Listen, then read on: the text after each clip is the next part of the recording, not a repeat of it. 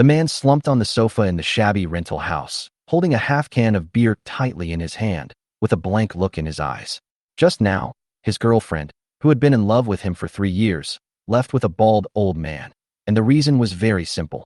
He couldn't afford the limited edition bag she had been dreaming of. When I get rich, I will get beautiful women one after another, and I want all of them to be prettier than you, Chen Yijuan. The man muttered to himself with a bitter smile on his lips, his words full of anger and unwillingness. Just as an inexplicable determination rose in the man's heart, a cold mechanical voice suddenly rang in his mind. Ding! The host conditions are met, and the super-rich system is activated. The host has locked on to a high-value target beauty.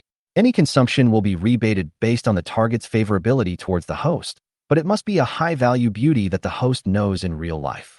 This mechanical sound was like a bolt from the blue, and the man almost fell off the sofa.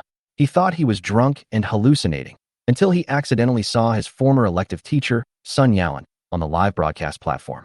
With a half-believing and half-doubting mentality, the man plucked up his courage and recharged all his remaining 240 yuan into the live broadcast platform, and generously rewarded teacher Chen Yijuan with 2 Porsche special effects. The next second, his bank card balance was instantly credited with 1,200 yuan.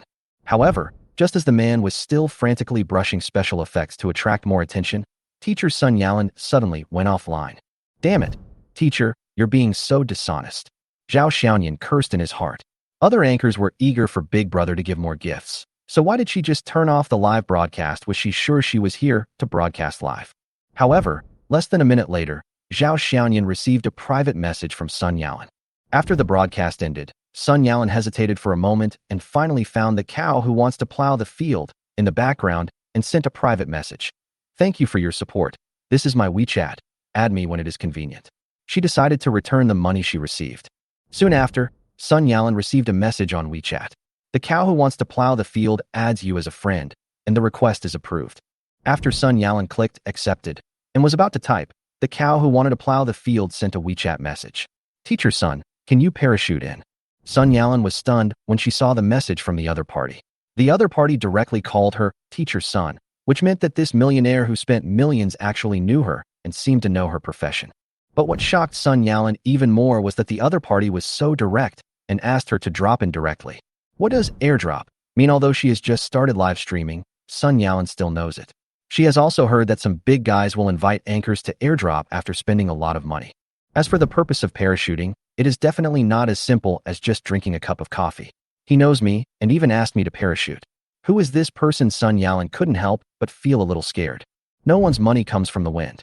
Even if it's an acquaintance, it's impossible to give $1 million to someone for no reason. There must be a purpose. What does this person want? Does he want me to teach him to dance? Thinking of this, Chen Yijuan couldn't help but have an ominous premonition in her heart. Looking at the message on her phone, Chen Yijuan didn't know how to reply. At this moment, Chen Yijuan was full of contradictions. She needed money, but she would never sell herself for money. This was her bottom line. If she was going to sell herself, why would she do live broadcasts? At the same time, Zhao Xiaoyan couldn't stop smiling when he saw his bank account balance soar to 3 million. It is indeed a counterattack cashback system. In just 1 hour, he went from a loser with only 3-digit savings to an ambitious young man with 7-digit savings. The ups and downs of life come so fast and fiercely. Zhao Xiaoyan was so excited that he couldn't fall asleep for a long time. He continued to watch the live broadcast for a while, but found that none of his real friends appeared, so he regretfully quit the live broadcast. As for Chen Yijuan, she did not respond after receiving his message. Zhao Xiaoyan read a few private messages and sneered at those messages that could not be refunded. He did not read anymore. Wanna add me? Humph, a bunch of scumbags who can't refund. Zhao Xiaoyan didn't fall asleep until almost dawn, and when he woke up it was already noon. He was already in his senior year and had basically no classes. The school encouraged students to go out for internships in society. It is called internship, but in fact it is to let students find jobs in advance and experience the society. Zhao Xiaoyan has already started looking for a job, but nowadays there are too many college students. It was not easy for a college student who had not yet graduated to find a job. He submitted dozens of resumes, but all of them fell into the sea of responses. However, not all students cannot find a job. Chen Yijuan found one, and soon ran away with the middle-aged bald boss. When Zhao Xiaoyan thought of Chen Yijuan, he remembered that he still owed money to his roommates. Now that he had money, he decided to pay it back quickly to avoid any burden in his heart and be debt-free. Zhao Xiaoyan just opened his phone and saw more than a dozen unread messages on WeChat. He clicked on them and found that they were all from Sun Yalan. Sun Yalan. Who are you, Sun Yalan? Do we know each other? Sun Yalan. Are you my colleague, Sun Yalan? Are you there, Sun Yalan? I won't drop it out of the blue. I will return the reward money to you after the platform sends it out. Sun Yalan. If you received it, please reply. After reading these messages, Zhao Xiaoyan almost laughed out loud. It seems that his crazy gift-giving behavior yesterday really scared Sun Yalan. However, Zhao Xiaoyan spent so much money, and his actual purpose was to get cash back, which can be regarded as friendly support. But if he can get some other benefits by the way, he can also accept it. Who is Sun Yalan? She is a famous beautiful teacher at Lingzhou University. She is not only beautiful, but also has a good figure and outstanding temperament. She exudes a cool and elegant temperament. Sun Yalan, who is still single, is the dream lover of almost countless boys in Lingzhou University, and many male teachers are very attentive to her. If you can get such a cold goddess, it is definitely worth showing off. Zhao Xiaoyan still remembers that he once said, "When I have money, I will pick up beautiful women, and every one of them will be prettier than you." Chen Yijuan. It was this sentence that activated the system. A man must have some ambition. What's more, Sun Yalan is a goddess locked by the system, and she is also a tool person who can swipe 5 times cash back. Just because of this, Zhao Xiaoyan will not let her go easily. So Zhao Xiaoyan picked up his phone, opened the map and searched for a while, and finally sent an address to Sun Yalan. The cow that wants to plow the field. Teacher's son, are you free at 6 o'clock tonight? I want to invite you to dinner. Lingzhou University, classroom cafeteria. Sun Yalan looked at the food in front of her, completely without any appetite, and was in a daze. Her mind kept replaying what happened last night. After the show ended yesterday, Sun Yalan also suffered from insomnia. Unlike Zhao Xiaoyan, she was not as excited as he was, but because she was afraid, she could not sleep. Sun Yalan thought, who is the cow who wants to plow the field? Why did he give her so many gifts? What is his purpose? People are like this. When no one gives them gifts, they will blame themselves for not making money. But now that they have received large gifts, they start to have wild thoughts. Sun Yalan couldn't help but regret doing the live broadcast and had no idea what she was thinking in the first place. Just then, Sun Yalan's cell phone rang. She picked it up and saw that it was indeed a message from the cow who wants to plow the fields, with an address and a sentence attached. Sun Yalan breathed a sigh of relief when she saw that the address was a French restaurant, not a hotel. But she was suddenly stunned. The cows I want to plow the fields are in Lingzhou? Although she guessed that the other party might be someone she knew, Sun Yalan was still a little surprised when she confirmed that the other party was really in Lingzhou. Sun Yalan couldn't help but frown. You want me to parachute in? No way. Just then, the phone rang again, and the caller ID showed Mom. Sun Yalan took a deep breath and answered the call. Sun Yalan asked, Mom, what's going on? Her mother Lu Shumi's voice came from the other end of the line. Lin, have you collected the money? Tomorrow is the deadline. If you don't collect the money, your brother will go to jail. Not yet. 3 million is not a small amount. How can it be borrowed so easily?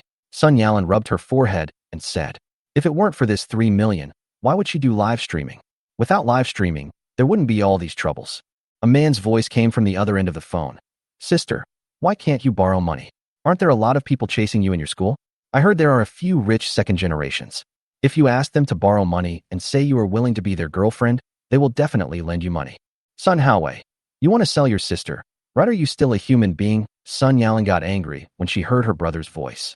If it weren't for this brother, how could she borrow money everywhere and do live broadcasting now? He even asked her to borrow money from those rich second generations. He is really a real brother. Yalan, how can you say that about your brother? As a sister, shouldn't you help your brother? He is your biological brother. Can you really bear to let him go to jail? Lu Shumi's words came like a machine gun, making Sun Yalan feel even heavier, as if she had been hit hard.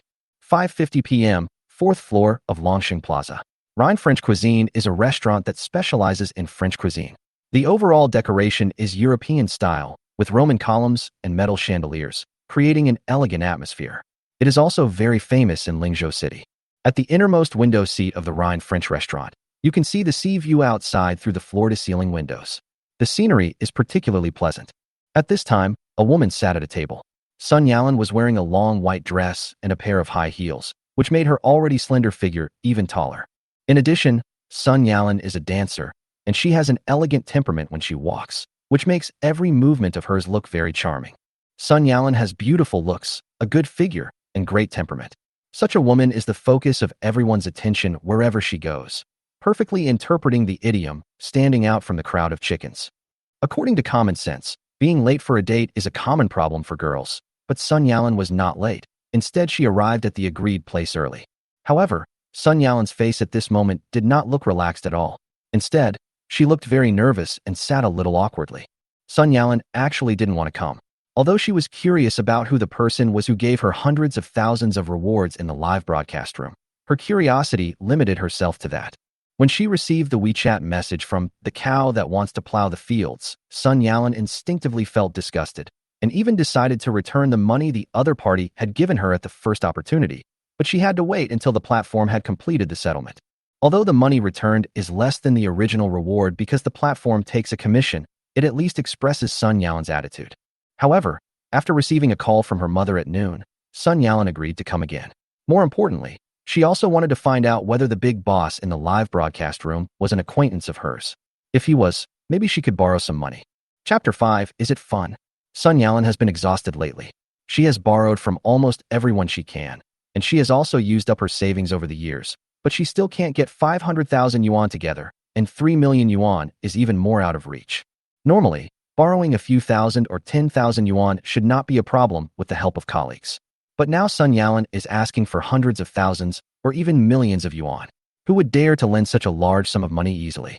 Tomorrow is the deadline, and Sun Yalan is starting to panic. If she can't raise the money, various possible consequences keep flashing through her mind, and she feels powerless and anxious. When Sun Yalan first arrived at the restaurant, she had asked the front desk, who told her that the person who made the reservation was a Mr. Zhao. But after thinking for a long time, she could not think of any friend or acquaintance with the surname Zhao around her. Sun Yalan was full of doubts. She couldn't figure out who this cow that wants to plow the fields was and how she should ask him for money. Would this person agree to lend me money the first time they met? Would there be any conditions? These questions kept turning into a headache for Sun Yalan. Sometimes Sun Yalan even thought about not caring about it and letting Sun Haowei go to jail. He was idle all day long anyway, and she worked so hard.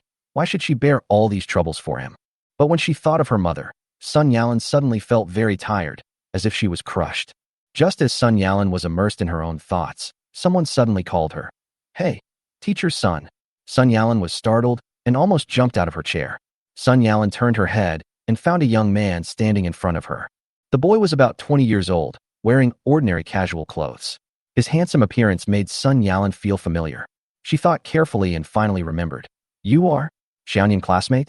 Zhao Xiaoyan didn't expect Sun Yalan to remember him. A hint of surprise flashed in his eyes. Teacher Sun, do you still remember me? Sun Yalan nodded. You signed up for my elective course last year. Your name is quite special. In fact, Sun Yalan only remembered the name Zhao Xiaoyan because it was too easy to remember. As for the others, Sun Yalan didn't care. Sun Yalan asked, why are you here? Did you just get off work? Zhao Xiaoyan smiled and waved his hands. I haven't found a job yet. I haven't even had a chance to interview. Sun Yalan nodded after hearing this and couldn't help but think of the plight of these young people who had just graduated. You have just entered the society. You must be calm and not be too ambitious. The current employment situation is not good. You must learn to endure hardships. Zhao Xiaoyan quickly responded. Yes, teacher Sun, you are right. Then he pretended to be curious and asked, is teacher Sun here on a date with her boyfriend? Sun Yalan's heart tightened, and she immediately knew he was joking. She didn't want Zhao Xiaoyan to know that she was here to meet the mysterious tycoon. So, she casually replied, yes. Then bye. Sun Yalan tried to end the conversation, but Zhao Xiaoyan didn't seem to hear her hint. Instead, he sat opposite her with a smile. Teacher Sun, do you have a boyfriend? You are so beautiful. Your boyfriend must be very handsome, right? Sun Yalan felt a little unhappy and frowned. Zhao Xiaoyan seemed a little too casual, which made her feel a little uncomfortable. Well, it's okay, she said impatiently. Xiaoyan, the teacher has something to do, and your boyfriend is coming soon. It's not convenient for you to stay here. Zhao Xiaoyan didn't leave, but showed a playful expression. Teacher Sun, how come I didn't know when I became your boyfriend? Sun Yalan was stunned, her eyes wide open, and she suddenly understood something in her heart. Could it be you? She could hardly believe her ears. How could it be this ordinary student? Zhao Xiaoyan sat up straight, stretched out his right hand and smiled. Teacher Sun, let me introduce myself. My name is Zhao Xiaoyan, and I also want to be a cow that plows the fields. At this moment, Sun Yalan was shocked. It turned out that this seemingly inconspicuous student was the mysterious tycoon, who spent more than 300,000 yuan in the live broadcast room. Zhao Xiaoyan had already arrived at the restaurant, but he was just waiting to observe her from a distance. At first, he just wanted to tease this aloof teacher. After all, he had heard of many single male teachers who had been rejected by Sun Yalan when they asked her out. But unexpectedly, this time Sun Yalan actually agreed to meet, and agreed without hesitation. Zhao Xiaoyan immediately found it very interesting, and was even more curious about what kind of person this teacher who left a cold impression in school was like in private. Zhao Xiaoyan arrived at the restaurant early and sat in a corner waiting. Through observation, Zhao Xiaoyan noticed that Sun Yalan dressed up and put on light makeup before the appointment, which made her look particularly charming. Sun Yalan was in a complicated mood at this moment, and her mind was full of what had just happened. She found that she had been teased by Zhao Xiaoyan. He had clearly arrived a long time ago, but when he saw her come in, he pretended not to know her and deliberately played this trick on her. Thinking about the fact that she had just lied and said she was dating her boyfriend, Sun Yalan's face showed a trace of shame. She was a little angry and regretted agreeing to meet him. Sun Yalan wanted to turn around and leave, but she didn't stand up. Seeing Zhao Xiaoyan sitting opposite her with a relaxed look, Sun Yalan's heart was filled with anger, and her eyes became colder. "Is this really fun?" Sun Yalan said coldly, with a hint of anger and helplessness in her tone. Ding. Target Sun Yalan's favorability -20, current favorability -15. Ding. Target's favorability is lower than 0. The host will not receive cashback for spending on target Sun Yalan. Chapter 6. Writing an IOU? Absolutely not. Zhao Xiaoyan heaved a sigh of relief when he heard the system's prompt.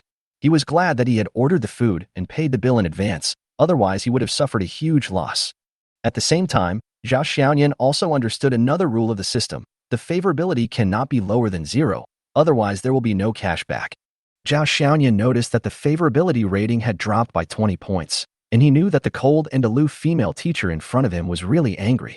Just imagine, if Zhao Xiaoyan himself encountered this situation, he would probably have turned around and left. However, even though Sun Yalan seemed very angry, she did not leave immediately, but instead seemed a little surprised. Seeing that Sun Yalan had no intention of shaking hands, Zhao Xiaoyan withdrew his outstretched hand angrily, saying with a little apology, "Teacher Sun, I'm sorry.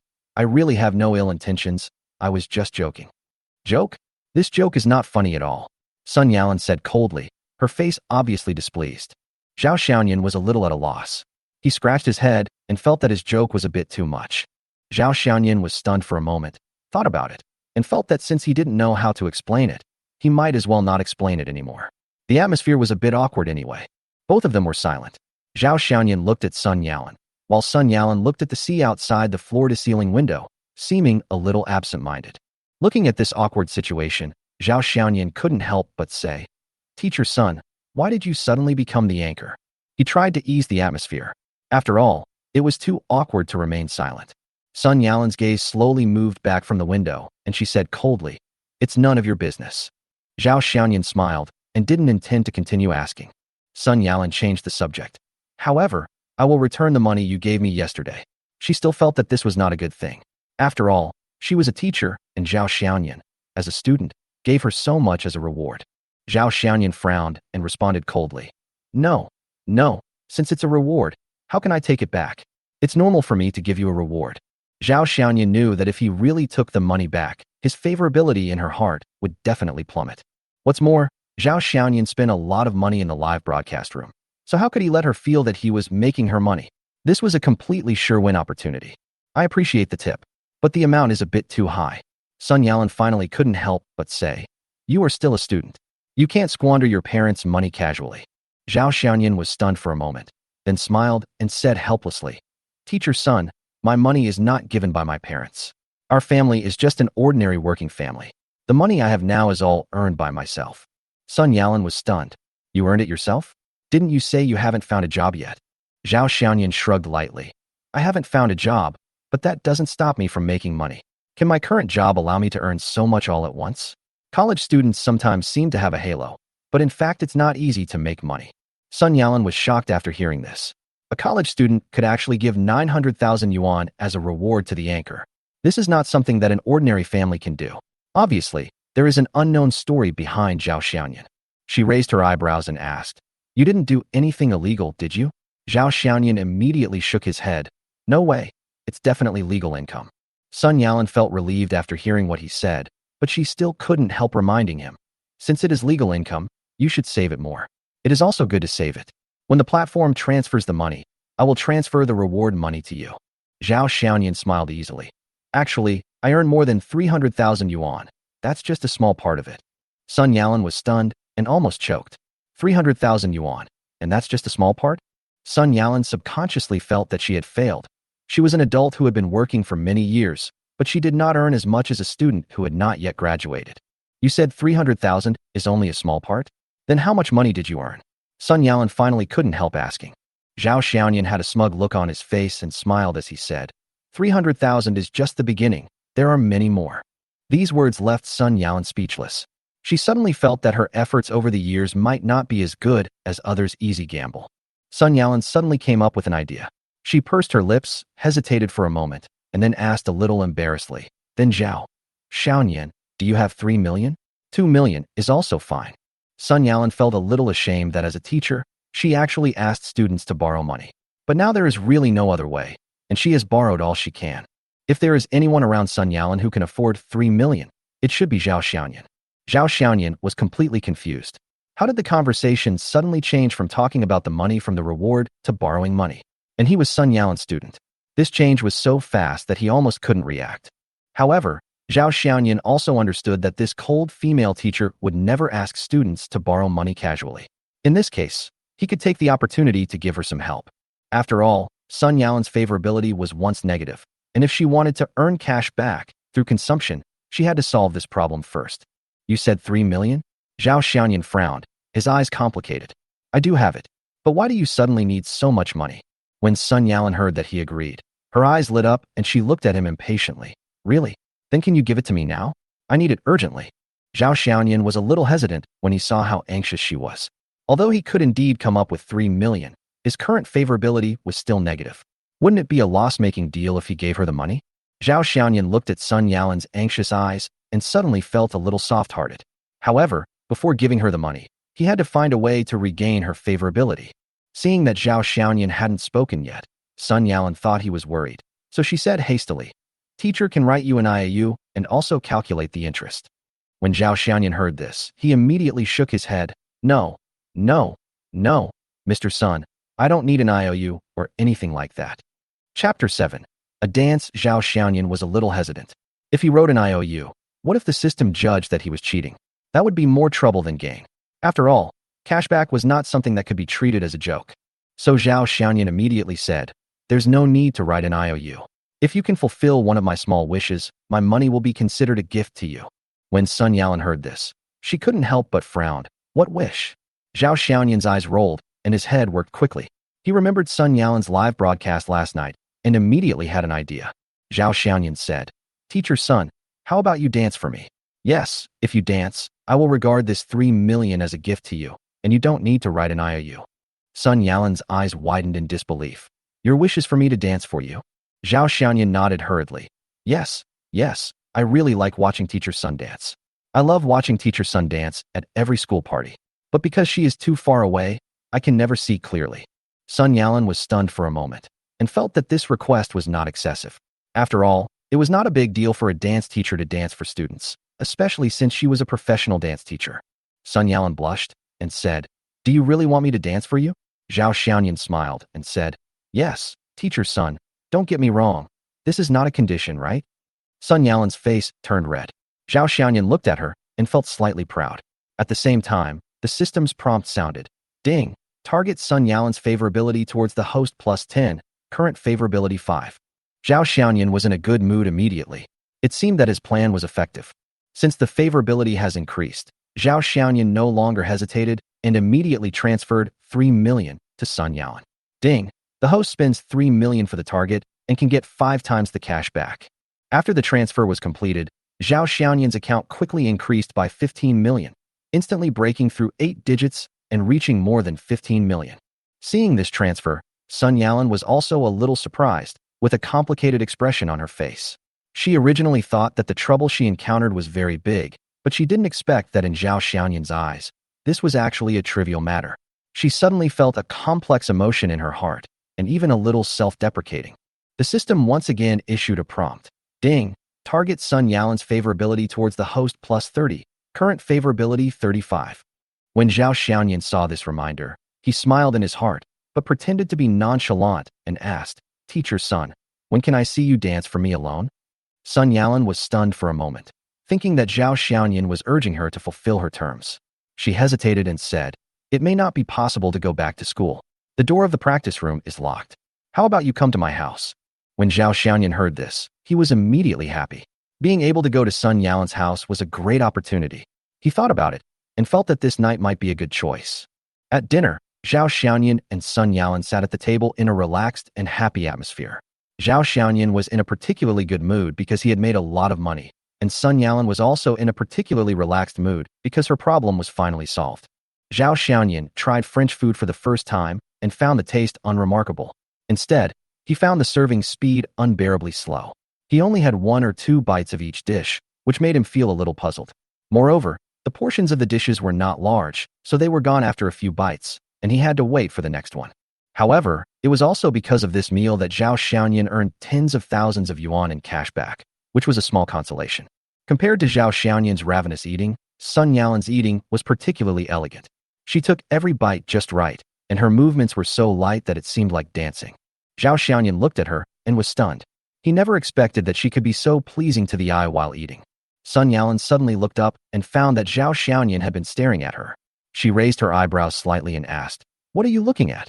Zhao Xiaoyan didn't expect that he was caught.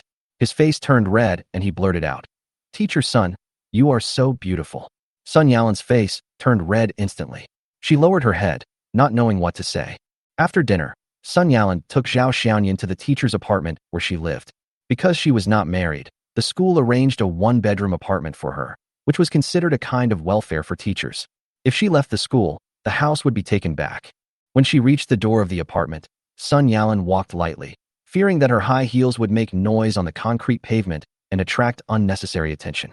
Sun Yalan didn't want anyone to see her bringing a man home, as if people knew about this, it might cause some unnecessary gossip. Zhao Xiaoyan couldn't help but smile when he saw her nervous look, and he thought it was interesting. He didn't expect that the usually cold goddess teacher actually had such a lovely side. Sun Yalan is 1.71 meters tall and looks exceptionally tall in a pair of high heels. She is wearing a white fitted dress with clear curves, giving people a mature and charming feeling. Zhao Xiaoyan can't help but be stunned. Sun Yalan opened the door and took Zhao Xiaoyan into the apartment. Although the apartment was simple, it was full of warmth. After closing the door, Sun Yalan let out a long breath and seemed a little relaxed. Seeing Zhao Xiaoyan staring at her with a red face, Sun Yalan hurriedly changed the subject. "What kind of dance do you want to see me do? Modern dance or classical dance? I also know a little bit of folk dance." Zhao Xiaoyan was stunned after hearing this. Although he didn't understand these dance types at all, in order not to be exposed, he answered casually, "It's all fine. As long as it's danced by teacher's son, I like to watch it." Sun Yalan nodded, her face still slightly red. "Then wait for me. I'll go change my clothes." Chapter 8. Encountering the class beauty. As soon as Sun Yalan left, Zhao Xiaoyan began to look around the bachelor apartment. Compared to his own bachelor apartment, this one was obviously much more upscale. Although Zhao Xiaoyan's apartment was not small, he felt a big difference when he entered Sun Yalan's home. The single apartment was not small, with a living room of more than 20 square meters. Because there were not many furnitures, it looked particularly spacious visually. Every corner of the room was full of neatness and cleanliness, and the air was filled with a light fragrance that smelled fresh and pleasant. From Sun Yalan's home, we can see that she is a very clean person. The floor, table, and sofa are all clean and tidy. On one wall of the living room, there is a large glass window with a handrail installed above the glass. It can be seen that this is where Sun Yalan usually practices at home. Her dancing talent is not only in school, but her family also pays attention to maintaining this atmosphere. Suddenly, there was a slight creaking sound from the bedroom door. Zhao Xiaoyan turned around and saw that Sun Yalan had changed into her dance costume and came out of the bedroom. Zhao Xiaoyan stared at her unconsciously and couldn't look away. At this moment in the single apartment, Zhao Xiaoyan sat on the sofa, staring at Sun Yalan. Less than 2 meters away from him, Sun Yalan was dancing lightly to an English song. Zhao Xiaoyan originally proposed dancing to satisfy Sun Yalan's wish and had no idea that he would become interested in dancing. But when he saw Sun Yalan dancing, his mood changed completely. Sun Yalan was wearing the same tight dance costume she wore during last night's live broadcast. The design was similar to that of yoga clothes, but the difference was that this time it was all black, like a butterfly flying in the darkness. Compared with her appearance during the live broadcast, Sun Yalan exudes a completely different aura. Every dance move is so graceful, as if every detail of her is attracting Zhao Xiaoyan's attention. However, although Sun Yalan tried her best to immerse herself in the music and dance, she could not perform the movements that she had practiced countless times as perfectly as usual. Sun Yalan is very nervous now. Even some movements that she can usually complete easily seem a little distorted. Zhao Xiaoyan had already transferred the money to her, so Sun Yalan could have made an appointment to dance in the school's practice room, but she was just too happy at the time and wanted to fulfill Zhao Xiaoyan's wish while eating.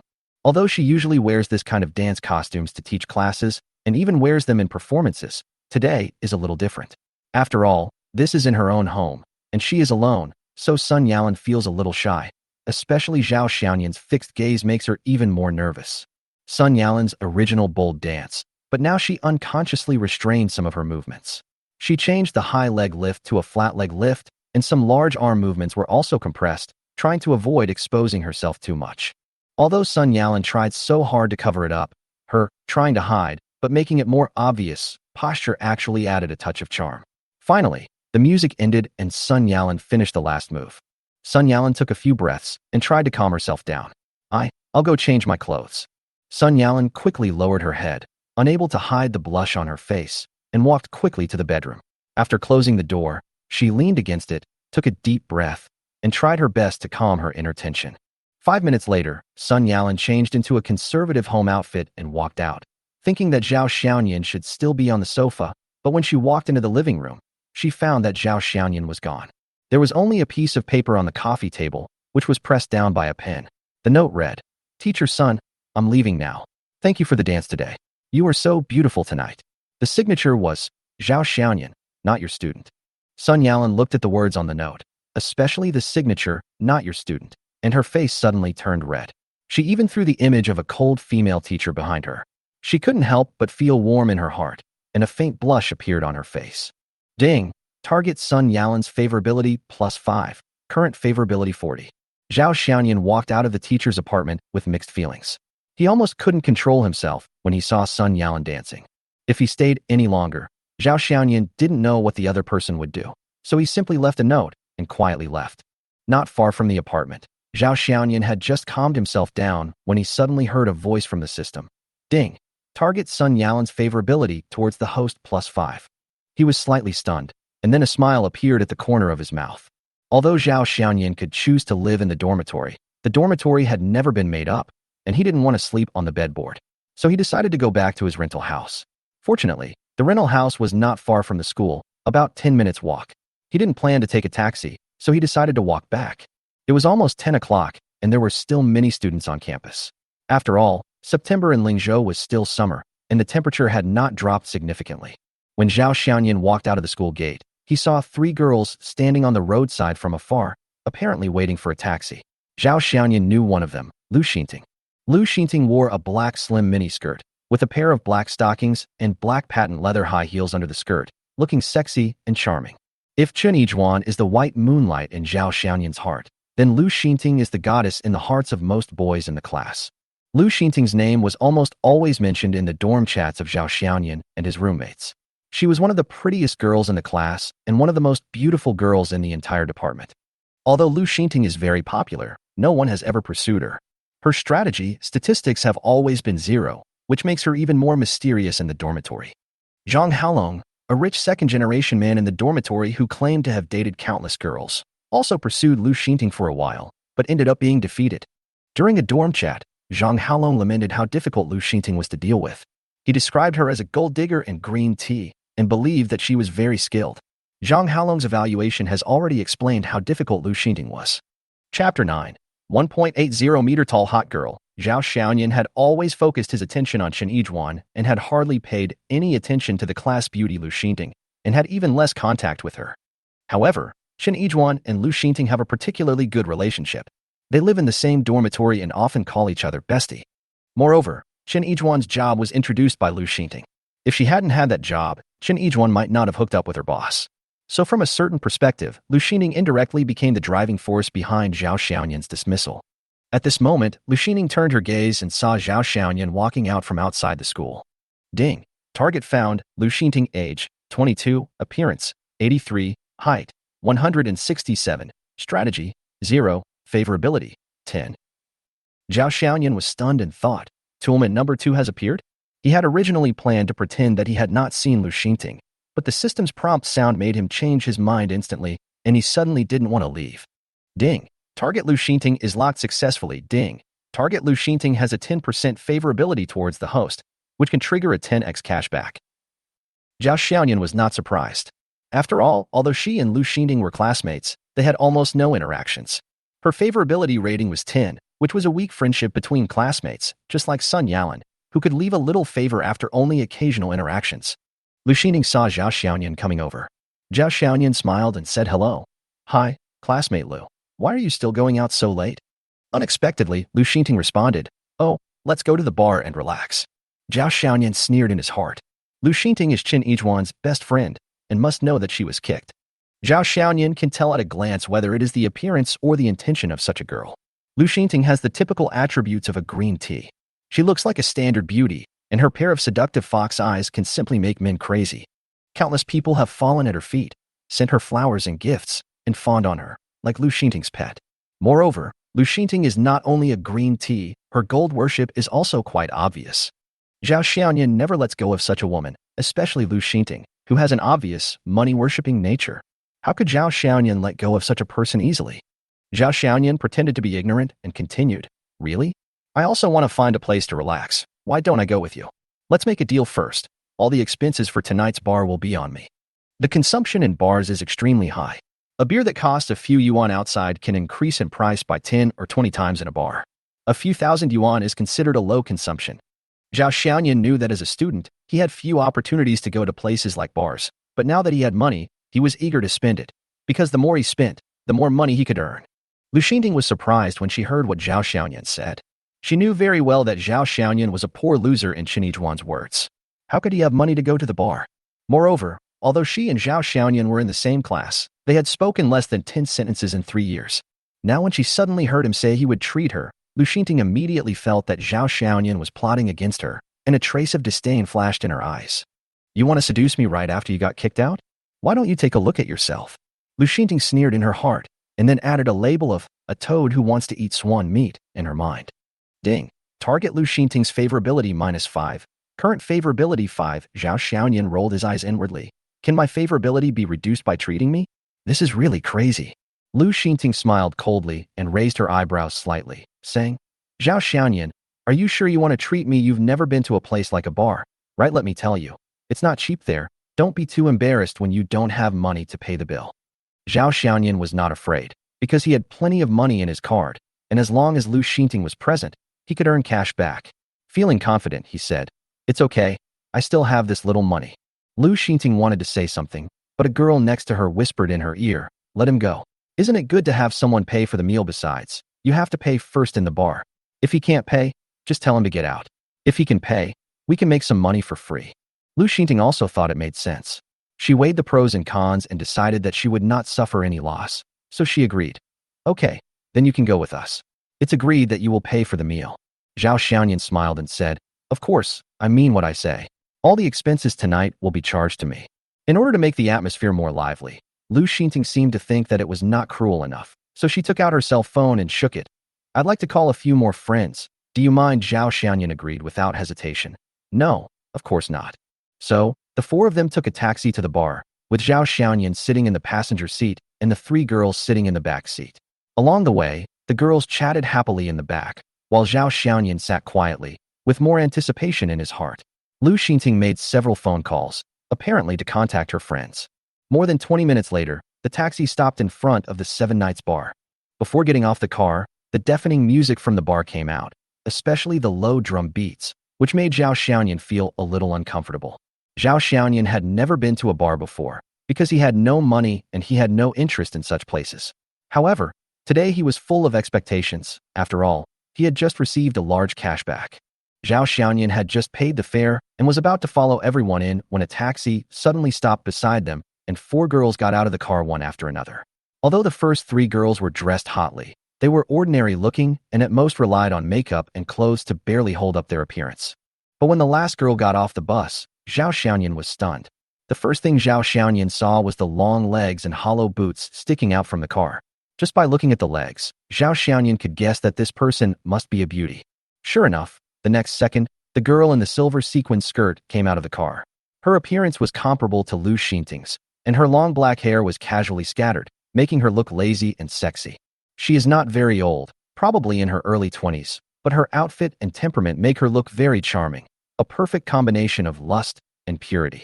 The moment he saw her, Zhao Xiaoyan couldn't help but exclaim, "She's so tall." At this moment, the system sounded again. Ding! Found a target that can be locked. Chen Yijuan, age, 21, appearance, 82, height, 181, strategy, 0, favorability, throw. Chapter 10, booth or table, height 181 centimeters. When Zhao Xiaoyan saw this number, he couldn't help but take a deep breath. This is undoubtedly the height of a model. Plus his good looks, he is simply absolutely stunning. With such a long-legged beauty that caught people's eyes and a cashback opportunity delivered to his doorstep, why would Zhao Xiaoyan need to think about it? Lock on the target. This time, the opportunity was simply given away for free. However, facing this kind of beauty, Zhao Xiaoyan was still a little confused. How should he approach her? Girls of this level were not so easy to approach. While Zhao Xiaoyan was thinking about how to start, Lu Xinting and the others had already noticed this group of people and waved at them with a smile. "Yuan, this way." This made Zhao Xiaoyan very happy. He had been worrying about how to approach the long-legged beauty Chen Yijuan, but now he actually had the chance to get to know her. Chen Yijuan walked closer, pointed at Zhao Xiaoyan and asked mischievously, "Xinting, who is this little brother? Could it be your good brother again?" Lu Xinting rolled her eyes at Zhao Xiaoyan calmly and returned to Chen Yijuan's topic. "What? He is my classmate, Zhao Xiaoyan. He said he wanted to come to the bar to see the world. By the way, Zhao Xiaoyan said he would treat us tonight." Chen Yijuan cleverly realized the meaning of the words, so she ignored Zhao Xiaoyan and walked into the bar with a few others, chatting and laughing. Zhao Xiaoyan smiled and followed him in.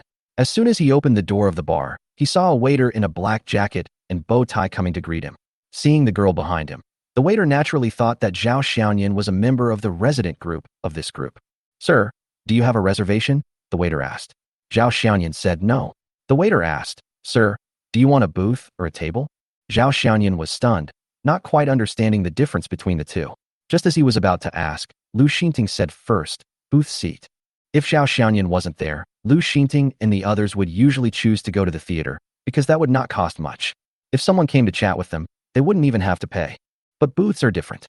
They have a minimum consumption and are naturally much more expensive. Lu Xinting often comes to bars, so she certainly knows this routine. Lu Xinting comes to the bar not to drink, but to increase the number of fish in the potential fish pond in this way. Zhao Xiaoyan naturally didn't realize that he had been tricked by Lu Xinting. But, forget it, since he could earn cash back, he didn't bother to care. Anyway, he would just treat her tonight. Okay, but our ordinary booths are full tonight. Only the two top-level booths, the Gold and Supreme, are left. I wonder. The waiter immediately added when he saw the puzzled look on Zhao Xiaoyan's face. Hearing the names Golden Honor and Supreme Honor, Zhao Xiaoyan's eyes lit up immediately. Which one is more expensive? The waiter replied, "The minimum consumption for the Gold Edition is 88,888, and the minimum consumption for the Supreme Edition is 188,888. Zhao Xiaoyan took a deep breath and couldn't believe it. Even Lu Xinting and Chen Yijuan, who often come to the bar, were a little surprised. They had never sat in these top booths before, and they didn't even dare to try the silver booths. At this time, several girls turned their heads to look at Zhao Xiaoyan, with expressions of watching a good show on their faces. Lu Xinting was even mentally prepared to see how Zhao Xiaoyan would handle this big consumption. However, something unexpected happened. Zhao Xiaoyan said calmly, "Then choose the Supreme. I like the most expensive." The waiter was stunned, raised his eyebrows, and then immediately bent down and said, "Okay, sir, please come this way." Zhao Xiaoyan did not even turn his head and followed the waiter. Chen Yijuan leaned close to Lu Xinting's ear and asked, "Where did your classmate come from? Why is he so rich?" Lu Xinting looked at Zhao Xiaoyan's back with disdain.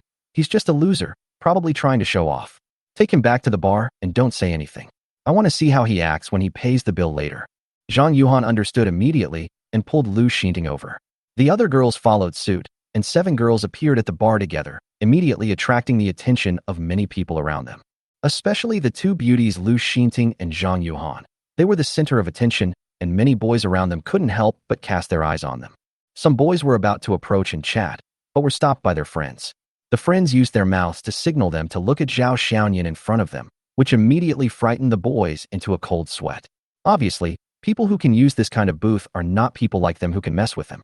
Zhao Xiaoyan has stepped onto the stairs leading to the Supreme booth. The Supreme booth is not only facing the stage, but also 1 meter higher than the other booths. Sitting here is simply a king's seat overlooking the entire bar. As the waiter said something in the headset, the lights in the entire bar suddenly became dazzling, and the signs and cheers suddenly resounded. Zhao Xiaoyan seemed to be standing on the stairs leading to the throne. Places like bars really display human nature to the fullest, and almost everyone feels like they are different. It was obviously the first time for Lu Xinting and others to sit in this supreme-level booth. They looked around like a group of curious babies and even gently felt the elasticity of the sofa. "Hello, sir. Would you like to order your own food or follow the minimum consumption?" The waiter's voice was very polite.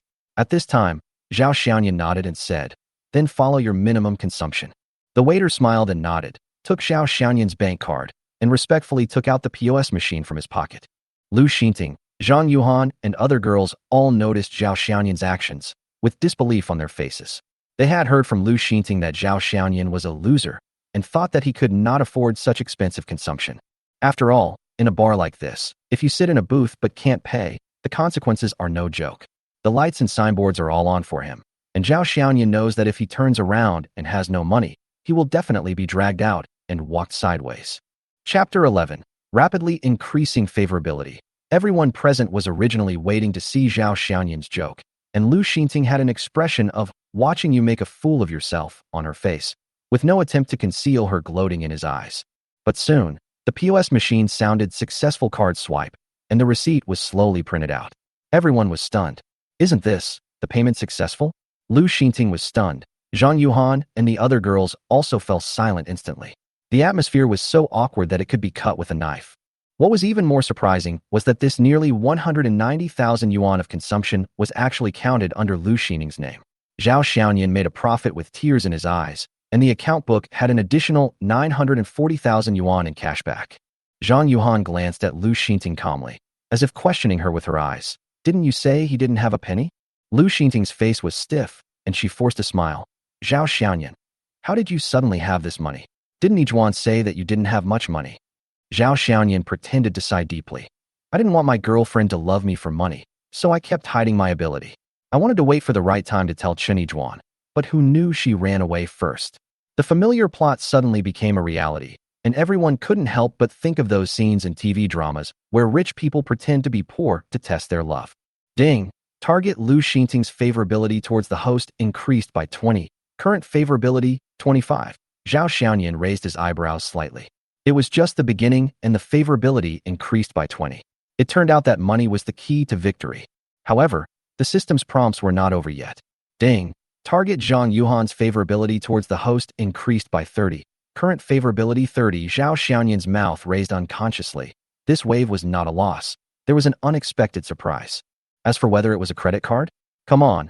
The fact that he could swipe out a limit of nearly 190,000 yuan shows that he is definitely not an ordinary person. At this moment, Lu Xinting's eyes when looking at Zhao Xiaoyan have changed, from sarcasm to surprise and passion. She then realized that this was not a poor boy at all, but a well-hidden rich second generation.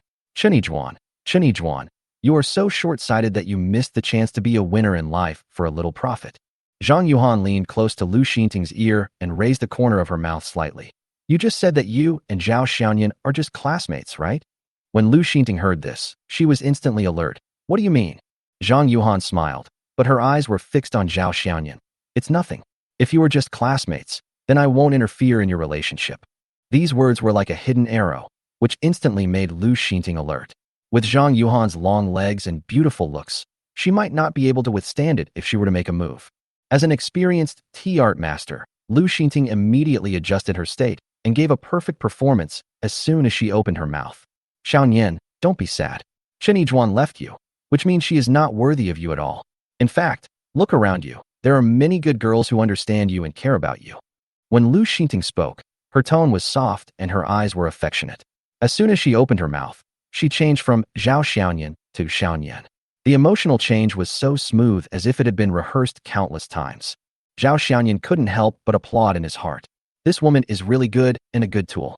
Zhao Xiaoyan said. Indeed, I was too stupid before. I couldn't see the whole forest because of a leaf. It's really good to be like Miss Lu. Hearing the words, beautiful Lu, Lu Xinting immediately smiled shyly. Oh, don't say that. I'm just more sensible. Ding. Target Lu Xinting's favorability towards the host plus 15. Current favorability 40. Zhao Xiaoyan looked at the progress bar with satisfaction.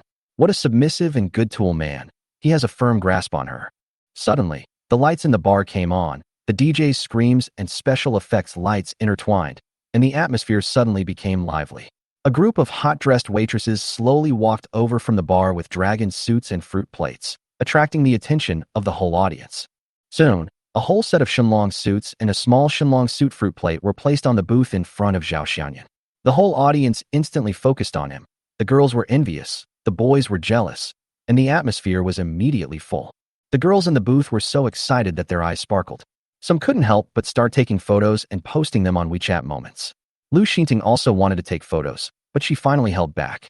After all, a green tea girl shouldn't appear too vain in front of her prey.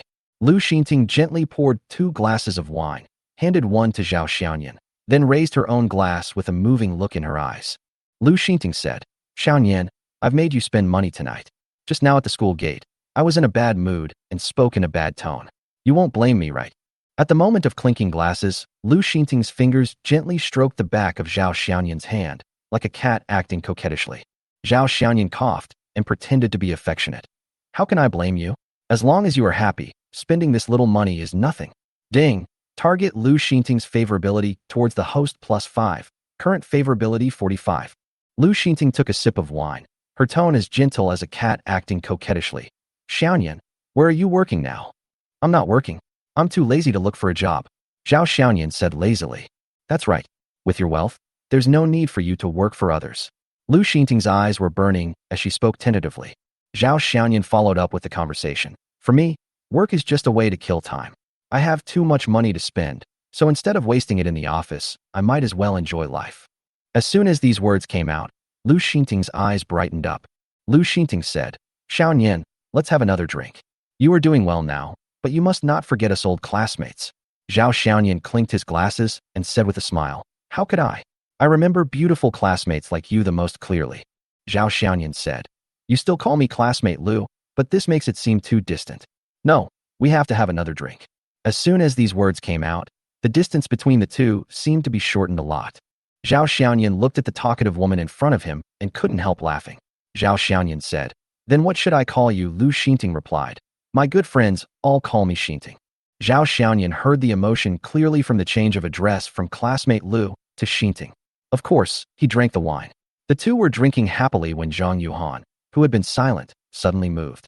Chen Yijuan stood up and sat down on the other side of Zhao Xiaoyan without any hesitation. Chen Yijuan said, Brother, my name is Chen Yijuan, and my friends all call me Yuan. Let's have a drink too. Chapter 12. Sisters Hose. How could Zhao Xiaoyan refuse a beautiful woman who took the initiative to approach him, not to mention that Chen Yijuan was a system-bound target? He had to take advantage of this good thing that was delivered to his doorstep. Chen Yijuan was really outstanding, with her long legs and a pair of hollow boots, which were particularly eye-catching under the lights, and she was unforgettable at first sight. She sat on the sofa in the bar, with her legs raised at 45 degrees, and the sofa just reached the middle of her calves. This visual impact killed Zhao Xiaoyan. Zhao Xiaoyan responded with a smile, raised his glass and clinked it. My name is Zhao Xiaoyan. I'm dreaming of drinking with a beauty like you. After saying that, he raised his head and drank the wine in the glass, and the atmosphere was immediately lifted.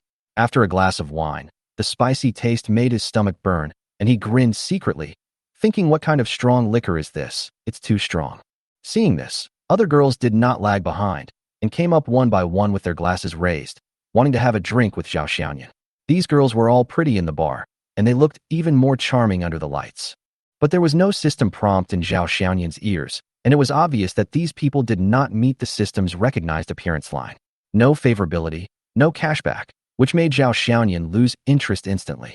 At most, it was just a formality and a brief taste. Zhao Xiaoyan didn't even bother to remember their names, and only responded with a few polite words, without any intention of in-depth communication.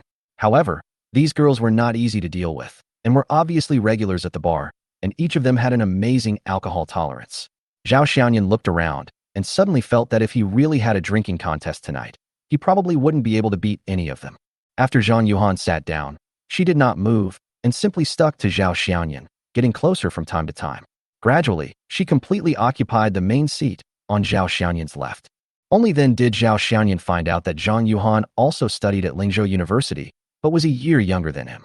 She studied fashion design and engineering and also worked as a model part-time.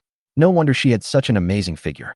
Lu Xinting watched the two of them chatting more and more enthusiastically, and she couldn't help but feel a little unhappy. She should not have asked Zhang Yuhan to come. She was originally the protagonist of the night, but now the limelight was taken away from her. The resentment in her heart was about to overflow. Lu Xinting quickly picked up the wine glass and took the initiative to start a conversation, trying to regain her sense of presence, fearing that Zhao Xiaoyan would be snatched away. The next scene was like a secret battle between the two main wives.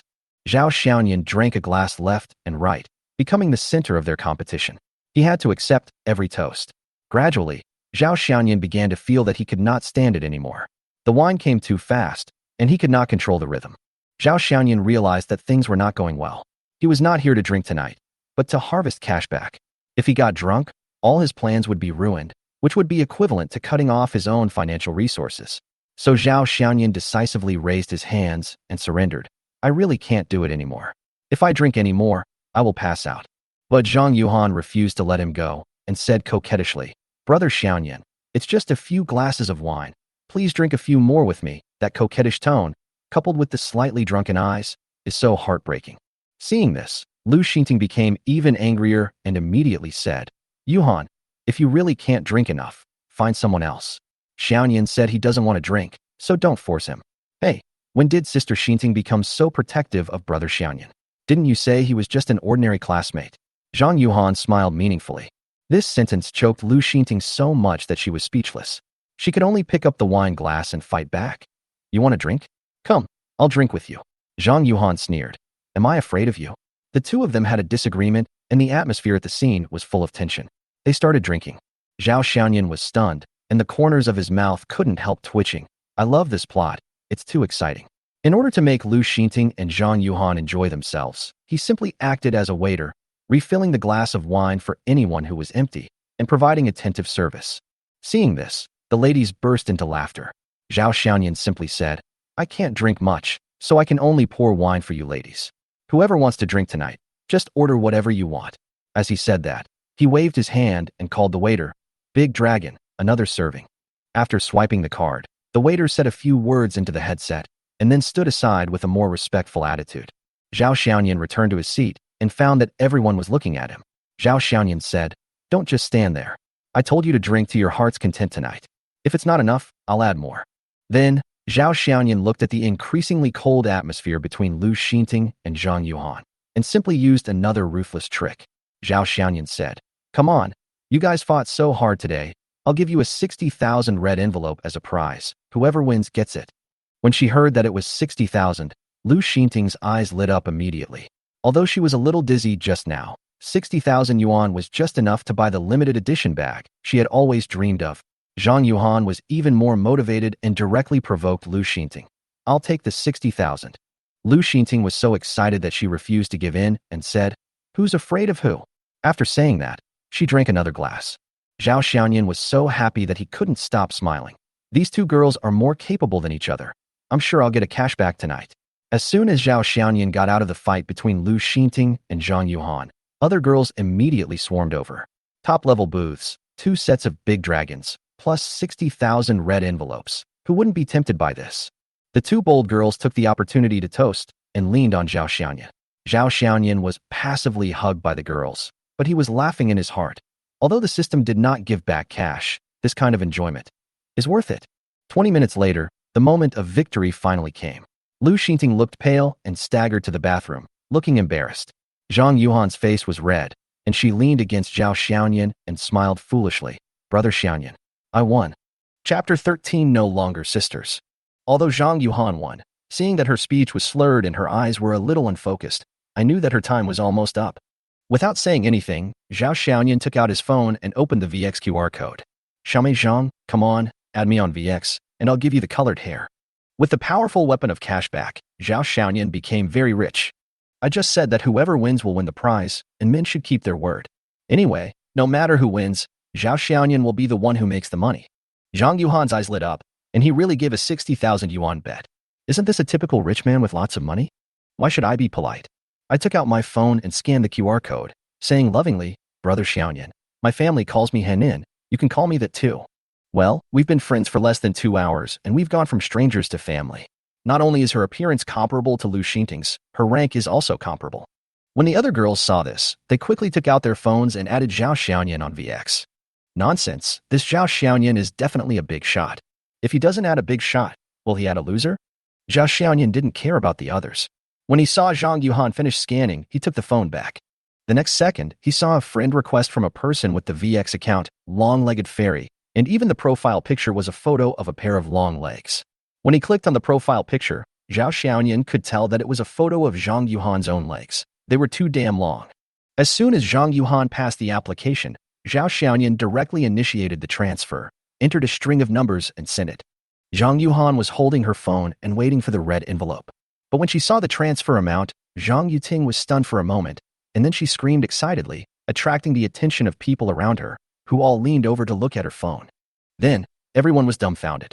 1, 10, 100, 1,000, 10,000, 100,000. A transfer of exactly 600,000. Didn't you say 60,000 just now? How come it has become 600,000 now? Zhang Yuhan's hands were shaking.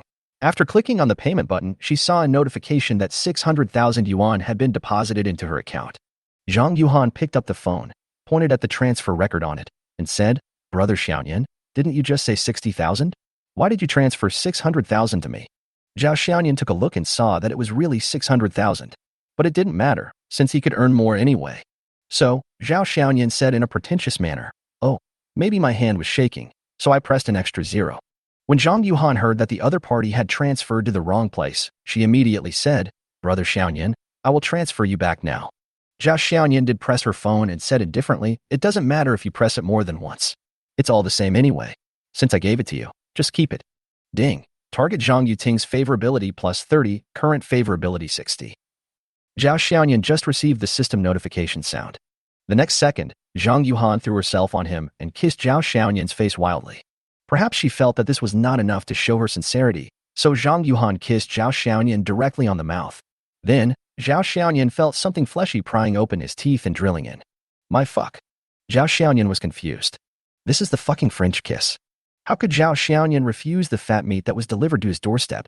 After a brief moment of surprise, Zhao Xiaoyan unceremoniously hugged Zhang Yuting's slender waist, which could barely be held in one hand. Zhang Yuhan is worthy of being a model. Her figure is really amazing. Coupled with his height of over 180 centimeters, he has a body that looks like a clothes hanger. However, Zhao Xiaoyan is a very pure person, so pure that he even has his first kiss. Although he has been with Chen Yijuan for 3 years, their intimacy is limited to holding hands, which is infinitely close to platonic love. Zhao Xiaoyan sometimes wondered whether this counted as having a girlfriend. 2 minutes later, Zhang Yuhan separated her lips from Zhao Xiaoyan and gently rubbed her mouth, which was numb from Zhao Xiaoyan's stubble, with her equally slender fingers, but her expression suddenly became nervous. The other person is a rich man. What if he doesn't like me like this, or even thinks I'm too casual, which greatly reduces my impression of him? That would be a waste of time. I was just about to explain to Zhao Xiaoyan that I kissed him because I was too excited at the moment, and I hoped he wouldn't be angry. But before he could finish his words, Zhao Xiaoyan pretended to be melancholy and spoke first. This is my first kiss. Zhang Yuting felt relieved immediately and said to Zhao Xiaoyan with a smile, Don't worry, I will be responsible for you. Ding. Target Zhang Yuhan's favorability plus 10, current favorability 70. Zhao Xiaoyan was shocked. The favorability has reached 70 already? This woman is simply a mascot delivered to my door. Seeing Zhao Xiaoyan staring at her, Zhang Yuhan pouted and said shyly, Brother Xiaoyan, why are you looking at me like that? Zhao Xiaoyan, I think it's so cute. Although Zhao Xiaoyan pressed an extra 0 in the red envelope of 600,000 due to shaking hands, Zhang Yuhan's favorability increased 30 times at that time, which also brought Zhao Xiaoyan a rebate of 18 million, directly doubling his assets. The 4 girls whose names Zhao Xiaoyan didn't know watched what had just happened, looking at Zhang Yuting with envy and jealousy, and then also looked at Zhao Xiaoyan with longing eyes, and they were almost shouting, Rich man, we want red envelopes too. At least the kind without shaking hands. But Zhao Xiaoyan didn't even look at them. A woman who doesn't get rebates is not even worthy of being a tool. Lu Xinting, who staggered back from the toilet, happened to see this scene and had an unwilling expression.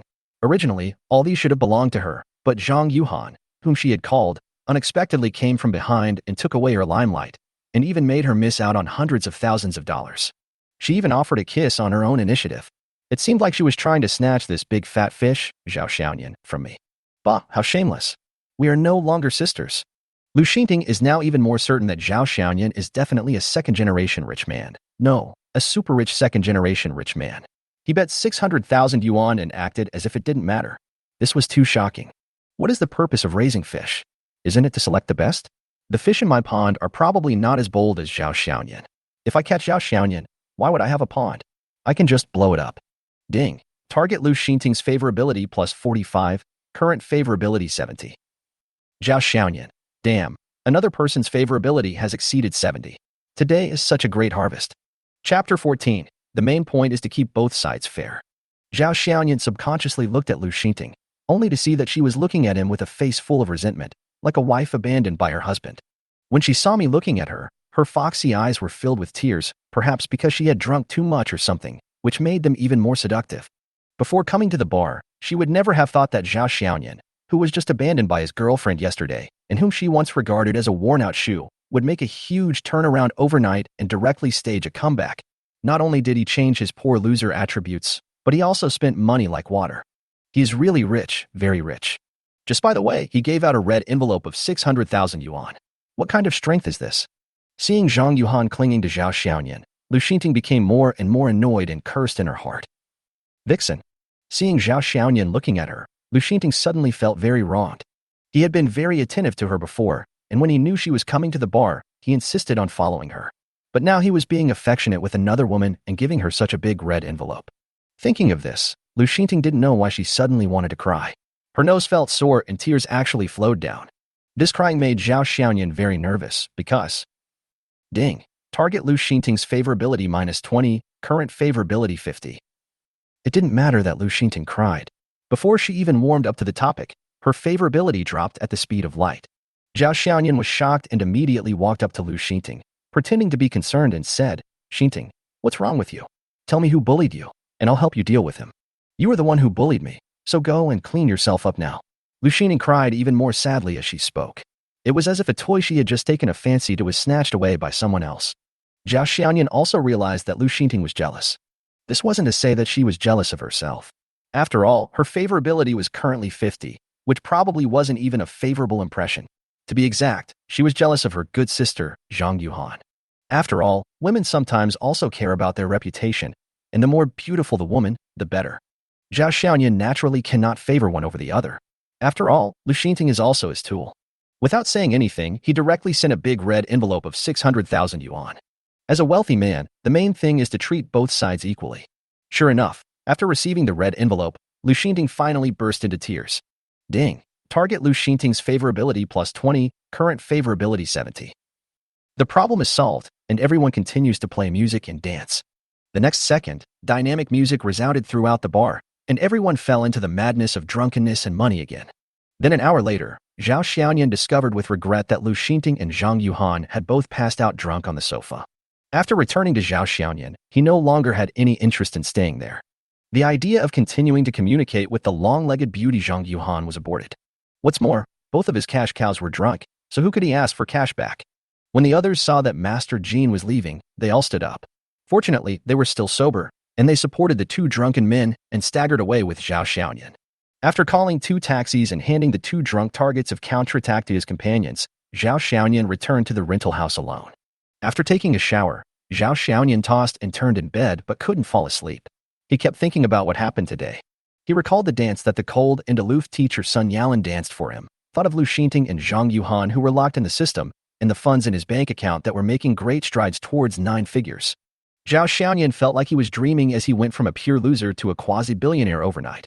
Before yesterday, he was still drunk because of Chen Yijuan. But now, there are 3 top-notch women around him. Especially Lu Xinting, the money-worshipping green tea girl, whose favorability towards me has even reached 80 points.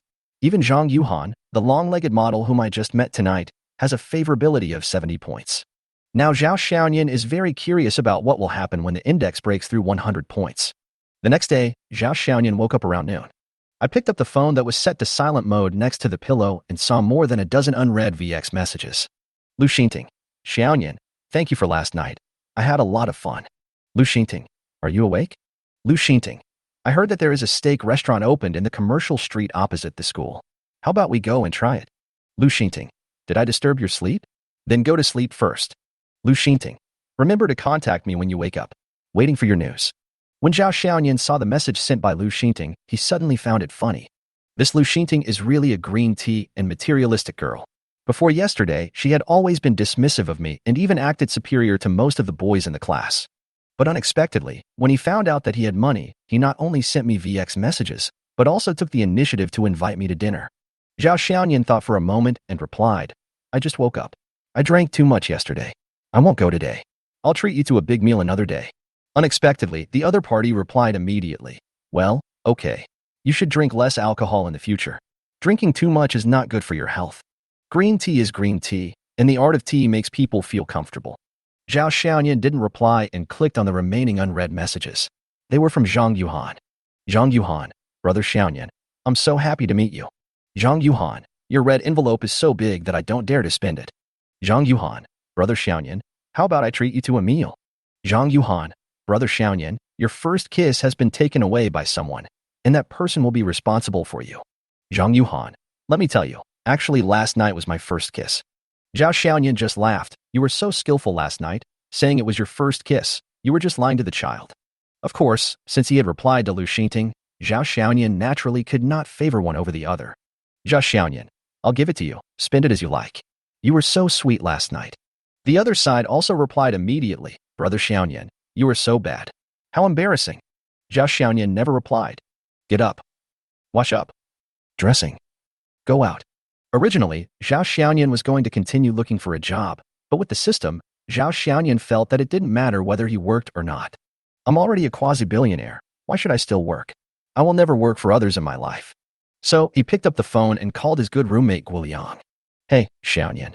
Yangzi, are you in the dormitory? Yes, Viagra is here too. Okay, I'll go back to the dorm now. Wait for me. Chapter 15. Two people who should not appear. 10 minutes later, Zhao Xiaoyan returned to the dormitory he had been away from for a week. He didn't know if it was an illusion, but the moment he stepped into the dormitory, Zhao Xiaoyan actually felt like he was in two different lifetimes. The dormitory door was open, and Guo Liang and Li Liwei were lying on the bed playing online games. Another roommate, Zhang Haolong, was not there.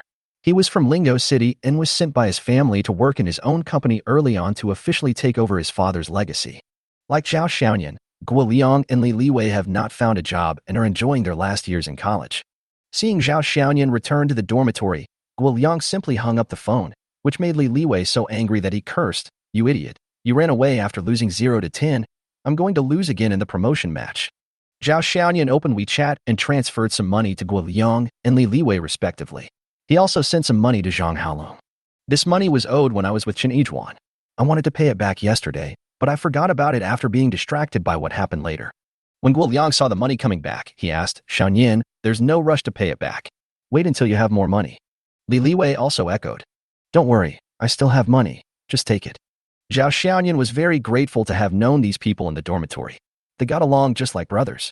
The money was repaid, but the friendship did not end there. Guo Liang looked at Zhao Xiaoyan and suddenly patted him on the shoulder. Xiaoyan, we have heard about you and Chen Yijuan. You have to be strong. That kind of woman is gone, and we still have to look forward to our lives. Li Liwei simply stopped playing games and continued. Yes, there are plenty of fish in the sea. If this one doesn't work, keep looking. A man can't let a girl bring him down. If you fall on one woman, you can get up on thousands of women. Zhao Xiaoyan was amused by the two, but he still felt warm in his heart. Do I look like I have a problem? She's just a woman. I don't care about her. Not wanting to talk more about Chen Yijuan, Zhao Xiaoyan looked at the two of them and said, Today at noon, let's go to the Hunan restaurant. I'll treat you. Oh, a stingy person actually takes the initiative to plunder. That's rare. I'll make you poor by eating you out at noon. Guo Liang gritted his teeth, with a face like he was taking advantage of a rich man. This is why Zhao Xiaoyan returned to the dormitory, to return the money and to treat everyone. Zhao Xiaoyan didn't plan to tell them that he was rich, but he would remember their kindness. If he had the chance, he would find a way to repay them, so that they would not be in vain. It is said that a university can support people within a radius of 10 kilometers. Although this is a bit exaggerated, it does reflect the role of a university in driving the local economy. At noon, the commercial street in front of the main entrance of Lingzhou University. Hunan Restaurant is a well-known restaurant on Lingda Street. It specializes in Hunan cuisine. It is very popular among students because the food is authentic and delicious, and the price is reasonable. The shop is opened by a middle-aged couple. The boss is in charge of the kitchen, the boss's wife is in charge of the lobby, and there are 3 waitresses. The Hunan restaurant is not big, with only 7 or 8 tables and 4 private rooms. Guo Liang flipped through the menu in his hand, occasionally discussing with Li Liwei beside him, and then wrote down the order in the order book, while Zhao Xiaoyan was busy washing dishes for everyone. Because there weren't too many people eating at noon, the food came out quickly. Guo Liang was an expert at adjusting the atmosphere. He picked up the bottle and poured wine for everyone present. Then he raised his glass and said to Zhao Xiaoyan, "Come on, let's toast to thank our sponsor, Mr. Zhao." The 3 cups clinked together and the wine in each cup was drunk in one gulp. Then they put down their bowls and chopsticks and started to eat up the food in a whirlwind. While eating, I saw Li Liwei, who was looking at the gate, pointed at the door and whispered, "Our student council president is here." Everyone turned around. Sure enough, the student union president Zhou Liang walked into the Hunan restaurant, followed by a beautiful woman in hot pants. The person with Zhou Liang is Fei from the dance department. How come they're together? Fei is from the dance department of Lingzhou University. She has a great talent for dancing and is very obsessed with dancing. Because Fei dances well, she is always present at every school party. I heard that she has participated in many competitions, big and small, and performed well, making her the face of the dance department. Such girls are naturally very popular. Although it is said that Fei has many suitors, Fei rarely stays alone with boys. But today, Fei has suddenly walked with Zhou Liang, which made people very curious. From the moment Fei walked into the restaurant, she attracted the attention of many people in the restaurant, especially the boys.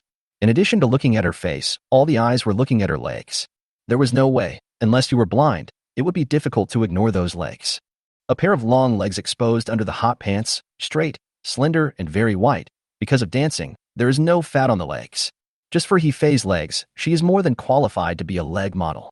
Seeing these legs, Zhao Xiaoyan couldn't help but think of Zhang Yuhan's amazingly long legs and made a comparison in his mind. Well, Zhang Yuhan still wins. Her long legs are really amazing.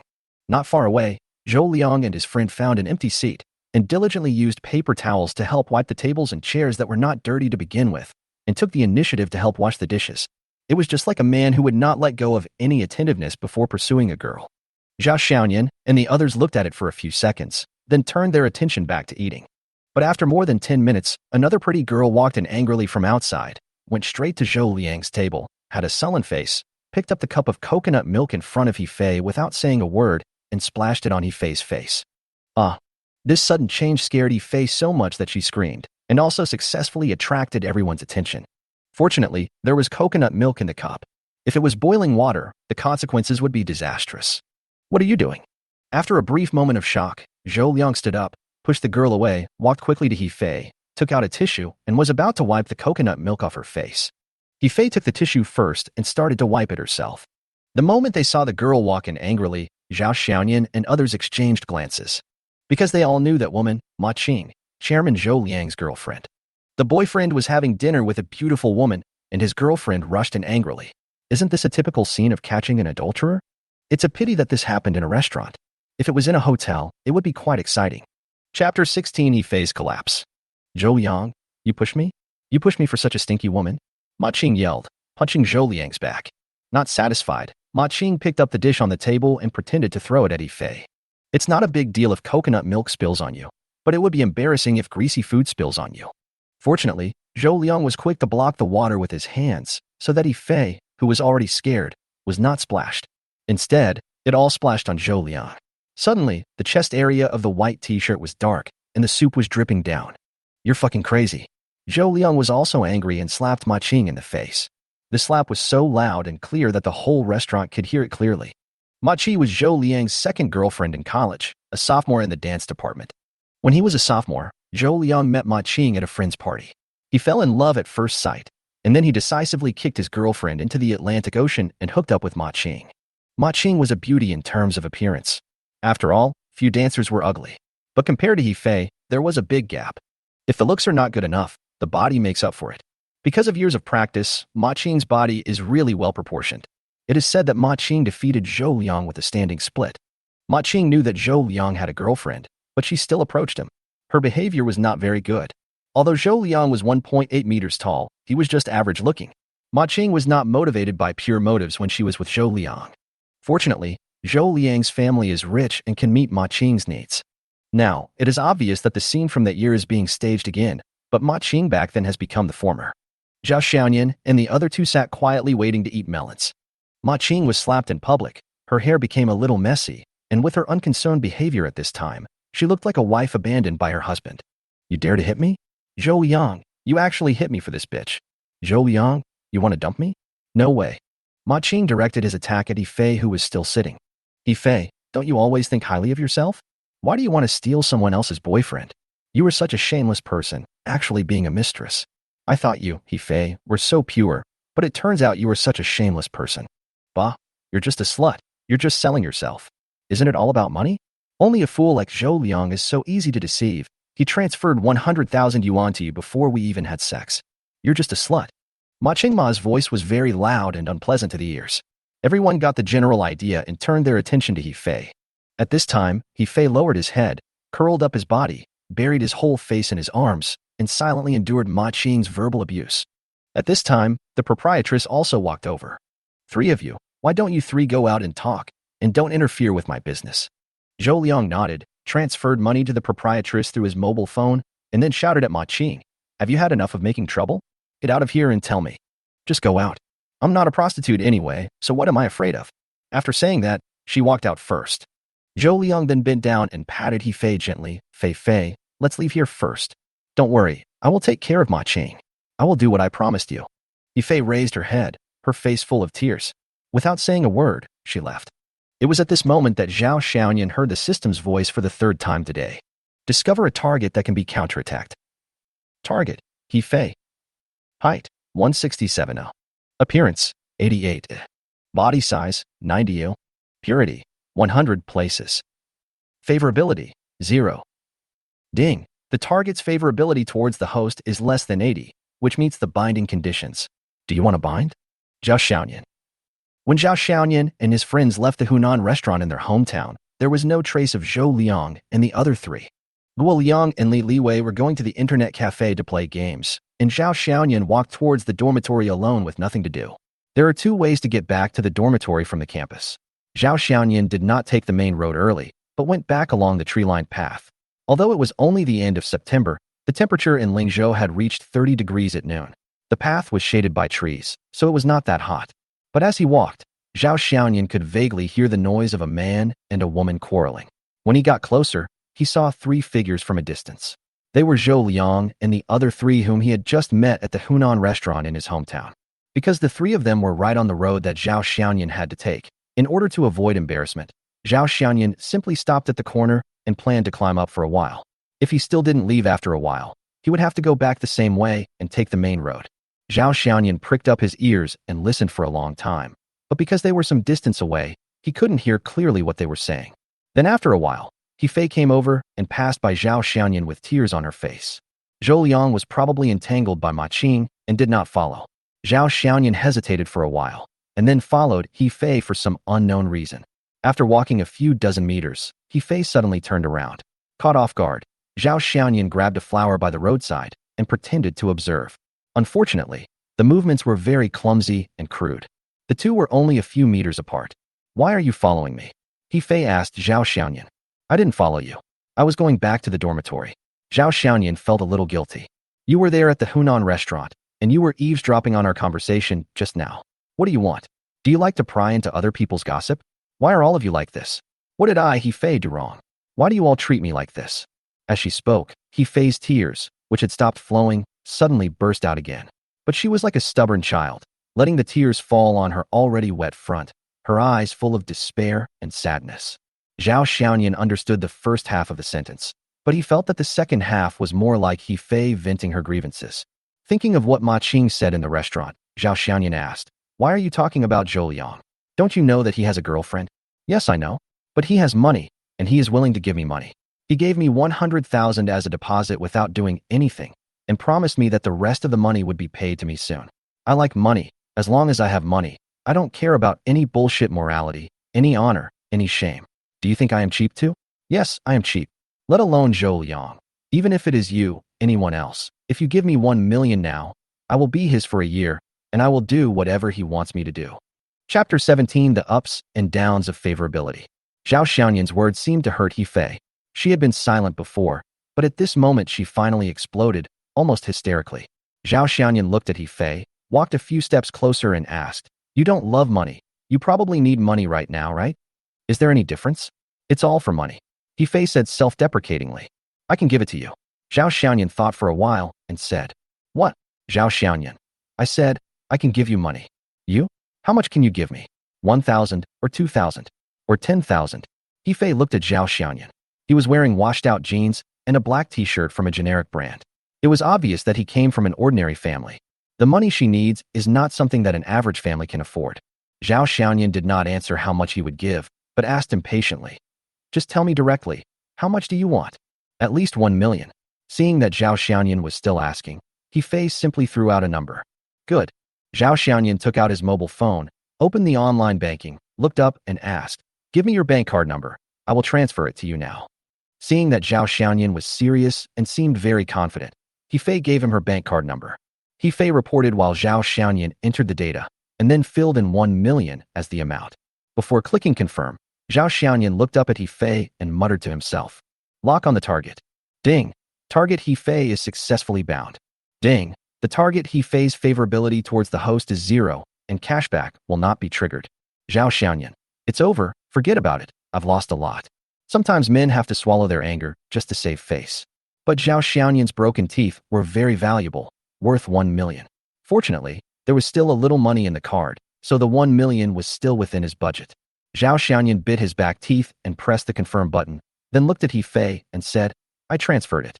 I think there will be a delay at the bank. A few minutes." At this moment, He Fei's cell phone received a text message. He Fei opened her phone and clicked on the message. Her eyes widened.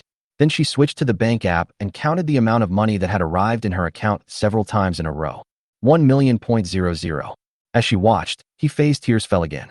She squatted down, hugged her knees and burst into tears. Unlike the crying a few minutes ago, this time her crying was mixed with a sense of relief. Zhao Xiaoyan didn't leave either. He stood 3 or 4 meters away from her and watched her cry. Zhao Xiaoyan wanted to cry when he thought about the fact that he had lost 1 million yuan for nothing.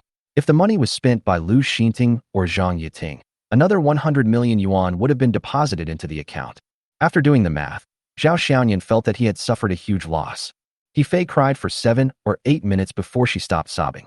He Fei stood up, wiped the tears from her face, and said in a tone that was almost willing to admit defeat, "I said, 1 million a year.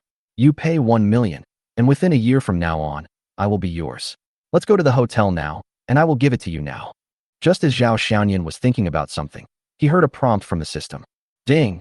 Target He Fei's favorability -20, current favorability -20. Zhao Xiaoyan was speechless. "I just gave you 1 million, and you reduced my favorability by 20. Are you trying to repay kindness with enmity?"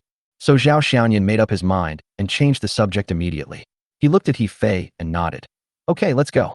Because he was afraid of being seen by people in the school and causing bad public opinion, Zhao Xiaoyan did not take He Fei to the Express Hotel near Lingda, but took a taxi directly to the nearest 4-star Golden Domain Hotel. After getting out of the car and looking at the gate of the Golden Domain Hotel, He Fei's eyes stayed on Zhao Xiaoyan for a few seconds, and then, ding! Target He Fei's favorability -20, current favorability -40. Zhao Xiaoyan almost couldn't help but kick He Fei. "Damn it, if I continue to be a good person, I will." "Forget it, men can't swear blindly."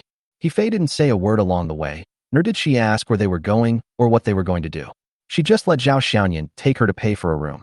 Although it is only a 4-star hotel, the overall decoration of Golden Mile Hotel is still very high-end. This was Zhao Xiaoyan's first time staying at a star-rated hotel, and it was a breakthrough for him. After checking in and paying the deposit, Zhao Xiaoyan got the room card soon. After entering the room on the 8th floor and closing the door, Zhao Xiaoyan clearly saw He Fei, who had been acting calm all along, tremble involuntarily. Although it was very slight, Zhao Xiaoyan still caught it clearly. "Go take a shower first, and then change your clothes. There should be bathrobes in the bathroom of this kind of star-rated hotel." Zhao Xiaoyan pointed at the wet spot on He Fei's lapel and said. that was left behind by the coconut juice that Ma Qing poured on him at noon. But in He Fei's eyes, this action was understood to have another meaning. He Fei glanced at Zhao Xiaoyan again. Ding! Target He Fei's favorability -10, current favorability -50. Zhao Xiaoyan. Fuck, I can bear it. He Fei bit her lip, said nothing, took a deep breath, and walked into the bathroom with a sacrificial expression. Looking at He Fei's appearance, Zhao Xiaoyan let out a deep breath. Don't be angry. Don't be angry. If you get angry enough, no one will replace you. While He Fei went to the bathroom, Zhao Xiaoyan used the room phone to call the front desk. After saying a few words, he hung up. 10 minutes later, the sound of water running in the bathroom stopped, followed by a slight sound of the door opening. Zhao Xiaoyan looked over subconsciously, and then he was stunned. In front of the bathroom door, He Fei had already finished her shower. Her hair was wet and loose. She was wearing a white bathrobe from the hotel, which just reached her knees. Zhao Xiaoyan looked at He Fei, who was standing facing him, with her delicate face, wet long hair, and a pair of firm calves from years of dancing practice. Zhao Xiaoyan felt that He Fei at this moment was as graceful as a lotus emerging from water. Being looked at like this by Zhao Xiaoyan, He Fei's heart was beating very fast. This was the first time she was alone in a room with a man she had only known for less than an hour and whose name she didn't even know. This time, He Fei felt very ashamed. But this man in front of him paid the money, several million. You? Looking at Zhao Xiaoyan, whose eyes were filled with desire, He Fei was about to speak when she saw Zhao Xiaoyan actually turned around and faced away from her. Change your clothes first. Oh, I heard that the bathrobes in the hotel are not clean. Chapter 18, the whole story. By the way, I heard online that the bathrobes in hotels aren't very clean. You should put on your underwear first, and then the bathrobe. It will be cleaner this way. He doesn't want himself? But just now, she clearly saw the impulse and desire in Zhao Xiaoyan's eyes. He Fei was brave once. She had used up all her courage and revealed herself completely, but Zhao Xiaoyan chose to turn around. She no longer had the courage to continue being honest with him, so she rushed into the bathroom. Listening to the rustling sound of people changing clothes, the system also spoke. Ding. Target He Fei's favorability +40, current favorability -10. Zhao Xiaoyan was no longer troubled. 5 minutes later, He Fei, with a blushing face, sitting opposite Zhao Xiaoyan in a white bathrobe. The collar of her bathrobe was pulled very tight. Not a single bit of her body was exposed, as if she was afraid that Zhao Xiaoyan would see her body. Only 2 slender legs were left, intertwined outside the bathrobe. Zhao Xiaoyan suddenly wanted to laugh. I don't know who was so frank just now, but now he is hiding something. He Fei lowered her head and didn't dare to look at Zhao Xiaoyan. After all, she had just been seen naked by this man. The atmosphere in the room was strange. In the silence, there was an indescribable sense of charm and ambiguity. Well, can I ask you a question? Zhao Xiaoyan broke the silence. He Fei nodded in response. Zhao Xiaoyan, why do you need money so much? It can be seen that He Fei is not a gold digger. Even a gold digger like Lu Xingting can only use tea art to make men spend money on her and buy her things. But she will never put a price on her body. He Fei gave him the feeling that it was more like a transaction. You give me money, and I sell myself. He clearly remembered that when he transferred 1 million to her, she said, you paid 1 million. Because he studied Chinese, Zhao Xiaoyan heard the difference. She said pay, not give. The difference of one word indeed makes the meaning completely different. Cure the disease. He Fei spit out 2 words. Zhao Xiaoyan, are you sick? He Fei, it's not me, it's my brother. He has secondary immunodeficiency and needs special treatment and specialized medication. When he heard the word brother, Zhao Xiaoyan thought of teacher's son who danced solo for him that night. She also danced because she had a younger brother. Brother, see you again, brother. However, the former is the one who causes trouble, while the latter is the one who is forced to die. Zhao Xiaoyan, very expensive? He Fei, it's very expensive. In order to pay for my brother's treatment, my parents sold their house and car, but the monthly cost is nearly 100,000 yuan, which is beyond our reach. So, that's why you found Zhou Liang? I understand. I understand everything. Zhou Liang gave you 100,000. Zhao Xiaoyan remembered that Ma Qing seemed to have said this. He Fei nodded.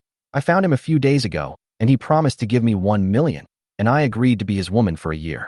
But he couldn't come up with that much money at once, so he gave me 100,000 first, and said he would give me the rest later. I didn't expect that President Zhou, who always claims to be a student representative, is actually such a person who takes advantage of others' misfortunes. I despise him. Zhao Xiaoyan took out his cell phone and directly transferred another 100,000 yuan to He Fei. I'll transfer your 100,000 yuan back to him. Help people to the end, send Buddha to the west. If you have lost 1 million, You don't care about the extra 100,000. He Fei looked at the 100,000 yuan arrival information, raised her head and glanced at Zhao Xiaoyan, nodded. I said I found a buyer? Zhao Xiaoyan was irritated by this woman.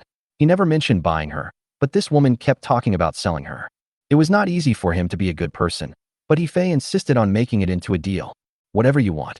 Zhao Xiaoyan was also angry, but at the end, he said softly, just say that you have a relative who is willing to support your family.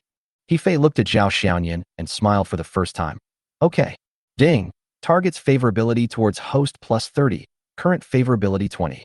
Listening to the system's prompts, Zhao Xiaoyan silently turned on his mobile phone. Since you have done good things, you should get some benefits. Half a minute later, He Fei looked at the information that 5 million yuan had arrived in her account and looked at Zhao Xiaoyan in confusion. Why did you transfer another 5 million yuan to me? Just consider it as me buying you for another 5 years. Add the previous year, it will be exactly 6 years. 6. I like this number. He Fei. LSP. Ding. Target's favorability towards host minus 20, current favorability 0. Silence again. Fortunately, the silence did not last too long this time. It was broken by the doorbell. Zhao Xiaoyan quickly walked over to open the door. A waiter came in pushing a food cart, handed a large paper bag to Zhao Xiaoyan, and then walked out. You didn't eat much tonight, so I ordered some food. I don't know if you like it. Zhao Xiaoyan handed the paper bag to He Fei. Your clothes are dirty. I asked the hotel front desk to buy you a set of clothes. You can wear them first. He Fei took the paper bag and looked at the rich food on the dining cart. Tears began to well up in my eyes. Ding. Target He Fei's favorability plus 20, current favorability 20. Zhao Xiaoyan suddenly felt overwhelmed. Is this woman really made of water? This has been the nth time. Won't her tears dry up? Don't cry. I've booked a room for one night, and you can take a nap after dinner. If you don't want to go back to school, you can stay here overnight. I'll deposit some money at the front desk, so just ask them for anything you need. Just remember to check out when you leave. Zhao Xiaoyan rubbed his palms and said, well, if everything is okay, I'll leave first. He Fei was a little surprised. You don't live here? Zhao Xiaoyan actually wanted to do it. Even if he slept with He Fei, it would be legitimate. But for some reason, Zhao Xiaoyan really didn't want to do it, at least not now. No. Zhao Xiaoyan walked out, but just as he reached the door, He Fei called him again. You bought me for 6 years, and I still don't know your name. My name is Zhao Xiaoyan. Ding. Target He Fei's favorability plus 10, current favorability 30. After Zhao Xiaoyan left the Golden Domain Hotel, he prepared to take a taxi back to his rental house. In fact, Zhao Xiaoyan had no other ideas for helping He Fei this time. Although he was not a saint, nor was he the eunuch Lu who could remain calm even when a woman was in his arms. However, he couldn't do anything to the woman who chose to sell herself for the sake of her family. At least not today. Not long after the taxi drove towards the rental house, a cell phone rang. It was a call from the cold and aloof female teacher Sun Yalan. Hello, Mr. Sunday. Hello, Zhao Xiaoyan. I hope I didn't disturb you. Sun Yalan's voice, which was unique to a mature woman, came from the other end of the phone, but her voice sounded a little deliberately lowered. Chapter 19. Sun Yalan invites you to dinner. I looked at the time. Sun Yalan should still be in school. I guess she was calling me from the office, so her voice was very low. No need to disturb you. What do you want to talk to me about, teacher Sun? Zhao Xiaoyan was curious and didn't know why Sun Yalan asked that. Sun Yalan hesitated for a moment and said, I have taken care of my business. Thank you for your help. So, I would like to treat you to dinner tonight to thank you. When Zhao Xiaoyan heard that the beautiful teacher actually took the initiative to invite him to dinner, he grinned and said, Teacher Sun is too polite. I'll treat you to this meal. You choose a place. Sun Yalan said hurriedly. Thank you. How can I let you treat me? The time is set at 6 o'clock in the evening. I will send you the address later. Okay, I will be there on time. Zhao Xiaoyan didn't worry about who would pay for the meal. Anyway, he could just pay the bill in advance. Well, that's it for now. Goodbye. Shanghai Road is considered the city center. There is an old Sichuan restaurant with Sichuan characteristics on this road. This is also the place where Sun Yalan made an appointment. Zhao Xiaoyan arrived a few minutes before 6 o'clock, but Sun Yalan arrived earlier than him. Xiaoyan, this way. Sun Yalan had been paying attention to the gate. When she saw Zhao Xiaoyan appear, she stood up and waved at him. Today, Sun Yalan is dressed in a very professional style, a white knitted women's slim shirt, a pair of black loose trousers, and a pair of black high heels. Her long black hair was not hanging down, but tied up at the back of her head and pinned vertically with a big hairpin. Instead of looking sloppy, it added a sense of competence, and the whole person exuded the temperament of a professional woman from head to toe. A beautiful woman like Sun Yalan, who has a cool temperament, attracts attention wherever she goes. When she waved her hand, Zhao Xiaoyan noticed that many men around her were looking over. Sorry, Mr. Sun, I'm late. Zhao Xiaoyan sat down opposite Sun Yalan and apologized. Sun Yalan smiled and said, You are not late. I am the one who arrived early. The waiter appeared at the right moment when he saw everyone sitting down. Ma'am, can we serve the food? It's time to serve the dishes. Sun Yalan nodded and said to Zhao Xiaoyan, I'm sorry, I thought you would be late, so I took the initiative to order the dishes first. Teacher's son, you are too polite. I don't have any dietary restrictions. I can eat anything. After a while, the waiter brought the dishes. Boiled pork slices, maoxuang, mapo tofu, stir-fried vegetables, plus a soup. These are all standard dishes in a normal Sichuan restaurant. But for two people, this seems a bit luxurious. What surprised Zhao Xiaoyan was that Sun Yalan actually ordered some wine, although it was just a few bottles of beer. Xiaoyan, I'm sorry. Teacher's salary is not high, and I have to save money to pay you back, so I can only treat you to dinner in a place like this. Sun Yalan said apologetically. Zhao Xiaoyan laughed when he heard this. Look what you said, this place is pretty good. I also like spicy food, so it suits my taste. As for the money, don't worry about it. You don't have to pay it back. At this moment, Sun Yalan had already clumsily opened the beer, filled Zhao Xiaoyan's glass, and poured herself a glass. Xiaoyan, thank you for helping the teacher so much. This glass of wine is for you. Sun Yalan raised the glass, her eyes full of sincerity. Zhao Xiaoyan immediately raised his glass as well.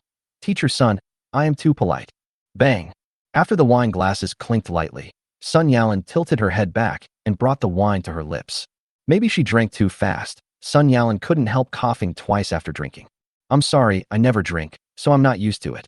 Sun Yalan explained somewhat embarrassedly. Is there anyone who has never had a drink these days?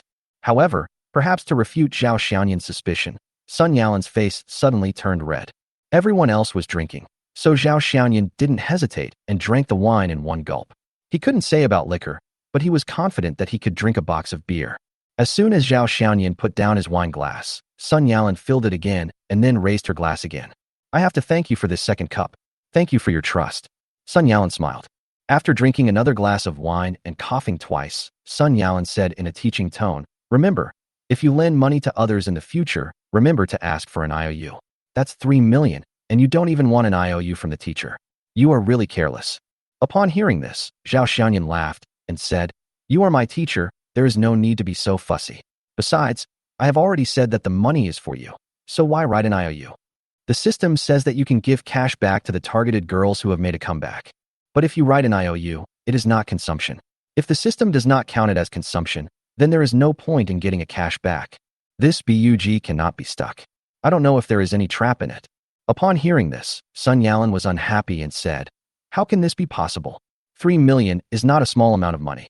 It can buy a house in Lingzhou in full. No, I will write you an IOU later. I really can't accept it.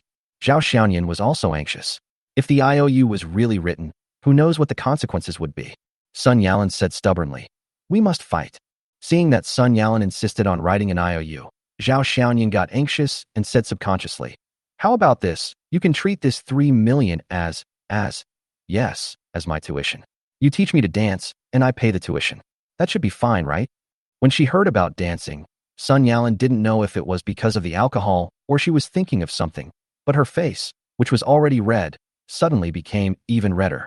Dancing, if you want to learn, I can teach you. But there's no tuition fee. Zhao Xiaoyan interrupted. You have to accept it. You are the goddess teacher of our Lingda University.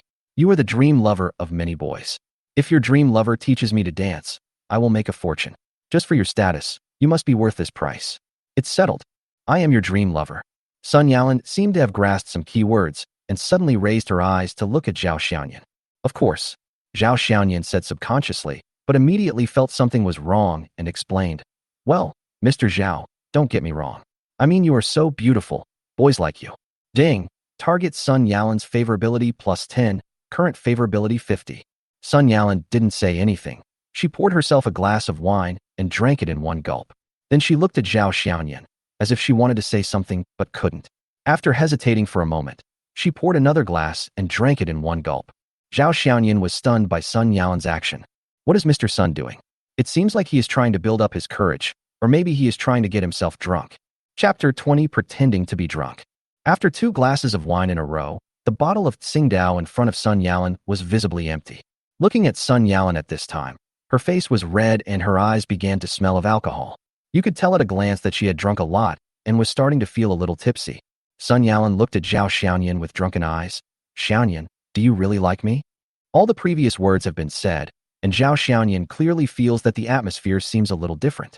He simply stopped hesitating and nodded. I like you. You are so beautiful and have such a good temperament. Which man doesn't like you? I knew it. Otherwise, who would give away 3 million like this? Sun Yalan smiled drunkenly. But, Xiaoyan, you can't have any ideas about me. I'm your teacher, and I'm older than you. Zhao Xiaoyan retorted. I'm about to graduate, and I'm already an adult. That won't work either. People will gossip about you. Sun Yalan burped. Teacher can see that you really like me. $3 million of sincerity is more important than any vows. And you talked about learning dancing, but I can see you have no interest in dancing. You are just finding ways to prevent me from paying you back. But 3 million is too expensive and too heavy. Sun Yalan took the bottle of wine in front of Zhao Xiaoyan and poured herself another one. You know what? When I saw the car that my brother smashed, I almost fainted. 3 million. A full 3 million. I also asked the 4S store. They said it was a Ferrari 911, and it would cost that much to repair it. Zhao Xiaoyan interrupted and asked, where did you smash it? 7 Colors Bar. I heard that the car belongs to the owner of the bar. After a glass of wine, Sun Yalan continued, my brother is a parasite. My father passed away early, and my mother has no money. I have to pay back this money. I have borrowed from all my colleagues. It's okay to borrow a few thousand or tens of thousands, but who would dare to lend you so much for no reason? I also found a rich second-generation man who was pursuing me. He agreed, but the condition was that I become his girlfriend. I knew he was just taking advantage of the situation. At this point, Sun Yalan looked at Zhao Xiaoyan. Just when I was forced to hesitate whether to compromise, you appeared. You were willing to give me 3 million, but there was a condition. You know what? When I heard you say you had conditions, I thought you were just like that rich second-generation guy, and you were also greedy for my body. I was very angry, really angry. What do you think of me, Sun Yalan? But when you said your condition was that I dance, I couldn't believe myself. At this point, Sun Yalan looked at Zhao Xiaoyan and smiled. You were really silly, but silly in a cute way. Zhao Xiaoyan. Why does this sound so irritating? In the end, Sun Yalan got drunk. It was also the first time that Zhao Xiaoyan saw someone being drunk by 3 bottles of alcohol, and they were all beer. But Zhao Xiaoyan did not stop Sun Yalan. It was obvious that this matter was like a heavy burden that weighed on her for almost a month. Once you were released, even someone as aloof as Sun Yalan needs to be released. Zhao Xiaoyan didn't know what happened to him today. The 2 women he came into contact with had similar experiences. The matter of Sun Yalan's brother is settled. But no one knows when Yifei's brother's illness will end. Finally, Zhao Xiaoyan paid for the meal as he wished. But unfortunately, it was only over 200 yuan, and Sun Yalan's favorability was not high. The cashback was less than 10,000 yuan. Drunk people are heavy, whether they are men or women. Sun Yalan looked quite slender, but she was 1.7 meters tall after all, and she had maintained her figure through years of dancing. So even if she was lighter, she couldn't be less than 100 kilograms. In addition, she was drunk, so even though Zhao Xiaoyan thought he was in good physical condition, he was still out of breath when carrying her. Zhao Xiaoyan originally wanted to send Sun Yiting back to the teacher's apartment at school, but thinking about the last time he brought a grown man back with him, Sun Yalan became cautious. What's more, she was drunk today. If I were to send her home drunk and someone saw us, I would have a hard time explaining myself. After all, what people say can be scary. Zhao Xiaoyan doesn't care, but Sun Yalan's reputation still needs to be maintained. I wanted to take her to a hotel, but I didn't know where Sun Yalan's ID card was, and it was not easy to search her bag. After thinking it over, I had no choice but to take her back to my rental house. Get the key, open the door, turn on the light. After Zhao Xiaoyan put Sun Yalan on the bed, he collapsed on the floor. Carrying her was tiring enough, and there was no elevator in the rental house, so he had to climb 4 floors. Zhao Xiaoyan really had no strength left. He sat on the ground and gasped for breath. It took him a long time to recover. He gently helped Sun Yiting to sleep comfortably on the pillow. Then he stood up and walked to the end of the bed and took off the stiletto high-heeled shoes that Sun Yalan was wearing. Ding. Target Sun Yalan's favorability -10, current favorability 40. The sudden system scared Zhao Xiaoyan so much that he even forgot to take his hands off Su Yiting's feet. Zhao Xiaoyan, the system will provide timely feedback on the target's favorability, but Sun Yiting was drunk, so how could the favorability change? But then, the system sounds started to ring again. Ding. Target Sun Yalan's favorability +10, current favorability 50. Ding. Target Sun Yalan's favorability -10, current favorability 40. Ding. Target Sun Yalan's favorability +10, current favorability 50. Ding. Target Sun Yalan's favorability minus 10, current favorability 40. Ding. Target Sun Yalan's favorability plus 10, current favorability 50. Finally, the system gave a direct prompt. Ding. The target Sun Yalan is experiencing severe psychological fluctuations at this time, and her favorability changes frequently. This system will not repeat the same thing. Zhao Xiaoyan caught a key word: frequent fluctuations. How is it possible for a drunk person who falls asleep to have drastic mental fluctuations? Unless. Thinking of this, Zhao Xiaoyan put Sun Yalan's feet back after she took off her shoes and walked back to the head of the bed. After watching for a long time, Sun Yalan still looked like she was asleep, and there was nothing unusual found. As he looked, Zhao Xiaoyan's eyes involuntarily moved slowly from his face downwards. Although Su Yalan's clothes were not messy at this time, and only the first button of her white silk shirt was unbuttoned, there was a magic that tempted Zhao Xiaoyan to see what kind of scenery was underneath the shirt. After taking a few breaths and shaking off the evil thought of taking advantage of her, Zhao Xiaoyan reached out and gently covered her belly with the quilt. Ding. Target Sun Yalan's favorability plus 10, current favorability 60. Here we go again. Chapter 21. Not a successful counterattack. Zhao Xiaoyan looked into Sun Yiting's eyes. Her eyes were closed at this moment, her fair face still had a burgundy blush that had not faded away, and her delicate nose was small and straight. Zhao Xiaoyan noticed that Sun Yiting's head was tilted a little abnormally, and then he realized that it was due to the large hairpin at the back, so he reached out and gently lifted her head. Ding. Target Sun Yalan's favorability minus 10, current favorability 50. Zhao Xiaoyan. Ignoring the system's prompts, Zhao Xiaoyan carefully took off the hairpin and gently placed Sun Yiting's head back on the pillow. Ding. Target Sun Yalan's favorability plus 10, current favorability 60. At this moment, Zhao Xiaoyan discovered that Sun Yalan's closed eyes trembled slightly twice, and then quickly returned to normal, as if the previous moment was just an illusion. Teacher Sun is pretending to be drunk? Understood. No wonder the system said that Teacher Sun's psychological fluctuations were drastic, which also explained why his favorability changed frequently. Because she was not drunk at all, she was just pretending to be drunk. But why did she pretend to be drunk when she was clearly not? No matter how stupid Zhao Xiaoyan was, he guessed a very likely possibility. Thinking back to what Sun Yalan said at the dinner table, she felt that she was a teacher, and she could not accept this identity as her own student. But this kindness was too great, so great that she didn't know how to repay it. So she chose to pretend to be drunk. When I woke up, I realized it was all due to the alcohol that made me drunk. Of course. As for why Sun Yalan would do this, Zhao Xiaoyan didn't know. But he believed that with Sun Yalan's personality, she would also try her best to return the 3 million to him as soon as possible. Of course, Zhao Xiaoyan said he would not accept it no matter what. There is another important premise here, which is Sun Yalan's favorability towards herself. After all, before, Sun Yalan's favorability was only 40, which was equivalent to someone she was familiar with. But now her favorability has reached 60, which is only 10 points less than Zhang Yuan, who took the initiative to kiss him last night. Maybe Sun Yalan likes me a little bit? Thinking of this, Zhao Xiaoyan felt a sense of accomplishment. The cool female teacher or goddess in the boy's mind might actually like him, which was something he never dared to imagine before. I have sworn to pick up every beautiful girl I see, and Zhang Yalan is the first target targeted by the system. Besides, he had already been tested once in Hefei today, and he was not prepared to be like Lu Xiaohui. So, Zhao Xiaoyan grinned, but made no sound. He just looked at Sun Yalan's pretty face. Ding. Target Sun Yalan's favorability plus 10, current favorability 70. Ding. Target Sun Yalan's favorability minus 10, current favorability 60. Ding. Target Sun Yalan's favorability plus 10, current favorability 70. Ding. Target Sun Yalan's favorability minus 10, current favorability 60. Suddenly, the system prompt sounded again continuously. Zhao Xiaoyan really wanted to laugh, but he hadn't even moved yet and saw how nervous Teacher Sun was. He stretched out his hand and gently placed it on Sun Yalan's cheek, feeling her slightly cold little face. He looked at her quietly for a while, then Zhao Xiaoyan slowly popped his head up and gently pecked her red lips. Ding. Target Sun Yalan's favorability minus 20, current favorability 50. Kiss again. Ding. Target Sun Yalan's favorability plus 20, current favorability 70. Kiss again.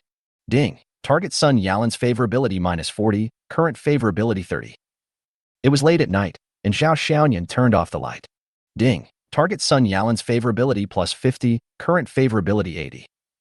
Ding. Counterattack completion rate 80, complete counterattack reward not triggered. Please keep up the good work. Zhao Xiaoyan didn't know what time he fell asleep last night. When he woke up, it was already bright outside and the sun was almost shining on his butt. No one knew when Sun Yalan had left, and only the faint scent of Sun Yalan lingered on the bedding, proving that a woman had slept in this bed not long ago. This bed was bought by Zhao Xiaoyan. It was brand new. When he bought it, he thought the woman who slept on it would be Chen Yijuan, but he never expected that Sun Yalan would become the first woman to sleep on it. How unpredictable. Zhao Xiaoyan couldn't help but feel a little excited. Then I couldn't help but feel proud. At this time, Zhao Xiaoyan remembered the reward for last night's counterattack. Because he was busy with work, he had no time to go and see it. According to the system, since Sun Yalan's favorability was only 80, there was no complete counterattack reward. He was very curious what rewards would be offered if the favorability reached 100. It seems that I really need to keep working harder. At this moment, the phone rang, bringing Zhao Xiaoyan back to his senses. He picked up the phone and saw that it was an unfamiliar number, so Zhao Xiaoyan clicked to answer it. Hello. Zhao Xiaoyan. There was a woman's voice on the other end of the phone, and Zhao Xiaoyan couldn't remember who it was for a moment. It's me. Who is it? I'm Yifei. Zhao Xiaoyan was stunned. He didn't expect Yifei to look for him. Even if she wanted to look for him, she shouldn't have come so soon. What's wrong? Do you want to talk to me about something? On the other end of the phone, Yifei said apologetically. Are you available to come out now? Okay. Where are you? I'll come find you. I'm still in the hotel. Okay. I'll go over now. On the way to the Golden Domain Hotel, Zhao Xiaoyan suddenly thought that he might as well buy a car. He had taken taxis too often in the past 2 days. It is said that there is no man who doesn't love cars. After all, I am a multimillionaire now, so buying a car should not be too much. 10 minutes later, the taxi stopped in front of the gate of Golden Mile Hotel. Pay and get off. Zhao Xiaoyan took the elevator directly to the 8th floor. I rang the doorbell and the door opened quickly. Zhao Xiaoyan walked in quickly and saw that Yifei was the only one in the room, so he asked, "Why are you looking for me so urgently? Is there something wrong?" Yifei was probably wearing the clothes Zhao Xiaoyan asked the front desk to buy yesterday. Because the system knew Yifei's height, the clothes were a good fit. But the style was average and didn't bring out Yifei's beauty. I returned the money to Zhou Liang, and he kept calling me and asked me if I had found anyone else. Chapter 22 Subsequent Troubles. You didn't tell him that he was a distant relative. I did, but he insisted that I explain it to him in person. Yifei looked helpless. He said that he and Ma Qing broke up because of me. Now I go back on my word, and he wants me to take responsibility. Zhao Xiaoyan was speechless.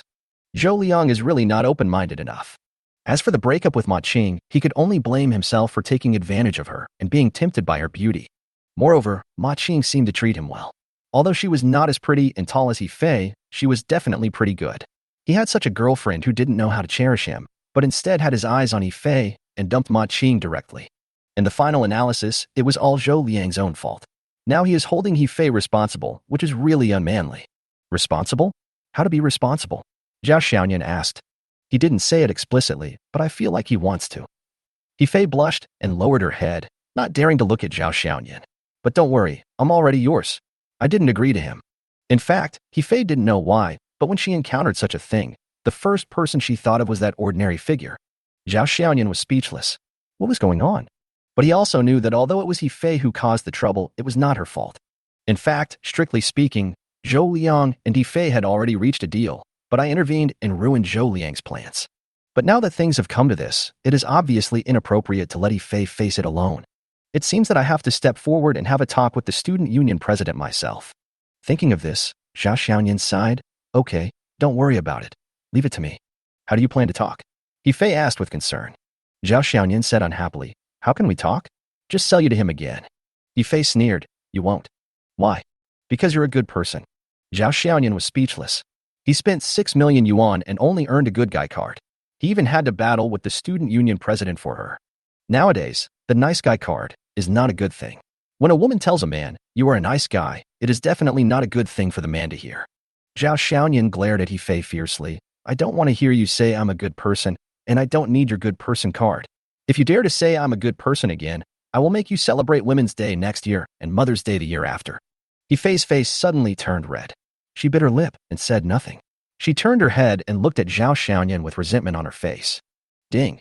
Target Yifei's favorability -15, current favorability 45.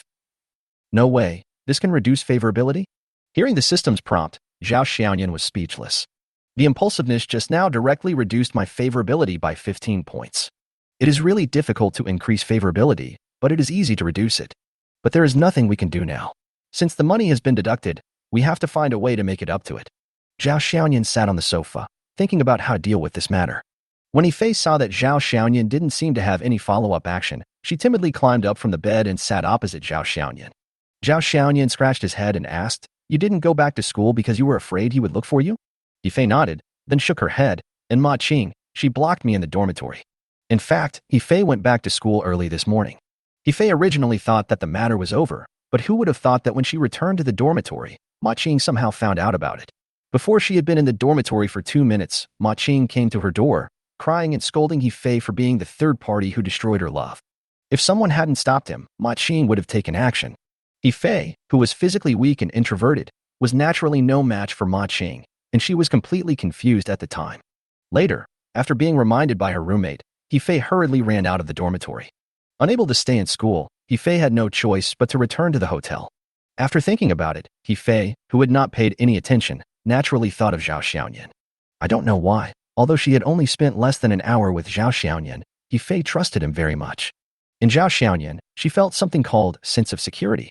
Thinking of Ma Qing's aggressive personality, who would go and kill her boyfriend just because she knew he was with another woman, Zhao Xiaoyan felt that Yifei was definitely not her opponent. Not to mention Yifei, even if Zhao Xiaoyan met Ma Qing in a runaway state, he would probably have to retreat. Later, with the help of several roommates, he finally avoided Ma Qing's harassment and escaped from the dormitory, but Zhou Liang called him again and again.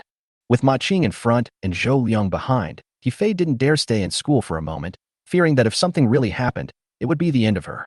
With no other options, Yifei had to hide back in the hotel. Fortunately, Zhao Xiaoyan had reserved a large enough deposit at the hotel, and the hotel returned the deposit to her when she checked out. So she took the deposit and reopened the room. She also got Zhao Xiaoyan's phone number from the hotel front desk. When checking in, Zhao Xiaoyan used his own ID card. It's not a good idea to keep hiding. Zhao Xiaoyan scratched his head and thought for a long time before taking out his cell phone from his pocket and opening the address book. Seeing that he seemed to be about to call someone, Yifei asked, "Who are you going to ask for help? I heard that Zhou Liang's family still has some influence in this city. I'm afraid." Knowing that his family has some power, you still dare to provoke him? Zhao Xiaoyan glared at her unhappily. This woman is really something. She clearly didn't want to do it, but she still made that decision. Now, the rest is up to Zhao Xiaoyan. Yifei put on an aggrieved expression and said, "I was in a hurry at that time." Zhao Xiaoyan thought about her brother and said, "Remember to transfer the money I gave you to your parents. Don't foolishly tell them that you sold yourself, or they will come after me. Also, if you don't have enough money, come to me. Don't do anything stupid anymore. You hear me?" Yifei raised the corner of his mouth and nodded vigorously. "Yeah, I heard it." Ding. Target Yifei's favorability plus 10, current favorability 55. Suddenly, Zhao Xiaoyan heard the system prompt that Yifei's favorability had changed again. He looked at Yifei speechlessly. Does this woman's likes and dislikes change so quickly? Seeing Zhao Xiaoyan suddenly looking at her again, the blush that had just faded away from Yifei's face returned to her fair face. Ignoring this fickle woman, Zhao Xiaoyan finally found the phone number he was looking for in his cell phone address book and dialed it. Chapter 23 Going Clothes Shopping. "Who did you call?" Yifei asked nervously. Zhao Xiaoyan didn't answer him because the call was already connected. "Hello, I'm Xiaoyan." A cheerful voice came from the other end of the phone. "I know it's you. Why did you suddenly think of calling me?" "I want to ask about you, a rich second generation who is about to inherit the family business. Are you living a carefree life?" Zhao Xiaoyan also smiled. The person on the other end of the phone was Zhang Haolong, who had not been seen in the dormitory for a long time. When he said this, Zhang Haolong felt sick. "You don't know what kind of life my brother is leading now. Every day he has to attend various meetings or look at headache-inducing reports. In the evening, he has to follow my old man to various cocktail parties and dinners. Oh, my brother is so miserable. Why are you crying? You have a family business to inherit before you even graduate, so just be happy." Zhao Xiaoyan was most annoyed by his Versailles attitude. After chatting for a while, Zhang Haolong suddenly said seriously, "Tell me what you want from me. We have been brothers for several years. Don't be so pretentious." Zhao Xiaoyan was not polite and asked, "I heard that you are very familiar with Zhou Liang?" "Zhou Liang?" "The Zhou Liang who is the president of the student union." Zhang Haolong asked, "His family and my family have some business dealings, so we are acquaintances. Why did you suddenly mention him?" Zhao Xiaoyan considered his words and explained, "He and I had a little quarrel, but I didn't want to make it worse, so I wanted to find you, a peacemaker, to mediate." Zhang Haolong was even more confused and said casually, "Why can you be so upset with him? Did you steal her woman?" "Yeah." Zhao Xiaoyan thought about it and realized it was true. Fuck. Is this true? Zhang Haolong's voice on the other end of the phone immediately rose 8 degrees. You stole my Qing? Then, Zhang Haolong denied himself and said, it's impossible. You can't pry my Qing away. That woman wants to marry Zhou Liang. Who else could it be? Wait, you stole his woman. Then what about your Chen Yijuan? Zhang Haolong had not been back to school since his senior year and had been working in his own company since summer vacation, so he was relatively isolated from all news. We broke up. Zhao Xiaoyan was too lazy to explain. Don't worry about it for now. Can you please come forward to deal with this matter? It's fine for you to show up, but you have to tell me first. Which woman did you rob? Zhao Xiaoyan couldn't stand this chatter anymore. It's hard to explain in a few words. Can you come back to school soon so we can have a face-to-face meeting? Okay, I'll make time. The phone hung up. After hanging up the phone, Zhao Xiaoyan said to He Fei, who had been looking at him, my roommate has some connections with Zhou Liang. Let's see if he can solve the problem. He Fei asked, what if it can't be solved? Zhao Xiaoyan thought about it and said, then I don't mind using another method to force him to bow his head. After all, he is a person with a system. He may not be able to do anything else, but when it comes to money, no one in this world can be his opponent. Asking Zhang Haolong for help was not because he was really afraid of Zhou Liang, but because he didn't want to cause trouble. He was not afraid of Zhou Liang looking for him, but he was afraid that Zhou Liang would cause trouble for He Fei, and he couldn't be with her 24 hours a day. Okay, don't worry about this matter. I'll handle it. You can stay in the hotel until it's done. Zhao Xiaoyan glanced at the room, looked He Fei up and down, and waved his hand. Follow me. What are you going to do? He Fei asked. Go buy you some clothes. Longsheng Plaza. Longsheng Plaza may not be the most visited place in Lingzhou, but it is definitely the most famous. It is a famous high-end commercial street in Lingzhou, full of world-famous brand stores. If you want to buy clothes at Longsheng Plaza, you have to spend tens of thousands of yuan.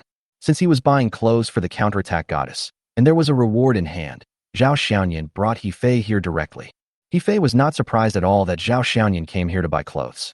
After all, this man could easily take out 6 million to support himself, and He Fei had no doubts about Zhao Xiaoyan's financial foundation. In fact, He Fei's family background was quite good. After all, it would have been impossible to afford to let her child learn dance from a young age without some financial resources. However, since my younger brother was diagnosed with primary immunodeficiency 2 years ago, life at home has become increasingly difficult in order to pay for his treatment. Our family, which was once quite well off, has been forced into a huge debt. In the past 2 years, He Fei has not bought such good clothes. If she wants to buy them, she buys them online at a discount.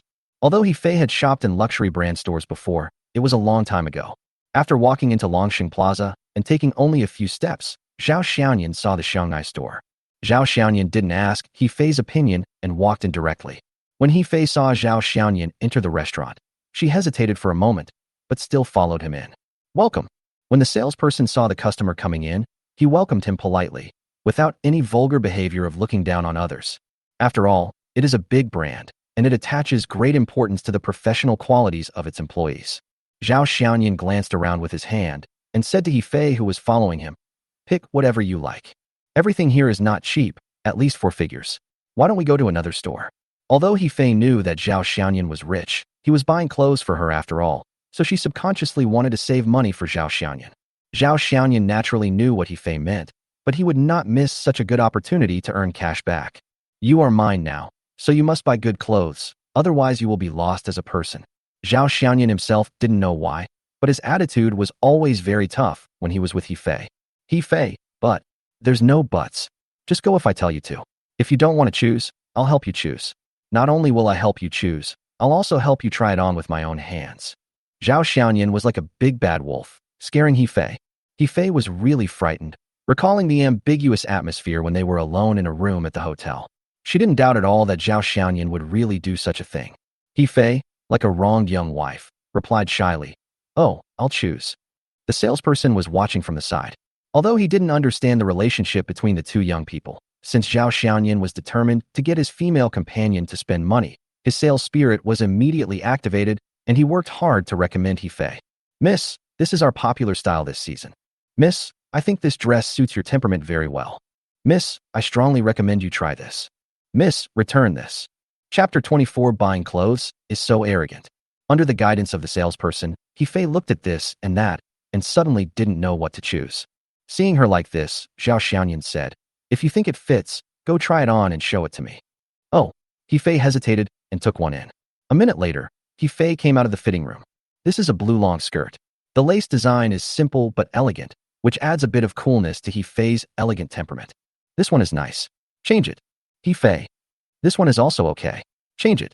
He-Fei. This one will work too. Change it. Later, He-Fei tried more than a dozen new products of the season, and Zhao Xiaoyan gave up. The waiter was getting a little impatient at this point and asked, "Miss, which one do you think is suitable?" He-Fei didn't say anything. Actually, she thought every piece was very good and she liked every piece. But after all, Zhao Xiaoyan was paying for it this time, so she didn't dare to buy too much. These were not things worth a few hundred yuan. Each piece was easily worth 4 figures, and 2 of them were even worth 5 figures. So, He-Fei began to struggle and kept weighing between those clothes. All this was naturally seen by Zhao Xiaoyan, who was sitting on the sofa waiting. He was now worried that He-Fei bought too little or too cheaply, but he would never complain that she bought too much or too expensively. If you spend $1 less, you will earn $5 less. Zhao Xiaoyan would never allow anything to prevent him from getting rich. So, Zhao Xiaoyan stood up from the sofa and walked to He-Fei. Seeing Zhao Xiaoyan coming over, He-Fei thought he was getting impatient, so she picked up the nearest piece of clothing she liked and said to the salesperson, "Just choose this one." "Why did you choose this one?" Zhao Xiaoyan casually flipped through the tag on the clothes. "Wow, only 1,200? Is it the cheapest here?" He-Fei thought Zhao Xiaoyan was unhappy. Seeing Zhao Xiaoyan flipping the tag, He-Fei suddenly felt guilty. "How about I change to another one? This one is too expensive." Zhao Xiaoyan ignored He-Fei and said directly to the salesperson, "Please pack up all the clothes that this lady tried on just now." The salesman was stunned for a moment, then showed a surprised expression. "Okay, sir." After saying that, he quickly took down the clothes and packed them, as if he was afraid that Zhao Xiaoyan would regret it if he delayed for a second. This is too much, and it will cost a lot of money." Zhao Xiaoyan glanced at her and said, "I will feel proud if you dress nicely. When I ask you to buy something in the future, don't think about saving money for me. The more expensive the item, the more I like it. Swipe the card and pay." 5 minutes later, He-Fei followed Zhao Xiaoyan out of the Shanghai store. As for the clothes, there were so many of them that Zhao Xiaoyan asked them to deliver them directly to the hotel. Ding! Target He-Fei's favorability +5, current favorability 55. Sure enough, no woman can resist nice clothes, and He-Fei is no exception. It's just that the favorability is increasing a little slowly. So, Zhao Xiaoyan started shopping sprees. A famous cosmetics brand. See what's needed and have them wrap it up right away. Don't leave any of your cosmetics behind. He-Fei. Swipe the card and pay. A donkey brand store. Is that bag the latest model? Yes, sir. This is a new model of our brand. The price is. I want this bag, wrap it up. He-Fei. Swipe the card and pay. 2 hours later, He-Fei felt a little unreal. Shocking, so shocking. Is this how you always buy things? He-Fei finally couldn't help it and asked Zhao Xiaoyan cautiously. I didn't buy like this before. It's too extravagant. Zhao Xiaoyan said truthfully. He used to buy his own clothes on Taobao. As for buying it yourself, don't worry, I want to earn the cash back, and then I can choose from various big brands. But this truth had a different meaning when it fell into He-Fei's ears. He is so rich, but he thinks it is a luxury to buy clothes for himself, but he buys clothes for me as long as I like them. Could it be? Thinking of this, He-Fei couldn't help but blush again. Looking at Zhao Xiaoyan's back, she couldn't help but have some wild thoughts. Although he is average looking, he is actually quite handsome after looking at him for a long time. Ding! Target He-Fei's favorability +5, current favorability 60. Zhao Xiaoyan. Very good. At least all my efforts were not in vain. Not long after walking, Zhao Xiaoyan stopped in front of a store and said to He-Fei awkwardly, I won't accompany you. Go in by yourself." When He-Fei looked up, she saw that it was a women's lingerie store, and her face turned red again. When Zhao Xiaoyan was in the hotel, he only bought outer clothes and had not changed his underwear. 10 minutes later, looking at the 2 tightly sealed paper bags in He-Fei's hands, Zhao Xiaoyan asked in a mysterious way, "How old are you?" The blush that had just receded came back again. She spat softly, but somehow responded, 32D. Ding! Target He-Fei's favorability +10, current favorability 70. Zhao Xiaoyan. He. 2 hours later, He-Fei, under the influence of Zhao Xiaoyan's money ability, had changed drastically. Although He-Fei's clothes were not too bad before, compared with her now, the current He-Fei is like an ugly duckling turning into a swan. Of course, He-Fei was not ugly. On the contrary, she was very beautiful. At this time, He-Fei was wearing a blue dress from Chanel, a pair of blue high-heeled shoes from British Jimmy, and a new limited edition bag from Donkey brand in her hand. She looked like a rich girl. Coupled with He Fei's own noble temperament and her slender figure of 175 centimeters in high heels, her whole aura seemed to open up all at once.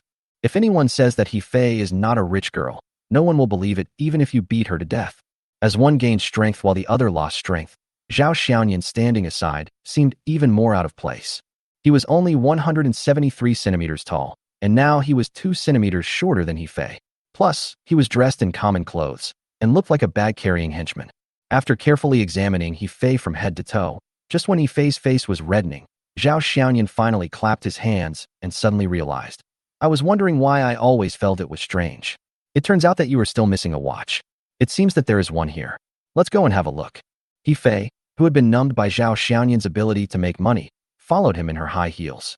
Because he had never been to Longchong Plaza before, Zhao Xiaoyan took a lot of detours before he finally found a watch shop on the 3rd floor.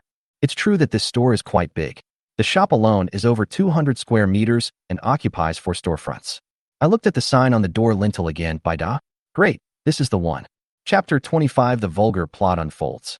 Although he was wearing a set of cheap clothes, Zhao Xiaoyan walked in with such swagger.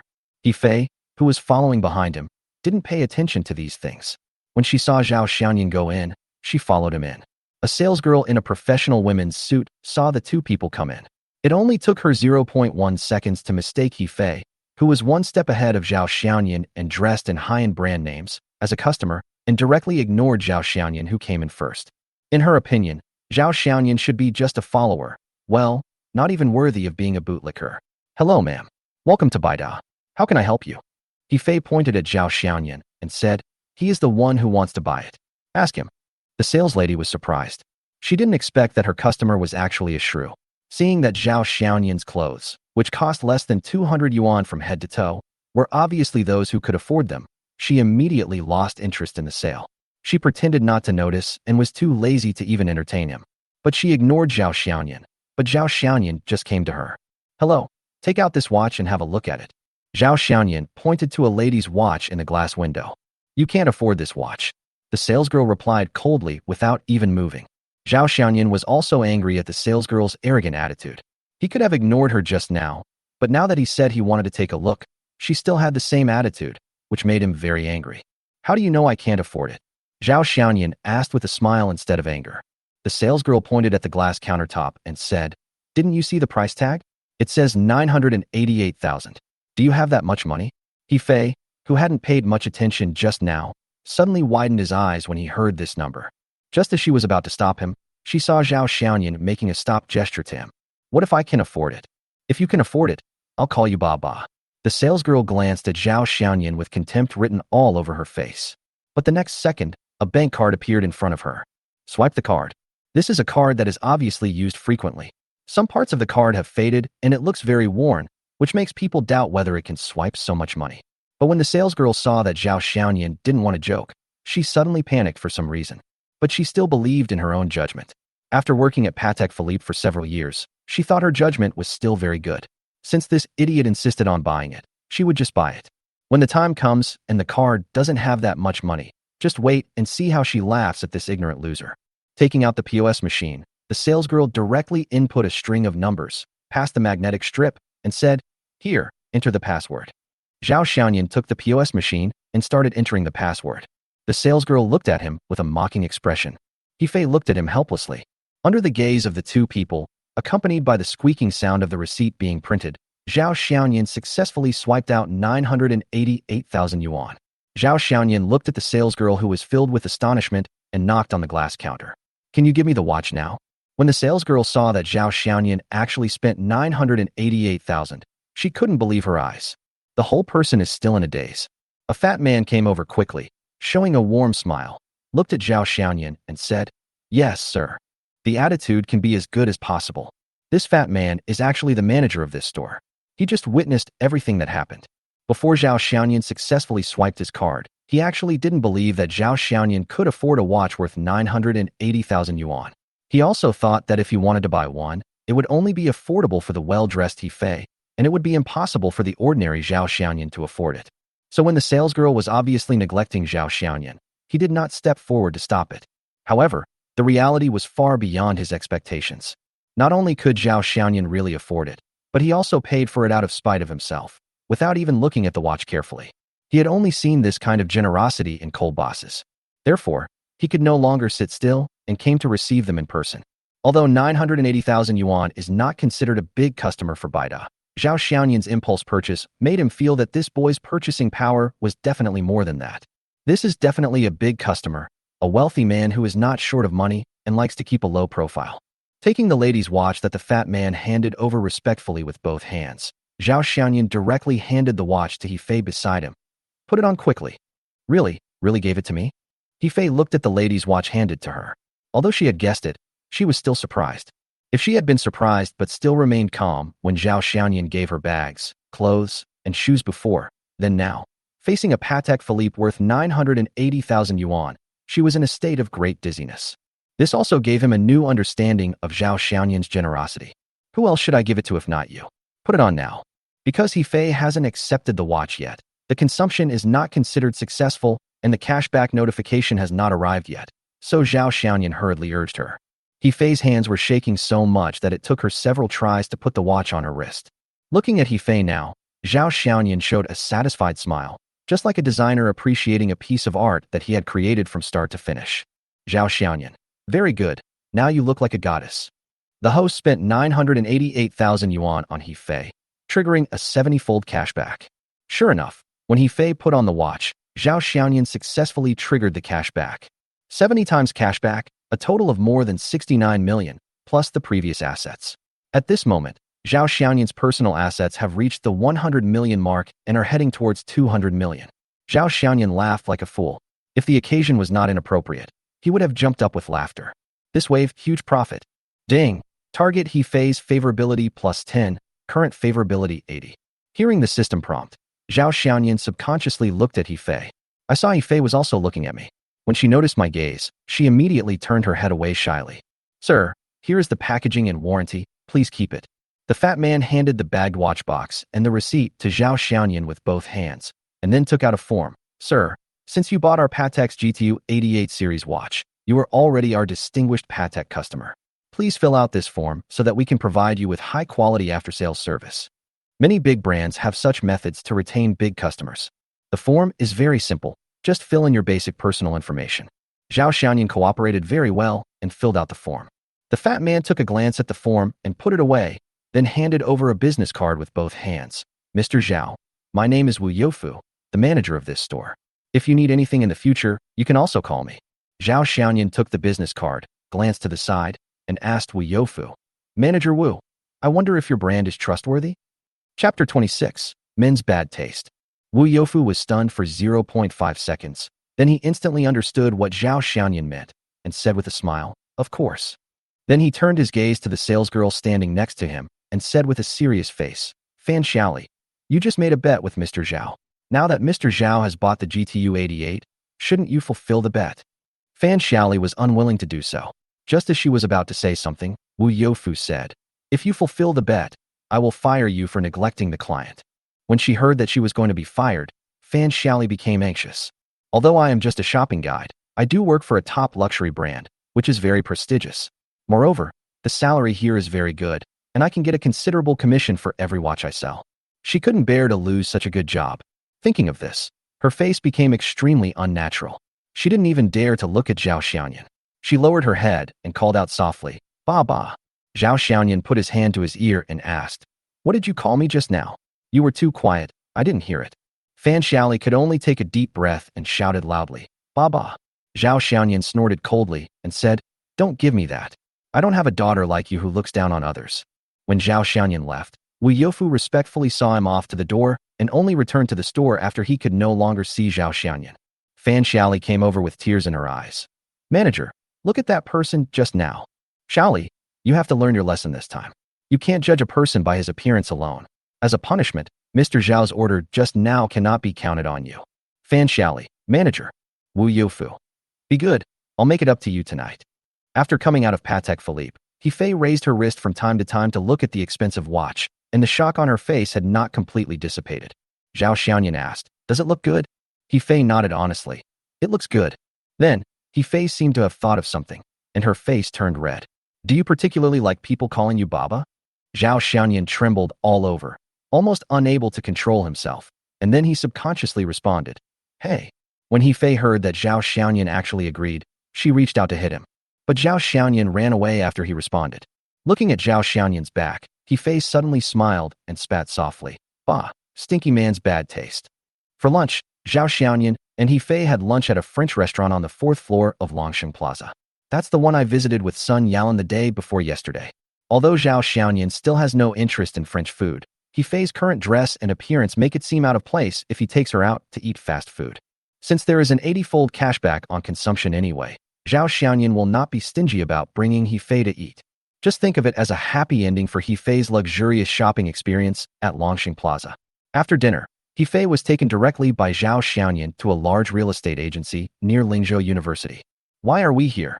He Fei looked at Zhao Xiaoyan, who was about to step in, and grabbed his sleeve. Zhao Xiaoyan said with a matter-of-fact expression, "What else can I do here?" "Buy a house, of course." He Fei thought that Zhao Xiaoyan wanted to buy it himself, so she didn't say anything and followed him in. "Hello, miss, are you looking to buy a house?" Zhao Xiaoyan was speechless. He was ignored once again. The moment He Fei came in, all the real estate sales staff were stunned. Even the female sales staff showed expressions of surprise and envy. Beautiful and rich, that was the impression He Fei gave people. So the male salesperson who was closest to her didn't even mention the word renting when he greeted her. Bah, would such a rich person rent a house? He Fei glanced at Zhao Xiaoyan's depressed expression, covered her mouth and smiled. "It's not me. It's him who wants to buy it." The male salesperson immediately showed a disappointed expression, then turned around and said as if he had just seen Zhao Xiaoyan, "Sir, are you looking to rent a house?" Zhao Xiaoyan was so depressed. "You asked her about buying a house and asked me about renting a house. You treated me differently." The male salesperson didn't respond. He looked at Zhao Xiaoyan and asked, "What kind of apartment do you want to rent? We have quite a few properties here. Do you want a studio apartment or a one-bedroom apartment?" Zhao Xiaoyan didn't want to pay attention to him immediately. He glanced at the other salesman and pointed at a male salesman who looked pleasing to the eye. "Hello, could you introduce me to him, please?" "Me?" The male salesperson who was named was a little embarrassed and glanced at his previous colleague. "Since this gentleman asked you to come, then come on. It's not much money anyway, so I'll just give you some practice." The male salesperson who was designated then stepped forward and asked with a smile, "Hello, sir, what type of house are you looking for? Are you looking for a house to rent or to buy?" Zhao Xiaoyan glanced at his name tag, which read Zhu Xiaoming, and said, "Xiao Zhu, do you have any villas for sale?" Zhu Xiaoming was shocked. "You want to buy a villa?" "Mr. Zhao, this villa is the most expensive one in our company. It covers an area of more than 3,000 square meters, with gardens in front and back, and a small swimming pool in the backyard." Zhu Xiaoming took the key and opened the door, and the full view of a villa appeared in front of Zhao Xiaoyan. This is a modern Chinese-style villa with a small bridge and flowing water in the front yard. The designer has put a lot of thought into it, making it beautiful without affecting the walking line. The front yard alone is more than 200 square meters, which seems very spacious. There are 3 floors above ground and 2 floors underground. The living room is designed with a 6-meter-high ceiling, which is comfortable for meeting guests and relaxing. There is a karaoke room and a gym in the basement, both of which are equipped with double sound insulation to ensure quietness in other places. Zhu Xiaoming took Zhao Xiaoyan and He Fei to carefully look at the villa inside and out. Zhao Xiaoyan liked this place at first sight. "What do you think?" Zhao Xiaoyan asked He Fei beside him. He Fei took a look and said, "It's pretty good. Do you like it?" Zhao Xiaoyan continued to ask, "I like it. I've never lived in such a nice house." He Fei said. Zhao Xiaoyan asked Zhu Xiaoming, "How much is the asking price for this villa?" Zhu Xiaoming carefully extended a finger and said, 100 million. Hearing this number, He Fei took a breath of cold air. On the contrary, Zhao Xiaoyan seemed calm and nodded. "Okay, you can make an appointment with the landlord now and see if he can come. I can sign the contract now and pay the full amount." When Zhu Xiaoming heard that Zhao Xiaoyan really wanted to buy the house, he felt as if he had been hit on the head by happiness and nodded his head quickly. "Okay, sir, I will contact the owner right away. He is in urgent need of money, so he should be able to come right away." Chapter 27. Of course I bought it for you. Zhu Xiaoming went to contact the landlord, while Zhao Xiaoyan and He Fei were sitting on the sofa in the living room. Looking at He Fei, who was twisting and turning after sitting down, Zhao Xiaoyan asked, "What's wrong?" He Fei said embarrassedly, "I haven't worn high heels for a long time. My feet hurt." This afternoon, He Fei wore high heels for nearly 3 hours, and her feet were really tired. And because of Zhao Xiaoyan's bad taste, He bought He some high heels, which looked good, but hurt her feet. Zhao Xiaoyan concealed his embarrassment and said, "Then take off your shoes.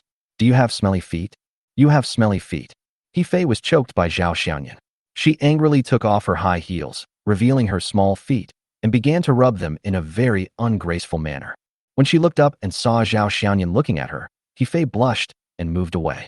"Mr. Zhao, the landlord said he will be here in 10 minutes. Please wait a moment." After Zhu Xiaoming finished the call, he walked in quickly. When He saw someone coming in, she hurried to put on her shoes, but she heard Zhao Xiaoyan say, "You rest here. Xiao Zhu, let's go outside and smoke a cigarette." He knew that Zhao Xiaoyan was taking care of her, and a sweet smile immediately appeared on her face. 10 minutes later, a middle-aged man wearing a suit in the middle of summer walked into the villa. "Mr. Zhao, this is the owner of the house, Mr. Zhou. Mr. Zhou, this is the buyer, Mr. Zhao." Seeing people coming in, Zhu Xiaoming quickly introduced them to each other. Mr. Zhou did not look down on Zhao Xiaoyan for wearing cheap clothes. After they shook hands, he said, "Mr. Zhao, have you seen the house? Are you satisfied?" "Very satisfied," Zhao Xiaoyan said honestly. "Ha ha, it seems that Mr. Zhao is also a person with good taste." Mr. Zhou laughed and pointed at the villa. "I hired a famous designer to design this place. The whole decoration cost me nearly 20 million. The furniture inside is complete, and all are big-name products. You can move in right away. In fact, I bought this villa for my retirement. I bought it 4 years ago and have never lived in it once." Zhao Xiaoyan could see that the other party really liked the house and was not saying that deliberately just to raise the price. "Mr. Zhou, excuse me for asking. Since you like this villa so much, why do you want to sell it?" Zhao Xiaoyan thought it was always good to ask clearly. Mr. Zhou did not shy away from saying, "To be honest, my company is having some difficulties with capital turnover, so we are in urgent need of money. So I can only reluctantly give up." Zhao Xiaoyan didn't say anything more and said directly, "Okay, let's go with the price of 100 million. If there is no problem, Xiao Zhu can draw up the contract." Zhu Xiaoming added to Mr. Zhou at the right time. Mr. Zhao said he can pay the full amount at once. As soon as these words came out, Mr. Zhou, who had always seemed calm, showed a look of astonishment on his face. He was quite surprised. Then he shook his head and said self-deprecatingly, "Mr. Zhao is so courageous at such a young age. It really makes people feel that young people are formidable." The rest of the process went smoothly. Real estate agencies have a complete set of supporting services. Zhao Xiaoyan directly transferred the money. Then he told Zhu Xiaoming, "The property deed will be the one of the lady who came with me, and it will be registered in her name." Seeing that He was not around, Zhao Xiaoyan hurriedly called out, "He, give me your ID card." After a while, He walked out of the living room in high heels, took out her ID card, and asked, "Why do you want my ID card?" Zhao Xiaoyan took her ID card and handed it to Zhu Xiaoming before saying to He, "I didn't do anything. I just bought this villa for you." This sentence shocked the three people. Zhu Xiaoming, "Mr. Zhou, He, why are you giving it to me? This is too unacceptable. I can't accept it." After a moment of hesitation, He shook his head like a rattle. "I said I'll give it to you, and I'll give it to you. You probably can't live at the school anymore. Not to mention Zhou Liang, Ma Qing alone is enough to bother you. And staying in a hotel all the time is not a solution. This villa is fully furnished. I'll have the things I bought delivered to you, and you can move in right away. I'll buy you a car later, so it'll be convenient for you to go to and from school." After hearing this, He didn't say anything. She just looked at Zhao Xiaoyan for a long time before saying, "Oh, ding. Target He-Fei's favorability +10, current favorability 90. At this point, Zhao Xiaoyan looked at Mr. Zhou and asked, "Mr. Zhou, is there any housekeeping service in the community?" Mr. Zhou quickly responded, "This is Longxing Mansion, equipped with professional butler service. If Mr. Zhao needs it, he can call the property management and ask the butler to come over." Zhao Xiaoyan nodded and continued to say to He, "That's even more of a problem. You don't have any money on you. I'll transfer some more money to you." As he said that, he transferred 5 million yuan to He. When He saw the account information, he subconsciously said, "Are you buying me for another 5 years?" Zhao Xiaoyan's forehead was filled with black lines as he listened. Mr. Zhou and Zhu Xiaoming were choked and turned their heads to look at the scenery around them, pretending not to hear. He realized belatedly that she had said the wrong thing. She felt embarrassed and annoyed at once, and she walked back to the living room in her high heels.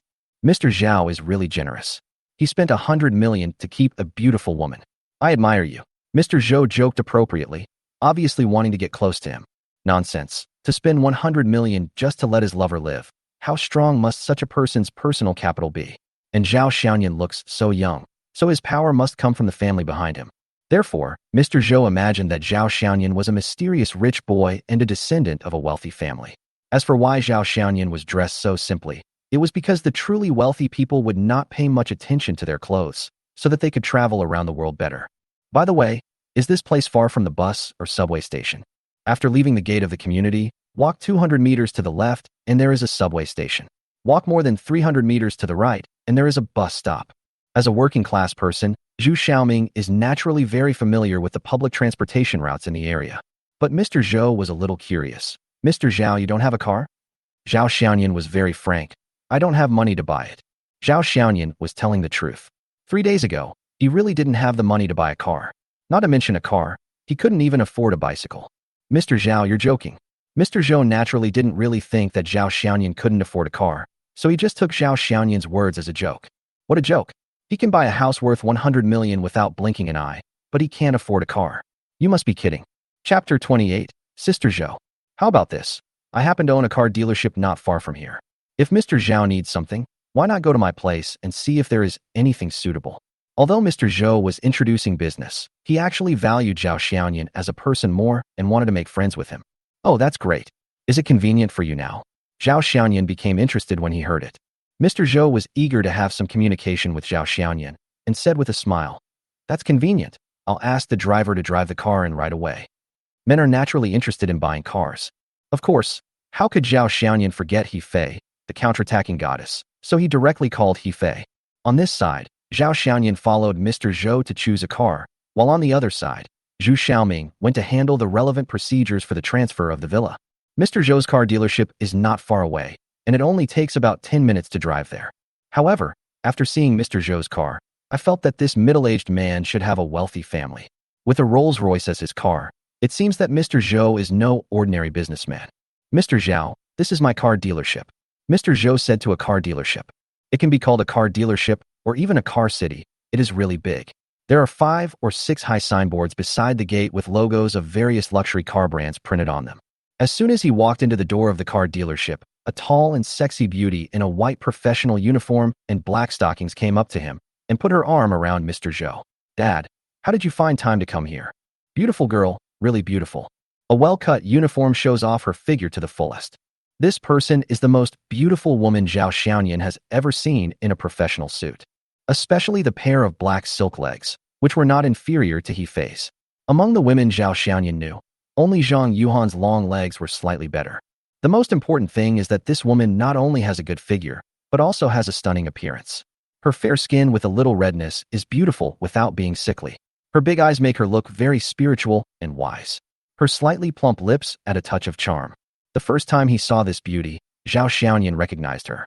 Zhou Jiaying, once a celebrity at Lingzhou University, was known as the flower of Lingzhou University. However, Zhou Jiaying graduated from university last year, leaving only her good name on campus. Just at this moment, the system prompt sounded. Ding, lockable target found. Zhou Jiaying. Age, 24. Appearance, 95. Height, 170 cm. Strategy, 0. Favorability, 0. Zhao Xiaoyan didn't think twice and directly locked on this target. Sister Jiaying. However, He Fei, who was standing next to Zhao Xiaoyan, suddenly shouted with joy, which scared Zhao Xiaoyan. Fei Fei. Zhou Jiaying also saw He Fei, and a happy smile appeared on his face, with a pair of shallow dimples immediately appearing. The two girls held hands, like old friends who had met after a long separation. Seeing this, Mr. Zhou asked his daughter, Jiaying, do you know this person? Because He Fei had never been introduced, Mr. Zhou didn't know how to address her. Zhou Jiaying said to his father, Dad, this is my junior from college. We were both in the dance club. By the way, Dad, how did you two get together? Mr. Zhou laughed and looked at Zhao Xiaoyan and said, Mr. Zhao, it seems that we are really destined to meet. We hit it off right away, and I didn't expect that my daughter and your friend are also acquaintances. It's fate, it's really fate. Zhao Xiaoyan was a little embarrassed at this time, scratched his head, and said, Please don't call me Mr. Zhao anymore. Just call me Xiaoyan. In fact, I also know Senior Zhou. I am also from Lingzhou University, and I am a senior this year. Mr. Zhou was stunned. Then he laughed even more happily. What a coincidence. What a coincidence. I didn't expect that you and my daughter are also schoolmates. You don't have to call me Mr. Zhou. My name is Zhou Bohai. I call you Xiaoyan, and you can call me uncle. It shouldn't be a disadvantage. Uncle Zhou, what are you talking about? Zhao Xiaoyan said hurriedly. Zhou Jiaying glanced at Zhao Xiaoyan, who was chatting happily with his father, and teased He Fei. Fei, what is your relationship with this boy? Zhou Jiaying's question really stumped He Fei. She didn't know how to define their relationship. Buying and selling relationship? Friendship? Romantic relationship? Lover relationship? Of course, I couldn't tell Zhou Jiaying this, so I just said perfunctorily, we are just friends. Friend? Why shouldn't I believe it? Zhou Jiaying smiled, his eyes clear and bright. At this time, Zhou Bohai interrupted the two women's reminiscence. Jiaying, Xiaoyan wants to buy a car. Can you help him with some advice? When Zhou Jiaying heard that it was a serious matter, he immediately adjusted to a professional state. After apologizing to He Fei, he walked to Zhao Xiaoyan and asked, Mr. Zhao, is there a car you particularly like? After all, she was his former senior schoolmate, and now she was the target of the counterattack locked by the system. Zhao Xiaoyan hurriedly said, Senior Zhou, please don't call me Mr. Zhao. Just call me Xiaoyan. That's fine. I wonder what kind of car you plan to buy, Zhao Xuedi. Zhao Xiaoyan didn't really want to buy a specific car. It was just a coincidence that he came here this time. So he shook his head and said, No, senior sister, why don't you recommend one to me? Zhou Jiaying. So what price range of car do you plan to buy? Zhao Xiaoyan. Any vehicle worth millions or tens of millions is fine, but they just need to be in stock and don't need to wait. Zhou Jiaying was a little surprised when he heard Zhao Xiaoyan talking about the price of luxury cars. He thought for a moment and said, We don't have luxury cars worth tens of millions in stock. They all need to be reserved. But we have a new Ferrari 812 Superfast here. I wonder if it suits Zhao Xuedi's taste. Zhao Xiaoyan asked, How much? 5.3 million. In fact, Zhao Xiaoyan doesn't have much feeling about sports cars. In his opinion, buying a car does not necessarily mean a sports car. However, when Zhao Xiaoyan saw this black Ferrari 812 Superfast, he was deeply attracted. Senior Zhou, can you get a license here? Sure. If you need it urgently, I can also help you arrange a temporary license first. When the official license comes in a few days, we can provide installation. Okay, Zhao Xiaoyan responded, then looked at He Fei beside him and stretched out his hand. He Fei looked at Zhao Xiaoyan's expression and immediately took a step back. Why are you using mine again? Bring it here quickly. Seeing this, He Fei reluctantly handed her ID card to Zhao Xiaoyan. Chapter 29. Buy it now? Zhao Xiaoyan took He Fei's ID card and took out the old bank card that never changed and handed them to Zhou Jiaying. Senior, I want this car. Just write He Fei's name on the car. It was also very surprising to see that Zhao Xiaoyan decided to buy the car after only looking at it for less than 3 seconds. It was such a relaxing feeling. It didn't feel like he was buying a car, but rather like he was buying a cabbage. Then, when he heard that Zhao Xiaoyan bought this luxury car worth 5 million yuan for He Fei, he was shocked again. Even the look in his eyes when he looked at He Fei changed, as if asking, Is this the friendship you mentioned? It's over. I can't explain it clearly. Zhou's car dealership is very efficient. After paying the full amount by swiping the card, the temporary license plate was installed on the black Ferrari 812 in less than half an hour.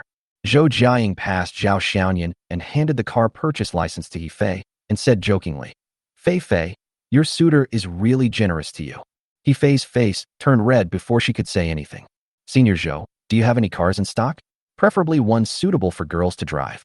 Although he bought it for He Fei, Zhao Xiaoyan actually wanted to drive this 812 himself, not for anything else, but because the car was so cool.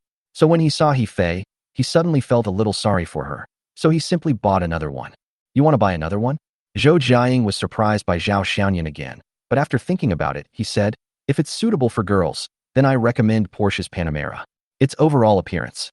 Before Zhou Jiaying could finish his words, 2 cards appeared in front of him, an ID card and a worn-out bank card. Buy it just now. Even though Zhou Jiaying had seen a lot of the world, he was still a little confused at this moment. I've seen some extravagant people, but I've never seen anyone this extravagant. He didn't even look at the car, but just bought it. How can he not take money seriously? Ding! Target's favorability +3, current favorability 3. Half an hour later, 2 sports cars in contrasting colors, one black and one red, drove up to the door of the car dealership. Zhou Bohai, who had been watching from the sidelines, came up and handed his business card to Zhao Xiaoyan. Xiaoyan, let's exchange phone numbers. Since we are so destined to meet, and you and Jiaying are schoolmates, you can come to my house and visit us when you have time. A successful businessman would never miss any opportunity to expand his network, especially the wealth and generosity that Zhao Xiaoyan showed today, which made Zhou Bohai want to get to know him. It just so happens that their Zhou family has had some problems with cash flow recently, and perhaps Zhao Xiaoyan can help them. Of course, he would not say such words now. He had to find a good time, and more importantly, he had to test Zhao Xiaoyan's character. He did not want to ask for help and end up inviting a wolf into the house. Zhou Jiaying also exchanged phone numbers with Zhao Xiaoyan and even added him on WeChat. Under the gaze of Zhou's father and daughter, Zhao Xiaoyan and He Fei drove 2 sports cars respectively and headed towards the villa of Longxing Mansion, because Zhu Xiaoming was already waiting for them there. Watching the 2 cars drive away, Zhou Bohai asked his daughter standing next to him, "How much do you know about Zhao Xiaoyan?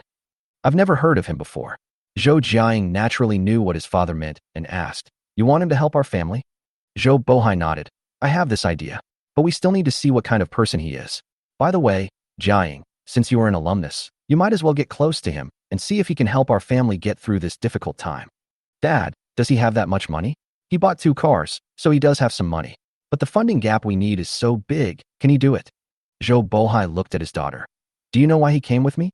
Zhou Jiaying didn't know and thought they just happened to meet at the door. But after hearing what her father said, it was clear that there was something else going on. "Have no idea. I sold the villa in Longxing Mansion, and he was the buyer." Zhou Jiaying was shocked. Just like buying a car just now, in less than 5 minutes, 100 million yuan was paid in full without any bargaining. Zhou Jiaying was shocked again. And, at this point, Zhou Bohai looked at his daughter. "The villa is also under the name of that girl." Zhou Jiaying. When the 2 luxury cars drove to the gate of Longxing Housing Community, Zhu Xiaoming was already waiting there. Seeing that Zhao Xiaoyan actually came back in a Ferrari, and He Fei also drove a Porsche, he immediately became more respectful to Zhao Xiaoyan. As soon as Zhao Xiaoyan got out of the car, Zhu Xiaoming trotted over. "Mr. Zhao, the villa has been transferred. From now on, the villa is yours." Zhu Xiaoming respectfully handed the property certificate to Zhao Xiaoyan with both hands. Zhao Xiaoyan took it and casually threw it into He Fei's passenger seat. "Your house deed is safe." He Fei. "Then Mr. Zhao, Ms. He, if there is nothing else, I will leave first." "Okay, thank you for your hard work." After taking the property title deed and registering the vehicle at the security office at the community gate, he asked the security guard to call the property manager and drove into Longxing Mansion. Villa number 8, Longxing Mansion. He Fei, sitting on the sofa and rubbing her feet, felt like she was dreaming. "Yesterday, I was still a poor man who was ready to sell myself for 1 million. In just one day, I have undergone earth-shaking changes in all aspects of my food, clothing, housing, transportation, etc. She wears brand-name clothes, brand-name shoes, and brand-name bags. Now she owns a mansion worth 100 million yuan and 2 Porsches worth nearly 10 million yuan. And all of this was given by the plain-looking man sitting in front of her. Moreover, this man had bought her for 11 years, but he had never touched her once. Well, spanking doesn't count. To be honest, facing such a wealthy man, few women can remain indifferent." As He Fei was thinking, she suddenly asked Zhao Xiaoyan, who was sitting on the sofa with his eyes closed. "Hey, when did you want me?" Zhao Xiaoyan was so startled that he almost fell off the sofa. The property manager is really dedicated. After hearing that Zhao Xiaoyan had bought villa number 8, he came over with a housekeeping team of nearly 20 people. An hour later, the entire villa was cleaned from inside to outside. In fact, the villa was not very dirty. After all, the property management would bring someone here every week. It was just because Zhao Xiaoyan was a new owner, and the housekeeper came again to establish a good impression in front of the owner. What surprised Zhao Xiaoyan even more was that the property actually provided chef services. Of course, all of the above services are not free. Chapter 30 Bully. After eating dinner prepared by the property manager, Zhao Xiaoyan was washing dishes in the kitchen, while He Fei stood at the kitchen door and watched. At this time, He Fei had changed into home clothes and changed the pair of high heels on her feet into slippers. "As for the clothes that were sent to the hotel after I bought them, I also paid the hotel to send them back. Either you come and help, or go watch TV. Don't just stand there like a taskmaster." Zhao Xiaoyan felt uncomfortable when He Fei looked at him. He Fei said, "Oh," and walked into the kitchen, standing with Zhao Xiaoyan, helping to clean the dishes. Judging from her appearance, she was not the kind of person who just stretched out her hand for clothes and opened her mouth for food. She was quite capable in doing housework. However, the look that this little girl gave Zhao Xiaoyan from time to time still made Zhao Xiaoyan feel that something was wrong with her. "Tell me, what's the matter?" Zhao Xiaoyan put down his bowl and chopsticks and asked. "You should I?" He Fei was uncharacteristically shy this time. She didn't blush, but looked at Zhao Xiaoyan stubbornly. "Don't get me wrong. I just don't want to always owe others. And you bought me so many things. And the car and house under my name. They are too expensive. I'm afraid I can't afford it. Why can't you afford it? Do you feel like you owe it? Zhao Xiaoyan asked. He Fei nodded. Yeah. No other reason? No. Zhao Xiaoyan nodded and replied simply. Okay. There are many rooms in the villa, with a total of 7 rooms on the second and third floors. Zhao Xiaoyan unceremoniously occupied the master bedroom on the 3rd floor, while He Fei chose a bedroom on the 2nd floor. At 11 o'clock in the evening, Zhao Xiaoyan took a shower early and lay down on the bed. His room was unlocked. After waiting for half an hour, seeing that the door had not been opened, Zhao Xiaoyan turned off the light and prepared to go to bed. This day was too busy, and after a while, he felt a little sleepy. Just then, there were 2 knocks on the door, and then it was pushed open. Then I saw He Fei standing timidly in front of the door. He Fei was very nervous at this time. Her heart was pounding and her fingers were rubbing together because of nervousness. Have you thought it through? Suddenly, Zhao Xiaoyan's voice rang out, scaring He Fei so much that her whole body trembled. Yeah. He Fei responded while biting her lip, but her voice was trembling. Zhao Xiaoyan raised his head and looked directly at He Fei. With the moonlight coming in through the window, Zhao Xiaoyan looked at He Fei, and He Fei also looked at Zhao Xiaoyan. Although I helped you solve the problem, you don't have to do this. I'm telling the truth. Zhao Xiaoyan said calmly. He Fei was very stubborn. I must do what I promised you. Then, do you like me? Zhao Xiaoyan asked. He Fei thought seriously for a while and said, I like it. Maybe I like it. There was silence for a moment. Zhao Xiaoyan, I don't like women betraying me. If I find out that my woman betrays me, I will not hesitate to take back everything I can give her and kick her away. He Fei, I won't betray you. Very good. Remember your words. Zhao Xiaoyan said domineeringly. Ding. Target He Fei's favorability plus 10, current favorability 100. Ding. Counterattack completion rate 100, triggering the complete counterattack reward. Traditional Chinese medicine mastery. Ding. Any purchase made to the target goddess He Fei will no longer be refunded. The next day, the weather was fine. Zhao Xiaoyan woke up. To be exact, he was awakened by the numbness in his arm. When I opened my eyes, I saw He Fei sleeping soundly. Looking at He Fei's sweet appearance, Zhao Xiaoyan couldn't help but kiss her on the face. When He Fei opened her eyes, she saw Zhao Xiaoyan looking at her. Her face suddenly turned red, and she didn't dare to look up at him. I feel shy, embarrassed, and nervous, but I have no regrets. Woke up. Zhao Xiaoyan gently brushed the hair off He Fei's cheek. Yeah. He Fei turned her back to Zhao Xiaoyan, not daring to look him in the eye. Her head was tightly wrapped in the quilt, like an ostrich. A little after 10 o'clock. After Zhao Xiaoyan had finished making breakfast, he saw He Fei walking down the stairs in an awkward manner. Seeing Zhao Xiaoyan looking at her with a wicked smile, He Fei gritted her teeth in hatred. Zhao Xiaoyan felt a genuine love for this woman, who had already reached 100 favorability towards him and had taken the initiative to devote herself to him. However, because it was a complete reversal with a 100 favorability, the system actually canceled He Fei's cashback. This also means that any consumption Zhao Xiaoyan gives to He Fei in the future will be spent with his own money. Although this result was very depressing, Zhao Xiaoyan no longer worried about it when he saw He Fei's pretty face. Anyway, I have a lot of cashback targets, so this one doesn't matter. 11 years, we agreed on 11 years. After 11 years, we will go our separate ways. He Fei finally moved to the dining table and stared at Zhao Xiaoyan with reproachful eyes. Zhao Xiaoyan continued to smile. You hooligan. You brute. You don't know how to be gentle with women at all. He Fei muttered a few more words and ate the bread in big mouthfuls. Ringling. At this time, He Fei's phone rang. She looked at Lai Xian, then at Zhao Xiaoyan, hesitated for a while before pressing the answer button. Hello, Mom. What? He Fei didn't know what she heard. She stood up suddenly, her expression became very nervous. Mom, I'll go over now. The phone call was quickly hung up. He Fei put the unfinished bread in his hand on the plate and turned to leave. Zhao Xiaoyan asked hurriedly, what happened? My brother is not doing well. I'm going to the hospital. Zhao Xiaoyan remembered that He Fei had said that her brother had primary immunodeficiency, which was why He Fei wanted to sell herself, so he hurriedly asked, which hospital? I'll go with you.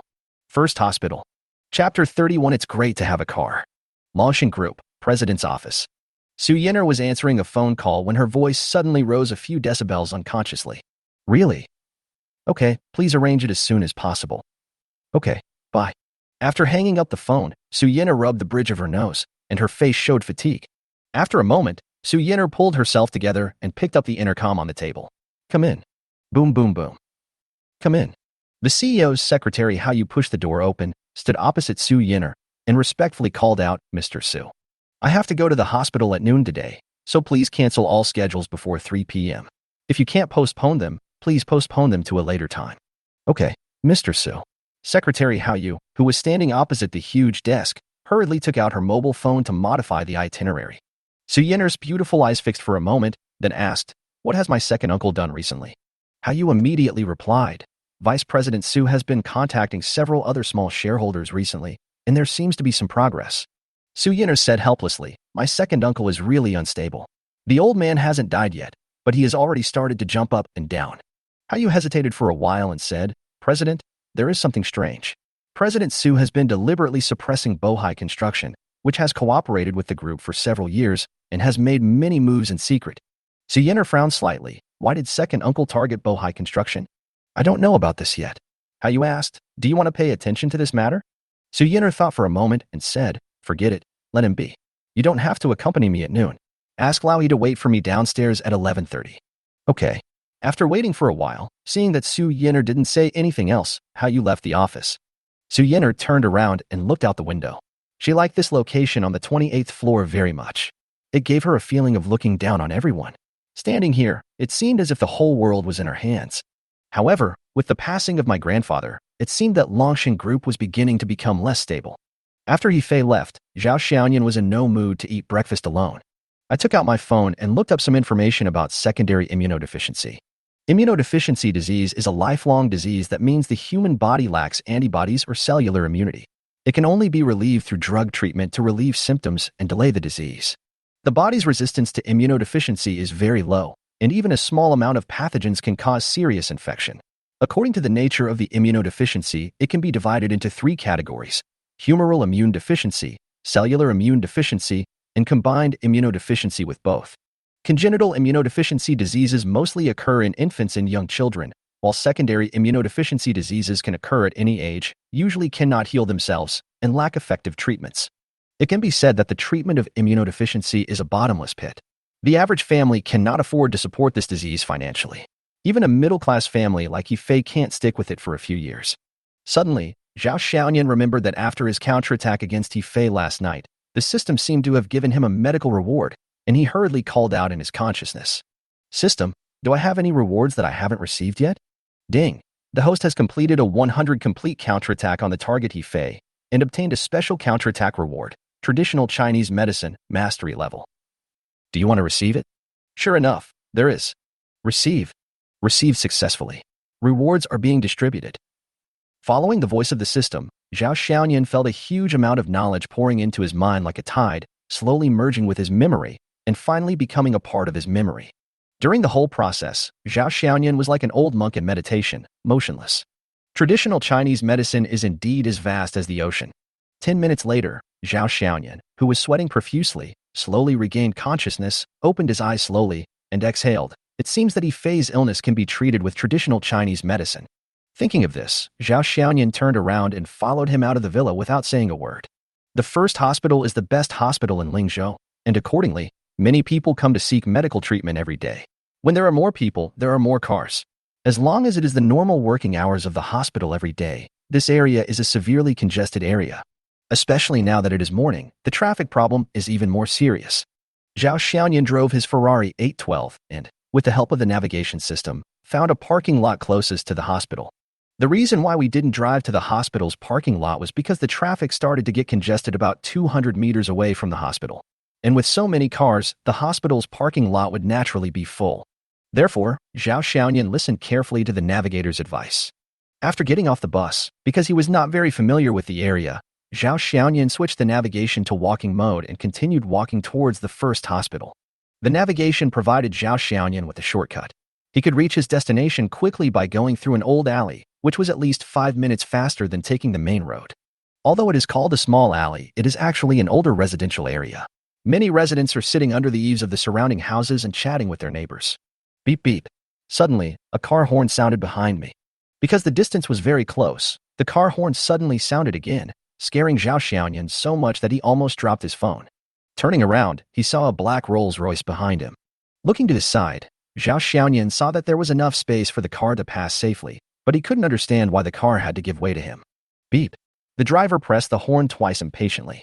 Through the front windshield, Zhao Xiaoyan saw the driver in a suit waving at him impatiently, asking him to pull over. Zhao Xiaoyan is famous. I have already moved aside, and it is not okay. Do you want me to stick to the wall? He turned around and ignored the driver. Ding ding. The car behind honked again. This made Zhao Xiaoyan so angry that he didn't even move to the side and took 2 big steps straight to the middle of the alley. Damn it. There's space for you to move, but you insist on honking the horn. Do you think you're awesome at driving? Okay, then just drive and stroll with me slowly. Ding ding. The Rolls-Royce saw that Zhao Xiaoyan had no intention of giving way, but instead drove slowly and leisurely in the traffic jam. A few more whistles sounded. Zhao Xiaoyan was too lazy to pay attention to such people and continued to move forward according to the navigation instructions with peace of mind. Lao He, what's going on? In the Rolls-Royce, Su Yinner, who was reading some documents, heard the horn, looked up, and asked the driver with some dissatisfaction. Seeing his boss's displeasure, Lao He hurriedly explained, Boss Su, someone is deliberately blocking the road. Su Yinner raised her hand and looked at her watch. Hurry up, I'm in a hurry. Chapter 32, The Strong Woman Who Keeps Out Strangers. Lao He hurriedly said yes, but he didn't dare to honk the horn again, for fear of making his boss unhappy again. He had to stop the car and get out. Hey, are you fucking deaf? Didn't you hear me honking the horn?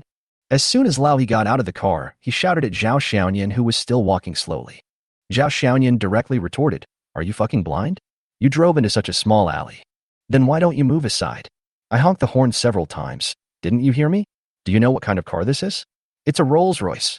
Lao He was choked and pointed at the Flying Goddess logo on the hood of the car. Zhao Xiaoyan took a quick glance and asked, You think you're so great just because you drive a Rolls-Royce? Can you drive in through this road? Lao He, I used to always. Zhao Xiaoyan didn't even give Lao He a chance to finish his words. Does it make sense to keep driving? I've been driving this way since I was a kid. You think you're so awesome just because you drive a car? You have no manners at all. This is a residential area. Why are you honking so loudly? Luckily, I have a healthy heart. Otherwise, I would have scared you to death. At this time, several residents who were watching the fun also echoed. That's right. It's such a small place, and we still need to drive. Those honking horns just now scared me so much that I almost knocked over the sink. These drivers have no quality. With the help of the passers-by, Lao He suddenly felt a little embarrassed. He has been driving for so many years, and he always gives way to other people whenever he sees the car logo. He has been to this lane several times, and every time he honks, passers-by stand aside to let him pass. That feeling made him feel inexplicably satisfied and happy. However, today I actually met such a rude boy. When he saw my car coming, he refused to let me get out. This made him very unhappy. Bang! A dull but clear sound of a car door closing was heard. Lao He hurriedly looked back and saw that his boss had indeed gotten out of the car. Lao He didn't care about Zhao Xiaoyan anymore and hurried to the car. Just as he was about to explain to his boss, he heard his boss say, Please back the car out. I'll walk over there myself. Lao He nodded. Okay, boss. Lao He immediately returned to the car, put it in reverse gear, and slowly drove back the same way. Zhao Xiaoyan looked at the woman who got out of the car. Even though he had often dealt with beautiful women recently, he was still a little surprised. The woman was wearing a well-cut cream white suit, with an oval face and delicate features. Although she was not very tall, her cold expression gave her a heroic and strong female temperament, which made people feel a sense of distance. From the moment the woman got off the car, her eyes only passed over Zhao Xiaoyan, as if there was nothing around her. She looked straight ahead, stepped on her high heels, and walked quickly towards the front of the alley. Arrogant. Zhao Xiaoyan felt that this word was very suitable for this woman. Ding, lockable target found. Su Yinner. Age, 28. Appearance, 91. Height, 164 cm. Strategy, 0. Favorability, -20. Zhao Xiaoyan. Damn, no way, just after such a brief encounter, the favorability level has dropped by -20? First hospital. After entering the hospital, Zhao Xiaoyan called he faced several times, but no one answered the calls. Zhao Xiaoyan had no choice but to go to each department by himself. For primary immunodeficiency, patients usually go to 2 or 3 departments, such as immunology and pediatrics. Just as he was about to walk towards the outpatient building, after taking 2 steps, Zhao Xiaoyan saw an object slowly flashing by his side. He subconsciously looked over and his face suddenly changed. The object was a wheelchair with an old man sitting on it. The wheelchair was on a slope, and under the acceleration of gravity, the wheelchair was getting faster and faster, sliding towards the road in the hospital. Behind the wheelchair, a graceful woman was answering the phone with her back to the wheelchair, completely unaware that danger was approaching. Be careful. Hurry and grab that wheelchair. Oh my God. Zhao Xiaoyan was not the only one who noticed this situation. Many people around also saw the wheelchair sliding down and shouted out. The person closest to the wheelchair was Zhao Xiaoyan. Without a second thought, he quickly caught up with him. The woman who answered the phone also heard the scream. She turned around and found that the wheelchair that was in front of her just now was sliding down the slope. "Grandpa!" The woman screamed and tried to catch up with the wheelchair. However, she was wearing a pair of high heels and could not catch up with the speed of the wheelchair sliding down. The wheelchair was sliding faster and faster and was about to crash into the road. Although the hospital is unable to completely separate pedestrians and vehicles, it has installed cement water barriers on the side of the road. The water barriers are connected by steel pipes to form a 50-centimeter high guardrail. It is precisely because of this guardrail that the wheelchair becomes more dangerous. If the wheelchair hits a water barrier or a steel pipe, it may stop, but under the effect of speed, the wheelchair will definitely tip forward, and the old man sitting in the wheelchair will be in danger. Don't underestimate such a fall. Even a middle-aged man would feel uncomfortable if he fell like this, let alone an old man. If he is not careful, his life may be in danger. Just as the wheelchair was getting closer and closer to the guardrail, a young man who was running at full speed finally caught up and surpassed the wheelchair. Then the young man turned around quickly, facing the wheelchair, grabbing both sides of the wheelchair with his hands, leaning his body forward, and his feet in a lunge stance. Squeak! After sliding about 1 to 2 meters, the wheelchair finally stopped. Zhao Xiaoyan didn't dare to relax. He slowly moved the wheelchair to the side, then stepped on the wheelchair's tire buckle, and then he breathed a sigh of relief. I moved my hands around and found that apart from a little sudden force which stretched my arm, I was not injured. Just at this time, the woman in high heels finally caught up. The woman first squatted beside the wheelchair with concern, looked at the old man and asked with concern, "Grandpa, are you okay?" The old man didn't say anything, just made sounds. Zhao Xiaoyan then carefully observed the old man in the wheelchair. The old man looked to be in his 70s with gray hair. The corner of his mouth was crooked, his eyes were staring to one side, and his body twitched slightly from time to time. This is a stroke, and it looks like a serious stroke. Chapter 33. You can come to me. The woman was relieved to see that her grandfather was fine. She stood up and was about to thank the young man who helped her, but when she saw that it was Zhao Xiaoyan, she was stunned. "Is it you?" Su Yin'er recognized the young man in front of her, the one who had just blocked her car in the alley. She wanted to thank him, but she didn't want to say it anymore. Su Yin'er took out her wallet from her bag, opened it, took out a stack of money from it, and handed it to Zhao Xiaoyan. "This little money is my thanks to you." Although Zhao Xiaoyan blocked her car and delayed her time, Zhao Xiaoyan saved her grandfather, so she should thank him. The stack of money was quite thick, at least over 3,000. In Su Yin'er's opinion, this money should be enough to express her sincerity and gratitude. Zhao Xiaoyan looked at the stack of money in front of him, and then looked at the woman's face for a few more times, revealing a sneer, and ignored Su Yin'er. He squatted down, looked at the old man's complexion, and casually put his right hand on the old man's wrist. "Old man, you were lucky to have met me today, but you may not be so lucky next time. Your granddaughter is too unreliable." "What do you mean?"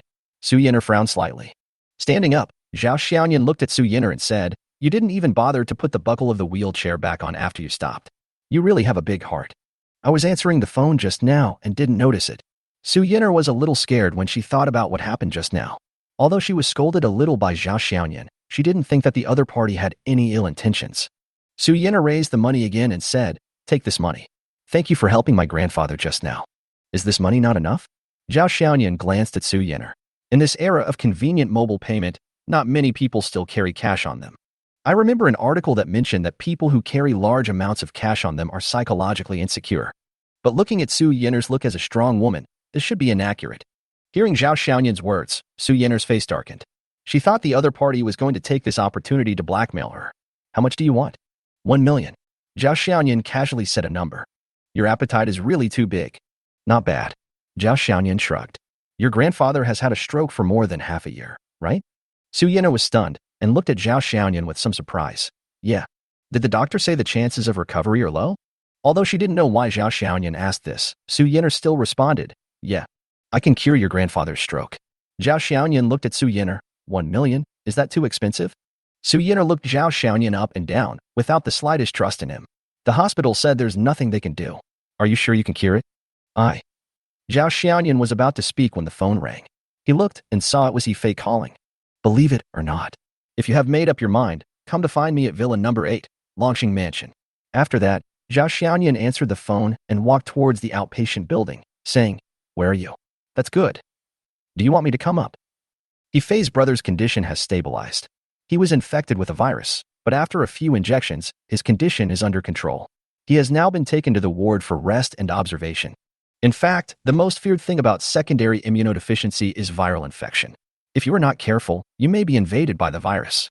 Although Zhao Xiaoyan had medical skills awarded by the system, they had only reached the level of proficiency. He had no better way to treat secondary immunodeficiency. Moreover, he said on the phone that her parents were also there, and Zhao Xiaoyan knew what she meant. This is because she is afraid of being caught by her parents, which would make it difficult for her to explain.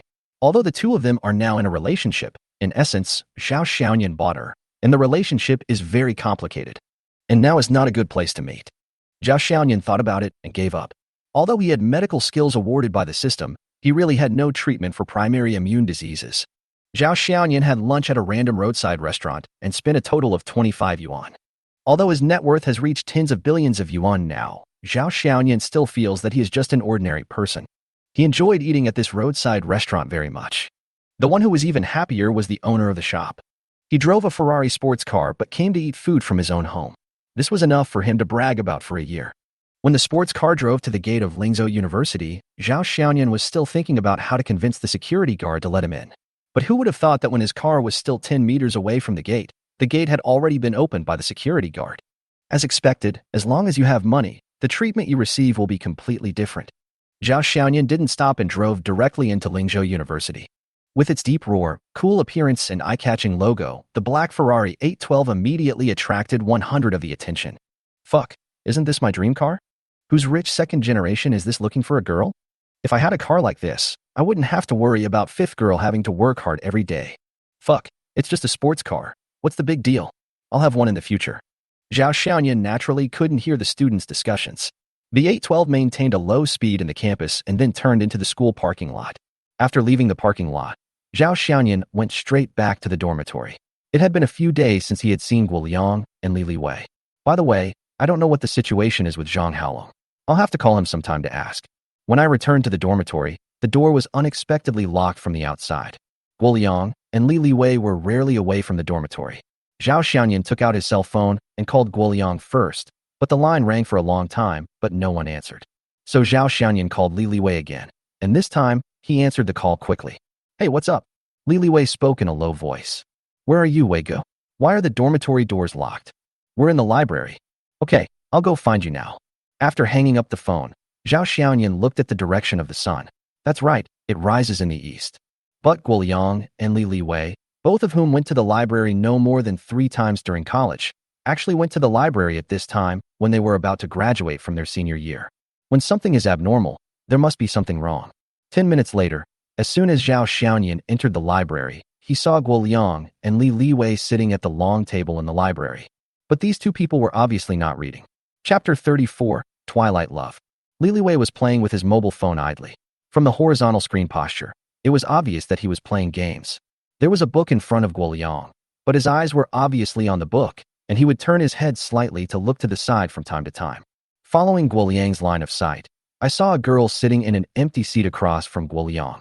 The girl wore glasses and had short hair that reached her shoulders. Zhao Xiaoyan couldn't see her face clearly because she was looking down. It's obvious that something's going on. Zhao Xiaoyan walked over quietly and sat down next to Li Wei. Li Wei glanced at him and ignored Zhao Xiaoyan, continuing to play the game. Zhao Xiaoyan knew from his expression that he must have lost several games in a row. Guoliang was so focused on the girl with short hair that he didn't even notice Zhao Xiaoyan coming. Viagra, what's going on? Zhao Xiaoyan came up to Li Wei and asked in a low voice. Damn it, I lost so many games in a row. My rank is almost down to silver. Zhao Xiaoyan. I didn't ask you. I asked about Liangzi's situation. Oh, this one. I met Guoliang in the cafeteria at noon, and then he dragged me here. Li Wei held up 3 fingers. This is the third one. Zhao Xiaoyan didn't understand what Li Wei meant, and his face was full of question marks. Li Wei glanced at Guoliang and decided to stop playing the game and get together with Zhao Xiaoyan. I don't know what's wrong with this kid lately. He'll follow any girl he likes. The first time, he saw a girl running at the sports field. He followed her without saying a word and ran with her for 5 laps before he stopped because he couldn't run anymore. The second time was in an internet cafe. He fell in love with a girl next to him. He wanted to get off the computer, but he paid 100 yuan for a membership and sat there for the whole afternoon. This is the third time. I've followed you all the way from the cafeteria to here. Damn, is Liangzi trying to have a twilight romance? Zhao Xiaoyan complained. Li Liwei showed a contemptuous expression. What a bullshit twilight romance. This guy is just thinking about love. Like a teddy bear thinking about love.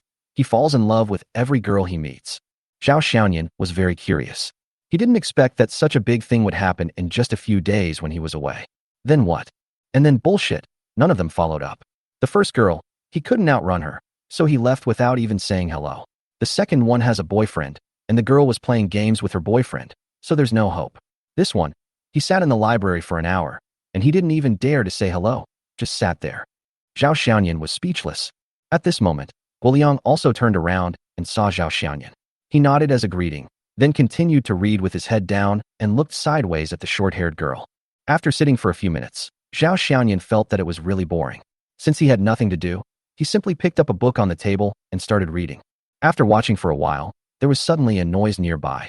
The short-haired girl had packed her things, picked up her bag, and walked out of the library.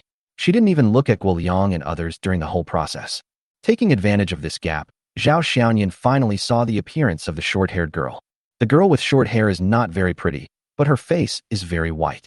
She has no makeup and no external decoration, giving people a clean feeling. He was dressed very casually, in a t-shirt, jeans, and a pair of sneakers. When Guoliang saw the short-haired girl approaching the door of the library, he stood up and followed her out, without even putting away his books. Zhao Xiaoyan, what is he going to do? I didn't do anything, just followed. The main thing was to protect silently. Li Liwei stretched and stood up.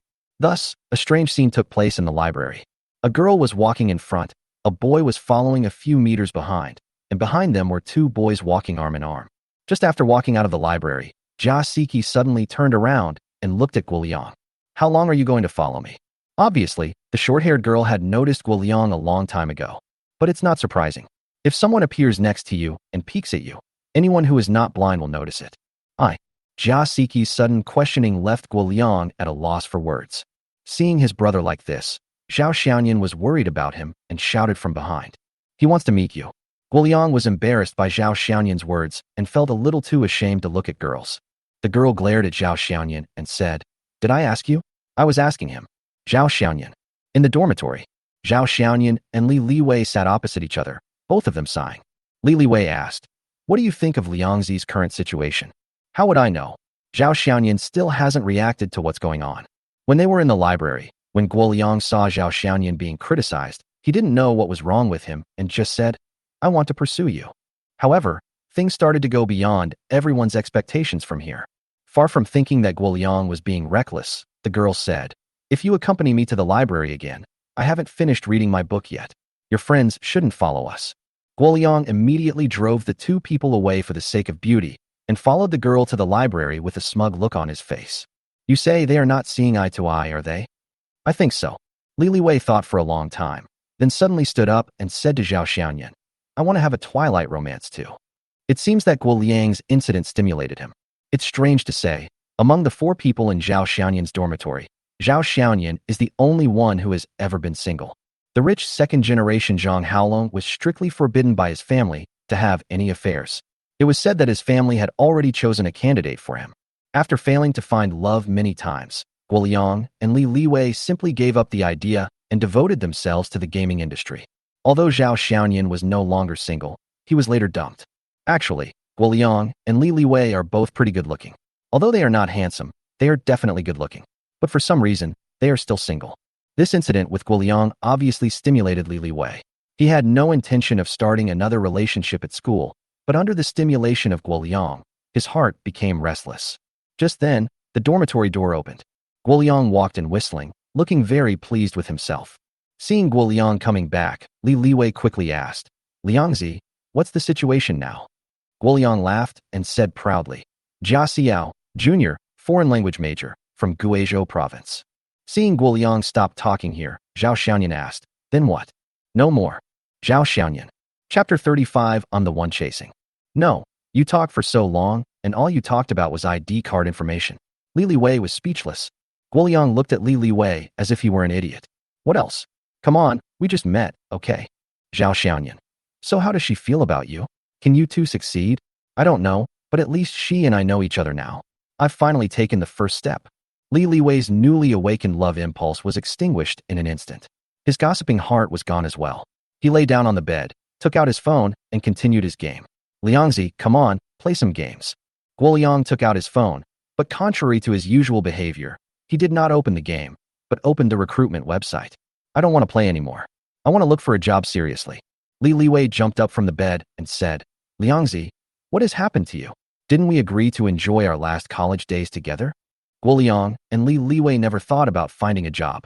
In their words, after graduation, they will become office workers and live a life of KPI and 996. Why not enjoy life now and squander the last college time? But Guoliang suddenly said that he wanted to find a job, which made Li Liwei suddenly feel abandoned by his teammates. Xiao asked me today if I had found a job and what plans I had for my future life. I found that I couldn't answer. Guoliang said seriously. I suddenly felt that I was wasting my life by wasting my time like this. So, I decided to start looking for a job now and start my own business in the future.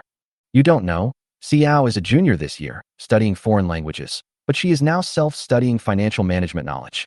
After graduating from university, she wants to stay in Lingzhou and doesn't want to go back to Guizhou province. She said that the competition in society is fierce now, and if she wants to live a good life in the future, she has to work hard now. At this moment, Zhao Xiaoyan had a great change in his opinion of the short-haired girl wearing glasses. So, I have to work hard now. For myself and for Xiao. Guoliang smiled. I think Xiao is a good girl, and I decided to pursue her seriously. Zhao Xiaoyan patted Guoliang on the shoulder and said, I support you. Li Liwei didn't say anything, but he turned off the game. Xiaoyan, you haven't found a job yet, right? Even though you were kicked out, you can't stay so depressed. Find a job seriously. Guoliang suddenly patted Zhao Xiaoyan's shoulder with the attitude of an experienced person and said earnestly, Zhao Xiaoyan. Night falls and the lights come on. The commercial street in front of the main entrance of Lingzhou University also ushered in its busiest time of the day. It is said that a university can support people within a radius of 10 kilometers. Although this is a bit exaggerated, it does reflect the role of a university in driving the local economy. Zhao Xiaoyan's meal card had been out of money for a long time, and today when he saw Guoliang and Li Liwei starting to look for jobs, he suggested that everyone stop eating in the dormitory and go out to eat. Of course, Zhao Xiaoyan was very generous and willing to donate. Damn it, even eating barbecue requires advanced reservations these days. It's unbelievable. Guoliang skillfully rolled the skewer in his hand, sprinkling some seasoning on it from time to time. After a while, bursts of aroma were emitted. Dege Barbecue Restaurant is a well-known barbecue restaurant on the commercial street. It is not because the barbecue in this restaurant is delicious, but because the main feature of this barbecue restaurant is that customers can cook it themselves. Guoliang was busy roasting, while Li Liwei was helping on the side. The two of them cooperated very well. Guoliang, I think even if you can't do anything, you can still support yourself by setting up a barbecue stall. Zhao Xiaoyan took a bite of the skewer of meat that Guoliang had handed to him, and it tasted really good. Get lost, you can't do anything else in the future. Guoliang said angrily. I just cheered up today, don't kill me. Li Liwei was an expert at adjusting the atmosphere. He picked up the bottle and poured wine for everyone present. Then he raised his glass and said to Zhao Xiaoyan, Come on, let's toast to our sponsor tonight, Mr. Zhao. Zhao Xiaoyan quite likes the atmosphere of the university dormitory. The several grown men, there are not so many scheming people. Even Zhang Haolong, the rich second generation, does not have the bad habits of other rich second generations. Eating barbecue and drinking wine at the same time, the feeling is so refreshing. Brother Xiaoyan, you are here too? Suddenly, a voice sounded behind Zhao Xiaoyan. When he turned around, it turned out to be Zhang Yuan. Moment. The originally lively atmosphere came to an abrupt end after Zhang Yuan's arrival. It's Yuan.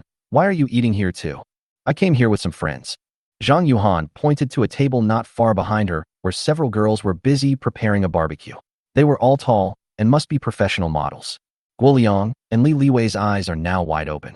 Zhang Yuan is beautiful in herself, with her model-like height and especially her long legs. Any man would be tempted to take a second look at her. Zhao Xiaoyan ignored the two useless guys and pointed to the empty seat next to him. Come, let's eat together. Zhang Yuan sat next to Zhao Xiaoyan very obediently. Looking at Zhang Yuan who was sitting next to Zhao Xiaoyan, Guoliang gave Zhao Xiaoyan a questioning look. Xiaoyan, who is this? Would you like to introduce her? Oh, let me introduce you. This is my friend, Zhang Yuan, a junior majoring in modeling. Yuan, these two are my classmates and roommates, Guoliang and Li Liwei. Hello, brother Liang. Hello, brother Wei. Zhang Yuan greeted the two of them very generously. It was fine when he called him brother Liang, but when he called him brother Wei, Li Liwei looked constipated. Putting aside her materialistic personality, Zhang Yuhan is definitely the kind of woman who can make a man proud. She is pretty, generous, and doesn't seem to be petty in her dealings with others. At least there is no apparent problem. After a short while, he became familiar with Guo Liang and Li Liwei. What I'm more concerned about now is what is the relationship between you two. Guo Liang pointed at Zhao Xiaoyan and Zhang Yuhan and asked with a raised eyebrow. Before Zhao Xiaoyan could speak, Zhang Yuhan took the lead and said, I'm pursuing Brother Xiaoyan. This one sentence made both of them drop their jaws in shock, but also gave Zhao Xiaoyan an inexplicable sense of accomplishment. Zhang Yuhan, a great beauty, especially with her long legs, is definitely the center of attention wherever she goes.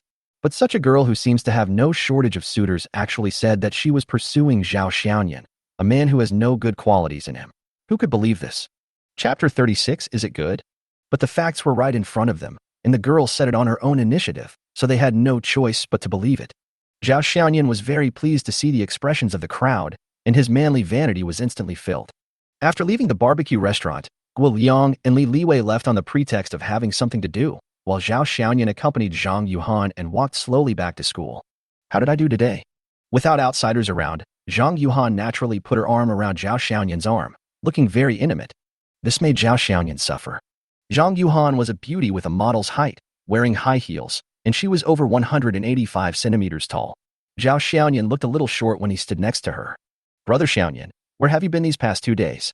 You didn't even call or send me a WeChat message. Although the goal was a favorability rating of 70, Zhao Xiaoyan still felt a little uncomfortable with being so intimate with him in public. After all, strictly speaking, this was only the second time the two met. I have something to do.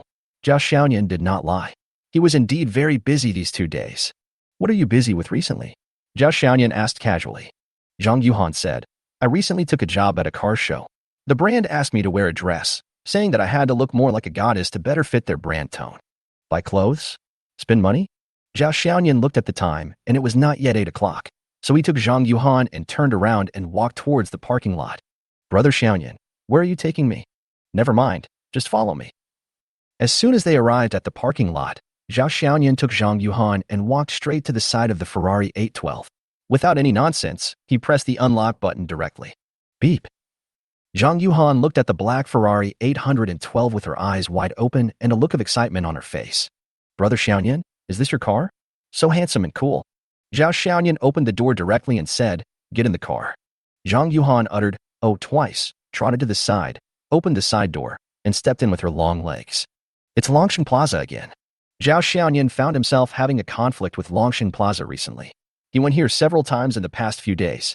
Before the system was installed, the number of times I had visited Longshan in the past 3 years combined was not as many as in the past few days.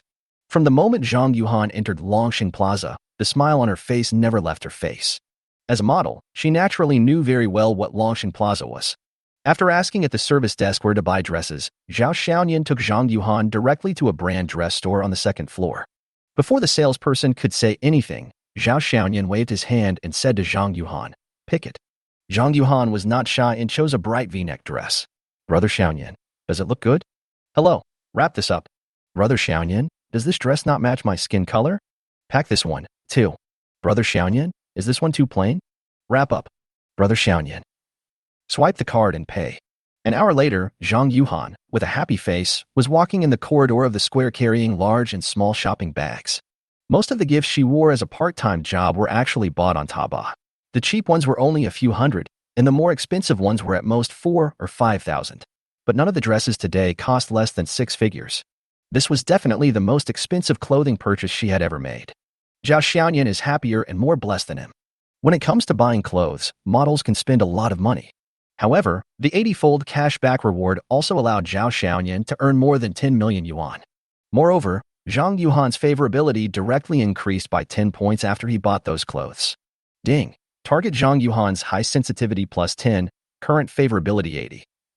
It's only 20 away from 100. Do I have a chance to make a complete comeback? Zhang Yuhan's eyes changed when she looked at Zhao Xiaoyan. She held Zhao Xiaoyan's arm very tightly, and her whole body was almost sticking to Zhao Xiaoyan. Zhao Xiaoyan enjoyed being hugged by such a beauty, with his arm even touching Zhang Yuhan's skin from time to time. Seeing this, Zhang Yuhan held Zhao Xiaoyan's arm even tighter, just like a close couple. At this moment, Zhao Xiaoyan was very handsome in her eyes, especially when he took out the money to pay. He looked even more handsome. He is rich and willing to spend money on you. How could Zhang Yuhan let go of such a man? At this time, Zhang Yuhan had already regarded Zhao Xiaoyan as the #1 big fish in her fish pond and made him the focus of her investigation. Feeling something unusual on his arm, Zhao Xiaoyan subconsciously looked over. Although Zhang Yuhan, who was wearing high heels, was much taller than Zhao Xiaoyan, this did not affect Zhao Xiaoyan's sight from peeking under her neck. Zhao Xiaoyan couldn't take his eyes away. Suddenly, Zhang Yuhan turned around and looked at Zhao Xiaoyan. Zhao Xiaoyan, who was caught in the act, blushed immediately and quickly looked away, looking straight ahead. Just when Zhao Xiaoyan thought that his rudeness would make Zhang Yuhan unhappy, Zhang Yuhan just smiled and didn't say anything, then very timely distanced herself from him. Only by keeping a man hanging can you make him spend more money on you. Just as Zhao Xiaoyan and Zhang Yuhan were walking together like lovers, suddenly, a man's voice sounded behind them. Yuhan, why are you here? After hearing the sound, Zhao Xiaoyan hadn't reacted yet. He just felt his arm go empty. When he looked at his arm, he found that Zhang Yuhan had taken her arm away from him without him noticing. Zhang Yuhan turned around and saw a tall and handsome boy walking towards her quickly. The boy is very tall, about 190 centimeters tall, and he looks good too. He is one of those tall and handsome guys who is very popular among girls. After seeing who was coming, Zhao Xiaoyan's eyes fell on Zhang Yuhan's face. Judging from Zhang Yuhan's expression, it is obvious that this boy has a special relationship with her. Moreover, Zhang Yuhan's subconscious action of pulling her hand back just now made Zhao Xiaoyan feel very uncomfortable. When you need me, you are very close to me. Now that you have been caught, you push me away immediately. Zhao Xiaoyan frowned and said nothing, but looked at Zhang Yuhan. Zhang Yuhan's face was full of different expressions at this time, including shock, embarrassment, and helplessness. The boy stopped 2 steps away from Zhang Yuhan, glared at Zhao Xiaoyan fiercely, and then asked Lu Xining in a questioning tone. Didn't you send a WeChat message saying you were not feeling well and were resting in the dormitory? Li Xiang, why are you here? The person who came was one of Zhang Yuhan's suitors and also her classmate. Li Xiang is very angry now. Chapter 37 Zhang Yuhan's social death. In the morning, he sent a VX message to ask Zhang Yuhan to come and see him. She said she was not feeling well, but Zhang Yuhan was very concerned and asked her to rest more and that she could contact her anytime if she had any problems. But unexpectedly, Zhang Yuhan, who should have been resting in the dormitory at this time, was actually shopping with another man. Zhang Yuhan's hand was around the other man's arm, and her whole body was pressed against him. How could this not make him angry? Yuhan, why did you lie to me? Are you treating me right by dating another man behind my back? It was an open secret that Li Xiang was madly pursuing Zhang Yuhan. Although Zhang Yuhan had never explicitly agreed to be his girlfriend, she had never refused to watch movies or go on dates. In Li Xiang's heart, Zhang Yuhan was already his woman. At this moment, he felt the pain of being stabbed in the back. Zhang Yuhan looked at Li Xiang, then at Zhao Xiaoyan, and didn't know what to say. She is now in a state of panic. Before that day at the bar, Li Xiang was definitely her #1 choice. He was tall, handsome, and from a good family. Although he was a bit of a playboy, he was definitely a very good candidate for a boyfriend. If there were no other better options, Zhang Yuhan would throw herself into his arms without hesitation. Although Zhao Xiaoyan refreshed her cognition that night, it was impossible for him to kick Li Xiang. She originally wanted to get in touch with Zhao Xiaoyan more and learn more about his family background so that she could make a better choice. But just now, Zhao Xiaoyan took her to buy all the dresses that she could afford but couldn't afford, and she was about to fall in love with them. But by such a coincidence, she ran into Li Xiang here. However, facing Li Xiang's questioning, Zhang Yuhan didn't know how to explain. If she explained to Li Xiang, she would undoubtedly put pressure on Zhao Xiaoyan, which would make Zhao Xiaoyan unhappy. She had just tasted such a big sweetness today, and it would be unwilling to give up just like that. But if he didn't explain to Li Xiang, he would know that the other party was a real rich second generation and had raised the fish for a long time. One was angry, the other was making a decision. Among the three, Zhao Xiaoyan had the best mentality, looking at the 2 people in front of him with an outsider's expression. Seeing Zhang Yuhan hesitating, Li Xiang could no longer suppress his anger. Seeing Zhao Xiaoyan standing by and watching the show, Li Xiang's anger suddenly found an outlet. Who are you? What are you and Yuhan doing here? Zhao Xiaoyan didn't expect that the first flame of war would actually burn himself. But he is not weak at all. Oh, I didn't do anything. I just felt that Zhang Yuhan didn't have any nice clothes, so I thought of buying her a few pieces. Zhao Xiaoyan said, pointing to the handbag in Zhang Yuhan's hand. As for who I am, you should ask Yuhan about this question. When Zhang Yuhan heard what Zhao Xiaoyan said, she naturally understood what he meant. After hesitating for a moment, Zhang Yuhan put her hand back on Zhao Xiaoyan's arm as if she had made some important decision. Li Xiang, let me introduce you to my boyfriend. Please don't bother me anymore. Zhao Xiaoyan naturally couldn't afford to suffer a loss, so he raised his hand, put it around Zhang Yuhan's waist, and pulled Zhang Yuhan towards him. Zhang Yuhan let out a soft cry and clung tightly to Zhao Xiaoyan. Seeing that the boy wanted to talk, Zhao Xiaoyan simply hugged Zhang Yuhan tighter, then asked the boy with a smile, "Don't say things like, 'I don't believe it' anymore. It's too old-fashioned." Zhang Yuhan responded to Zhao Xiaoyan with a charming look. Seeing this, the boy opened his mouth but didn't know what to say, so he turned around and walked away dejectedly. Seeing the boy leave, Zhang Yuhan heaved a sigh of relief, and her face was not lost. Then she looked at Zhao Xiaoyan and said coquettishly, "Brother Xiaoyan, you are so mean. You actually took advantage of me in front of others.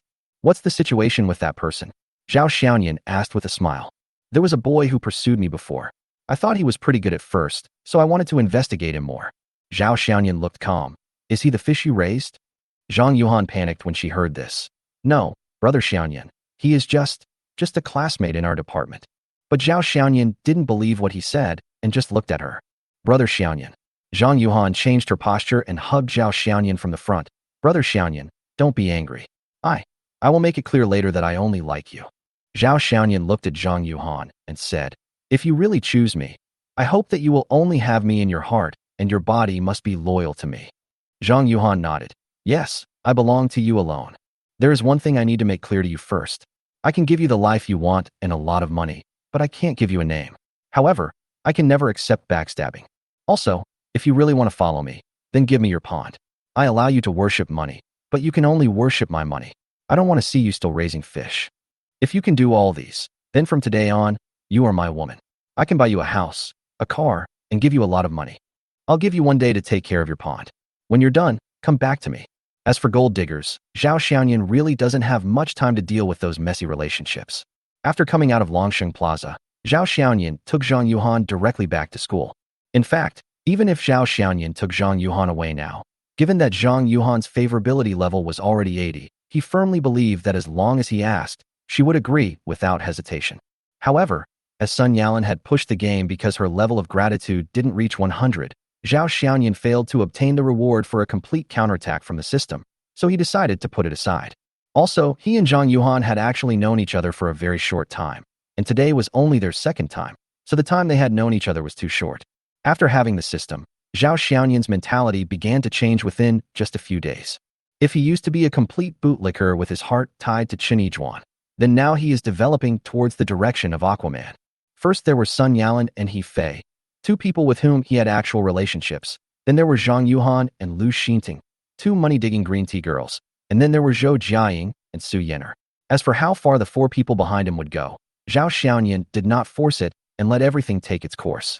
But one thing is that as long as she is his woman, there may be more or less differences in emotions, but he will treat her well. Similarly, as a man, he does not want his woman to be fickle and treat him like a fish. Chapter 38 Private VIP Customer Service. If that were the case, Zhao Xiaoyan would cut it off without hesitation. What happened to Chen Yijuan can only happen once, and there must never be a second time. Giving Zhang Yuhan time to deal with the situation would also allow Zhao Xiaoyan to calm down and think about how to handle his relationship with Zhang Yuhan. With his own money ability, Zhang Yuhan's favorability has reached 90. It can even be said that it has reached the value of a lover. But feelings take time to accumulate. Zhang Yuhan's favorability increased so quickly, all because of money. In the final analysis, she fell in love with Zhao Xiaoyan, who spent money on her. However, Zhao Xiaoyan was not worried about it. After all, Zhang Yuhan was a money-worshipping green tea girl, just like Lu Xinting. She was just a tool for him to get cash back. As for whether he likes Zhang Yuhan or not, he can only say that he doesn't dislike her that much. In other words, he likes Zhang Yuhan's appearance, especially her long legs. Of course, possessiveness is something that every man has. I may not like it, but others cannot snatch it away, and I cannot have my feet on two boats. If Zhang Yuhan still cheats on others, Zhao Xiaoyan will kick her out without hesitation. Because He Fei said that she had to take care of her younger brother in the hospital at night, Zhao Xiaoyan simply did not return to the villa in Longsheng Houding, but went back to the rental house by himself. After all, he had paid for this place, so it would be a waste if he didn't live here. And Zhao Xiaoyan had no intention of canceling the lease, so he just thought of it as a place for himself to stay. The next morning, Zhao Xiaoyan was woken up by a phone call. I took a look and saw that it was an unfamiliar phone number. Hello. Zhao Xiaoyan's tone had the unique sleepy tone of someone who had just woken up. Hello, Mr. Zhao Xiaoyan. I am the VIP customer service manager of the Lingzhou branch of United Overseas Bank. My name is Yi Lingshan. Yi Lingshan was very depressed. She had just started work in the morning, but the bank president called her again. Seeing the name President Qian displayed on the caller ID on the screen, Yi Lingshan really wanted to hang up. Calling her at this time definitely means nothing good. She must be asking me whether I have come to an agreement with the boss I talked to yesterday. This has happened more than once or twice. The president of the bank often asked her to go out with him to entertain some senior executives or the second generation of rich people. Colleagues were envious and said that Yi Lingshan was valued by the president and was the focus of the bank's training. In fact, she knew that they all said privately that they were able to attract so many deposits to the bank by selling their bodies. But, swear to God, she really didn't. Although those bosses and rich second generations were all drooling over her after seeing her, and one was even willing to pay 100,000 yuan for her in private, she really never agreed and never slept with anyone. Sometimes, she was also very distressed, blaming herself for being beautiful. If she didn't have this pretty face, perhaps there wouldn't be so many troubles and rumors. But appearance is a double-edged sword. Without it, you might not be able to get into the bank that others envy, nor would you get a bonus of 20,000 to 30,000 yuan every month. Seeing that the phone was ringing again, Yi Lingshan had no choice but to press the answer button. President, I'm sorry last night. Xiaoyi, let's not talk about what happened last night. I have an urgent matter that needs your attention right away. The president interrupted Yi Lingshan and said quickly, I just received a report that our bank has suddenly gained a new individual customer with billions of dollars in deposits. You should contact the customer right now and get his information. With so much personal deposit, he must be a big customer. What? Individual customers? President, our bank has such a large number of individual customers. How come we only know about it now? Well, don't say you didn't know. I just found out too. Don't worry about it now. Just contact the client as soon as possible. I'll send the phone number to your phone. After hanging up the phone, Yi Lingshan soon received a call from the bank president. 138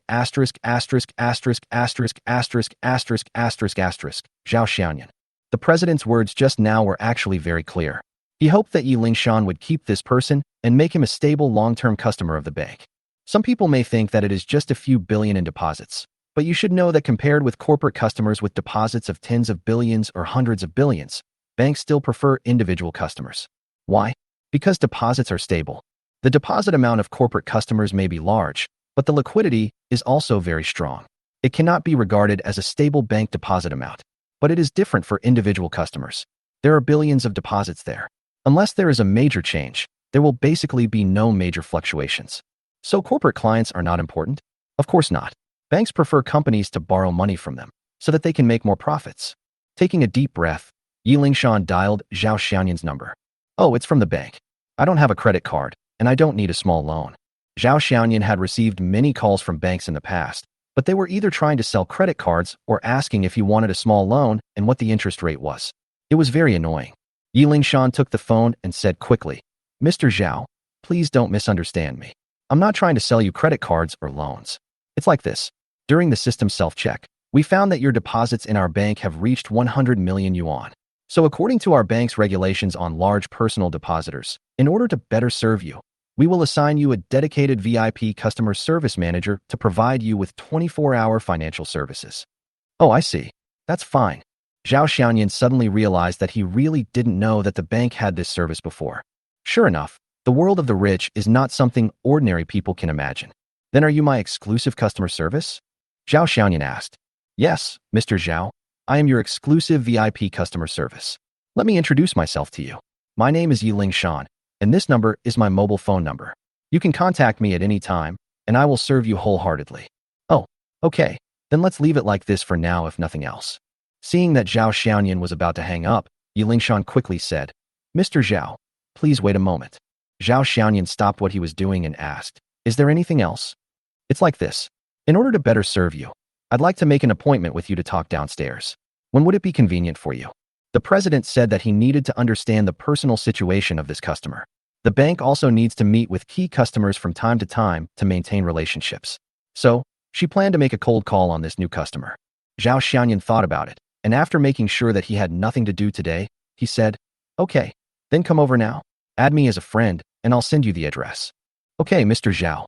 Chapter 39, I'm just passing by. 20 minutes later, Yi Lingshan looked at the place Zhao Xiaoyan sent her, and then looked at the self-built house in front of her. She never expected that a big customer in the bank would live in such a place. Is this what they call a great hermit hiding in the city? Or maybe this big client is the landlord here, and he has earned hundreds of millions in deposits just by collecting rent? Although she was confused, Yi Lingshan still picked up the phone and sent a message to Zhao Xiaoyan, telling her that she had arrived. The reply came quickly. Wait for me. I'll be down soon.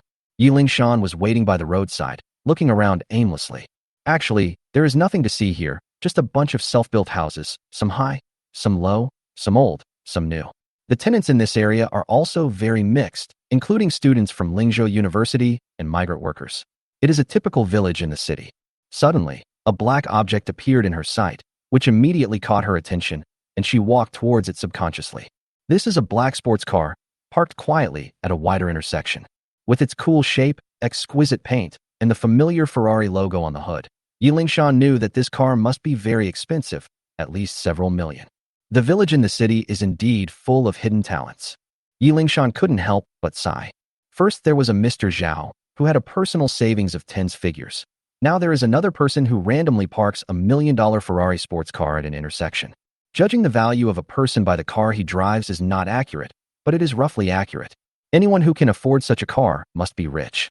I just don't know who the owner of this car is. It would be great if I could develop him into a client of our bank. Yi Lingshan's occupational disease struck again. Hey, who told you to touch this car? Suddenly, a voice came from behind Yi Lingshan, which scared her, and she immediately moved her hand away from the hood of the car. Looking back, I saw a group of people walking towards the car. Among this group of people, the one walking in front was a man in his 20s, dressed in a suit and tie, with a slick-back hairdo and shiny leather shoes, looking like a successful man. Next to the man in the suit was a woman in a bright red business suit. The woman's hair was obviously carefully groomed, and although she was not very pretty, she walked with a look of leniency and unwillingness. Behind these two people were several people in ordinary clothes. Some were holding lights for filming, some were holding reflectors, and there was a long-haired boy with acne all over his face, fiddling with a camera. Seeing this group of people coming, Yi Lingshan quickly apologized. I'm sorry, I just think this car is pretty. The man in the suit walked forward and saw Yi Lingshan was dressed in a professional suit. She had a pretty face. He couldn't help but become alert and asked, Are you also in this line of work? Ah. Although he didn't know what industry the man in the suit was talking about, he still waved his hand and said, No, I'm from United Overseas Bank. Oh, you're from the bank. The man in the suit obviously relaxed. If you're not, just go away and don't stand here. Yi Lingshan took 2 steps back and asked, Sir, is this your car? When the man in the suit saw Yi Lingshan asking, his eyebrows moved slightly, he coughed, and tugged at the front collar of his suit. Of course. What's the matter? Seeing that the man in the suit was really the owner of the car, Yi Lingshan quickly showed a professional smile, took out a business card from her bag, and handed it to him. Hello, sir. I am the key account manager of Lingzhou Bank. What is your name, sir? The man in the suit took the business card, looked at the words on it, and couldn't help but look Yi Lingshan up and down. The dark gray business suit was well cut. Under a pair of flesh-colored stockings and a pair of black high heels, Yi Lingshan's already beautiful figure looked even more beautiful and tall. Her fair skin and a pair of gold-rimmed glasses on her nose add to her intellectual and mature temperament. Because of the makeup, her skin is not only fair and tender, but the touch of vermilion on her lips makes her look even more attractive, making people want to have a kiss. This woman is a combination of intelligence and sexiness. If she wants to be intelligent, she can be intelligent. If she wants to be mature and sexy, she can also do it. As he watched, the man in the suit felt even more itchy in his heart. My last name is Wang. Hello, Mr. Wang. Our bank has recently launched a number of financial management projects for major customers. I wonder if you have ever done business with our bank. When the man in the suit heard this, he knew that Yi Lingshan was trying to solicit business and asked in a pretentious tone, How much does it take to be considered a big customer? The customer's deposit is more than 10 million yuan. 10 million. The man in a suit looked embarrassed. 10 million is not a difficult thing, but, hey, we've got the lights ready. Are you still going to shoot? If not, we'll leave. At this time, the long-haired man who had been fiddling with the camera was heard shouting at the man in the suit in dissatisfaction. Oh, right away.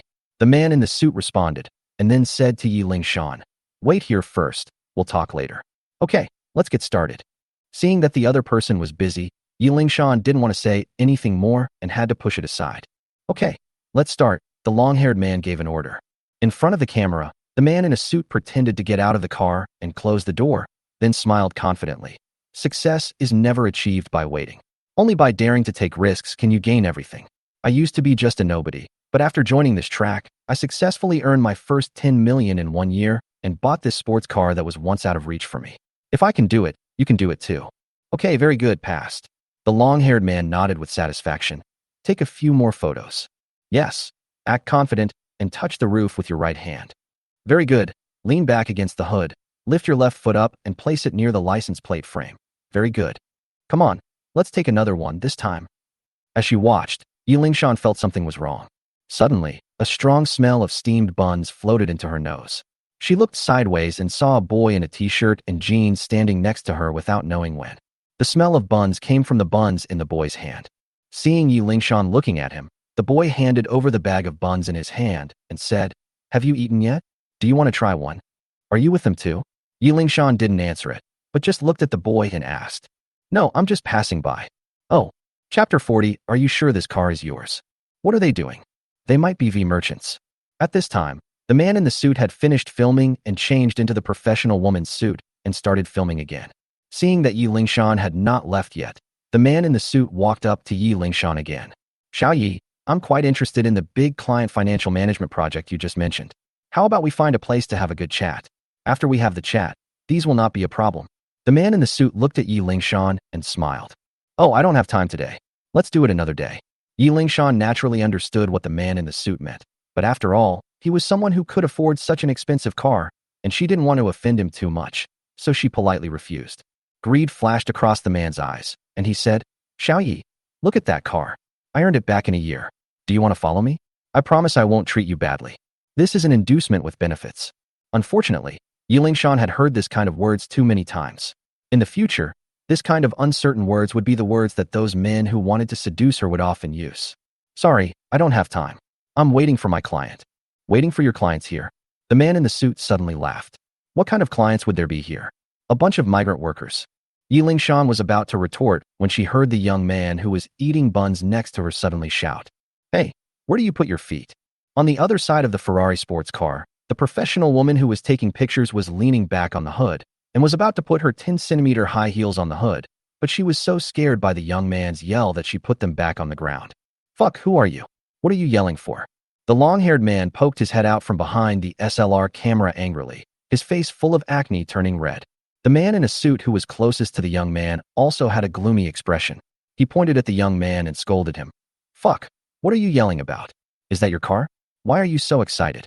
The young man sneered. "Is that car yours?" The man in the suit straightened up and said, "Of course it's mine." Then he said to the long-haired man, "Don't worry about this loser, just keep shooting." The professional woman rolled her eyes at the young man and was about to continue the pause she had just thought of, but at this moment, the lights of the quiet Ferrari suddenly lit up. This sudden change frightened the professional woman so much that she almost fell forward. The man in the suit who had been so arrogant just now also showed a nervous expression and looked left and right along the road. At this moment, the most surprised person was Yi Lingshan, who was standing next to the young man, because she saw that the young man next to her had a car key in his hand, and the logo on the key was Ferrari. The young man walked to the driver's seat, grasped the door handle, turned around and glanced at the man in the suit. "Are you sure this car is yours?" After saying that, he opened the car door and sat in, as the man in the suit looked astonished. A moment later, the engine of the sports car was started, emitting bursts of low roars. Seeing the car owner coming, the long-haired man and his group, who had been so arrogant just now, had already run away. The car window rolled down, and the young man glanced at the man in a suit who was still in shock, and then looked at Yi Lingshan, who was equally surprised. "Ms. Yi, please get in the car. Sorry to have kept you waiting." Yi Lingshan. Sitting in the passenger seat of the Ferrari 812, Yi Lingshan still hasn't recovered from the shock. You are Mr. Zhao Xianyan?" Yi Lingshan asked the unrealistically young boy in front of her. Why? Not like." Zhao Xianyan joked. Yi Lingshan nodded honestly. "Well, it's different from what I imagined. I thought you would be in your 30s or 40s. Ha ha, does my voice sound that old?" "No, I didn't expect that someone with so much personal savings would be so young." Zhao Xianyan thinks Yi Lingshan is very good, at least she tells the truth. In fact, Zhao Xiaoyan went downstairs very quickly after receiving Yi Lingshan's call. However, he was a little hungry, so he delayed a little to buy breakfast. Then when I walked to my car, I found that several people were using my car as a prop for filming. Originally, Zhao Xiaoyan was going to go up and stop it, but when he saw Yi Lingshan, the system's voice rang. Discover a target that can be counterattacked. Target, Yi Lingshan. Height, 164 cm. Age, 31. Appearance, 87. Body size, 99. Purity, 99. Favorability, 0. Ding. The target's favorability towards the host is less than 80, which meets the binding conditions. Do you want to bind? Since he had found a new target and he hadn't finished eating the bun in his hand, Zhao Xiaoyan walked over like a passerby and took the opportunity to see what kind of person his new target was. The Porsche 812 quickly drove into the Longxing Mansion villa. After entering villa number 8, Yi Lingshan was shocked again and felt that the young man in front of her was more and more extraordinary. He has billions in personal savings, drives a sports car worth over $1 million, and lives in a villa worth around 100 million yuan. This is definitely a hidden rich man. Sitting on the sofa, Yi Lingshan sat up and respectfully began to state the purpose of her visit. In fact, Yi Lingshan didn't have anything particularly important to do this time. She just wanted to establish contact with Zhao Xiaoyan on behalf of the bank and sort out customer relations. Mr. Zhao, our bank has launched a special financial management service for big personal deposit customers like you. I wonder if you are interested in giving your deposit to our bank to help you manage your money. Using customers' money to make money is also one of the ways for banks to get rich. Zhao Xiaoyan thought about it and said, I don't need it anymore. I'll just keep it for now. I can call it up when I need it. Although I have a cashback system, I still have to pay the principal myself. If I put it all into financial management, I will be at a loss when I need it. Yi Lingshan didn't say anything else. After all, Zhao Xiaoyan was so young, but she had earned such a huge fortune.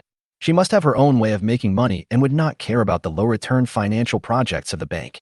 After chatting for a while, Yi Lingshan felt that the purpose of this trip had been achieved, so she stood up and said goodbye to Zhao Xiaoyan. Not long after Yi Lingshan left, Yifei returned from the hospital. Looking at Yifei's haggard face, Zhao Xiaoyan felt distressed for no reason. Why don't you hire a nurse? No, the nurses don't know as much as the family members.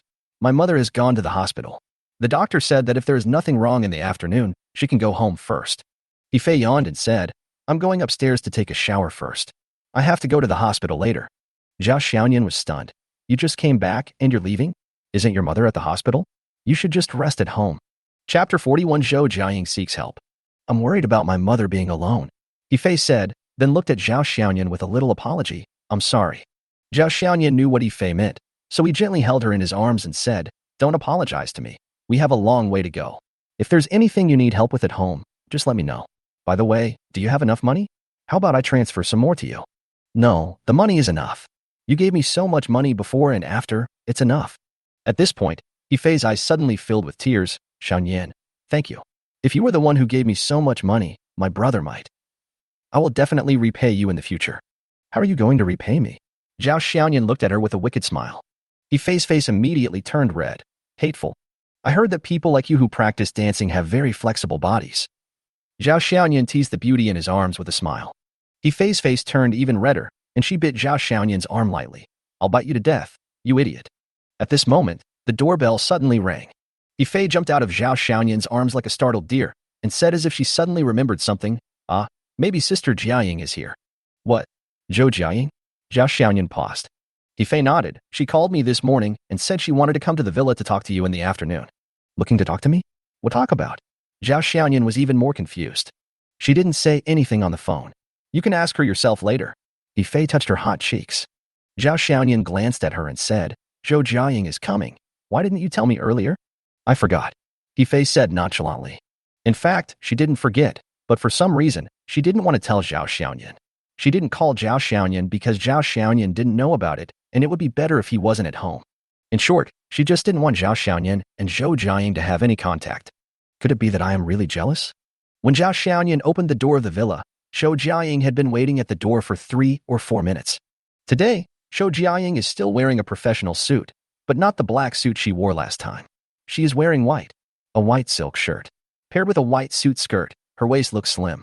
She is wearing a pair of thin flesh-colored stockings on her legs and a pair of white high heels that are translucent and spotless. Zhao Xiaoyan really thinks Zhou Jiaying looks beautiful and classy in a business suit. Others wearing business suits might look like a sales lady, but she looks like a company executive in this outfit. Sure enough, clothes don't choose people, but temperament. Senior Zhou, I'm sorry to have kept you waiting for so long. As Zhao Xiaoyan spoke, he opened the door and stood aside to let Zhou Jiaying in. After entering the house, Zhou Jiaying glanced at the villa, and a moment of loneliness appeared in her eyes. After Zhou Bohai bought this place, she had come here several times. Like Zhou Bohai, she also liked this place. Whether it was the environment or the size, it hit her point. But now things have changed and the place has changed its owner. I didn't expect that when I stepped into this place again, I would become a guest. Life is sometimes so unpredictable. While Zhou Jiaying was looking at the villa, Zhao Xiaoyan was looking at Zhou Jiaying from behind. Her hips were tightly wrapped in her professional skirt, forming a perfect pear shape. An old saying from the countryside popped up unconsciously in Zhao Xiaoyan's mind. This girl has a big butt and is easy to raise. She will definitely give birth to a son in the future. Sister Jiaying, you are here. Yifei came out of the villa after recombing her hair and saw Zhao Xiaoyan peeking at Zhou Jiaying. After cursing him in her heart, she greeted Zhou Jiaying warmly with a smile on her face. Zhou Jiaying also showed 2 dimples, looked at the 2 of them, and said jokingly, I hope my sudden visit didn't disturb you? This made Yifei blush. Sister Jiaying, you were teasing us again. Yifei's behavior is a disguised admission. This made Zhao Xiaoyan raise his eyebrows unconsciously. The 3 of them sat down on the sofa and looked at Yifei, who had swept away her previous fatigue and acted like a hostess, making tea and pouring water, serving fruits, and then sitting down next to him and hugging his arm. Zhao Xiaoyan concluded that there was definitely something wrong with this girl. According to her personality, she would deliberately keep a distance from me in front of outsiders. But this time, she was out of character and acted very close to me. Even Zhou Jiaying, who was sitting opposite, noticed something was wrong and teased, Fei, I know you 2 have a good relationship, but you don't have to show off your affection in front of a single guy like me, right? Not at all. Yifei said this, but she hugged Zhao Xiaoyan's arm even tighter, as if she was asserting her sovereignty. Isn't this considered love between you 2? I heard that in order to please you, junior brother Zhao spent 100 million to buy this villa for you. Yifei smiled and leaned her head on Zhao Xiaoyan's arms, and said in a complaining tone, he just loves to spend money recklessly. Damn, what's wrong with this girl today? She's so deliberate. After coughing, Zhao Xiaoyan said, I wonder why Senior Zhou is here this time? Zhou Jiaying glanced at Yifei, and Yifei shook her head gently. After considering his words, Zhou Jiaying spoke, then I'll get straight to the point. I'm here to ask for help from my junior. Ask for help? I wonder if Junior Zhao has ever heard of Bohai architecture? Zhao Xiaoyan shook his head, indicating that he had never heard of it. Zhou Jiaying was not embarrassed and said, this Bohai Construction is a company founded by my father's family. Our Bohai Construction is not a big company, so it's normal that junior brother Zhao hasn't heard of it. After more than a decade of development, our Bohai Construction has begun to take shape and is valued at more than $1 billion. However, our Bohai Construction has recently encountered some troubles, and we need a relatively large amount of funds to stabilize the current problems. So I thought of junior brother Zhao, and I hope that junior brother Zhao can help me. Zhou Jiaying seemed to have transformed into a salesperson and gave a brief introduction to the whole thing. It turns out that Bohai Construction is just as Zhou Jiaying said, although not big, it is definitely not small either, and it mainly does some real estate construction business. To put it bluntly, it is doing construction work assigned by real estate development companies. And their largest cooperative enterprise is Longshan Group. In recent years, relying on the cooperation with Longshan Group, Bohai Construction has gradually accumulated funds and started to grow, forming a group operation model. Of course, the main industry is still around real estate construction. Chapter 42. Do you agree now? But since the second half of last year, Longshan Group, with whom we had cooperated for more than 10 years, has started to suppress us intentionally for some reason. They have started to hold us back in various ways, but they have not completely cut off our orders. In order to take over Longshan's business, my father has increased our costs and gradually reduced our profit margins. Recently, for some unknown reason, the suppliers we have cooperated with have begun collectively demanding payment from us in advance. We are in urgent need of funds to provide a blood transfusion for the company. Otherwise, our capital chain may be broken. Zhao Xiaoyan was just an ordinary college student, and he barely listened to what Zhou Jiaying said. But when he heard about Longshan Group, Zhao Xiaoyan blinked unconsciously. 10 minutes later, Zhou Jiaying explained the general situation. So, I wonder if junior brother Zhao can help us. Zhou Jiaying looked at Zhao Xiaoyan, and his heart was lifted. To be honest, despite what she said just now, including her confidence in her own group, the Zhou group is actually in a very dangerous situation now. It is a cliff if it goes on. If no external funds flow in within 2 months, the group will no longer face a development problem, but a question of survival. Otherwise, Zhou Dihai would not have sold the villa to supplement funds. In fact, strictly speaking, What she said today was a commercial secret, which was equivalent to exposing her weakness. If Zhao Xiaoyan had ulterior motives, as long as he told this matter to others, it would be a disaster for Bohai Construction. But in order to get Zhao Xiaoyan's help and restore the current status of Bohai Construction, Zhou Jiaying could only take a gamble. He bet that Zhao Xiaoyan would help him, and he also bet that he would not tell anyone about this. Zhao Xiaoyan didn't think too much about it. He just heard 2 points. First, Bohai Construction mainly relies on Longshan Group. Second, Bohai Construction needs money, which means Zhou Jiaying needs money. However, he was very clear about one thing. Zhou Jiaying was his target who could get him cash back, and his current favorability was 3, which meant a 3-fold cash back. Seeing Zhou Jiaying's nervous look, Zhao Xiaoyan tried to ease her nervousness with a smile. Haha, Senior Zhou, don't be so nervous. After you've said so much, can I understand that as long as I give you money, the problem can be solved? Yes, at least it can temporarily help us get rid of our current predicament and give us a chance to breathe. Zhou Jiaying didn't expect Zhao Xiaoyan to be so direct, but what he said was the truth. How much money do you need? Zhao Xiaoyan was talking about the company, not Bohai Construction. Because only when spending with Zhou Jiaying can you get cash back, but when spending with Zhou Group, you can only pay out of your own pocket. Zhou Jiaying thought about it, hesitated, gritted his teeth and stretched out 3 fingers. 300 million. 300 million is enough for Bohai Construction's current predicament. At least it is more than enough to pay off the suppliers. Only 300 million? Zhao Xiaoyan was a little disappointed. He thought it would cost much more, and wanted to take the opportunity to earn more cash back. But with 300 million, he could only get 900 million in cash back, and he would only earn 600 million. Seeing that Zhao Xiaoyan didn't say anything, Zhou Jiaying thought he was hesitating. After all, 300 million is not a small amount. Biting his lower lip, Zhou Jiaying threw out his last bargaining chip. We are willing to use 30 of the equity as collateral for a period of 3 years. This is our greatest sincerity. If Zhao Xiuedi is willing to help us, we can sign the mortgage contract immediately. Equity mortgage. This was also the decision made after consultation between Zhou Dihai and Zhou Jiaying. They need external funds, but what they need is financial transfusion, not external capital purchasing equity. Bohai Construction was built by Zhou Dihai. As a businessman, he has seen too many cases where foreign capital took over and kicked out the founders. He will never allow Bohai Construction to become like this one day. Bohai Construction was named Zhou when it was founded, and even if it collapses, it must still be named Zhou. Therefore, he was willing to put up 30 of the shares as collateral, which was a mortgage, not a transfer.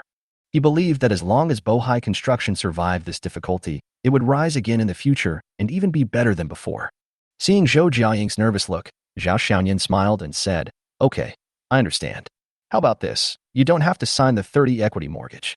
I'll transfer the money to you now." As he spoke, Zhao Xiaoyan took out his cell phone and said, "By the way, Senior Zhou, please give me your bank account number." You agree. She was still thinking about how to continue to persuade Zhao Xiaoyan. After all, this time they were talking about a big deal worth 300 million. In fact, although 30 of the equity was pledged as collateral, which seemed to be very sincere, any businessman would be very clear about the cause and effect behind it. 30 of the shares were used as collateral. If Bohai Construction survived, the money would just pass through another hand and return to Zhao Xiaoyan. But if Bohai Construction did not survive, or even collapsed, then even with 30 of the shares as collateral, it would just be a piece of waste paper. Zhao Xiaoyan took out his cell phone and said, "By the way, Senior Zhou, please give me your bank account number." He wants to finalize this spinning right now. Zhou Jiaying is still confused now. She was constantly recalling what she had just said to Zhao Xiaoyan. Why did the other party decide to attract 300 million yuan of investment for the group in less than 10 minutes? Also, where did this junior of mine come from? He just spent more than 100 million a few days ago, and now he takes out another 300 million and looks very relaxed. Oh my god, how rich is this? Seeing that Zhou Jiaying was still in a daze and didn't hear what he said, Zhao Xiaoyan stretched out his hand and waved it in front of her. "Senior Zhou." Zhou Jiaying's thoughts were pulled back and he asked, "What?"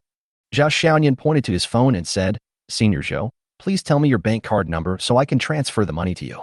"What?" "Oh, the company's corporate card number, right?" Zhou Jiaying quickly took out his mobile phone and looked for the company's corporate account number. It can't be a public account. Zhao Xiaoyan was so scared when he heard that the other party wanted to give him a public account that he immediately stopped him. "Just give me your private account and I'll transfer it to you." Fortunately, if the money was transferred to the corporate account, it would not be considered as spending on the goddess. And how could I earn cash back? "What? My personal account? 300 million into my personal account." Zhou Jiaying stood up suddenly, not believing his ears. Zhao Xiaoyan wondered if the goddess he once had a crush on had a problem with her hearing. How could she have severe hearing loss at such a young age? Chapter 43. Hurry up. It's urgent. Yes, yes, I want your personal account. But this is 300 million. Are you so confident in transferring it to my personal card? Zhou Jiaying looked at Zhao Xiaoyan in disbelief. Zhao Xiaoyan was getting a little impatient and said in a threatening tone, Senior sister, hurry up. If you don't give it to me, I won't vote. Give it to me. I'll give it to you right away. Sure enough, threats are still very effective. After a minute, Zhao Xiaoyan entered the amount 300 million.00 and clicked confirm. However, an embarrassing situation arose. The message transfer successful that was displayed every time a transfer was made before did not appear this time and was replaced by a line of small text. Due to the huge amount of funds involved, manual intervention and confirmation will be required to prevent misoperation. Zhao Xiaoyan. Seeing Zhao Xiaoyan like this, Zhou Jiaying felt a sudden pang in his heart for no reason. Could it be? It's over? Zhao Junior Zhao, what are you doing? Zhou Jiaying asked cautiously. Zhao Xiaoyan turned his phone screen to Zhou Jiaying. The bank said it needs manual review. Seeing this, Zhou Jiaying felt relieved again and said with a smile, It's like this. For fund transfers exceeding a certain amount, the bank requires manual review. Zhao Xiaoyan thought about it and realized that he had never transferred more than 100 million yuan at one time before. The most he transferred was only 1 million yuan. Even when he bought a villa last time, he used a credit card. At this point, Zhou Jiaying didn't know whether to explain to Zhao Xiaoyan or to comfort himself, and said, The review will be faster during the day. You will probably have to wait for more than 10 minutes before someone contacts you. Bank? That's right. Zhao Xiaoyan took the phone, found a number, and dialed it. The call was connected quickly. Hello, Mr. Zhao Xiaoyan. I'm Yiling. Hello, Manager Yi. I have a transfer here and it's urgent. Can you please let your bank approve it as soon as possible? You have to hurry up, or you can delay my earning money. Yiling took the phone and said quickly, Mr. Zhao, this is it. May I ask why you want to transfer this money? It would be best if you could not transfer it. The bank president asked Yiling to find Zhao Xiaoyan because of the deposit in Zhao Xiaoyan's card, hoping that Zhao Xiaoyan would keep the deposit in the bank so that the bank's deposit task this year would be secured. But I had just finished the talk and it wasn't even noon yet. But Zhao Xiaoyan wanted to transfer hundreds of millions of dollars. Isn't this a slap in my face and making a fool of me? Although Yiling was very angry, the customer is God, and she could only try her best to keep the money. Zhao Xiaoyan, well, don't say so much. Hurry up, I'm really in a hurry. But, Mr. Zhao. Seeing that Zhao Xiaoyan had to turn around, Yiling became a little anxious. If this matter is not accomplished, she really will not be able to explain to the bank president. Hurry up, seriously. Don't worry, you won't lose out. I have another 900 million to transfer in later. Also, don't do any manual review for me in the future, otherwise I'll have to trouble you every time. Zhao Xiaoyan thought that he would have to transfer it again later, so he quickly signed it off. Yiling on the other end of the phone was completely shocked. 300 million was transferred out, and 900 million came in immediately. The amount of deposits in the bank only increased, not decreased at all. This Zhao Xiaoyan makes money too fast. Hello, Manager Yi, did you hear me? Are you listening? When Zhao Xiaoyan saw that the other party was silent, he thought there was something wrong with the cell phone signal. Oh, yes. Okay, Mr. Zhao, I'll arrange it for you right now. After hanging up the phone, Yiling immediately called the bank president. What? There will be another 900 million in revenue. President Chen Yijuan was also stunned. He thought for a moment and said, Okay, Xiaoya, I will arrange for the regulatory approval right away. If it is really as he said, then our bank's deposit task for this year, no, for several years will be secured. President, I think what he said should be true. There is no need for him to lie to me. Okay, you must keep a close eye on this line, Mr. Zhao. A minute later, Zhao Xiaoyan finally breathed a sigh of relief when he saw the words transfer successful appear. A few seconds later, Zhou Jiaying's mobile phone also received a text message. After reading the content of the message several times, counting the zeros after 3 several times, and confirming that there were 8 zeros, Zhou Jiaying had to believe it even if he didn't believe it anymore. He really received 300 million. Zhao Shui, Xiaoyan, are you so confident in transferring 300 million to me? We haven't even signed a contract, and we don't even have a receipt. Zhou Jiaying looked at Zhao Xiaoyan, and he really couldn't understand. This man trusted him too much. This was not 300 yuan, 3,000 yuan, but 300 million yuan. Zhao Xiaoyan had already received 3 times the cashback, which was 900 million yuan. He was so happy that he couldn't close his mouth. He replied casually, What do you say, Sister Zhou? As long as this money is for you, I feel relieved. What a trust this is. 300 million, this is a number that is enough to make even brothers fall out with each other. But he gave it to me so easily without any proof. When Zhou Jiaying heard this, his expression suddenly brightened. His heart also started beating wildly. Could it be that he did this for me? Seeing Zhao Xiaoyan smiling at her from ear to ear, Zhou Jiaying was actually a little moved. Ding. Target Zhou Jiaying's favorability plus 10, current favorability 13. Zhao Xiaoyan. Wow, if I give her another 1 billion now, I wonder if she will still want it. Suddenly, when her heart was beginning to flutter, Zhou Jiaying saw He Fei looking at Zhao Xiaoyan with a look of surprise, and He Fei's hands were still tightly holding Zhao Xiaoyan. The little flame of excitement that had just emerged in Zhou Jiaying's heart was instantly extinguished by reason. Didn't he already have He Fei? He still treated me like this. It turns out that all men are bad. They always look at the pot while eating from the bowl. Humph. Scumbag. Ding. Target Zhou Jiaying's favorability minus 20, current favorability minus 7. Zhao Xiaoyan. What happened? Did you give the wrong money? After receiving the money, Zhou Jiaying couldn't wait to return to Bohai Construction so that he could transfer the money into the company's account to solve Bohai Construction's urgent needs. Seeing Zhou Jiaying's anxious look, Zhao Xiaoyan didn't keep her any longer. As soon as Zhou Jiaying walked out of the villa, He Fei went upstairs to take a shower. She has to go back to the hospital soon. The reason she came back was, firstly, she felt uncomfortable because she hadn't showered all day, and secondly, Zhou Jiaying was coming and she wanted to be there. Shortly after He Fei hurriedly left the villa, Zhao Xiaoyan received an unexpected call. Chapter 44. Remember to reimburse later. Dogtail Lane. Zhao Xiaoyan glanced at a house number in the alley and thought that the name of the alley was very good and down to earth, and was similar to his own name. Zhao Xiaoyan felt really uncomfortable watching Su Yin'er, who was walking with him in high heels but twisting her body slightly from time to time because of the bumpy bluestone road. I say, you must have walked this road many times. You knew the road was uneven, but you still wore such high and thin heels. I admire you. Su Yin'er glared at Zhao Xiaoyan without saying anything, still maintaining her arrogant temperament. But to be honest, among all the targets he has targeted for counterattack, Su Yin'er is the one who knows how to dress the best. Sun Yalan has a cool temperament and dresses in an elegant style, especially long skirts that show her temperament. He Fei has a simple and pure temperament and prefers to dress simply, a bit like a quiet little sister next door. Lu Xinting has a very charming temperament and her dressing style is also sexy. She looks like a little goblin.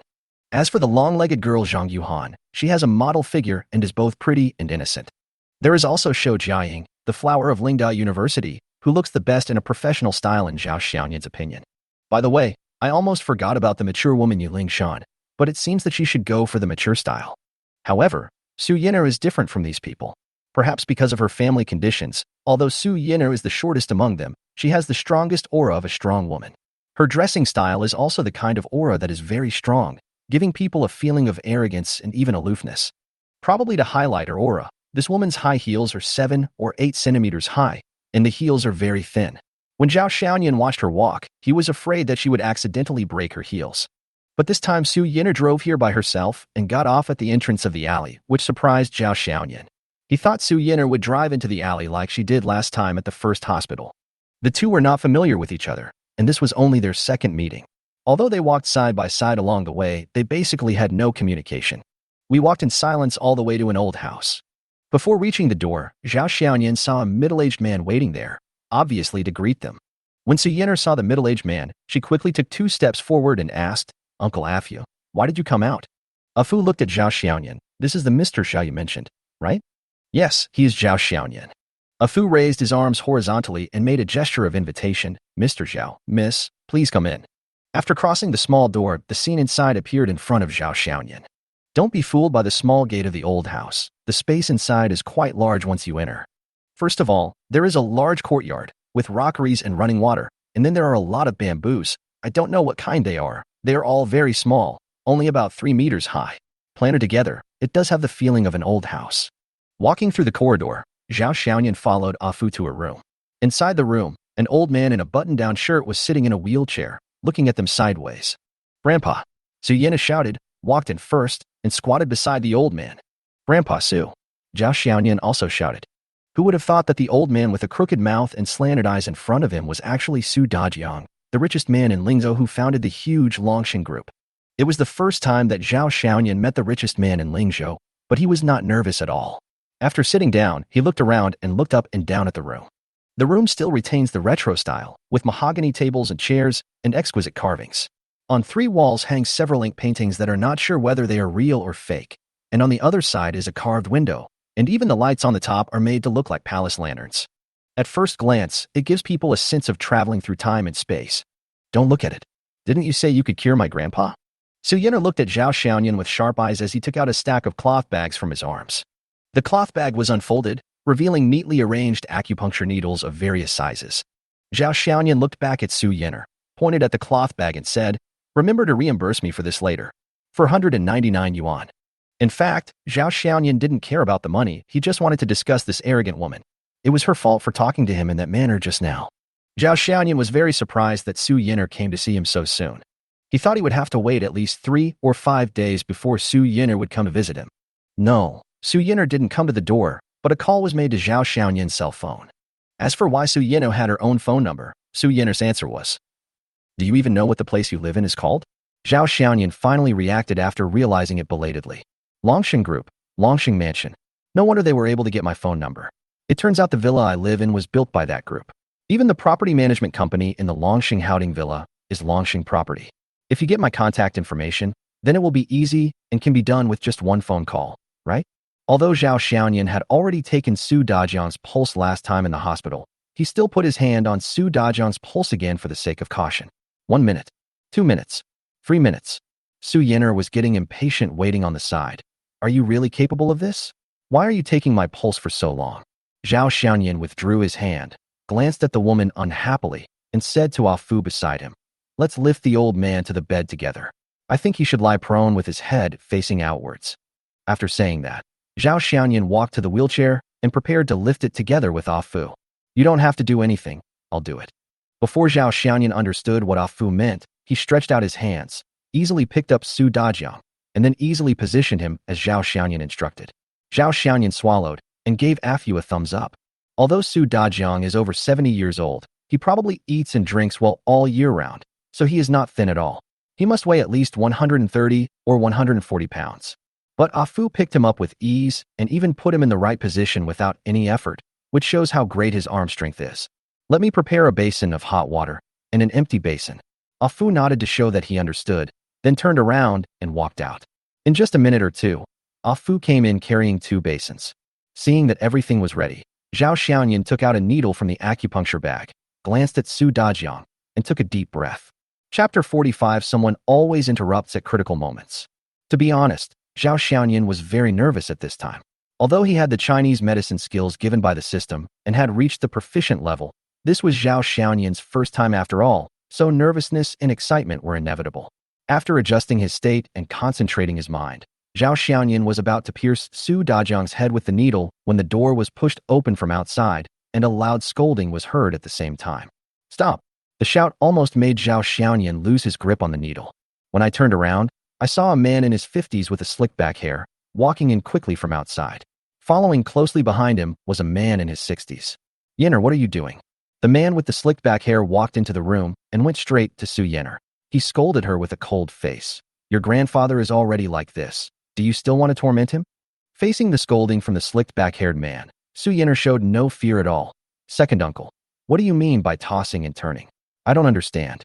It turned out that the person who came was Su Dajiang's second son, Su Yiner's uncle, Suida. "Okay, then tell me, who is this person?" Suida pointed at Zhao Xiaoyan and asked Su Yiner. Zhao Xiaoyan dodged, avoided the pointing fingers, and stood in the corner with Ah Fu. "She is the person I hired to treat Grandpa." "Nonsense. You dare to bring someone you just met in the hospital to your grandfather for treatment? Are you treating him? You are harming your grandfather." Suida looked heartbroken. "Then what do you say we should do? We've been to every hospital and done all kinds of tests, but the results are all that it's difficult to recover." Su Yiner's cold eye shot out a cruel look. "Even if there's a glimmer of hope, I will do everything I can to make Grandpa get better." Suida sighed and softened his tone. "Yiner, you have been stubborn since you were young, but now is not the time to be stubborn and willful. This is Professor Hao Deming from the Sparrow Polytechnic Hospital of Bucho, and he is also a world-renowned neurologist. I finally invited him here this time, just to let him see your grandfather." At this point, Suida paused and said, "If Professor Hao says there is still a chance, we will let Professor Hao treat your grandfather. But Yiner, if Professor Hao also says it's not possible, second uncle also hopes that you can accept this fact." The man who came in after Suida stood up at the right time and said, "Mr. Su, please show me your grandfather's various test reports and CT scans." Hearing the loud voice of the visitor, Hope rekindled in Su Yiner's eyes, and she hurriedly took out something the size of a file bag from the drawer of the bookcase in her bedroom. It's all here. Professor Hao, please take a look at my grandfather's condition. Hao Deming took the bag, opened it, and took out the contents. There are a lot of things in it, but they are all neatly organized and even sorted by date, which saves people who read it a lot of trouble. About 10 minutes later, Hao Deming read all the medical reports, sighed, shook his head and said, "This is a stroke with hemiplegia, aphasia, and other sequelae. The brain nerve tissue has been damaged and there is no chance of recovery. I'm sorry, I can't do anything." After hearing what Hao Deming said, Su Yiner was obviously unsteady on her feet. Fortunately, there was a desk next to her, which helped her to stand firm and avoid embarrassment. "Is there really no hope at all?" Su Yiner asked without giving up. Hao Deming shook his head twice. "Even Professor Hao said so.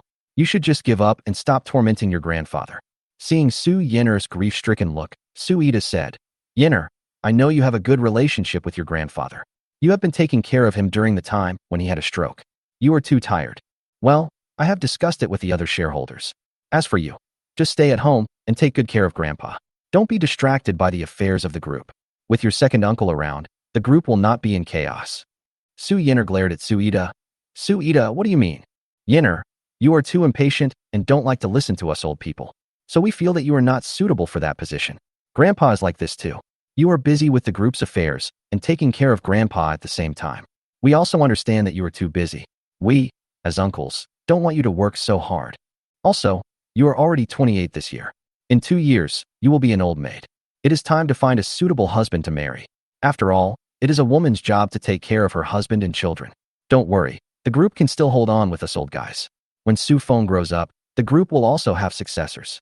Zhao Xiaoyan, who was listening at the side, wanted to applaud the man with the slicked back hair. There are ulterior motives in every sentence, but the way he speaks seems to be, "I'm doing this for your own good. Learned it, learned it." Su Yiner was now angry and annoyed. Her second uncle was really calculating. He took her down and then pushed that unpromising cousin up. Although Longshan Group did not change its name, it would be Su Ida's group.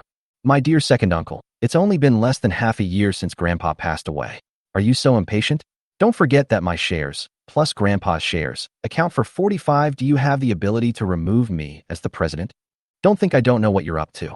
Let me tell you, as long as I, Su Yiner, am here, you, Su Ida or Su Feng, better not cause trouble for me. If you dare to reach out for something you don't deserve, I will definitely chop off your hands." Now that things have come to this, it's like the truth is laid out in the open, so Su Ida simply cut ties with her. "Su Yiner, that position was never yours, and certainly not your father's. It should have belonged to me. It was your father, my good elder brother, who took it away from me by fawning over the old man and winning his favor. Today, I am just taking back what belongs to me." Su Ida took out a piece of paper and spread it out. "Take a good look at this. This is a draft signed by all shareholders to remove you as the president. Tomorrow, I will initiate a resolution to remove the president in the name of the third largest shareholder. Tomorrow, you will no longer be the female president of Longshan Group." Su Yiner looked at the contents on the paper, and her expression changed from cold to angry. "Su Ida, how dare you? My title as president was approved by my grandfather at the board meeting. Humph, the old man is already like this, so don't use him to threaten me." Chapter 46. 4 Needles. Zhao Xiaoyan, who was watching this grand drama from a close distance, was enjoying the melon when he felt someone was watching him from the corner of his eye. He looked over and saw Su Dajiang lying face down on the bed. Although Su Dajiang's eyes and mouth were crooked at this time, he was still conscious. However, he could not speak or move his hands. His eyes were full of pleading when he looked at Zhao Xiaoyan. Zhao Xiaoyan didn't know why, but he felt as if he understood what Su Dajiang meant.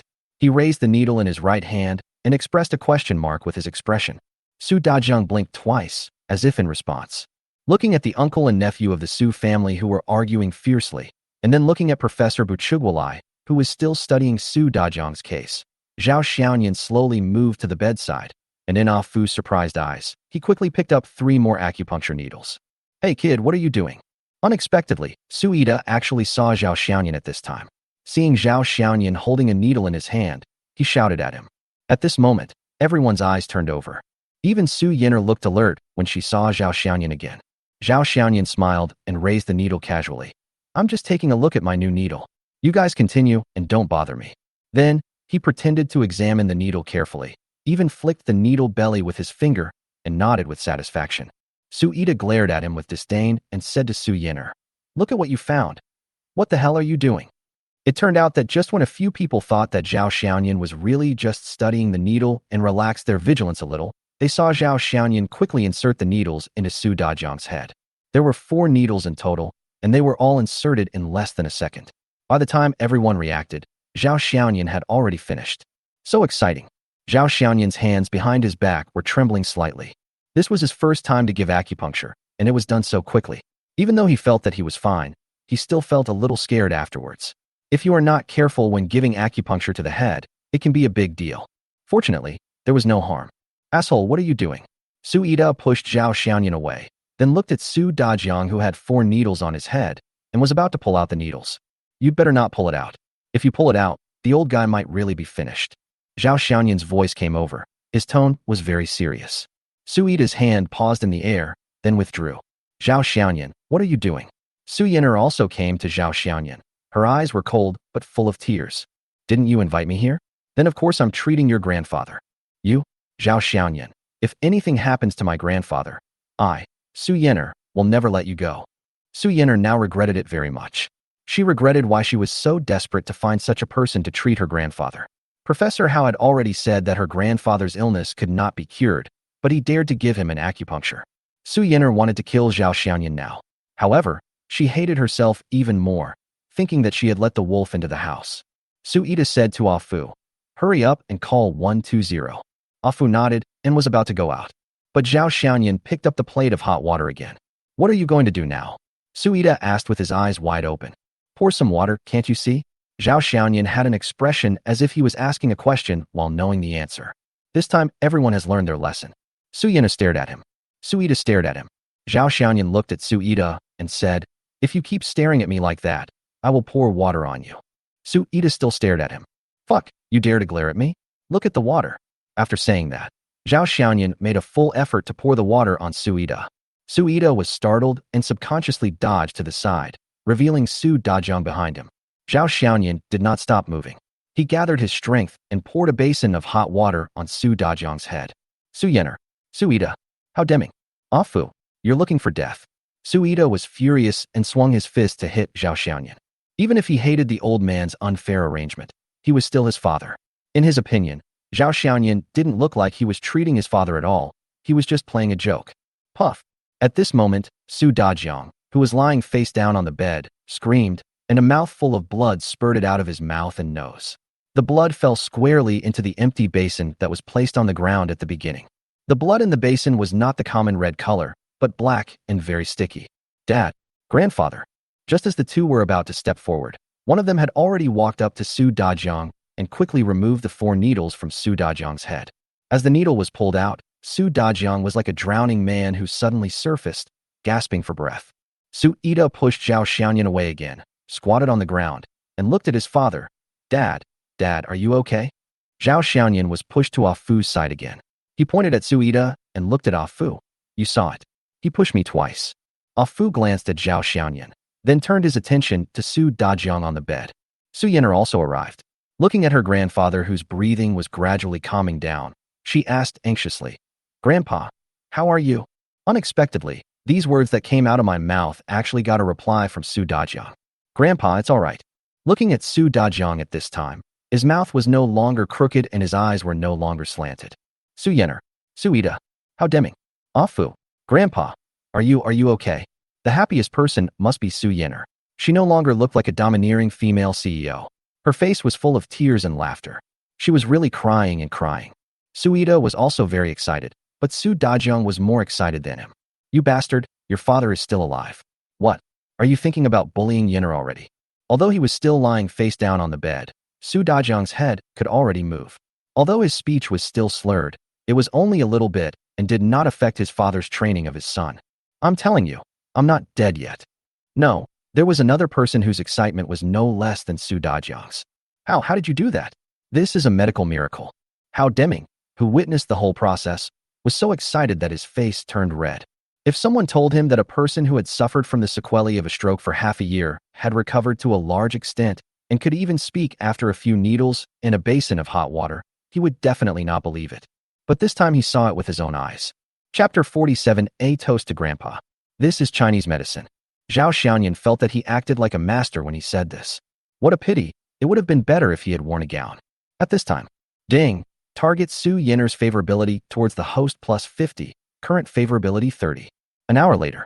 The old house of the Su family. Zhao Xiaoyan looked at the table full of dishes and was dumbfounded.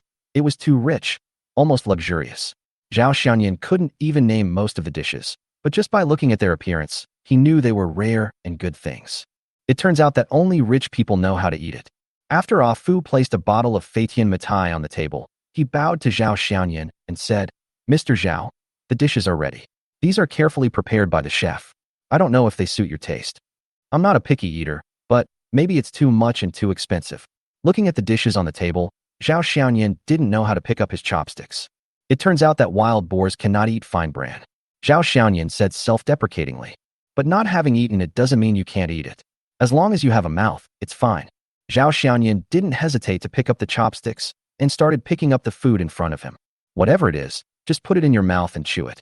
Looking at the way Zhao Xiaoyan was eating, Su Yiner, who was sitting on the side, curled her lips slightly. Although there was contempt in her eyes, there was a lot of smile in it. The way one eats can really reveal a person's upbringing and background. But Zhao Xiaoyan is a loser himself, no matter how he dresses or how he eats. He just wants to be comfortable and happy. Especially when he drinks soup, he will unconsciously make a slurp, slurp sound. Su Yiner couldn't help it. Can you eat without making any noise? I didn't smack my lips. The soup is hot. Zhao Xiaoyan continued to drink without any intention of stopping. Su Dajiang, who was sitting in a wheelchair, could not move his hands and feet, but he could show his expression. He looked at Zhao Xiaoyan with a smile, not thinking anything was wrong. Xiaoyan is being true to himself, and I think that's great. Zhao Xiaoyan ate while complaining in his heart. How can you not be so true to yourself? Don't you even look at the time? How can you not be hungry if you don't have lunch until 3 o'clock? As the old saying goes, no feast is complete without wine. Ah Fu, pour some wine for Xiaoyan. Ah Fu obediently opened the Moutai, poured a cup and placed it in front of Zhao Xiaoyan, then poured the second cup and handed it to Su Yiner. Looking at the clear wine in the glass in front of him, Zhao Xiaoyan didn't want to drink it at first. After all, his alcohol tolerance was just average. But this was Moutai Feitian, which he had only heard of but never drunk before, so Zhao Xiaoyan wanted to try what it tasted like. Su Dajiang looked at his granddaughter and said, Yiner, toast to Grandpa for the new year. Su Yiner, yes, Grandpa. Okay, Grandpa Su, I'll toast you and wish you a speedy recovery. Zhao Xiaoyan was not polite and raised his glass to Su Dajiang, who was sitting in a wheelchair. Su Dajiang nodded. Okay. Su Yiner obediently clinked the wine glass in her hand with Zhao Xiaoyan's glass, then raised her head and drank it all. Zhao Xiaoyan had drunk white wine before, and this Feitian Mitai was indeed different. It didn't have the throat-cutting feeling of ordinary white wine, but the flavor was also much stronger. Zhao Xiaoyan imitated what he saw in the TV series and shouted, Good wine, good wine. This caused Su Dajiang to laugh out loud twice. It seems that there is finally someone who can drink a few glasses with me, an old man. Yiner and the others only like to drink red wine and foreign liquor, and they can't drink with me. When I recover from my illness, Xiaoyan, you have to accompany me for a good drink. Su Yiner frowned and said, You can't drink even after you get better. Remember to go for a checkup and listen to the doctor. She turned to look at Zhao Xiaoyan and said in a commanding tone, Don't let my grandfather drink. If you want to drink it yourself. Zhao Xiaoyan just doesn't like Su Yiner's bad temper and how she acts like a big shot. Don't worry, old man. When you get better, I will drink with you every day. After eating 2 bites of the food, Zhao Xiaoyan picked up the wine glass again. As he said this, he deliberately glanced at Su Yiner. After 3 rounds of wine, the dishes have 5 flavors. Seeing that her grandfather's condition had improved, Su Yiner stayed with him for a while and then was told by Su Dajiang to go back. Su Dajiang sat in a wheelchair, looking at Zhao Xiaoyan eating heartily, and said with a smile, It's good to be young. When I was your age, I could eat as much as you. Being able to eat is a blessing. Zhao Xiaoyan slowly swallowed the food in his mouth. You are fine now. When you recover, you can exercise more, walk more, and do some square dancing or something. Then your appetite will naturally improve. Haha, square dancing? I'm not that lucky. Su Dajiang was amused by Zhao Xiaoyan's words. Then he sighed and said, Although I don't care about the group's affairs now, I'm still worried about Yiner. Children and grandchildren have their own blessings. You are already this old, just live your own life well. Why do you care so much? Su Dajiang sighed. I can't just ignore it. Yinner grew up beside me. She is cold and arrogant and has a stubborn temper. I'm really afraid that if I'm gone one day, there will be no one to help her. Then he changed the subject and asked, Xiaoyan, what do your parents do? Zhao Xiaoyan did not hide it. My parents died a long time ago. They were teachers in the countryside when they were alive. Zhao Xiaoyan's parents died in a car accident when he was a freshman in college. Su Dajiang didn't expect that Zhao Xiaoyan's parents passed away so early. He said with emotion, things are unpredictable. I'm sorry. Zhao Xiaoyan naturally knew what Su Dajiang was thinking at the time. It is said that there are no filial sons around a long-term sick bed, but fighting over family property around a long-term sick bed is not uncommon in wealthy families. This time, because Su Dajiang was getting better, all of Su Yida's previous efforts would be in vain. But this also gave Su Dajiang a reminder. As long as he was around, his granddaughter's position would be stable. If he was gone, let alone gone, as long as he was bedridden, his granddaughter's position would be in jeopardy. Although Su Dajiang drove Su Yida out of the old house, it was only a temporary solution. On one side was his granddaughter, and on the other side was his son. He couldn't really destroy his son for Su Yianner. After eating and drinking, Zhao Xiaoyan pushed Su Dajiang to sit in the yard. Fu had prepared the tea set early, and as soon as the two arrived, he poured the tea from the teacup into the small cup. The fresh tea fragrance had already drifted into Zhao Xiaoyan's nose. This is the best tea, Guanyin. How about trying it? Zhao Xiaoyan had never drunk this kind of kung fu tea, so he picked up the cup and drank it all in one gulp. Apart from being hot, he couldn't taste anything special about it. It just had the flavor of tea leaves. Chapter 48, I promise you my granddaughter. After all, I founded Longshan. I am really scared of what happened today. Su Dajiang fixed his eyes on Zhao Xiaoyan, smiling with gratitude. Luckily, I have you this time. Together with the last time in the hospital, you have saved me twice. Hey, you're too polite. It's just that I encountered it, and I can solve it. If I encountered something that I couldn't solve, I would have stayed away from it. Cherish your life. After all, he is already a billionaire, so Zhao Xiaoyan now loves to take care of himself. Su Dajiang laughed out loud, and the more he looked at Zhao Xiaoyan, the more he liked him. Xiaoyan, how old are you this year? 22. Are you married? Zhao Xiaoyan said speechlessly. I won't graduate from university until next year. How can I get married so soon? It is said that great favors require no thanks. How about? Su Dajiang looked at Zhao Xiaoyan and said word by word. How about I give you my granddaughter? Puff. Zhao Xiaoyan sprayed a mouthful of tea directly onto Su Dajiang's clothes. What did you say? How did it get to this point? He was really confused by Su Dajiang. The topic changed too quickly, one thing in the sky and the other in the ground. He was eating well and drinking tea, but how did he end up talking about marrying her granddaughter? This was too big of a detour. Fu hurriedly took out a tissue to wipe the tea off Su Dajiang's clothes and glared at Zhao Xiaoyan in reproach. Su Dajiang didn't care and continued. You are 22 this year, which is the legal age. Although Yinner is older than you, she is only 6 years older. A woman who is 3 years older than you is a treasure. You have 2 treasures. Besides, my granddaughter is so beautiful, she is definitely more than enough for you. Su Dajiang pretended to be mysterious and said, I'll tell you a secret. My granddaughter has never been in love. If you can succeed with her, it would be great to marry your first love. Zhao Xiaoyan's mind unconsciously flashed with Su Yinner's arrogant look, and he refused directly, I don't want it. Why? You're so self-righteous. I was so suppressed when I got married. Zhao Xiaoyan admitted that Su Yinner was indeed beautiful, but apart from anything else, her arrogant and conceited personality made Zhao Xiaoyan feel annoyed. Besides, I have a system, so I will definitely have a lot of women around me in the future. According to Su Yinner's personality, would she be willing to share with others? What? Isn't Su Yinner the target of counterattack bound by the system? Please, it is a locked target, but the system doesn't say that we have to succeed in conquering it. So it depends on your own ability. If you can subdue her, I guarantee she will be obedient. Su Dajiang continued to seduce her step by step. Zhao Xiaoyan curled his lips. Forget it. Even if I am a good match for your granddaughter, that's fine. With her eldest daughter's temper and her stern face, it's uncomfortable to look at her. Su Dajiang laughed. Look, she's cold and you're hot. Isn't that a perfect match? You can go and try it first. But my granddaughter is a girl after all, so as a man you should take the initiative. Go out for a meal, watch a movie or something. You old man, you are just talking about something else and are getting off topic. I am leaving now. I will come back in 3 days. Having said that, Zhao Xiaoyan really slipped away and fled from the Su family's old house. Does the master really like him? Seeing Su Dajiang watching Zhao Xiaoyan leave, Fu asked while packing up the tea sets. This kid is kind-hearted. Although he is sometimes unreasonable, he is very opinionated. If I have to choose someone for Yenner, I will choose him. Su Dajong looked at Ah Fu and asked, "What do you think of this kid?"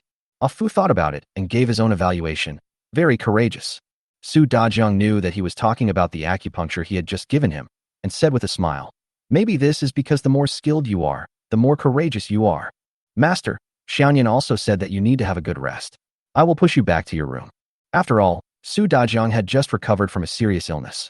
Even though he can speak more fluently now, he is only slightly better and needs to continue to recuperate.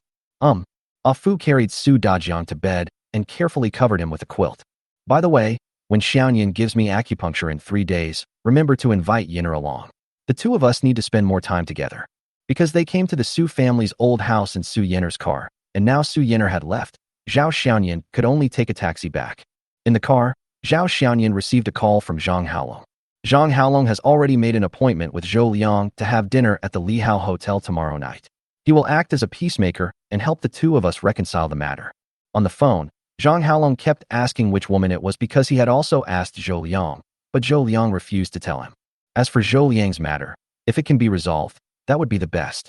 After all, in this day and age, it is best not to make enemies. But if Zhou Liang still insists, then Zhao Xiaoyan will not give in.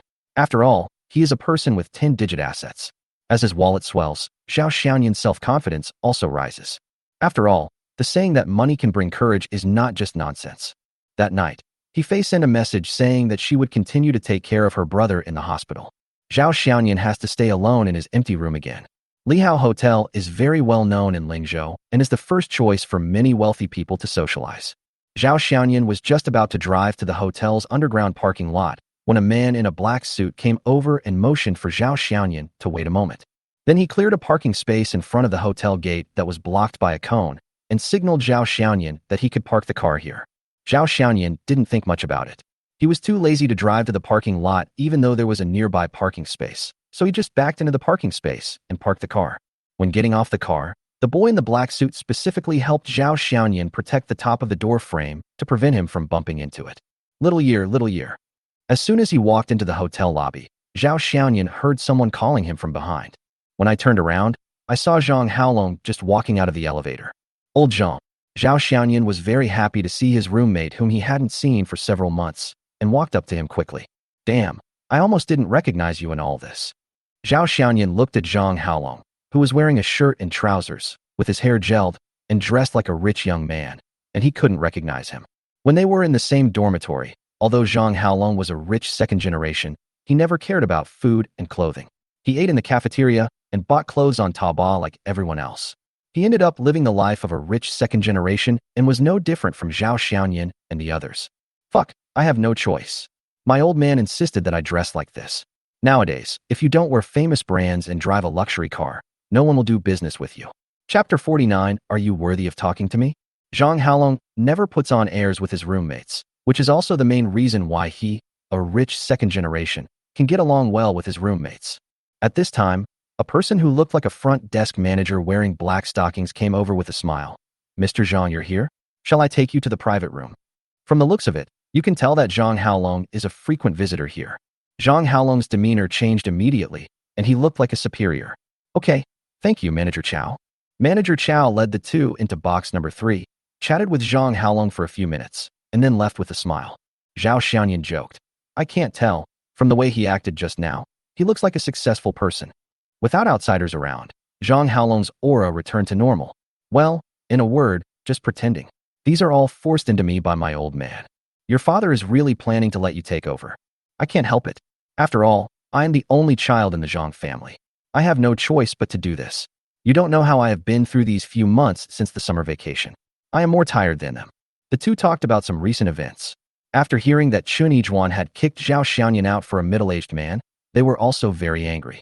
How Zhao Xiaoyan treated Chen Yijuan was best known to the people in their dormitory. However, as they talked, the topic turned back to Zhou Liang's matter. "Tell me the truth now. Who are you doing this for?" Zhang Haolong was here to help him, so Zhao Xiaoyan didn't intend to hide it. "Do you know He from the dance department?" "Oh my god, He. Tell me in detail." So Zhao Xiaoyan told Zhang Haolong about He situation, but he only said that he borrowed 100,000 yuan to repay Zhou Liang, and later, he gave He several million yuan. He just said the same thing as He Fei, saying that a distant relative of her family lent a helping hand. Then this matter has nothing to do with you. Why are you taking it upon yourself? Because I promised He Fei that I would help her deal with Zhou Liang.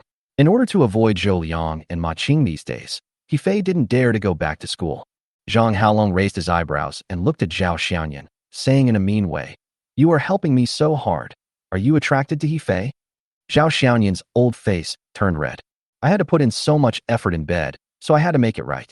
Seeing Zhao Xianyan like this, Zhang Haolong understood immediately and laughed. Xianyan is good, a hero saving a beautiful girl.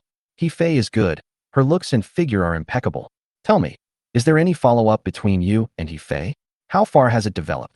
Zhao Xianyan immediately drank water tactically, but he was proud in his heart. Which step? The step of being honest with each other. It was precisely because of this that Zhao Xianyan had to settle the matter with Zhou Liang. He Fei really hadn't been to school for several days, and hiding all the time was really not a good idea. As the two were talking, the door of the box was pushed open.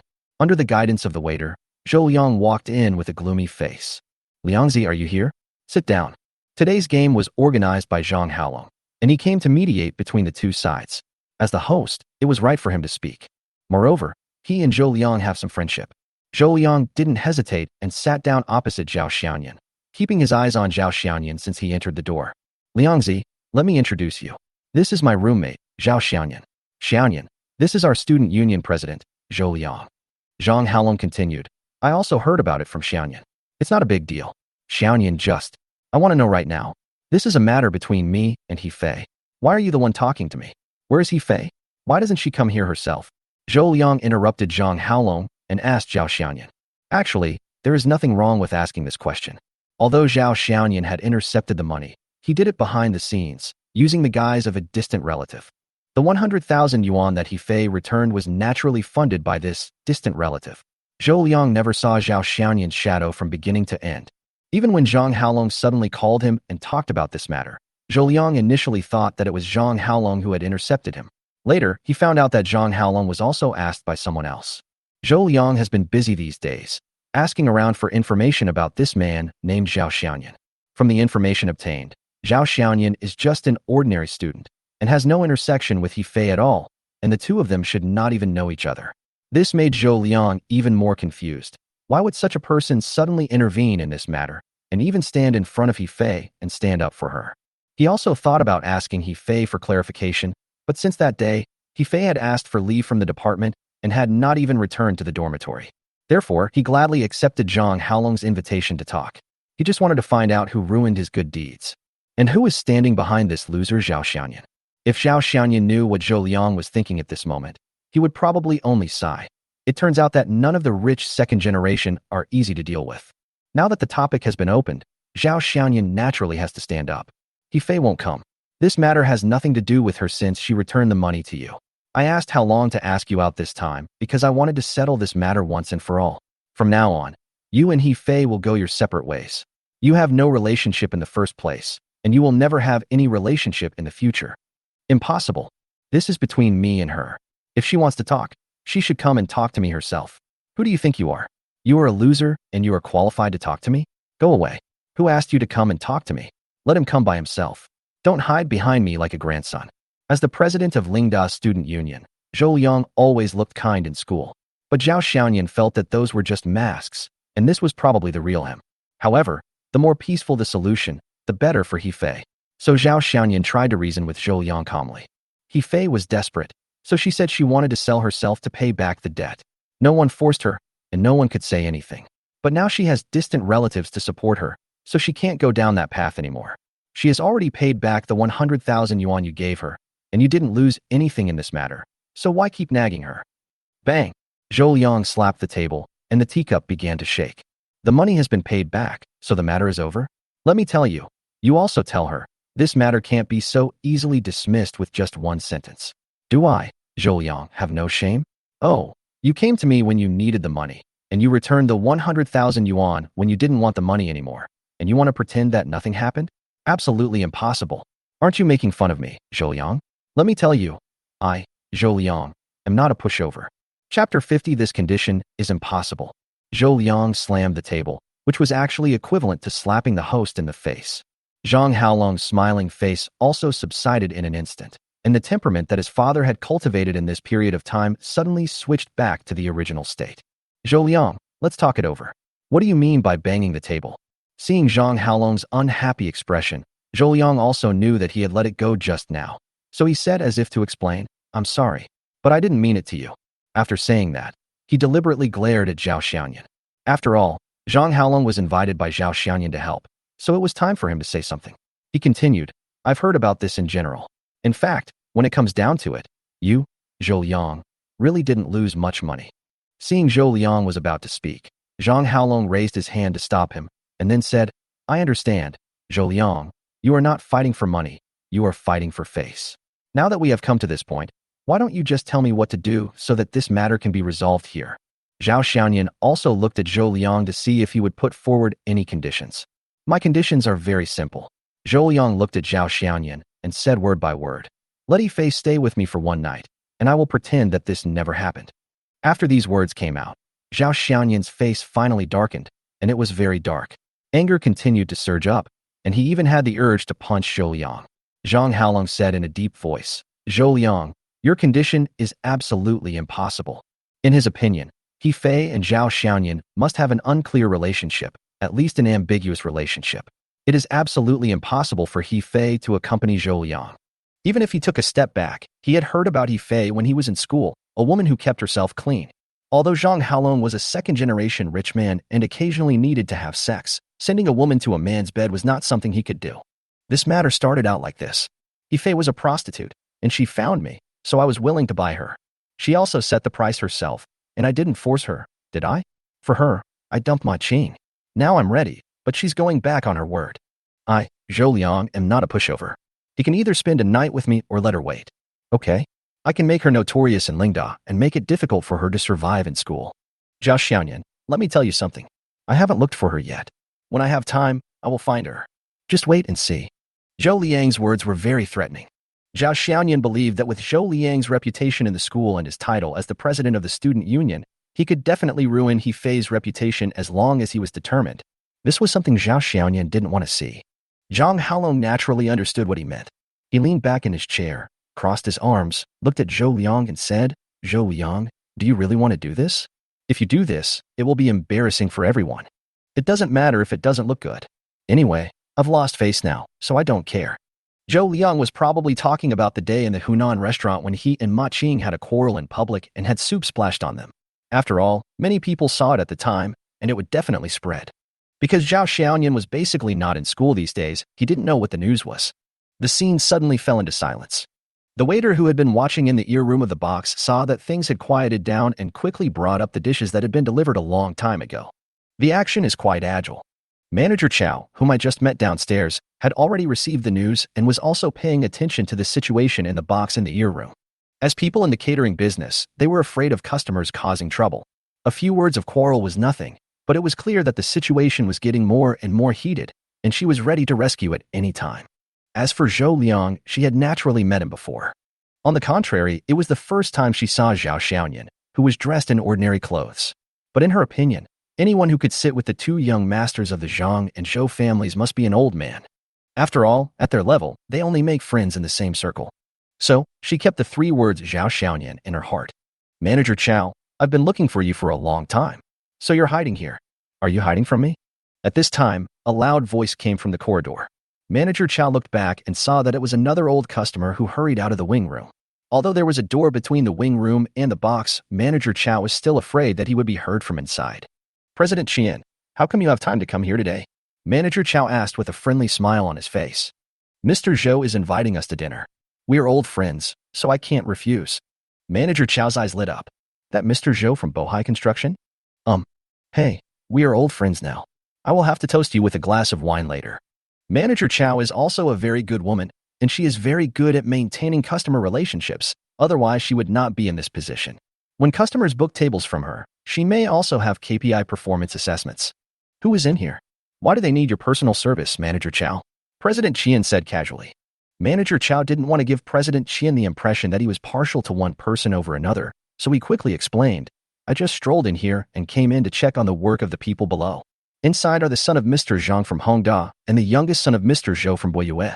There's also a new face named Zhao Xiaoyan, and I don't know whose family he is from. Come on, President Qian, which box are you in? I have to toast you and President Zhou. Manager Chao was about to move forward when he noticed that President Qian was standing there with a strange look on his face. President Qian, what's wrong with you? In box number 3. All the dishes were served, but no one picked up their chopsticks. The already decanted red wine also sat quietly on the table. Zhang Haolong stood up, picked up the red wine from the decanter, poured it into the wine cup, and then filled the glasses in front of Zhou Liang and Zhao Xiaoyan respectively. Finally, he poured himself half a glass. Don't say anything absolute. Don't do everything.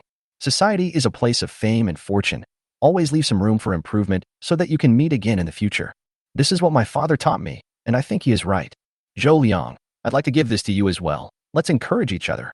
Zhang Haolong is trying to warn Zhou Liang. Compared with Boyue Company, Hongda Group is superior in both size and strength. Although the two companies are not in the same field, the business world is like this, and you can't be sure that they will become partners one day and enemies the next. Aaron, do you really have to get involved in this matter? Zhou Liang looked at Zhang Haolong and asked.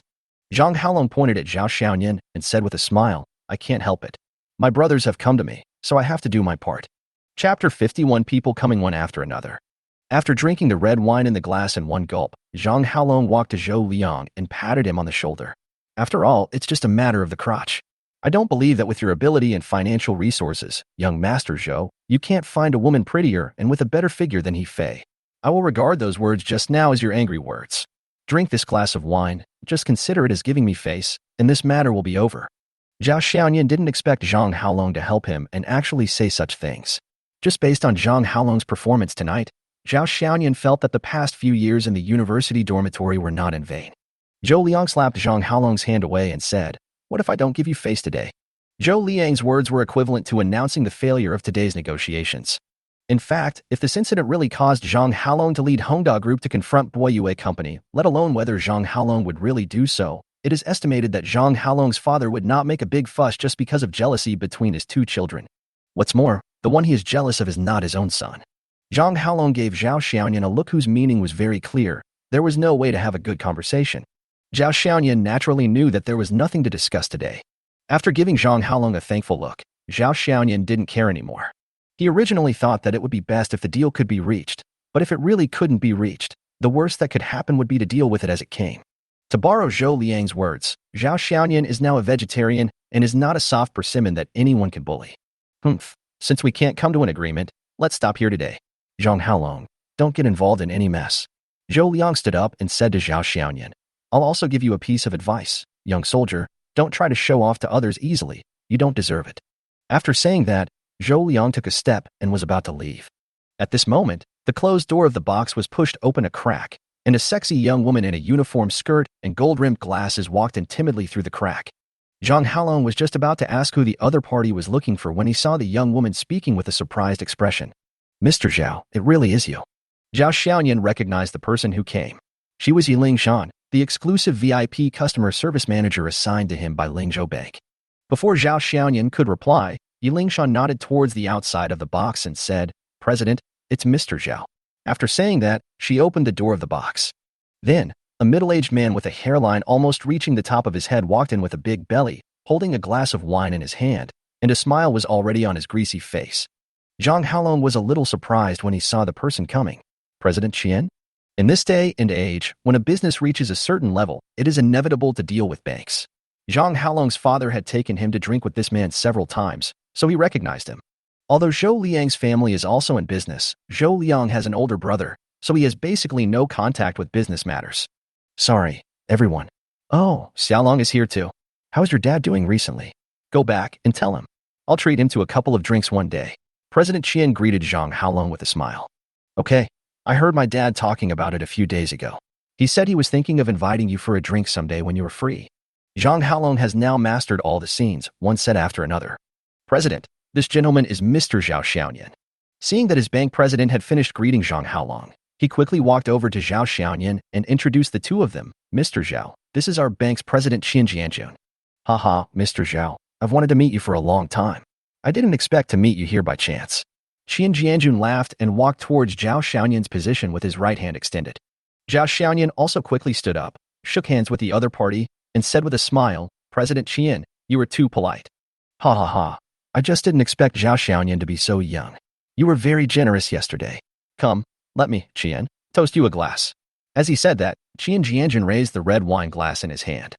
Zhao Xiaoyan also raised his glass and clinked it with Qian Jianjun. Excuse me, excuse me." Zhang Haolong didn't understand why Qian Jianjun came to toast Zhao Xiaoyan. But he knew one thing: Qian Jianjun was famous for not doing anything without profit, and the person who condescended to toast him must be worthy of his toast in terms of status and money. "So what about my roommate?" Although he was confused, Zhang Haolong knew that now was not the time to ask, so he had to suppress his curiosity. At this time, on the other side, Zhou Liang was surprised to hear that this middle-aged man with a big belly was actually the bank president. He looked at Zhao Xiaoyan with a more serious look in his eyes.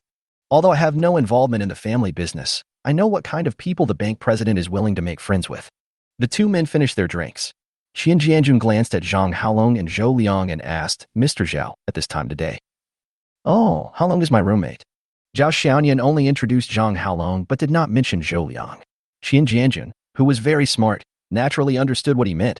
It seemed that Zhao Xiaoyan did not like the second son of the Zhou family. But she still had a smile on her face. "Then I won't disturb your good friend's gathering." She turned to Zhao Xiaoyan and said, "Mr. Zhao, let's leave your phone number. If there is anything that Xiaoya's service is not up to standard, you can call me directly and I will criticize her." Zhao Xiaoyan glanced at the young woman Yi Lingshan standing next to him and said with a smile, "Manager Yi is quite good." "That's good. That's good."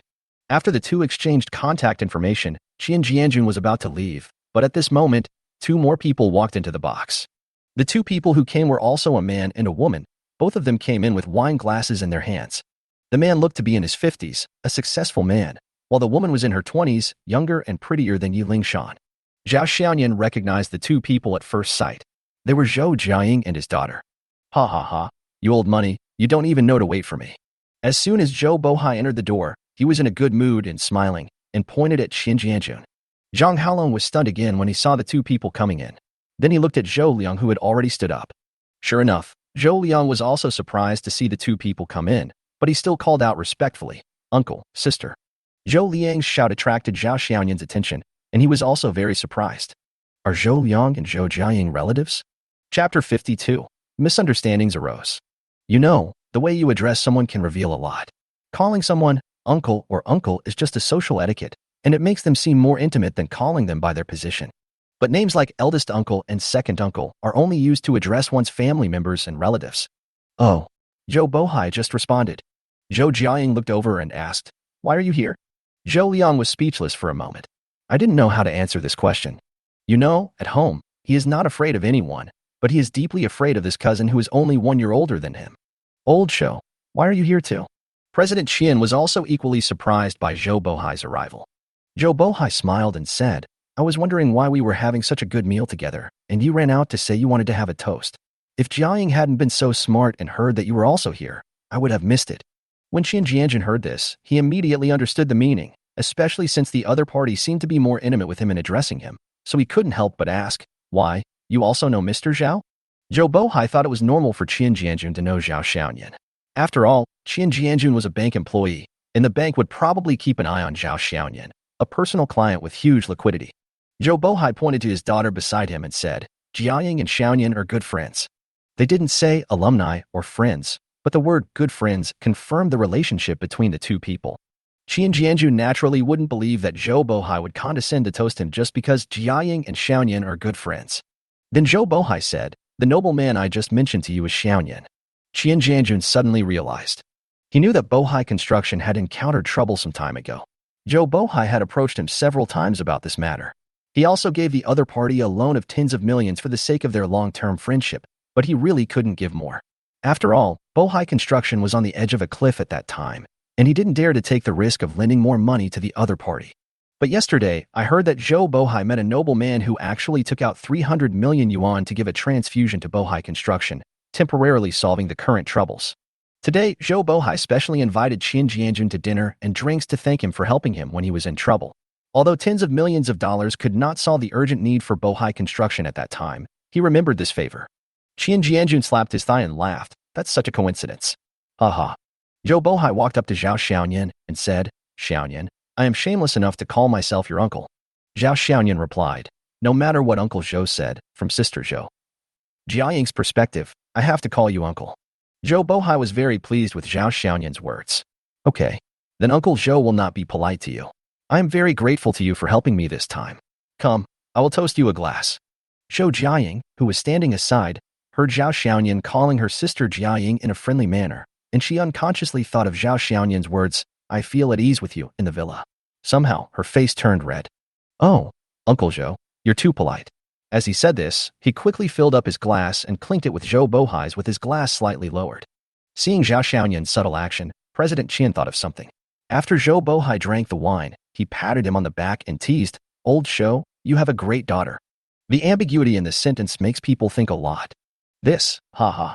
Zhou Bohai knew that Zhao Xiaoyan had a beautiful woman in a luxurious house, and that the house was bought from him. But now was not the time to explain, so he could only laugh it off. The blush that had just gone down on Zhou Jiaying's face reappeared again. Zhang Haolong was confused. He looked at Zhao Xiaoyan, then at Zhou Jiaying who was blushing. Zhou Liang was even more confused. His cousin actually had an unclear relationship with that loser? Misunderstanding arises. Seeing that his father had toasted, Zhou Jiaying also came up with a glass of wine. Xiaoyan, thank you. I'll toast you a glass too. Everyone changed senior sister to Sister Jiaying, so Zhou Jiaying naturally followed suit and changed younger brother Zhao to Xiaoyan. Zhao Xiaoyan poured more wine and clinked glasses with Zhou Jiaying. Hey, why are you thanking me for anything? Because of the previous misunderstanding, Zhao Xiaoyan's words confirmed the speculations of many people present. Zhou Jiaying immediately rolled her eyes shyly at him. But in Zhao Xiaoyan's eyes, this look was full of charm. This left Zhao Xiaoyan confused. Ding! Target, Zhou Jiaying's favorability plus 60, current favorability 53. Zhao Xiaoyan. When President Qian saw Zhou Jiaying toasting, he quickly winked at Yi Lingshan who was standing beside him.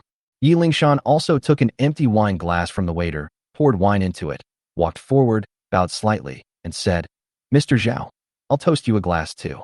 As she bowed, Zhao Xiaoyan's eyes happened to follow the collar of her unbuttoned shirt, and he saw the snow whiteness wrapped in red and the deep ravine outlined inside. It's really big, and seems to be much bigger than he phased 32D.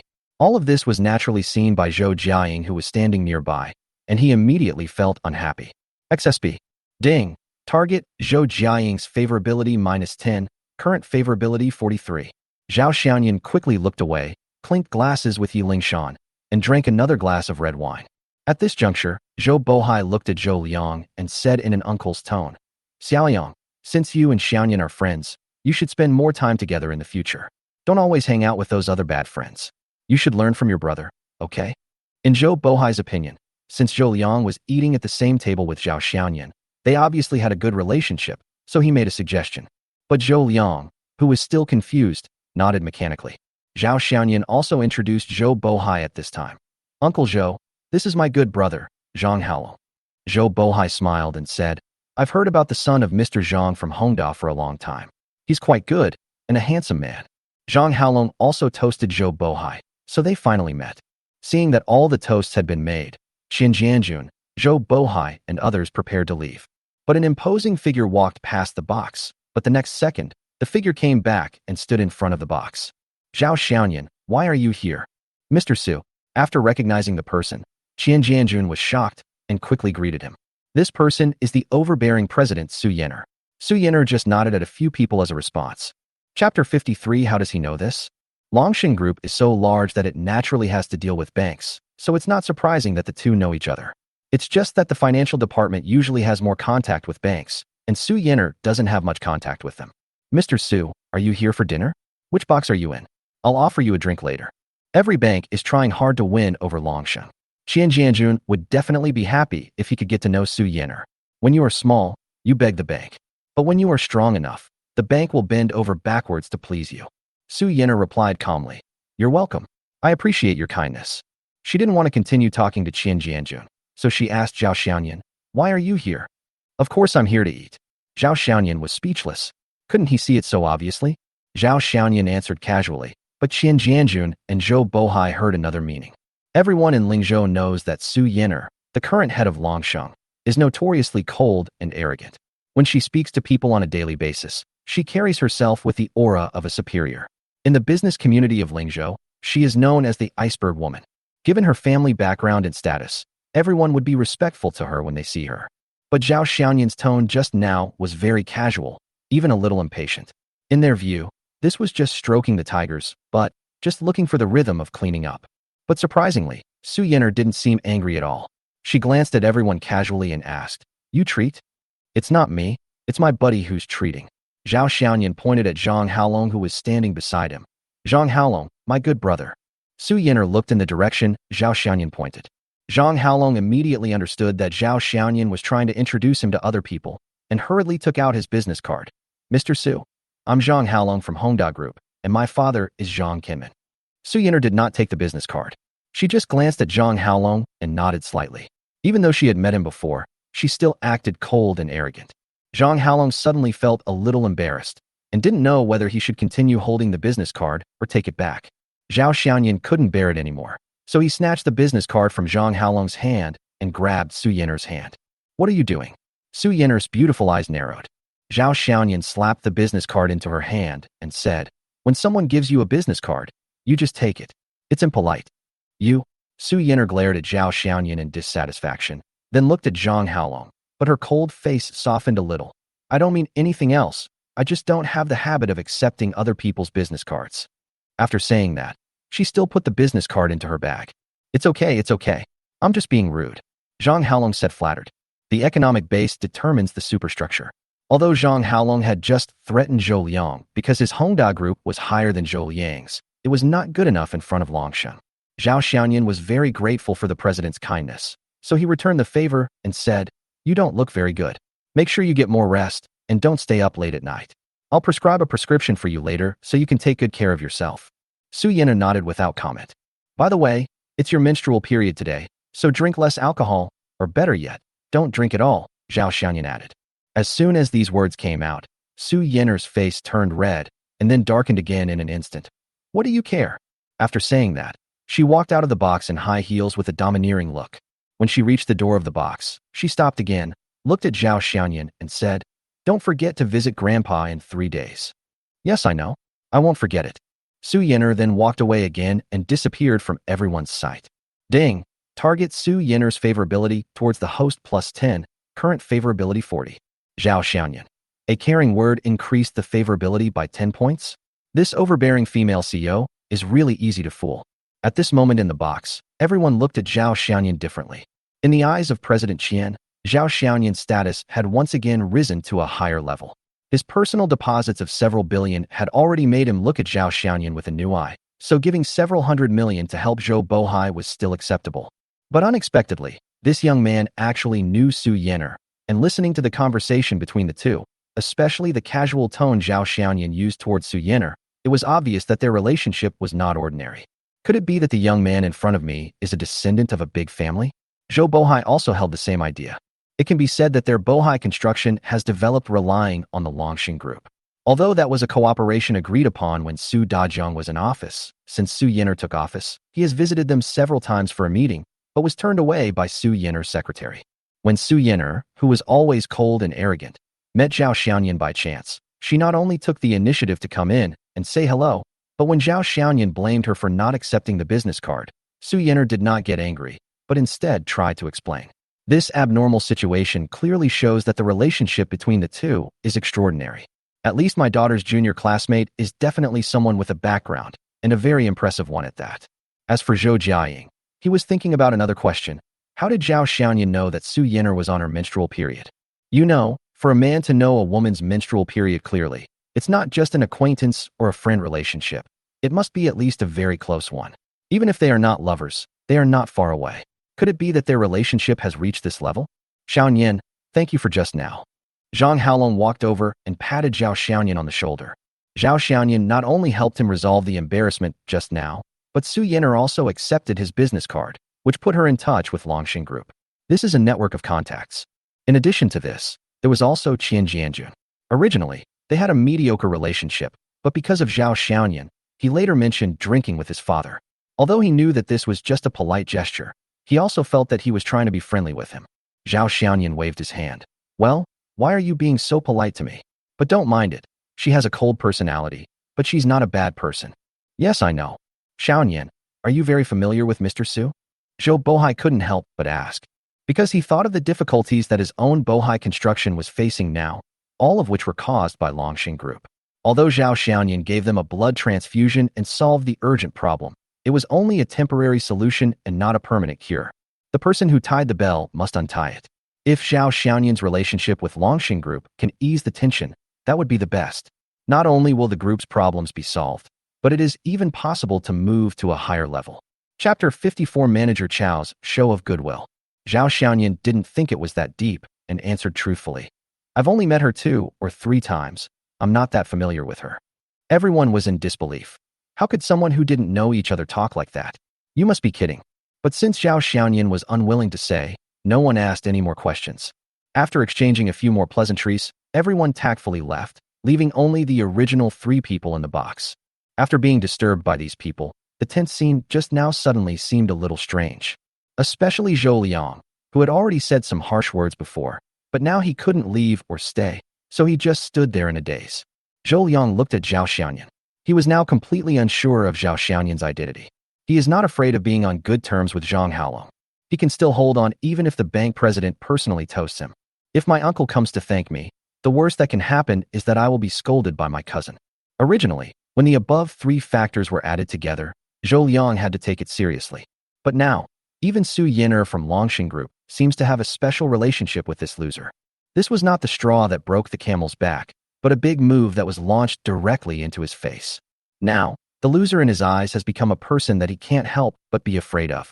The breadth and level of his connections are beyond the reach of a rich second generation like him who relies on his family's income to eat and wait for death.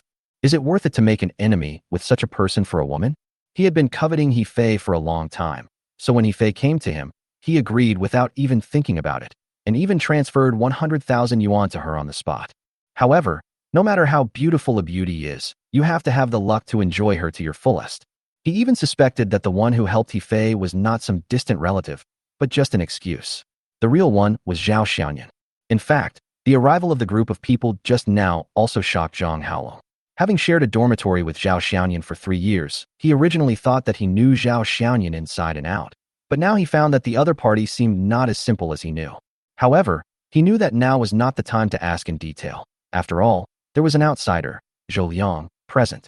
Zhang Haolong wanted to laugh when he saw Zhou Liang's conflicted and confused look at this moment. It was really satisfying. Zhou Liang was so arrogant before, so arrogant that he didn't even give face to Zhang Haolong. I guess he must be regretting it now. Zhou Liang, let's get back to what we just talked about. Zhang Haolong looked at Zhou Liang and asked, his expression somewhat amused. Regarding the matter of He Fei, are you really not going to make a big deal out of a small matter? This is murder and heartbreak. And Zhao Xiaoyan's eyes also looked at Zhou Liang. Although he was unwilling, the situation was stronger than him, so Zhou Liang had to give in. Forget it. Let's end this matter here. But I want to ask you a question. Zhou Liang looked at Zhao Xiaoyan and asked, the person who helped He Fei was actually you, right? Yes. Zhao Xiaoyan admitted it very straightforwardly. Distant relative was originally just an excuse given to He Fei. Now that things have come to this point, there is no need for him to hide it. Zhou Liang looked at Zhao Xiaoyan for a few seconds and walked out of the box without saying a word. This kid suffered a great loss today. He will definitely not let it go. After Zhou Liang left, Zhang Haolong took out a cigarette and handed it to Zhao Xiaoyan. Then he took out one and started smoking. Exhaling a puff of smoke, Zhang Haolong continued. Although I didn't grow up knowing him very well, I still know his character. Don't be fooled by his generous appearance. He's actually quite petty. Zhao Xiaoyan rarely smokes, but he also lit one with Zhang Haolong. There's nothing we can do. If he continues to hold on to me, we can only deal with him as he comes.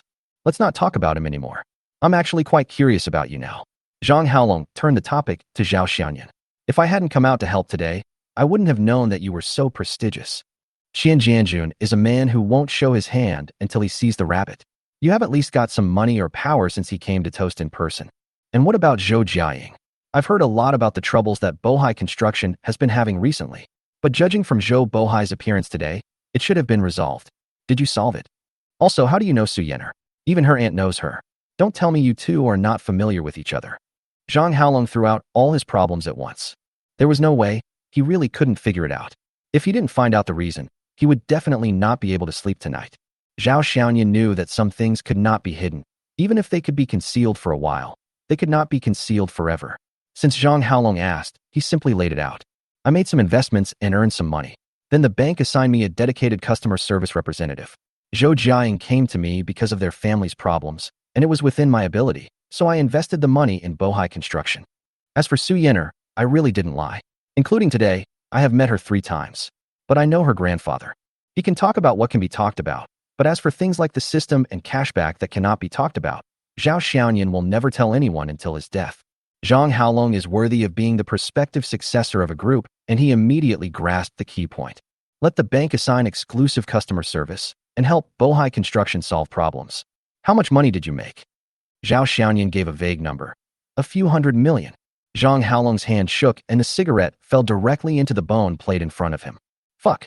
You call a few $100 million earning some money? You're really modest. Zhang Haolong did not ask Zhao Xiaoyan how he earned his money. It was meaningless. If he could tell, Zhao Xiaoyan would have told him long ago instead of just brushing it off. Due to the delay back and forth, the food on the table had already gone cold. The two of them didn't care. They picked up their chopsticks and started eating voraciously, just like they did in school. After having a good meal and a few drinks, the two went downstairs. Zhang Haolong went straight to the front desk to pay the bill, spending a total of more than 9,000 yuan. Just as Zhang Haolong was about to pay, he was stopped by Zhao Xiaoyan. You came here for my business. It would be inappropriate for me to let you treat me to a meal again. Zhang Xiaolong did not refuse. After all, Zhao Xiaoyan was rich now, so there was no need for him to push back and forth on such a small matter. It would be beneath his dignity. As soon as I paid the money, Manager Chow came over with a smile. He first greeted Zhang Haolong. Then Manager Chow took out a card with the Li Hao Hotel logo printed on it and handed it to Zhao Xiaoyan. Mr. Zhao, this is our hotel's gold card. Please accept it. Chapter 55. Do my feet smell? Seeing the gold card, Zhang Haolong's eyelids jumped, and he looked at Manager Chow and said with a smile, Manager Chow, you are too generous. You gave me a gold card right away. Zhao Xiaoyan was a little confused. Isn't this just a membership card? Gold card, 20 off on purchases, can reserve the 6 best private rooms, and can put 500,000 on account. Zhang Haolong explained to Zhao Xiaoyan with a smile, showing a jealous expression. My dad only got this card last year. You are really the most prestigious one. Zhao Xiaoyan was also shocked when he heard this. He didn't expect this card to have such a prominent background. He immediately took the gold card and said, Thank you, Manager Chow. Manager Chow smiled and sent the two to the door. Zhang Haolong looked at Zhao Xiaoyan and said, Why are you going back? Why don't you wait with me and I'll send you back? Zhao Xiaoyan thought for a moment and said, Forget it. It's not on my way. I might as well call a designated driver. Zhao Xiaoyan forgot about this while eating, but drinking and driving is not allowed. Have you bought a car? Zhang Haolong asked. Zhao Xiaoyan took out the car key proudly and pressed the key. In front of the gate, the lights of a black Ferrari 812 flashed twice. Zhang Haolong. I'm sorry, Manager Yi. I have to trouble you to send me off. It was the first time for Zhao Xiaoyan to sit in the passenger seat of this Ferrari 812. You're welcome. Yi Lingshan, who was driving, looked straight ahead and responded without even daring to turn her head. Yi Lingshan was very nervous at this time. Her hands, which were tightly gripping the steering wheel, were a little wet, and her right foot wrapped in stockings, which was stepping on the accelerator, began to feel slightly numb. Because it was her first time driving a sports car, she was not used to the seats in the car, so she had to straighten her body, and her exaggerated full breasts were almost sticking to the steering wheel. Don't be nervous. Seeing Yi Lingshan like this, Zhao Xiaoyan also became nervous. Yi Lingshan hummed, but continued driving in this very uncomfortable posture. Zhao Xiaoyan was too lazy to try to persuade her. He was speechless as he watched the scenery slowly passing by outside the window. At this speed, how long will it take to get home? He regretted it now. Why did he agree to Chen Jianjun's request to let Yi Lingshan take him there? If he had asked a designated driver, he would probably be lying in bed now. Not long ago, when Zhao Xiaoyan was about to call a designated driver, Chen Jianjun, Zhou Bohai and others had just finished their meal and came downstairs. When Chen Jianjun heard that Zhao Xiaoyan was about to call a designated driver, he asked Yi Lingshan to take him back. Tonight, because she was having dinner with a friend like Zhou Bohai, Yi Lingshan did not drink any alcohol. She only took a small sip when clinking glasses with Zhao Xiaoyan, which was almost the same as not drinking at all. Zhao Xiaoyan originally disagreed, but could not resist Chen Jianjun's repeated persuasion, so he reluctantly agreed. After all, it's a nice thing to have a sexy young woman to take you home. However, what he didn't expect was that the female driver strongly recommended by Chen Jianjun was indeed a very good female driver. She managed to drive the sports car that could accelerate from 3 seconds per 100 kilometers to a speed of 40 miles per hour. Perhaps Yiling was a little embarrassed, so she explained guiltily, Mr. Zhao, this is my first time driving a sports car, so I'm a little slow. It's okay, safety first, it's fine. What else could Zhao Xiaoyan say? Zhao Xiaoyan rolled down the car window to feel the coolness of late summer. Ah, Zhao Xiaoyan, do my feet smell? Driving in high heels is not very safe. Yiling subconsciously took a deep breath and sniffed, and it seemed that she didn't smell any foot odor. Zhao Xiaoyan was amused by the train of thought of this sexy young woman. He waved his hands and said with a smile, No, I just want to get some fresh air. Then he turned his head and looked at Yiling who was looking at the road with wide eyes. Yiling looks like a good wife and mother, beautiful but not ostentatious. But the more you look at her, the more attractive she becomes. Although she is already 31 years old, I don't know whether it is because she has taken good care of herself or has a good foundation. There is no trace of time on her face, and the pair of gold-rimmed glasses on her nose give people a unique taste of a mature woman. Especially her figure, which was judged by the system as 99, a near-perfect score, which shows how great her physical advantages are and how sexy her figure is. As if she noticed Zhao Xiaoyan's gaze, Yiling quickly glanced to the side, then continued to look forward and said, Mr. Zhao, are you in a hurry? How about I drive faster? No, it's okay. Bell. At this time, Yiling cell phone in her bag rang.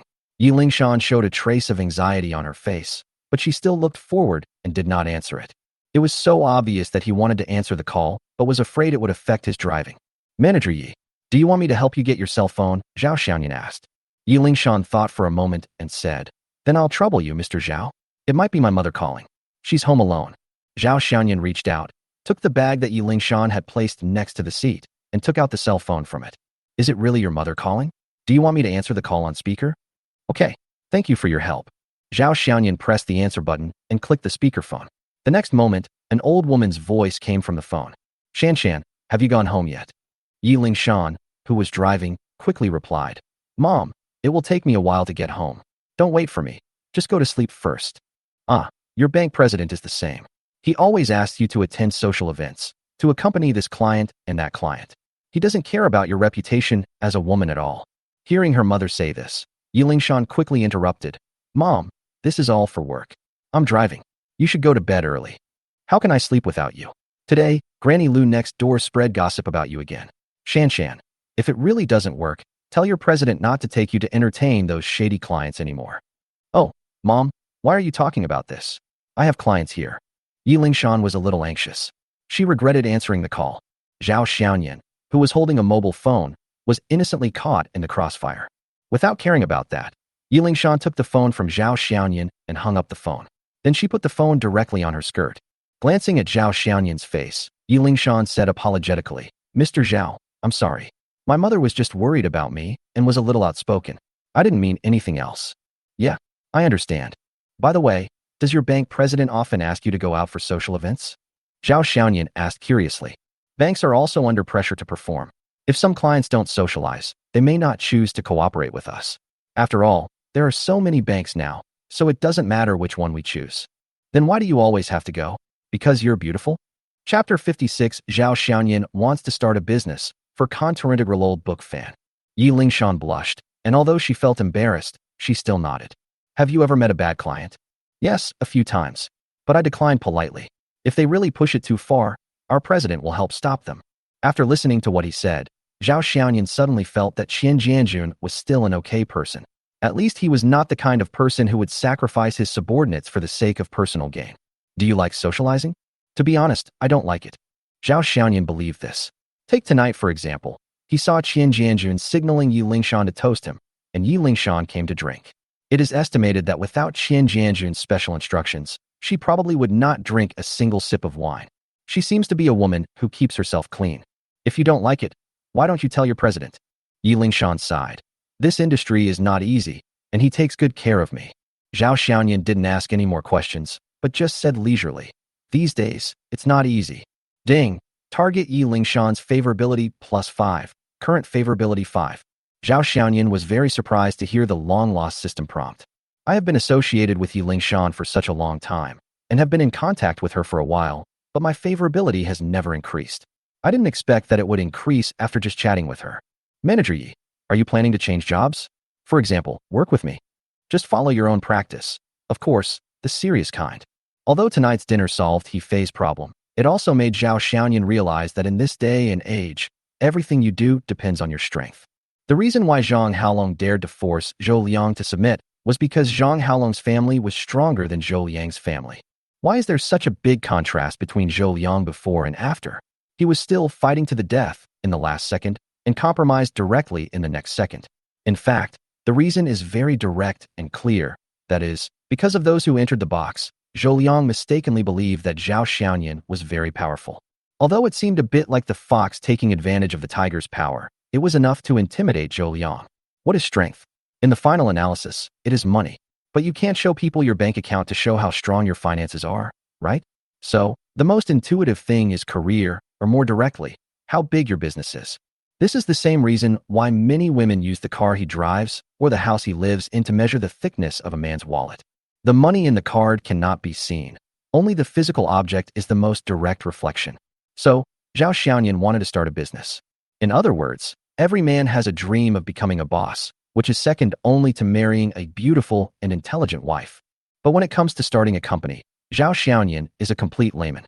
He hasn't even thought about what kind of company to start or what industry to go into. After all, he has too little time. This kind of thing cannot be rushed. You must think it through before you take action, and it is best to ask some experienced people. Well, the old man Su Dajiang is a good choice. But he knew one thing. If you are a boss, you need people under you. If you are alone, you are just an individual business owner. Although I didn't have much contact with Yi Lingshan, I could at least tell that she was absolutely dedicated to her job. In addition, she had worked in a bank before, so I believe she had some skills in money-related matters. So, Zhao Xiaoyan wanted to recruit him. I have no plans to change jobs for the time being, so I'm sorry. But I still have to thank Mr. Zhao. Zhao Xiaoyan thought it was normal to be rejected. It is said that only with a paulownia tree can you attract a golden phoenix, but the seeds of my paulownia tree haven't even taken root. Yi Lingshan drove the car directly to the garage of Villa number 8. Zhao Xiaoyan originally wanted to be polite and offer her a glass of water, but thinking that her mother was probably still waiting for her daughter to come home, he just thanked her and sent Yi Lingshan away. He Fei still didn't come back tonight, and Zhao Xiaoyan was the only one in the empty villa, which seemed very deserted. Zhao Xiaoyan originally wanted to tell He Fei about Zhou Liang, but thinking that he was in the hospital now, it might not be convenient, he did not call, but just sent a WeChat message. Zhou Liang's matter is over. The next morning, Zhao Xiaoyan still went to the first hospital. Firstly, He Fei has been in the hospital these 2 days, and he was a little worried, so he came to see her since there was nothing else to do. Secondly, he also wanted to come and see how her brother was doing this time and express his concern. After all, He Fei was already his, and he loved her and loved her too. Last time, He Fei told me that her brother was admitted to the immunology department, so Zhao Xiaoyan went directly to the inpatient building this time. The immunology and pediatric wards are on the same floor. Zhao Xiaoyan went to the nurse station to ask which ward He Fei's brother was in, but found that he didn't even know He Fei's brother's name. Fortunately, the surname he is not as common as Wang, Lin, Li and Chen. In addition, when the nurse heard that it was a secondary immune disease, she told Zhao Xiaoyan directly. 34 beds. Following the numbers on the ward wall, Zhao Xiaoyan finally saw the ward where bed 34 was located. But before he reached the door, Zhao Xiaoyan heard the sound coming from inside through the open ward door. We request to change the ward. Our child cannot live here. There is a shortage of beds right now. There are really no other empty beds. That won't work. My child can't live with that child. What if he gets infected? This is a secondary immune system disease and is not contagious. Then I don't care. Either he moves out, or you have to change our ward. Zhao Xiaoyan was standing outside the door and saw a fat young woman holding her child, arguing with a nurse. He Fei was supporting a middle-aged woman in her 40s and looked at the two of them expressionlessly. Although the middle-aged woman was old, her eyes and eyebrows were somewhat similar to He Fei, so she should be He Fei's mother. Looking at the situation, Zhao Xiaoyan guessed the general situation. I guess this obese young woman was a little scared when she found out that there was a patient with an immune system problem in the same ward. It's not that they have bad intentions, but as parents, they are concerned about their children's health, which is understandable. Besides, he didn't say anything extreme. Since the door was not closed, Zhao Xiaoyan simply walked in. He Fei was the first to notice Zhao Xiaoyan coming in. The moment she saw Zhao Xiaoyan, He Fei was stunned for a moment, then felt a little shy and at a loss, and didn't know what to say for a moment. Obviously, she didn't expect Zhao Xianyan to come. His mother noticed her daughter's abnormality and looked towards the door. She saw a boy walking in with a fruit basket. When he saw her, he immediately smiled. "Auntie, hello. I'm Yifei's friend. I heard that her brother was in the hospital, so I came to see her." As he spoke, Zhao Xianyan placed the fruit basket on the table beside the bed. Chapter 57. Changing wards, updated for contour old book fan. At this moment, there was a boy of about 7 or 8 years old lying on the bed. The boy had a delicate face and would definitely be a handsome man in the future. Unfortunately, because of the illness, his complexion is not very good, and it looks a bit sickly pale.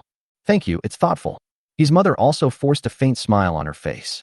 The nurse and the young woman stopped talking when they saw someone coming in. Taking advantage of this opportunity, Zhao Xianyan looked at the nurse and asked, "Miss Nurse, are there any VIP wards or single rooms here?" "Yes, there are, but they are quite expensive." "It doesn't matter if it's a little more expensive, I'll pay for it. If possible, we should change it now." "Okay, I'll help you check it out." Seeing Zhao Xianyan said he wanted to change the ward, the obese young woman said nothing more. She quickly made the bed for her child and pulled up the curtain between the two beds. "Oh, how can I let you spend money? We live well here, there is no need to move." His mother knew that Zhao Xianyan had good intentions, but after all, he was just her daughter's friend, not a relative. Besides, the VIP ward here was quite expensive, and she was embarrassed to let others pay for it. "It's okay, Auntie. This is what I should do." Zhao Xianyan's words stunned his mother, and then she looked at her daughter. "I saw that my daughter's face was a little red, and she didn't dare to look at me."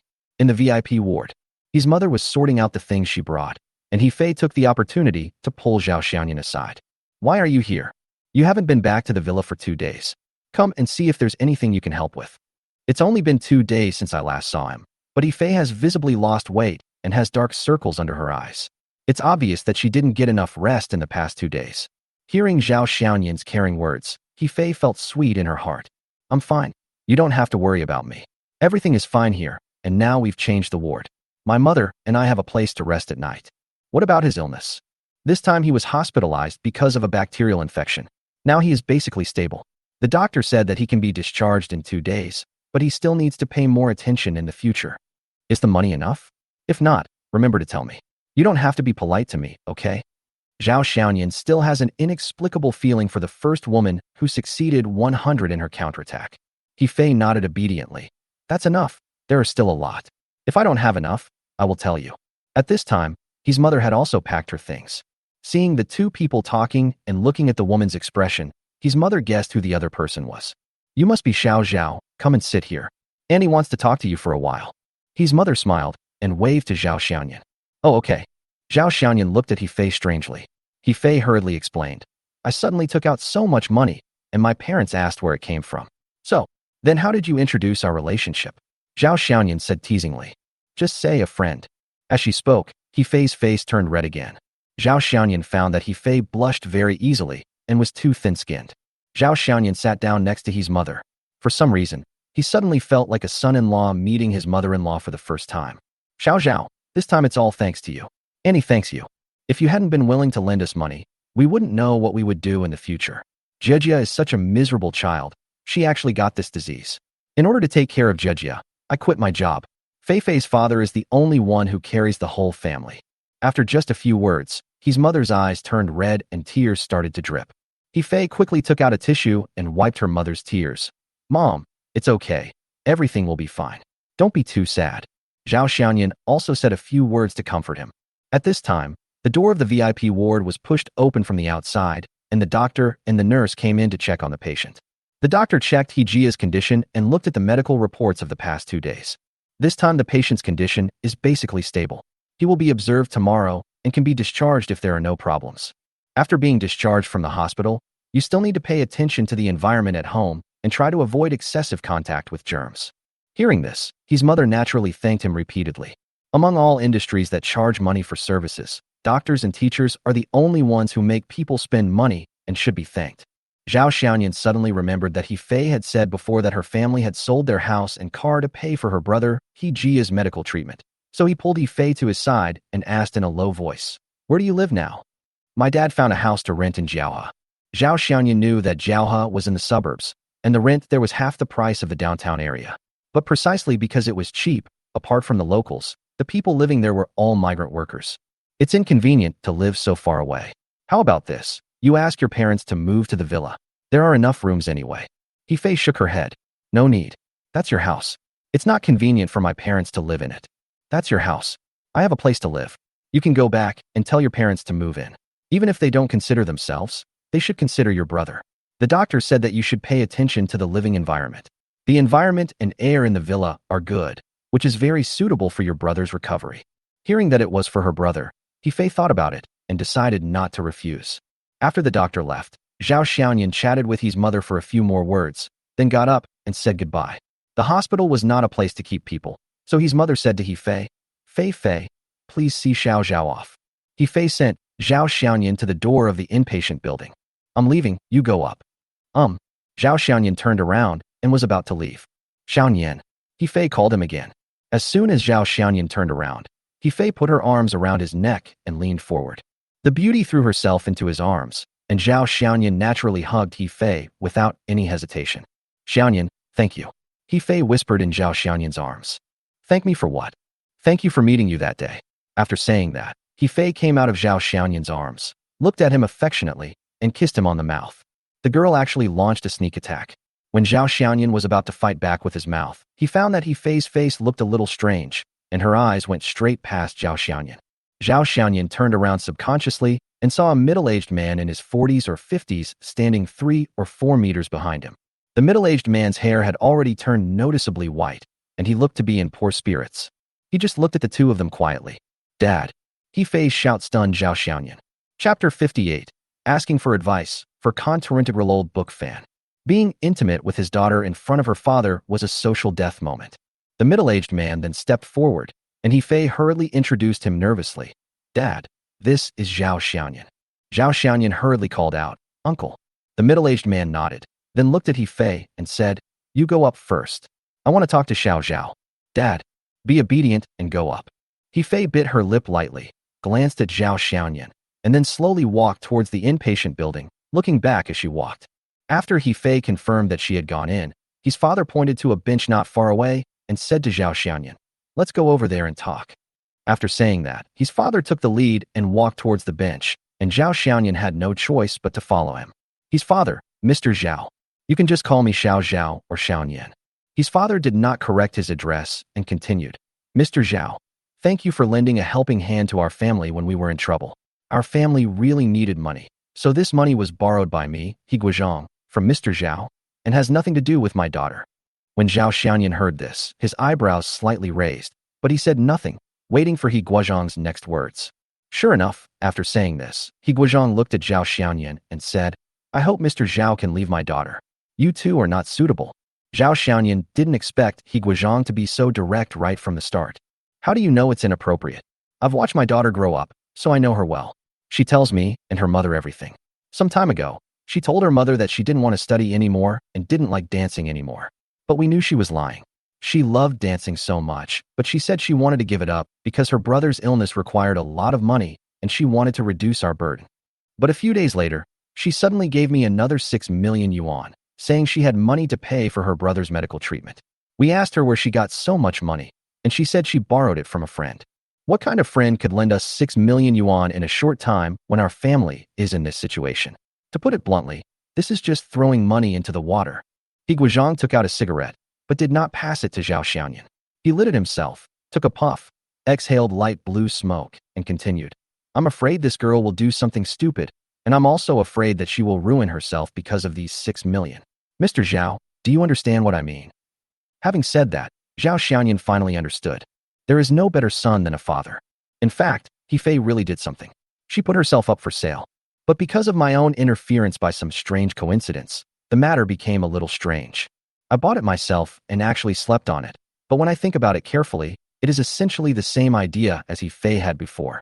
So, Mr. Zhao, this money has nothing to do with Fei. I, He Guozhang, borrowed it from you. I don't want you to use it as a threat to make my daughter do anything.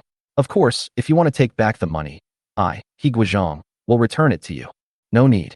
I promised Fei that the money was for her, and she doesn't have to pay it back. I understand what you mean, and I promised you that I won't use it to blackmail Fei into doing something. When He Guozhang heard this, his expression visibly relaxed. Zhao Xiaoyan continued. But if Yifei really wants to be with me, I hope you won't object. Hearing this, He Guozhang stood up and looked at Zhao Xiaoyan. Ew. Dad. At this time, a clear voice was heard, and it was Yifei who had returned. It turned out that Yifei didn't actually go far, but had been hiding and observing on the side. She also roughly listened to what her father said in the conversation between the two of them. While I was touched by my father's protection of me, I couldn't help but feel a little scared. She had already given everything to Zhao Xiaoyan, and even fell in love with him. But now her father was against them being together. How could she possibly agree? It is true that her relationship with Zhao Xiaoyan was based on money, but Zhao Xiaoyan never forced her to do anything and was really good to her. Originally, she didn't want to come out, but when she saw her father stood up, she was afraid that if she continued speaking, the two most important men in her life would end up in an unhappy situation, so she quickly stood up. Yifei's appearance interrupted the conversation between the two men. He Guozhang wanted to say something, but was pulled away by his daughter. Zhao Xiaoyan lost interest in talking, so he left the hospital and drove straight to the Su family's old house. When we arrived at the Su family's old house, Su Dajiang was sitting in a wheelchair, basking in the not-so-hot morning sun. Looking at the small bamboo forest in the courtyard of the old house that was already beginning to show signs of withering and turning yellow, Zhao Xiaoyan felt as if autumn had arrived. Mr. Su seemed to be in good spirits. Although his hands and feet were not yet fully functioning, his facial expression showed that there was nothing wrong with him. Isn't tomorrow the day for treatment? Why are you here today? Although Su Dajiang was surprised by Zhao Xiaoyan's arrival, he was obviously very happy. I want to ask you something. I want to start a business. Zhao Xiaoyan found a stool for himself and sat down next to Su Dajiang. Starting a business? That's great. What are you going to do? Have no idea. You don't know what to do, and that's called starting a business? Isn't this the idea? Su Dajiang really wanted to slap this kid on the head, but his hands were not yet flexible, so he had to give up. You dare to say you want to start a business without thinking anything through. Do you think this is just a game? Zhao Xiaoyan blushed. I really don't know what to do. If you want to start a business because you feel bored, then go to Longsheng. I'll ask Yin'er to arrange a job for you as a department manager. It's a good opportunity for you two to spend more time together. This old man is still thinking about bringing Su Yin'er and Zhao Xiaoyan together. I don't know what he is thinking. Zhao Xiaoyan waved his hands quickly. I'm not going to Longsheng. That's just working. I said, I want to start my own business. I want to be my own boss. You haven't thought of anything yet, and you still have the nerve to talk about starting a business. Su Dajiang glared at Zhao Xiaoyan unhappily. I haven't thought it through yet, so I came to ask you, the richest man in Lingzhou, for advice. If I had thought it through, I would have done it long ago. Just tell me, what do you think is suitable for me to do? Listen carefully, kid. You can't start a business on a whim, nor can you just jump into it without thinking about anything else. Think about it. What are you good at? What are your strengths? There are 365 professions in the world. Which one can you do? As if he was teaching his nephew, Su Dajiang patiently said, let's start with the big things. You have to pick at least one of the necessities of life. Food, clothing, housing, transportation, etc. And you have to have a team. A single tree cannot make a forest. You can't accomplish anything by yourself. You need talented people. Chapter 59 Preliminary Thoughts, updated for Contour-integral old book fan. Seeing that Zhao Xiaoyan was just beginning to think, Su Dajiang smiled and said, haste makes waste. Think more before you do something, and once you start, don't waver. I understand what you said, but I really don't know what I am suitable for. Then calm down and think about it. Without going into the long term, let's start with your hobbies as young people and start some new industries. The investment is small, but the returns are huge. Even if you lose money, you can stop the loss in time. At this point, Su Dajiang asked a key question. Also, starting a business requires original capital. How much have you prepared to start a business? Do you want the old man to help you with some funding? Money is the last thing Zhao Xiaoyan needs to worry about. No, I should have enough money. As long as I don't get involved in industries like real estate, it should be more than enough. How much money can you have? Wow, you are so arrogant. How much money have you prepared for starting a business? Su Dajiang was amused by Zhao Xiaoyan's tone. In his eyes, Zhao Xiaoyan was just a young boy who had not graduated from college and had not yet started working. About 10 or 20 billion. That should be enough. Zhao Xiaoyan said calmly. After hearing the number, Su Dajiang was stunned. As the richest man in Lingzhou, this amount of money was nothing to him. But Zhao Xiaoyan was able to come up with so much money to start a business, which really surprised Su Dajiang. Kid, tell me honestly, what does your family do? Why are you asking me this question again? Didn't I tell you last time that my parents used to be teachers? Besides, I earn my own money. Zhao Xiaoyan knew what Su Dajiang meant. However, he could not tell anyone that he had a system, and it would be a secret for his entire life. How do you know how you earned it? Su Dajiang became even more curious. I earned it from investing in the past few years. Zhao Xianyan blushed, but his heart didn't beat. The money given by the system didn't appear out of thin air. In order to make the money legal, the system even opened an account for him abroad. However, the management rights of the account were all in the system, and Zhao Xianyan didn't know how the system did it. Since you can make so much money from investing, why not just start an investment company? Well, this sentence choked Zhao Xianyan. However, if you think about it carefully, it seems that it is not impossible. Zhao Xianyan had lunch at the Su family's old house. This time it was not as sumptuous as last time. They only had some home-cooked food. Suda was fed by Afu because Jiang was not eating well. After leaving the Su family's old house, Zhao Xianyan drove directly to Longxing Group. This was the idea that Mr. Su Dajiang gave to Zhao Xianyan.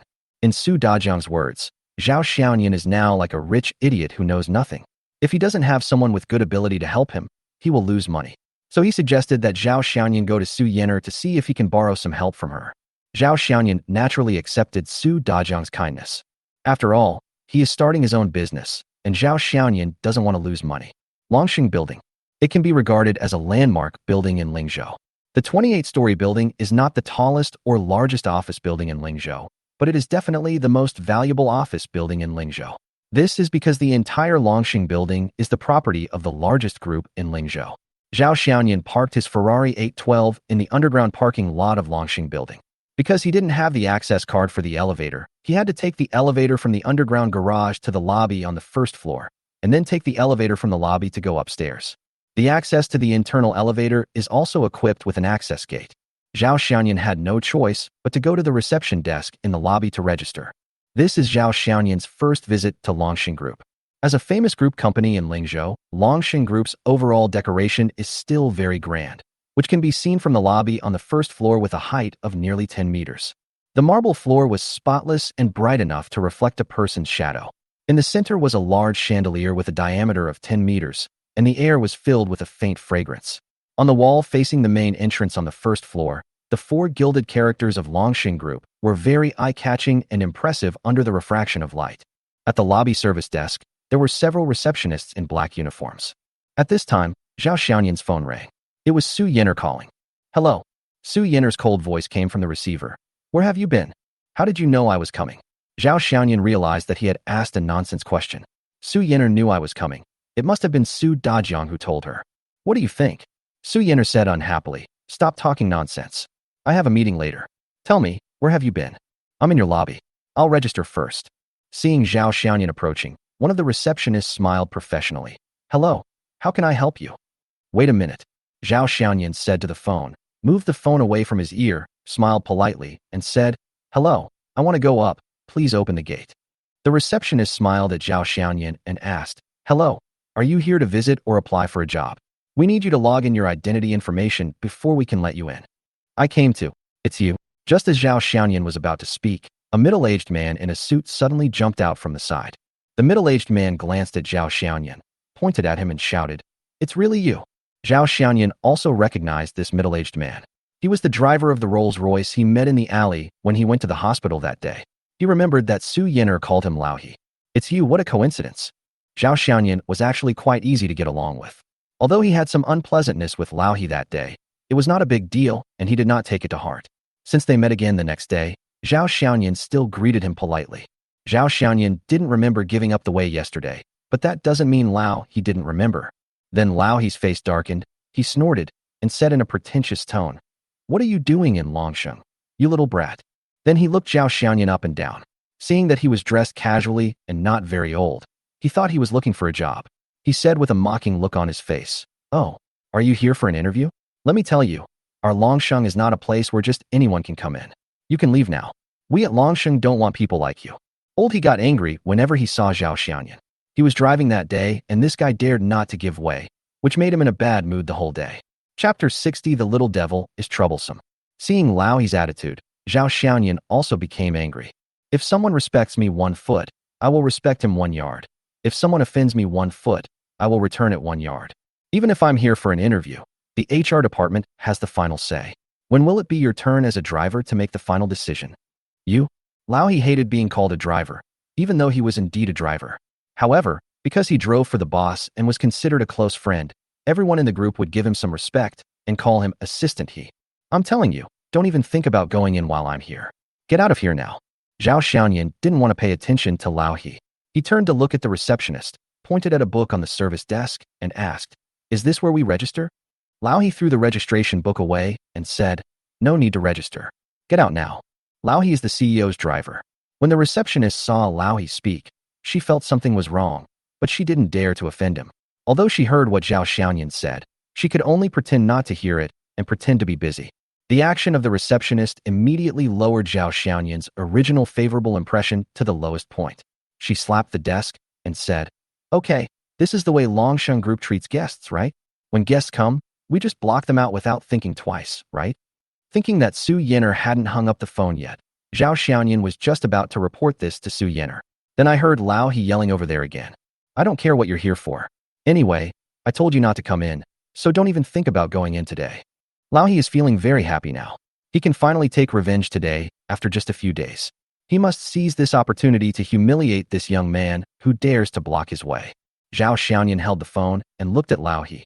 "Are you sure you don't want to let me in?" "Yes, as long as I'm here, you can forget about entering Longsheng. Where are the security guards?" "Security guards, get this guy out right away." After Lao He shouted, 2 security guards really came over. The security guards at Longsheng are all relatively young, mostly strong men in their 20s or 30s. 2 security guards walked quickly to the service desk, and one of them smiled at Lao He and said, "Brother He, what's the matter?" Old He was even more arrogant now, pointing his finger at Zhao Xiaoyan. "This kid came to Longsheng to cause trouble. You guys kick him out." The 2 security guards had actually noticed this place a long time ago and heard the conversation between the 2 people clearly. But Lao He was the boss's driver after all, and this young man looked like a nobody, so he was probably applying for a job. The 2 security guards naturally didn't want to offend Lao He, as they chose the lesser of 2 evils. So the security guard yelled at Zhao Xiaoyan, "How dare you come to Longsheng to cause trouble? Get out now." As he said that, he was about to pull Zhao Xiaoyan's clothes. Zhao Xiaoyan dodged the hand that was grabbing him and looked at the 2 security guards and said angrily, "You didn't even ask me what I was doing here, but just listened to what a driver said and kicked me out?" When Lao He heard Zhao Xiaoyan calling him a driver, he immediately got angry again. "You are the driver. Your whole family is drivers. What are you 2 still doing here? Get the guy out right now." The 2 security guards were about to attack again, but Zhao Xiaoyan said coldly, "You don't have to pull me. I can walk by myself. But I warn you, I am leaving for the sake of convenience, but I am not responsible for any consequences when I return. You talk too much nonsense, you pretentious bastard. Get out of here right now." Zhao Xiaoyan didn't say anything else, and without the security guards rushing to harass him, he strode out towards the gate. When Lao He saw Zhao Xiaoyan being driven out, he smiled with a look of revenge and shouted to the security guards, "Stand guard at the door and don't let him come in again." The 2 security guards were really obedient. After taking Zhao Xiaoyan out, they actually stood at the gate and glanced at Zhao Xiaoyan from time to time. Zhao Xiaoyan was speechless about the actions of these people. He picked up the phone and was about to complain to Su Yin'er about the problems on their side. But I found that Su Yin'er had hung up the phone at some point. In the president's office, Old He put his hands on his chest and looked at Zhao Xiaoyan, who was standing outside the gate, smiling proudly. "Well, I said I'd kick you out, so you got kicked out. Humph, you still want to join Longsheng? Do you think Longsheng is a place where a nobody like you can come in? Get out of here and stop getting in the way." Zhao Xiaoyan looked at Lao He with a teasing look and said, "Do you believe that you will have to beg me to come in later? I begged you to come in. You probably haven't woken up yet. I'll put it this way. If you can come to Longsheng today, I'll take your last name. No, we Zhaos don't have people who look down on others like you. You? Humph, I don't want to argue with someone like you." At this time, on the 28th floor directly above, President's office, watching Su Yin'er hang up the phone, Hao Yu, who was standing opposite her, cursed Lao He in her heart. "You're just kicking the boss's guests out without any reason. Aren't you just asking for death?" Sure enough, looking at Su Yin'er's face again, it was as ugly as it could be. Not long ago, Su Yin'er received a call from her grandfather, telling her that Zhao Xiaoyan would come to see her in a while, and also told her roughly about Zhao Xiaoyan's plan to start a business. The implicit meaning of the words was that Su Yin'er should find a capable and reliable person to help Zhao Xiaoyan first. Although she was also very surprised that Zhao Xiaoyan had 2 billion yuan to start a business, Su Yin'er was more concerned about who should be asked to help.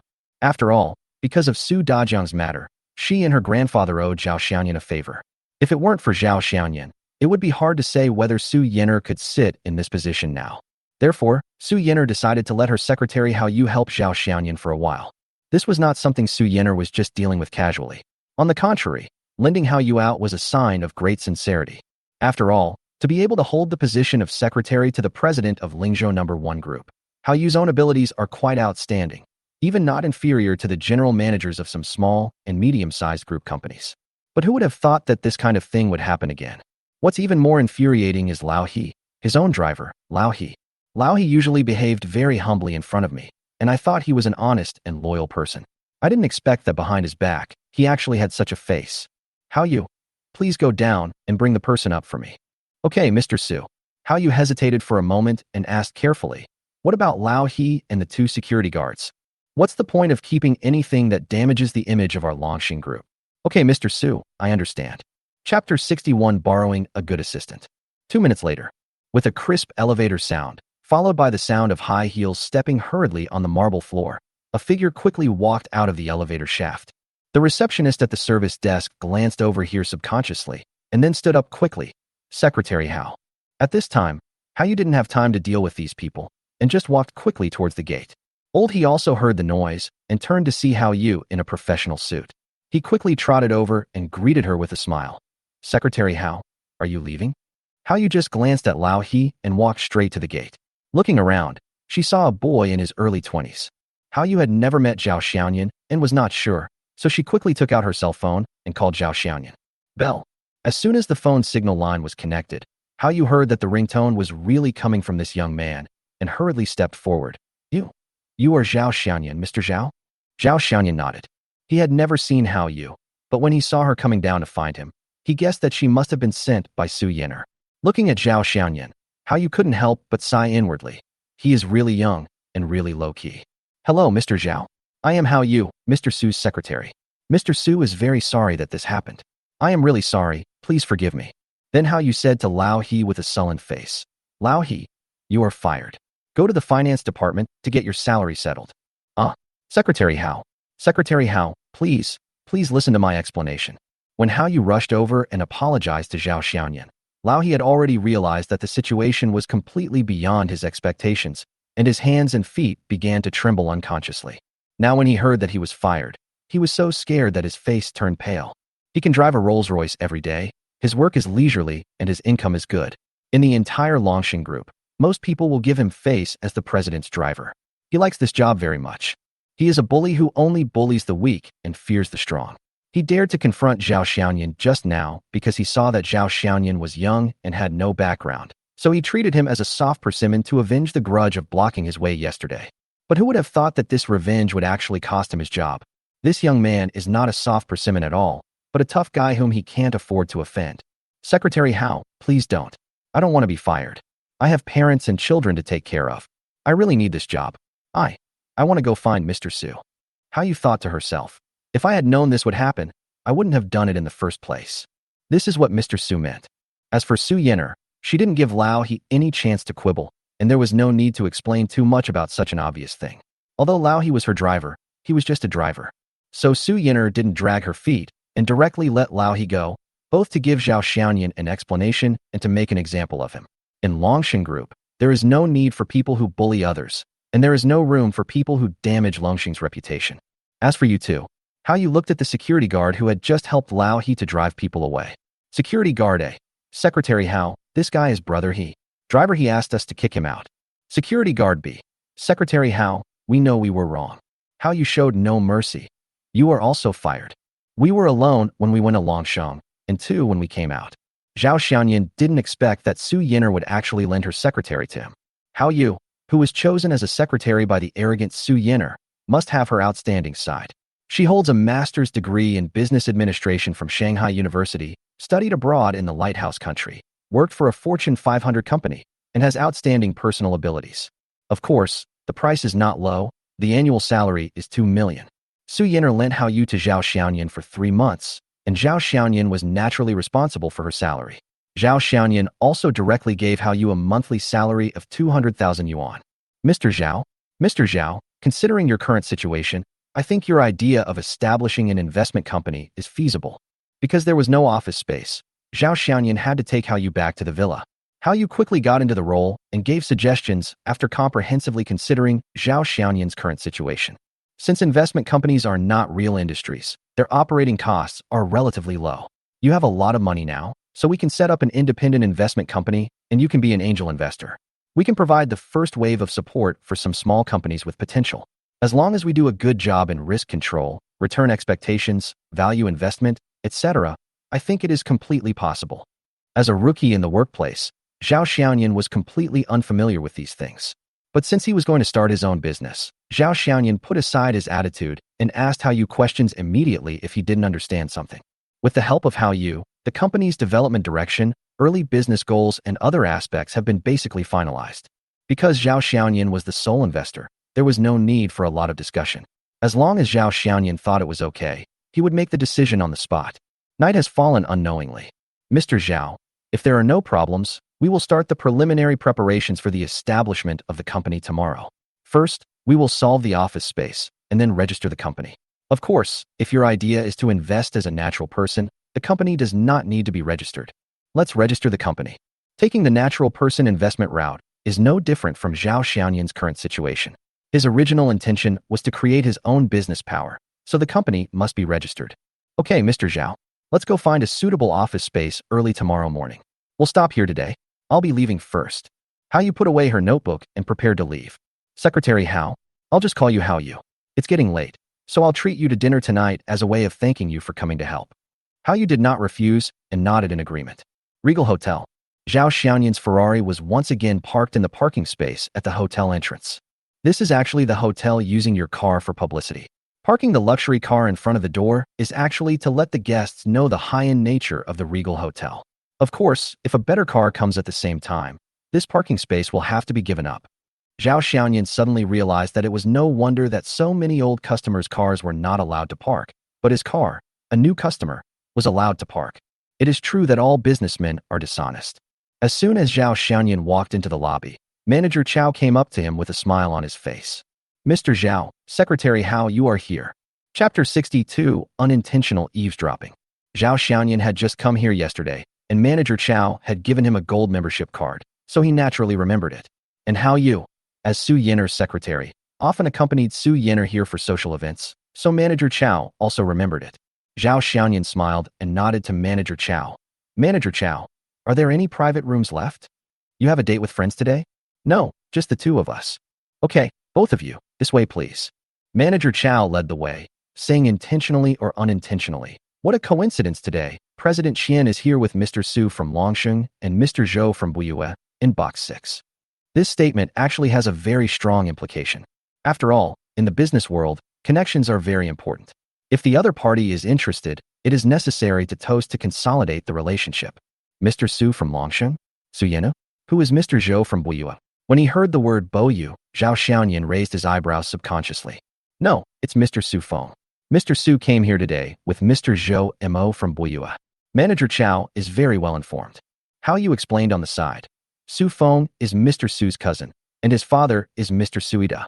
Zhou Mo is the eldest son of Buyue Company, and he is basically in charge of Buyue now. Since he didn't know either of them, Zhao Xiaoyan immediately lost interest. Since it was a thank you banquet, Zhao Xiaoyan did not skimp. Following Manager Chow's recommendation, he ordered many of Li Hao's signature dishes and a bottle of red wine worth 8,800 yuan. It can be said that this meal was the one that Zhao Xiaoyan paid the most for in his life. If it were in the past, Zhao Xiaoyan would definitely be heartbroken.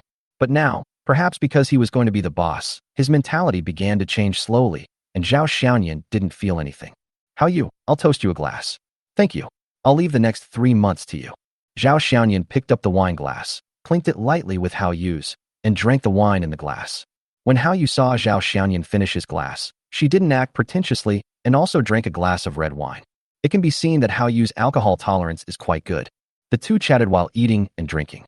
However, since they had never met before, the topic was still about the company's future planning and operation. At a certain moment, Zhao Xiaoyan even had the idea of stealing Su Yiner's girl. This Hao Yu is really outstanding. Excuse me, I need to go to the bathroom. After drinking too much, Zhao Xiaoyan started to have sexual problems and got up to go to the bathroom. In the innermost partition of the bathroom, Zhao Xiaoyan relieved himself happily zipped up his zipper, and prepared to leave when he suddenly heard a voice. Mr. Su, this medicine. Hearing the words, Mr. Su, Zhao Xiaoyan subconsciously stopped opening the door. Then I heard several footsteps and the sound of the partition door being pushed open. It was obvious that someone was checking whether there was anyone in the bathroom. However, probably because he checked several rooms in a row and found no one there, this person did not go to check the last room where Zhao Xiaoyan was. This aroused Zhao Xiaoyan's curiosity even more. Then, Zhao Xiaoyan heard the man's voice continue to say, Mr. Su, this medicine will dissolve in water and will not leave any traces. Put it in Yi Lingshan's wine later. As long as she drinks it, I guarantee that you will get what you want tonight. Okay, damn it. She's ruined my company for so long, and now she won't take my soft approach. I'm going to use force on her. But Mr. Su, that old fellow Chen Yijuan is here. Humph. When you go back, just give me money to build an army and get him drunk. The rest will be easy. Okay, then I wish Mr. Su all the best tonight. Ha ha. I'm going to have a good taste of Yi Lingshan tonight.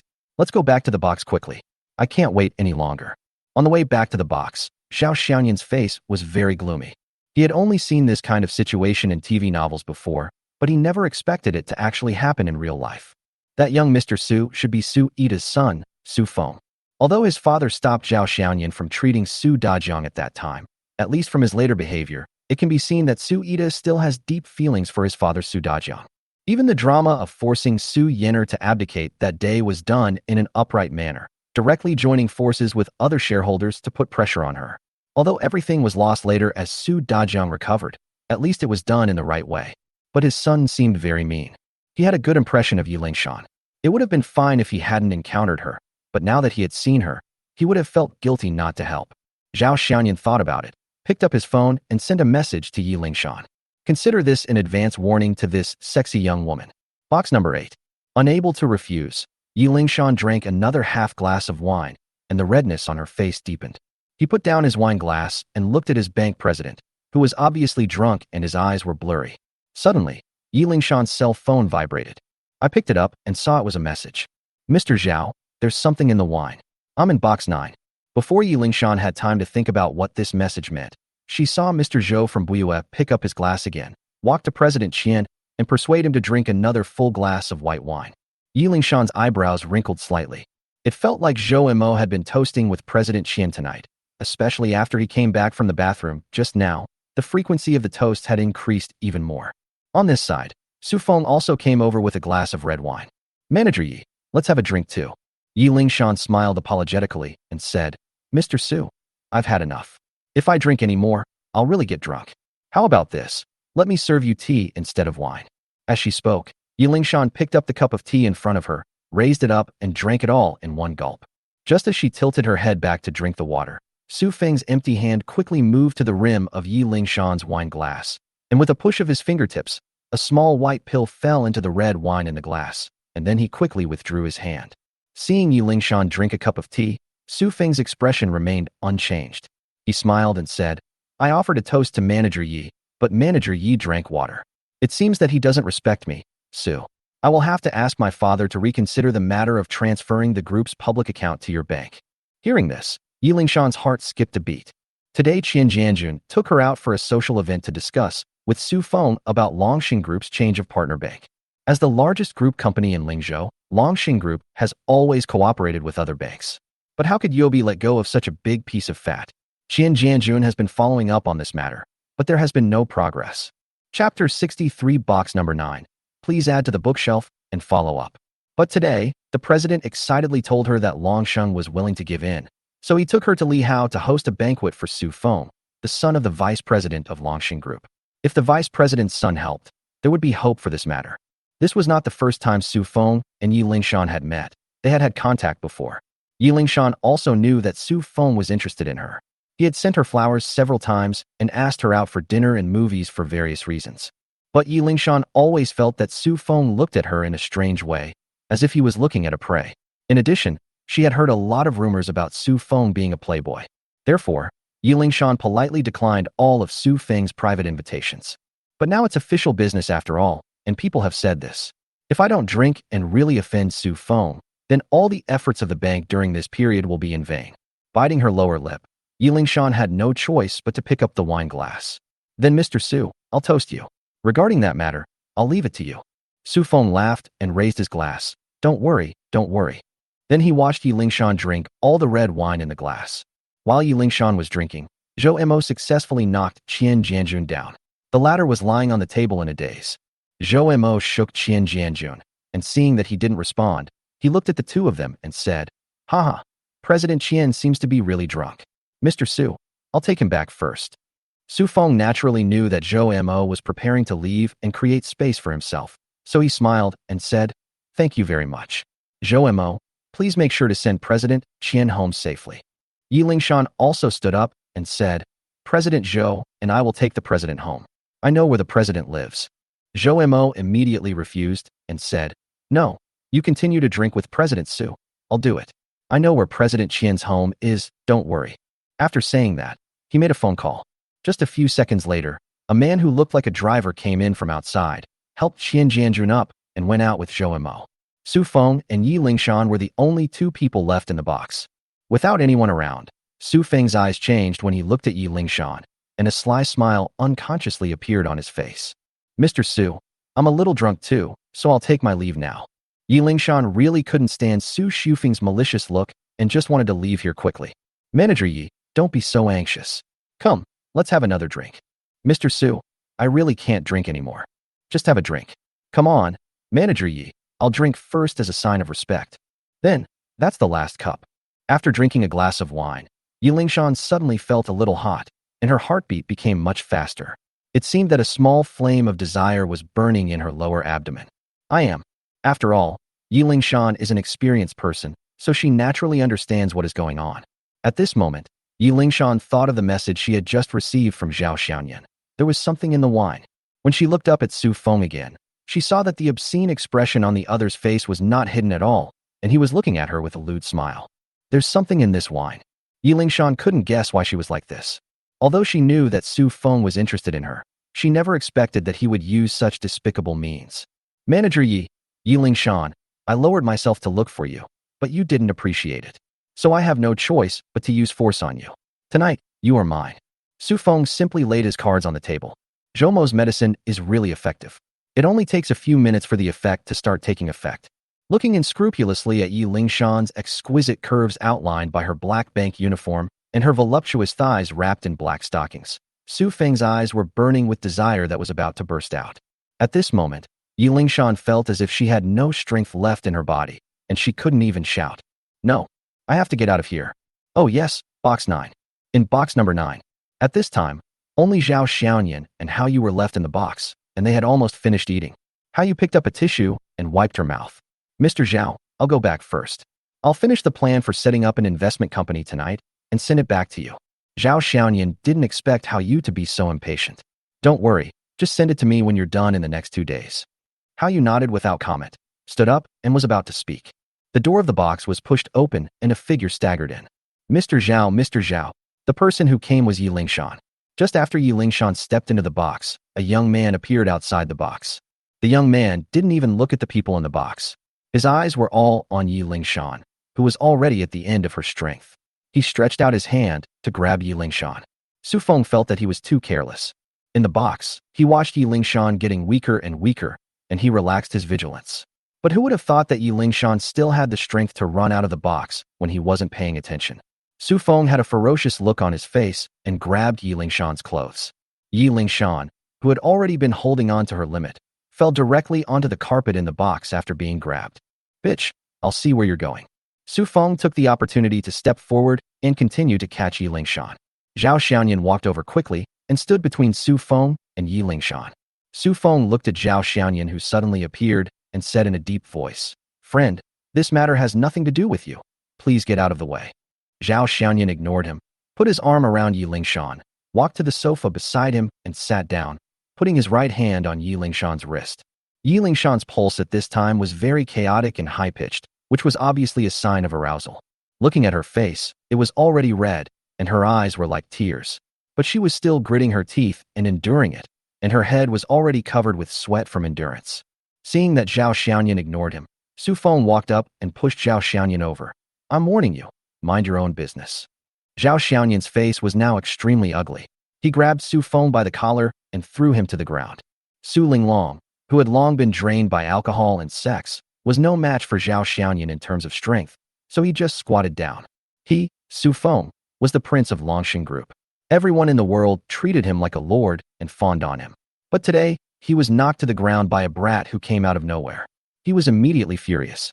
He stood up and pointed at Zhao Xiaoyan and shouted, "Fuck you. Do you know who I am? You dare to meddle in my business." Chapter 64: The beginning of the feud with Su Feng. Manager Su. A voice without any emotion rang out in the box. Su Feng was so angry that he turned around and was shocked to find that Hao Yu was also here. "Hao Yu, why are you here? My sister is here too." As Su Yanner's secretary, Su Feng naturally knew Hao Yu and was very familiar with her. It can be said that in Longxing Group, Hao Yu was Su Yanner's shadow. Wherever Su Yanner was, there was Hao Yu. Su Feng subconsciously looked around the box and found that his cousin was not there. He actually breathed a sigh of relief. "Is this your friend?" Su Feng pointed at Zhao Xiaoyan and asked. Hao Yu shook her head. "No, he is Mr. Su's friend." When Su Feng heard that Zhao Xiaoyan was actually Su Yanner's friend and that Hao Yu was having dinner with them, he suppressed his anger. The person Su Feng fears the most must be Su Yanner. The person Su Feng hates the most is also Su Yanner. "My friend, since you are my sister's friend, I won't make things difficult for you. Leave that woman to me. She's my friend. There's no way I'll let you take her away." As he was talking, Zhao Xiaoyan felt someone hugging him from behind. Yi Lingshan's plump body was completely pressed against him. Yi Lingshan felt very uncomfortable and wanted to release herself, but her sense of shame as a woman made her suppress the fire in her body. "Mr. Zhao, take me away from here." Yi Lingshan's mouth was close to Zhao Xiaoyan's ear, and she spoke with difficulty in a unique voice. "You? Hey, what's going on? Is Manager Yi drunk?" At this time, Manager Chow, who had already heard the news from the box waiter, walked in wearing high heels. The waiter only said that there was a conflict between the guests in Box 9 and Box 6, but he didn't know the details. But when Manager Chow heard it, he exclaimed and rushed over immediately. Seeing more and more people coming, Su Feng knew that what he was going to do today might not be possible. "Friend, what's your name?" Su Feng asked with a gloomy face. "Zhao Xiaoyan." "Okay, Zhao Xiaoyan, I'll remember that." Without saying anything harsh, Su Feng turned around and left. Seeing Su Feng leave, Zhao Xiaoyan looked at Manager Chow and asked, "Do you have any rooms upstairs?" Regal Hotel is not only a place to eat, but also a place to stay. "Have. Manager Yi is drunk and probably can't come back. Please get me a room." Seeing Yi Lingshan hugging Zhao Xiaoyan like an octopus, Manager Chow naturally saw something was wrong. But she pretended not to know and said, "Okay, I'll have someone take you upstairs right away." "Hao Yu." Zhao Xiaoyan looked at Hao Yu again and was about to ask her to help him. But Hao Yu looked at Zhao Xiaoyan with a strange expression and said, "Boss Zhao, please do your thing. I'll leave first." Zhao Xiaoyan, sensible. The waiter opened the door of the room, and after Zhao Xiaoyan carried Yi Lingshan, who had already collapsed like a limp, in, he considerately closed the door. Zhao Xiaoyan carried Yi Lingshan directly into the bathroom and used cold water to cool her down over and over again. Among the medical skills given to him by the system, there are at least 3 methods that can solve Yi Lingshan's current condition. But Zhao Xiaoyan didn't have any tools at hand, not even an embroidery needle. "Manager Yi, please wake up." As soon as Zhao Xiaoyan opened his mouth, it sounded like a battle horn to Yi Lingshan. The desire in her body could no longer be suppressed. She savagely tore off the buttons of her shirt and moved closer to Zhao Xiaoyan, muttering constantly. Zhao Xiaoyan, a hot-blooded man, began to feel his heart beat faster in this environment. The next day, Yi Lingshan woke up slowly from her sleep. The scene of last night appeared in her mind, instantly making her lose all desire to sleep. Although she was drugged, it didn't mean that she had lost consciousness and memory. She was clear about everything that happened last night. Thinking of herself who took the initiative, Yi Lingshan's face immediately turned red with embarrassment. "I didn't expect that I would be that kind of woman." She wanted to get up, but the feeling of being hugged from behind was so good that she was reluctant to leave the chest against her back. However, this posture is too ambiguous. As if sensing the movement of the person in his arms, Zhao Xiaoyan, who was tired after a night of work, also woke up. Zhao Xiaoyan asked gently, "Are you awake?" Ding. Target's favorability plus 55, current favorability 60. Hearing the system's voice, Zhao Xiaoyan turned Yi Lingshan, who was facing away from him, over and made her face him. At this moment, Yi Lingshan looked even more radiant after a night of sleep. Her long curly hair was scattered messily, adding a bit of laziness to her already sexy and mature face. Yi Lingshan didn't dare to look into Zhao Xiaoyan's eyes. Her heart was in turmoil. After last night's absurdity, what I faced was endless embarrassment. You were drugged last night, so I sent you to the hotel room. But Zhao Xiaoyan felt that as a man, it was necessary to explain at this time. But before he could finish his words, his mouth was covered by Yi Lingshan's slender hand. I know. I don't blame you for this. Zhao Xiaoyan had sent me a message to warn me beforehand, but I still fell into the trap. And I was the one who took the initiative to seek help from Zhao Xiaoyan. And she was even the one who took the lead in the room last night. Speaking of this, Zhao Xiaoyan really can't be blamed. Lingshan, from now on we have nothing to do with each other. Once we get out of this door, just think of last night as a dream. Yi Lingshan spoke first. But, as a traditionalist, Yi Lingshan was not her first man, but after her husband died, Zhao Xiaoyan was her only man. It is difficult for her to be as relaxed and indifferent as she said towards the man with whom she had physical contact. Ding! Target's favorability -30, current favorability 30. Hearing the voice coming from the system again, Zhao Xiaoyan knew that this woman was saying one thing and thinking another. Even though he and Yi Lingshan had slept together by accident, as a man, since she was already his woman, how could he allow himself to pretend that nothing had happened? This reminded him of Sun Yalan. After that night, he just walked away. He didn't reply to WeChat messages or answer phone calls. It was as if he really wanted to draw a line between himself and Zhao Xiaoyan. With the previous experience of Sun Yalan, Zhao Xiaoyan would not allow such a thing to happen again. For the first time, Zhao Xiaoyan showed a domineering temperament and hugged Yi Lingshan tightly into his arms. It has happened, so let it be. From today on, you are mine, and you will be mine for the rest of your life. Ding! Target's favorability +40, current favorability 70. Chapter 65, a chance encounter with a shopping consultant. But nothing to worry about, just follow my instructions. Yi Lingshan looked at Zhao Xiaoyan, then nodded gently. Yeah, you should resign from the bank. I can support you. I'm setting up a company right now. You can come and help me. Yi Lingshan was very scared when she thought about what happened last night. If Zhao Xiaoyan hadn't been there, she would have been able to escape Su Feng's clutches. Once it happens the first time, there is no guarantee that it won't happen a second time. Even if Chen Yijuan was protecting himself, there would always be times like last night when he couldn't protect himself. She was really scared. Well, I'll resign right away. But I don't know much about anything except banking. How can I help you? I happen to have a talented person around me. You can learn from her. You can be my secretary first. Hao Yu is indeed a good secretary, but after all, she was borrowed from Su Yin'er, so she still needs someone to be by her side in the future. Now that Yi Lingshan is willing to come, that would be the best. Moreover, Yi Lingshan is stable and mature, so she is a good choice to be his secretary. Well, okay, Yi Lingshan said. Suddenly, she noticed that Zhao Xiaoyan's big hands were starting to get naughty, and she said shyly, what are you doing? Zhao Xiaoyan looked at Yi Lingshan with a sly smile. Have you ever heard this saying? If there is something to do, the secretary will do it. If there is nothing to do. Ding. Target's favorability +20, current favorability 90. Ding. Counterattack completion rate 90. Complete counterattack reward not triggered. Please keep up the good work. After leaving the hotel, Yi Lingshan went straight to the bank. Looking at Yi Lingshan, who seemed full of energy, Zhao Xiaoyan couldn't help but sigh. Only the ox could be worked to death, but the land could not be plowed to death. It seems that I need to exercise more. Yi Lingshan went to the bank to resign, while Zhao Xiaoyan also had his own things to do. Transform yourself. This was the first thing Hao Yu issued when he started to set up the investment company, asking Zhao Xiaoyan to transform himself.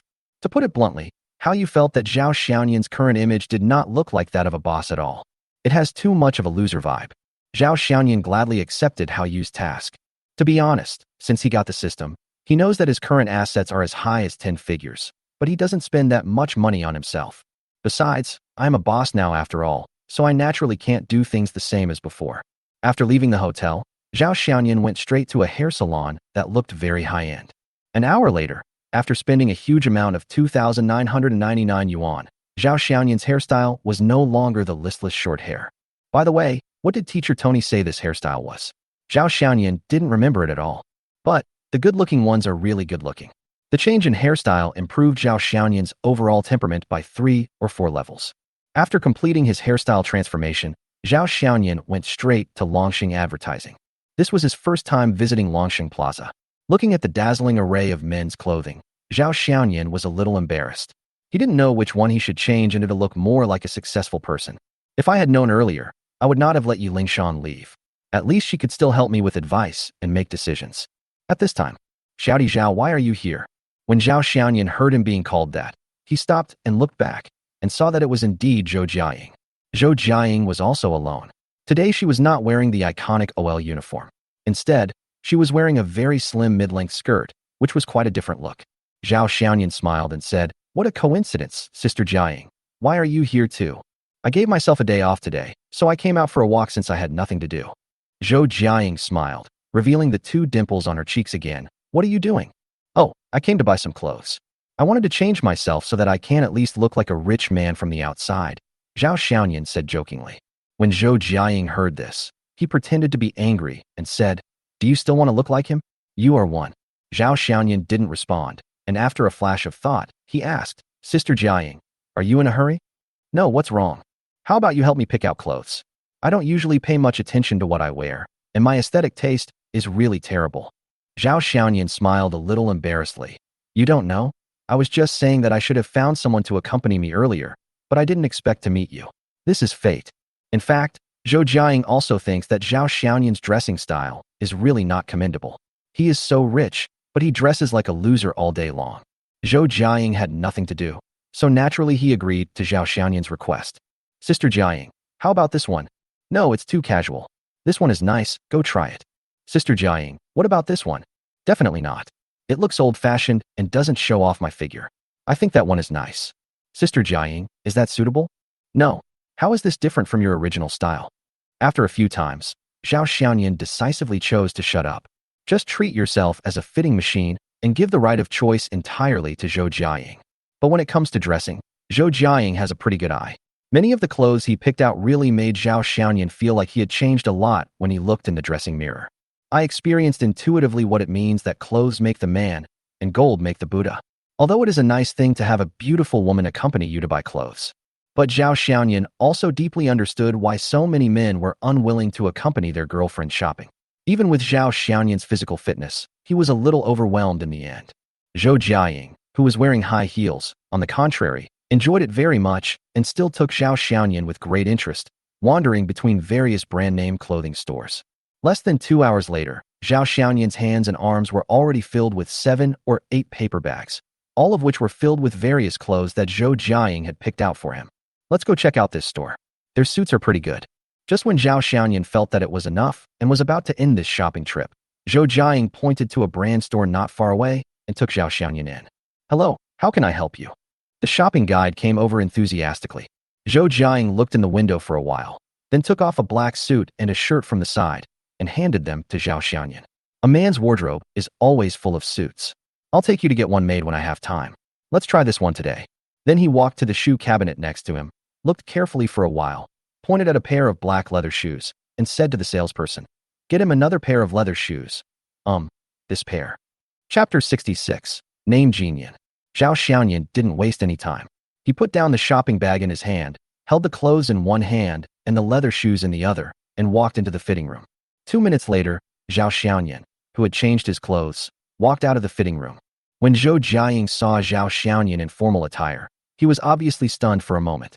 "I didn't feel anything before, but now Zhao Xiaoyan is wearing a suit and a shirt, with another shirt inside, and with his hair just trimmed today, his whole temperament is completely different. He doesn't look like a poor student at all, he is a real young talent." Zhou Jiaying's heart actually stopped for 2 beats at that moment. Zhao Xiaoyan is of average height, but he is a sturdy guy with a body that can support a suit. Seeing Zhou Jiaying looking at him without saying anything, he asked, "How is it? Are you okay?"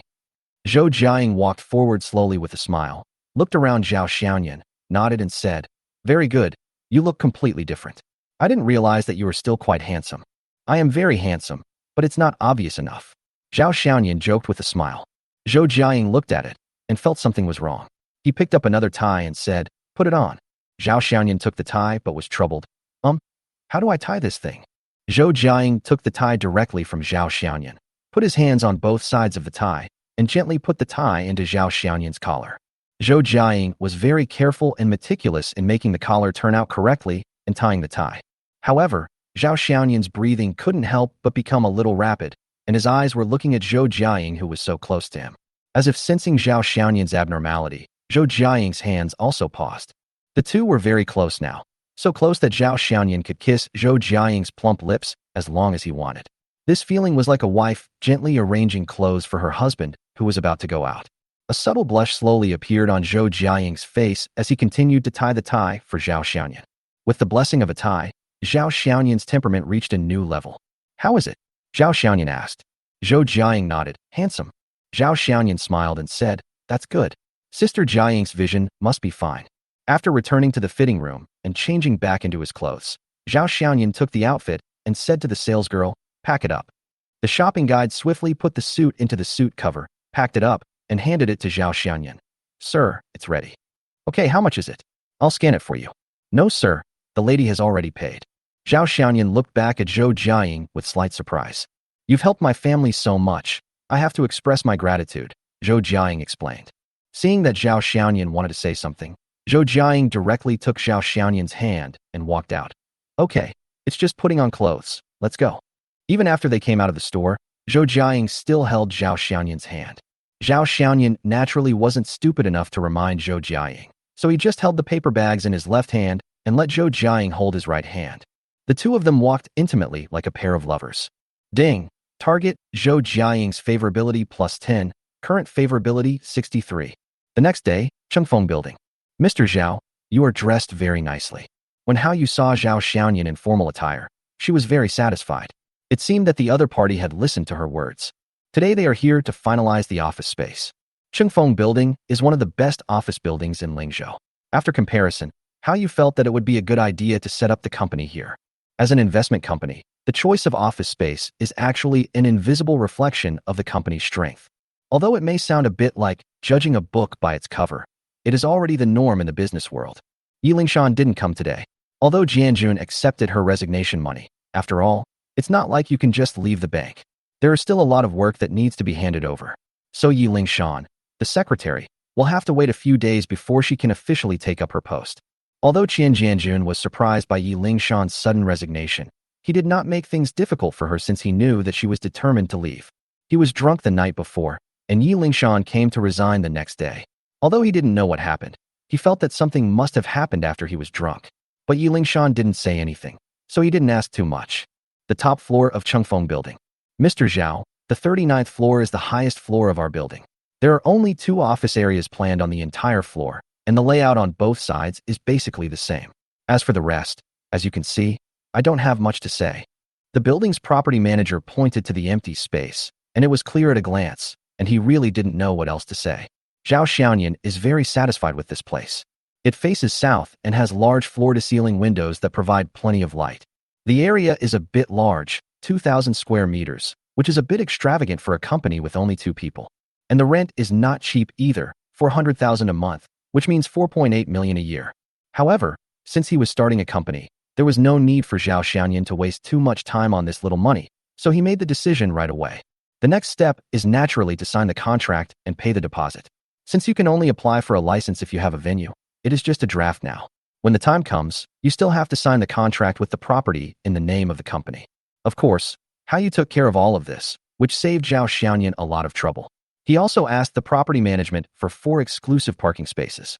Hao Yu saw that everything was almost ready, so she asked, "Mr. Zhao, we need a name to register the company. What name do you think we should choose?" Zhao Xiaoyan thought about it and said, "Why not call her Jean? Jean, the gene of a bright future." Year, Zhao Xiaoyan's year. After getting the lease contract, Hao Yu went downstairs and separated from Zhao Xiaoyan in front of the office building. She had to rush to apply for a business license and contact a decoration company to decorate the office space.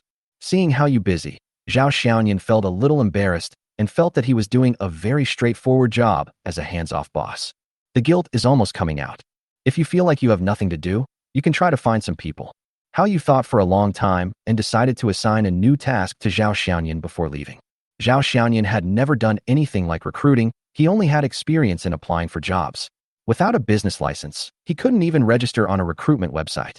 Zhao Xiaoyan didn't know where to start. Little New Year. At this time, a woman's voice sounded behind him. It was Lu Xinting, whom he hadn't seen for some time. Chapter 67. Lu Xinting takes the initiative. At this time, Lu Xinting was wearing a professional outfit of a shirt and a hip skirt, which looked like an urban beauty. Lu Xinting was not alone.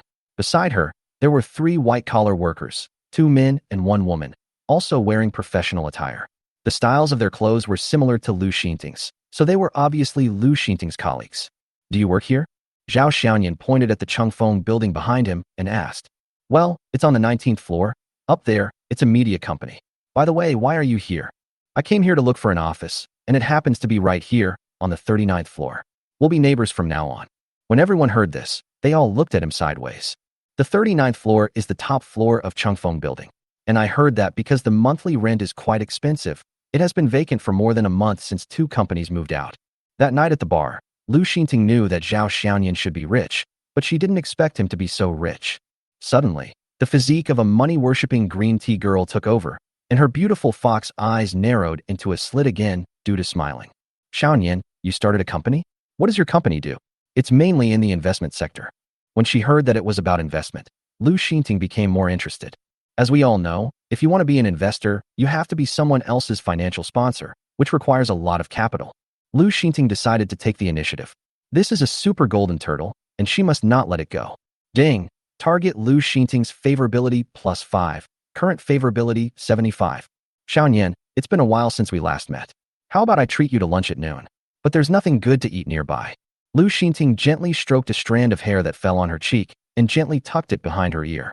Zhao Xiaoyan looked at the time, and it was lunchtime, so he said, Okay, I'll make the arrangements. Wait a moment, I'll go get the car. After Zhao Xiaoyan left, Lu Xinting's 3 colleagues also came over.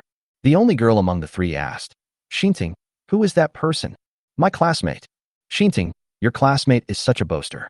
He even said he rented the top floor of a building. How humorous. At this time, the more handsome of the 2 boys took over and said, Xinting, forget it. Your classmate is unreliable. Let's go to the restaurant in front to eat. Otherwise, there will be no seats left. This handsome boy fell in love with Lu Xinting when she started working there, and he hinted at her many times, but Lu Xinting never seemed to get too close to him. Now seeing that Lu Xinting actually took the initiative to ask another man out for dinner, he immediately felt jealous. Lu Xinting naturally understood the meaning of the words, but she had seen Zhao Xiaoyan's strength, and it was very likely that it was just the tip of the iceberg. Since she had already set her sights on Zhao Xiaoyan, Lu Xinting naturally would not pay any attention to this colleague, who was not even a spare tire. No, you guys go first. The boy didn't say anything, but he didn't seem to move either. The other 2 colleagues naturally understood what he was thinking, and seeing that he didn't move, they just waited together. At this time, a unique roar of a sports car came from the exit of the underground garage next to it. Then, under the gaze of everyone, a black sports car drove out from the exit. After turning a corner, the Ferrari stopped in front of the 4 people. The window was slowly rolled down, revealing Zhao Xiaoyan's face. Xinting, get in the car. Lu Xinting was so excited at this moment. Zhao Xiaoyan was definitely a wealthy man. Young and rich, wasn't this the best partner he had been looking for? At that moment, Lu Xinting, with a beautiful smile on her face and wearing high heels, walked towards her carriage like a princess and entered the passenger seat of the Ferrari. Ding! Target Lu Xinting's favorability +10, current favorability 85. Looking at the Ferrari gradually going away, the boy who had been silent patted his handsome colleague. Xiao Chun, give up. Zhao Xiaoyan drove and randomly found a place that looked pretty good. Let's just eat here. Lu Xinting, who was sitting in the passenger seat, looked well-behaved and said in a coquettish voice, Okay, I'll listen to you. Zhao Xiaoyan got goosebumps instantly. The tea ceremony has made further progress. In the box. Since it was his first time here, Zhao Xiaoyan didn't know what to order. Following the waiter's introduction, he just ordered some of the restaurant's signature dishes. Another bottle of red wine. After seeing Zhao Xiaoyan finish ordering the dishes, Lu Xinting added something. Zhao Xiaoyan raised his eyebrows, glanced at Lu Xinting, and then nodded at the waiter. As soon as the waiter left, Lu Xinting stood up and sat next to Zhao Xiaoyan. Xiaoyan, do you still remember your promise to others? Lu Xinting's voice is still full of coquettishness. What promise? Zhao Xiaoyan really couldn't remember what promise he had made to this green tea gold digger. Lu Xinting pouted when she heard that, and said in a feigned anger, Have you forgotten everything? You promised her at the bar that you would not let her down after you became rich. Once the word, let down, is mentioned, the meaning changes. Zhao Xiaoyan vaguely remembered that he said at that time that he would never forget his old classmates, but how come it became a betrayal to her? If someone heard this, they would definitely imagine an ungrateful and heartless man in their mind. However, considering that the other party's favorability level was already 90, Zhao Xiaoyan did not expose her trick. Oh, I remember now. Don't worry. I, Zhao Xiaoyan, will keep my word. How could I possibly let down our class beauty, Lu? When Lu Xinting heard this, she felt even happier. Xiaoyan, actually I have something I have always wanted to tell you. Lu Xinting pretended to be innocent and lovely, lowered her head shyly, and said, in fact, I noticed you when I was a freshman. I felt that you were different from other boys at first sight. When you were with Chen Yijuan, actually I was sad for a long time. I always felt like I missed a good boy. At this point, Lu Xinting raised her head and looked at Zhao Xiaoyan with shy and affectionate eyes. Do you know how happy I was when I learned that you and Chen Yijuan broke up? I felt like God had given me back the boy I loved. I also told you that there is not only Chen Yijuan in the world. There is actually another girl beside you who likes you silently. Lu Xinting's words made Zhao Xiaoyan's hair stand on end. Although he knew they were all lies, Zhao Xiaoyan still found them very useful. Zhao Xiaoyan's vanity was greatly satisfied by being able to make a green tea girl like Lu Xinting change her Gigi style and directly and simply make a passionate confession. Zhao Xiaoyan asked with a smile on his face, really? Then who is that girl? Chapter 68 Company Renovation Completed. Hate it, you're still pretending to be stupid. Do you really have to wait for others to say that they love you? Lu Xinting shyly turned her whole body to the side. At this time, the waiter came in with the dishes. 5 dishes, 1 soup, and a bottle of red wine. The wine was opened and poured into the decanter, and the waiter left. With this interruption, the atmosphere that Lu Xinting had worked so hard to create was diluted a lot. Zhao Xiaoyan ignored Lu Xinting and picked up his chopsticks and started eating. He was really hungry. Seeing that Zhao Xiaoyan was only focused on eating, Lu Xinting had to stop eating temporarily and picked up her chopsticks to start eating again. But her movements are very ladylike. 10 minutes later, Lu Xinting turned the red wine in front of herself, poured herself a glass, and also poured a glass for Zhao Xiaoyan. Xiaoyan, come, let's have a drink. Zhao Xiaoyan glanced at the wine glass, but picked up the teacup instead. I have to drive, so I won't drink. You too. Why do you want to drink in the middle of the day? Have you ever heard the saying, unless a woman is drunk, a man has no chance? As he said this, he showed his wine glass to Zhao Xiaoyan and drank it in one gulp. Damn, this seems like a big move is coming. Zhao Xiaoyan also picked up the teacup and took a sip. Seeing that Zhao Xiaoyan did not follow the script, Lu Xinting was very angry. He poured himself another glass and took a sip. Then, under Zhao Xiaoyan's astonished gaze, Lu Xinting suddenly put her mouth on Zhao Xiaoyan's mouth. Zhao Xiaoyan was completely stunned. No way, they are playing it so extravagantly. Perhaps it was because of her bold action, or perhaps it was the effect of the alcohol, but after she let go of his mouth, Lu Xinting's face was already completely red. Xiaoyan, I like you. Can you be my boyfriend? 10 minutes later, inside a hotel. As soon as the door was closed, Lu Xinting couldn't wait to hug Zhao Xiaoyan and teased him from top to bottom. Zhao Xiaoyan directly hugged Lu Xinting and put her on the bed. Wait! Just when Zhao Xiaoyan was about to take the next step, Lu Xinting suddenly shouted to stop. Zhao Xiaoyan. Lu Xinting looked like she was about to accept but not accept and asked Zhao Xiaoyan. Xiaoyan, will you be responsible for me? How could Zhao Xiaoyan not understand what Lu Xinting meant? He smiled and said, be my woman, and I'll give you a house, a car, and 5 million. Really? Lu Xinting's eyes widened. This really exceeded her expectations. Zhao Xiaoyan didn't waste any time. He took out his cell phone, asked for Lu Xinting's bank card number, and directly transferred 5 million yuan to her.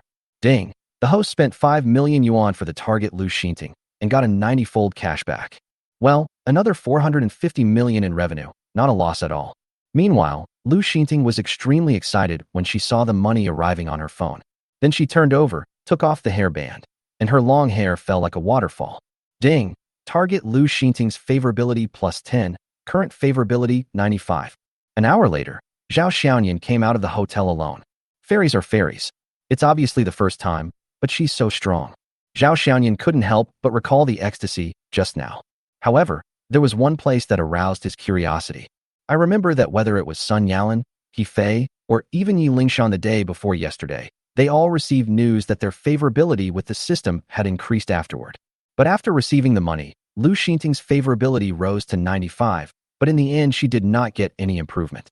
This is the first time Zhao Xiaoyan has encountered such a situation. It seems that the only way to conquer a green tea gold digger like Lu Xinting is with money. But it's better this way. At least I can continue to get cash back from her. 95 times. It is also very fragrant. In just 1 week, how you got the company's license? Jinyan Investment also entered the stage of office decoration at the same time. Zhao Xiaoyan directly took out 6 million yuan, of which nearly 4 million yuan was spent on decoration alone. In Hao Yu's words, this money cannot be saved and the company's style must be reflected. The virtue of having money is once again vividly demonstrated.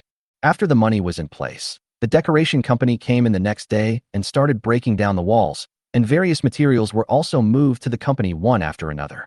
Hao Yu immediately started recruiting staff and was so busy that she had no time to rest. Fortunately, half a month later, Yi Lingshan also resigned from the bank.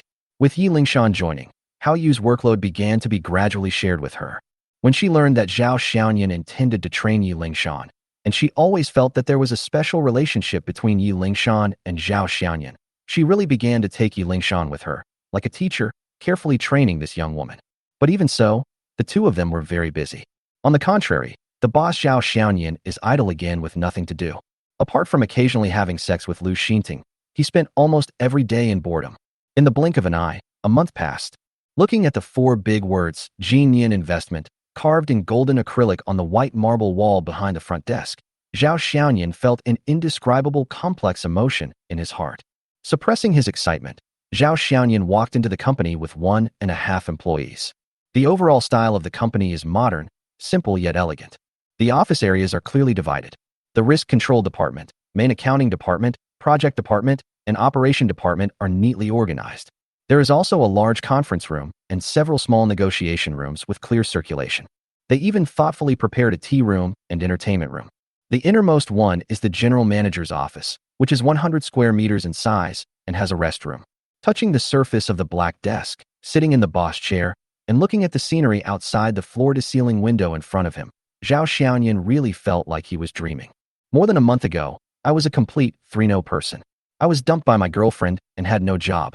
But in just over a month, he not only had a 10-digit net worth, but also had his own company, and a sense of pride involuntarily grew within him. How is the recruitment preparation going? With the company, Zhao Xiaoyan also began to take on the role of boss. No matter how well the company is decorated or how big it still needs people. Now that the sycamore trees have been planted, it is time to introduce the golden phoenix. Recruitment has already begun. We launched online recruitment a few days ago and started recruiting for most positions.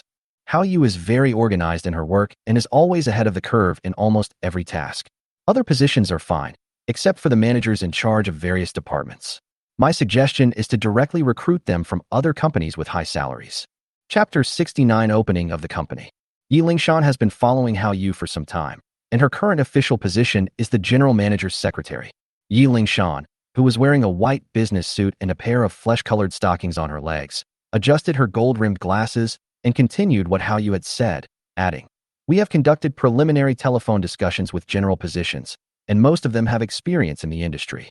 As for some positions such as the front desk, which do not require much industry experience, we have also screened them." After saying that, he took out a stack of printed paper from the folder and handed it to Zhao Xiaoyan. "This is the candidate we have initially selected. Mr. Zhao, please take a look."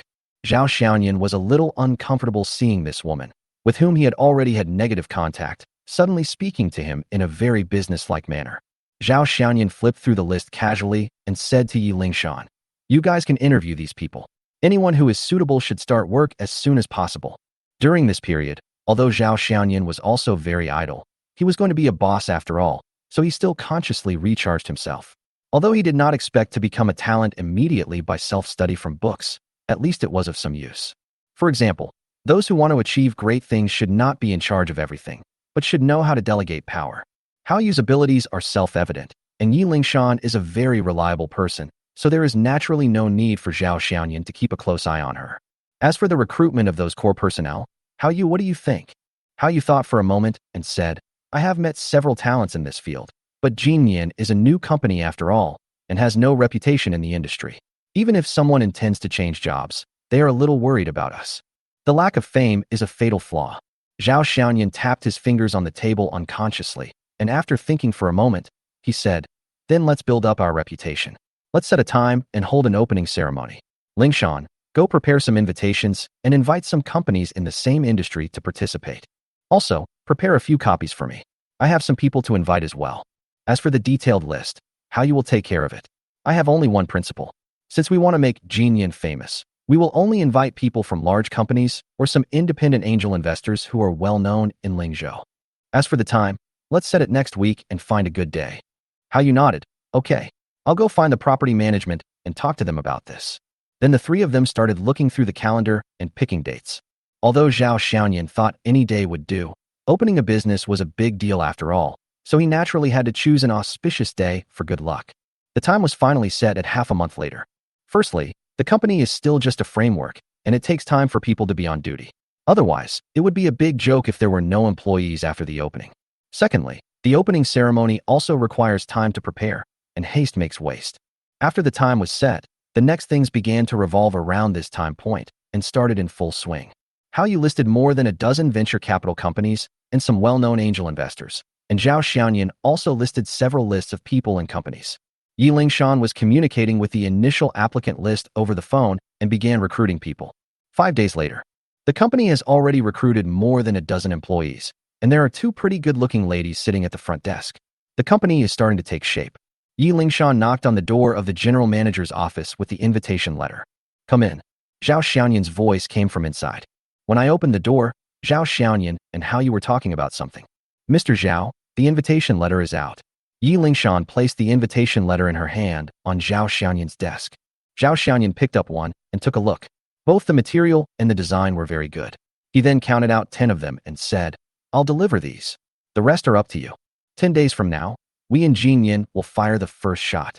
October 17th, Wednesday, is a good day to start business with no taboos.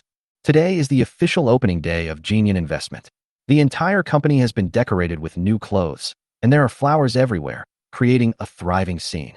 Zhao Xiaoyan was wearing a brand new suit with his hair combed back slightly, looking much more mature, a change from his previous overly youthful image. Because it was the opening of the company, he specially wore a red tie and had a smile on his face.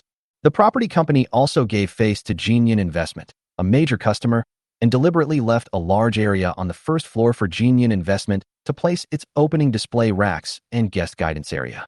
On the 39th floor, as soon as the elevator opens, you can see dozens of flower baskets lined up all the way to the company's front door. The momentum is quite big. 10 a.m. is the time marked on the invitation letter. Zhao Xiaoyan, and how you receive clients on the 39th floor, while Yi Lingshan was mainly responsible for the reception and guidance work downstairs. The first to arrive was Zhang Haolong. Zhang Haolong was also dressed formally today. As soon as they met, he hit Zhao Xiaoyan hard on the chest. "You are really good. It has only been a short time, and you have already created such a big scene quietly." Zhao Xiaoyan smiled and looked at the middle-aged man behind Zhang Haolong. Looking at the middle-aged man, who looked somewhat similar to Zhang Haolong, he guessed who the other person was. Zhao Xiaoyan personally delivered Zhang Haolong's invitation, but he sent 2 invitations, one for Zhang Haolong personally and the other for the Hongda Group. "This must be Uncle Zhang. Your coming here in person really brings honor to my small company. After all, he is the father of his roommate, and Hongda is one of the best groups in Lingzhou City." Zhao Xiaoyan is very humble and calls himself his nephew. Zhang Haolong's father is Zhang Kongping. He is a little fat, but looks very kind. "I've heard about you from that brat a long time ago. You're right. You can have your own business at this age. You're much better than that brat."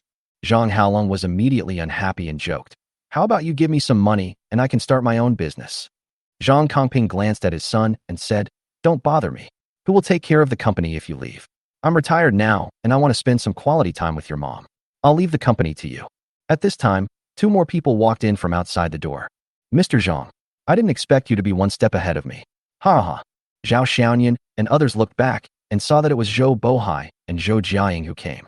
"Ha ha, you, old Zhou, have been so proud of yourself recently. How come you have time to come here today?" It looked like Zhou Bohai and Zhang Kongping knew each other and had a pretty good relationship. There was a lot of joking in their conversation. Chapter 70, Joining Forces. "Xiaoyan's company is opening. I must come to join in the fun."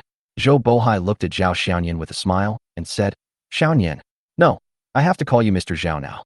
I wish you a prosperous business and a lot of money. Thank you for your good wishes." Zhao Xiaoyan also had a smile on his face. Zhou Jiaying showed her 2 dimples and said teasingly, "Xiaoyan did a good job of keeping the secret. He opened the company without telling us anything. If my dad hadn't received the invitation letter that day, we would still be in the dark." Zhao Xiaoyan waved his hand. "Well, I had this idea a while ago. It's just a minor incident. Sister Jiaying, please don't blame me. So, I'll drink 3 cups at noon as punishment." Zhou Jiaying looked at Zhao Xiaoyan with a hint of admiration in his eyes. "It's only been over half a month since I last saw him, and my junior has obviously become much better at dealing with people. He started to have the conversation and aura of a successful person. Hao Yu, who had been silent the whole time, stood up and made a gesture of invitation. Mr. Zhang, Mr. Zhou, please come in. Zhao Xiaoyan followed up and said, yes, yes, let's not stand there anymore. Let's go to my office. I got some good tea a few days ago. Please taste it, uncles. No one noticed it at first, but when Hao Yu came out, Zhang Kangping and Zhou Bohai's eyes froze, and they both showed surprised expressions. Obviously, the two of them recognized Hao Yu. Although they were puzzled as to why Hao Yu, the secretary of the president of Longxing Group, appeared here, both of them were old foxes and knew that it was not appropriate to ask some questions without knowing the reasons. Chatting and laughing, they entered the general manager's office. Yes, this office is quite impressive. It is much better than mine. Because Zhang Haolong was familiar with Zhao Xiaoyan, he didn't feel too restrained and looked around as soon as he entered the office. Although Zhang Haolong is taking over the Hongda Group, Zhang Kangping is actually still at the helm, so he is still just sitting in the general manager's office, and the chairman's office is still Zhang Kangping's. Several people sat down on the sofa. Hao Yu boiled some water, while Zhao Xiaoyan took out a bag of unlabeled tea from the cabinet on the desk and put it in a plastic bag. Zhang Haolong saw it and immediately joked, Xiaoyan, you are the boss of a big company now. Can't you make some good tea? Zhao Xiaoyan rolled his eyes at him and said, it is said that it is not the height of a mountain that is famous if there are immortals, and it is not the depth of a river that is magical if there are dragons. Don't be fooled by the inconspicuous packaging of this tea. It is not the packaging of tea that matters. It is just that it tastes good. Zhou Bohai was very flattering and continued, haha, now that Xiaoyan mentioned that, I'd like to try it. At this time, the water was boiled. Hao Yu took out a handful of tea leaves from the plastic bag, put it in the tea bowl, and then rinsed it with boiling water. After a moment, a faint and elegant tea fragrance emanated from the hot steam of the boiling water. Zhang Kangping likes to drink tea on weekdays. When he smelled this, he found it to be special. This is Dahong Pao. No, it's better than the Dahong Pao on the market. Just by the aroma of the tea, I know that this tea is definitely top grade. Hao Yu poured the first brew of tea into several small cups and poured them one by one. Then she made the second brew, waited for a while, and poured them into the small cups. Zhang Kangping couldn't wait to pick up the cup and take a sip. Good tea. It is indeed the best tea. The fragrance of the tea is overflowing, and the fragrance lingers on the lips and teeth. Good tea, good tea. Zhang Haolong doesn't like drinking tea as much as his father, but he also thinks it is much better than the tea prepared by his assistant. Xiaoyan, please fill some of this tea for me later. I want to take it away. Zhang Haolong was not polite and took it away directly if he thought it was good. Zhao Xiaoyan glared at him and said in feigned anger, it's good enough that I gave you something to drink, but you want to eat it and take it away at the same time? No way. Look at how stingy you are. Zhang Haolong said dissatisfiedly. Hao Yu said at the side, Mr. Zhang, you have wrongly blamed Mr. Zhao. This tea is from the first batch of Dahong Pao mother tree. It is really in short supply. Mr. Zhao also asked someone for it. Did you hear me? If the two uncles hadn't come, I wouldn't have been willing to take it out. You're just taking advantage of it today. One sentence made everyone laugh. At this time, the office door was opened, and it was Yi Lingshan who was arranged to receive guests downstairs. Mr. Zhao, President Qian is here. Oh, it seems I am still late. As soon as Qian Jianjun entered the room, he saw several people sitting there. They were all acquaintances, so Qian Jianjun walked in with a smile. Yi Lingshan did not come in, but hurried back to direct the reception work downstairs. Ordinary customers don't need to be sent upstairs like this. But Qian Jianjun was her boss after all, and he was very caring towards her. She felt a little sorry for Qian Jianjun after changing jobs. So Yi Lingshan delivered it personally. The sofas in the reception area of the general manager's office are big enough and numerous enough to accommodate Qian Jianjun. Although Zhang Kangping showed no expression on his face about Qian Jianjun's arrival, he was a little worried in his heart. As the head of United Overseas Bank in Lingzhou, Qian Jianjun cannot be said to be in a high position of power, but he is definitely the god of wealth in the eyes of many companies. In the past, many companies invited him to open their doors or hold events, but he seldom attended. He would only accept invitations to attend events with which he has a personal relationship or where the companies are large. Zhao Xiaoyan's company had just opened, but he didn't expect Qian Jianjun to be here. This was unexpected for Zhang Kangping, and he subconsciously glanced at his son. Zhang Haolong said a few words in Zhang Kangping's ear, and Zhang Kangping's expression changed slightly, but then quickly returned to normal. Zhou Bohai seemed much calmer. When he was at the Lihao Hotel, he saw with his own eyes Qian Jianjun specially go to toast Zhao Xiaoyan. Mr. Zhao, congratulations and good luck on your opening. Qian Jianjun walked closer and took the initiative to shake Zhao Xianyan's hand. Mr. Qian, please forgive me for not welcoming you in person, Zhao Xianyan also said with a smile. Zhou Bohai laughed at the side and said, since old Qian said he was late, he has to drink 3 cups as punishment, and then this matter can be put behind us. I must try Mr. Zhao's opening wine, but since you, old Zhou, said that, I will come to you later. Okay, then let's have a good fight at noon. At this time, a voice came from the intercom hanging on Hao Yu's ear, saying to Zhao Xianyan, the Li Hao Hotel has also sent someone. It was manager Chao who came in person. In addition, Tingyun Group has also sent someone. Zhao Xianyan was stunned. Tingyun Group? I don't know them. Did you invite them? Hao Yu was also stunned. I didn't invite you. Although Zhao Xianyan was surprised to see him coming to the Regal Hotel, he could understand it. After all, he was a customer with a gold card, and the lunch banquet was also scheduled at the Regal Hotel. They knew that he had opened a new business, so coming to congratulate him was considered a courtesy. But what does this Tingyun Group do? Chapter 71, The Uninvited Guest. Everyone looked at each other in bewilderment at the expressions of the two men, thinking that it was obvious that some guests had come uninvited. In the business world, coming uninvited is a taboo, as it may be seen as an attempt to cause trouble. Chen Jianjun seemed to see Zhao Xianyan's confusion and explained, Tingyun Group expanded to Lingzhou from other places a few years ago. They also have several industries in Lingzhou, mainly engaged in entertainment consumption. The now popular 7 Nights Bar is their industry. 7 nights at the bar? Zhao Xianyan remembered that some time ago, in order to earn cash back, he took Lu Xinting and Zhang Yuan to spend money there. But apart from that time, he and the Tingyun Group had no connection at all. Come uninvited. Since I don't understand the other party's purpose, but since they have come to my door, they are guests, and as the host, I have to go out and receive them. So he stood up and said to everyone, my 2 uncles, President Qian, I'm sorry to see you. Please feel free to do as you please. But Zhou Bohai also stood up, Xianyan, I'll go out with you. This means to support Zhao Xianyan. Although Bohai Construction is not a very large enterprise, it has been in Lingzhou for so many years, so it has a certain presence. In addition, Zhao Xianyan's assistance last time helped Bohai Construction survive, so he had to show up for both emotional and logical reasons. Zhang Kongping also stood up, still smiling. Come on, Lao Zhou, let's go for a walk together. Come to think of it, I haven't had a good look around Xianyan's company yet. Qian Jianjun also stood up. Haha, that's great, I'll go too. I heard this is the largest office in Chengfeng. I must see it for myself. The 3 people's meanings were very clear, which made Zhao Xianyan both surprised and happy. He didn't say anything, but Zhao Xianyan remembered the favor.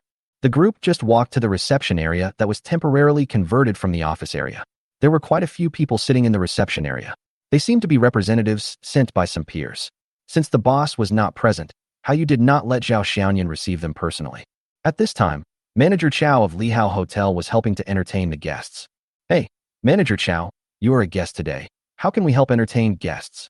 Zhao Xianyan took 2 quick steps, took the things from Manager Chao's hand, turned around and handed them to Hao Yu. Manager Chao smiled and said, Congratulations, Mr. Zhao. I am here on behalf of the Regal Hotel to congratulate you and wish you a prosperous opening. I hope you will not be offended by my uninvited presence. These words directly expressed the attitude. Moreover, the 2 of them were acquaintances, so Zhao Xianyan was naturally very welcoming. After exchanging a few pleasantries, Zhao Xianyan, under the guidance of Hao Yu, met and greeted other guests present.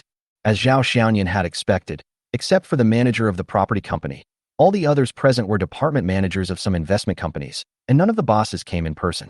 This is also normal. Zhao Xianyan also thanked him with a smile. At this time, the receptionist led a middle-aged man in a suit to Zhao Xianyan and introduced him. Mr. Zhao, this is from Tingyun Group. The front desk was stuck because they didn't know the other party's name. Zheng Li, I'm here on behalf of our CEO Li to congratulate Jinyan Investment on its grand opening. As he spoke, Zheng Li handed over a business card with the words, Deputy General Manager of Yunting Group, General Manager of Chia Bar printed on it. Seeing that the other party did not seem to have any intention of being a bad guest, Zhao Xianyan naturally greeted him with a smile. Thank you, Mr. Zhang, for coming in person. Please also express my gratitude to Mr. Li on my behalf. Zheng Li nodded. I will definitely bring you there. I still have something else to take care of, so I'll take my leave first. I hope Mr. Zhao will forgive me. Mr. Zheng, you are too polite. Please feel free to do as you please. Looking at Zheng Li's departing back, Zhang Haolong came over and asked, What's going on? How would I know? Zhao Xianyan was also confused. At least the other party doesn't seem to have any ill intentions. Zhou Bohai said. Forget it. Let's not worry about that for now. How you looked at the time and said, then everyone please take your seats. Our opening ceremony is about to begin. At this time, another voice came from outside the door. Oh, Mr. Zhao is really something. He didn't even tell me about the opening, so I didn't know what to prepare. After thinking about it, I decided to give Mr. Zhao a big bell as a gift. As soon as these words were spoken, everyone looked over and the originally lively scene became quiet. A man walked in with a malicious smile on his face. He waved his hand and said, come on, bring that clock to Mr. Zhao. Then, two men came out holding a floor clock and placed it next to the front desk. When Zhao Xiaoyan saw the big bell, his face darkened. Hao Yu's face turned a little cold. Even Zhou Bohai, Zhang Kongping, and others looked a little unhappy. Zhou means end. Giving away a clock as a gift for a grand opening is considered a taboo. It was clear that Su Feng was not here to congratulate, but to ruin the party. Manager Su, what do you mean? Hao Yu asked with a cold face. Hao Yu is still called by the same name as in Longshan Group. What can I mean? I've already said that I'm here to give you a gift. Su Feng spread his hands with an innocent look on his face. Zhang Haolong had a dark face and scolded. We are giving away clocks for the grand opening. I think you are not here to give gifts, but to cause trouble, right? Su Feng glanced over and asked viciously, who are you? This is my son. Isn't it inappropriate for Mr. Su to do this? Zhang Kongping recognized the other party and was reluctant to intervene, but since his son stood up first, he had no choice but to step in as well. Oh, who was it? It turned out to be Mr. Zhang. What? This is a matter between me and Mr. Zhao. Do you, Hongda, want to get involved? Su Feng obviously did not take the Zhang father and son seriously. Su Feng, you're going too far. Zhou Jiaying also stood up. Only then did Su Feng notice that Zhou Jiaying was also there, and his eyes lit up. Zhou Jiaying wore a blue suit today, abandoning the traditional shirt inside and wearing suspenders, revealing a piece of white and tender skin on her neck between the collar. The 9-point pin holder blue suit pants on her legs set off her straight and long legs. With the 6 to 7 centimeters pointed patent leather high heels, her whole aura was also improved a lot. Coupled with Zhou Jiaying's stunning appearance, the feeling of a domineering and beautiful president comes out immediately. For some reason, when Su Feng saw Zhou Jiaying, a person's shadow unconsciously emerged in his mind, Su Yener. A hint of lust also flashed across Su Feng's face. Oh, Miss Zhou is here too? I wonder what your relationship is with this Zhao guy. He is my friend. Zhou Jiaying replied. Chapter 72 Grandpa's son comes together. Su Feng glanced at Zhou Bohai, who was standing next to Zhou Jiaying, and said, Mr. Zhou, I'll ask my father to treat you to a meal someday. Please remember to show your favor when the time comes. Su Feng's incoherent words confused Zhou Bohai. After a slight pause, he replied ambiguously. Okay. Zhou Bohai actually knew about the affairs of Bohai Construction and Longshan Group, which were all caused by Suida. But because of the old incident, Zhou Bohai had never thought of looking for Zhou Bohai. But after Su Feng said this today, he didn't know what the other party was up to. Zhao Xiaoyan pulled Zhang Haolong and Zhou Jiaying behind him and walked out from the crowd. It was obvious that Su Feng came here today just for himself. He didn't want others to interfere, so as not to be implicated. After all, behind Su Feng was Su Ida, the second in command of Longshan Group. Although he believed that he could still protect them with his relationship with Su Dajiang, it was difficult to prevent an arrow from the dark.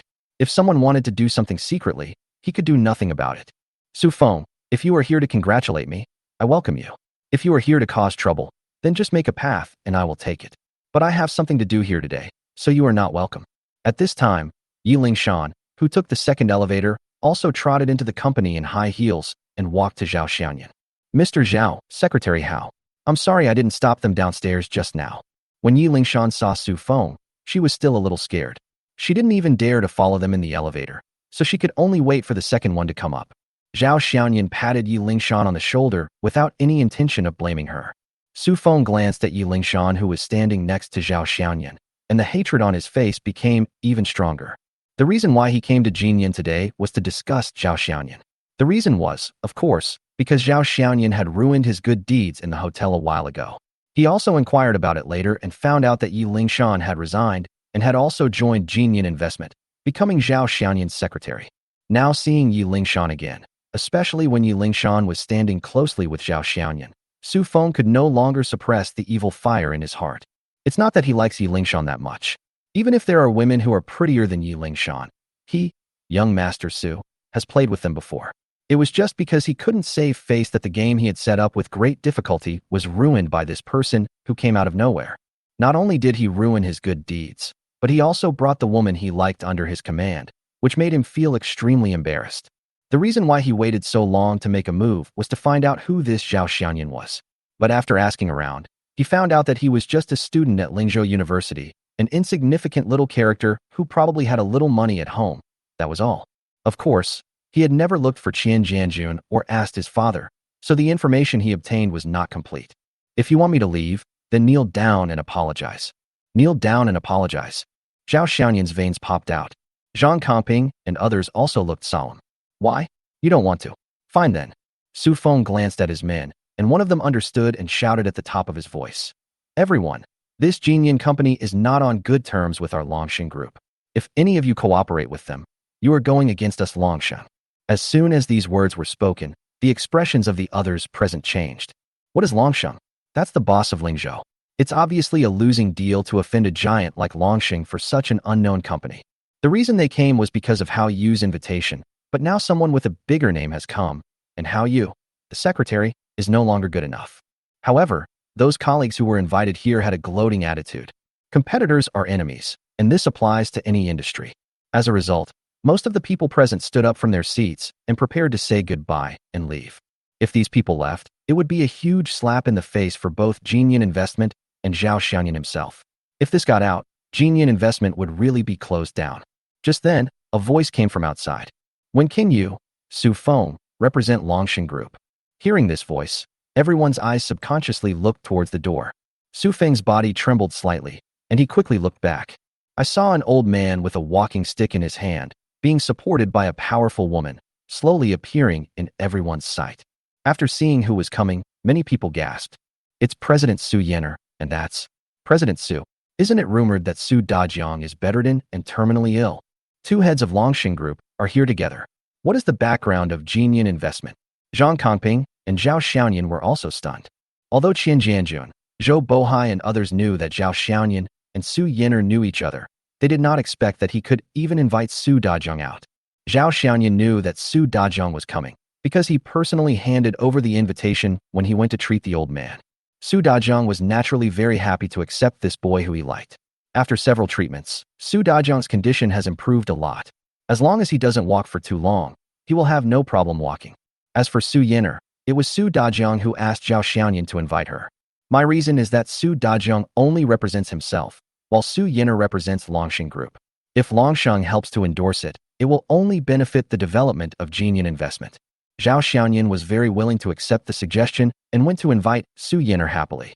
Su Yener knew Zhao Xianyan's situation very well, and would occasionally take the initiative to contact Hao Yu to find out about the progress. And why President Su, who was always focused, cared about this, she herself couldn't explain. Old man, why didn't you tell me in advance that you were coming so that I could go down and pick you up? Zhao Xianyan had deep respect for this old man who treated him well, and he quickly stepped forward to support Su Dajiang's other arm. Su Dajiang laughed and said, I know you are busy, so I won't bother you. With the help of others, Su Dajiang walked slowly into Jinyan Investment, and everyone present greeted him. Mr. Su was in high spirits and smiled, nodding to everyone. Grandpa, Grandpa. Su Feng lowered his head and walked up to Su Dajiang. Su Dajiang's face changed, and then he sighed and ignored his grandson. Xiaoyan, help me sit over there. The ceremony is about to begin. Chapter 73, Do More Square Dance. Zhao Xianyan hurriedly supported the old man and slowly walked into the reception area. But Su Yener didn't follow.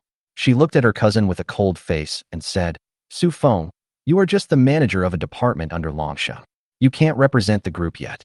After saying this, he ignored Su Feng and followed his grandfather. Su Yener's voice was not loud, but because most people's attention was focused here, many people heard this. Although this sentence is short, it is quite embarrassing. A moment ago, Su Feng claimed to represent Longshan. The next moment, it was ordered by the head of Longshan. Su Feng's name has been disgraced. Su Feng no longer had the face to stay there any longer, so he prepared to slip away with his two men in shame. Take that thing away from me, came the old man's voice. Su Feng quickly signaled his men to move the bell away. What a twist and turn. None of the guests who were ready to leave under Su Feng's threat still had the intention to leave. Regardless of Jinyan Investment's reputation, they would not leave now just for the arrival of the two great masters Su Dajiang and Su Yin'er. If they could take the opportunity to get in touch with these two, it would be a great joy. Those colleagues in the investment community who were originally prepared to watch the show now feel like chewing wax, and they know how they feel. An idea came to my mind. The wolf is coming. The entire opening ceremony was actually very simple. The host was Yi Lingshan, who first gave a brief introduction of Jinyun Investment to the guests, and then invited General Manager Zhao Xiaoyan to speak. Zhao Xiaoyan naturally followed the prepared speech, spoke a lot of official language, and then invited several CEOs to cut the ribbon together. Zhang Kongping, Zhou Bohai, Chen Yijuan, and others were the guests who had been agreed to be the ribbon-cutting guests. Zhao Xiaoyan originally wanted to invite Su Yin'er to participate in the ribbon-cutting ceremony, but the old man said that he also wanted to move around and share in the festive atmosphere, so he also came up with a crutch. After the ribbon-cutting ceremony, Zhao Xiaoyan asked Yi Lingshan to take a few acquaintances to the office, while he and Hao Yu entertained the remaining guests outside. After all, many people here were invited by Hao Yu. With the arrival of Longshan Group, the guests came up one after another to exchange business cards with Zhao Xiaoyan and try to get closer to him. Although they were not yet on good terms, the idea of making enemies was completely gone. After spending a long time dealing with them, Zhao Xiaoyan finally found an excuse to get away. He left all those people to Hao Yu without any loyalty and returned to the office. Because of the presence of the big Buddha Su Dajiang and Su Yin'er's own stubborn nature, Zhao Xiaoyan found the atmosphere very depressing when he pushed the door open. "Old man, are you still feeling well?" Zhao Xiaoyan walked in with a smile, sat down on Su Dajiang's right hand, and put one hand on Su Dajiang's pulse. "Don't worry, I'm strong now. I've been cooped up in the house for almost a year, and I can finally get out for some fresh air." Zhao Xiaoyan moved his hand away and said with a smile, "You should exercise more now, do some square dancing or something, and find a companion at the same time. That's what you said last time, right?" Su Dajiang joked. Zhao Xiaoyan was also happy and said, "That would be great. Right, President Su?" Su Yin'er rolled her eyes at him and ignored him. Yi Lingshan was secretly amazed at how her man was so brave that he even dared to make fun of Su Dajiang. But when other people hear these, they sound different. Zhao Xiaoyan is really familiar with Su Dajiang, and their familiarity is almost that of friends regardless of age. Yi Lingshan brewed the tea again and handed a cup to each person. Yi Lingshan was so frightened that she almost knocked over the tea bowl in her hand, and the others looked at each other in bewilderment. Su Dajiang took the cup, smelled it, and poured it directly into the tea tray. He angrily said to Zhao Xiaoyan, "You little bastard, you are trying to fool me with this kind of tea. Hurry up and give me the Dahong Pao." Zhao Xiaoyan acted as if nothing had happened. He took out the plastic bag from the drawer of his desk, poured out the tea leaves in the bowl in front of Yi Lingshan, and threw a handful of tea into the bag. "Go clubbing." This action made Su Dajiang lean on his crutches again. "You little brat, why did you pour so much? This tea is precious, a small handful is enough. If you drink it this way, you can still brew so many times with so much tea leaves." Zhao Xiaoyan looked at Su Dajiang with a sly look in his eyes. "It's okay. I'll go to your place and steal some after I finish drinking." At noon, Zhao Xiaoyan got drunk. The opening party of Jinyun Investment was held at the Lihao Hotel. Because there were not many people, there were only about 4 tables. After arriving at the scene to congratulate Zhao Xiaoyan, Manager Chao rushed back to the hotel and began to supervise the preparation of dishes in Banquet Hall 1 at noon. After all, even Su Dajiang, who had not appeared for a long time, was here, and Li Hao could not let down at this time. The whole banquet was very satisfying to both the host and the guests. Since it was his own company that was opened, Zhao Xiaoyan naturally became the target of public criticism. Chen Yijuan naturally would not miss this opportunity to further improve their relationship.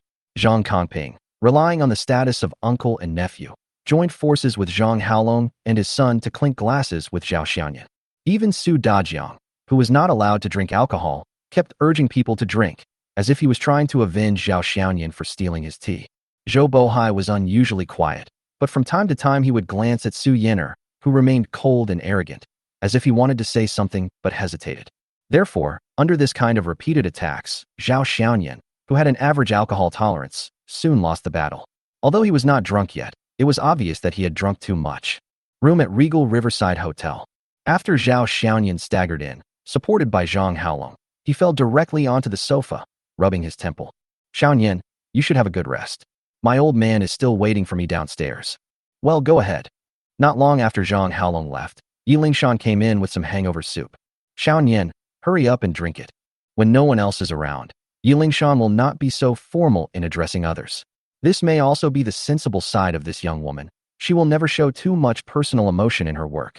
Zhao Xiaoyan was now extremely dizzy, and the world was spinning around him. He hugged Yi Lingshan tightly and pressed his whole face against her belly. Yi Lingshan felt sweet and shy when Zhao Xiaoyan hugged her like this. Her free hands naturally hugged Zhao Xiaoyan's head and whispered softly, "Be good, drink the hangover soup and have a good sleep." Then he complained again, "Mr. Zhang and the others are the same. They know you can't drink that much, but they still keep forcing you to drink." Chapter 74 Procurement of Vehicles. Zhao Xiaoyan sniffed the scent of Yi Lingshan greedily and said, "The old man can't drink today. Su Yiner's stinky face is there. Whoever goes to drink will be in trouble. So, today I became their target. After all, I am the protagonist today." Zhao Xiaoyan was also happy today, so he drank as much as he wanted. "From today on, I am a real boss." After drinking the sobering soup, the taste of alcohol in Zhao Xiaoyan's mouth became much lighter, but his head still felt bloated. "Don't sit there anymore, go lie down on the bed." Yi Lingshan helped Zhao Xiaoyan onto the bed, and like a well-behaved daughter-in-law, she helped Zhao Xiaoyan take off his coat, shoes, and socks. Zhao Xiaoyan felt warm in his heart, and he hugged Yi Lingshan again and pulled her onto the bed. Today Yi Lingshan was wearing a women's professional suit. She symbolically struggled to break free and then lay on Zhao Xiaoyan. It is said that wine is aphrodisiac, and this is absolutely true. Yi Lingshan was very well behaved. Although she looked shy, she would cooperate with Zhao Xiaoyan in any posture he wanted. This gave Zhao Xiaoyan a great stimulation both visually and tactily. Ding! Target Yi Lingshan's favorability plus 10, current favorability 100. Ding! Counterattack completion rate 100, triggering the complete counterattack reward, martial arts, mastery level. Ding! Any purchase made to target goddess Yi Lingshan will no longer be rebated. The next day, Zhao Xiaoyan arrived at the company early. Although the company is no longer a small company, there is still a shortage of core personnel in each department. There was good news from Hao Yu. Because of the sensation at the opening ceremony yesterday, Jinyan Investment has become famous within a certain range, especially among its peers in the investment industry. Yesterday afternoon, many people started contacting Hao Yu, and even some people from Yi Lingshan called. "Okay, recruit people for important positions as soon as possible, especially senior managers." This is a good sign. Although it means relying on the power of Longshan Group, it is not a bad thing for Jinyan, who has just taken the first step. The next step is to start firing our first shot in the industry as soon as possible. Hao Yu took out a document and handed it to Zhao Xiaoyan. "This is a collection of companies with certain potential that I have collected recently. These companies are involved in multiple industries and have a certain need to absorb capital for development. You can consider whether there is a suitable one. To put it bluntly, investment is giving money to those in need. Of course, in return, shares are a must. Capital comes in to hold shares, and the supported companies grow stronger because of the influx of money, and the investing companies also benefit from it. The best of both worlds, each taking what they need. I'm sorry I'm late." At this time, Yi Lingshan hurried into the office with beads of sweat on her forehead. "Why are you late?" Yi Lingshan had been very punctual during this period, and was even the first person to arrive at the company. But today, she was late for the first time, which made Zhao Xiaoyan very strange. Yi Lingshan explained sheepishly, "The car broke down on the way. It was rush hour, so we had to wait for a long time for the tow truck to arrive." Yi Lingshan drives a car worth hundreds of thousands of yuan, and it has been quite some time. Hao Yu reminded, "Speaking of cars, Mr. Zhao, does the company also need to purchase a vehicle? Otherwise, it will be inconvenient when we go out for inspections and negotiations in the future. It just so happens that there is a car show going on at the exhibition center recently, so we can go and see if there are any suitable business cars." Zhao Xiaoyan thought about it and said, "It's a must. We'll go to the auto show this afternoon." Then he looked at Yi Lingshan. "I have never given anything to this goddess who has successfully made a comeback, so I might as well buy her a car as a reward for her performance yesterday. Clear rewards and punishments apply not only to employees, but also to your women." After lunch and a short rest in the office lounge, Zhao Xiaoyan took Yi Lingshan to the convention and exhibition center.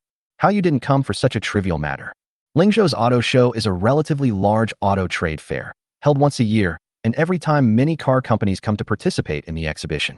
When Zhao Xiaoyan and his friends arrived at the convention and exhibition center, they could already feel the lively atmosphere before they even entered. In the square outside the exhibition center, people entering and leaving the station can be seen everywhere. There are also many people shooting videos, all hoping to gain popularity through the auto show. After buying 2 tickets, the two of them went in. Although there were not as many people inside the exhibition as outside, there were still quite a lot of people, young and old. Especially in front of some well-known brands' booths, they were crowded with people. The organizers also took good care of these foreign brands and placed them at the center of the exhibition. These big brands also tried their best to bring out their latest models, and there are even many so-called concept cars. Zhao Xiaoyan is not very interested in that kind of concept car. Apart from the eye-catching shapes, most of them give people a flashy feeling. This is just like some big-name fashion shows, with all kinds of weird designs and models wearing fancy looks. Although it looks good, it is only suitable for catwalk shows. If someone were to dress like this in real life, it would be considered a publicity stunt. If you catch one or two people who are outspoken, they would say, "You are stupid, dressing like this." Although he ostensibly came to buy a company car, Zhao Xiaoyan was secretly planning to replace Yi Lingshan's car.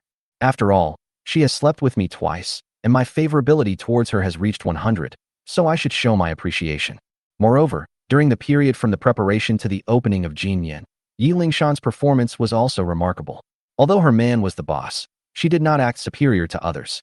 She followed the employees below and worked overtime, and was absolutely unambiguous when she could help. Both publicly and privately, Zhao Xiaoyan felt that he should express his opinion. Thus, Zhao Xiaoyan plans to buy a 7-seater commercial, 2 at first. Practical. He prefers GL8 and AOSI. They are high-end and well-known, and the company will not lose face when driving them out. Of course, if you want to buy this car, there is no need to come to the auto show, just go to the C-Sun store. So the main reason he came to the auto show this time was to choose a car for Yi Lingshan. Of course, Yi Lingshan, who followed Zhao Xiaoyan, didn't know about this. Zhao Xiaoyan never mentioned this to her. Because according to Zhao Xiaoyan's understanding of her, Yi Lingshan would never accept it, and might even pull Zhao Xiaoyan away. Zhao Xiaoyan first took Yi Lingshan to the Porsche booth, but thinking of the last time Yi Lingshan sent him back, and the way she drove a sports car cautiously, Zhao Xiaoyan gave up the idea of buying a sports car. I decided to buy her a sedan or coupe. Chapter 75 Differential Treatment. When buying a car, you definitely can't avoid the 3 giants of BBA, so Zhao Xiaoyan just walked over. Next to Porsche are the booths of these 3 car companies. Luxury cars naturally need beautiful women, and beautiful models are naturally a highlight of the auto show. Especially those big-name car companies. Not only are there many beautiful models, but they are all beautiful, and their clothing style of using as little material as possible attracts a lot of people's attention and cameras. The professionals held up telephoto lenses, while the unprofessionals held up their mobile phones, and they all took pictures of the models. Some even wanted to lie on the ground and take pictures upwards, and no one knew what they were trying to shoot. Zhao Xiaoyan did not join in the fun, but walked to Bao Ma's reception area. "Hello, sir." Zhao Xiaoyan is no longer the loser in terms of his clothes or temperament. Seeing him coming, the 2 receptionists at Bao Ma immediately smiled. "I want to see that car. Do you have it for sale?" "Yes, sir. Please wait a moment." The auto show is not just an exhibition. It also takes into account the task of sales. After a while, a young man with shiny hair came over. "Hello, sir. My last name is Feng. You can just call me Xiao Feng. Which car of our Bao Ma do you like?" Zhao Xiaoyan pointed to the coupe in the center of the booth and asked, "That car?" "Oh, that's our latest model." "Sir, please follow me to the negotiation area, and we'll sit down and talk." Zhao Xiaoyan didn't move and said, "Can I go in and take a look at the car?" Zhao Xiaoyan asked this because each booth is fenced with courtesy columns. Xiao Feng smiled apologetically. "Sorry, sir, we can't see the cars up close at our booth right now because we are worried that there will be too many people coming to the booth. If you want, you can go to our cedar store to see them. In addition to a few concept cars and limited edition cars, we also have samples of other models there." Although I was politely declined, I couldn't find fault with what they said. This is a car show after all, and if it were open, everyone would go up to take a look, which would indeed cause trouble and pressure for the booth. Zhao Xiaoyan nodded and said regretfully, "Okay, then tell me about this car." "Okay, sir, please come over here. Let's sit down and talk slowly." But just as Zhao Xiaoyan was about to move, he saw another sales lady leading 2 foreigners to the car's booth. The sales lady consciously opened the barrier of the courtesy column and led the 2 foreigners to the car with a smile. One of them even opened the car door and got in. Zhao Xiaoyan took a look and asked casually, "Didn't they say that we are not allowed to look at the car up close? How did those 2 people get in?" Xiao Feng also looked over, and then said as a matter of course, "Oh, those 2 are foreigners. Foreigners can go in." Hearing this, Zhao Xiaoyan felt a little uncomfortable. His face turned serious, and he asked, "From what I heard from you, foreigners can enter, but Chinese can't? You are discriminating against them." Xiao Feng's smile disappeared when he heard Zhao Xiaoyan's tone. Sir, after all, our Baoma is a foreign car company. It is understandable that we take care of foreigners. If you want to see the car, go to the CRZ store. Just as Zhao Xiaoyan was about to retort, he heard a loud rebuke coming from the negotiation area not far away. What the fuck do you mean? Those two foreigners can enter, so why can't I? It's not like I can't afford it. What? US dollars are money, but RMB is not money. The sound was so loud that many people around looked over. The person who spoke was a middle-aged man, about 40 or 50 years old, and judging by his attire, he was from a wealthy family. He pointed at two foreigners who were looking at cars at the booth and shouted at a female salesperson from Baoma. The middle-aged man was full of energy and spoke very loudly because of his anger. Immediately, it attracted the attention of people around. Regardless of nationality, most people are curious about watching the fun. Although the man's words were short, they were easy to understand. When combined with the two foreigners who were looking at cars at the booth, one could roughly understand what was going on without having to make any associations. The ones who reacted the fastest were the up hosts. In an instant, their focus shifted from the luxury cars and beauties. Some of them were even quick enough to run over and record the scene at close range. Zhao Xiaoyan frowned in displeasure. It seems that I am not the only one who has suffered such unequal treatment. Why are you taking pictures? Go away. Security, security, there are people causing trouble here. Seeing that many people gathered around, the female salesperson became anxious. The security guards actually heard the noise as well and rushed over under the leadership of a person in charge at the exhibition site. Other Baoma sales staff also gathered over and began to disperse the onlookers, especially those who were taking photos and videos with their cameras. Xiao Feng, the salesperson who received Zhao Xiaoyan, simply left Zhao Xiaoyan behind and hurried over. Zhao Xiaoyan thought for a while, then took Yi Lingshan's hand and said, "Let's go and take a look." At this time, a middle-aged foreign man in a suit and tie came over. He had a staff tag hanging around his neck. He should be the person in charge of Baoma's side. He was accompanied by a woman dressed as a secretary. The middle-aged foreign man first said something to the secretary, and then heard what the secretary said to the booth manager who came over. Because there was some distance between them and the surrounding noise was a bit noisy, Zhao Xiaoyan couldn't hear clearly. After listening to this, the exhibition manager frowned, glanced at the foreign manager of Baoma, walked to the middle-aged man, whispered something, and then pulled and coaxed the middle-aged man away. Although the middle-aged man was walking out, he turned back and shouted loudly, "Fuck! What kind of person is this? You eat our food and look down on us. What a bad character." The person in charge of the exhibition quickly advised, "Okay, Lao Yang, please say less." The person in charge of Baoma looked at the two people going away with a look of contempt on his face, then walked away arrogantly. Zhao Xiaoyan's brows furrowed even deeper. At this time, the salesman Xiao Feng came over again and said to Zhao Xiaoyan as if nothing had happened, "Sir, let's go over and sit down and talk about the car. Can we go in and see the car now?" "No, no need for that. I'm not interested in your car anymore." Chapter 76, Deliberate Friendship. Zhao Xiaoyan, who originally had a good impression of Baoma, now had no feelings towards him at all and even felt a little disgusted. Especially the attitude of the person in charge of horse protection made Zhao Xiaoyan very uncomfortable. Although he was not the protagonist, he was also treated differently.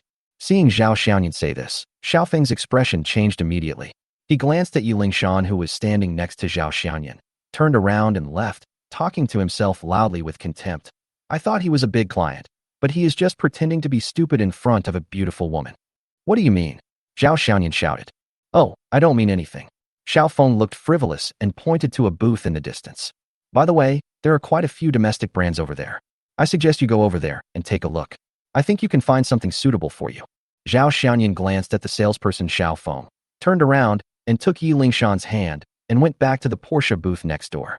Xiao Feng looked at Zhao Xiaoyan's back, curled his lips, and his face was full of contempt.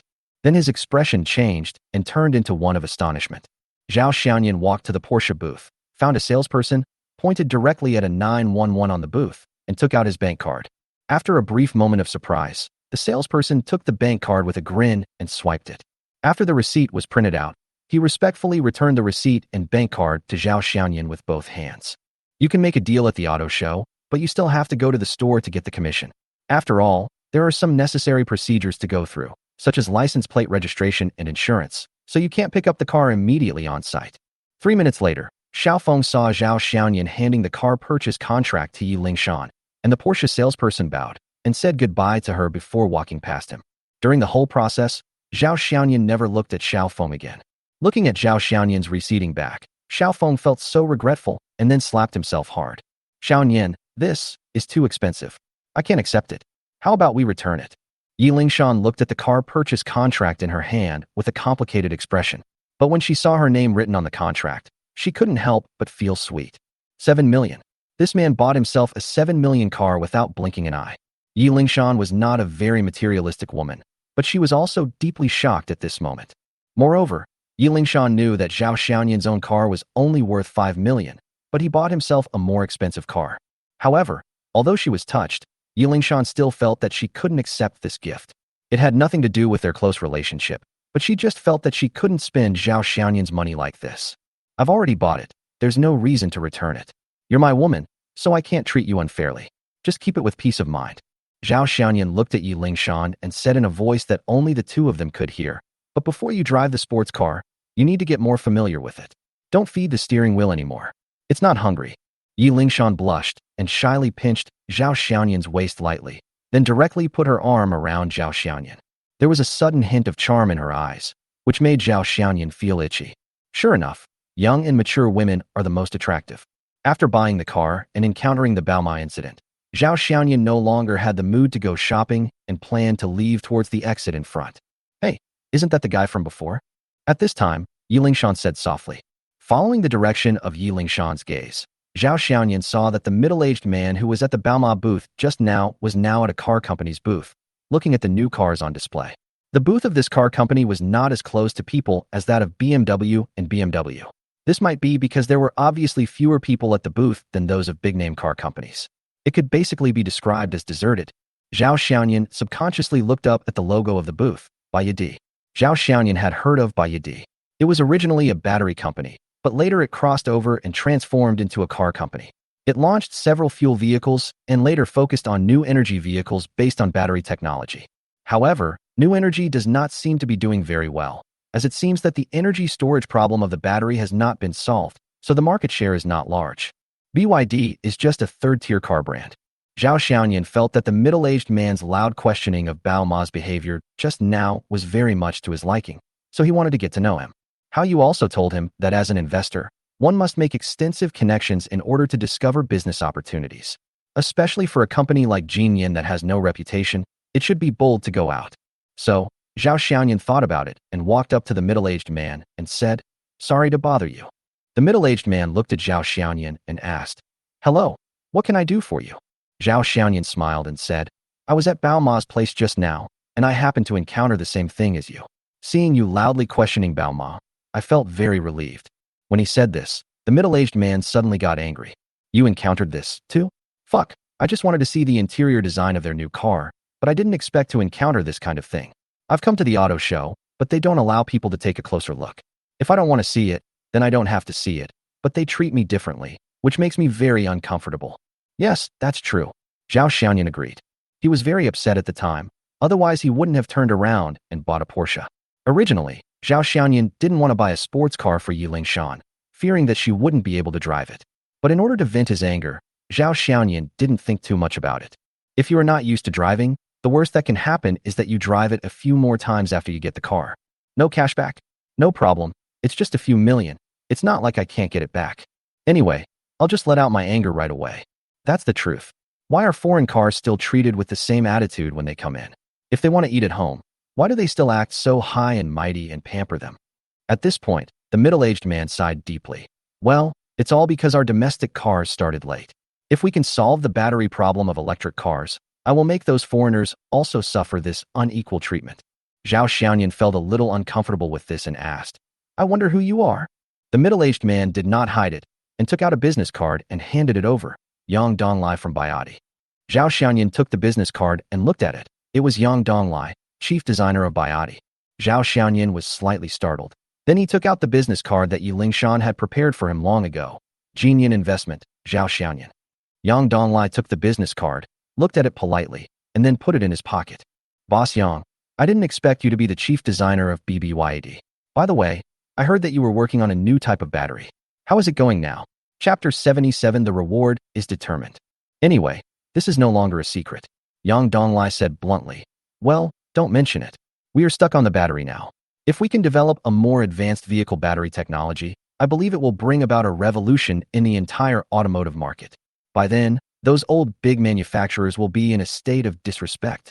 Unfortunately, research and development is the most expensive, and we are now also worried about money and technological breakthroughs. Zhao Xiaoyan had heard of these things, but didn't know much. After chatting for a while, they shook hands and said goodbye. After the auto show, Zhao Xiaoyan drove Yilingshan to the auto city. Zhao Xiaoyan first took Yilingshan to two CRT stores and directly bought a GL8 and an Odyssey. However, these two cars were registered under the company's name and were considered the company's property. He told Yilingshan to come pick up the car with the company after all the formalities were completed. He, as the general manager, would not be responsible for the rest. Then Zhao Xiaoyan took Yilingshan to Porsche. The money had been paid, but the follow-up procedures still needed to be handled at the store. When Zhao Xiaoyan arrived at the place, he realized that it was the place where he had bought a car before, that is, Zhou's car dealership. But Zhou Jiaying was not in the store. Because the money had been paid, the formalities were handled quickly, and the insurance and license plate matters were entrusted to the car dealership. Because Zhao Xiaoyan bought a top-of-the-line model, the car dealership did not have the car in stock at the moment, and he had to wait a few more days for the car to be delivered.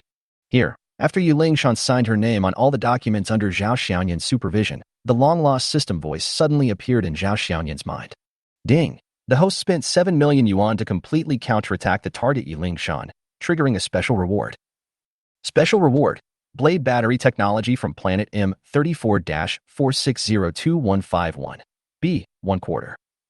Then, a lot of partial information about blade batteries flooded into Zhao Xiaoyan's mind. Blade batteries increase battery volume utilization by more than 50 through structural innovation, allowing more battery cells to be installed in the same space.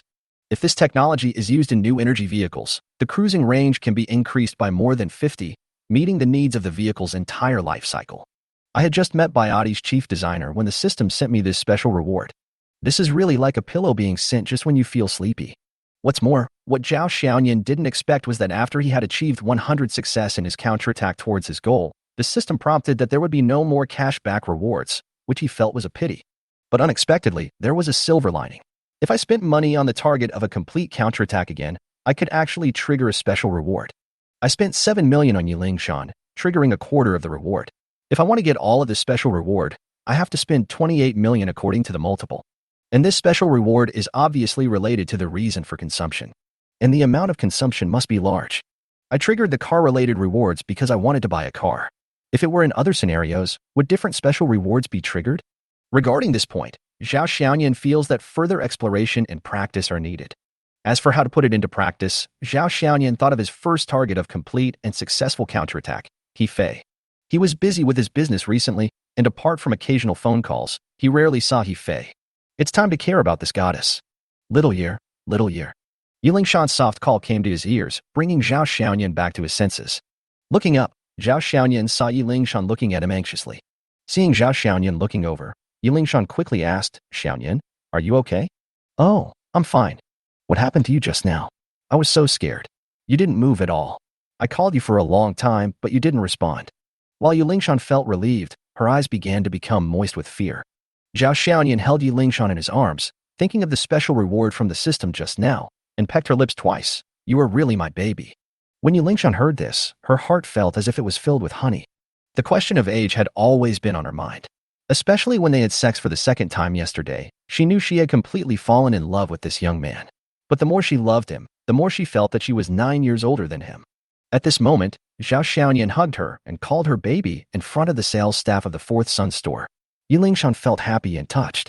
But when she saw the salesperson looking at the two of them, Yilingshan blushed, gently punched Zhao Xiaoyan on the chest, and whispered, "Someone is watching." Zhao Xiaoyan didn't care about that. He was only thinking about one thing now: spending money on Yilingshan. He wants the special reward. After coming out of the Fourth Sun store, Yilingshan, who was sitting in the passenger seat, still had a blush on her face. "Xiaoyan, shall we go back to the company now?" Zhao Xiaoyan. I looked at the time, and it was already past 4 p.m. Now he no longer had the energy to think about anything else. He only thought about one thing: spending money on Yilingshan. And you have to spend at least 21 million to get the remaining 3/4 of the blade battery rewards in the system. With so much money, I certainly can't go to places like shopping malls. I don't know how long it will take to buy anything I can spend so much money on. Moreover, Zhao Xiaoyan is still uncertain about one thing. The car purchase is a one-time consumption of 7 million, which triggers the reward. Does that mean the one-time payment amount cannot be less than this amount? So, is it necessary to make large purchases to trigger system rewards? These systems did not provide any prompts, so Zhao Xiaoyan had to figure it out on his own.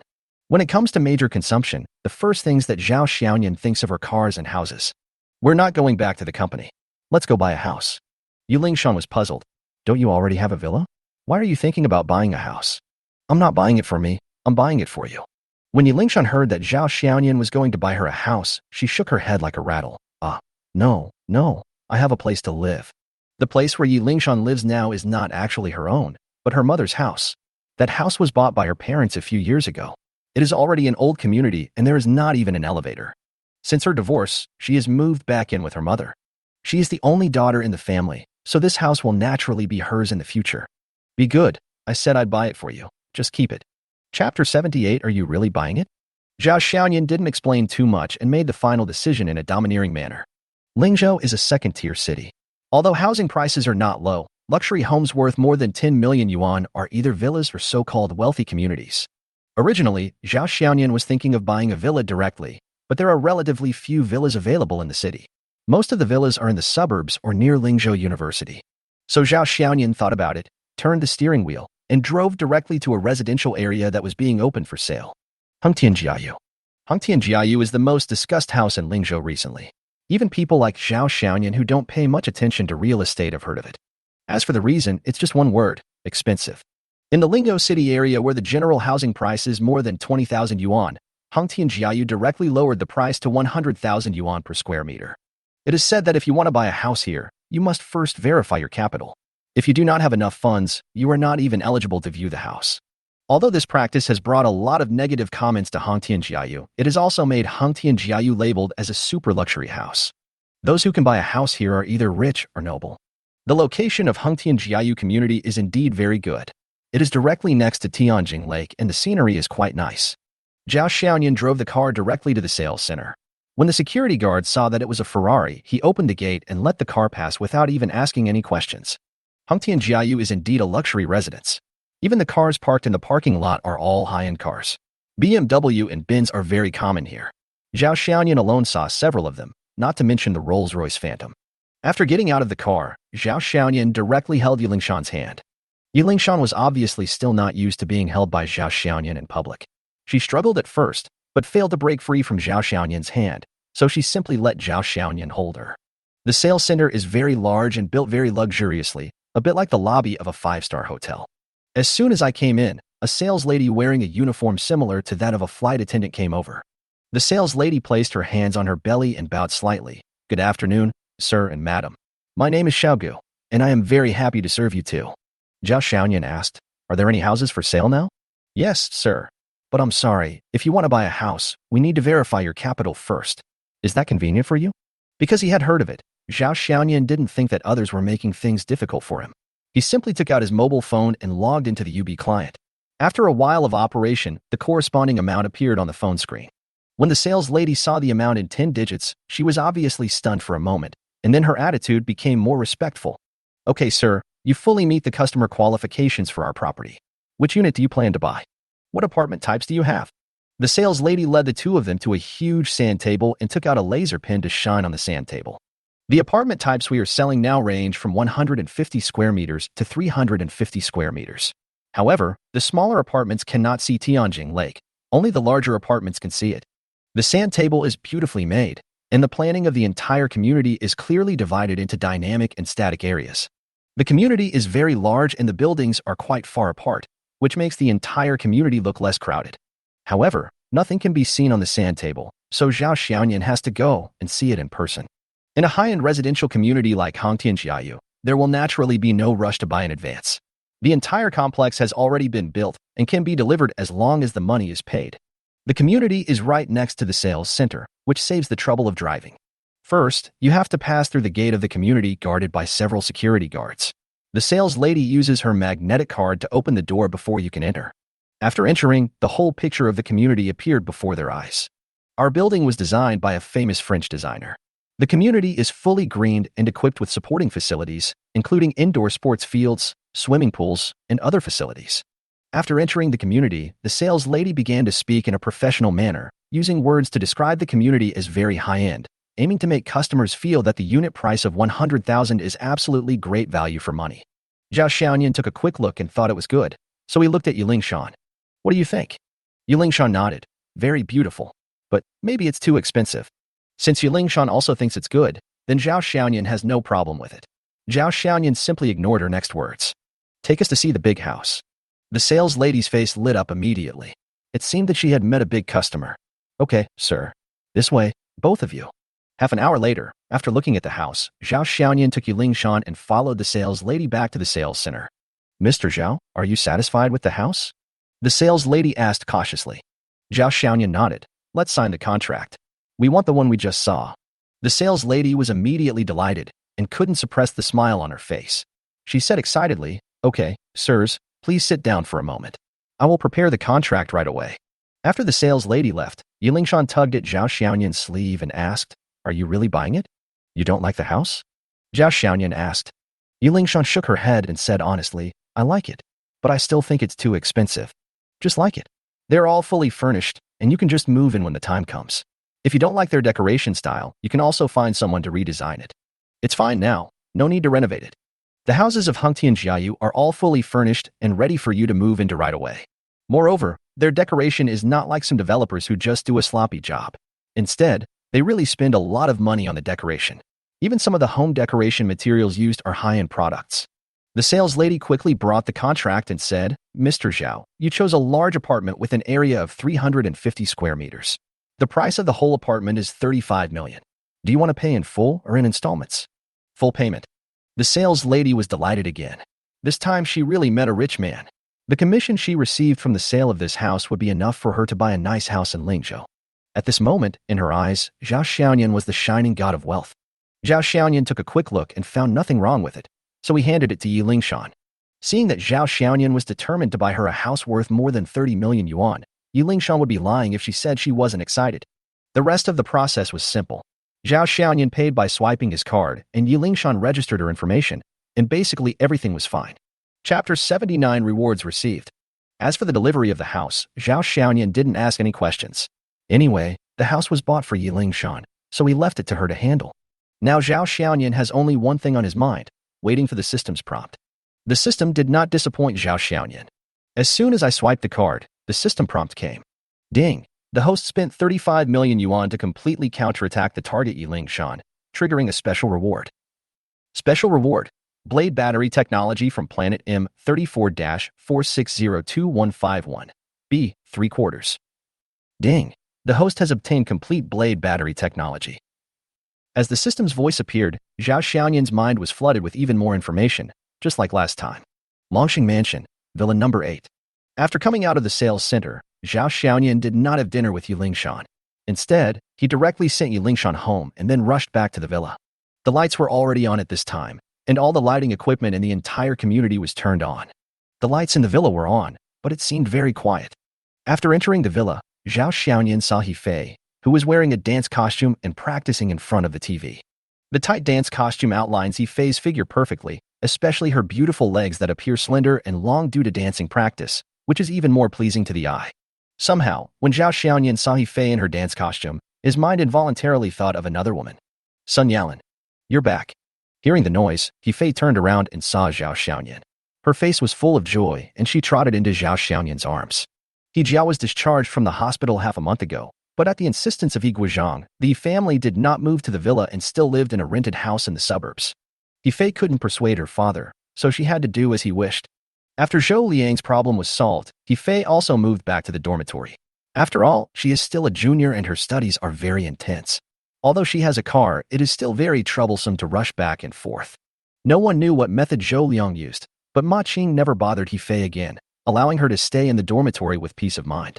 But after all, that incident happened. He-Fei felt that the people around her looked at her differently, and there were still some rumors. But now that the family issues have been resolved, and the money given by Zhao Xiaoyan is enough for her not to worry about her brother's affairs, she began to devote herself to dance learning again. Apart from attending classes and practicing martial arts every day, I stay in the dormitory. There is no change in my routine life. In the afternoon, Zhao Xiaoyan sent her a message asking her to return to the villa, so she returned here from school. Zhao Xiaoyan also told He that he was starting a business, so He did not bother Zhao Xiaoyan.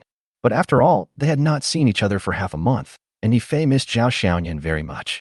Holding the soft jade in his arms and smelling the unique scent of He, Zhao Xiaoyan was in a good mood. When did you come? I came here as soon as I received your message. He didn't say anything. After receiving the message, she skipped class and came back. This was the first time she skipped class.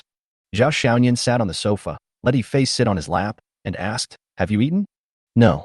I want to eat the food you cook." A short separation is better than a new marriage, and He's tone of voice is full of coquettishness. Zhao Xiaoyan put He down from his lap without saying a word and went into the kitchen. There is food in the refrigerator. Although Zhao Xiaoyan lives alone in the villa during this period, he cooks for himself as long as time permits. Zhao Xiaoyan's cooking skills are quite impressive. He just made 3 dishes and a soup, and the two of them enjoyed the meal very much. Your father still doesn't want to move to the villa? When talking about this, He's face was full of helplessness. Well, although he said he no longer wants me to leave you, he still doesn't want to move in. He said this is your home, not ours. Zhao Xiaoyan thought about it and said, if you don't want to live here, I'll buy you another house. He has become immune to Zhao Xiaoyan's spending habits. It's the same when it comes to buying villas and cars. Buying anything is just like buying cabbages. But even if I buy it, I'm afraid my dad still won't want to move in. Zhao Xiaoyan smiled and said, then don't tell him yet. After you buy the house, tell your mother first. Your brother Hijia is ill and needs a good environment to recuperate. Your mother will definitely agree. As for your father's ideological work, let your mother do it. He thought about it and said, okay. Seeing He agreed, Zhao Xiaoyan continued, tomorrow is the weekend, so why not wait for a better day? Let's go and look at the house tomorrow. Now Zhao Xiaoyan suddenly has an obsession with buying a house. After verifying it on Yilingshan, he now really wants to continue practicing it on He. Yilingshan's special reward is blade battery technology, so what will He get? It is said that when you are well fed and clothed, you will think about your desires. Looking at He, who was still wearing her dance costume, Zhao Xiaoyan grabbed her hand unconsciously. Ah! He screamed in pleasure at Zhao Xiaoyan's sudden attack. He, who was already an experienced person, has become different from before. There is a hint of femininity between her brows. He knew what Zhao Xiaoyan was thinking. I'm going to take a shower. He shyly broke away from Zhao Xiaoyan's arms, turned around and walked upstairs. Zhao Xiaoyan came up from behind and said, water is precious. We must save water. With the experience of Yilingshan earning rewards yesterday, Zhao Xiaoyan was familiar with the process this time. He already had a car, so the next morning, Zhao Xiaoyan took He out. Because the house was for the He family to live in, Zhao Xiaoyan did not choose a super luxury house like Hangtian Jiayu this time. But after all, it was under the guise of health care, so Zhao Xiaoyan still had to consider the choice of housing. So after the battle with He last night, Zhao Xiaoyan opened his phone and checked for a long time. Green and Brown Home. This is a community that focuses on green maintenance.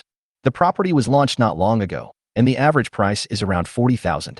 Although it is slightly higher than the general market price, it is not too outrageous. Judging from the introduction, Zhao Xiaoyan is quite fond of this property. The community has good greenery, and all the houses in the area are duplex structures, with a variety of houses ranging from 120 to 220 square meters. The site is located in the urban area and has complete surrounding facilities to meet general living consumption. Zhao Xiaoyan thinks it is good both in terms of price and actual living conditions. After being guided by the sales lady to visit their community and model house, Zhao Xiaoyan became even more satisfied. He also thought it was good, especially the greening of the community, which was what satisfied her the most. Chapter 80 Strengthening Potion. Pay the money and sign the contract. After a set of standardized processes were implemented, Zhao Xiaoyan spent another 8 million yuan. The goal of a complete counterattack is that the spending limit is almost 10 million. It should be enough to qualify for the system reward, right? Just as Zhao Xiaoyan was full of anticipation, the system's voice appeared as expected.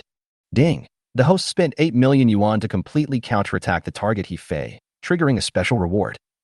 Special reward: 3 body strengthening potions from future technology. Description: body strengthening potion that can enhance the user's physique and eliminate 9,999 kinds of diseases. Then, Zhao Xiaoyan felt something sink in his jacket pocket. He reached out and touched something that looked like 3 pillars. Because they were still outside, Zhao Xiaoyan did not take out the things. Seeing that He had almost finished the discussion, Zhao Xiaoyan couldn't wait to take He back to the villa. As soon as he arrived at the villa, Zhao Xiaoyan went to the bedroom on the 3rd floor alone. After closing and locking the door, Zhao Xiaoyan took out the body-strengthening potion rewarded by the system from his pocket. The body-strengthening potion looked similar to the common oral liquid and was also contained in a glass bottle. However, there was no text on it, and the entire bottle was bare. Since it was a reward from the system, Zhao Xiaoyan had nothing to worry about. Pick up a bottle, unscrew the lid, and a faint fragrance wafts out of the bottle. Zhao Xiaoyan took a sip and found it a little sweet but quite delicious. He tilted his head back and drank the entire bottle of strengthening potion. A minute later, Zhao Xiaoyan felt warm inside his body, then a little hot, and within a short while, he began to sweat all over. Take off your coat and top to feel better. Then, he felt pain in all his bones, and there was a rubbing sensation. As this strange feeling appeared, dirt-like things began to appear on his body. Zhao Xiaoyan hurried to the bathroom in the bedroom, turned on the shower, and washed off the dirt on his body. But just as he finished washing this side, it started to appear again on the other side. And the tingling sensation coming from every inch of his bones made him unable to stand. It took Zhao Xiaoyan about an hour to wash off all the dirt on his body. As the dirt disappeared, the feeling on his bones also disappeared. Zhao Xiaoyan felt as if his body had had a good sleep, and he was full of energy. After drying his body, Zhao Xiaoyan walked out of the bathroom, took out a new set of clothes from the closet, and put them on. But when he put it on, he found something different. The clothes that originally fit me were actually one size smaller. Especially the pants, which exposed my ankles after I put them on, and they looked like cropped pants. Only then did Zhao Xiaoyan realize that he had actually grown taller. Because he didn't have a ruler, Zhao Xiaoyan didn't know how much taller he had grown. Zhao Xiaoyan simply didn't wear anything. Wearing only a pair of shorts, he hurried downstairs and came to He-Fei's bedroom. The bedroom door was open and He-Fei was lying on the bed looking at her cell phone. Hearing footsteps, he turned around and saw Zhao Xiaoyan, who was almost naked. "Ah, you, it's still broad daylight." He-Fei thought Zhao Xiaoyan was planning to do something bad again, and her face immediately turned red. Zhao Xiaoyan didn't have time to explain and pulled He-Fei up. Normally, Zhao Xiaoyan's eyes could only reach He-Fei's hairline, but now he could easily reach over the top of He-Fei's head.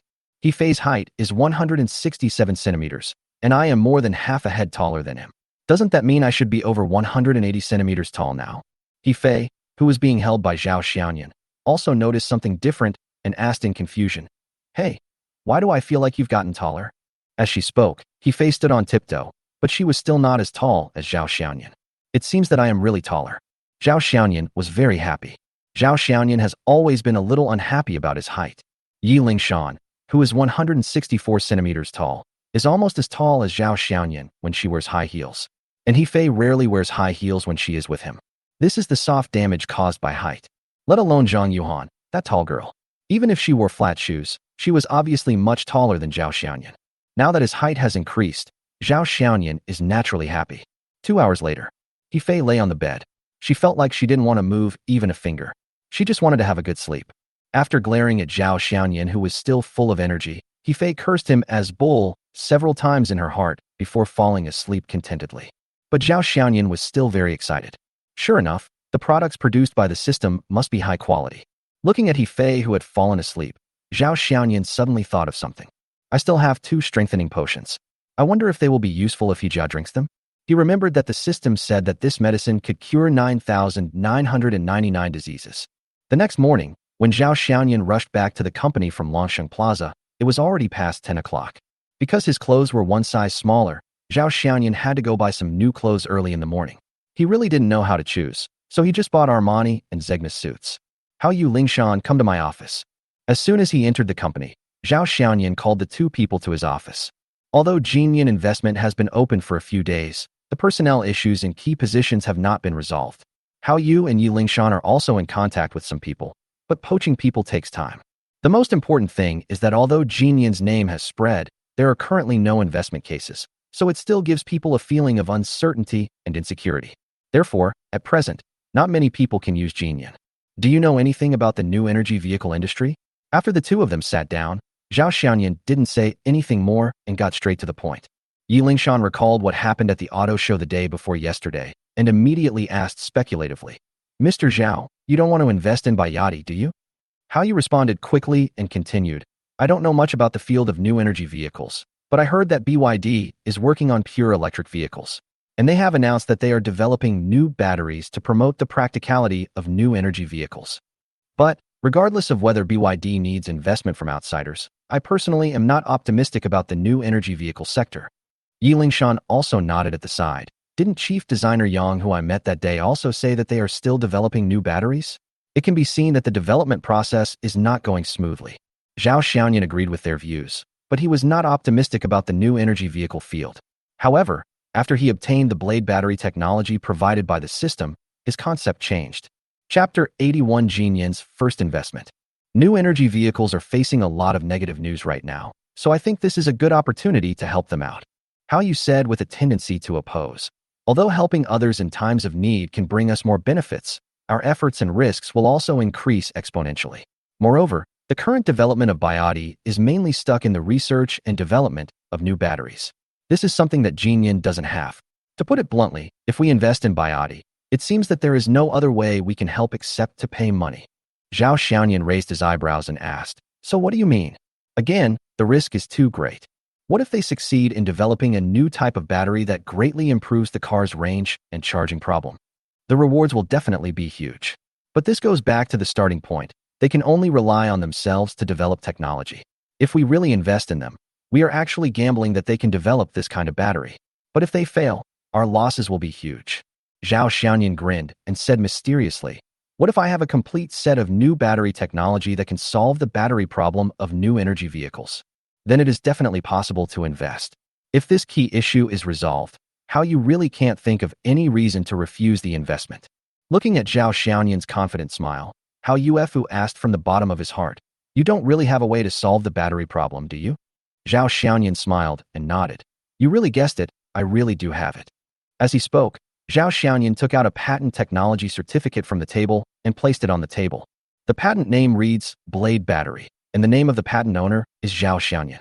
Zhao Xiaoyan was somewhat helpless about this. Not only did the system instill the technology into his brain, it was even considerate enough to get the patent. Today is the last day of the Lingzhou Auto Show. At this time, Yang Donglai was sitting in the negotiation area of Biote's booth. Originally, as the chief designer, Yang Donglai did not need to attend the auto show, but he heard that many car companies would showcase their new cars at the auto show, so he asked his boss for permission to come. After 3 days of the auto show, Yang Donglai's mood became heavier day by day. From the situation at the auto show, it can be seen that fuel vehicles still dominate the automotive industry. There are a large number of tourists watching every day, and even many car companies' transaction volumes in these 3 days are almost catching up with a month's sales. On the other hand, this time, no one was interested in the new energy vehicle exhibited by BYD. Some people even turned around and left when they heard that it was an electric car. This made him begin to doubt whether it was right or wrong to go down the path of new energy vehicles. Although the concept of new energy vehicles is very beautiful, saving energy and reducing emissions and costing less in daily use, it is just a concept. Everything depends on the support of the core technology behind it. And this core technology lies in the battery. BYD has previously launched 2 new energy vehicles, which sold well at first because they were new, but were criticized and complained by consumers because of the battery charging time and endurance. In order to solve the battery problem, BYD has invested billions of yuan in the past 2 years, but the results are minimal. If the battery problem is still not solved, BYD will even face the question of whether it is necessary to exist. The market was unpopular and the technology had not been improved. As the chief designer of BYD, Yang Donglai felt unprecedented frustration. Perhaps this is the wrong path. Yang Donglai looked at his own booth, which was deserted, and said leisurely in his heart, "Bell." At this time, his phone rang. The caller was an unfamiliar number in Lingzhou. Yang Donglai swiped his finger and rejected the call. But after a few seconds, the phone rang again, and it was the same number. Yang Donglai hesitated for a moment, then answered the phone. "Hello, Mr. Yang? I'm Zhao Xiaoyan." A man's cheerful voice came from the other end of the phone. Zhao Xiaoyan. Yang Donglai thought for a long time, but still couldn't remember who this was. "We talked about Zhao Xiaoyan from Jin Yan Investment at the auto show the day before yesterday. Do you remember him?" After being reminded by the other party, Yang Donglai instantly remembered. "Oh, it's Mr. Zhao. Sorry, I've been too busy recently and forgot for a moment." Although he said this, Yang Donglai was a little confused in his heart. He didn't know why Mr. Zhao wanted to see him. "Boss Yang, are you still in Lingzhou? If it's convenient, I'd like to treat you to a meal. I wonder if Boss Yang would honor me." "I'm sorry, the auto show is over today, and I'm still busy here. How about next time you come to Pengcheng? I'll treat Mr. Zhao to a meal." Yang Donglai declined politely. He and Zhao Xiaoyan had only met once, and they were not even acquaintances. As the saying goes, There is no good banquet. Yang Donglai instinctively refused when the other party suddenly invited him to dinner. Mr. Yang, please don't be so hasty to refuse. I called you this time because, first, I wanted to treat you to a meal and show my hospitality. Second, I wanted to talk to you about the cooperation between our two companies. Cooperation? What cooperation? The capacity is increased by 50, and the driving range is increased by 50, which can allow new energy vehicles to travel more than 500 kilometers at a time. I wonder if Mr. Yang is interested in this new type of battery. 7 p.m., Regal Hotel. When Zhao Xiaoyan walked into the box, Yang Donglai was already sitting inside. But he didn't sit down. Instead, he paced back and forth in the box, his face full of anxiety. As soon as he saw Zhao Xiaoyan coming in, Yang Donglai hurried forward, grabbed Zhao Xiaoyan's hand, and asked very quickly, "Is what you said on the phone true? Do you really have that kind of battery technology?" Although Yang Donglai is not the head of BYD's Battery Research and Development Center, as the chief designer of the car, he is very concerned about battery research. In his conception, as long as the battery problem is solved, then BYD's spring will come. By then, the era of new energy vehicles that he has envisioned for many years should not be too far away. So he was supposed to fly back to Pingqing overnight, but after receiving a call from Zhao Xiaoyan, he directly refunded his ticket and arrived at the hotel early for the appointment. After handing the ordering over to Yi Lingshan, Zhao Xiaoyan pulled Yang Donglai to sit on the sofa next to the box. "I do have this technology, called Blade Battery. I can tell you with certainty that this new battery technology will definitely meet the battery needs of new energy vehicles." As he spoke, Hao Yu tacitly handed over the patent certificate for the Blade Battery and some of the technical principle explanations compiled by Zhao Xiaoyan. Chapter 82 Cooperation Achieved. Although the description is not detailed, you can still understand what kind of technology it is. Yang Dong came to watch it carefully, even watching it several times. Every time he watched it, his expression became more excited, and in the end, he even slapped the coffee table hard. Great! With this technology, the battery problem of new energy vehicles can be solved. Electric vehicles are no longer useless. However, at this time, Zhao Xiaoyan took the things back. "Boss Yang, can we talk about cooperation next? Tell me, how much do you want for this technology?" Yang Donglai didn't understand what Zhao Xiaoyan meant and thought that the other party was planning to sell this technology to BYD. Zhao Xiaoyan shook his head and said, "I won't buy this technology." Then, under Yang Donglai's puzzled gaze, he continued, "I want to use this technology as a technology investment and create an independent battery manufacturing plant with BYD." This is what Zhao Xiaoyan envisioned. Establish a battery manufacturing plant, and then this plant will sell the manufactured new batteries to BYD and make a profit. Why not invest in BYD? Although BYD started out as a battery manufacturer, it has transformed into an automobile manufacturer. Although the company invests a lot of money in research and development every year, the focus of research and development is not only on batteries, but also on chassis technology, engine technology, and other aspects. Furthermore, with the advent of new batteries, I believe that there will be more and more new energy vehicle brands. Don't underestimate the power of capital. As long as there is a way, BYD will definitely not be the only one in the new energy vehicle field. To put it bluntly, Zhao Xiaoyan not only wants to make money from BYD, but also wants to make money from the entire new energy vehicle field. And this time, it will be Jinyun Investment's first business. I'm just a designer. I can't make the decision on this matter. I have to report it to our chairman. Yang Donglai has calmed down now. He is an expert in design and development, but this has risen from technology to capital, and it is not something that he, a chief designer, can decide. Zhao Xiaoyan is also clear about this.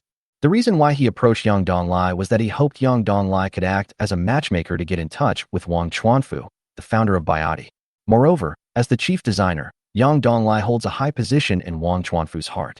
It is simply perfect for him to be the matchmaker. The general idea was discussed, and the dishes were served. But Yang Donglai was in no mood to eat. After taking a few bites, he said goodbye and left in a hurry. He now needs to report this matter to Wang Chuanfu.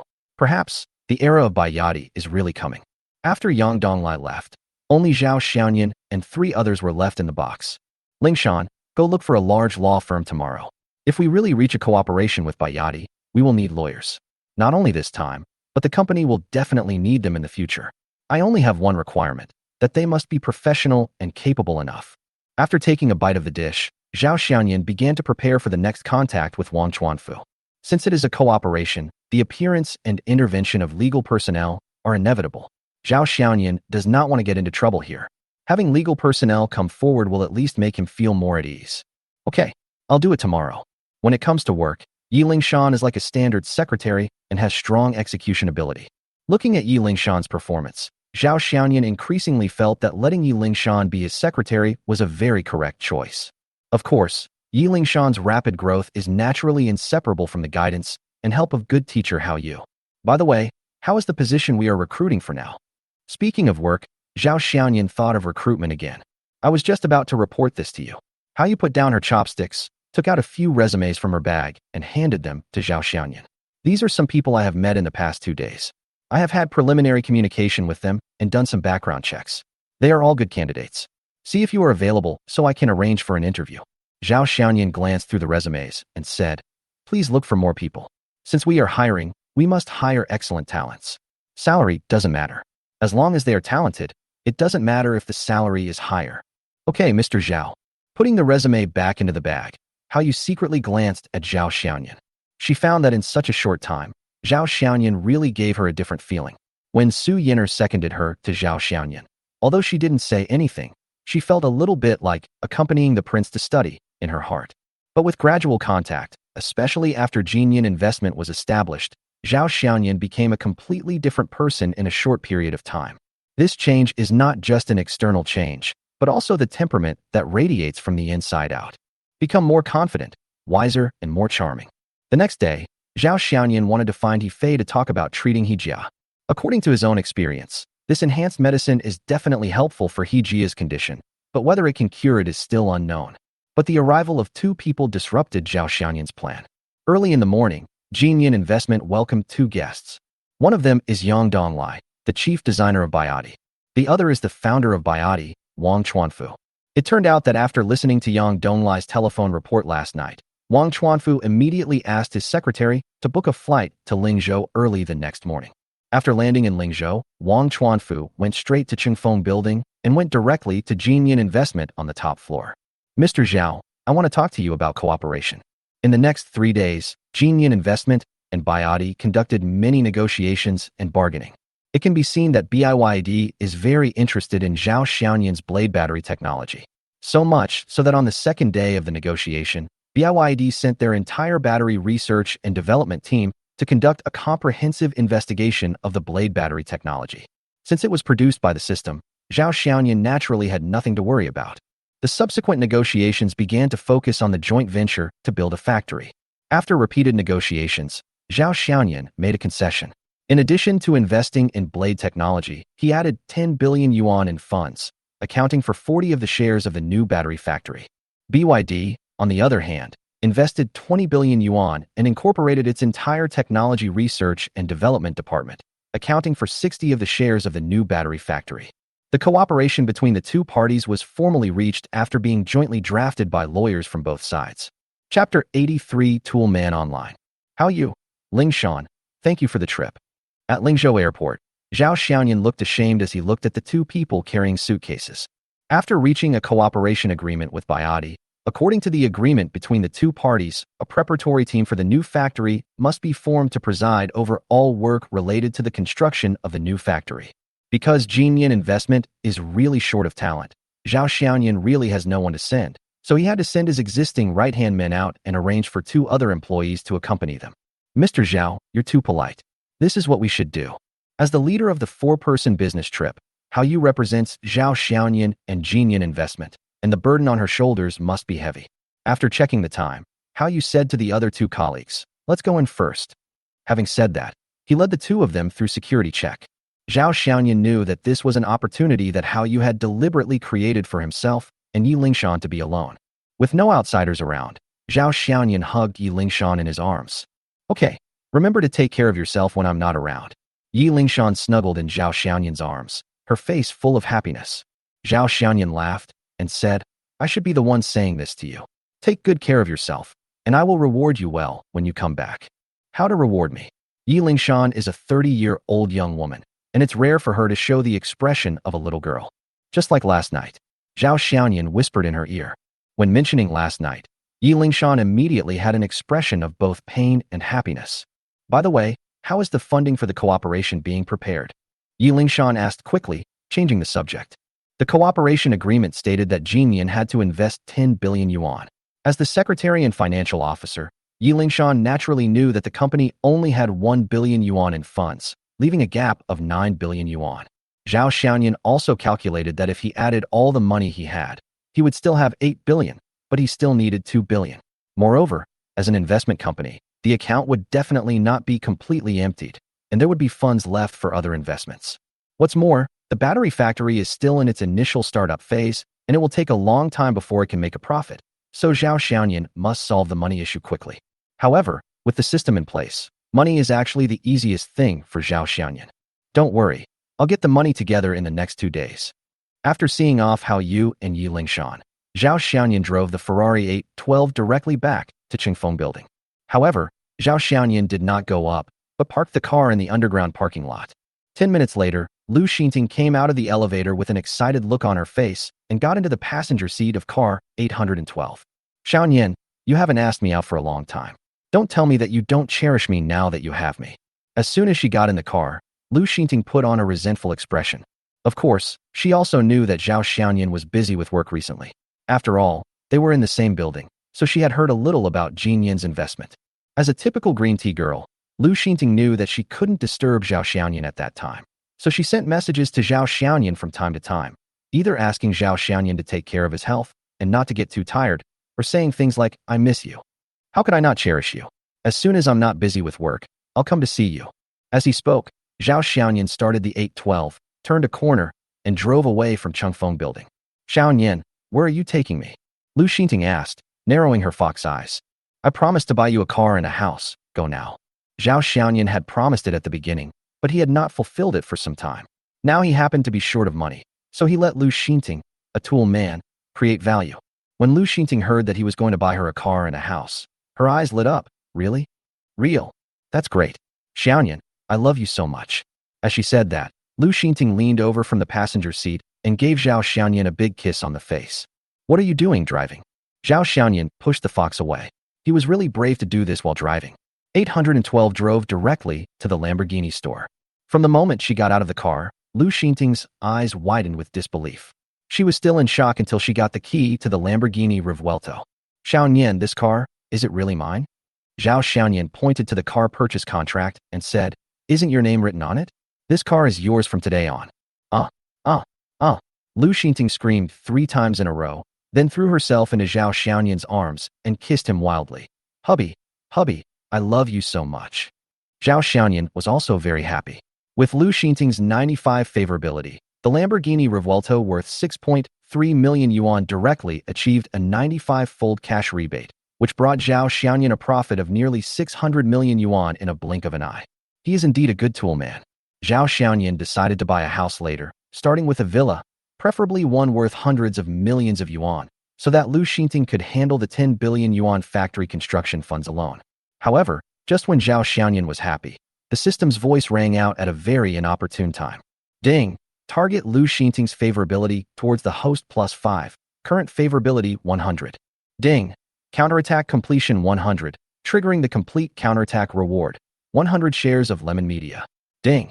Any purchase made to target Lu Xinting will no longer be rebated. When he heard this system prompt, the smile on Zhao Xiaoyan's face disappeared instantly. I had originally been thinking about getting more cash back from Lu Xinting, but I didn't expect that a car would directly raise my favorability from 95 to 100. This is really annoying. However, the reward for this counterattack was a bit strange. The system no longer gave skills such as medicine or martial arts, but directly gave 100 of the shares of a company. The key point was that Zhao Xiaoyan had no impression of this company at all. Lu Xinting raised her head from Zhao Xiaoyan's arms, her eyes almost tearing out. Husband, are we going to buy a house now?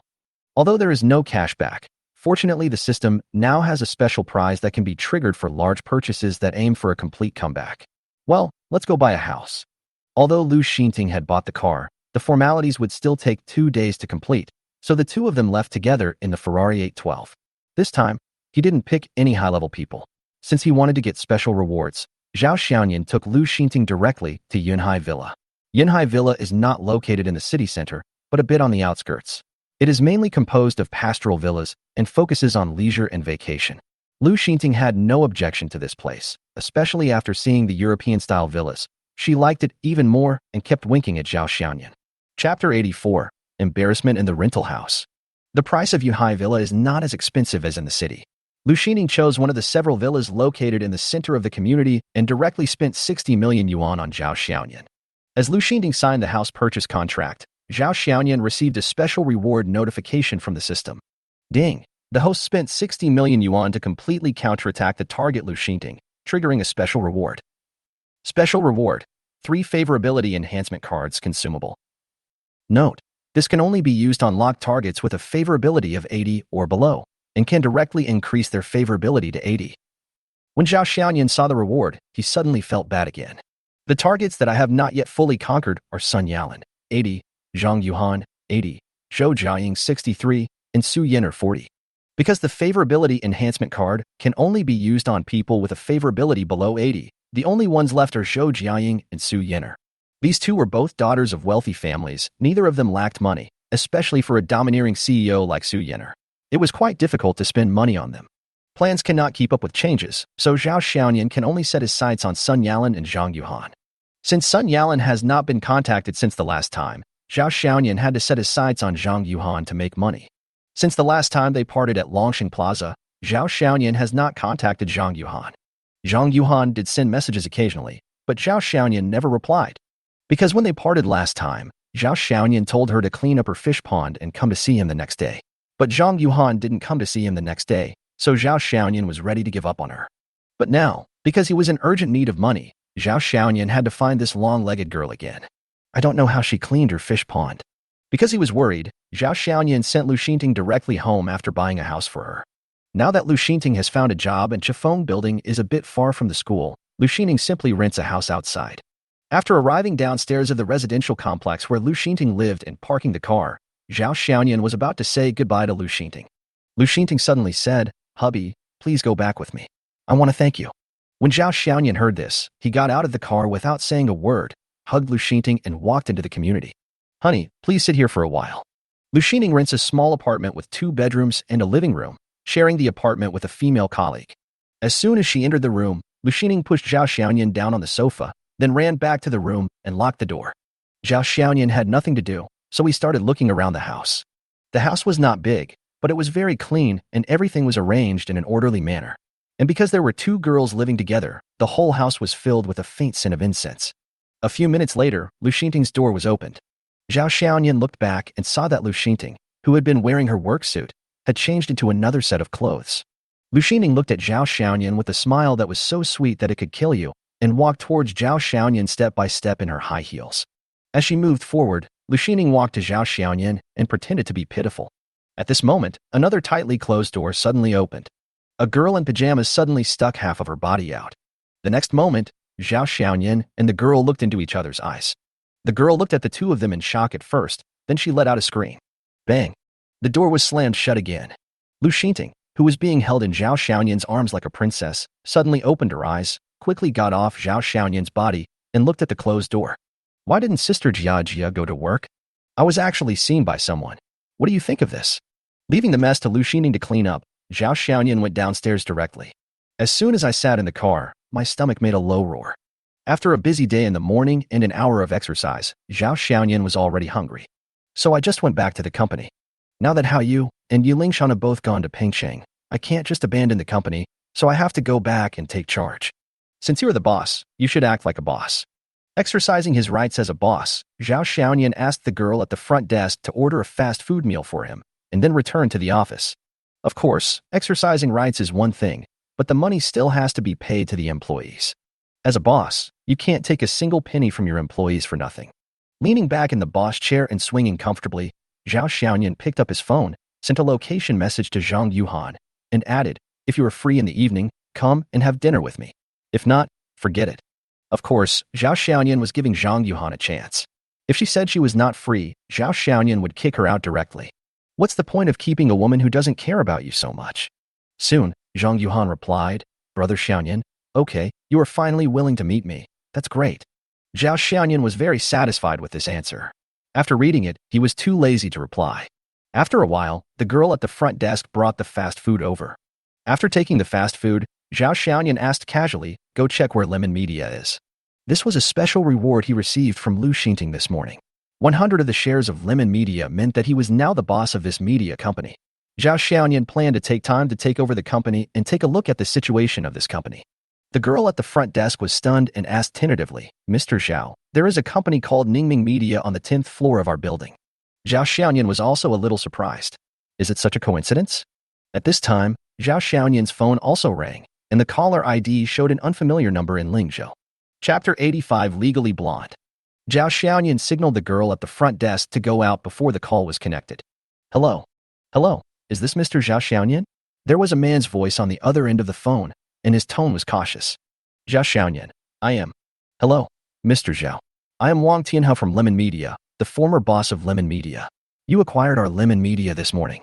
I wonder when it would be convenient for you to come over so that we can do the handover. It turned out to be a call from Lemon Media. Zhao Xiaoyan checked the time and asked, "Where is your company?" "Mr. Zhao, our company is in your Jinyan investment building on the 10th floor." "Do you know Jinyan is mine?" "Well, who in our Chifeng building doesn't know the name of Mr. Zhao from Jinyan Investment?" The other party flattered him lightly. Zhao Xiaoyan calculated the time and said, "Okay, how about this? I'll go down in an hour." "Okay, then I'll wait for Mr. Zhao's arrival at Lemon." After hanging up the phone, Zhao Xiaoyan directly called Tunfei Law Firm, which was cooperating with Jinyan, and asked them to send someone to assist in taking over the company. Because of the joint venture with Bayati to build a factory, Yilingshan directly contacted Lingzhou's largest law firm, Tunfei Law Firm, and became a partner of Jinyan Investment. Every year, Jinyan has to pay a considerable amount of annual attorney fees to the other party. Correspondingly, Tunfei also needs to send someone over immediately when Jinyan has legal needs. Half an hour later, the girl at the front desk knocked on Zhao Xiaoyan's office door again. After getting Zhao Xiaoyan's permission, he let in a beautiful woman of medium height, wearing a black women's suit. Before Zhao Xiaoyan could ask, the beautiful woman introduced herself first. "Hello, Mr. Zhao. I am Li Mushiwei from Xiangtian Law Firm. The law firm sent me to assist you in completing an acquisition case." "Okay, Lawyer Li, please take a seat." Zhao Xiaoyan stood up and led the other person to sit on the sofa. "Mr. Zhao, this is my business card." As soon as she sat down, Li Mushiwei took out a business card from her bag and handed it over with both hands. Zhao Xiaoyan took it and took a look. Li Mushiwei, senior partner of Xiangtian Law Firm. When Zhao Xiaoyan saw this title, his eyes lit up. Li Mushiwei looked like she was only about 26 or 27 years old, but I didn't expect that she had already become a senior partner. You know, to be able to reach this position in a law firm, her professional qualities must be very strong. At this time, the system's voice appeared again. Discover a target that can be counterattacked. Target, Li Mushiwei. Height, 166 cm. Age, 27. Appearance, 85. Body size, 87. Purity, 100. Favorability, 10. Ding. The target's favorability towards the host is less than 80, which meets the binding conditions. Do you want to bind? Zhao Xiaoyan was slightly stunned. It turned out to be a binding prompt. It seemed like I hadn't received this prompt for a long time. Zhao Xiaoyan couldn't help but start to look at Li Mushiwei carefully again. In terms of appearance, Li Mushiwei is indeed very beautiful and is definitely a beauty. However, she has a sense of confidence and vigor and seems to be full of energy. The combination of her suit and pants made her look more capable, which complemented the temperament she exuded. Indeed, what a legally blonde. Mr. Zhao, do you have any doubts about my abilities? Don't worry, since the law firm can send me here, there must be no problem with my professionalism. Seeing Zhao Xiaoyan looking at her, Li Mushiwei thought that Zhao Xiaoyan was doubting her because of her age. Zhao Xiaoyan waved his hands hurriedly. I don't doubt what Lawyer Li meant. So let me first tell you the general situation of this acquisition. An hour later, Zhao Xiaoyan took Li Mushiwei and an employee of the Jinyan project team and took the elevator to the 10th floor. As soon as I opened the door, I saw a man in his 30s standing in front of the elevator waiting. When he saw that it was Zhao Xiaoyan and others, the man quickly stepped forward and said, "Hello, Mr. Zhao. I am Wang Tianhao." "Oh, Mr. Wang. Nice to meet you. I'm a little anxious here. How about we get started?" Zhao Xiaoyan directly introduced Li Mushiwei to Wang Tianhao and left the rest of the matter to Li Mushiwei. As for the employee of Jinyan, he cooperated with Li Mushiwei's work. Zhao Xiaoyan, who became a hands-off boss, started to hang out in Lemon Media. Lemon Media is naturally not as big as Jinyan. It is only about 500 to 600 square meters. Before coming down, Zhao Xiaoyan and Li Mushiwei specially did some research on Lemon Company. This is a company engaged in short video shooting and live broadcasting, also known as an MCN company. It has been established for more than 2 years and has several anchors with millions of fans. But these days, MCN companies are numerous, and to make live streaming popular, a huge amount of money must be invested. As the live streaming industry became more and more competitive, Wang Tian's Lemon Media was squeezed out of room for survival, so he had to sell the company and stop the loss in time. Although Zhao Xiaoyan had watched live broadcasts before, he had never seen what a live broadcast room looked like. Seeing a sign saying live broadcast area hanging not far away, Zhao Xiaoyan walked over there. The live broadcast area is composed of several rooms, and each room has the words live broadcast room no. X hung on it. At this moment, several doors are closed, and it is obvious that there are anchors broadcasting live. Although he was curious, Zhao Xiaoyan would not rashly push open the door of the live broadcast room. He took a look outside and prepared to leave. But at this moment, a closed door next to it opened, and a girl in JK clothes walked out and bumped into Zhao Xiaoyan. "Excuse me." "Sorry." They both spoke at the same time. Then their eyes met, and they all had an expression of surprise. "It's you. It's you." Wu Jiajia is really speechless now. Because I accompanied a live streamer until midnight last night, I took a break in the morning to catch up on some sleep. Who would have thought that I would hear a noise coming from the living room and see such a scene as soon as I opened the door, and the male protagonist turned out to be the boss of Jinyan Investment. Later, Lu Xinting came to her again to explain. Although she was speechless that Lu Xinting was having so much fun in the living room, Wu Jiajia could only remind Lu Xinting to be more careful next time. But unexpectedly, when I came to work in the afternoon, I met the male protagonist in the morning again. As soon as she saw Zhao Xiaoyan's face, she unconsciously thought of the scene in the morning, and her face suddenly became unnatural. Zhao Xiaoyan was also embarrassed. I didn't expect to meet Lu Xinting's roommate here. Wait, colleague? Could it be that Lemon Media is the company where Lu Xinting works? Chapter 86. Take charge of Lemon Media for me. Thinking of this, Zhao Xiaoyan smiled at the other party, took out his phone, and left the live broadcast area. "Hey, husband." The call took a long time before it was connected, and Lu Xinting's sleepy voice came from the receiver. "Xinting, do you work at Lemon Media?" "Yes." "Okay, it's okay. Go to sleep." After hanging up the phone, Zhao Xiaoyan smiled and shook his head, feeling that this was truly such a coincidence. 30 minutes later, Wang Tian called all employees to the conference room. The employees were very surprised when they saw Zhao Xiaoyan sitting next to Wang Tian. They didn't know why the boss of Jinyan International would come to attend their company's meeting. As the operations director, Wu Jiajia had some understanding of the company's operations. When she saw Zhao Xiaoyan appear here, she immediately thought of something. Wang Tianhe waved his hand to signal everyone to sit down. "Everyone sit down. I have something to announce now. From today on, Mr. Zhao will officially take over Lemon Media. In other words, from today on, Lemon Media will be a subsidiary of Jinyan Investment. I will no longer hold any position or job in Lemon Media. Thank you all for your support over the past 2 years. Thank you. Mr. Zhao, I'll leave the lemon to you. I'm leaving now." Wang Tianhe did it very straightforwardly. He received the money, and the other party's lawyers went through the relevant formalities. After announcing the matter, he left the company directly. As for what will happen to Lemon in the future, it has nothing to do with him. After Wang Tianhe left, Zhao Xiaoyan looked at his new employees and said, "Don't be nervous, it's just a new boss. Your treatment and work will remain the same. I won't waste your time with nonsense. Just get back to your work."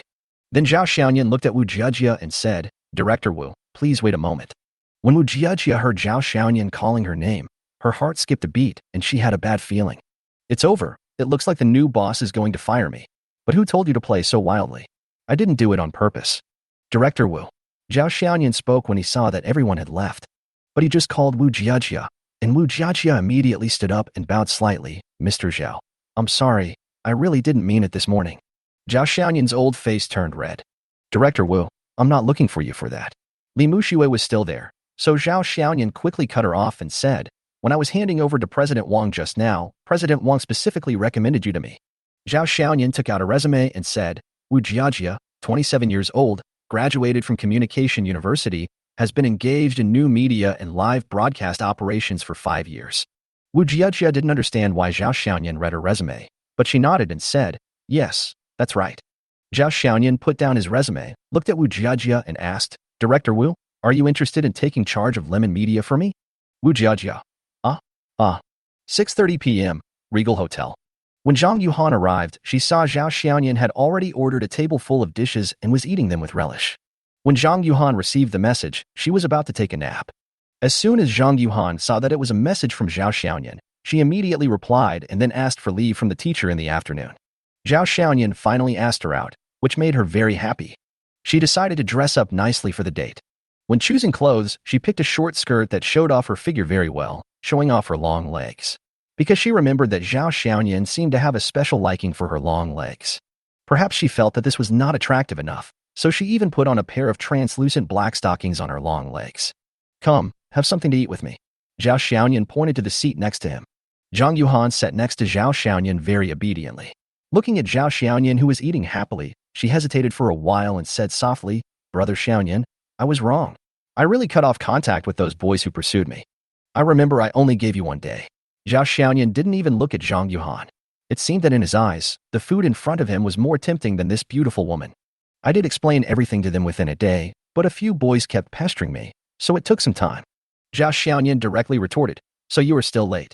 Given Zhang Yuhan's looks and figure, it's normal for boys to like and pursue her. Zhang Yuhan felt so wronged. She lowered her head and said in a crying voice, "Yes, it's too late. I'm sorry, Brother Xiaoyan. But don't worry, I really have taken care of it." Zhao Xiaoyan didn't want to waste time on this kind of thing. The reason why he went as Zhang Yuhan was to earn cash back. As for whether what Zhang Yuhan said was true, he was not interested in arguing so much now.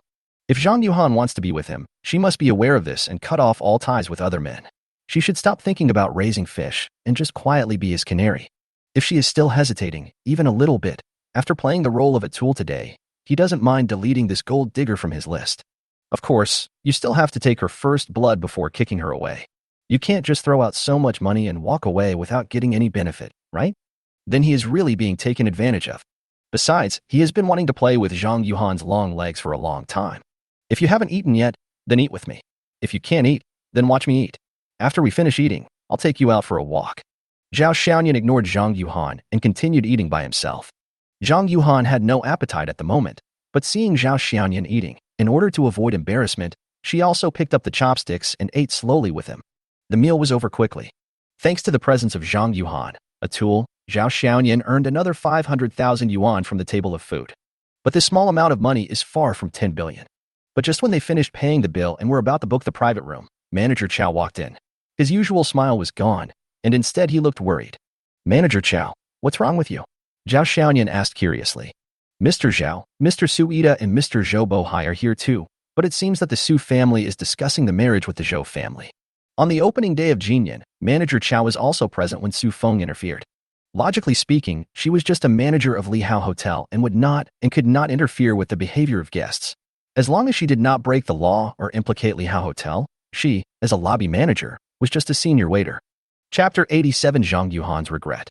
However, she was also an eyewitness to Su Feng's drugging of Yi Lingshan. If Yi Lingshan, the victim, had not continued to pursue the matter, their Li Hao Hotel, and even her as the manager, would have been asked to investigate the situation.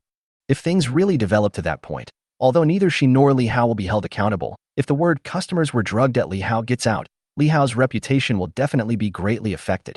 So, since that time, although Manager Chow would still greet Su Feng with a smile, he would still be more cautious in his heart. And because of this, when Su Ida and Su Feng, father and son, entertained Zhou Bohai and Zhou Jiaying, father and daughter, she couldn't help but eavesdrop in the ear room of the box. It didn't matter what she heard. She actually heard Su Ida proposing to Zhou Bohai to marry their children into in-laws. Although this matter had nothing to do with her and would not have any impact on Li Hao, Manager Chow still found Zhao Xiaoyan and reminded him of this matter. As for how it would develop in the future, she, a lobby manager, could not control so much. After all, the Zhou family and Zhao Xiaoyan have a deep relationship, and she also noticed on the day of Jinyan's opening that Zhou Jiaying seemed to be interested in Zhao Xiaoyan. Suddenly Su Feng and Zhou Jiaying wanted to be together, which made her feel that there must be something wrong. Zhao Xiaoyan was also surprised to hear this. How could Zhou Jiaying be related to Su Feng? And even talk about marriage? What does this have to do with anything? Manager Chow, which box are they in? Good things come in pairs. Good things come in pairs is one of the 6 most luxurious boxes in Li Hao. The others are harmony, blessings of fortune, wealth from all directions, 5 blessings, and good luck. For general banquets and gatherings, most of the time, boxes 1 to 9 are sufficient, and the grade and service are also very high-end. The 6 luxury boxes are themed boxes, each of which is decorated according to its name. Of course, the minimum consumption for these boxes is 60,000. The most important thing is that these 6 private rooms are not open to everyone. They are only open to gold card members and above like Zhao Xiaoyan. There is really no need to spend so much money on a meal, so unless you are inviting special guests, most people would not choose a luxury box. Zhao Xiaoyan knew about this. It is because he knows this that he becomes even more curious. Zhou Jiaying had mentioned to Zhao Xiaoyan that Longshan Group was deliberately suppressing Bohai Construction when he borrowed money. It can be seen that the relationship between the two companies seems to be very bad. So it seems somewhat contrary to common sense that the two families would sit together for dinner. Secondly, if the purpose of the meal was to ease the conflict between the two companies, it was understandable, but it was a bit surprising that they suddenly talked about marriage. Zhou Jiaying is very disgusted with Su Feng. At this moment, Zhao Xiaoyan suddenly thought of Su Feng's sudden and inexplicable words when the company opened that day. Mr. Zhou, I will ask my father to treat you to a meal someday. Please remember to come and show me your presence then. Could it be that Su Feng was holding a grudge against Zhou Jiaying because she spoke up for him that day? Moreover, since Su Feng was able to do such a thing as drugging Yi Lingshan, there is no guarantee that he would not have thoughts about Zhou Jiaying as well. You know, Zhou Jiaying was rated as a goddess at 95 by the system, while the sexy young woman Yu Lingshan was only rated 87. There must be something wrong. He said he would go and see it no matter what. I have something urgent to do. You should go back first. Zhao Xiaoyan turned his head and said to Zhang Yuan, No, brother Xiaoyan, I want to be with you. Zhao Xiaoyan finally took the initiative to ask her out, so how could Zhang Yuan go back now? She was afraid that if she left, she didn't know when Zhao Xiaoyan would ask her out again. So, even though she knew it was not good, Zhang Yuan still insisted on following Zhao Xiaoyan. You, forget it. Manager Chow, help me get a guest room upstairs. You go upstairs and rest first. I'll come find you after I finish dealing with this. The last sentence of Zhao Xiaoyan's speech was directed to Zhang Yuan. He was anxious to see what was going on, so he didn't have time to talk so much with Zhang Yuan. Good things come in pairs. Zhao Xiaoyan walked into the ear room alone. Manager Chow is just a messenger, so she didn't follow to avoid unnecessary trouble. If something happened later, she could pretend she didn't know. Zhao Xiaoyan gently opened the door of the private room, leaving it just a crack so that he could hear the sounds inside. All I heard was Su Ida's voice coming through the gap. Zhou Bohai, tell me for sure whether you agree to this marriage or not. Su Ida's tone was full of strength, even a bit of forcing submission. However, Zhou Bohai did not say anything, but Zhou Jiaying spoke instead. Let me marry Su Feng, dream on. Ms. Zhou, no, Jiaying, don't be so absolute. I, Su Feng, have admired you, Jiaying, for a long time. We are a talented man and a beautiful woman. We are simply a perfect match. Right? Ha ha ha. This is Su Feng's voice. Disgusting. Zhou Jiaying directly retorted. Su Ida spoke again. Zhou Bohai, to be honest, I had no intention of letting you go. But since my son has set his eyes on your daughter, I will take a step back. As long as your daughter marries me, I will settle the matter between you and me, and I promise to let Bohai Construction go. Hearing this, Zhao Xiaoyan frowned. Is there an old grudge between Su Ida and Zhou Bohai? No wonder Longshan Group wants to deal with Bohai Construction. The cause and effect lies with Su Ida. Su Ida, it's been so many years. Why haven't you let it go? Zhou Bohai, who had been silent, finally spoke at this time. Humph, I will never let it go in my life. Bohai Construction is just the beginning. Not only will I crush you, Zhou Bohai, under my feet, but I will also let her know that the choice she made back then was wrong.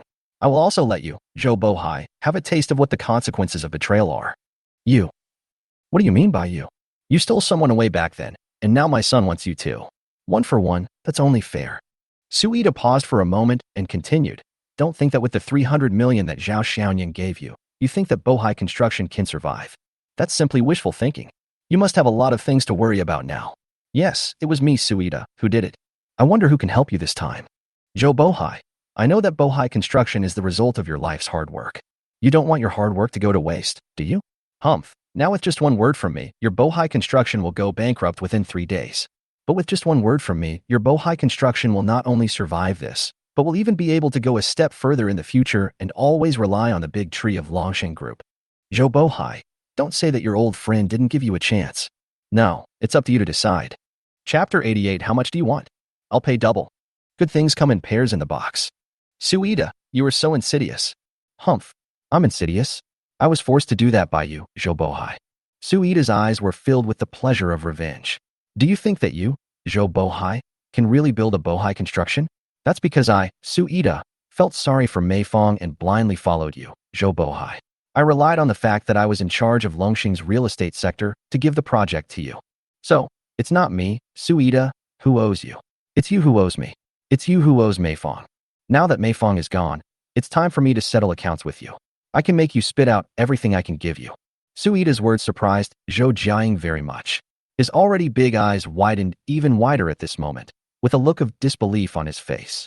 On the other hand, Zhou Bohai didn't seem surprised at all. as if he had known about it for a long time. In fact, I had already guessed it last year. It was such a coincidence. Everything was such a coincidence. The business of Shirley Longsheng was reduced in price and stopped at any time. Then those manufacturers came to us together to force us and terminated the cooperation with us. At that time, I knew that someone must be targeting us, Bohai Construction. The first person I thought of was you, Suida.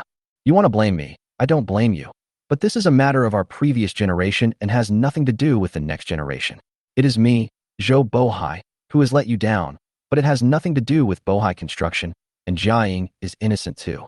At this time, Su Feng also changed from the protagonist of the night to a supporting role. Although he is a dandy and lustful man, he is not stupid. He got the general idea from the conversation between his father and Zhou Bohai, and also knew why his father, who had never asked about his personal affairs before, was always so concerned when he mentioned Bohai Construction. He even told himself a long time ago that if he fell in love with Zhou Jiaying, he would definitely let her marry him. He admitted that Zhou Jiaying was very beautiful, but Su Feng had never really been attracted to her. But when Jinyan opened last time, Zhou Jiaying's CO-style outfit suddenly made his heart beat fast. He wanted to get Zhou Jiaying, to ravage Zhou Jiaying who exuded a domineering style, so that he would definitely feel very happy, just like. In fact, he didn't want to marry Zhou Jiaying. That would be too troublesome. He just wanted to get Zhou Jiaying, nothing more. But when he told his father about this idea, he was severely reprimanded by his father. He even said that if he liked Zhou Jiaying, he must marry her. If he just wanted to play around and then dump her, Suida would not recognize him as his son. He didn't know why before, but just now, from the conversation between the couple and Zhou Bohai, he seemed to have found the answer. As for Meifeng mentioned by my father, she should be Zhou Jiaying's mother. At this time, Zhao Xiaoyan, who was eavesdropping in the ear room, had already guessed this and even imagined a bloody love triangle story in his mind. Impossible! Suida exclaimed and roared. He wanted to vent all the pain brought by the thorn in his heart that had been piercing him for more than 20 years. I said, either let me destroy your Bohai building and beat you, Zhou Bohai, back to your original form and into the dirt, or let Jiaying marry Su Feng. Although I hate you, Zhou Bohai, I promise that my Su family will never treat Jiaying unfairly after she marries me. After all, she is Meifeng's only bloodline in this world. Zhou Bohai, I'll only give you 3 minutes to think about it.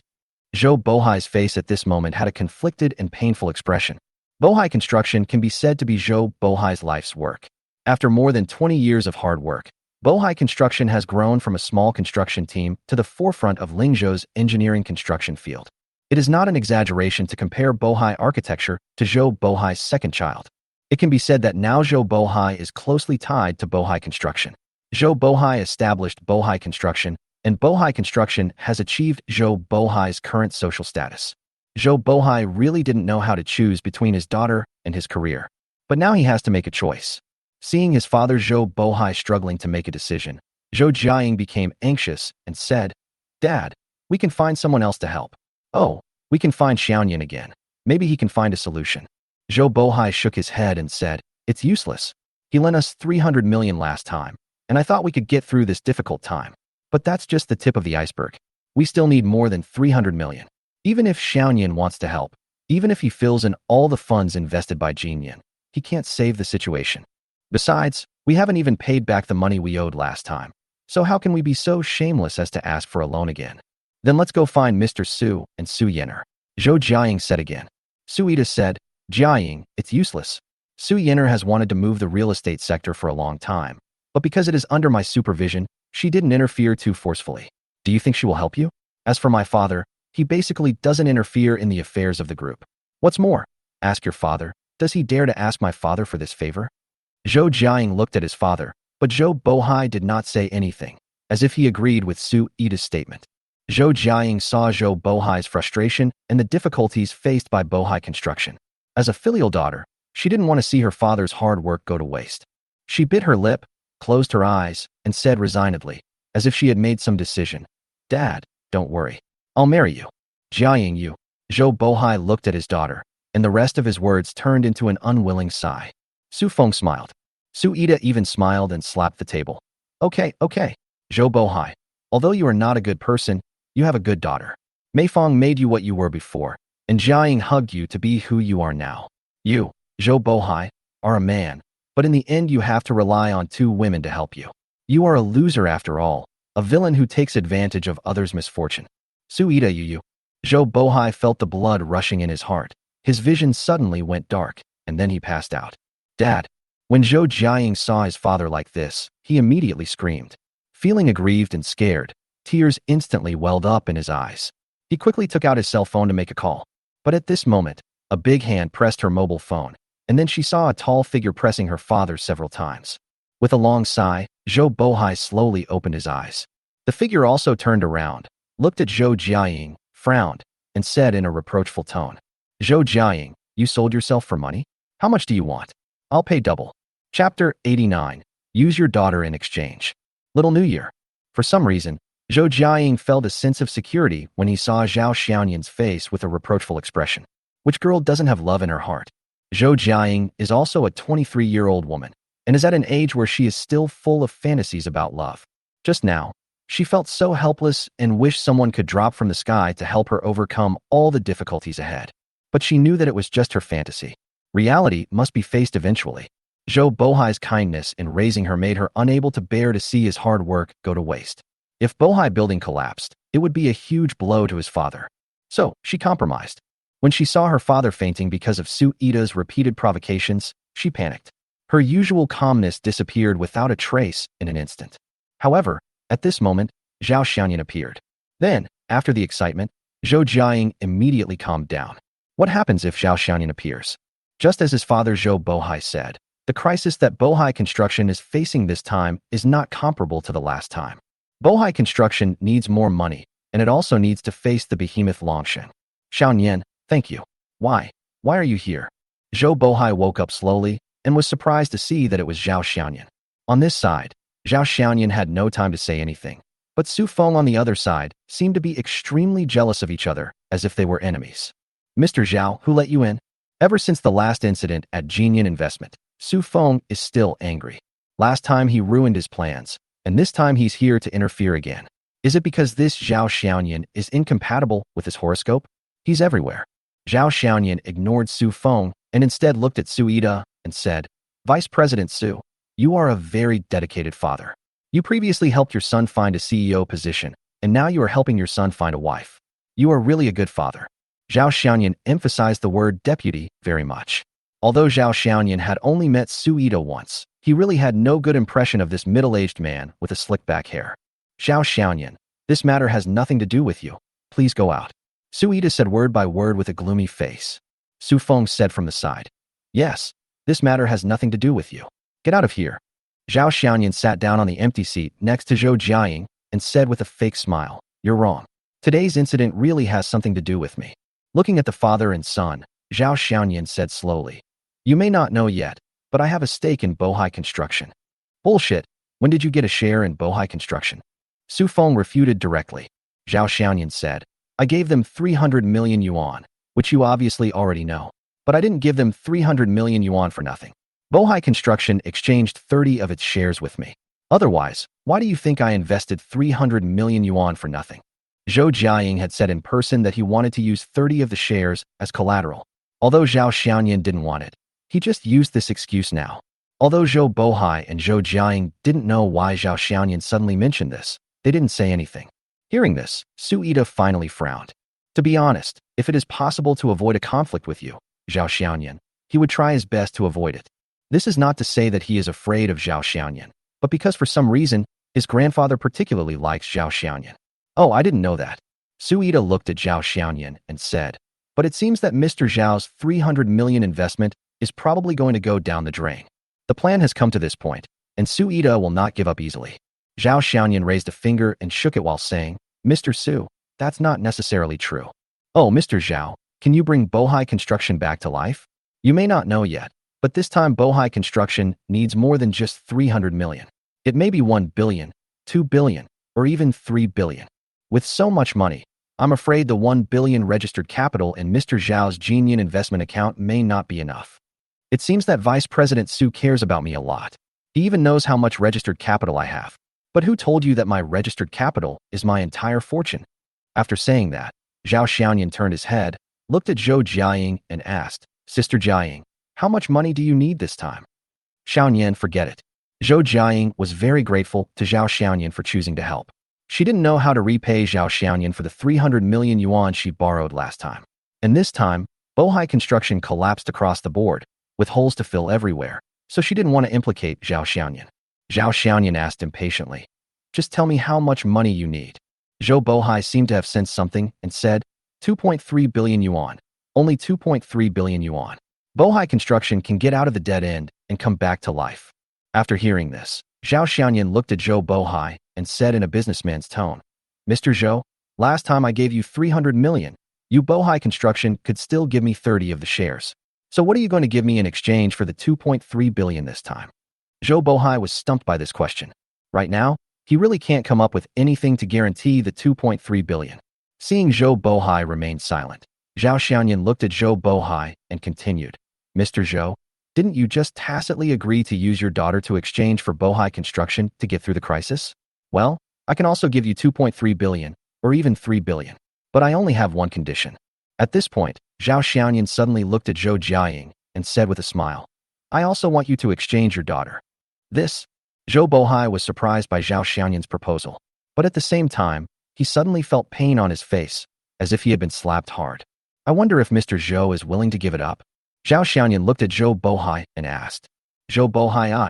At this time, Zhou Jiaying, who was sitting next to him, said first, "I do." Zhou Jiaying looked at Zhao Xiaoyan and said, "As long as you can really help Bohai construction get through this crisis, I am willing to marry you." Zhao Xiaoyan just glanced at Zhou Jiaying indifferently, then turned his gaze to Zhou Bohai and asked, "Mr. Zhou, I need your answer. If you agree, I will give you 3 billion yuan and your daughter will be mine. If you disagree, your daughter will be Su Feng's. Or, are you willing to give up the Bohai architecture that you have devoted half your life to?" But when Zhao Xiaoyan said this, the system's voice rang out. Ding! Target, Zhou Jiaying's favorability towards the host plus 10, current favorability 73. Chapter 90, When are you going to marry me?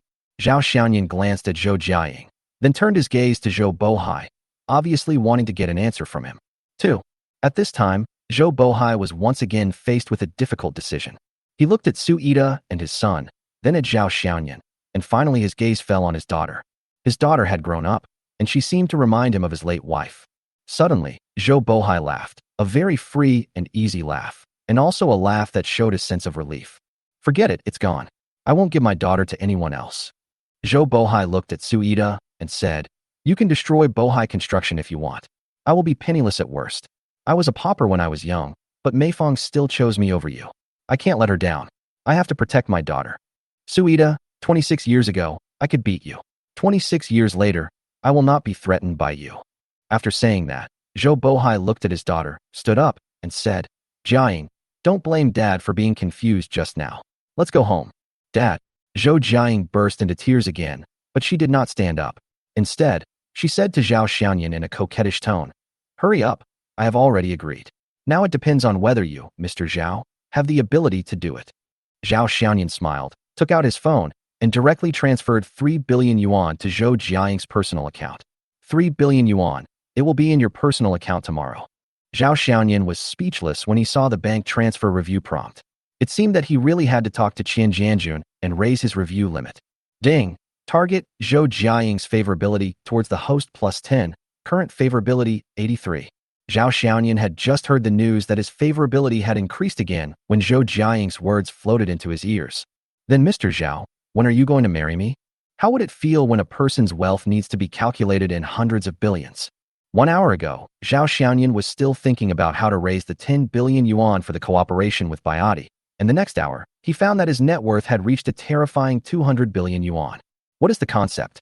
If Zhao Xiaoyan was willing to keep a high profile, he could definitely squeeze into the rich list now, and even compete for the top 10. Even his current net worth is comparable to that of the vast majority of listed companies, and it is real money, not the so-called market valuation of those listed companies. However, when faced with Zhou Jiaying's half-true and half-false questions, the billionaire Zhao Xiaoyan didn't know how to answer. He had thought about getting married and even fantasized about the scene after marrying Chen Yijuan. However, in just less than 2 months, everything has changed. Especially after the system appeared, it was destined that there would never be a shortage of women around him. "Boss Zhao, this is indeed a big deal." It was Su Ida who rescued Zhao Xiaoyan. Su Ida was shocked by Zhao Xiaoyan's financial strength, as he could easily come up with 3 billion. Besides being shocked, He even hated Zhao Xiaoyan. The situation he had created with great difficulty was easily resolved by Zhao Xiaoyan. It was because of this that Su Ida developed a fear of Zhao Xiaoyan. This young man doesn't seem as simple as he imagined. Su Feng hated Zhao Xiaoyan even more. This was the second time that he had ruined his good fortune. Zhao Xiaoyan, why do you always want to ruin my good deeds? Just wait, one day. Shut up. Su Ida scolded his son and stopped talking.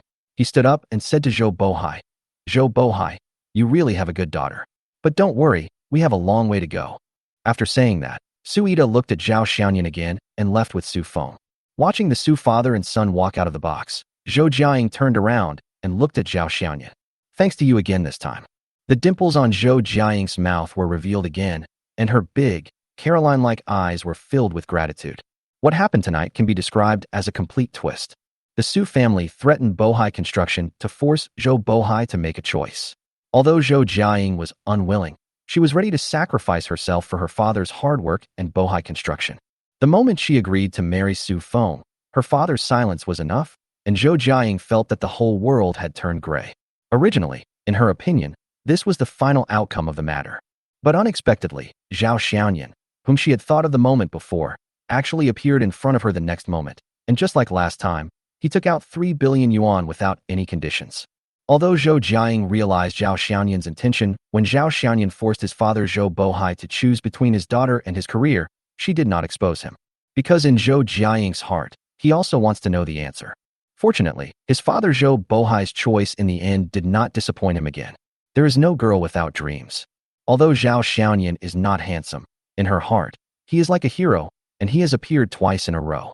Just ask yourself, which man would spend 3.3 billion yuan for a woman without asking for anything in return? And even when he knew how huge the challenge Bohai Construction was facing, he still did not hesitate at all. In her heart, she couldn't help but think of a question. Did Zhao Xiaoyan do this because of me? If not, then Zhao Xiaoyan is definitely a purebred person who is stupid and rich. But Zhao Xiaoyan is obviously not stupid. If so, how should I face Yifei? Here, Zhou Jiaying was daydreaming, but Zhou Bohai stood up. Xiaoyan. No, Mr. Zhao, thank you so much today. If before today, Zhou Bohai still regarded Zhao Xiaoyan as his younger nephew and called him by his name, but just now, Zhao Xiaoyan had become someone he could only look up to. So Zhou Bohai made some changes to the name. Uncle Zhou, you're welcome, Zhao Xiaoyan replied. But I think there is one thing I still need to make clear to Mr. Zhao first. Zhou Bohai said seriously. Although I am very grateful to Mr. Zhao for helping me tonight and saving Bohai Construction. However, I will not marry my daughter to you just for your 3 billion. Although I am reluctant to give up Bohai Construction, I hope my daughter will be happy. She should have her own choice in marriage, instead of selling herself out for a company. Chapter 91 Bar Shares. Your 3 billion is enough to buy Bohai Construction.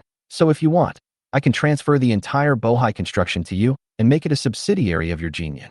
But if you want to use this as a threat and force my daughter to marry you, then please take back the 3 billion. The money is still under review and can be recovered. Uncle Zhou, Zhao Xiaoyan was just about to explain that he was not the kind of person who took advantage of others in distress. He was just angry at the aggressiveness of the Su father and son, and he was also angry that Zhou Bohai actually sacrificed his daughter in order to save Bohai Construction, so he said that on purpose. But before she could finish her words, she was interrupted by Zhou Jiaying. Dad, I promised him that as long as he takes out money to save Bohai Construction, I will marry him. Our family cannot break its promise. Besides, who said I was forced to marry him? Zhou Jiaying showed her 2 dimples and turned her gaze to Zhao Xiaoyan. But Mr. Zhao, you haven't answered me yet. When are you going to marry me home? Don't make trouble. Zhao Xiaoyan looked at Zhou Jiaying, wondering what she was going to do. I'm not kidding, I'm telling the truth. Zhou Jiaying put away his smile and looked very serious. Zhao Xiaoyan felt that Zhou Jiaying was not joking, and when he thought about the 83 favorability level prompted by the system, he couldn't help but feel a chill in his heart. Zhou Jiaying, am I pretty? Pretty. Zhou Jiaying is a woman whose appearance is rated 95 points by the system, and she has the highest appearance among the targets targeted by Zhao Xiaoyan and Su. Zhou Jiaying, who is prettier, me or he Fei? Zhao Xiaoyan told the truth, you. So do you like me? Zhou Jiaying continued to ask. Zhao Xiaoyan nodded, I like it. Zhou Jiaying smiled when he heard Zhao Xiaoyan's answer. I know about you and he Fei, but I, Zhou Jiaying, have never given up since I was a child. I also believe that I will definitely take you away from Yifei. I have never been in a relationship, and you are the first person I like. Now that I have made up my mind, I, Zhou Jiaying, will not give up easily. All the way out of the box, Zhou Bohai kept looking at the two people walking in front of him. Seeing his daughter taking the initiative to hug Zhao Xianyan's arm, Zhou Bohai felt inexplicably lost. He felt that the daughter he had raised to such a big age was about to be snatched away by someone. But I felt a little relieved. In all aspects, Zhao Xianyan is indeed a good choice as a son-in-law. Looking at Zhou Jiaying holding his arm, Zhao Xianyan felt something strange. The school beauty of Ling University whom he had a crush on would one day be so close to him. This was something he would never dare to think about before. But now it has really happened. From the box to the door, Zhou Jiaying's expression was always smiling, and his two dimples never disappeared. She is shy, of course, but Zhou Jiaying is gentle on the outside but strong on the inside. Once she makes up her mind, she will not hesitate. Although Zhao Xianyan and He Fei are together, he may not be without a chance. He Fei is his junior schoolmate, but in the face of love and happiness, Zhou Jiaying can only say sorry to this junior schoolmate in his heart. After all, love is selfish. Manager Chao, who was watching all this from afar, was filled with nothing but surprise. Before, Su Feng was going to marry Zhou Jiaying, but Zhou Jiaying came out with Zhao Xianyan. This plot twist almost made her waist sprain. What's more, there is something that others don't know. There is a beautiful woman with a model figure upstairs, waiting for Zhao Xianyan. After seeing off the Zhou father and daughter, Zhao Xianyan took the elevator to the guest room. As soon as I entered the room, I didn't see Zhang Yuan. Even the lights in the guest room were dim, leaving only 2 lights in the reception room emitting faint light. Yuan, Zhao Xianyan shouted, but got no response. Just when Zhao Xianyan thought that Zhang Yuan had left, the door of the suite was opened and a tall beauty appeared behind the door. It's Zhang Yuan.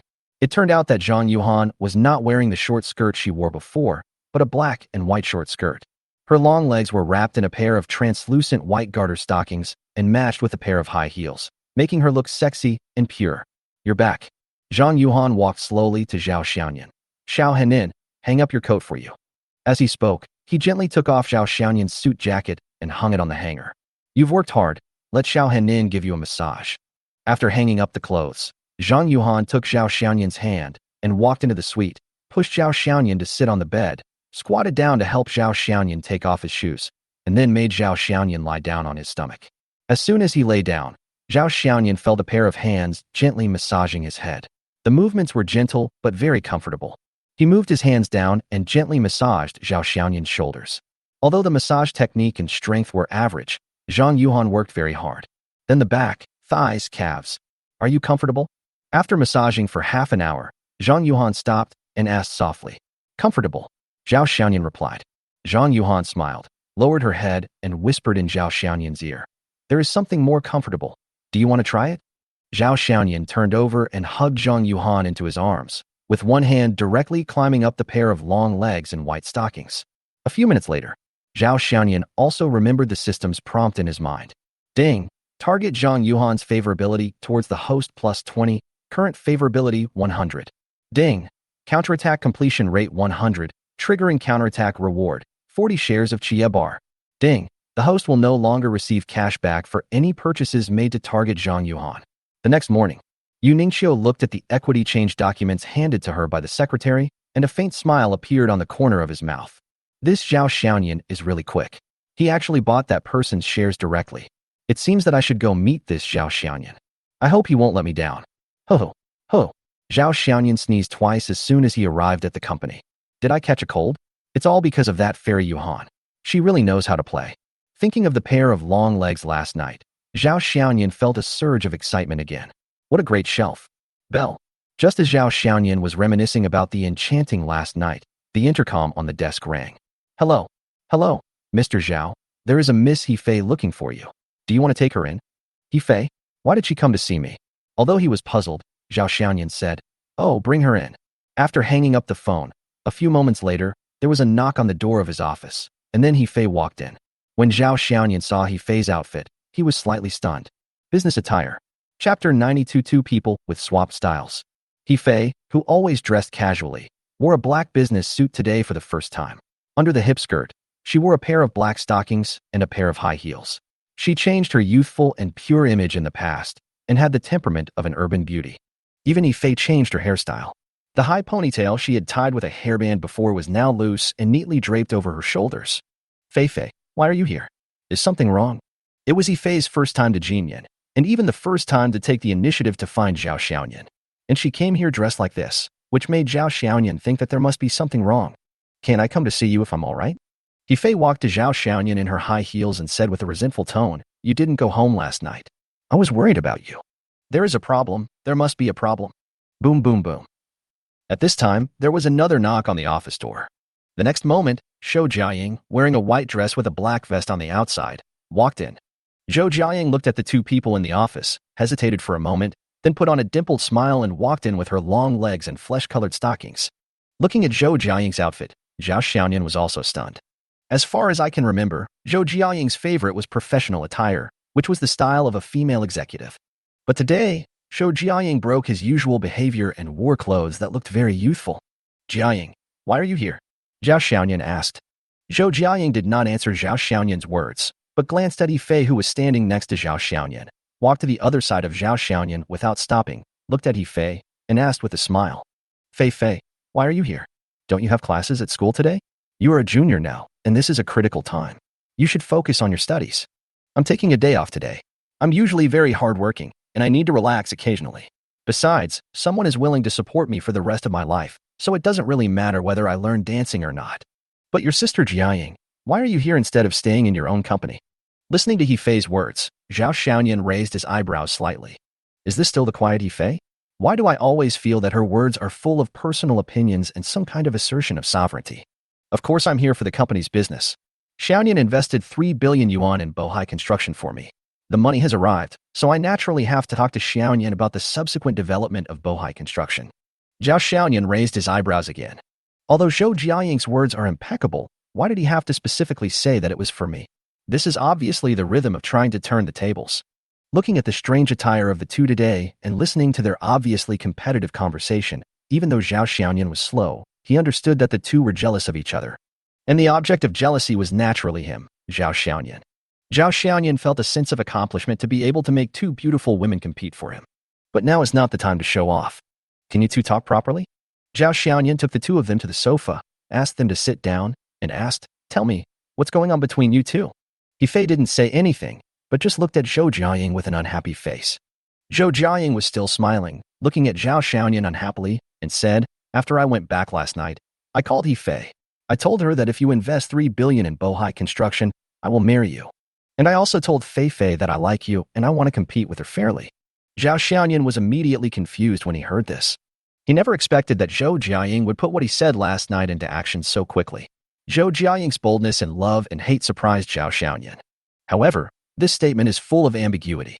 Although he invested 3 billion, he did not indicate any causal relationship between the investment and the marriage. What about you? Zhao Xiaoyan looked at Yifei. I just missed you. I wanted to come see you. Yifei didn't expect that Zhou Jiaying would directly bring up the phone call between them last night, and she immediately felt guilty.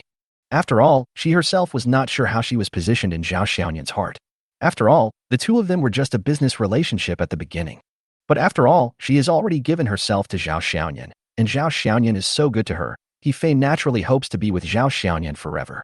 So, after hanging up the phone last night, she couldn't fall asleep at all, and for some unknown reason she ran to Jinyan Investment early in the morning. You came to see me. Why are you dressed like this? Zhao Xiaoyan was almost amused by Yifei's clumsy excuse, and asked, pointing at her clothes.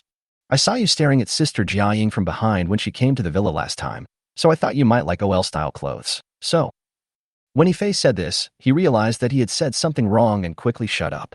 But he had already said something that he shouldn't have said. Zhao Xiaoyan's old face suddenly turned red. When did I stare at someone? Even if I did, could I just say something like that? Zhou Jiaying looked at Zhao Xiaoyan and asked teasingly, were you really peeking at me from behind? Don't listen to Fei's nonsense. I didn't do that. I would never admit to such a thing even if I were beaten to death. Well, you should have said it earlier. So you like the way I look in uniform? I thought you liked the innocent style and you picked this one on purpose. Zhou Jiaying pretended to be enlightened and then jokingly said, do you guys like the temptation of uniforms? There was no way to respond to this, so Zhao Xiaoyan simply stopped talking. Boom, boom, boom. Just then, there was a knock on the door again, saving Zhao Xiaoyan from embarrassment. Come in. Zhao Xiaoyan shouted. The next moment, the girl at the front desk walked in. Boss Zhao, there's someone from Tingyun Group looking for you outside. Do you want to meet him? Tingyun Group? Hearing this name, Zhao Xiaoyan suddenly remembered the opening of Jinyan. That day, it was this Tingyun group that came uninvited to congratulate Zhao Xiaoyan and sent 2 expensive large vases that were as tall as a person. The Seven Knights Bar, which he had acquired shares from Zhang Yuan yesterday, was also an industry under the name of Tingyun Group. However, it seems that I have never had any intersection with Tingyun Group. Please come in. You two sit here. Zhao Xiaoyan said something to the 2 girls, then walked back to his desk and sat down. After a while, the receptionist came in with a woman in her 30s. Hello, Mr. Zhao. I am Li Chun, assistant to the chairman of Tingyun Group. Chapter 93 Unexpected Invitation. When Li Chun saw Zhao Xiaoyan and revealed her identity, she handed an invitation to Zhao Xiaoyan with both hands. I am here today to invite you to the banquet on behalf of our chairman. This is the invitation she wrote herself. Zhao Xiaoyan opened the invitation. The content was very simple. It just invited Zhao Xiaoyan to have lunch at XX Place tomorrow at noon and asked him to arrive on time. Looking at the invitation in his hand, Zhao Xiaoyan became even more curious about the chairman of Tingyun Group. In the age of mobile phones, people still use invitations as a ritualistic way to invite people to dinner. Obviously, the other party is a person who pays great attention to etiquette. Closing the invitation, Zhao Xiaoyan asked, I remember that I have never dealt with your Tingyun Group. I wonder if your chairman invited me to dinner. Is there anything? Li Chun said, you can ask our chairman in person tomorrow. The other party said this, obviously not intending to tell him, so Zhao Xiaoyan stopped asking. Please tell your chairman that I will be there on time tomorrow. Whether it was a gift from the other party to congratulate him when his company opened, or a solemn invitation, Zhao Xiaoyan had no reason not to go. Moreover, he was full of curiosity about the chairman of Tingyun Group. However, since the other party had explained twice in a polite manner, Zhao Xiaoyan concluded that the other party had no ill will towards him. Okay, I'll pass it on. If there's nothing else, I'll take my leave now. Slow down. After Li Chun left, Zhou Jiaying came over, picked up the invitation, opened it and looked at it, then said, Tingyun Group has always been very mysterious. Why did they invite you to dinner? Zhao Xiaoyan was also confused. I don't know either. Are you going tomorrow? Zhao Xiaoyan nodded. Go. They have invited me so solemnly, it would be unreasonable for me not to go. Okay, I'll go with you tomorrow. Because Hao Yu and Yi Lingshan were still in Pengcheng, Zhao Xiaoyan transferred another 10 billion yuan to the public account of Jinyan Investment early in the morning. Now that the money is in place, the next step of work will naturally begin in full swing. For the time being, the 2 of them really can't go back to Lingo so early. After all, Zhou Jiaying has experience in the business world, so Zhao Xiaoyan felt it was good to have her accompany him. Okay, then you go with me tomorrow. Zhou Jiaying's big eyes flashed with a sly look, and she asked, then what identity should I go with you as? Girlfriend or fiancé? Zhao Xiaoyan glanced at He Fei who was sitting on the sofa, and replied to Zhou Jiaying unhappily, secretary. Zhou Jiaying, however, took the opportunity to take advantage of the situation and said with a smile, just be a secretary. Don't you men always say that if there is something to do, the secretary will do it, and if there is nothing to do? The following words were blocked by Zhao Xiaoyan's hands. Oh my god, is this still Zhou Jiaying, who was known as the flower of Ling University? How come he became a different person overnight, saying whatever he wants? He Fei's eyebrows knitted slightly, and he stood up angrily, I will go with you tomorrow too. Zhou Jiaying didn't wait for Zhao Xiaoyan to speak and asked, then in what capacity are you going there? Secretary. Fei, stop making trouble. Zhao Xiaoyan was a bit overwhelmed now. It was normal for Zhou Jiaying to go alone, but if Zhao Xiaoyan brought 2 secretaries with him, it would be a bit of a stretch. I'm not making a fuss. I'm going. He Fei couldn't care less. Now, Zhou Jiaying was her number 1 enemy and the one she focused on guarding against. Zhao Xiaoyan was speechless, and suddenly an idea flashed in his mind. He said, Fei, I recently found a way that may help your brother recover. Real. Upon hearing this, He Fei's face suddenly showed surprise, and she trotted to Zhao Xiaoyan in her high heels. Xiaoyan, are you serious? Have you really found a way to get my brother up? Yeah. Zhao Xiaoyan was talking about the body-strengthening potion given by the system, but he was not sure whether it was really useful. He added, I just said it might be useful. As for whether it is useful or not, we have to try it to know. I know, but our family is willing to try whenever possible. That's fine. Just go to school peacefully for the next 2 days. I'll go home with you to see your brother this weekend and see if that method is feasible. He Fei asked in confusion, don't you need to be hospitalized? Or go to a big hospital in another city? Zhao Xiaoyan said perfunctorily, we'll see when the time comes. I'll take a look at the situation over the weekend and make a decision. Anyway, you can just go to school and take your classes peacefully these few days. Do you hear me? Okay. Then I'll go back to the villa after school on Friday and we'll go to our house on Saturday. Zhao Xiaoyan, okay. Then you should go back to school now. After He Fei was sent back to school, only Zhao Xiaoyan and Zhou Jiaying were left in the office. Zhou Jiaying looked at Zhao Xiaoyan and said jokingly, "You are quite good at dealing with women. You sent Fei Fei, that silly girl, away with just a few words." Zhao Xiaoyan did not respond. Looking at Zhou Jiaying, who was dressed in a pure and beautiful outfit, he felt awkward no matter how he looked at her. He felt that she was pretending to be young, although Zhou Jiaying was actually quite young. Seeing Zhao Xiaoyan's eyes sweeping over her, Zhou Jiaying said, "What? I don't like this outfit? Fine, I'll change into a uniform later, the kind that covers the hips. By the way, do you like black stockings or flesh-colored stockings? White stockings may not go well with the uniform. But if you like it, I don't mind." Zhao Xiaoyan almost choked on his mouth full of water. "Why are you always teasing me with words today? I've never seen you like this before." Zhou Jiaying replied, "I just want to seduce you and make you lose control. Do you think I do this to everyone I meet? Who made me fall in love with you?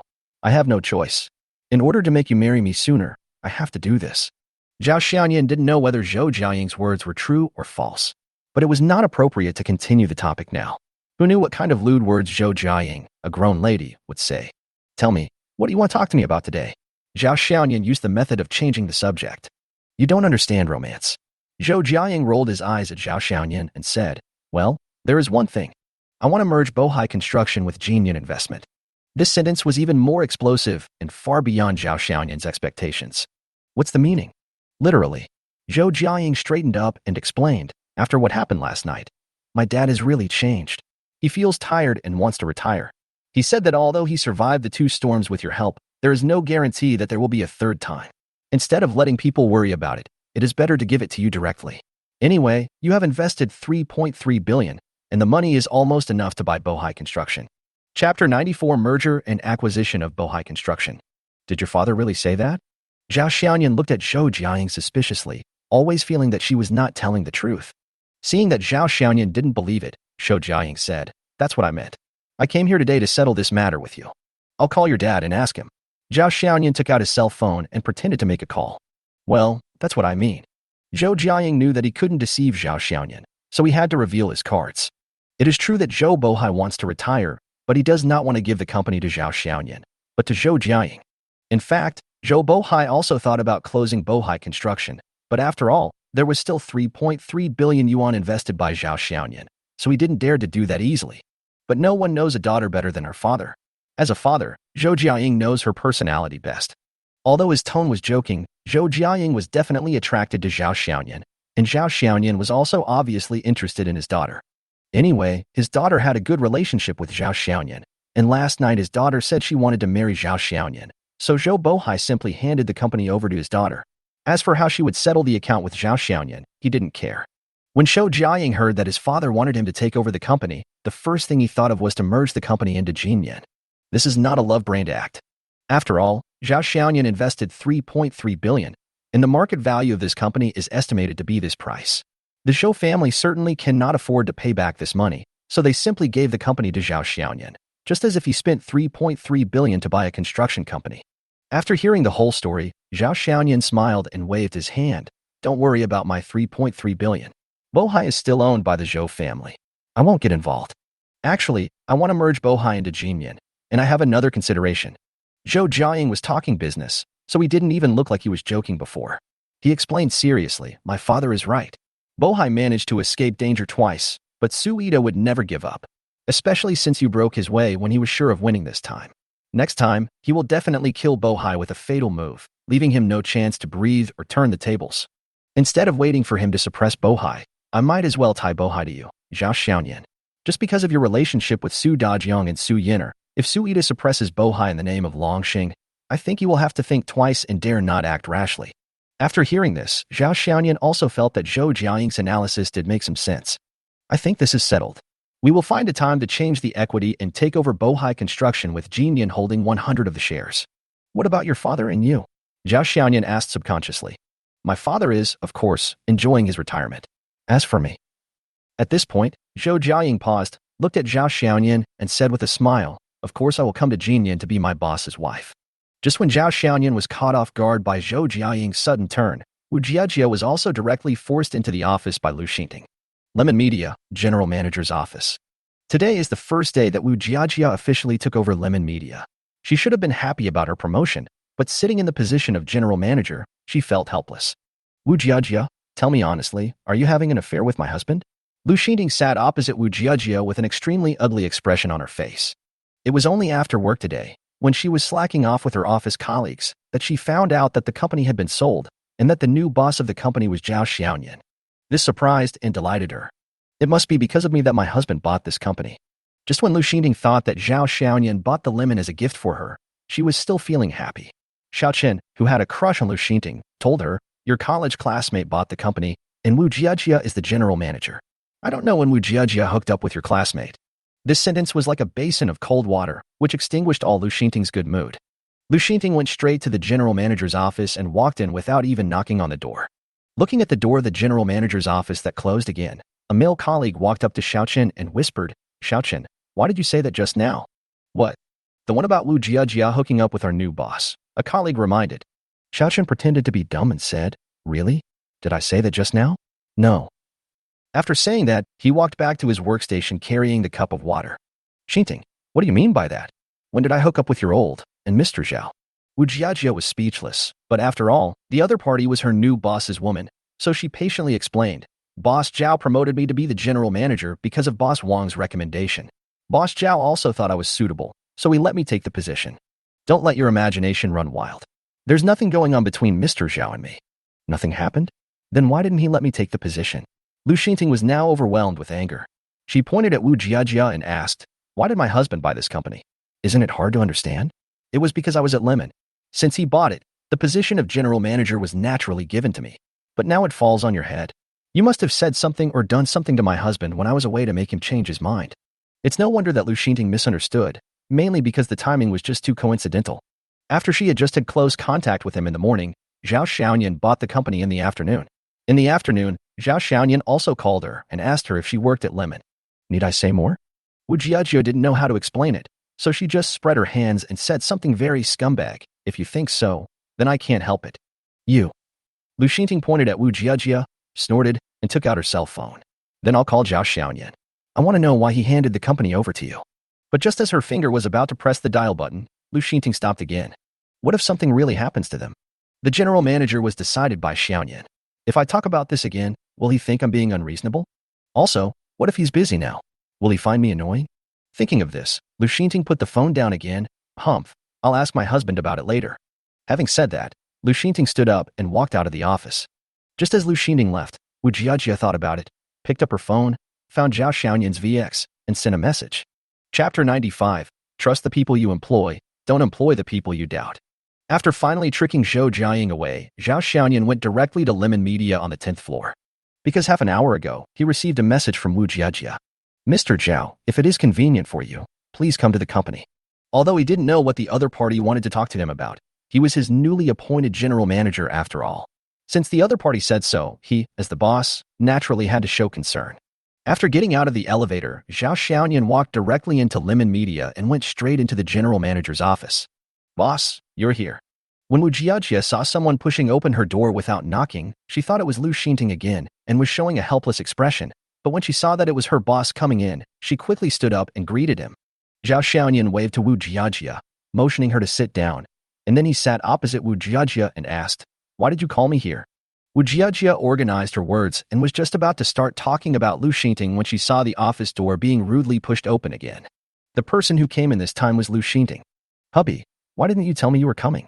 Seeing that Zhao Xiaoyan was indeed here, Lu Xinting sat down next to Zhao Xiaoyan like a tired bird returning to its nest, put her arm around Zhao Xiaoyan, and rested her head on his shoulder.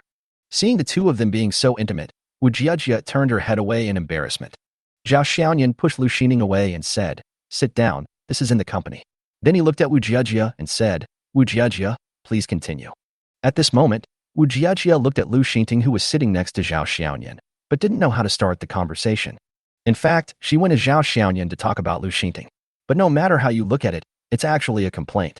It was easy to talk to the two of them before. But now that Lu Xinting, the person being complained about, is also here, Wu Jiajia doesn't know how to start. Seeing Wu Jiajia looking at Lu Xinting, as if she wanted to say something but hesitated, Zhao Xiaoyan said to Lu Xinting, Xinting, you go out first. When Lu Xinting heard that Zhao Xiaoyan actually kicked her out and wanted to talk to Wu Jiajia alone, she felt inexplicably aggrieved and tears fell down. Zhao Xiaoyan frowned. I just have something to discuss with Wu Jiajia, so I asked you to leave. What's wrong with you? Husband, tell me, is there something going on between you and Wu Jiajia? Lu Xinting asked with the look of a resentful woman. Zhao Xiaoyan was confused by Lu Xinting's words and asked, why do you ask that? Then why did you buy the lemons and let Wu Jiajia be the general manager? You bought the lemons for me. Why am I not the general manager? Lu Xinting looked righteous, pointing at Wu Jiajia and questioning Zhao Xiaoyan. Hearing this, Zhao Xiaoyan finally understood why Wu Jiajia asked him to come. Immediately, his face turned cold, and he looked at Lu Xinting and said, who told you that I bought lemon media for you? Also, why did I buy this company so that you had to be the general manager? How much do you know about the new media industry? How familiar are you with all the businesses of this company? Do you have management experience? Do you have experience in controlling the overall situation? Why should I hand over the company to you, a new employee who has only been working for 2 months? Seeing that Zhao Xiaoyan was really angry, Lu Xinting was frightened. She now drives a Lamborghini, is about to move into a villa, and has several $1 million in her card, allowing her to fully enjoy the life of luxury she has always dreamed of, and all of this was given to her by Zhao Xiaoyan.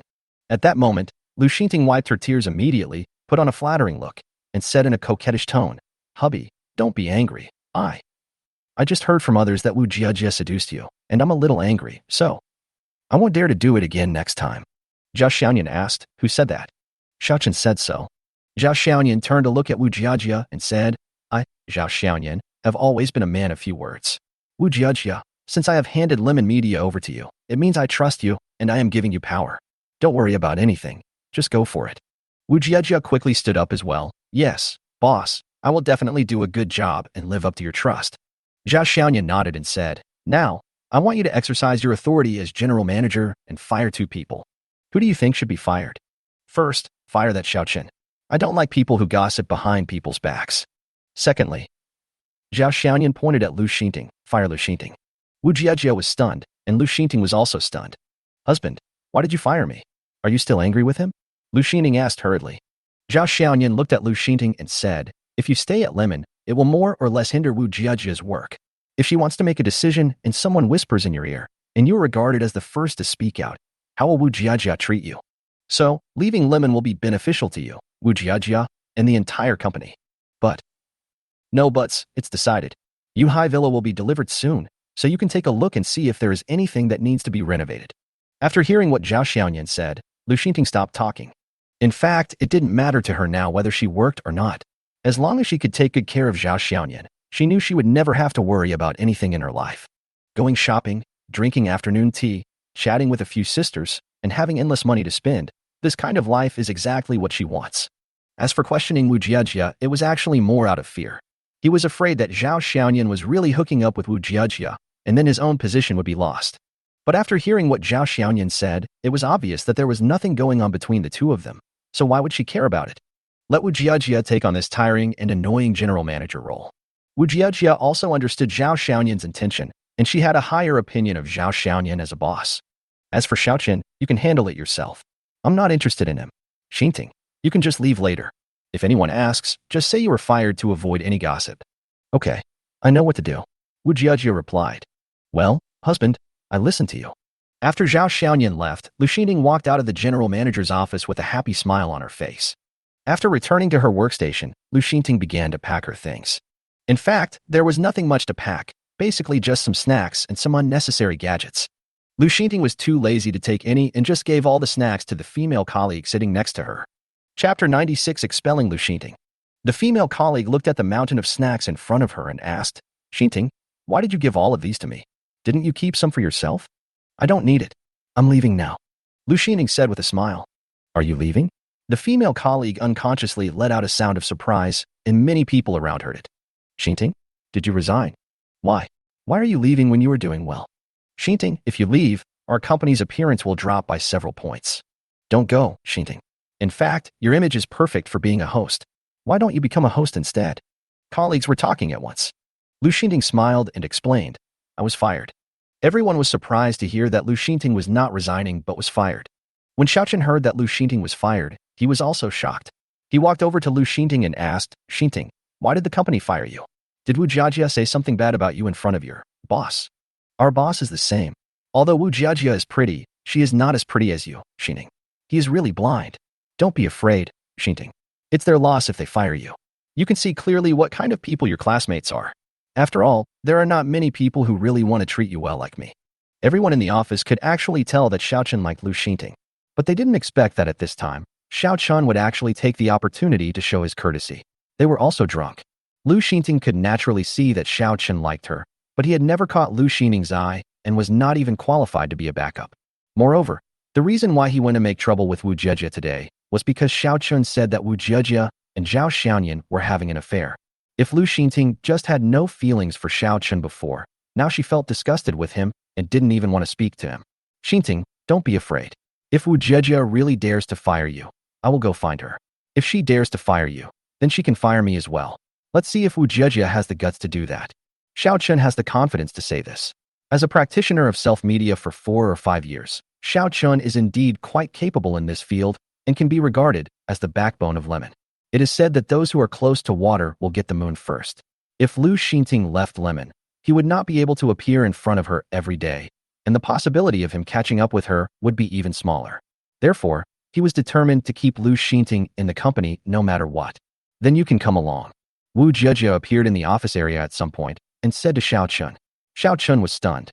Mr. Wu, what did you just say? I said, you are fired just like Lu Xinting. You can go to the finance department now to collect your salary and leave. Wu Jejia was also very annoyed with Xiaochen. The company was most afraid of such gossipers and people who spread rumors.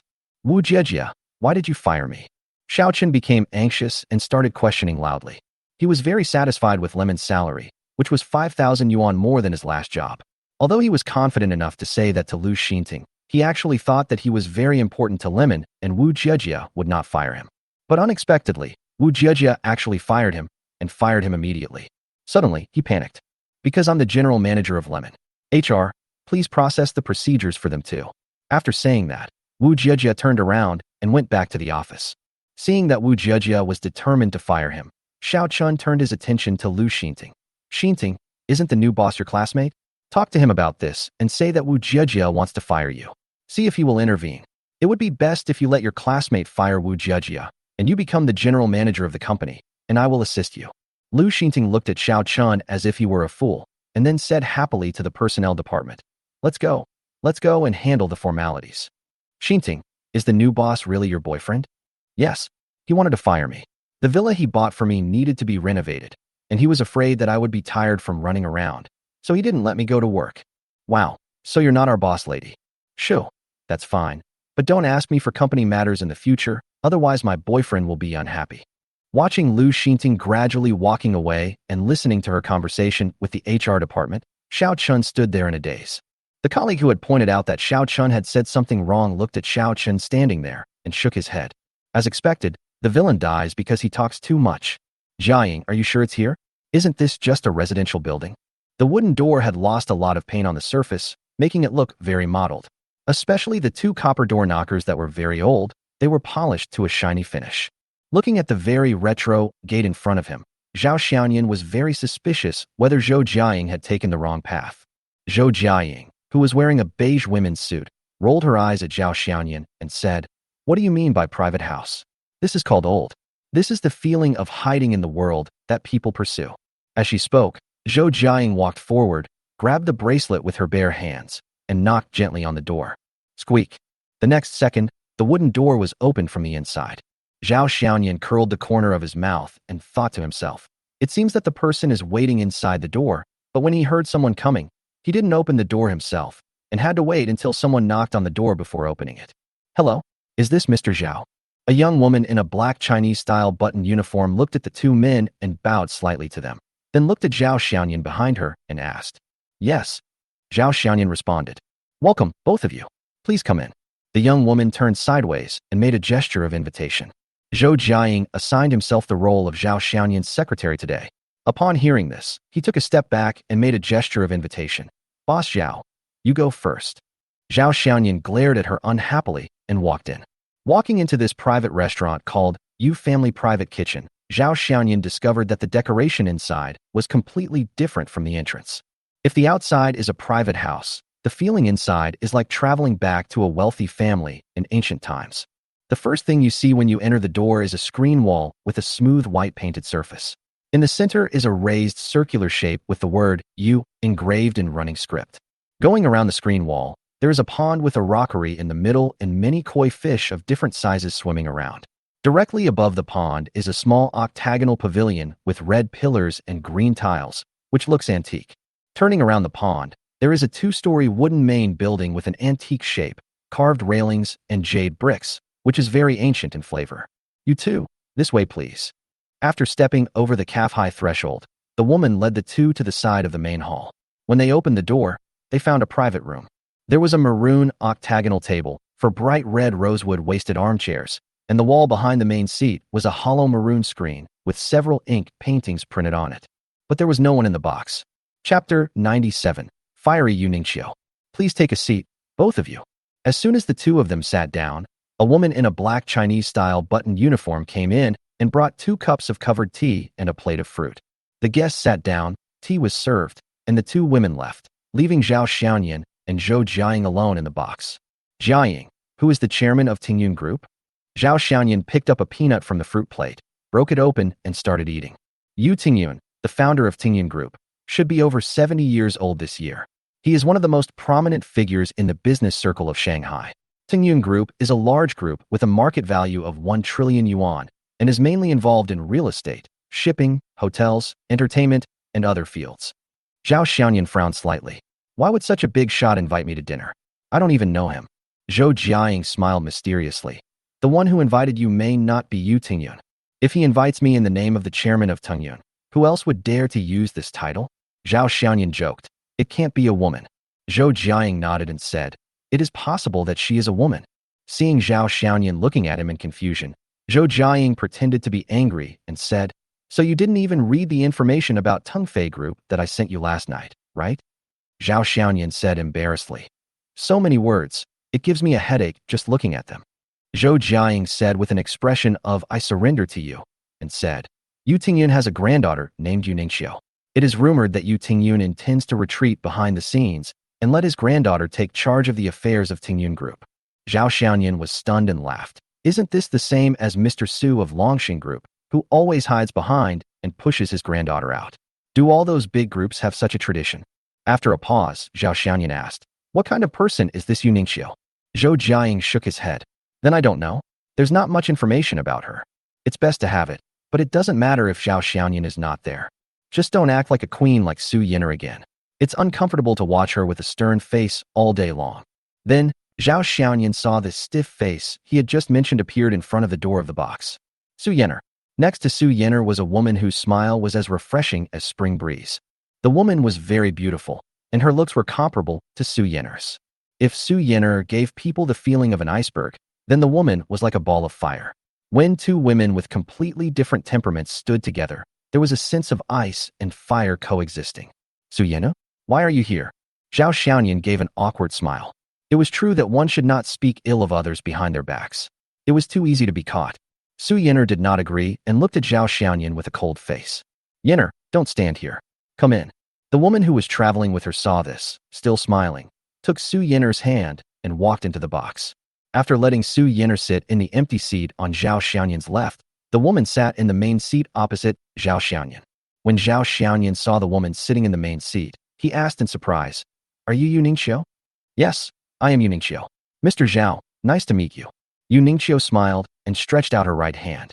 It was white, tender, and delicate, and even the faint lines on the skin seemed clearly visible. Yuningqiu's hands were very slippery and a little cold. Zhao Xiaoyan squeezed them twice and then let go. At this moment, the system that Zhao Xiaoyan had almost forgotten appeared again. Discover a target that can be counterattacked. Target, Yuningqiu. Height, 169. Age, 26. Appearance, 92. Body size, 90. Purity, 100. Favorability, -10. Ding. The target's favorability towards the host is less than 70, which meets the binding conditions. Do you want to bind? Zhao Xiaoyan was stunned. This woman, who always had a friendly smile on her face when looking at me, actually had a -10 favorability rating towards me? Zhao Xiaoyan couldn't help but think of a saying, smiling on the face, but cursing in the heart. This woman is very dangerous. I guess this is the daughter of Mr. Zhou of Bohai Construction, Miss Zhou Jiaying. Yuningqiu shifted his gaze to Zhou Jiaying and asked with a smile. Both Zhao Xiaoyan, and Zhou Jiaying were surprised. Zhou Jiaying's identity today is Zhao Xiaoyan's secretary.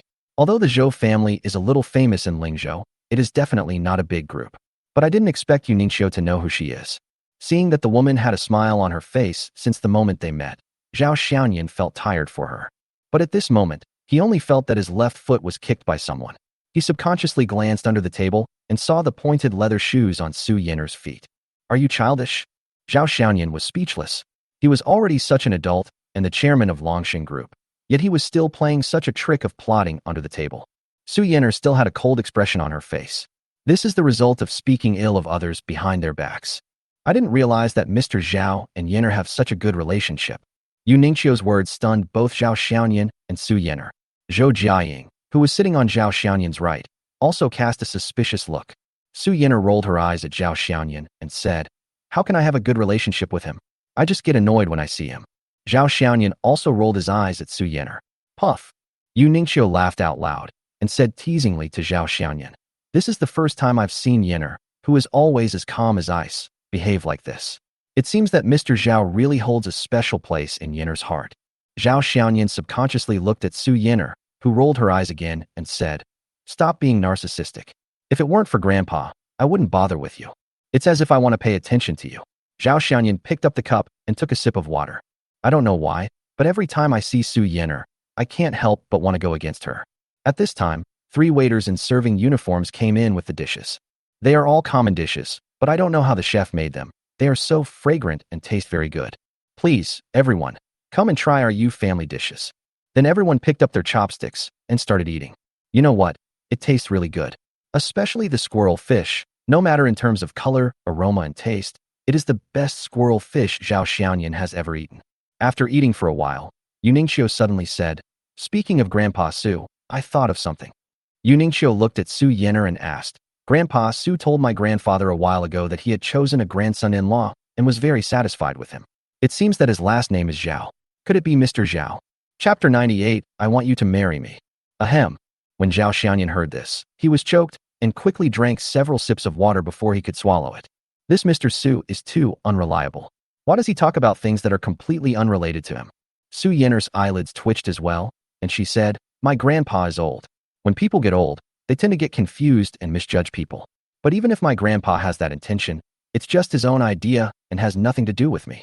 At last, as if he felt it was not enough, he looked at Zhao Xiaoyan and said in a relieved manner, "The person he likes, I don't like." This time, Zhao Xiaoyan did not refute and continued to drink water tactically. But at this time, Zhao Xiaoyan's right leg was kicked again. When he looked down, he saw Zhou Jiaying's beige leather shoes dangling beside his calves. When he looked up again, he saw Zhou Jiaying's smiling face with 2 dimples, but his big eyes were full of questioning eyes. It seems that Mr. Zhao has an unusual relationship with Miss Zhou. Yu Ningxiu looked at the 2 of them and said this again. "Oh, Xiaoyan and I are schoolmates, so naturally we have a better relationship," Zhou Jiaying said as if nothing had happened. "Is it just as simple as being an alumnus?" "Not necessarily."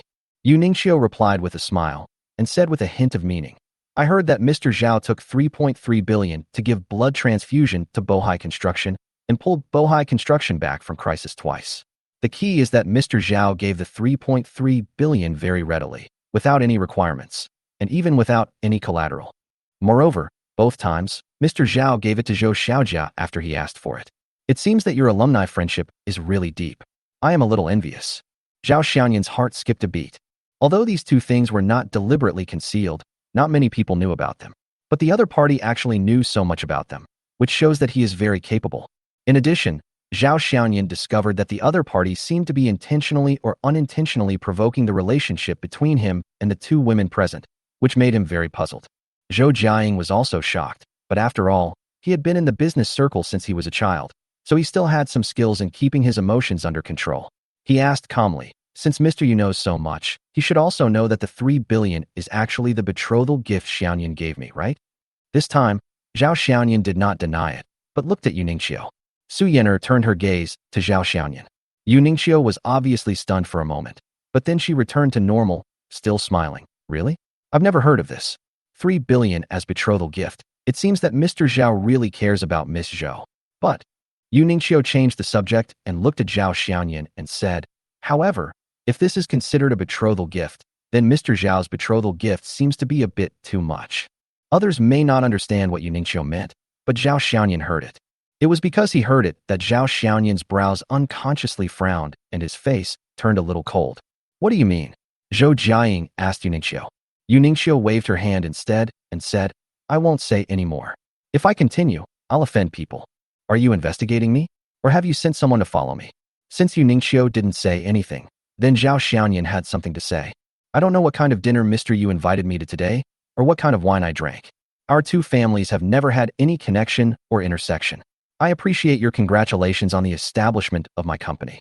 But if today's meal is for me to listen to Mr. Yu's speech, then I, Zhao Xiaoyan, will just take my leave first. Boss Zhao is really impatient.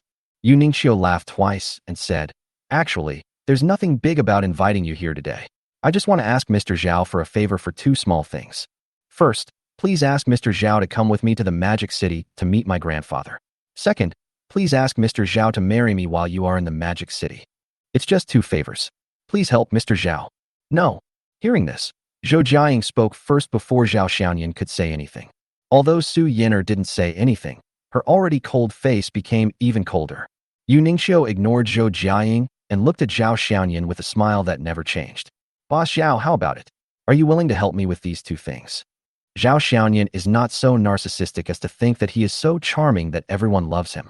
Not to mention that it was the first time they met. Just based on the -10 favorability rating, Zhao Xiaoyan also felt that there was definitely something wrong with this woman. Could it be that? Zhao Xiaoyan subconsciously looked at Yu Ningqiu's belly. Don't worry, I'm not pregnant. You don't want to be a father and take over. Yu Ningqiu understood what he meant, but his explanation was indeed very calm. Sure enough, as long as you are not embarrassed, others will be embarrassed. Zhao Xiaoyan coughed twice awkwardly and said seriously, Why? I need a reason. I'm old enough to find someone to marry, so I want Mr. Zhao to marry me. I have good looks and a good figure, so you won't lose out by marrying me. Ahem. Zhao Xiaoyan was choked and started coughing again by Yu Ningqiu's words. This woman is really powerful. She is very pretty, but her words are so vicious. He can't marry you. My grandfather has already arranged our marriage. He can't help you with this. I have already received the betrothal gift. Even if we are engaged, he will not go back to the Magic City with you. Oh, really? Yu Ningqiu put down his chopsticks, looked at Su Yinar and said, Didn't Yinar just say that it was Grandpa Su's wishful thinking and had nothing to do with you? How come the marriage has been decided in just a short while? Su Yinar looked at her and said calmly, Yeah, you know, I always listen to my grandfather. Yu Ningqiu said nothing and looked at Zhou Jiaying again. Before the other party could speak, Zhou Jiaying replied with a smile. I have even accepted the betrothal fee, and Bohai Construction will be under Jinyan in the future. I am ready to be my boss's wife with peace of mind. By the way, we will definitely send you an invitation when we get married. Zhou Jiaying placed particular emphasis on the word invitation. Yu Ningqiu still smiled. It seems that I have a little trouble getting Mr. Zhao to marry me. Before that, I have to deal with you too. No, I have to deal with several of you. Right, Mr. Zhao?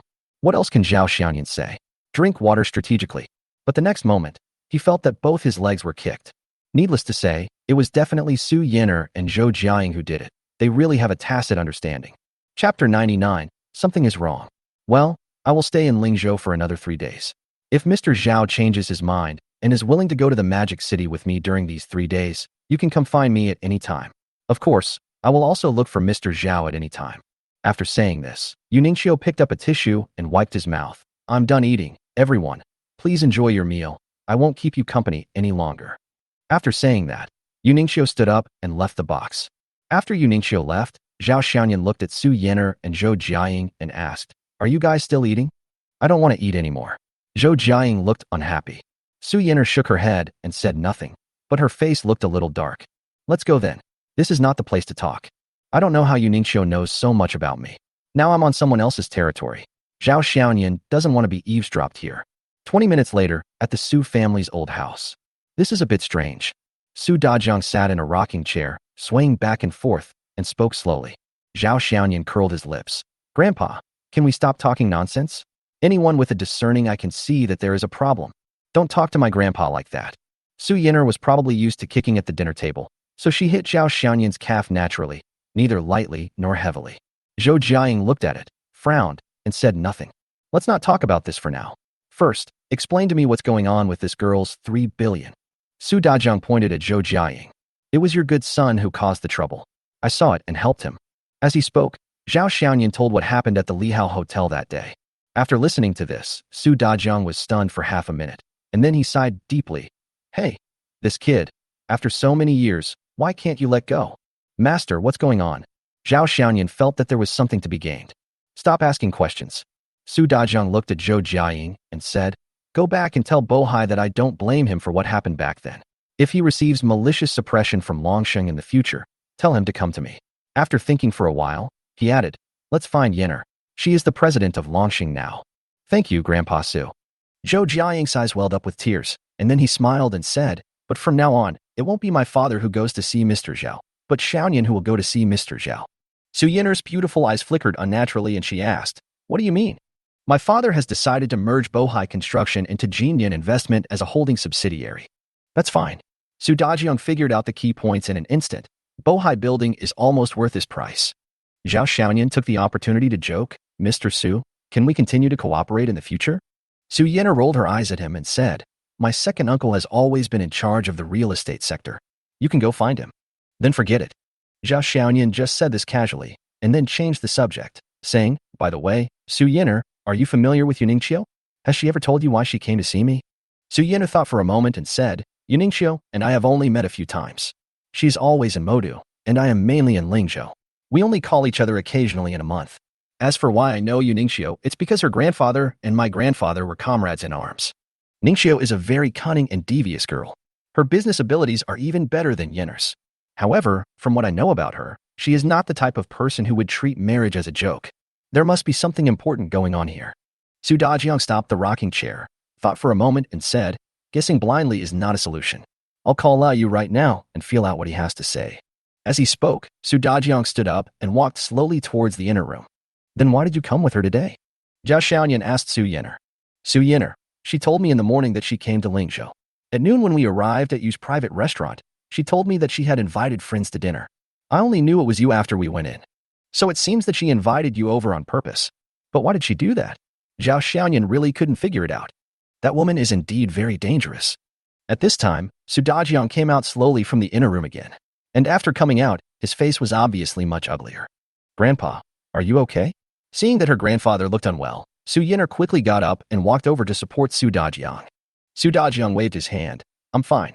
Sitting on the rocking chair, Su Dajiang sighed and said, "I just called Lao Yu, but it was indeed his daughter-in-law who answered the phone. She said that Lao Yu was ill and had been ill for almost a month. Well, this man is old, that's it. The last time I called him and told him that I had recovered from the stroke, he said he would come to Lingzhou someday. But I didn't expect that he would collapse not long after that." Since Su Dajiang didn't have any clues either, Zhao Xiaoyan had no choice but to give up. "Actually, I just felt strange about this matter, and I didn't think it bothered me too much. It was just that I asked to marry me for no apparent reason, that's all." After chatting for a few more words, Zhao Xiaoyan took Zhou Jiaying away from the Su family's old house. Su Yenner didn't leave because she had finally come to see her grandfather. After Zhao Xiaoyan and the others left, Su Dajiang spoke to his granddaughter who was rubbing his shoulders. "Xiaoyan is a really good kid. My judgment is always right. You are not a child anymore. You should really think about your own affairs." Su Yenner stopped her hand movements and continued to rub her grandfather's shoulders. On the other side, Zhou Jiaying was sitting in the passenger seat of Zhao Xiaoyan's car, looking at Zhao Xiaoyan and asked, "Zhao Xiaoyan, who else have you proposed to outside?" After finally fooling the temporary secretary Zhou Jiaying, Zhao Xiaoyan rushed back to the company. Although Zhou Jiaying kept asking questions, Zhao Xiaoyan remained tight-lipped. Apart from He Fei, whom Zhou Jiaying knew, he didn't tell anyone else. However, after careful calculation, if Zhou Jiaying spent a lot of money, was considered as the betrothal gift, Zhao Xiaoyan felt that he seemed to have quite a bit. Arrived at Chenfeng Building. Zhao Xiaoyan first went to Lemon Media on the 10th floor. After chatting with Wu Jiejia for a while, he saw that everything was going well for her since Lu Xinding left, so he encouraged her and then went to the 39th floor. Since starting his business, Zhao Xiaoyan has been to the company every day. Although Jinyan Investment is still relatively idle at this stage, Zhao Xiaoyan still feels that as a boss, he should show up in the company frequently to reassure the people below him. Seeing that there were only a dozen people in the entire company and most of the offices and workstations were empty, Zhao Xiaoyan felt helpless. Ever since Hao Yu and Yi Lingshan went to Pingcheng, the company's recruitment work has basically come to a standstill. Without the right people for the main positions, the company's business could not develop. Although he didn't expect the company to make much money for him, it was not a good idea to waste time like this. The only consolation is that Lingshan and her team are doing very well in Pingcheng. BAD is also anxious to lead the new energy vehicle market, so there are not many obstacles in the cooperation between the two sides. Chapter 100. Meeting at the bar. According to Lingshan, the new factory is expected to be put into operation in another 3 months. This speed is already very fast. If Bayati didn't want the relevant departments to get the land quickly, this time would have to be delayed for a long time. Zhao Xiaoyan also told Lingshan and Hao Yu about 2 things: Bohai Construction becoming a subsidiary of Jinyan and the acquisition of Lemon Media. Hao Yu was surprised that Zhao Xiaoyan had owned 3 companies so quickly, but she also gave him some pertinent advice. They had agreed to start as an investment company, but now they were completely in the mode of mergers and acquisitions. Why not just go the group route? But there is no rush about this matter. Zhao Xiaoyan plans to wait for Hao Yu to come back, then call everyone to a meeting to plan the company's future development direction. Jinyan Investment was established in a hurry, which led to the current situation. We must learn from the historical lessons. Bell. Not long after Zhao Xiaoyan hung up the phone with Lingshan, his phone rang again. The call came from an unfamiliar number from Shanghai, and Zhao Xiaoyan subconsciously thought of Ningqiu. As soon as the call was connected, Ningqiu's voice came from the other end of the phone. "Mr. Zhao, are you free tonight?" Zhao Xiaoyan replied without even thinking, "No." As for this kind of woman, Zhao Xiaoyan instinctively felt that it was better to stay as far away from her as possible. "Mr. Zhao, please don't act like you're keeping people at a distance. As one of the shareholders of the bar, shouldn't you come and take a look at the bar?" After being reminded by Ningqiu, Zhao Xiaoyan remembered that he had bought 40 of the shares of Chiye Bar from Zhang Yuan last time. This is a serious matter, and Zhao Xiaoyan has no reason to refuse. "Okay, then I'll go to the bar tonight." "Okay, see you there." 9 o'clock in the evening. Zhao Xiaoyan did not drive here, but took a taxi in a very low-key manner.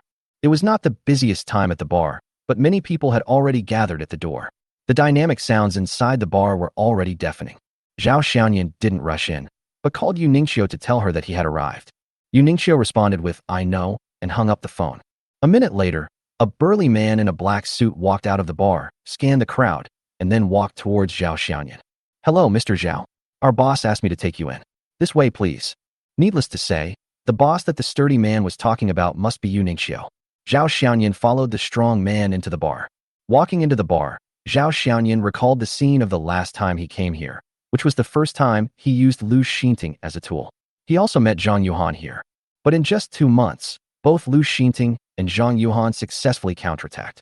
Thinking of this, Zhao Xiaoyan realized that he felt a little sorry for Zhang Yuan. If Lu Xinting followed him, she would have a villa, a luxury car, and millions of dollars in transfers. But Zhang Yuan didn't seem to express much. After turning a corner, the burly man stopped in front of a booth. Zhao Xiaoyan raised his eyebrows. "I don't know if Ningqiu specifically instructed this, but this booth turned out to be the supreme booth that Zhao Xiaoyan asked for when he came last time." Zhao Xiaoyan glanced at the sturdy man, and the sturdy man just made a gesture of invitation. After thinking about it, Zhao Xiaoyan raised his leg and stepped forward. Then the lights in the venue started flashing long and fast. At the same time, the lights and cheers echoed throughout the bar.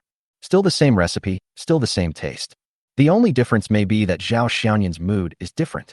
Last time, I was a little excited and agitated when I saw this kind of scene, but this time I was much calmer and more composed.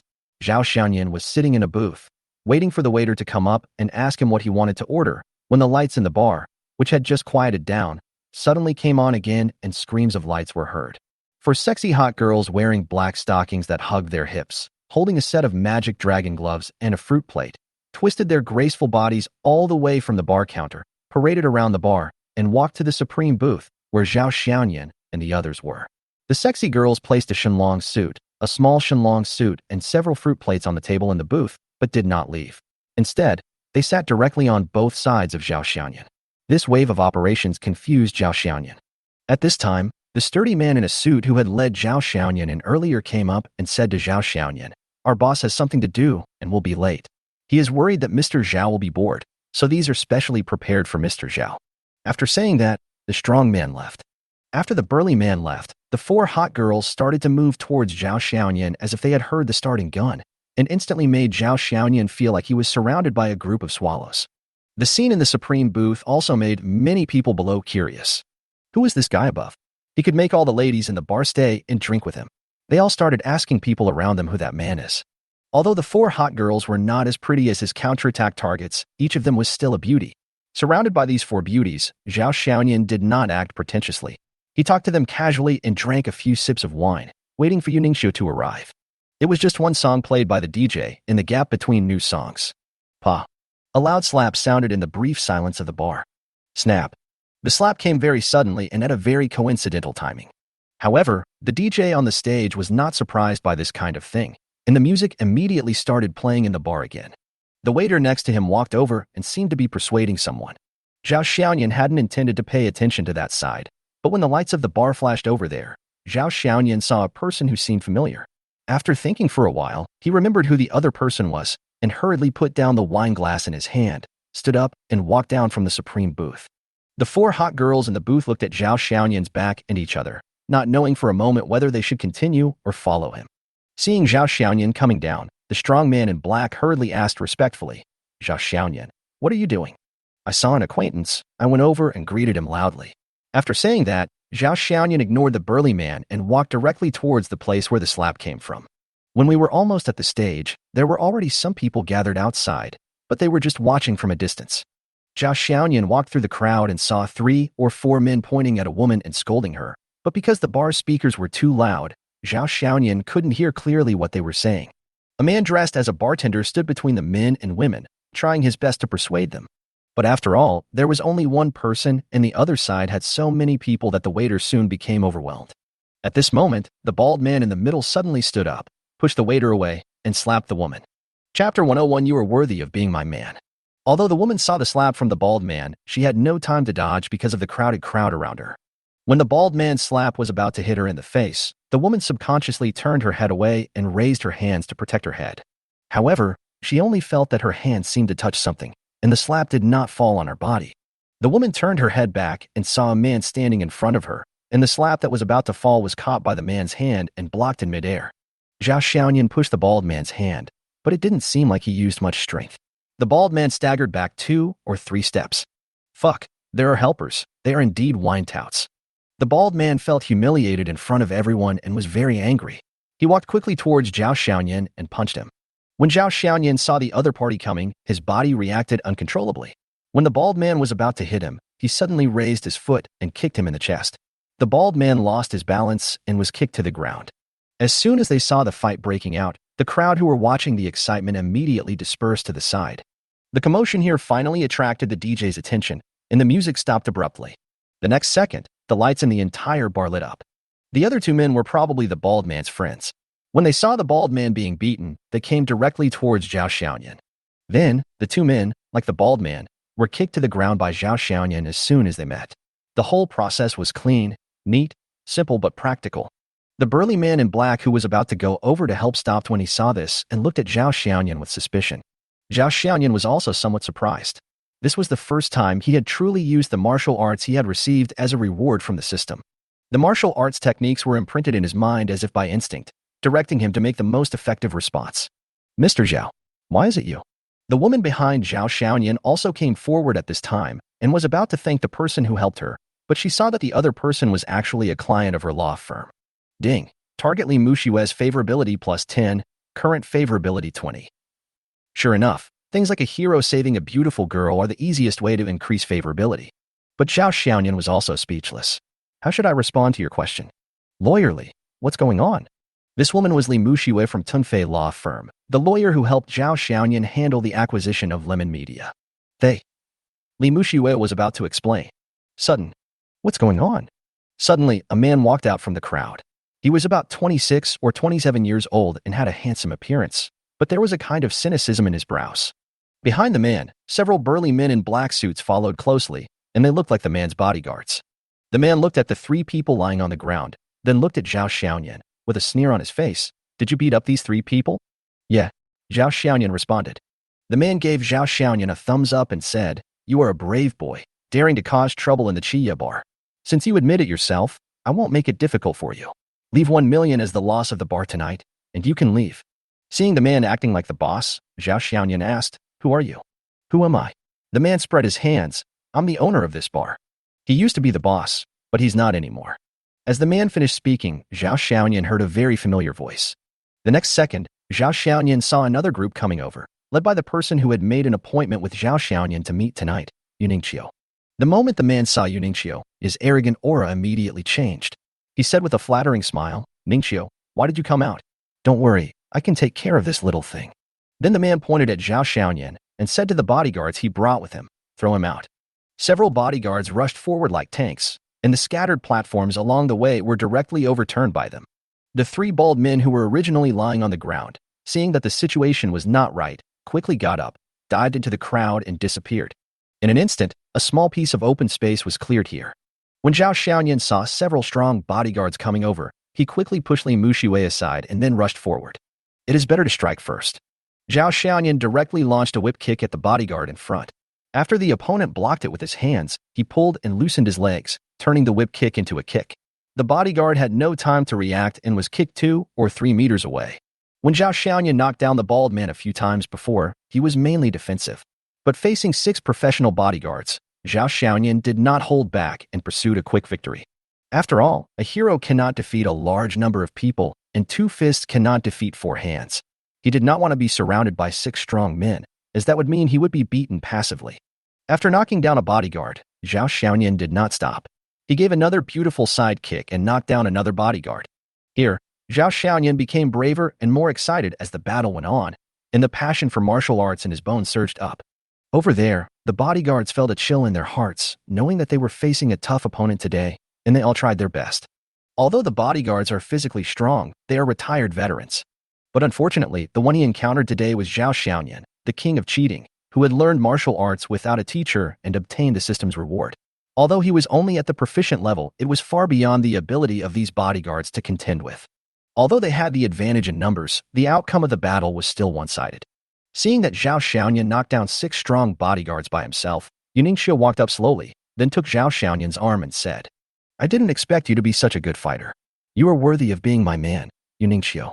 Looking at Yuningqiu, who suddenly put her arm around him, Zhao Xiaoyan always felt that there was a hint of conspiracy in her smile. "You." Zhao Xiaoyan was about to speak when the man spoke first. "Ningqiu, what did you say? He is your man." Yuningqiu was smiling like a flower. In order to prevent Zhao Xiaoyan from breaking free, she held his hand even tighter, pulling his sleeve tightly. She deliberately leaned towards Zhao Xiaoyan, like a little bird relying on its mother. "Who the hell are you, little brat?" When the man saw this, he became furious and pointed at Zhao Xiaoyan and asked, "His name is Zhao Xiaoyan, and he's my man. Mingzi, I really didn't lie to you. I really have a boyfriend. And my grandfather knows him, too. We're going to the Magic City in a couple of days to discuss the marriage." Yuningqiu answered first, not giving Zhao Xiaoyan any chance to explain. Chapter 102. He is still waiting for you to pledge yourself to him. When Zhao Xiaoyan saw this situation, he knew that Yuningqiu was using him as a shield. Moreover, Mingzi obviously has a good family background, as he was able to make Yuningqiu, the eldest daughter of Tingyun Group, use such a vulgar method to use a shield. Zhao Xiaoyan didn't want to be innocently involved in this, and he really disliked Yuningqiu's behavior, even to the point of disgust. Zhao Xiaoyan wanted to quickly pull his hand out of Yuningqiu's hand, but Yuningqiu's grip was too tight, and it was really difficult to pull it out without hurting her. Zhao Xiaoyan had no choice but to explain to Mingzi and quickly get himself out of the situation. "Mr. Han, Actually, the one who bought the bar's shares from your subordinates was also my man." As a result, Zhao Xiaoyan had just said a few words when Yuningqiu took over the conversation. Mingzi narrowed his eyes and gritted his teeth as he said, "It's you. I was wondering who could be so capable as to buy the bar shares that I asked my men to hold on my behalf without anyone noticing." "Good, very good, Zhao Xiaoyan, right? I'll remember you. Since you're going to the Magic City soon, I will definitely treat you well. Let's go." After saying that, Mingzi walked out of the bar without looking back. Watching Mingzi leave angrily, Zhao Xiaoyan felt helpless. "Well, I have offended someone again for no apparent reason." Zhao Xiaoyan turned his gaze to Yuningqiu, the instigator. Yuningqiu was seen staring at Mingzi's departing back. After seeing that he had really left, Yuningqiu breathed a sigh of relief and was about to take his hand off Zhao Xiaoyan's arm. Unexpectedly, at this moment, Zhao Xiaoyan grabbed her hand and prevented her from moving, and even clamped her wrist tightly with his arm. "Let me go." Yuningqiu showed an expression of disgust on her face. However, Zhao Xiaoyan didn't care about all this and dragged her towards the supreme booth. Li Mushui looked at Zhao Xiaoyan's back, thought about it, and followed him as if possessed. The sturdy man in black naturally saw that his boss was held hostage by Zhao Xiaoyan, But the boss had just said that Zhao Xiaoyan was her man, which immediately put the sturdy man in black in a dilemma. It's not right to help, and it's not right not to help. Zhao Xiaoyan dragged Yu Ningxiu to the supreme booth, and the 4 hot girls had already left. Zhao Xiaoyan did not rush to sit down. Instead, he stood on the booth and shouted to the crowd below who were still watching the two of them, "Waiters, hurry up and clear the scattered seats. I'm very sorry for ruining everyone's mood. To express my apology, all the bills for tonight will be paid by my woman, Miss Yu, the owner of the 7 Nights Bar. Let's continue playing music and dancing." Upon hearing this, all the guests burst into cheers and thunderous applause. On the other side, several waiters also began to clean up the battlefield skillfully. As the DJ's dance music came, the whole venue was filled with dynamic music again, the headlights dimmed, and spotlights began to illuminate the entire venue. The Chi bar returned to its previous state and was even more lively than before. Because the bar owner was treating the guests drank like crazy and called the waiters over. All kinds of alcohol were placed in every corner of the bar. Yu Ningxiu looked stunned and said to Zhao Xiaoyan, "Can you let me go now?" Zhao Xiaoyan decided to stop while he was ahead, let go of the other person's hand, and looked at Li Mushiwei who was following him. "Lawyerly, are you okay?" "It's okay." Li Mushiwei gave Zhao Xiaoyan a grateful smile. "Thank you so much, Mr. Zhao." "It's okay. It's just a piece of cake." Zhao Xiaoyan smiled and waved his hands, then asked, "By the way, what happened just now?" Li Mushiwei said shyly, "I just got off work and wanted to come to the bar to relax. The guy just now insisted on buying me a drink. I refused, but he kept following me. I was really annoyed by him following me, so I ordered a bottle of wine worth 20,000 yuan. I didn't expect that the guy would actually pay for it. But after paying the bill, he wanted to hug me. I slapped him." Zhao Xiaoyan was also speechless after hearing this. Why are there so many cliché plots like this tonight? I have to encounter them. "Mr. Zhao, thank you so much for tonight. If you hadn't shown up, I wouldn't know what to do." Li Mushiwei took 2 clean cups and poured wine into them. "Mr. Zhao, this is a toast to you." Zhao Xiaoyan also raised his glass, clinked it with the others, and drank it in one gulp. Yu Ningxiu looked at the woman in front of him who was still wearing a uniform, especially her beautiful legs and black silk stockings. A sly look flashed in his eyes, and he said to Li Mushiwei, "My beautiful lady, it's not enough for you to thank him like this." Under Li Mushiwei's puzzled gaze, Yu Ningxiu continued, "He likes women like you the most. He helped you because he liked you. Drinking alone is not enough. He is waiting for you to marry him." This. Li Mushiwei's expression was obviously a little unnatural. When Zhao Xiaoyan heard this, he glared at Yu Ningxiu fiercely, then turned around and said to Li Mushiwei, "Don't listen to her nonsense, she is joking." "I'm not talking nonsense." Yu Ningxiu said, "Many women around him were tricked into bed by him in this way. He is obviously interested in you, so you better be careful." "Yu Ningxiu, are you done yet?" The more Zhao Xiaoyan listened, the more it seemed outrageous. He couldn't help but yell at the woman. He turned around and said to Li Mushiwei, "Lawyerly, she is just talking nonsense. Don't take it seriously." "Oh, okay. Well, I have something else to do, so I'll go back first. Goodbye, Mr. Zhao." The expression on Li Mushiwei's face became even more unnatural. After saying something, she left the booth as if escaping. "What's wrong? Are you angry?" Yu Ningxiu, however, acted as if nothing had happened and put on the same formal smile that she had when they met at noon. "Mr. Yu, what on earth are you doing?" Yu Ningxiu looked at Zhao Xiaoyan and said word by word, "I want you to marry me. 7 Nights Bar, 2nd floor. Sit anywhere." Yu Ningxiu took Zhao Xiaoyan into an office and sat on the sofa first. The office is not big, and the furnishings are simple. There is a 2-meter desk and a simple sofa area. That's all. Zhao Xiaoyan sat down opposite her. "I need an explanation." Zhao Xiaoyan is not stupid. Everything that happened tonight was obviously planned, including acting as a shield in front of Han Mingze. It was too deliberate. Yu Ningxiu was also very straightforward. "I invited Han Mingze to the bar. I actually wanted to tell him in the bar that I have a man, so that he would completely give up and stop bothering me." Chapter 103, I'm looking for you because you are the Sea King. "Oh, by the way, your lawyer confidant was not arranged by me. It was purely an accident." "Lawyerly is not. She is just a lawyer from our company's partner law firm.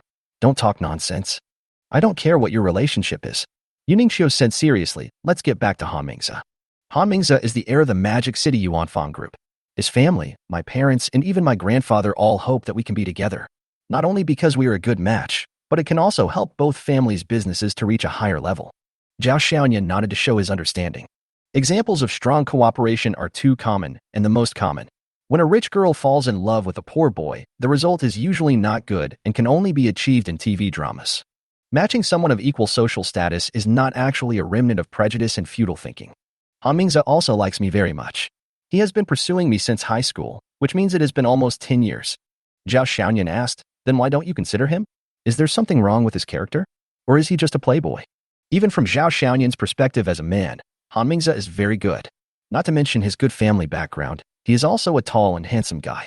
Although his performance tonight was a bit excessive, it is still understandable after knowing that Han Mingze is Yuningshio's suitor.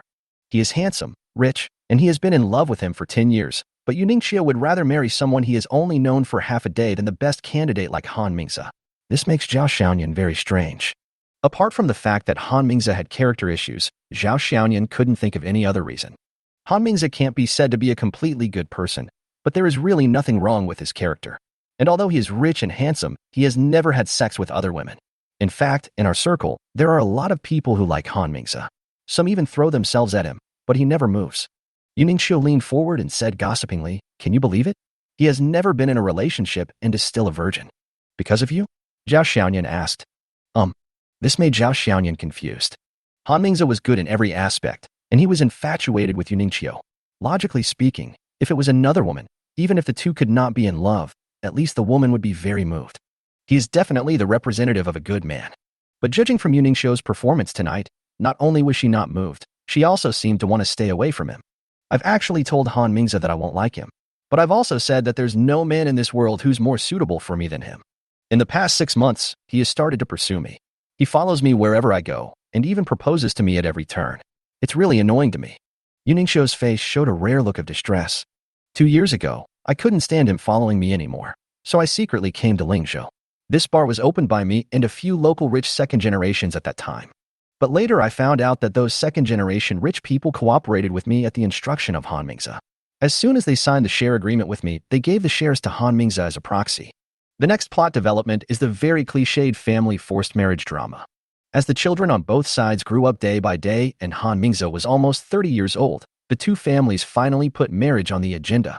Han Mingze definitely agreed, but Yuningshio refused to agree. For this reason, she had a big fight with her family and came to Lingzhou alone. The reason why he came to Lingzhou was because when he had a big fight with his grandfather used Su Yinar as an example, saying that a proud person like Su Yinar had also started talking about marriage under the arrangement of her grandfather, and also mentioned Zhao Xiaoyan. My grandfather said at the time, "If you find such a man, I will support you." Yuningshio looked at Zhao Xiaoyan and said, "So I was very curious about what kind of man a woman as strong and arrogant as Su Yinar would find. When did Su Yinar and I discuss marriage? Where did this news come from?" Zhao Xiaoyan suddenly looked at Yuningshio and asked, You didn't ask someone to investigate me just because of this?" "Well, what investigation? That's a harsh word. I just got to know you more deeply," Yuningshio corrected. Speaking of this, Yuningshio's expression became a little playful. "I just wanted to learn more about you, but I didn't expect that after seeing your information, I was shocked. It turns out that you are so philandering and have so many women. There are classmates, seniors, juniors, and even a widow. TSK, TSK, TSK, you are simply a sea king." Zhao Xiaoyan felt as embarrassed as if someone had stripped her clothes in front of her, and she angrily retorted, "Since you know that I'm the Sea King, why do you still want to marry me?" Yuningshio smiled happily and said, "If you were not the Sea King, I would not have come to you. My grandfather is ill, and I have to go back to see him. But if I go back, my family might urge me to get married. So, I want you to go back with me and tell my family that you want to marry me. That way, I can get away with it." Zhao Xiaoyan was so confused when he heard this that he shook his head like a rattle. "You got away, but you sold me out. Han Mingze alone is enough to give me a headache, and add your family. Forget it, I really can't help you with this. I still want to live a few more years. Besides, I'm not good at acting, so it's easy to be exposed. It's not acting, it's a real marriage, the kind where we get a marriage certificate. But don't worry, I will never ask you to cut off contact with those women," Yuningshio said seriously. "What do you mean?"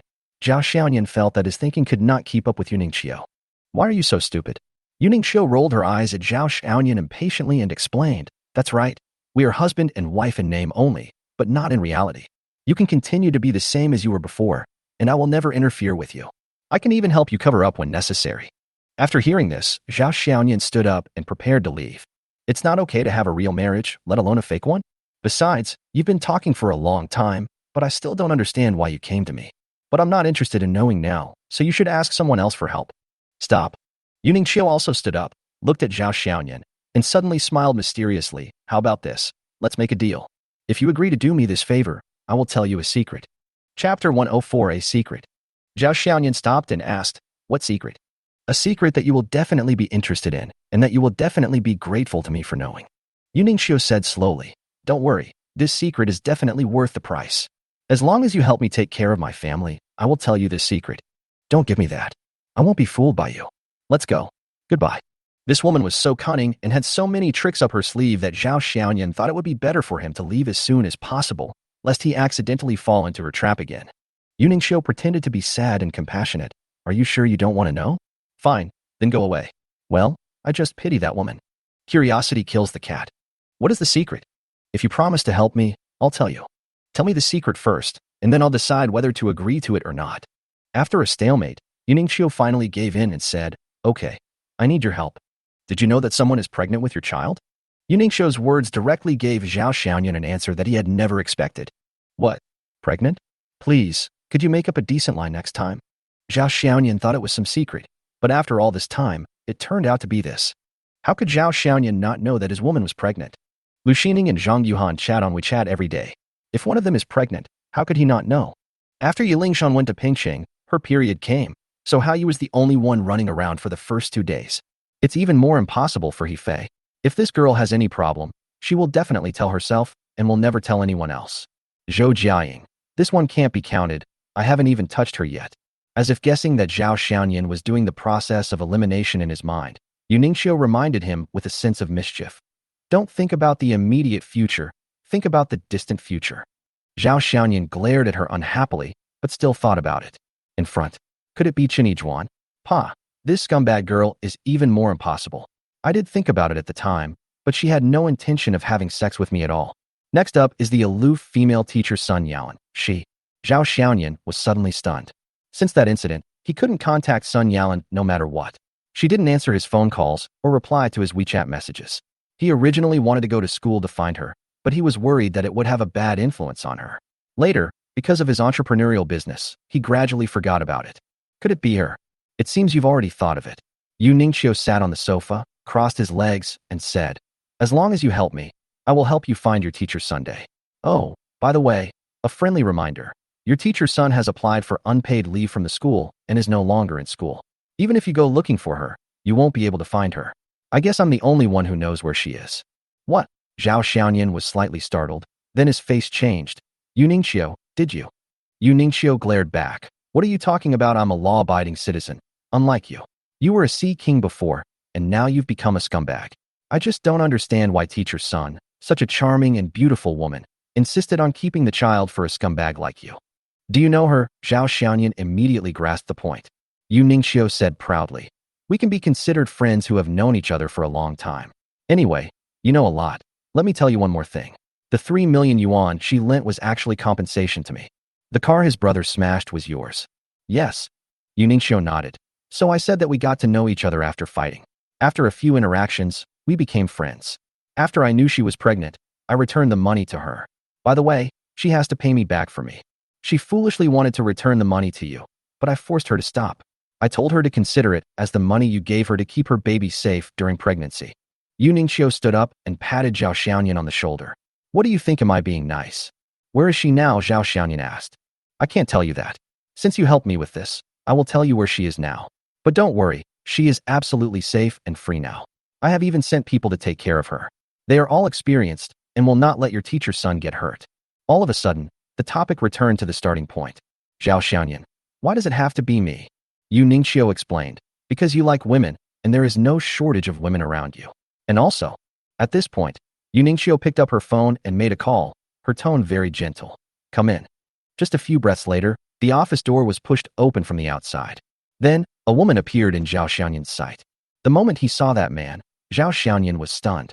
The woman was so beautiful. Even though Zhao Xiaoyan had been drenched in beautiful women, he still felt that this woman was the most beautiful he had ever seen, bar none.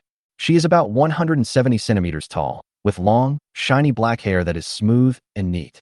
Her skin is so smooth that it seems to be as delicate as a baby's, and it emits a slight glow even under the light, without a single flaw.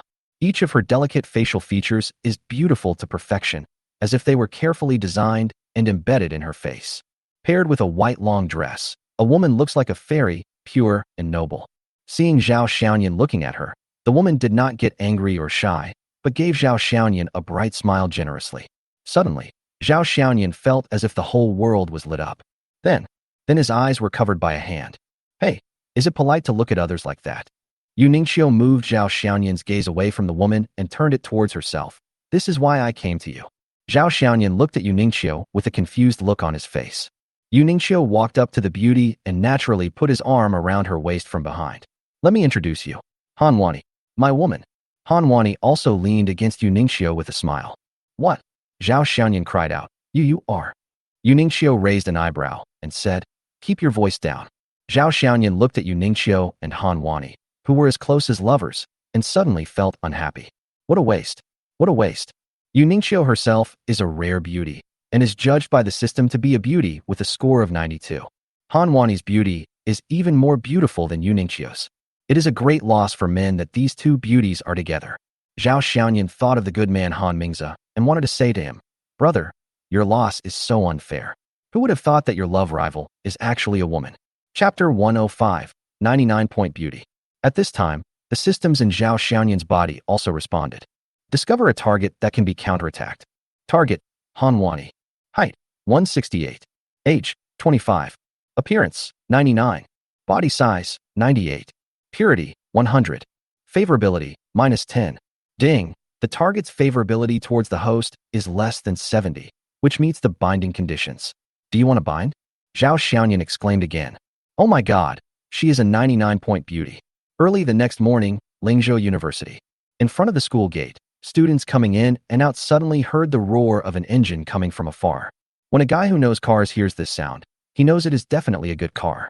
At the intersection, as the roar of the engine got closer and closer, a black Ferrari was speeding towards Lingzhou University like a roaring beast. Not far from the school gate, the Ferrari began to slow down, then turned and drove towards the school gate. After passing through the electric gate that had already been opened by the security guard, it drove into the school. The car was driven directly to the bottom of the teacher's apartment building. After Zhao Xiaoyan got out of the car, he jogged straight up to the third floor. Standing in front of the door of an apartment on the third floor, Zhao Xiaoyan took a few deep breaths, forcing his breathing, which was a little breathless from running, to slow down. Then he reached out and knocked on the door. Boom, boom, boom. No one answered. Boom, boom, boom. Still no one answered. Boom, boom, boom. Crack. The door opened, but it was the door of the apartment across the street. A middle-aged male teacher stood in front of the door.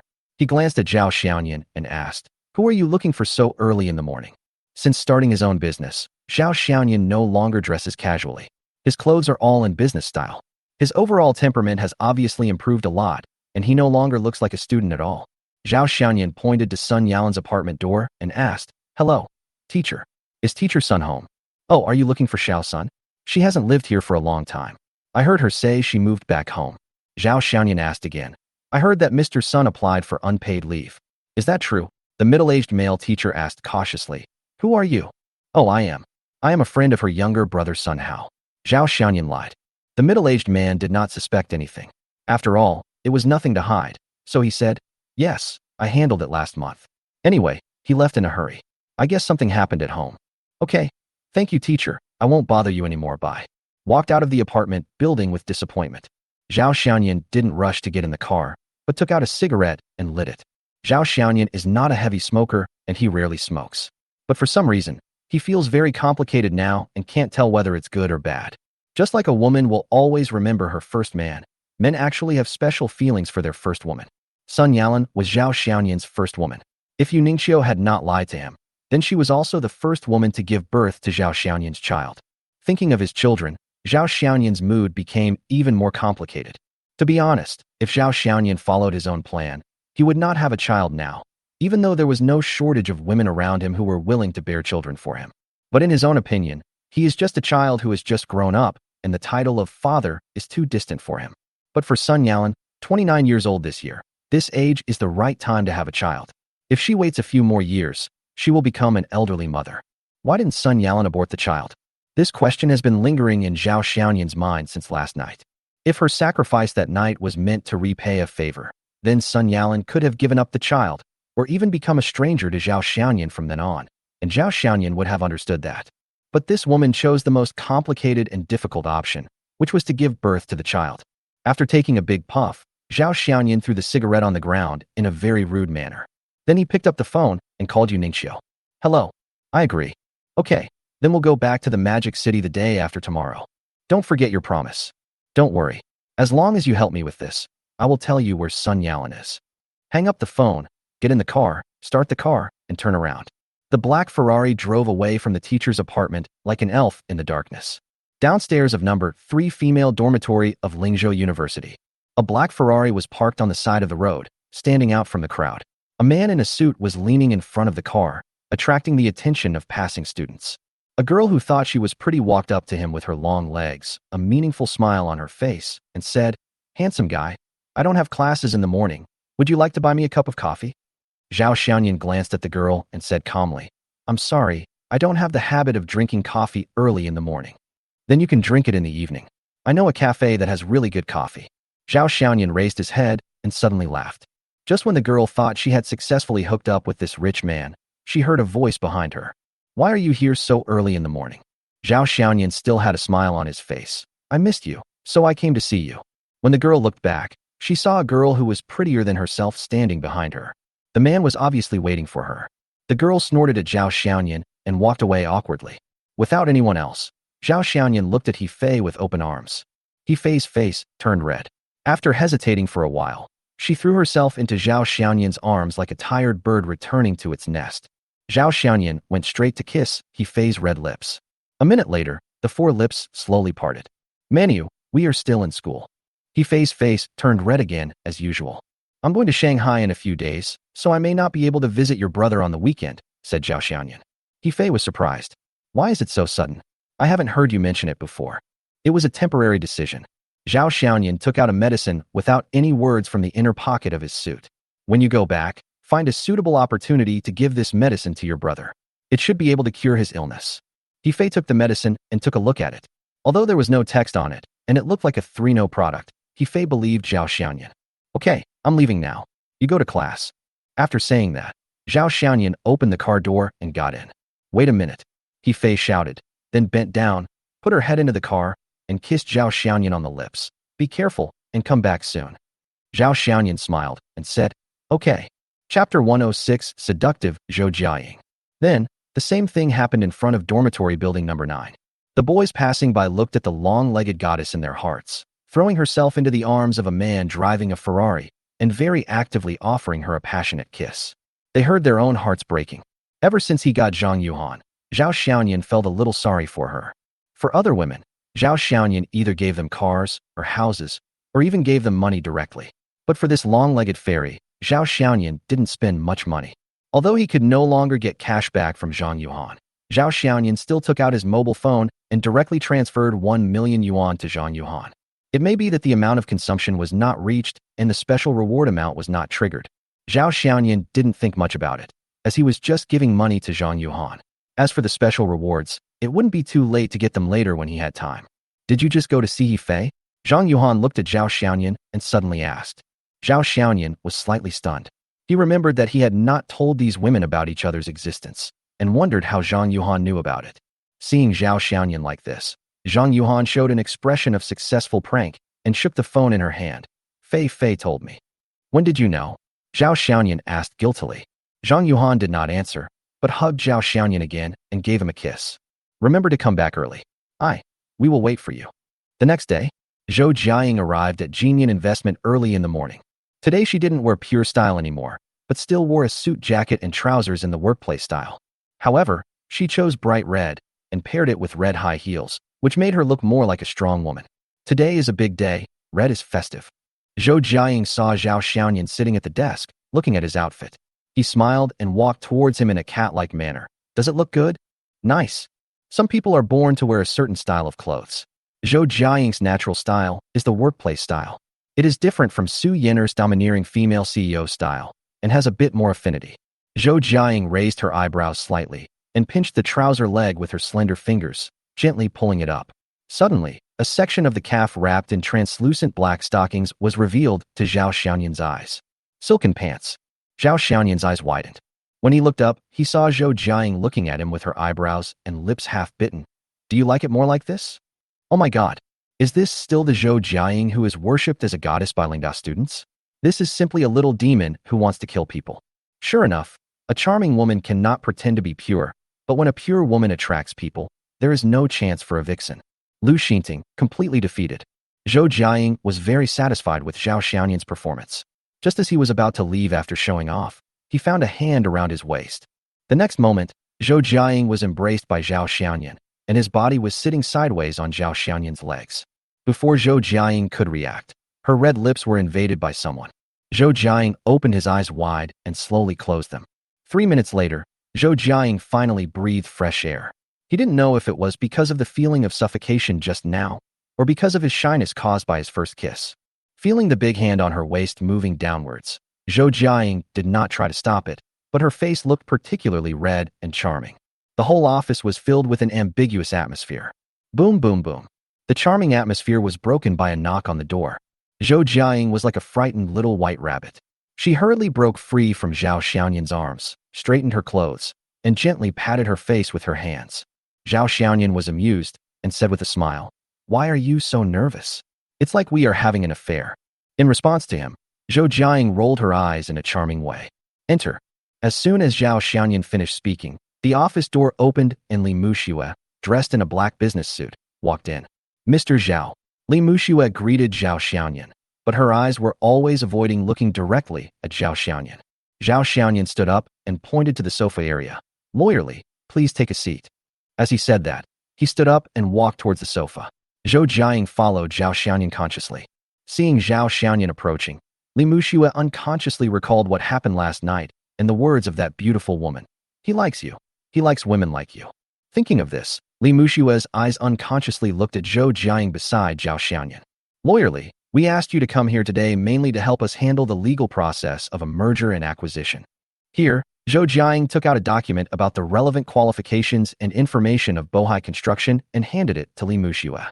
After Li Muxue took it, she glanced through it and said, "No problem, Mr. Zhao. I will get it done as soon as possible." Zhao Xiaoyan pointed at Zhou Jiaying and said, "This is Zhou Jiaying, the vice president of Jinyan. I am not in Lingzhou recently. If Lawyerly needs any cooperation in the future, you can communicate with her." Zhou Jiaying glanced at Zhao Xiaoyan and said nothing. After chatting about business for a while, seeing that there was nothing else to do, Li Muxue stood up and said goodbye. After Li Muxue left, Zhou Jiaying closed the office door, walked over to Zhao Xiaoyan, and asked, "Why didn't you discuss this with me? Bohai has been merged into the company. I have to give you, the chairman of the Bohai Group, some face." Zhao Xiaoyan looked at Zhou Jiaying and said, "Although Bohai has been merged into the company, you still have to make the decision over there. I won't interfere." A few days ago, Zhou Bohai transferred all the group's shares to Zhou Jiaying and officially started his retirement life. It can be said that Bohai architecture now belongs to Zhou Jiaying alone. Zhou Jiaying. But if you do this, Bohai will be incorporated in name only, but it will still be independent. I always feel like you are taking advantage of me. Zhao Xiaoyan glanced at her and said nothing. "How about?"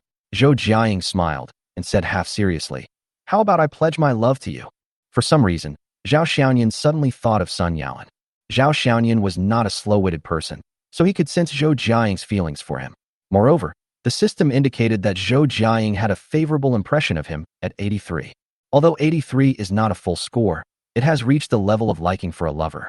Standing up, Zhao Xiaoyan embraced Zhou Jiaying in his arms. "I'm not a good man. Are you sure you want to do this?" Zhou Jiaying put his head in Zhao Xiaoyan's arms. "I know, but I don't know why. I just like you.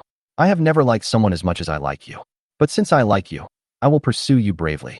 Even if I fail in the end, I will not regret it. At least I have loved someone openly once.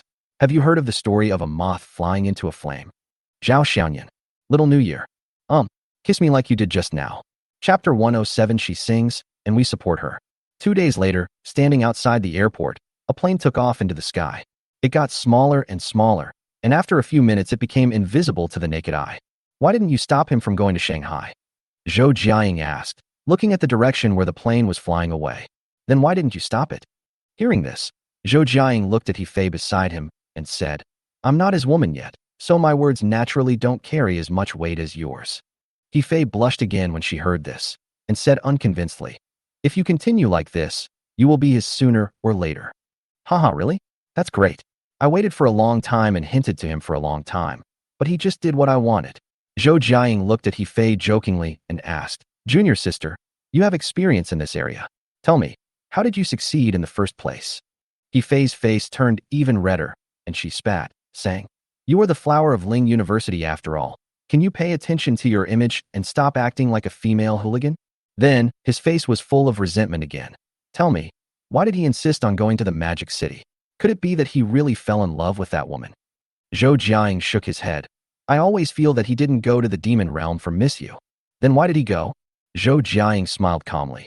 Maybe it's for another woman.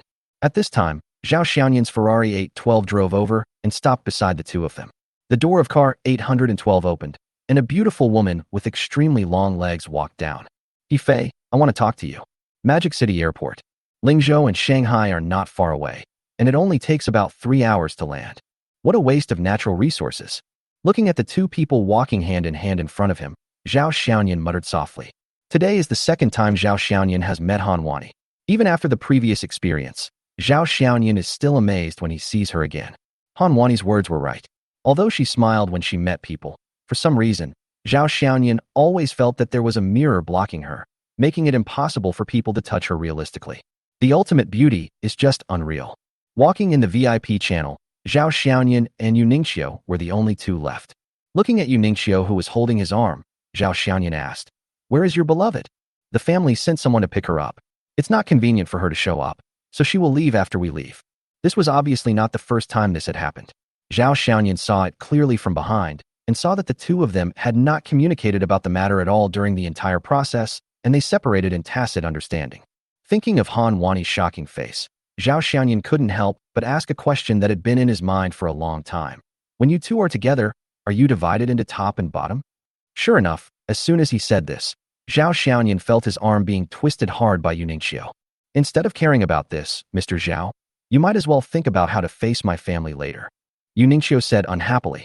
Zhao Xiaoyan said, How else can I face it? Be polite first, then propose, and then get kicked out. Anyway, you have arranged the play for me. I will just act accordingly. Yesterday, Yu Ningxiu specially met with Zhao Xiaoyan to discuss the trip to the Magic City. Yu Ningxiu even arranged a script for Zhao Xiaoyan. In the first stage, Zhao Xiaoyan met the Yu family as a junior and a prospective son-in-law.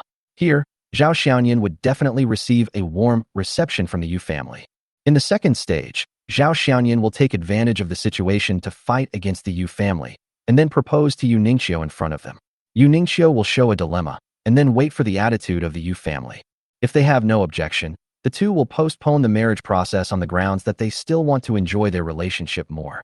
If they are right, Yu Ningxiu will burst into tears, and then a scene of a couple being separated will begin. The third stage will begin. In the third stage, seeing Yu Ningxiu burst into tears, Zhao Xiaoyan argued with her, and finally parted ways with the Yu family unhappily. The end of the play. The above script is the masterpiece of Yu Ningxiu. Anyway, he was just a prop, so Zhao Xiaoyan didn't raise any opinions. But you promised that no matter whether this matter is accomplished or not, you must tell me Sun Yalan's address. Zhao Xiaoyan emphasized again with concern. Yu Ningxiu rolled her eyes at Zhao Xiaoyan and said, Don't worry. I didn't see you being so active even when I was a scumbag. Zhao Xiaoyan. Outside the airport. Qinglin, do you think our daughter is serious this time? In a Rolls-Royce Phantom, Zui Yueqin looked at her husband with suspicion. Yu Qinglin snorted. Don't you know your own daughter? This girl has been spoiled since she was a child. She is too bold and willful. As a married couple for 30 years, Zui Yueqin understood what her husband meant. Are you saying that our daughter is fake this time? That Zhao Xiaoyan is Uncle Su's chosen grandson-in-law. Do you think it's true? Han Qinglin was furious when he said this. If Mingza hadn't told us, we would have been deceived by her. This girl is getting more and more outrageous. Although Zui Yueqin loves her daughter, she also knows that her daughter has really gone too far this time. What is so unpopular about Mingza? Why doesn't Nan Nan like him? The entire Yu family is very satisfied with Han Mingza, especially the old man Yu Tingyun, who regards Han Mingza as his future grandson-in-law. Both families are happy to see Han Mingza and Yu Ningxiu get together. But just the day before yesterday, Yu Ningxiu suddenly told her family that she was going to bring her boyfriend home, which caught everyone in the Yu family off guard. If you ask who knows the most about Yu Ningxiu, Han Mingza would definitely be number one. Yu Qilin called Han Mingza directly to find out the situation. Then, he got the name Zhao Xiaoyan. The rest of the matter was even simpler. After some investigation, it turned out that this Zhao Xiaoyan was actually the grandson-in-law that Su Dajiang had boasted to Yun about finding for his granddaughter a while ago. One foot he was the Su family's designated grandson-in-law, and the next foot he became the prospective son-in-law of the Yu family. When something is abnormal, there must be something wrong. Yu Qinglin, who had been involved in the treacherous business world for many years, naturally smelled something unusual. Then what should we do? Zui Weqin asked. Yu Qinglin smiled like an old fox. If she wants to sing, then we should support her. Support her until she can't sing anymore. After leaving the airport, Yuningxiu saw several cars parked at the entrance of the arrival station, one of which was a Rolls-Royce Phantom that was particularly eye-catching. My dad's car? Why is he here? Yuningxiu recognized it as her father's car at a glance. Zhao Xiaoyan asked in confusion, what's wrong? My mom only said she would come to pick me up, but she didn't say my dad would come too? Yuningxiu rolled her eyes, turned to face Zhao Xiaoyan, and reached out to carefully straighten his clothes. That was a proper move, just like a wife. Zhao Xiaoyan noticed something was wrong and asked, what's wrong with you? Yuningxiu was tidying up, with a smile on her face, but she said, be more natural. My parents must be watching in the car. From now on, we have to act like a couple. Chapter 108 Playing Couple. In the car. Humph, you little girl, you're pretending to be so serious. Zui Weqin looked at the scene outside through the car window. Yu Qinglin also glanced at it and said, it's just a trivial trick. Okay, let's go over there. After the fake ceremony, Yuningxiu whispered to Zhao Xiaoyan, hurry, hold my hand. Anyway, he was not the one who suffered a loss, so Zhao Xiaoyan took Yuningxiu's hand without any hesitation. When Zhao Xiaoyan pulled her hand, Yuningxiu got goosebumps all over her body and felt a little nauseous. But in order to perform well, Yuningxiu had to endure it. Zhao Xiaoyan, on the other hand, had an indifferent attitude. Although Yuningxiu is, but she is also a real beauty. Holding the hand of the beautiful woman, Zhao Xiaoyan did not feel guilty at all. After walking a few steps, Yuningxiu pretended to just saw it, with a surprised expression on her face.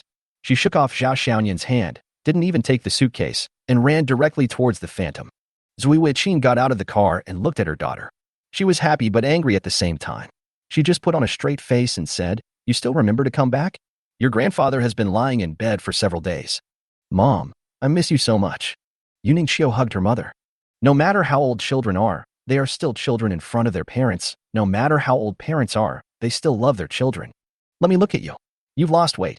Is it because you didn't eat well during this time in Lingzhou?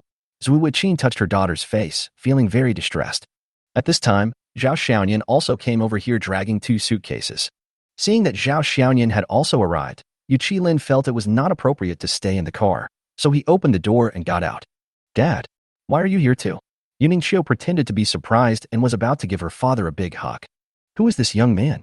Although he knew who the other party was, Yu Qinglin still asked in a pretentious manner. Yuningxiu walked to Zhao Xiaoyan, naturally took Zhao Xiaoyan's arm, and introduced, Xiaoyan, this is my dad and mom. Mom and dad, this is Zhao Xiaoyan, my boyfriend. Zhao Xiaoyan bowed slightly and said, hello, uncle and aunt. After the introduction, Yuningxiu looked at her parents' expressions, and then the anger and disdain they expected did not appear. Zui Weqin looked Zhao Xiaoyan up and down and said enthusiastically, good. Xiaoyan looks quite energetic. Even Yu Qinglin had a smiling face. Although he didn't say anything, he nodded and looked very satisfied. This surprised Yuningxiu very much. Yu Qinglin said, come on, stop talking here, get in the car, and let's go home and talk. Yes, let's talk in the car. Come, Xiaoyan, you sit with your uncle. Nan, you and mommy sit in the car at the back. Yuningxiu said hurriedly, Mom, let's take one with dad and me. I can just be the co-pilot. It's okay, just let your dad and Xiaoyan do it together. Come on, mom still has a lot to tell you. Having said that, he pulled his daughter to the back without further ado.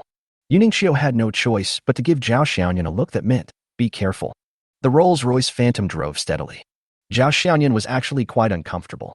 In order to ease the embarrassment, he just looked out the window. How old is Xiaoyan this year? Yu Qinglin suddenly asked. He looks quite young. Zhao Xiaoyan smiled and said, I'm 22 this year. So young? That means she is 4 years younger than my daughter. Do you mind that? Sure enough, this question was asked. Zhao Xiaoyan used the answer given by Yuningxiu. As long as you truly love each other, age will not be a problem. Yu Qinglin laughed twice without commenting, and then changed the subject. By the way, how is your Jinyan investment doing now? Zhao Xiaoyan was startled, then said, it's okay. In the rear car. Zui Weqin looked at her woman. When did you and Xiaoyan get together? Why didn't I hear you reveal anything before? We met in Lingzhou. It wasn't that long ago, just 2 or 3 months. It was love at first sight. Yuningshou's performance was obviously much more natural than Zhao Xiaoyan's, but her heart was already on the Rolls-Royce Phantom in front of her. I don't know whether Zhao Xiaoyan has been exposed. By the way, when are you planning to get married? Zui Weqin suddenly asked. Yuningshu was slightly startled and asked, Mom, what do you mean? Zui Weqin held her daughter's hand with her left hand and gently patted the back of her hand with her right hand. She said in a serious tone, You are not young anymore. It's time to consider getting married. Since Mingza doesn't like you, we respect you. Zhao Xiaoyan's mother looks good, so don't wait any longer. Pick a good day and settle it. Yuningshu. Because the airport is quite far from the city, it took us a full hour to drive from the airport to the city center. Modu is indeed an international metropolis. Its level of prosperity is certainly not comparable to Lingzhou, a city of a lower level. The Rolls-Royce Phantom drove through the traffic for more than 20 minutes, and then slowly drove into a manor-style villa. Zhao Xiaoyan had just gotten off the car when Yuningshu, who was in the car behind him, got out impatiently before the car stopped and trotted to Zhao Xiaoyan's side. Did my dad ask you anything? Did you reveal anything? Zhao Xiaoyan thought for a moment and said, I didn't ask anything. I just asked if I would mind that you were older than me. By the way, do you think you are an old cow eating young grass? You are the old one. Yuningshu blushed and then said self-suggestively, Actually, not much older. Yu Qinglin and Zui Weqin looked at the two young men, just smiled at each other, and walked towards the villa. Yuningshu quickly took Zhao Xiaoyan's hand and said, Let's go. The real test begins. The Yu family is really big. Compared to the villa that Zhao Xiaoyan bought for He Fei, it was probably 2 or 3 times bigger. However, the extra space was all used in the yard. The decoration style of the entire villa adopts the retro Chinese style. Not only the entrance courtyard is designed with reference to traditional gardens, but even the theme of the villa is based on the style of ancient architecture. Walking through the villa feels like walking in an ancient garden. Seeing the two people coming in, Zui Weqin hurriedly said to them, Nan, take Xiaoyan to see Grandpa first. Hearing this, Yuningshu hurriedly pulled Zhao Xiaoyan and walked upstairs. When in Lingzhou, Yuningshu heard her mother mention on the phone that her grandfather had a big fight with her and fell the day after Yuningshu went to Lingzhou. It was precisely for this reason that Yuningshu came back in such a hurry. You know, when Yuningshu was a child, her parents were busy, and her grandfather had handed the company over to her father. It can be said that Yuningshu's relationship with her grandfather is better than that with her parents. Chapter 109. The whole family is actors. Going up to the second floor, the innermost room is Yu Tingyun's bedroom. Pushing open the tightly closed door, Yuningshu saw her grandfather lying on the bed. She left Zhao Xiaoyan behind and walked up. Grandpa, your daughter is back. Grandpa.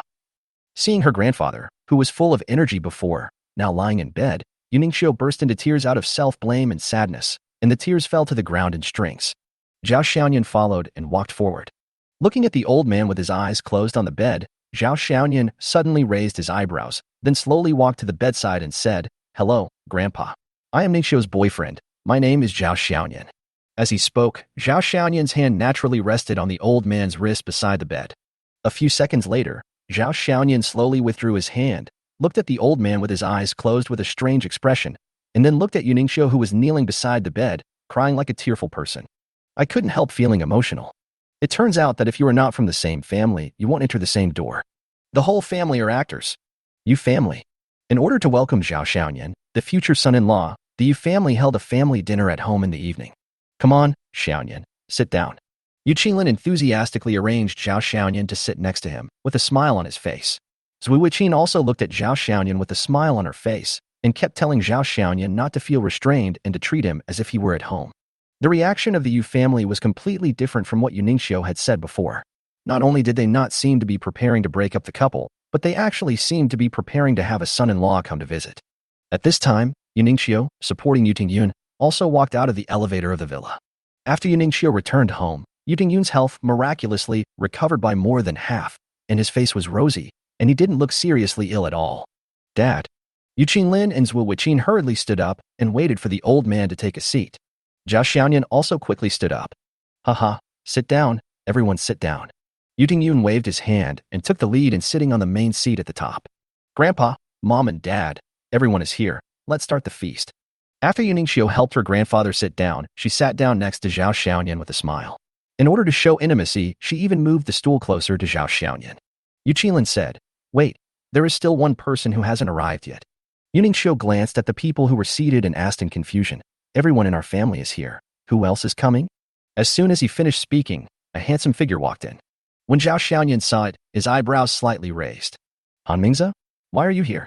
Yu Ningxiu suddenly looked at her father. Dad, did you invite him here? Yu Qilin ignored his daughter and pointed to the empty seat on the other side of Yu Ningxiu with a smile. Mingze is here? Take a seat quickly. Han Mingze was not polite and sat directly next to Yu Ningxiu, saying with a smile, sorry, something delayed me. Seeing that everyone was present, Yu Tingyun waved his hand and said, let's have dinner. Yu Ningxiu's good mood suddenly disappeared without a trace. She looked at Han Mingze unhappily and said, Han Mingze, today's meal is a family dinner for my boyfriend. It's not good for you to be here alone. Han Mingze, however, acted as if nothing had happened and said, really? Then congratulations. Although I like you, if you find someone more suitable, I will also bless you. By the way, now that you have met your parents, when will you hold your wedding? Grandpa and uncle and aunt have been looking forward to it for a long time. Yu Ningxiu frowned. It's so abnormal. She knew Han Mingze too well. When she was in college, if there was a man of the opposite sex who was close to her, Han Mingze would find him the next day and use money to make him stay away from her. He even had a conflict with Zhao Xiaoyan over this at the Lingzhou Chiya bar. But only a few days had passed, and not only did Han Mingze not jump out, he even congratulated him. Yu Qilin also put down his bowl and chopsticks, turned to Zhao Xiaoyan and said, yes, although this is the first time we have met Xiaoyan, we are both quite satisfied. I think we should take this opportunity to finalize your marriage. In a few days, choose a good day and hold an engagement banquet first. Dad, what do you think? Yu Tingyun nodded. I think it's okay. You as parents have to pay close attention to this matter. Zhuo Wuqin said at the side. I just checked. There are good days this month and the beginning of next month.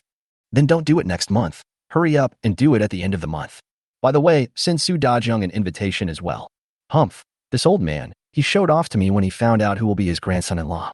I can't help but want to see what kind of ugly face he will have when he finds out that his grandson-in-law is going to be my grandson-in-law. Haha. You don't object? Yu Qilin looked like a loving father and said, you have found your ideal husband and are going to get married. Why should we object? Besides, we are also very satisfied with Xiaoyan, so it's settled. If you're happy, we will be happy too. Zui Wuqin then said to Zhao Xiaoyan, Xiaoyan, we'll leave Nanan to you. It's only less than half a month until the end of the month, so we have to hurry. No. This person had just met and had just eaten 2 bites of the meal, but he had already arranged the engagement and held the engagement banquet at the end of the month. The family's reaction obviously completely disrupted Yu Ningxiu's plan. Yu Qilin asked in confusion, no? Why not? Isn't Xiaoyan your boyfriend? Didn't you bring him back just to let us see if it's okay? Your grandfather, I, and your mother all agree. It's settled. You can get engaged at the end of the month. Give me a great-grandson next year. Yu Tingyun, who was sitting on the main seat, made the final decision. I want to have a baby again? What does this have to do with anything? Yu Ningxiu was about to collapse. The development of things had completely gotten out of control. Zui Wuqin looked at her daughter and said, men should get married when they're old enough, and women should get married when they're old enough. Now that the marriage is set, there is no time to delay having children. You are already 26. 27 is the golden age for having children. It will not be good for your health if you have children later. The Yu family members were talking one after another, trying to finalize the marriage. At this moment, he suddenly saw Han Mingze, who was sitting on the other side of Yu Ningxiu, gave him a friendly smile without any sign of jealousy. Zhao Xiaoyan immediately saw the clue. Yu Ningxiu was calculating her family, and her family was calculating her. Yu Ningxiu was just a person who grew up under the care of her family. Although she also began to take over the affairs of Tingyun Group, her skills were not a match for Yu Qilin, who had worked hard in the business world, not to mention that there was an old fox named Yu Tingyun above her. Chapter 110 Entertainment Gossip.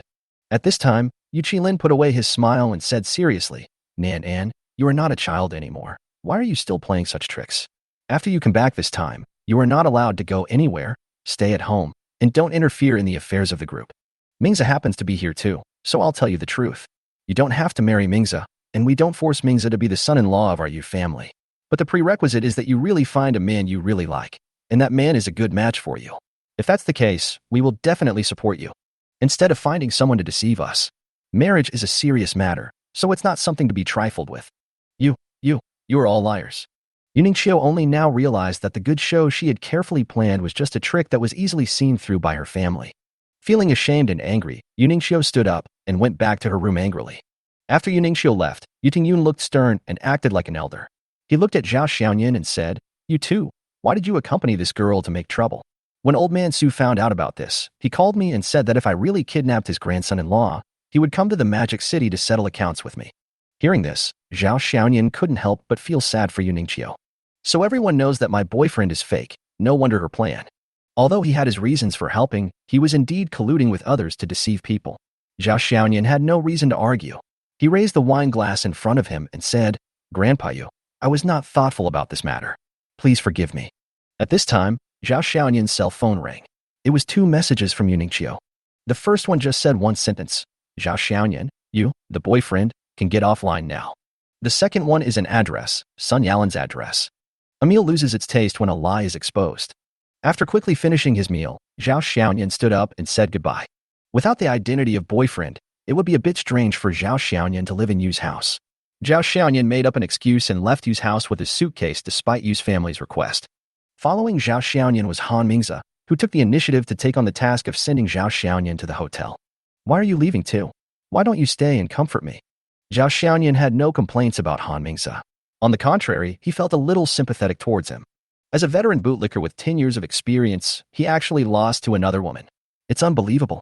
Han Mingze's attitude towards Zhao Xiaoyan at this time was obviously different from that on the 7th night.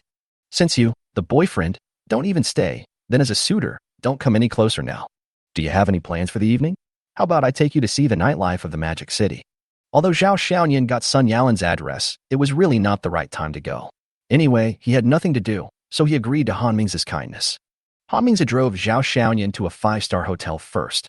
After checking in, he took Zhao Xiaoyan directly to a bar. Lane Bar. Just by looking at the dozen sports cars parked at the door, Zhao Xiaoyan knew that this bar must be a place frequented by the rich second generation of Shanghai. As soon as Han Mingze's car stopped, several young people came up to him, both men and women. Brothers A. Brothers A. It can be seen that Han Mingze should be the leader of this circle. "This is my friend, Zhao Xiaoyan. Xiaoyan, these are all brothers I grew up with. I'll introduce them to you one by one later." Han Mingze gave a brief introduction to the few people and then led everyone into the bar. The layout of Lane Bar is somewhat different from other bars. It does not have any tables, but instead there is a large empty space in the middle. A few people sat down at a booth, and someone approached Zhao Xiaoyan and asked where he was from. When they learned that Zhao Xiaoyan was not from Shanghai, they lost interest. However, because of Han Mingze's face, the few people did not give Zhao Xiaoyan a cold look. Han Mingze did not ignore Zhao Xiaoyan. He talked to him from time to time and had a few drinks with him. When men get together, the topics they talk about basically revolve around 2 things: cars and women. A young man with dyed white hair brought the topic to the entertainment industry. "Have you heard that Zhang Yaotian is trying to suppress Lu Shihuan?" Now the whole world is filled with negative news about Lu Shihuan. Han Mingze had introduced this white-haired guy to Zhao Xiaoyan. His name was Bai Ninghao. His family ran an agency and he had many second and third-tier stars under him, but he didn't have any first-tier artists who could hold their own. "Because my family's business is involved in the entertainment industry, I am the most informed about the news in this area." Zhao Xiaoyan had heard of the name Lu Shihuan. She was very beautiful, one of those stunning beauties. Even in the entertainment industry where beauties gather, her appearance is still impressive. However, Lu Shihuan was only a 3rd or 4th tier star before, but starting last year, her resources suddenly improved. She appeared in movies and TV series, and her popularity soared. She was even called one of the little beauties by the media. Another young man asked curiously, "Isn't Zhang Yaotian pursuing Lu Shihuan? Why is he suppressing her again?" Bai Ninghao spoke in a know-it-all tone. "That's because love turns to hate. Zhang Yaotian spent so much money to pursue Lu Shihuan last year, but Lu Shihuan still kept her distance from him. It is said that Zhang Yaotian couldn't help himself last time and tried to force himself on Lu Shihuan, but Lu Shihuan gave him a big beating and ran away after the beating. Fuck, is it so exciting? But this Lu Shihuan is too rude. Why do people praise you? Don't you have any idea? You don't know how to be grateful after becoming famous. You are such an ungrateful person." Bai Ninghao was immediately displeased and said unhappily, "How can you talk like that? You know nothing. You only know one side of the story." Lu Shihuan never agreed to Zhang Yaotian's request from the beginning to the end. It was Zhang Yaotian who directly arranged various resources for Lu Shihuan in the name of the company. In the name of the company, it's work. If Lu Shihuan refuses, she will have to pay a penalty. And now, Bai Ninghao took a sip of wine and continued, "What else can we do?" Lu Shihuan was directly hidden by the company. All the entertainment news is one-sidedly negative. She is said to be a big shot, disrespectful to veteran artists, and tax evasion. She has been exposed, but all of it is bad. Many brands that endorse her have replaced her. It is said that Zhang Yaotian even gave her an ultimatum. If she doesn't give in, he will have the company sue Lu Shihuan. The penalty for breach of contract will start at 10 billion. Anyway, according to Lu Shihuan's current wealth, she probably can't even afford to pay 100 million. Chapter 111. Why do people always have the habit of bringing bodyguards? Not even 100 million? No way, she's such a big star. Some people didn't believe it and questioned Bai Ninghao's words. Well, your family doesn't have anyone working in the entertainment industry, so it's normal that you don't know. Don't be fooled by the fact that celebrities look glamorous on the outside. They are actually promoted by the company. Various resources are signed, but the majority of the money goes into the company's account, and only a small part goes to the celebrities themselves. What's more, in order to maintain the celebrity status, the daily expenses are also very high, and the celebrities have to bear them themselves, which is also a huge expense. When it comes to Liu Shihuan, Bai Ninghao feels very aggrieved. In fact, he liked Liu Shihuan, and when he saw her situation, he wanted to help her. But his father refused to agree and said that he would break his legs if he dared to interfere. Suddenly, someone pointed at the door of the bar and said, "You really can't talk about people behind their backs. Isn't that Zhang Yaodian? Look at the woman next to him. Does she look like Lu Ying?" "Fuck, what do you mean by look-alike? That's Lu Ying. White hair, look at his family. They are also in the entertainment industry, and there are celebrities changing every day. Why didn't you do anything to those people in your family?" "Well, my dad wouldn't let me. He said he would break my legs if I dared to touch those artists in his family." Bai Ninghao's words caused everyone to laugh. "White hair, what are you laughing at? Hey, isn't this the romantic Han Mingze? Why don't you go lick Miss You today, but come here to drink?" At this time, several people came out from outside the booth, one of whom was Zhang Yaodian, whom they had just mentioned. Zhang Yaodian is an average-looking guy with many acne scars on his face, which looks a little red. A female celebrity who looked familiar to Zhao Xiaoyan was hugging Zhang Yaoyan's waist intimately, looking like a little bird. From these words, we know that Zhang Yaodian and Han Mingze don't get along. Although they seem to be joking, their sarcasm is very obvious. Han Mingze leaned back on the sofa, revealing the look of a dandy rich second generation, and said with a fake smile, "You don't have to worry about this, Master Zhang. Everyone knows that I like cleanliness, unlike you who accepts everything." Bai Mao and the others all laughed at once. Zhang Yaotian and the female star in his arms were no longer angry. Han Mingze then indirectly scolded the female star for being dirty, while Zhang Yaotian wanted even the dirty stuff. There are no dirty words in the words, but they are really poisonous. Zhang Yaotian didn't know what to say for a moment.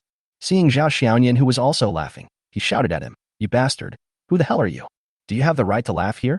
Han Mingze saw that the trouble had been directed at Zhao Xiaoyan, so he quickly spoke up, "Zhang Yaotian, this is my friend.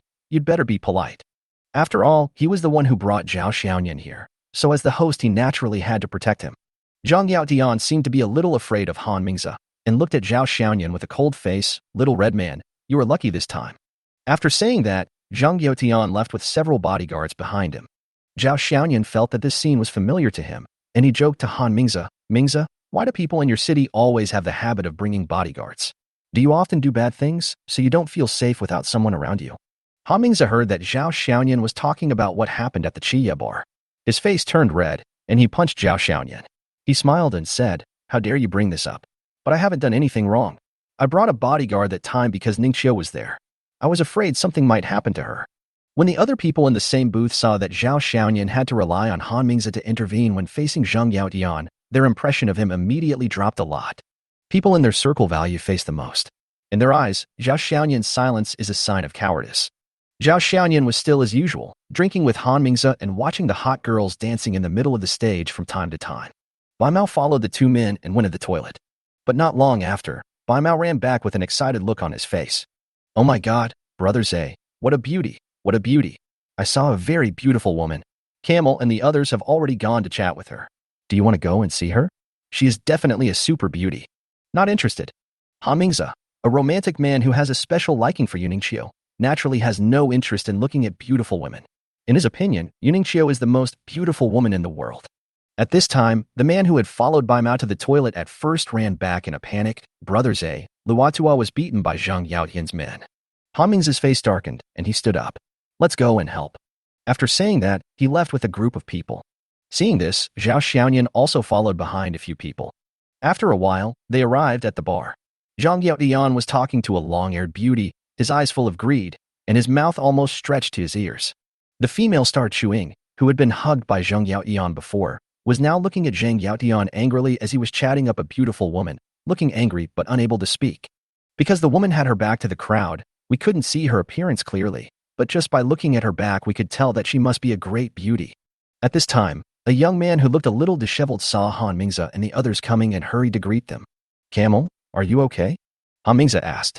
Luatua shook his head and cursed. Zhang Yaotian is so shameless that he actually touched the bodyguard. In fact, Luotua was not seriously injured. He was just kicked by Zhang Yaotian and blocked by his bodyguards. But this kind of thing is very embarrassing for people like them.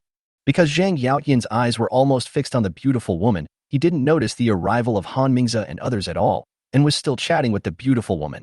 Maybe he couldn't help himself. Zhang Yaotian was about to put his arm around the woman's waist, but was blocked by the beautiful woman's hand, and then she poured the wine in the glass onto Zhang Yaotian's face. After pouring the wine, the beautiful woman turned around and was about to leave, but was grabbed by the arm by the angry Zhang Yaotian. Damn it. I like you. You run away and try. Even if you don't let me touch you, I'm going to touch you anyway. As he said this, he stretched out his arms to hug the woman. The woman held her hands forward, trying desperately to block Zhang Yaotian's approach, with her face turned sideways, and she kept shouting, "Help. You're molesting me." Although many people around saw it, no one took action.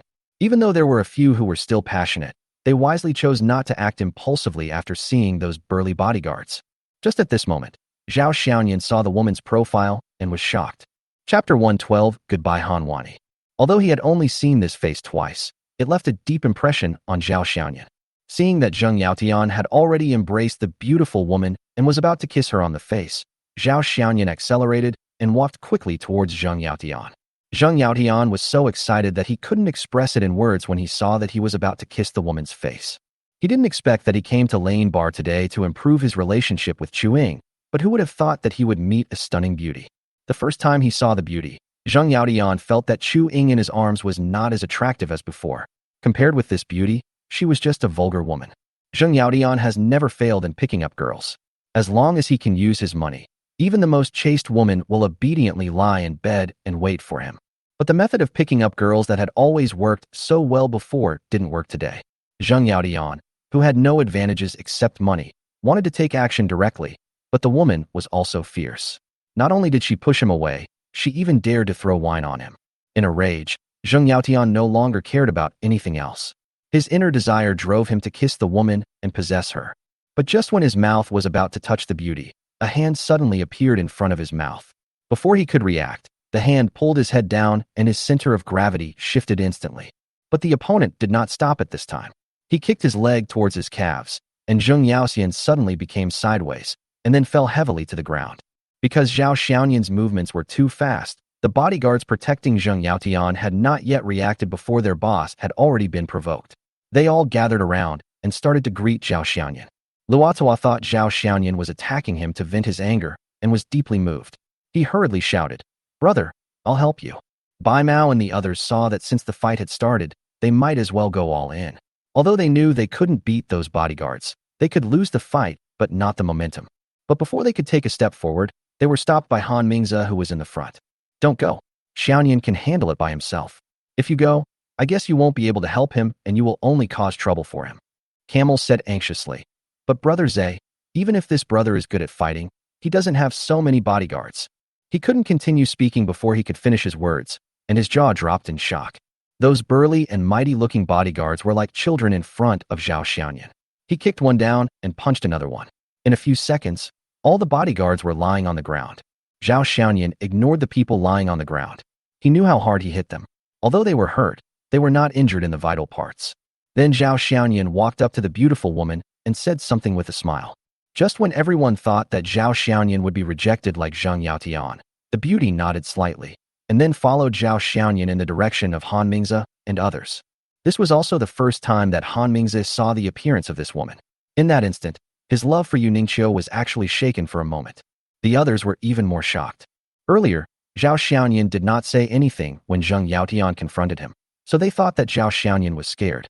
But they did not expect that he was not scared at all, but was disdainful and ignored. What surprised them even more was that this woman was really beautiful. She could be said to be the most beautiful woman they had ever seen. However, such a stunningly beautiful woman actually followed Zhao Xiaoyan after just a few words. "Mingze, I have something to do, so I'll leave first." Zhao Xiaoyan walked up to Han Mingze and said goodbye. Then, in the surprised eyes of everyone, he left with the stunning beauty. Walking out of the bar, the stunning beauty had put on a hat without her noticing, and the mask covered most of her face.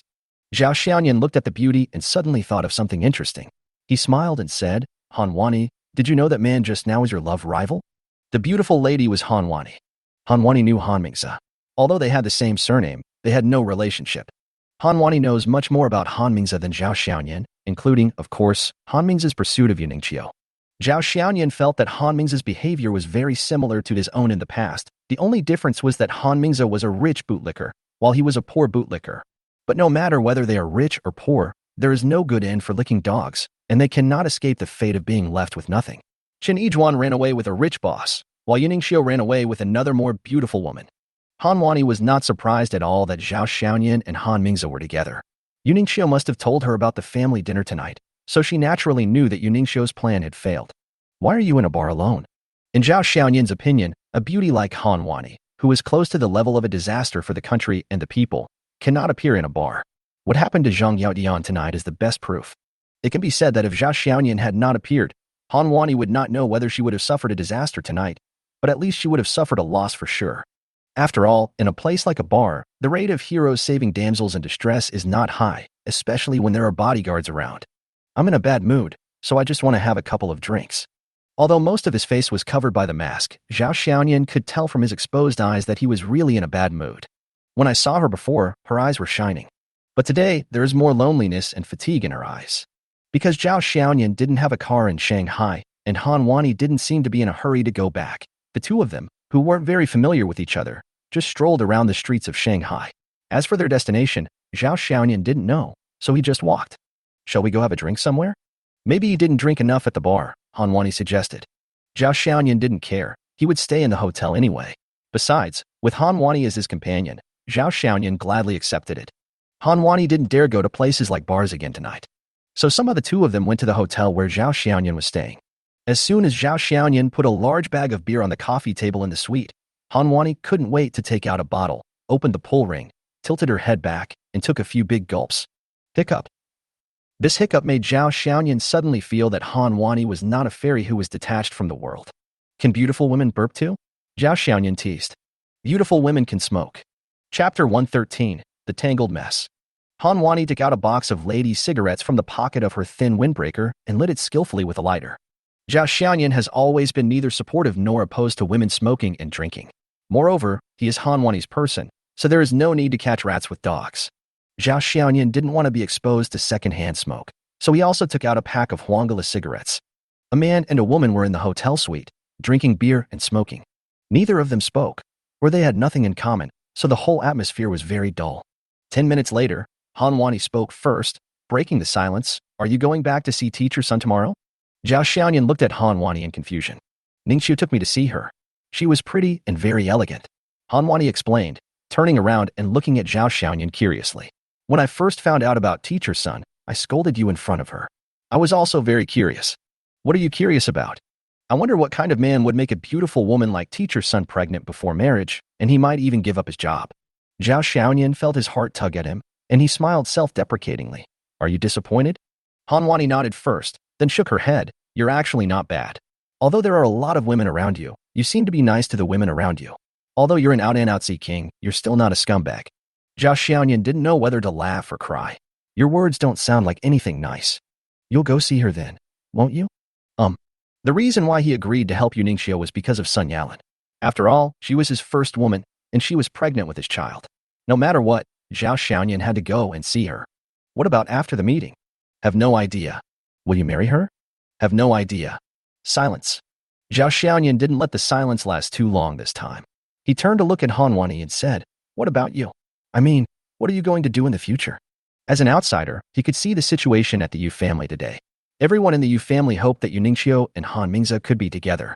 In fact, from Zhao Xiaoyan's point of view, Han Mingze was indeed a good match for Yuningqiu. Whether in terms of their family background or appearance, they are absolutely a perfect match. Unfortunately, the man is in love but the woman is not interested, and there is Han Wani in between. Speaking of herself, Han Wani immediately became a little depressed. She took a big sip of wine and said leisurely, I don't know.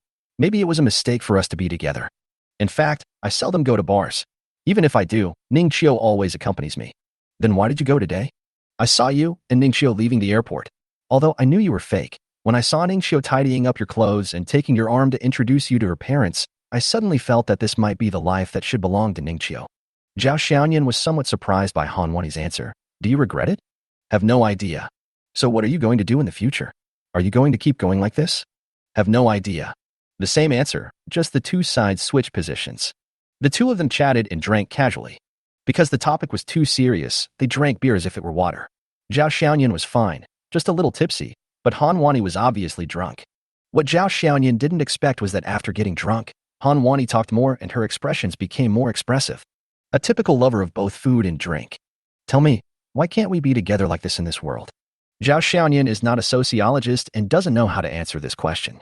He can only answer vaguely. Maybe it's because in the eyes of secular people like us, love is between men and women. Then why does it have to be between a man and a woman? You haven't tried it, so how do you know it can't be true love? Zhao Xiaoyan really couldn't answer such a big question, so he said cunningly, you haven't tried it, so how do you know there is no true love between men and women? Unexpectedly, Han Wani actually seemed to be thinking about it, and nodded in agreement. Indeed, if you haven't practiced it, you are not qualified to judge. Then, Han Wani's eyes suddenly looked at Zhao Xiaoyan. Zhao Xiaoyan's head suddenly exploded. The next day, after Zhao Xiaoyan woke up, he felt a headache. If you drink too much beer, you will feel uncomfortable the next day. Seeing Han Wani sleeping soundly, Zhao Xiaoyan felt even more headache. What is this? Now Zhao Xiaoyan doesn't know how to face Han Wani or Yu Ningqiu. Although it was absurd, Zhao Xiaoyan suddenly felt like he was the old Wang next door and gave Yu Ningqiu a hat. A man planted green grassland for a woman. Just then, the system prompt sounded. Ding. Target Han Wani's favorability towards the host plus 30, current favorability 20. Ding. Target Han Wani's favorability towards the host minus 20, current favorability 0. Ding. Target Han Wani's favorability towards the host plus 30, current favorability 30. Ding. Target Han Wani's favorability towards the host minus 30, current favorability 0. Ding. Target Han Wani's favorability towards the host plus 30, current favorability 30. Seeing the favorability level fluctuate again, Zhao Xiaoyan knew that Han Wani had woken up.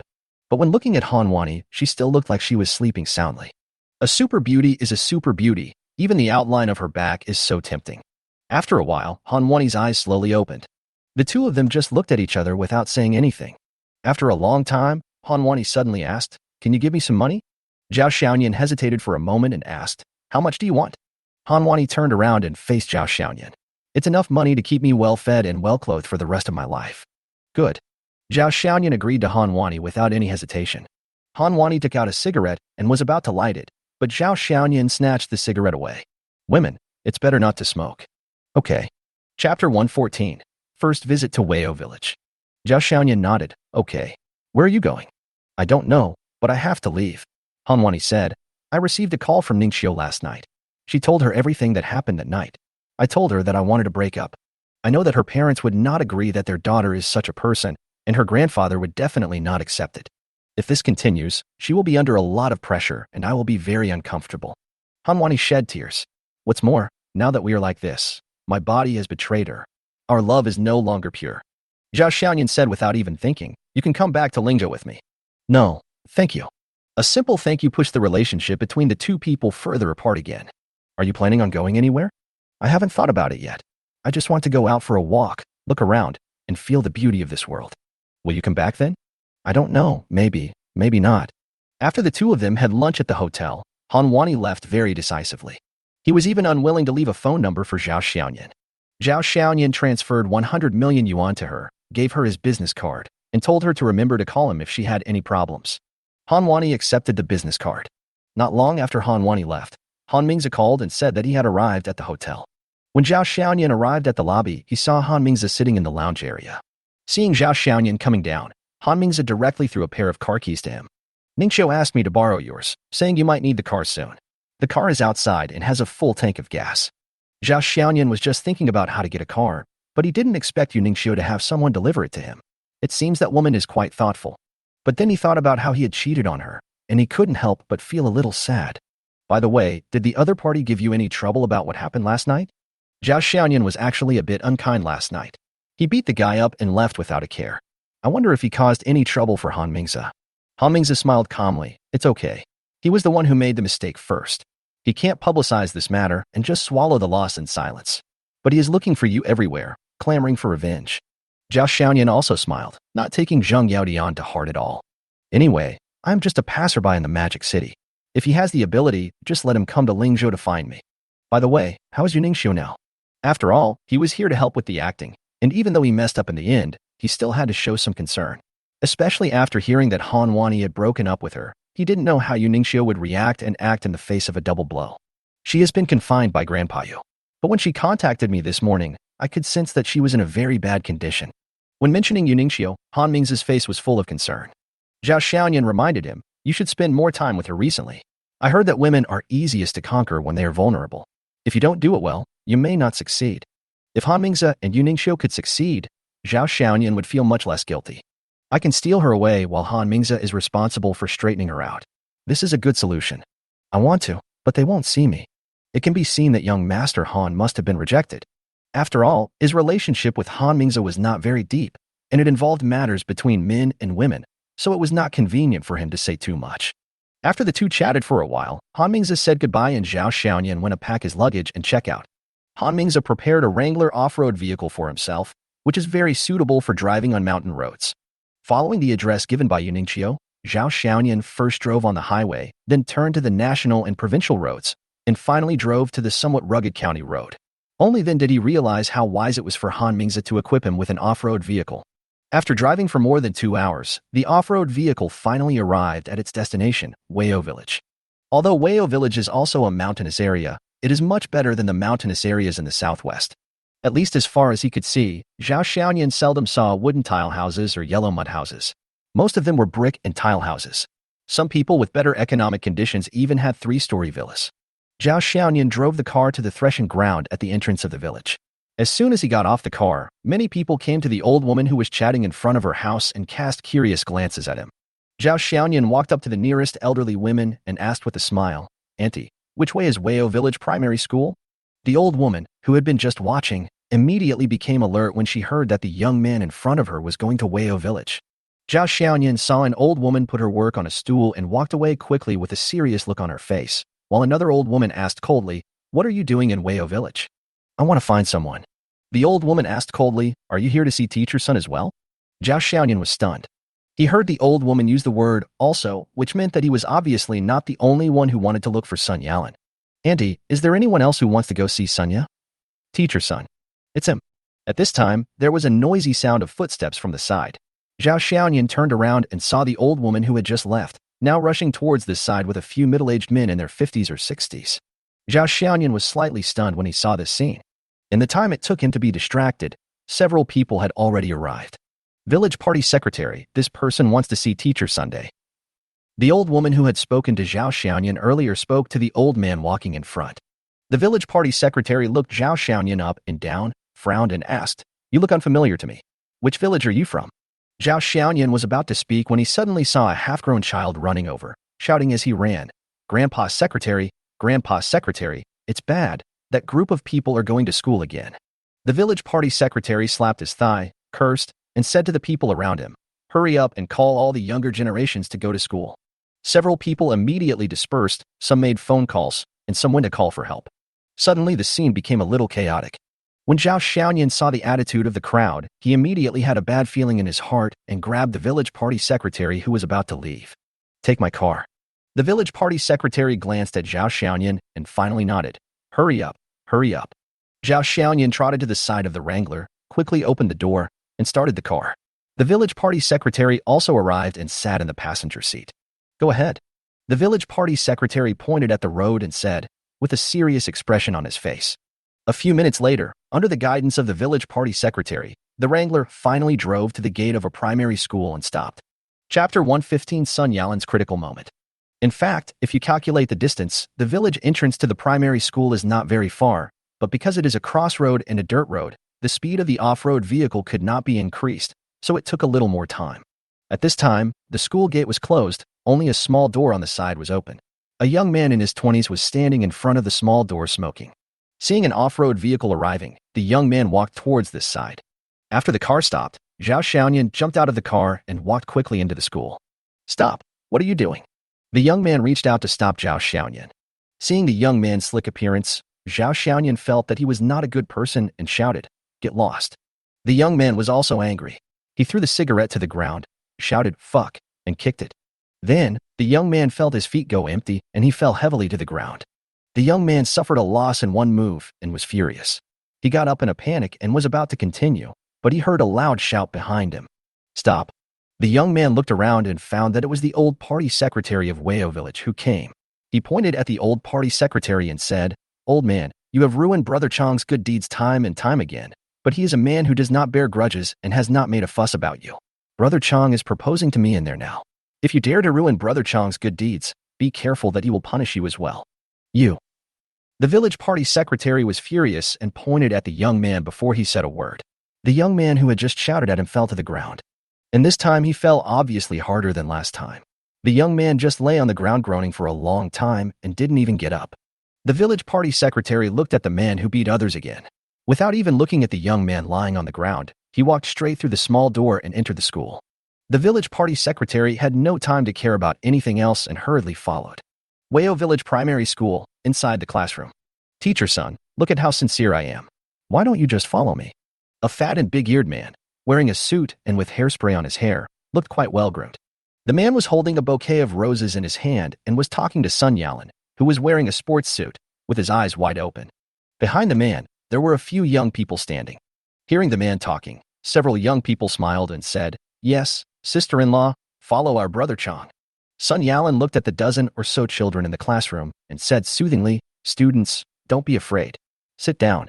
After saying that, she turned to look at the man and said calmly, "Wang Liqiang, I'm in class now. Please take your friends out immediately. Promise me, I'll leave right away." Wang Liqiang started to act like a scoundrel and said, "Yalan, look how many times I have come to you.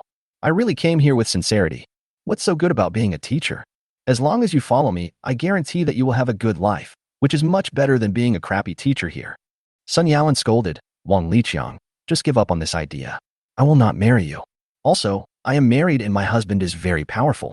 If he finds out, he will come after you." "You're married? That's fine. Call your man out and let's see him." Wang Liqiang was not scared by Chen Yijuan at all and said sternly, "Let alone saying you're not married. Even if you were really married, you can throw a beautiful woman like you into this mountain valley and leave her alone. You don't deserve to be called a man. Chen Yijuan, I don't want to waste my time on you. Just tell me straight out loud whether you want to go with me today or not." Although Chen Yijuan was afraid, she still said firmly, "Impossible." "Okay, you're not leaving, right?" Wang Liqiang kicked the nearest student desk, and the desk fell to the ground with a loud bang, hitting the floor heavily. The students were startled, and they all hid to the back of the classroom. Fortunately, there was no student sitting at that desk, otherwise a student would have been injured. "Wang Liqiang, this is a school. If you dare to trespass and disrupt the school order, I will call the police now." Chen Yijuan took out her cell phone, and just after she pressed 2 numbers, her phone was snatched away by Wang Liqiang, who threw it heavily to the ground. He stomped on the phone with his foot. "Fuck. I told you to call the police. I told you to call the police." Seeing Wang Liqiang running away, Chen Yijuan was really scared. But looking at the students hiding like chickens, she still said with gritted teeth, "Wang Liqiang, get out of here now, or else." "Or what? Do you think you have anything to threaten me with now?" Wang Liqiang has lost his patience. The more he looks at Chen Yijuan, the more itchy he becomes and the more he likes her. This appearance, this figure, this temperament are not comparable to those mediocre women he has seen. He must take this woman away today no matter what. As for fear, he is not afraid. She had strong connections in the town, but it was not easy to control a village primary school teacher like her. Wang Liqiang walked towards Chen Yijuan with a grim smile. "Chen Yijuan, didn't you say you had a man? Why don't you ask your man to come out and save you?" At this time, a boy about 10 years old rushed up, stretched out his hand to protect Chen Yijuan, looked at Wang Liqiang and said, "You are not allowed to bully Teacher Sunday." "Fuck you, little brat. Get out of here." Wang Liqiang slapped the boy, causing him to stagger. A slap mark immediately appeared clearly on his delicate face. Although he was hit in the face, the boy still walked back stubbornly and stood in front of Chen Yijuan. "Little bastard." Wang Liqiang was surprised that the boy dared to come up, thinking that this was a violation of his threat. He couldn't even scare a child, and if this got out, how could he survive in the underworld? Just as she was about to teach the boy a lesson, Chen Yijuan had already quickly pulled the boy behind her. "Teacher's son, I want to protect you." The boy was still trying to come forward, but was stopped by Chen Yijuan. "Lian, you can't handle him. Go back to your seat." "Teacher, I." Obedient. Lian had no choice but to give up, staring at Wang Liqiang fiercely with his childish eyes. But the hatred of a 10-year-old child did not make Wang Liqiang feel threatened at all. "Chen Yijuan, let's go." Wang Liqiang was too lazy to spend too much effort on one child. His only target today was Chen Yijuan. More than a month ago, he heard that a beautiful teacher had recently joined the primary school in Weo Village. So he came here from the town out of curiosity. It didn't matter that he saw her. She simply hooked his soul. Chapter 116, I'm her man. He liked Sun Yalan very much, both in appearance and figure. Especially when they first met, Sun Yalan's aloof temperament immediately made him want to conquer her. He wants this woman. He wants to marry this woman. He wants to conquer this woman. So, since that day, Wang Liqiang went to Weio Village Primary School every now and then.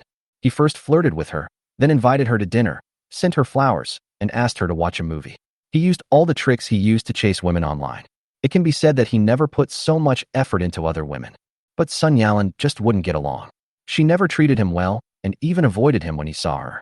Later, he even told the village party secretary of Weio Village directly. But Wang Liqiang is not someone who can be scared by a village party secretary. Since then, Wang Liqiang has become even more unscrupulous. When soft tactics didn't work, he resorted to hard tactics and directly blocked people at the school gate. And today, Wang Liqiang actually blocked the classroom. Where are you taking her? Just as Wang Liqiang finished speaking, a cold voice came from behind. Wang Liqiang and a few of his younger brothers turned around and saw a young man standing at the door of the classroom. The man was half a head taller than Wang Liqiang, but he didn't look very strong. It was just from the clothes he wore and his temperament that he didn't look like an ordinary person. Who are you? Seeing that the man was a stranger, Wang Liqiang was smart enough not to attack him right away. Instead, he asked with a cold face and a little fear. The person who came was Zhao Xiaoyan. But Zhao Xiaoyan didn't even look at Wang Liqiang. His eyes went straight past him and looked at Sun Yalan behind him. At this time, Sun Yalan was also looking at Zhao Xiaoyan, with excitement and a bit of helplessness in her eyes. When she saw him looking at her, she even moved her eyes away. Wang Liqiang felt like he was being cheated on and said unhappily, "Fuck, that's my woman. What the hell are you looking at?" Wang Liqiang, what nonsense are you talking about? On the other side, Sun Yalan shouted at Wang Liqiang when she heard him say such things in front of Zhao Xiaoyan. After she finished speaking, she subconsciously looked at Zhao Xiaoyan, as if she was afraid that he might misunderstand her. When Zhao Xiaoyan saw Sun Yalan's action, a smile slowly appeared on his originally gloomy face. Wang Liqiang saw that the two of them were flirting with each other right under his nose, and he immediately became angry. "Fuck you. Look at this." As he said that, he suddenly swung his fist and hit Zhao Xiaoyan. "Careful." Sun Yalan's eyes suddenly widened, and she shouted. But Zhao Xiaoyan dodged it with just a slight flash, grabbed Wang Liqiang's wrist with one hand, and gently pulled Wang Liqiang to the ground with his foot. Zhao Xiaoyan didn't even look at Wang Liqiang. He walked straight to Sun Yalan, looking at her with a responsible look in his eyes. It seemed like he had thousands of words to say, but in the end they turned into just one sentence. "I'm sorry I'm late." "How? How did you know I was here?" Sun Yalan was a little afraid to look Zhao Xiaoyan in the face, but her hand subconsciously stroked her belly gently. Now is not the time to talk about this. Zhao Xiaoyan turned around and was right in front of Sun Yalan. He looked at Wang Liqiang, who had already gotten up from the ground, and said, "Didn't you ask me who I was? Let me tell you, she is a woman." At this moment, the village party secretary also rushed into the classroom. He happened to hear what Zhao Xiaoyan said and was stunned. Having just been knocked to the ground by Zhao Xiaoyan and lost face, and now that the other party had announced his ownership of Sun Yalan, Wang Liqiang was annoyed, ashamed, and angry. He waved his hands at his younger brothers and said, "Fuck, beat him up." The village party secretary shouted, "Stop it." Sun Yalan also showed a worried expression on her face. Then Zhao Xiaoyan walked up to them and knocked them down cleanly with one kick after another. There were no tricks or fancy moves, but they were very practical. These people are just some street urchins, far inferior to Han Mingze and Zheng Yaoyan's bodyguards. Seeing that so many of his men couldn't beat Zhao Xiaoming, Wang Liqiang knew that he had met a tough guy today. He was straightforward, got up and ran out. But he still had to say something harsh. "Damn it, just wait for me." Seeing that their big brother was about to run away, several younger brothers dared not stay and followed Wang Liqiang out. But as soon as I reached the door, I saw the village party secretary of Weio Village and a dozen villagers walking towards the classroom. "Fuck it, get out of here." Wang Liqiang never took these villagers seriously. In his eyes, these people were just peasants that he could manipulate at will, and his arrogance rose immediately. But just as he said this, he felt someone kick him in the lower back, and he fell face first into the dirt. Just as he was about to get up, someone stepped on his head, and then he heard a suppressed, angry voice. "Did I let you go?" When the younger brothers brought by Wang Liqiang saw their big brother being oppressed like this, none of them dared to step forward to help. The villagers who happened to be walking up were also stunned when they saw this scene. Is this still Wang Liqiang, the notorious second-rate guy in the area? How often does he bully peasants like them? Has he ever been beaten? The villagers felt very relieved. A villager walked up to the village party secretary and asked in a low voice, "Old party secretary, who is this young man?" The village party secretary glanced at Zhao Xiaoyan, then looked at Sun Yalan not far away, and said, "This is Teacher Sun's man." When the villagers heard that this young man was actually Teacher Sun's man, they were all shocked. But then a look of contempt appeared on his face. That's right, it's contempt, not closeness. Sun Yalan came to their Wei-O village to teach 2 months ago. She was brought here by a very beautiful woman, and she was accompanied by someone from the county education department. Although Wei-O village is located in a coastal province, it does not have a good geographical advantage, with many mountains and difficult roads. The villagers can only make a living by farming, and the younger people have gone out to work in the city. It is a veritable left-behind village. The village primary school was originally going to be closed, and the town wanted to merge the children of Wei-O village and several surrounding villages to go to school in the town. But Wei-O village was too remote, and if the children went to the town, it would take more than an hour just to travel. Because the village is full of elderly people and they have work to do at home, it is not realistic to send the children to school, so this matter has been delayed. The children are still studying in the village primary school. The village primary school has limited teacher resources, and the county cannot spare too many teachers to be sent here from the town, so only 2 teachers were transferred here. But Wei-O village was too remote and the conditions were not very good, so it was impossible to keep people there. After barely staying for half a semester, the 2 teachers said they would not come again. Later, the town had to force some teachers to take turns to teach in this village primary school. Each teacher had to stay for half a semester before the next one was sent. Chapter 117, Don't Blame Me for Being Tough. The arrival of Sun Yalan has greatly alleviated the pressure of the shortage of teachers in the village primary school. Not only that, Sun Yalan came as a volunteer teacher without any salary. The town was very happy to see that Sun Yalan is a university teacher. As a university teacher, although she is only a dance teacher, she is more than qualified to teach elementary school subjects. In addition, Sun Yalan also opened music and dance classes in Wei-O village, so that children can learn more knowledge. Not only that, in order to improve the children's nutrition, Teacher Sun paid for the snacks during class, including milk, eggs, and bread. Although the food was not very expensive, it let the students and villagers know that Teacher Sun was really good to the children. Sun Yalan would visit students from poor families from time to time and give them money and gifts before leaving. Therefore, Sun Yalan soon became the most popular person in the village. There was no dormitory in the village primary school, so the village party secretary simply cleaned up the best room in his home and used it as Sun Yalan's residence. Every time Sun Yalan returned to the village with the children after school, every household in the village would invite Sun Yalan to their home for dinner. It was not a polite invitation, but a sincere invitation. But Sun Yalan refused every time. Even when eating at the village party secretary's house, Sun Yalan would give 2,000 yuan for food expenses, which made the village party secretary shout that it was too much. But Sun Yalan insisted on giving it, and said that if the village party secretary did not accept it, she would have to move to the school. Therefore, Sun Yalan is now the most respected person in their Wei-O village. However, everyone was privately curious. Teacher Sun looked like he was from a big city. He was handsome and had good character. So why did he come to their Wei-O village? Later, because Wang Liqiang pursued Sun Yalan declined by saying, "I'm married." So, everyone in the village knew that Teacher Sun was married. And this is what makes people angry. Although Teacher Sun was married, her husband had never come to her village to teach for such a long time. Especially when Wang Liqiang was harassing Teacher Sun like a scabby dog, there was no sign of her husband. So, more speculations emerged. This man must have made Teacher Sun angry, so Teacher Sun came to their village. Moreover, it is said that in the city, keeping a mistress is a common thing. Teacher Sun's husband may have kept a mistress outside, which made Teacher Sun sadly leave that home.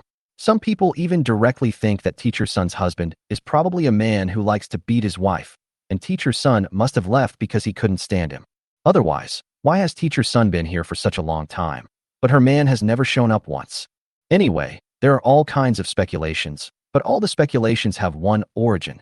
Teacher Sun must be a good woman, and it's all her man's fault.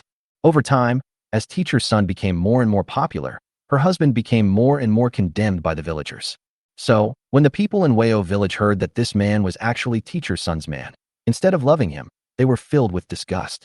Zhao Xiaoyan, don't be like this. Teacher Sun walked out of the classroom and quickly pulled Zhao Xiaoyan away, which allowed Wang Liqiang to escape from Zhao Xiaoyan's clutches. Damn it, you little brat, you got guts.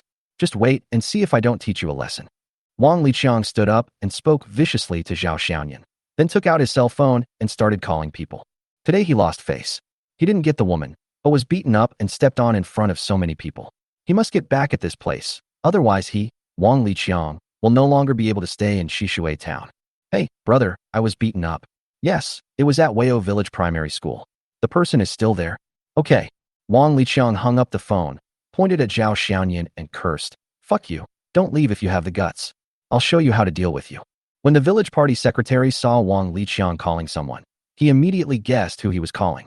His heart tightened, and he quickly walked to Sun Yalan and said, Teacher son, take your man and leave quickly. Wang Liqiang called his cousin over. His cousin works at the town's police station. Damn it. Why do you keep talking too much? Wang Liqiang saw that the village party secretary was trying to persuade the people who beat him to leave, so he immediately scolded him. At the end, he shouted at Zhao Xiaoyan. Boy, weren't you very arrogant just now? Wait here if you have the guts.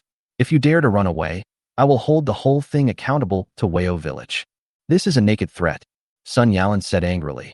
Wang Liqiang, don't go too far. Too much. Since the relationship had been torn apart, Wang Liqiang simply ignored it and said to Sun Yalan, Damn it, I went too far today.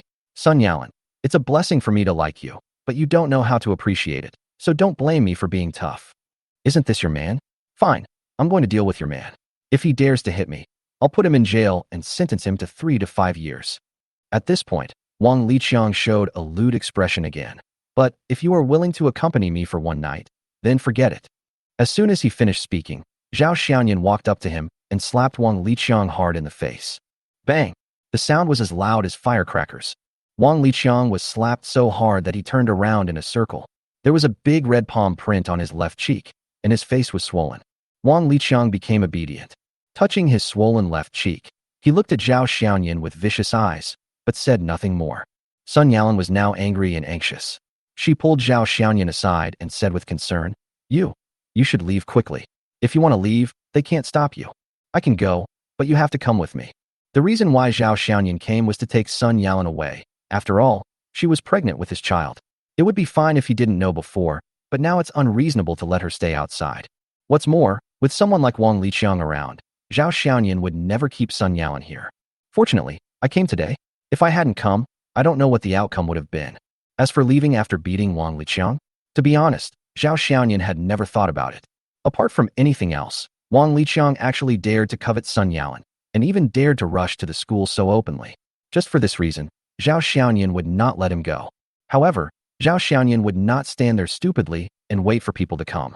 After all, this was not Lingzhou, nor was it the Magic City. Even if he was rich, he was just a migrant worker. So Zhao Xiaoyan took out his cell phone, walked aside, and made a few calls. Chapter 118, I only believe what I see. Teacher son, you and your man should leave quickly. Your man came here by car, so he can leave quickly. As long as you leave the town, Wang Liqiang and the others won't be able to do anything to you. Seeing Zhao Xiaoyan making a phone call, the village party secretary hurried over and advised Sun Yalan. Sun Yalan understood what the village party secretary meant, but still shook her head. Uncle Li, I can't leave. What will happen to these children if I leave? And if I leave, Wang Liqiang and the others will definitely take it out on the village. It's okay. Although there are not many people in our Weio village, if he dares to come, we are not so easy to bully. The village party secretary said toughly, but in fact he was not sure about it. Relying on his title as the village party secretary, Wang Liqiang might not dare to do anything to him, but it is hard to say about other villagers. In addition to farming, the people of Weio village would take their own products to the market in town to sell. Once in town, people would have no problem dealing with you. Sun Yalan still shook her head. No, I won't leave. Just as they were talking, an alarm sounded outside the school gate. A patrol car stopped at the school gate, and 2 patrolmen in peaked hats got out of the car. As soon as he saw the people coming, Wang Liqiang immediately ran towards the 2 of them as if he had seen a savior, pointing and saying something to Zhao Xiaoyan in the distance. A moment later, 2 patrolmen in peaked hats came towards Zhao Xiaoyan. Seeing the police coming, Zhao Xiaoyan hung up the phone. Wang Liqiang walked over and pointed at Zhao Xiaoyan, then said to one of the patrolmen who was in his 30s, Brother, that's him. Arrest him quickly. This patrolman is Wang Liqiang's cousin, Wang Liwei, a patrolman at the Shishui town police station. Wang Liwei glared at Wang Liqiang. Wang Liqiang quickly changed his words and said, Comrade patrolman, he was the one who beat me. Wang Liwei looked at Zhao Xiaoyan with a teasing look in his eyes. You were the one who beat them up, right? You were suspected of beating them innocently, which has violated the law. It's okay. You know you can't run away if you break the law. In this case, I won't cuff you. Come with us. Don't you know the specific situation at the scene? Zhao Xiaoyan asked Wang Liwei. The facts are very clear. What else do you need to know? Wang Liwei pointed at Wang Liqiang's face standing nearby. You beat him, didn't you? We have all the evidence, so you can't deny it. Come with us honestly, or I'll cuff you. No, they were the ones who started the trouble first. My friend was just acting bravely. Seeing that Wang Liwei was about to take Zhao Xiaoyan away, Sun Yalan hurried over. Wang Liwei saw Sun Yalan's eyes light up, greed flashed across his face, and he coughed and said seriously, "Don't talk nonsense about being brave and righteous. Besides, the fact that he beat someone is already very clear. The best way to treat him now is to confess and be lenient. As for what the result will be, you have to trust us patrolmen." After saying that, he looked at Zhao Xiaoyan and said, "Let's go. Don't really make us do it." Zhao Xiaoyan looked at Wang Liwei and sneered, "Are you just arresting people without knowing right from wrong? Don't you ask why your brother was beaten? Don't you ask the people at the scene for information? No need. I only believe what I saw. You hit someone, and he was hit. The facts are clear." Seeing Zhao Xiaoyan like this, Wang Liwei unhappily reached out for the handcuffs and said, "It looks like you don't intend to obey? Fine, then I won't be polite." As he said that, he grabbed Zhao Xiaoyan's hands and twisted them behind his back, then handcuffed Zhao Xiaoyan. Zhao Xiaoyan cooperated very well during the whole process, without any intention of resisting. After all, violent resistance to the law is a serious crime, and Zhao Xiaoyan would not be so foolish as to give others a handle for nothing. Sun Yalan wanted to say something, but Zhao Xiaoyan had already spoken. "Go back with the village party secretary. Don't worry about me. I will come to you after I finish dealing with this matter. I'll go with you." Zhao Xiaoyan coaxed Sun Yalan like a child, pointing at her belly and saying, "Be obedient. Just wait here for me. Take care of yourself." Shishui Town Police Station. Interrogation Room. Name: Zhao Xiaoyan. Age: 22. Profession: student. After completing the routine registration of basic information, Wang Liwei crossed his arms over his chest and asked, "Do you know how you got in? Then take the initiative to explain it clearly. You should be very clear about our policies." Zhao Xiaoyan sat on the interrogation chair and said with a smile, "I really don't know why I was arrested." "Good boy. You're pretty tough." Wang Liwei stood up, walked up to Zhao Xiaoyan, and said, "Did you hit Wang Liqiang?" Zhao Xiaoyan nodded. "Yes, I did." "Then just admit it. Wang Liqiang has already gone for a physical examination. We'll see what the situation is after the results come out. But at the very least, you'll have to be locked up for 10 days or half a month." Wang Liwei said to another young patrolman, "Remember to write it down in your confession." Zhao Xiaoyan asked, "Then why don't you ask me why I beat him?" Wang Liwei said sanctimoniously, "Don't worry. We will enforce the law impartially. But beating someone is beating someone. Even if there are other reasons, beating someone is wrong. You should just pray that the other party is not in serious trouble, otherwise it will not be as simple as detention." "Okay, we have asked all the questions we need to ask. Let him sign and put his fingerprints on the document." Wang Liwei instructed the young policeman. "But wait, go. We haven't given a confession yet," said the young policeman. Wang Liwei sneered and said, "Just make up a random reason, or write that there is no reason, which is a random violation of the law." Haha, you really enforce the law impartially. After Zhao Xiaoyan was taken away by the police, Sun Yalan suddenly became a little confused. The village party secretary quickly arranged for someone to watch here, and at the same time started calling the leaders he was familiar with. Sun Yalan also wanted to make a phone call, but her phone had been broken by Wang Liqiang, which made her even more at a loss. She wanted to do something, but found that she could do nothing. Touching her belly, Sun Yalan unconsciously shed 2 lines of tears. On the other side, Lingzhou. Early the next morning, a group of people boarded the plane to the Magic City in a mighty manner. Li Muxiue looked at the woman sitting next to her and couldn't help but sigh in her heart. This woman is really beautiful. Lawyerly, when you and your colleagues arrive at the location, go to the police station as quickly as possible to negotiate and ask them to release Mr. Zhao. We can pay any bail, but we must ensure Mr. Zhao's safety. I will arrange for someone to negotiate with the relevant local departments and ask them to conduct a comprehensive investigation into this matter. But the premise is that you have to act quickly and Mr. Zhao must leave the police station. Chapter 119. All parties gathered. Zhou Jiaying didn't notice that Li Muxiue was looking at him. He lowered his head and pondered for a moment before speaking. At this moment, the usual spring-like smile on her face was no longer there, and was replaced by a solemn and angry look. "Okay." Li Muxiue responded quickly. This time, the law firm sent a team of 5 lawyers, including her, which shows that they attach great importance to the case. After all, Jinyan Investment is now a major client of their law firm. Such a client may not come to you a few times a year, but every time he comes to you, you must do your best to help the client complete the task. It is not easy to get millions of dollars in lawyer fees every year. Many of your peers are eyeing this piece of fat meat. As long as you are not competent, your peers will take advantage of you. As for Zhou Jiaying, except for the necessary personnel left behind to guard the house, almost all the people from Jinyan Investment were dispatched. Maybe these people can't stand alone, but with a large number of people, they can create momentum. This can also be regarded as an invisible strength, which is still very useful when necessary. At the same time, Pingcheng Airport. Hao Yu and Yu Lingshan also boarded the plane to Shanghai. Half an hour ago, after receiving Zhao Xiaoyan's call, they bought the plane tickets immediately. Now that the preliminary work of the battery factory has basically come to an end, they have begun to relax and have the time and energy to deal with other things. More importantly, Zhao Xiaoyan is the core figure of Jinyan Investment. Now that he is in trouble, they have no mood to deal with other things. Accompanying them were 7 legal and public relations personnel sent by Biotti. Biotti also attaches great importance to Zhao Xiaoyan. Zhao Xiaoyan is the most important person in the blade battery industry. If Zhao Xiaoyan gets into trouble, the subsequent impact will be immeasurable, and it will even have an impact on the production of blade batteries. Lingshan, don't worry too much. Nothing will happen to Mr. Zhao. As the well-mannered secretary of Longxing Group, Hao Yu's observation and insight are unquestionable. Although Zhao Xiaoyan and Yu Lingshan didn't say anything, she had already seen that there was an unclear relationship between the two. But because it was someone else's privacy, Hao Yu never mentioned it. Secretary Hao, will Mr. Zhao be okay? Why didn't he stay in Lingzhou? It would be fine if he ran to Modu, but why did he run to Sanshui County? Do you think he will suffer any harm in there? Yu Lingshan is so anxious that she is about to cry. Her behavior at this time fully illustrates what it means to be confused due to worrying too much. Don't worry. Vice President Zhou from Lingzhou has already rushed to the Magic City. I believe they will act quickly. Maybe by the time we get there, the problem will have been resolved. After 2 months of getting along, especially after arriving in Pingcheng, Hao Yu and Yu Lingshan's relationship has developed rapidly and they have become good friends.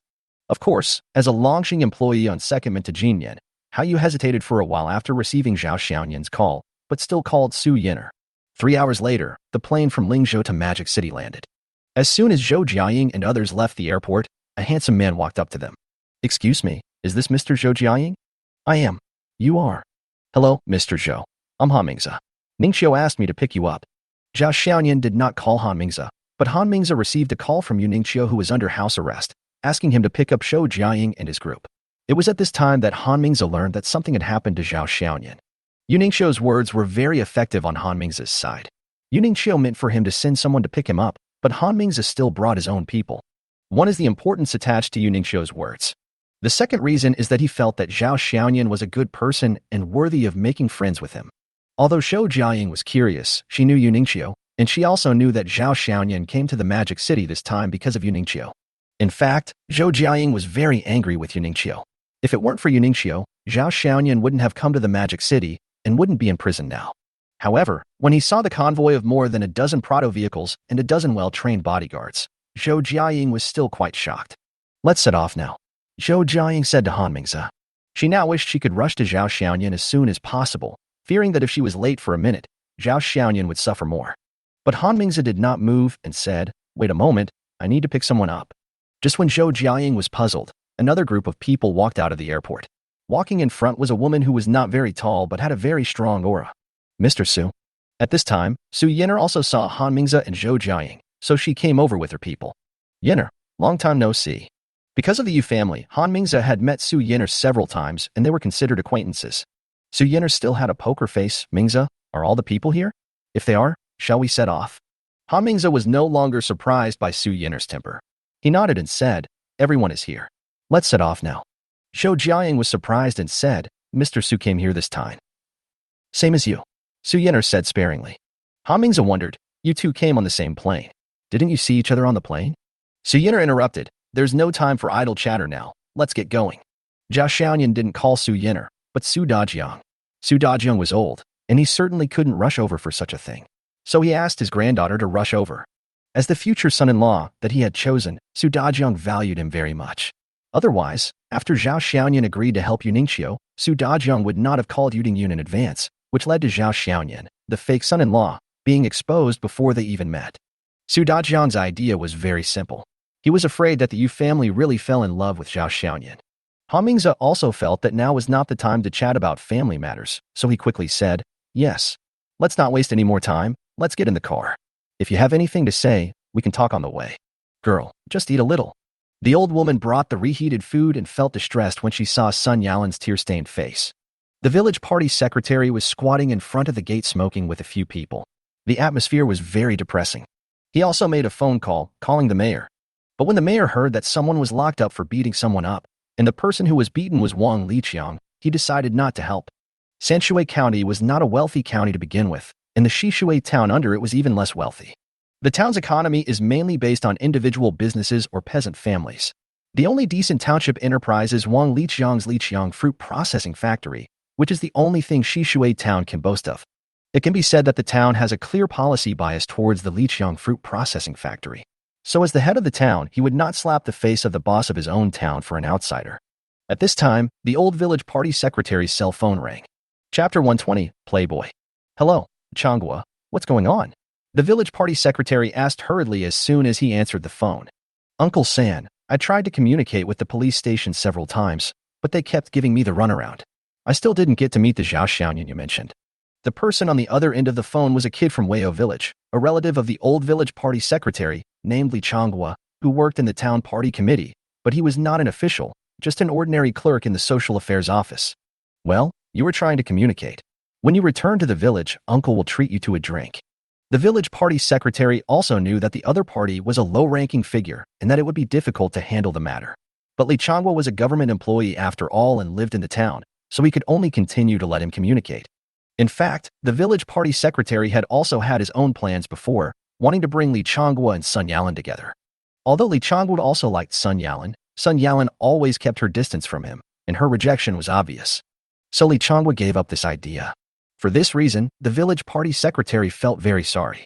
As soon as Li Changhua finished his call, a kid came running over, shouting, Grandpa Secretary, there are more outsiders coming, and there are so many people." The village party secretary was startled and quickly put out his cigarette. He said to the people around him, "I don't know who is coming. Let's go and take a look." Finally, he said to his wife in the house, "Keep an eye on Teacher Sunday. If it's an outsider, don't open the door no matter what." The village party secretary was afraid now, afraid that the other party would really use force. When the village party secretary and others arrived at the threshing ground, they were stunned by the scene before them. More than a dozen cars were parked neatly in the open space of the threshing ground, and there were more than 20 well-trained bodyguards in suits standing in two teams. In front of the bodyguards were several young men and women in bright and beautiful clothes, who were obviously people of prominent status. "How many of you are?" The village party secretary walked up and asked. "Hello, I'm Zhao Xiaoyan's friend. Are you the village party secretary?" The person who spoke was Zhou Jiaying, and his tone was somewhat anxious. The reason why they went to Weio village first was because Zhao Xiaoyan was not familiar with the local area. He only said that he was in Weio village and asked her to find the village party secretary after she arrived. "Oh, I'm the party secretary of Weio village." The village party secretary replied hurriedly. He was also shocked. It seemed that the young man's identity was not that simple. Zhou Jiaying hurriedly asked, "Old man, where is Xiaoyan now?" "In the police station in Jinshan," replied the old village party secretary. Han Mingze nodded to a bodyguard behind him, and then more than a dozen bodyguards got into the car, and more than a dozen prados started. "Village party secretary, thank you for going with us. Is that convenient for you?" Han Mingze said to the village party secretary. Seeing so many people, the village party secretary became more courageous and said, "Okay, let's go now." "I'm going too." A voice sounded. Everyone looked back and saw that Sun Yalan had arrived at some point in time. "Teacher Sun, why are you here?" As a graduate of Lingnan University, Zhou Jiaying knew Sun Yalan. Seeing the graceful Sun Yalan actually being in this place, Zhou Jiaying was surprised at first, and then he understood a lot of things he didn't understand. Why did Zhao Xiaoyan, who was doing well in Shanghai, come to such an unfamiliar place and plunge into the village? At first, she couldn't understand it, but after seeing Sun Yalan, she understood it instantly. A playboy. Zhou Jiaying felt a sudden pang of jealousy in his heart. After seeing Sun Yalan, Su Yin'er couldn't help but frown, snorted subconsciously, turned her head away from Sun Yalan, and got into one of the cars with her temporary assistant. Han Mingze was probably the one who was most amused and confused here, and he was full of admiration for Zhao Xiaoyan. "I can't even handle Yuningxiu, but Zhao Xiaoyan, who is not as handsome as me, actually has so many confidants." The closest ones are Zhou Jiaying and Sun Yalan, who are obviously related to Zhao Xiaoyan. And there is also the stunning beauty who I took out as soon as I met her in the bar. However, Han Mingzi just expressed his emotion without showing too much envy or yearning. There are 3,000 rivers of water, but I only take one scoop. Just as a group of people were about to set off, a few Biotti cars drove over. The village party secretary's face also solemnly thought to himself, the village is really lively today. Who is coming now? Han Mingzi and others were not in a hurry to get in the car and watched several cars drive over. As soon as the convoy stabilized, several people came down from it, led by two women, Hao Yu and Yi Lingshan, who had rushed over from Pingcheng. Mr. Zhou, we are late. In terms of position, Yi Lingshan was only the general manager's secretary, and Zhou Jiaying was considered her superior. When they met, it was naturally Yi Lingshan who took the initiative to greet Zhou Jiaying. Zhou Jiaying hadn't expected that Yi Lingshan and Hao Yu would come from Pingcheng so quickly. But now was not the time to chat, so he nodded and said, "Thank you for your hard work. Let's not talk about the past, let's get going quickly and follow our car." As for Hao Yu, after greeting everyone, she got directly into the car where Su Yinar was. No matter what, Su Yinar is still Hao Yu's official boss. When the village party secretary saw this scene, he was surprised again and raised Zhao Xiaoyan's importance to a higher level. So Han Mingzi pulled the village party secretary into the car with him. Zhou Jiaying also took Sun Yalan's hand and called Yi Lingshan to get into a car. Hao Yu and Su Yinar were in the same car, giving a report on their recent work. The convoy, which originally had more than a dozen vehicles, suddenly increased to more than 20 vehicles and drove towards the Shishui town police station in a mighty manner. At this time, more than 10 hours had passed since Zhao Xiaoyan was taken to the police station. Zhao Xiaoyan spent the night in the detention room of the police station last night. This was the first time Zhao Xiaoyan had been to the police station since he was a child. At around 10 o'clock, Wang Liwei came to the police station with a slight smell of alcohol and immediately interrogated Zhao Xiaoyan again. "Boy, have you thought it through? If you have, sign the confession." Wang Liwei sat at the table in the interrogation room, crossed his hands over his chest, and asked while shaking his legs. Zhao Xiaoyan still shook his head and said with a smile, "I won't sign this. I said I need to wait for my lawyer to come." Wang Liwei curled his lips and said disdainfully, "Lawyer?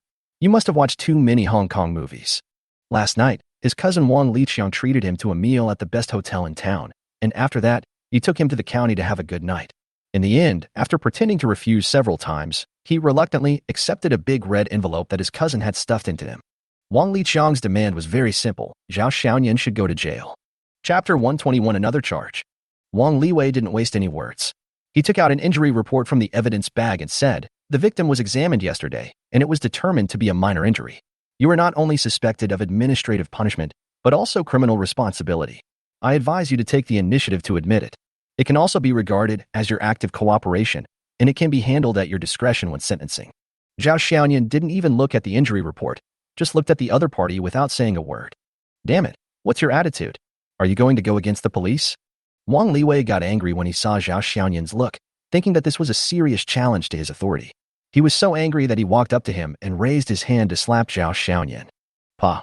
Before Wang Liwei's slap could hit Zhao Xiaoyan's face, Zhao Xiaoyan had already dodged his hand, and with the handcuffs on, he slapped Wang Liwei in the face with his backhand. "Damn it, you dare to attack a policeman? Very good, add one more crime. I don't believe I can't punish you." As he spoke, Wang Liwei took out a baton from somewhere and prepared to hit Zhao Xiaoyan on the head. At this time, the door of the interrogation room was opened. "Fuck, didn't I tell you not to come in?" When Wang Liwei heard the door open, he thought it was the young patrolman who followed him yesterday, so he scolded him before he even turned around.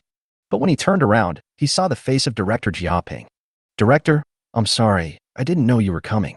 Seeing his boss coming, he quickly saluted. The director ignored him and turned to a beautiful woman and said, lawyerly, "The person is right here." Li Mushiwe hurried into the interrogation room, walked to Zhao Xiaoyan, and asked, "Mr. Zhao, are you okay?" Zhao Xiaoyan nodded and said jokingly, "It's okay now.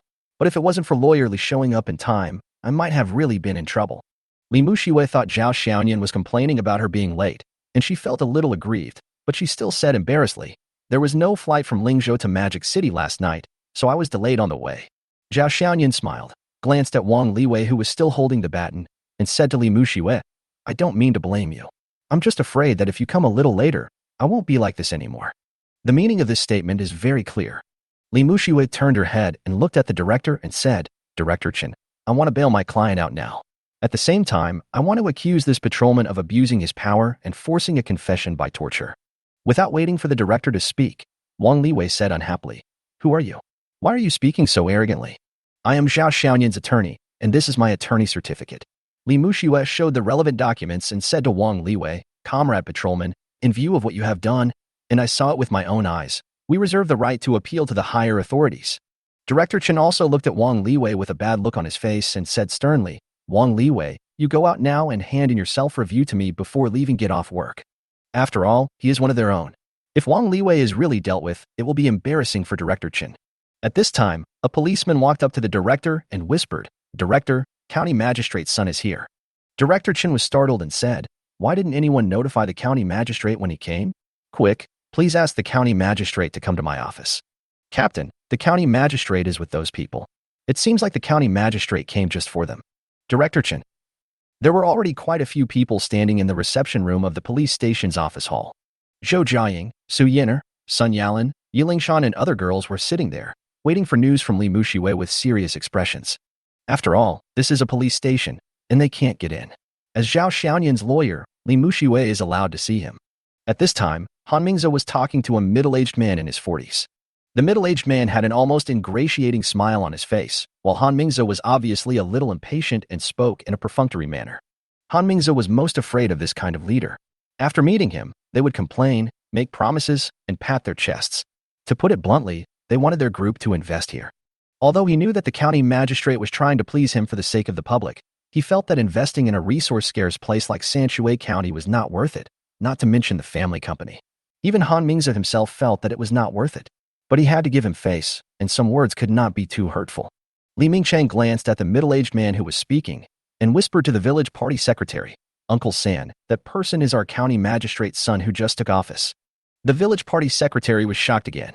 Even the county magistrate came to speak. This handsome young man seemed to be of extraordinary status. Similarly, if he could be friends with such a man, then teacher son's man must be an extraordinary person. County Sunday. Director Chen walked quickly forward and saluted his leader. Although county magistrate's son is not in charge of this matter, he is the top leader after all, and his immediate superior, so he should be shown more respect, not less. Director Chen, you're here at a good time. Tell me, what's the matter with Mr. Zhao? County magistrate's son's words are very artistic. At first glance, it seems that he is trying to understand the situation, but the use of the term Mr. Zhao is very interesting. I've already understood it. It's nothing serious. It's all just a misunderstanding. Director Chen understood what his leader meant and said immediately, Since it is a misunderstanding, we should follow the procedures and release those who should be released. Director Chen said, Yes. Then at this time, Li Muxue walked out from inside. Sun Yalan, Zhou Jiaying, Yilingshan and others immediately stood up and asked, How is he?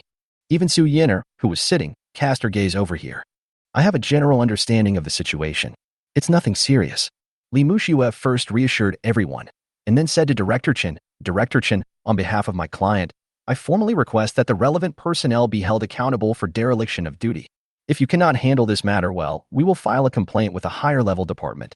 Hearing this, Director Chen subconsciously looked at County Magistrate's son's face, only to see that the latter's face had indeed darkened. Director Chen felt very distressed. Wang Liwei, who on earth have you brought in for me? County Magistrate's son, it's all misunderstanding. I will release him right away according to the procedure. Director Chen was sweating on his forehead. The pressure from the eyes of a county chief was not something that a township police station chief like him could withstand. He didn't know how many times he cursed Wang Liwei from head to toe in his heart. Director Chen called someone over and after giving him some instructions, the person hurried to the back. County Magistrate's son looked at Han Ming's face and saw that the latter had no other opinions. Based on the principle of making big things small and small things nothing, County Magistrate's son naturally did not want to make any more fuss about this matter. Chapter 122 One more beautiful than another. A small director is not worth his utterance. Hearing that the police station agreed to release the person, Sun Yalan felt relieved and walked out silently. Since Zhao Xiaoyan was able to find Weio village, it goes without saying that she knew who told him. Obviously, he also knew that she was pregnant. Sun Yalan is not yet ready to face Zhao Xiaoyan. She also didn't know whether Zhao Xiaoyan would support her in giving birth to the child. Zhou Jiaying had been keeping an eye on Sun Yalan. When he saw her about to leave, he quickly chased after her. Teacher Sunday. Zhou Jiaying caught up with Sun Yalan at the police station entrance and asked nonchalantly, Teacher Sun, why are you in such a hurry to leave? Oh, I have to go back to school. The kids have classes in the afternoon. Zhou, I'm leaving first. Bye. Sun Yalan said this and was about to continue walking. Zhou Jiaying quickly trotted over and said with a smile, "Teacher son, don't be in such a hurry to leave. By the way, why are you teaching here? Why did Xiaoyan come to this place? What was the reason for his conflict with others?" After 3 questions in a row, Zhou Jiaying's mouth was like clockwork. Sun Yalan felt a little guilty and her expression became unnatural. The answer to each question was related to her, but it was really difficult to talk about the teacher and the student being involved. This. At this moment, Sun Yalan no longer looked like the cold and aloof female teacher of Lingda University. She spoke hesitantly and was unclear in her words. "Hey, isn't this teacher son?" At this moment, a person just walked in from outside the door. The man had a bandage wrapped on his head, so exaggerated that he looked like an Indian. The left side of his face was still red and swollen, which looked very funny. And behind him, there were a few younger brothers following. When Sun Yalan saw the person coming, her face immediately turned ugly, and she asked sternly, "Wang Liqiang, what are you doing here?" If Sun Yalan felt a little disgusted when she saw Wang Liqiang before, just like seeing a fly, then when she saw him now, Sun Yalan couldn't help but feel a ball of anger in her heart. If he hadn't gone to school to cause trouble and wanted to take him out to meet friends, Zhao Xiaoyan wouldn't have ended up in jail. Although Zhao Xiaoyan was fine, it didn't mean that her disgust for Wang Liqiang would disappear. On the contrary, it would only make her hate him even more. What am I here for? I'm a victim, so of course I am here to ask our patrol comrades to severely punish the criminals. Wang Liqiang came here specially today. He spent a lot of money last night to make his cousin beat up Zhao Xiaoyan. Not only did he go there alone, he also stuffed a red envelope of 50,000 yuan into the other party. Yesterday, Wang Liqiang also went to get an injury assessment at Wang Liwei's suggestion. Of course, he spent some money on that assessment and also did some tricks. In the morning, his cousin patted his chest and told him that with this assessment, Zhao Xiaoyan would not be able to escape the crime of intentional injury. When you see your enemy is about to be killed by you, as a winner, if you don't show off at this time, it would be really unfulfilling. But when he saw Sun Yalan, Wang Liqiang suddenly paid attention to her, looked at her with a sly smile and said, "How is it, teacher son? Have you seen your little mistress?"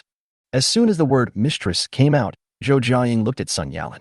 Sun Yalan was immediately angry and pointed at Wang Liqiang and said, "Wang Liqiang, be careful with your words."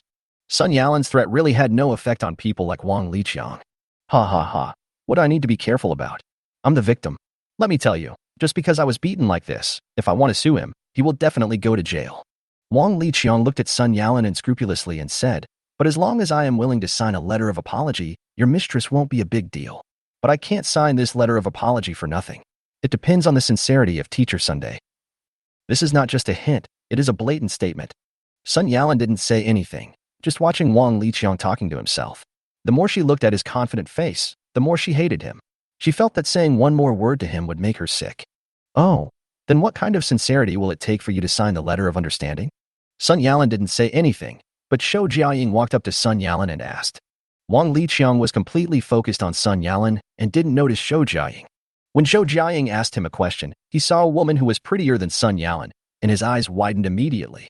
Especially since Zhou Jiaying was wearing a professional suit, with her bulging chest and long, beautiful legs and black stockings. Wang Liqiang was immediately attracted to her, and his heart felt like it was being tickled. Wang Liqiang looked at Zhou Jiaying lustfully and asked, "Oh, today is really my lucky day. I actually met such a beautiful girl again. Is this beautiful girl a friend of Teacher Sun?" "Well, I guess so," Zhou Jiaying said vaguely. "Who are you?" Wang Dali adjusted his clothes and said ostentatiously, "My name is Wang Liqiang, the boss of Liqiang Food Processing Factory. What's the name of this beautiful lady?" "As for me, I am Zhao Xiaoyan's girlfriend," Zhou Jiaying said naturally without a trace of shyness. Sun Yalan looked at Zhou Jiaying in surprise, her eyes full of astonishment, which then became a little dim.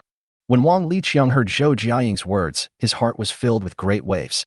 How could Zhao Xiaoyan have such good fortune that the two beauties he met were related to him? Sun Yalan was his woman, and this beautiful woman was actually his girlfriend. He had two super beauties by himself, which made him both envious and angry. "I didn't expect that boy to be so lucky in love," Wang Liqiang said in a sour tone, raised his eyebrows, and continued, "Since you are the boy's boyfriend, it's okay for you to come and talk to me. How about this? You come to me in the evening. Let's find a place and study how to write this letter of understanding." "Oh, really? Then tell me, how do I write this letter of understanding?" Hearing this voice, Zhou Jiaying and Sun Yalan turned their heads subconsciously. It's Zhao Xiaoyan who comes out. Seeing that Zhao Xiaoyan was safe and sound, Zhou Jiaying smiled happily, and Sun Yalan breathed a sigh of relief as if a heavy burden had been lifted from her shoulders. "Boy, why did you come out?" Wang Liqiang, who had been a little cocky just now and was thinking about how to threaten the two beauties to make them submit, was looking at Zhao Xiaoyan in surprise as he walked out with a swagger. He would not be so foolish as to think that Zhao Xiaoyan ran away on his own, because he saw County Magistrate's son and Chief Chen of the Shishui Town Police Station behind him. It is obvious that someone bailed him out, and he was accompanied by two important people, so the person who bailed him out might be very important. Chapter 123, I won't let you wait too long. The reason why Wang Liqiang didn't look for the reason on Zhao Xiaoyan himself was because his cousin Wang Liwei said yesterday that Zhao Xiaoyan was just a college student. Zhao Xiaoyan looked at Wang Liqiang and smiled meaningfully. Your name is Wang Liqiang, right? I've taken note of what happened yesterday. We have a long way to go. Don't worry, I won't keep you waiting too long. After saying that, Zhao Xiaoyan didn't even look at Wang Liqiang again, and said to the people behind him, thank you all for making a special trip for me. Lingshan, please make arrangements for lunch. I want to thank you all. Seeing that Zhao Xiaoyan was fine, Su Yin'er still had her icy expression and said, since you are fine, I will go back to Lingzhou first. How you explained at this time, Boss Su canceled his schedule for the past 2 days and came here specially. Zhao Xiaoyan was immediately moved, and without thinking, he grabbed Su Yin'er's hand. Then I can't let you leave like this. This meal won't take up much time. You have to let me thank you properly. This was the first time Su Yin'er had been so close to a member of the opposite sex since she was a child, but she did not feel disgusted. She said with an unnatural expression, I really have something to do. There is a lot of work going on at the group. Besides, I am just here to make up the numbers, and I can't help much. You're helping me a lot by coming. But I also happen to have something to discuss at noon, so maybe our two families can work together. After hearing what Zhao Xiaoyan said, Su Yin'er also became curious, so she nodded and asked the temporary secretary to change the flight ticket. As for Hao Yu, Lingshan and others, since they were his family, Zhao Xiaoyan did not express so much courtesy or words of thanks. He just nodded and looked at Han Mingze. Mingze, thanks this time. The person who contributed the most this time was Han Mingze. In fact, Zhao Xiaoyan didn't expect Han Mingze to come. In fact, the closest person he thought of was the Yu family, so he called Su Dajiang. After all, Su Dajiang has a good relationship with the Yu family. However, since it was Han Mingze who came, Zhao Xiaoyan naturally understood that he must have followed Yu Ningzhou's instructions. You're welcome. It's just a small favor. Han Mingze waved his hand and introduced the people around him to Zhao Xiaoyan. By the way, Xiaoyan, this is the official of Sanshui County, County Magistrate Sun Liangkai. Sun Liangkai immediately laughed and said, don't say that. I am a public servant and I serve the people. Zhao Xiaoyan extended his hand and shook hands with Sun Liangkai, thanking him. Thank you, County Magistrate Sun, for your concern for my matter. Please do me the honor of having a simple meal at noon. Sun Liangkai quickly refused with a smile. This is all my job responsibility. I won't eat. Since it's all a misunderstanding, I'm relieved. But Zhao Xiaoyan said, County Magistrate's son, lunch is just a quick meal. Besides, I have something else I want to cooperate with the county on. For both public and private reasons, you can't leave at noon. In fact, with Han Mingze as a member of a big group and a big money sponsor, Sun Liangkai naturally didn't want to end it just like that. In fact, the reason why Sun Liangkai knew Han Mingze and Han Mingze was able to invite him over with just one phone call was because Sun Liangkai had approached Han Group several times to discuss investment matters. Therefore, the reason why Sun Liangkai came this time was to do a favor for Han Mingze so that he could establish a relationship with the Han Group in the future and ask Howren to help the other party invest in Sanshui County. Seeing that Zhao Xiaoyan mentioned that he had business to discuss, Sun Liangkai naturally went along with it and agreed with a smile. Afterwards, Han Mingze introduced Director Chen to Zhao Xiaoyan, who naturally thanked him and invited him as well. Director Chen naturally would not miss the opportunity to get closer to Sun Liangkai, and he happily agreed. Village Party Secretary, you two can't leave. At this time, Zhao Xiaoyan saw the party secretary of Weio Village and a young man were about to leave, so he hurriedly stopped them and said sincerely, Party Secretary, you two shouldn't leave either. The village party secretary looks at Zhao Xiaoyan now, but in a completely different way than he did yesterday. Seeing that the people invited were either rich or noble, he felt that he was just a small village party secretary and could not help much. Moreover, this incident happened in the primary school of his village, so he was naturally ashamed to eat this meal. I must thank you very much. Just for your care for Yalan, I have to say thank you no matter what. As for Li Changhua, who was with the village party secretary, he was naturally also invited. After talking to everyone, Zhao Xiaoyan walked to Sun Yalan's side, looked at her, and said with a smile, don't leave, let's have a good chat later. Sun Yalan looked at Zhao Xiaoyan for a few seconds and nodded. From beginning to end, Zhao Xiaoyan never looked at Wang Liqiang again, and didn't even look in this direction, as if he pretended that Wang Liqiang didn't exist. The group walked out of the police station and got into the dozen or so cars in front of the door. When seeing such a grand ceremony, Wang Liqiang was completely stunned, and he couldn't help but have a bad feeling in his heart. Don't look at it. You've hit a brick wall this time. Wang Liwei appeared next to Wang Liqiang for some unknown reason and said with frustration and resentment on his face. Wang Liqiang looked at his cousin and asked guiltily, "Brother, who is this kid?" "I don't know, but he is definitely someone we can't afford to offend." Wang Liwei looked at Wang Liqiang and said, "I always feel that the guy has some tricks up his sleeve and will come to deal with you and me. You'd better find an opportunity to apologize to him and make peace, otherwise we are afraid we will be in big trouble." In a Prado car in the convoy, Zhou Jiaying and Zhao Xiaoyan sat together, with Han Mingzi sitting in the passenger seat. "You just let that person go?" Zhou Jiaying had been observing Zhao Xiaoyan since he came out. Seeing that he had said something to Wang Liqiang and nothing else, he couldn't help but feel curious. "Who said I'm going to let him go? I just don't want to let him get away with it so easily," Zhao Xiaoyan said calmly, but he was planning a plan in his mind. Zhou Jiaying suddenly changed the subject and whispered in Zhao Xiaoyan's ear, "Tell me the truth later about your relationship with Teacher Sunday." As he spoke, Zhou Jiaying seemed to feel a little unhappy again. He reached out and pinched Zhao Xiaoyan's waist hard. Shuyunjian Hotel is the only 4-star hotel in Sanshui County. As Zhao Xiaoyan's secretary, Yi Lingshan's professional level is becoming more and more professional under the guidance of Hao Yu. She booked 2 private rooms, one of which was Zhao Xiaoyan's table for 10 people. In the other private room, 3 more tables were set up to entertain the bodyguards and people from Bayati's side. As soon as the wine came, Zhao Xiaoyan picked up the glass and expressed his gratitude to Sun Liangkai, Han Mingzi, the old branch secretary, and others. As for the others, since they were all his acquaintances, Zhao Xiaoyan didn't have to be so polite, as that would be too distant. Because it was a thank you banquet, Yi Lingshan, under Zhao Xiaoyan's instructions, chose the best dishes and served Feitian wine directly. Chapter 124. Are you used to kicking me? After 3 rounds of wine and 5 kinds of dishes, and after expressing gratitude to everyone, Zhao Xiaoyan started to talk about business. "County Magistrate's son, I plan to do something for Sanshui County." Zhao Xiaoyan didn't beat around the bush and just went straight to the point with a straight punch. As soon as Sun Liangkai heard it, he understood what the other party meant, and his face immediately became serious. In his opinion, since Zhao Xiaoyan is friends with Han Mingzi, his background is naturally not that of an ordinary person. "I wonder what Mr. Zhao wants to do in our county? I want to do 3 things." Zhao Xiaoyan held up 3 fingers and said, "First, build roads. Second, build schools. Third, invest in factories." When Sun Liangkai heard this, he became more energetic. These 3 things are not ordinary things. Pick any one of them, and they are all political achievements. He had just taken office as the county magistrate, and it was a time when a new official needed to make his first 3 moves, and he also wanted to have a good start to facilitate future work. "I wonder if Mr. Zhao has any specific ideas?" Zhao Xiaoyan smiled and said, "I want to build 2 roads. One is the road from Weio village to Jinshan and the other to the county seat. In the early stage of building a school, we will build a primary school in Weio village. The current primary school is a bit shabby, and the desks and chairs are also very old. I will send someone to contact them later. As long as there are similar situations in Weio village and the county, I am willing to support them. As for building a factory, I want to build a factory that integrates agricultural crop processing and production, and I want to locate it in Weio village." Upon hearing the 3 things Zhao Xiaoyan said, Sun Liangkai was so surprised that he couldn't contain his joy. The one who was even more excited and happy was the old village party secretary. Building roads, schools, and factories were all for their Weio village. Now that the road is repaired, the products from their village can be exported more conveniently, and the money will no longer be taken away by middlemen. Building schools means providing their children with a good environment to grow and develop.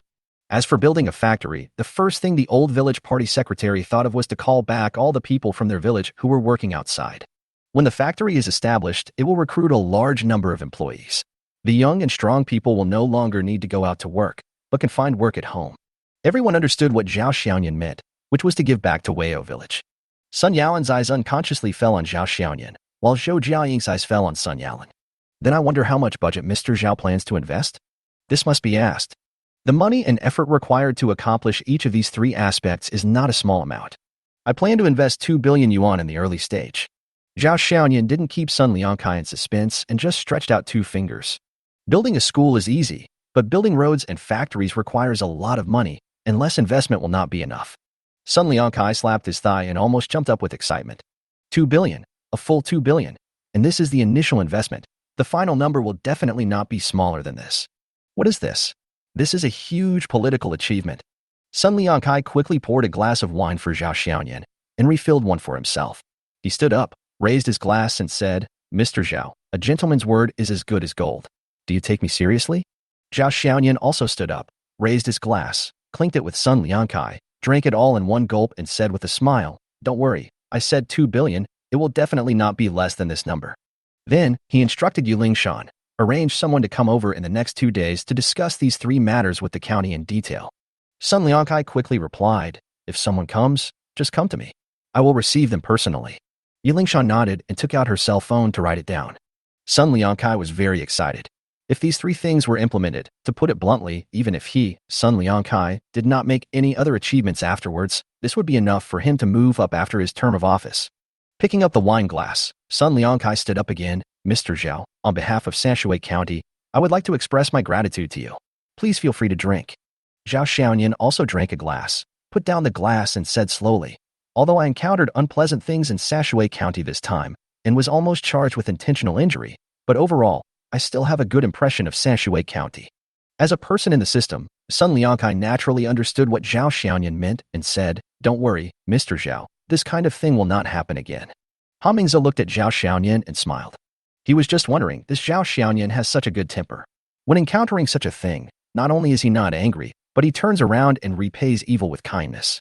His mind is too broad. It turns out that this kid was waiting here.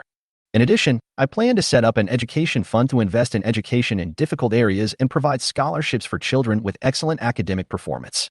For this education fund, I also plan to use Sanshui County as a demonstration in the early stage, and then gradually extend it to the whole country. If building roads, schools, and factories is good for Sanshui County and brings benefits to the people, then this education fund is huge. If it is really as Zhao Xiaoyan said, it will be a great thing. Only, Zhao Xiaoyan, everything else is easy to deal with. The investment in this education fund is not a small amount. Su Yin'er, who had been silent, spoke up at this time. Businessmen pursue profits, but Zhao Xiaoyan's actions did not benefit him at all, and it was a bottomless pit that required continuous investment of money. By saying this, she was also reminding Zhao Xiaoyan not to get himself into trouble because of a momentary impulse. I know. Zhao Xiaoyan is now a man with a net worth of hundreds of billions, and the thing he worries least about is money. I plan to name this fund Jianyan Education Fund. As for the person in charge, Zhao Xiaoyan looked at Sun Yalan and asked, "I wonder if Teacher Sun is willing to condescend to do so?" As soon as these words were spoken, many people present had strange expressions on their faces. Zhou Jiaying looked at Sun Yalan with a smile. Yulingshan looked at Sun Yalan in surprise. Su Yin'er frowned unconsciously on her cold face. Li Mushua looked at Zhao Xiaoyan suspiciously. He gave a wry smile and shook his head. The next moment, Zhao Xiaoyan's calves were kicked on both sides. Zhao Xiaoyan subconsciously glanced at Zhou Jiaying and Su Yin'er who were sitting next to him. "You guys are used to it, right?" After dinner, Sun Liangkai left impatiently. He had to go back quickly to hold a meeting. Firstly, he wanted to tell the county about Zhao Xiaoyan's investment, and secondly, he wanted to discuss how the county could cooperate. Zhao Xiaoyan also told him that it was okay to start the 3 major projects of road construction, school construction, and factory construction at the same time, but the county must cooperate vigorously. The county could jointly declare that it was a public-private partnership, but the financial affairs must be responsible and supervised by the people of Jianyan Investment to prevent corruption. Chapter 125. Let's get married. If I find anyone taking advantage of this to get bribes or obstructing it, I will immediately withdraw my investment. These were Zhao Xiaoyan's exact words. Sun Liangkai looked at Zhao Xiaoyan's serious expression and had no doubt that the other party would really do so. Of course, as the main beneficiaries of this event, the village party secretary also followed Sun Liangkai, and Li Mingchang from the town also followed. On the surface, the county wants to discuss how to cooperate in the implementation of investment, and Weio village is an unavoidable link. Sun Liangkai may have to give orders across levels if things go wrong. Another reason is that Sun Liangkai wants to find the village party secretary to find out the cause of Zhao Xiaoyan's arrest. Zhao Xiaoyan's hint at the dinner table is very clear, that is, to deal with Wang Liqiang and Wang Liwei. Although he wants to invest, if he has to violate his principles in order to invest, he will never do it. That's outrageous. After listening to the village party secretary's explanation of the whole incident, Sun Liangkai slammed the table in anger. He originally thought it was just a matter of jealousy over a woman, but he didn't expect it to be such a reason. Apart from other things, he could not tolerate the fact that Wang Liqiang rushed into the school and disrupted the normal teaching order. He openly threatened the female volunteer teacher to go with him. Why? Oh, and he also beat up the students. What was he doing? What happened next was justified. Sun Liangkai made a phone call to the director of the county patrol bureau. After giving the village party secretary a few more instructions and confirming that they would go to Weio village for a walk after the people from Jinyan Investment arrived, Sun Liangkai had someone drive the village party secretary back. As for Li Mingchong, Sun Liangkai didn't say anything, just patted him on the shoulder, and everything was said without words. Although Li Mingchong did not do anything specific in this matter, just because Zhao Xiaoyan specifically thanked Li Mingchong individually, Sun Liangkai had already decided in his mind to let Li Mingchong be the contact person for specific matters. Li Mingchong could understand this, and he was very happy. He didn't expect that he just did a favor, but it actually brought him a bright future in his official career, and he was very happy. The other side. After Sun Liangkai left, Zhao Xiaoyan talked to Han Mingze and Su Yin'er about investing in Weio village. For the Han group, this matter was just a small thing to add icing on the cake. It was optional.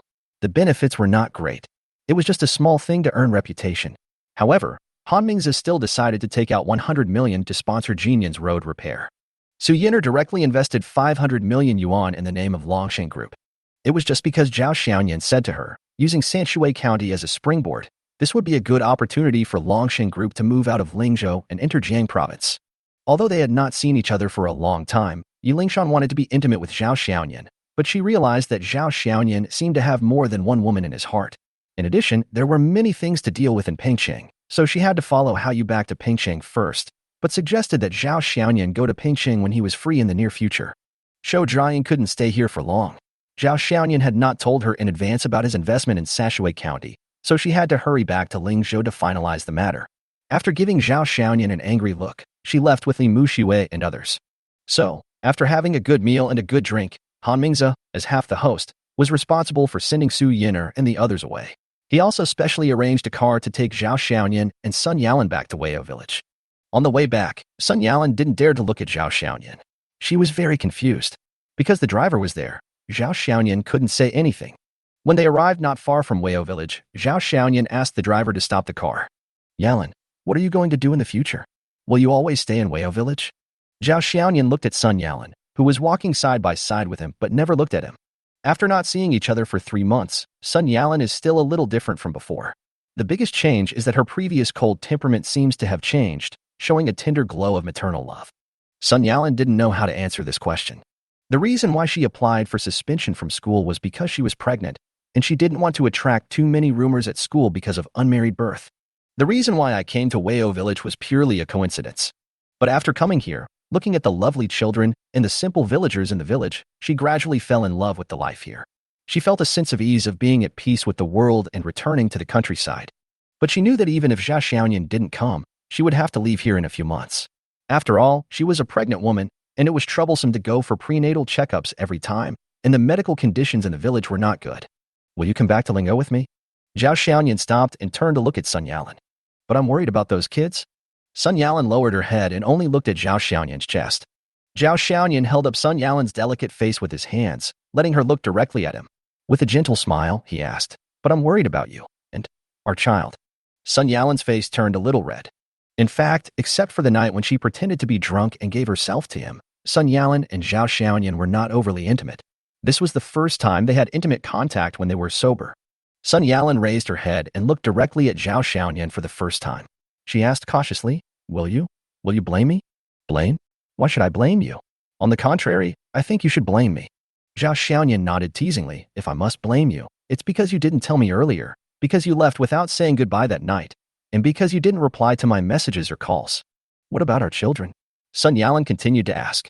Zhao Xiaoyan held Sun Yalan in his arms and said firmly, Give birth to the child. I am the father of the child. After receiving Zhao Xiaoyan's affirmative answer, Sun Yalan finally put her mind at ease. She was actually very scared, afraid that Zhao Xiaoyan didn't want her to give birth to the child. After learning that she was pregnant, Sun Yalan was actually at a loss for a while and even thought about aborting the child. But at the last moment, she gave up. This was her child, a little life in the making. Looking at the tiny, bud-like embryo on the ultrasound report, she decided to give birth to the child. She even thought about not telling Zhao Xiaoyan and raising the child alone. So she left Lingda. On the one hand, she didn't want people in the school to see her slowly growing belly, and on the other hand, she didn't know how to face Zhao Xiaoyan. Leaning in Zhao Xiaoyan's arms, feeling the strong chest of the first man in her life, Sun Yalan said, Let's get married. Chapter 126. Do you think I'm a pig? Weio village. The old village party secretary stood at the entrance of the village and watched the two figures finally appear holding hands and hurried to meet them. His wife quickly grabbed him and scolded him. "You old man, don't you see that couple is being affectionate? Why did you go over there?" The village party secretary slapped his forehead and laughed. "Haha, right, right, let's go home first. By the way, how's the banquet in the threshing ground tonight going? Don't worry, this is a big happy event for our village, and everyone has already started working on it." The village party secretary has never taken off the smile on his face since he came back from the county. As soon as he returned to the village, he gathered several prestigious people in the village to his home and told them that teacher's son's husband was going to invest and build a factory in the village. This made everyone very happy. Weo village is poor, and all the villagers work hard in the fields. In order to provide more livelihood for their families, most of the strong laborers in the village go out to work. They rarely come back to reunite with their families once a year. If a factory really opens in the village and the salary is suitable, then no one will want to go far away. The young people have all stayed, the children have their parents around them, and the elderly have their children to live out their days. The village is definitely a different scene. And after hearing that Zhao Xiaoyan and the county magistrate had already made the decision on this matter, someone suggested setting up a banquet to thank teacher's son. In their opinion, the reason why Zhao Xiaoyan invested money in their Weo village was all thanks to Sun Yalan. It must be Sun Yalan who asked her husband to invest in the village. So, the village party secretary waved his hand, and every family began to move spontaneously. Thinking about the future of Weo village, the village party secretary felt that he had suddenly become 10 years younger. Following Zhao Xiaoyan's example, he also held his wife's hand and walked back to the village. This made his wife feel shy again, but she didn't pull away. That afternoon, the entire Weo village was even more lively than during the Chinese New Year. Erqueezy, quickly pluck the feathers from your chickens, ducks, and geese. They are waiting to be slaughtered. Whose daughter-in-law? Is the fish ready? Li Lizier, find a few people to put up the tables, chairs, benches, etc. Minchong, you're back? That's great. Find a few people and put up the lights in the threshing ground. The old village party secretary was sweating profusely as he directed everyone to work, the smile on his face almost fixed on his ears. Originally, Zhao Xiaoyan planned to take Sun Yalan back to Shanghai that day, but on the one hand, Sun Yalan was worried about the children, and on the other hand, it was the village party secretary's cordial invitation. So that night, a banquet for hundreds of families was held in Weo village. After hearing about this, Li Mingchong also hurried back from the town ahead of time. He was also in high spirits, and his energy of happiness was no less than that of the village party secretary. In the afternoon, the mayor came back from the county with a transfer order. Li Mingchong was listed as the deputy director of the county office, and his main job was to serve as secretary to county magistrate's son. This step can be regarded as a promotion of several levels, from a sinecure where he waited until retirement to becoming a well-known figure in the county. After hearing about this, his wife happily put on makeup, put on some clothes from her room, and rewarded her husband well. Look, before 5 o'clock, the time to get off work, Li Mingchong brought his wife back to Weo village. The protagonists, Sun Yalan and Zhao Xiaoyan, were currently in the room that the old branch secretary had specially prepared for Sun Yalan. The two did not have any further communication, they just leaned on each other and talked, and their feelings grew stronger immediately. Ding. Target Sun Yalan's favorability towards the host plus 10, current favorability 90. After hearing the system's reminder, Zhao Xiaoyan remembered something and quickly transferred 2 billion to Sun Yalan. Sun Yalan was a target he had tried to conquer, but because his favorability level had not reached 100, he had not succeeded in conquering her completely, so he could still earn cash back. Zhao Xiaoyan didn't want to miss such a good opportunity. He directly used 2 billion to exchange for 180 billion. Because the funds from Big Goose were not arriving so quickly, they had to go through the bank's review. But Sun Yalan watched Zhao Xiaoyan transfer so much money to her, and while she was impressed that this man was so rich, she quickly advised, "Why did you transfer so much money to me? You are just starting your career now, and you must spend your money wisely." Zhao Xiaoyan smiled and said nothing, but just opened the balance on the bank app. This was the first time that Zhao Xiaoyan showed his worth to others, and he had no intention of showing off, but in his heart, he already regarded Sun Yalan as someone he could trust, the mother of her own children. When seeing the balance of up to 100 billion, even Sun Yalan, who was used to being aloof, couldn't help showing a look of astonishment. Her eyes widened, but then her face was full of worry. How do you have so much money? Did you do something? Don't worry, this is all legal. Zhao Xiaoyan smiled, took Sun Yalan's hand, and said, "Don't worry, I won't do anything bad. You just need to give birth to the baby with peace of mind, and I will raise you and your child. Not to mention one. I can also support you even if you have several. You treat me like a pig." Sun Yalan rarely showed a little girl's expression and looked at Zhao Xiaoyan in a daze. 6 p.m. As night began to fall, the threshing ground in Wayo village became a lively scene.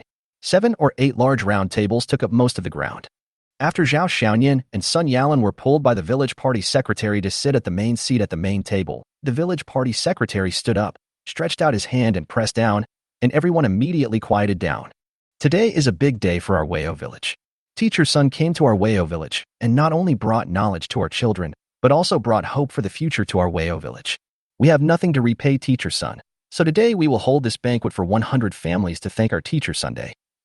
As he spoke, the old village party secretary raised the bowl of rice wine and said, "Come on, let's toast to Teacher Sun and Mr. Zhao." Then everyone stood up and raised the bowls in their hands. Even the children stood up, laughing and imitating the adults by raising their own bowls. However, the bowls were not filled with wine, but soup. Zhao Xiaoyan and Sun Yalan also quickly stood up. Zhao Xiaoyan pressed down Sun Yalan's wine bowl and said loudly to everyone, "Thank you all for your hospitality. I'll drink this bowl of wine." But Yalan is pregnant, so she can't drink. What? Teacher Sun is pregnant? When the village party secretary heard this, his face was full of surprise again. Yes, you can't drink alcohol when you are pregnant. Come on, Mr. Zhao, congratulations. When the villagers heard that Teacher Sun was pregnant, they quickly congratulated her. Several old ladies also came up and asked Sun Yalan questions and kindly shared their own experiences of pregnancy. Sun Yalan looked happy and listened carefully to the old woman's words. Just then, a group of children ran over and said to the village party secretary, "Grandpa Secretary, those bad guys from yesterday are here again." Chapter 127 Banquet of 100 Families in Wayo Village. Do they still dare to come? The village party secretary's heart tightened, and then he showed anger and shouted to the people below, "Damn it, the Wang family boy doesn't take our Wayo Village seriously. People from Wayo Village, stand up and grab your weapons." When Wang Liqiang and Wang Liwei walked to the threshing ground, they saw a group of villagers holding various farm tools. Looking at the people glaring at them, the Wang brothers' calves trembled unconsciously. In the past, Wang Liqiang was used to being domineering in the town. People who saw him were either afraid or fawned on him and tried their best to please him. But today's scene was the first time he had encountered such a thing. If there wasn't a reason for him to come, Wang Liqiang would have wanted to run away now. Wang Liwei was not wearing a patrol uniform today, only casual clothes. Wang Liwei was groaning in his heart when he saw this scene. He was hitting a brick wall. If he couldn't settle it peacefully, it would be the least of his life to be skinned alive, and he might even be imprisoned. After seeing County Magistrate Sun come to pick him up in the afternoon, Wang Liwei was called into the office by the director again. The director's words implied that Wang Liwei was doomed this time. However, the director still pointed out a way for him implicitly. The person who tied the bell should be the one who can untie it. So Wang Liwei took a leave of absence in the afternoon. After finding Wang Liqiang and explaining the interest involved, he took Wang Liqiang to prepare gifts and apologize. "Wang Liqiang, what are you doing here again?" The village party secretary walked up and looked at Wang Liqiang unhappily. The village party secretary saw Wang Li forcibly break into the school yesterday. Seeing that he was still coming, the village party secretary naturally thought that he had not given up and was going to cause trouble again. Uncle Li, please don't misunderstand me. I'm here to apologize to Teacher Sunday." When had Wang Liqiang ever been so humble? But when he thought of his cousin's words, he had to humble himself and put away his arrogant temper. "Yes, Uncle Li, what happened yesterday was all misunderstanding." Wang Liwei also stood up and said with an apologetic smile on his face. "Misunderstanding? Haha, not necessarily." At this time, Zhao Xiaoyan came up with Sun Yalan. Although they were smiling, anyone who saw them could clearly feel a sense of hostility. Zhao Xiaoyan had no good impression of the Wang brothers, especially Wang Liqiang. Zhao Xiaoyan was terrified when he thought about it. If he hadn't come, what would have happened to Sun Yalan yesterday? What would Wang Liqiang have done to Sun Yalan?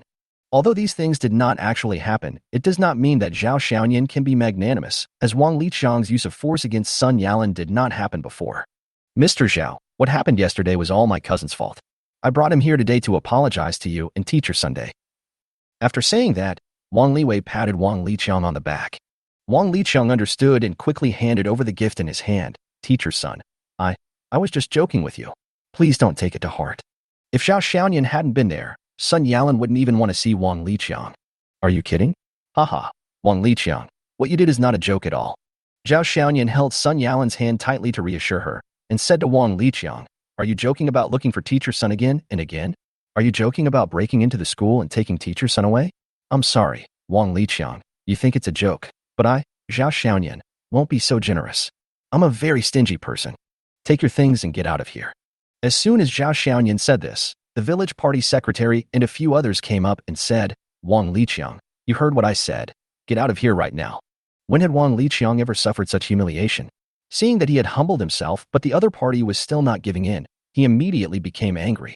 He threw the things in his hand to the ground and said angrily, Mr. Zhao, I've already done this. What else do you want? Let me tell you, this is Shishui town. This is my base. No matter how awesome you are, be careful or I'll make sure you can't leave Shishui town. When Wang Liwei heard what his cousin said, he wanted to kill him. I asked you to apologize, but you broke down after just a few words and even dared to yell at him. You are really a bad teammate. Mr. Zhao, my cousin is stupid, sir. Seeing this, Wang Liwei was about to say something to ease the situation when he heard a voice behind him. What a big tone. When did Shishui town produce a local tyrant? Wang Liwei and Wang Liqiang looked back and saw Sun Liankai walking towards them. Behind him were several county leaders and even the director of the police bureau. Wang Liwei immediately felt something was wrong. Wang Liwei, Wang Liqiang, if you have done something wrong, you must admit it. Come on, arrest them. The chief of the police bureau did not come alone. He was followed by several patrolmen in police uniforms. Several police officers stepped out of the crowd, walked up to Wang Liqiang, and took out an arrest warrant. Wang Liqiang, you are suspected of rape, gang fighting, and organizing a gang-like organization. You are now arrested in accordance with the law. This is the arrest warrant. As he spoke, a silver bracelet was handcuffed on his hand. This is a misunderstanding. I didn't. Brother, save me. Wang Liqiang was really scared now. None of these charges were trivial. Going to jail for a few years was a light punishment. If things went wrong, he would still be punished. As for those charges, he knows them well enough, and if he really digs deeper, he won't be able to escape any of them. Meanwhile, the police officer took out an arrest warrant and said to Wang Liwei, you are suspected of dereliction of duty, harboring a criminal, and abusing your power. You are hereby arrested in accordance with the law. This is the arrest warrant. Wang Liwei looked at the arrest warrant and was so frightened that he sat down on the ground, muttering, it's over, it's over, it's all over. Take them with you. The chief of the police bureau waved his hand, and several policemen escorted the Wang father and son into the police car. Mr. Zhao, I'm sorry I'm late. Sun Liankai walked up and shook Zhao Xiaoyan's hand with a smile. Not too late, just right. Zhao Xiaoyan naturally knew that this was the other party's attempt to show goodwill to him, so he didn't act pretentiously and responded with a smile. Sun Liankai looked at the village party secretary next to him and joked, Comrade Laoli, let's get everyone to pack up. I heard that Weio village is holding a banquet for hundreds of families. Today, they brought several county leaders and came uninvited. I wonder if Weio village welcomes them. The village party secretary quickly replied, Welcome, welcome. It is a blessing for Weio village that you can come to our banquet. Come on, please take a seat.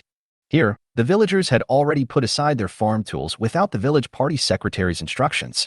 The villagers were a little bit nervous at first because of the participation of Sun Liankai and others. But later, after Sun Liankai and others deliberately lowered their attitude and toasted each table one by one, the villagers gradually became less reserved. That night, Sun Liankai was drunk by the villagers. Sun Liankai looked at Zhao Xiaoyan with drunken eyes, held his hand, and said with emotion, Mr. Zhao, you must fulfill your promise. Weio village in Sashui County are looking forward to it. After saying that, Sun Liankai passed out drunk at the banquet. Chapter 128 The Promise That Cannot Be Given. 3 days later, Zhao Xiaoyan set out on the journey back to Lingzhou alone, and Sun Yalan did not follow him back to Lingzhou. On the afternoon of the second day after the banquet, the Jinian Investment Expatriate Working Group temporarily established by Zhou Jiaying arrived at Weio Village. Because Zhou Jiaying had already communicated in detail with the working group before departure, Zhao Xiaoyan did not need to elaborate. After a brief exchange with them, he asked them to start the relevant work. The working group was led by Chen Tao, the acting director of the project department, who had joined Jinian when it was first established. He was a middle-aged man of average ability but relatively steady. After Zhao Xiaoyan introduced Chen Tao to the village party secretary, he no longer participated too much in the specific work so as not to bring pressure to the working group. After Li Mingchang became the secretary of the second-in-command, he quickly solved the teacher problem of Weio Village Primary School and directly assigned 2 new teachers to the post, which relieved Sun Yalan's worries. Zhao Xiaoyan drove to Shanghai, returned the car to Han Mingze, and then took Sun Yalan to visit Yu's family. Han Mingze also followed Zhao Xiaoyan to visit the Yu family. Everyone in the Yu family treated Han Mingze like a son-in-law, except that Yu Ningxiu still seemed a little indifferent to Han Mingze. It seems that Han Mingze still has a long way to go, and some things are giving him headaches. Yu Ningxiu and Sun Yalan are friends. They talked in the boudoir for a long time. As for what they talked about, Zhao Xiaoyan didn't know. But after coming out, Sun Yalan expressed that she wanted to stay with Yu Ningxiu in the Magic City and not return to Lingzhou for the time being. Because when they were in Weio village, the two of them stayed at the home of the village party secretary and were not very close. That night, Zhao Xiaoyan finally managed to persuade Sun Yalan to stay in the hotel. Yalan, why don't you want to go back to Lingzhou with me again? As soon as he entered the guest room, Zhao Xiaoyan hugged Sun Yalan from behind, placed his hands gently on her belly, feeling the presence of the little life. Ningxiu said she was heartbroken and wanted me to accompany her. Ningxiu was the one who accompanied me during that period. Now that she is in a bad mood, I should also accompany her. Sun Yalan slowly turned around, looked at Zhao Xiaoyan with her beautiful eyes, and asked, also, Ningxiu told me a lot about you. Zhao Xiaoyan's heart skipped a beat. If we were to ask who in this world knows the most about Zhao Xiaoyan's private affairs, Yu Ningxiu would definitely be ranked first. Zhao Xiaoyan asked cautiously, what did she tell me? Sun Yalan looked at Zhao Xiaoyan for a long time before she asked slowly, Xiaoyan, if I go back to Lingzhou with you, will you marry me? Yes, I will marry you. Zhao Xiaoyan answered without thinking. What about your other women? Although he had a premonition, Zhao Xiaoyan was still surprised when he heard this. She told you everything? Well, if you come back to me now, and I go back to Lingzhou with you, will you marry me? Sun Yalan looked at Zhao Xiaoyan, but her eyes seemed calm, without any trace of disturbance. Zhao Xiaoyan was silent. Perhaps Zhao Xiaoyan didn't have much affection for Lu Xining and Zhang Yuan. He was with them purely to earn cash back. But people are selfish, and after having close contact, Zhao Xiaoyan didn't think of letting other people get involved with him. Besides, when he was with them, there would be many new ways to play. If these two people were reluctant to give up out of pure desire, then He Fei and Yi Lingshan were different. Especially He Fei. If he were to marry Sun Yalan, he wouldn't know how to face He Fei. Besides, there was also Zhou Jiaying. Although he had no physical contact with Zhou Jiaying, he knew clearly what Zhou Jiaying thought of him. Sorry. After thinking for a long time, Zhao Xiaoyan sighed and said these three words. Sun Yalan just smiled and didn't say anything. Instead, she hugged Zhao Xiaoyan. This was the first time that Sun Yalan took the initiative to hug him and rest her head on Zhao Xiaoyan's shoulder. I'm actually very conflicted. If you want to marry me just because I'm pregnant, then I'm afraid that if another woman gets pregnant someday, you might divorce me to marry her. But I'm so sad that you don't dare to promise to marry me because you can't let go of other women. Zhao Xiaoyan didn't know what to say, so he could only hug Sun Yalan back. I won't go back to Lingzhou. If I go back, I don't know what I should do. I've already applied for a suspension from school, and if my mom sees my belly, she will definitely ask about it. Rather than going back to Lingzhou and facing a lot of trouble, I'd rather stay in the Magic City. As for our affairs, let's talk about it after the baby is born. The medical conditions here are also good, and Ning Qiu is with me, so you can rest assured. Zhao Xiaoyan frowned, gently helped Sun Yalan up, and said, now that you say that, I'm worried. Why? Sun Yalan asked, puzzled. Zhao Xiaoyan thought about it, but didn't know how to start, so he could only say vaguely, it's Yu Ningqiu. Anyway, you can't get too close to her. I'm afraid she has bad intentions towards you. Sun Yalan was stunned for a moment, then smiled and said, so, you also know about her and Wani? Zhao Xiaoyan was stunned. He stretched out a finger and bent it, and asked, do you know she has been? Sun Yalan patted Zhao Xiaoyan's chest a few times in annoyance. What's the point of saying it's gay or not? Can't you put it in a nicer way? Their relationship is actually quite good, but this kind of relationship is really hard for the world to accept. Especially for a family like the Yu family, they would definitely not allow her to be like that. But this kind of thing is not something we outsiders can say. Wani's sudden departure may be a good thing for Ningqiu. Zhao Xiaoyan is too busy to care about Yu Ningqiu now. Since you know, you should stay away from Yu Ningqiu. She is heartbroken now. Isn't it often said that the best way to get over a broken heart is to fall in love with someone else? I'm afraid that if she falls in love with you, I will be at a loss. Seeing Zhao Xiaoyan so anxious, Sun Yalan smiled and said, don't worry, I don't like women. I like men. After she finished speaking, she realized that what she said was very ambiguous. Zhao Xiaoyan caught her words and asked jokingly, you like men, so which man is it? Sun Yalan blushed and turned her head away, not daring to look at Zhao Xiaoyan. Teacher's son, am I the one you like? Zhao Xiaoyan said shamelessly. Sun Yalan was so embarrassed that she broke free from Zhao Xiaoyan's arms and said, I'm going to take a shower. Okay, I'll go wash too. Chapter 129 Airport Conspicuous Bag. Sun Yalan looked at Zhao Xiaoyan nervously. Don't get me wrong, I just feel uncomfortable because of the stickiness in my body. Does the book really say that? Zhao Xiaoyan couldn't help but teasing Sun Yalan. I'm not going to pay attention to you. That's not possible. You sleep on the sofa tonight, and I'll sleep in the bedroom. After saying that, Sun Yalan picked up her clothes and went into the bathroom. As the night deepened, Zhao Xiaoyan lay on the sofa. Just when he was about to fall asleep, there was a slight sound of a door opening. Under the dim light, he saw Sun Yalan, wearing loose maternity pajamas, walking gently to the sofa. Seeing that Zhao Xiaoyan was not asleep and was looking at her with his eyes, Sun Yalan pretended to walk to the table, picked up a bottle of mineral water, unscrewed it, and took 2 sips. Zhao Xiaoyan stood up, hugged her from behind, and asked softly, "Why aren't you sleeping yet? Pregnant women who don't sleep well may affect the fetus." Sun Yalan bit her lip and asked in a low voice, "Is the sofa uncomfortable to sleep on?" When Zhao Xiaoyan heard this, he knew there was a chance tonight. More than an hour later, looking at Sun Yalan, who was sleeping soundly and her slightly bulging belly, Zhao Xiaoyan felt very complicated. There is the sense of accomplishment of pushing down the beautiful teacher Ling, and there is also the sense of responsibility of becoming a father. Ding. Target Sun Yalan's favorability +10, current favorability 100. Ding. Counterattack completion rate 100, triggering the complete counterattack reward. English, French, German, Italian, Korean, and Japanese proficient level. Ding. Any purchase made to the target goddess Sun Yalan will no longer be rebated. The next day, Zhao Xiaoyan went to the airport alone and did not let Sun Yalan see him off. Sun Yalan is a pregnant woman, so she should try not to overwork. After sending Sun Yalan to Yu's house, Zhao Xiaoyan set out on his journey home alone. The plane landed in Lingzhou 3 hours later. After coming out of the VIP channel, Zhao Xiaoyan saw his black Ferrari 812 and a model-like tall and long-legged beauty standing next to the car. Zhang Yuan. As soon as she saw Zhao Xiaoyan, Zhang Yuan trotted forward and showed an 8-tooth smile. "Brother Xiaoyan, welcome home." Even though Zhao Xiaoyan had grown a lot taller, he was still a little shorter than Zhang Yuan, who was wearing high heels. "Why are you here?" Zhao Xiaoyan remembered that he did not tell Zhang Yuan what time he would be back. He just told her he would be back today.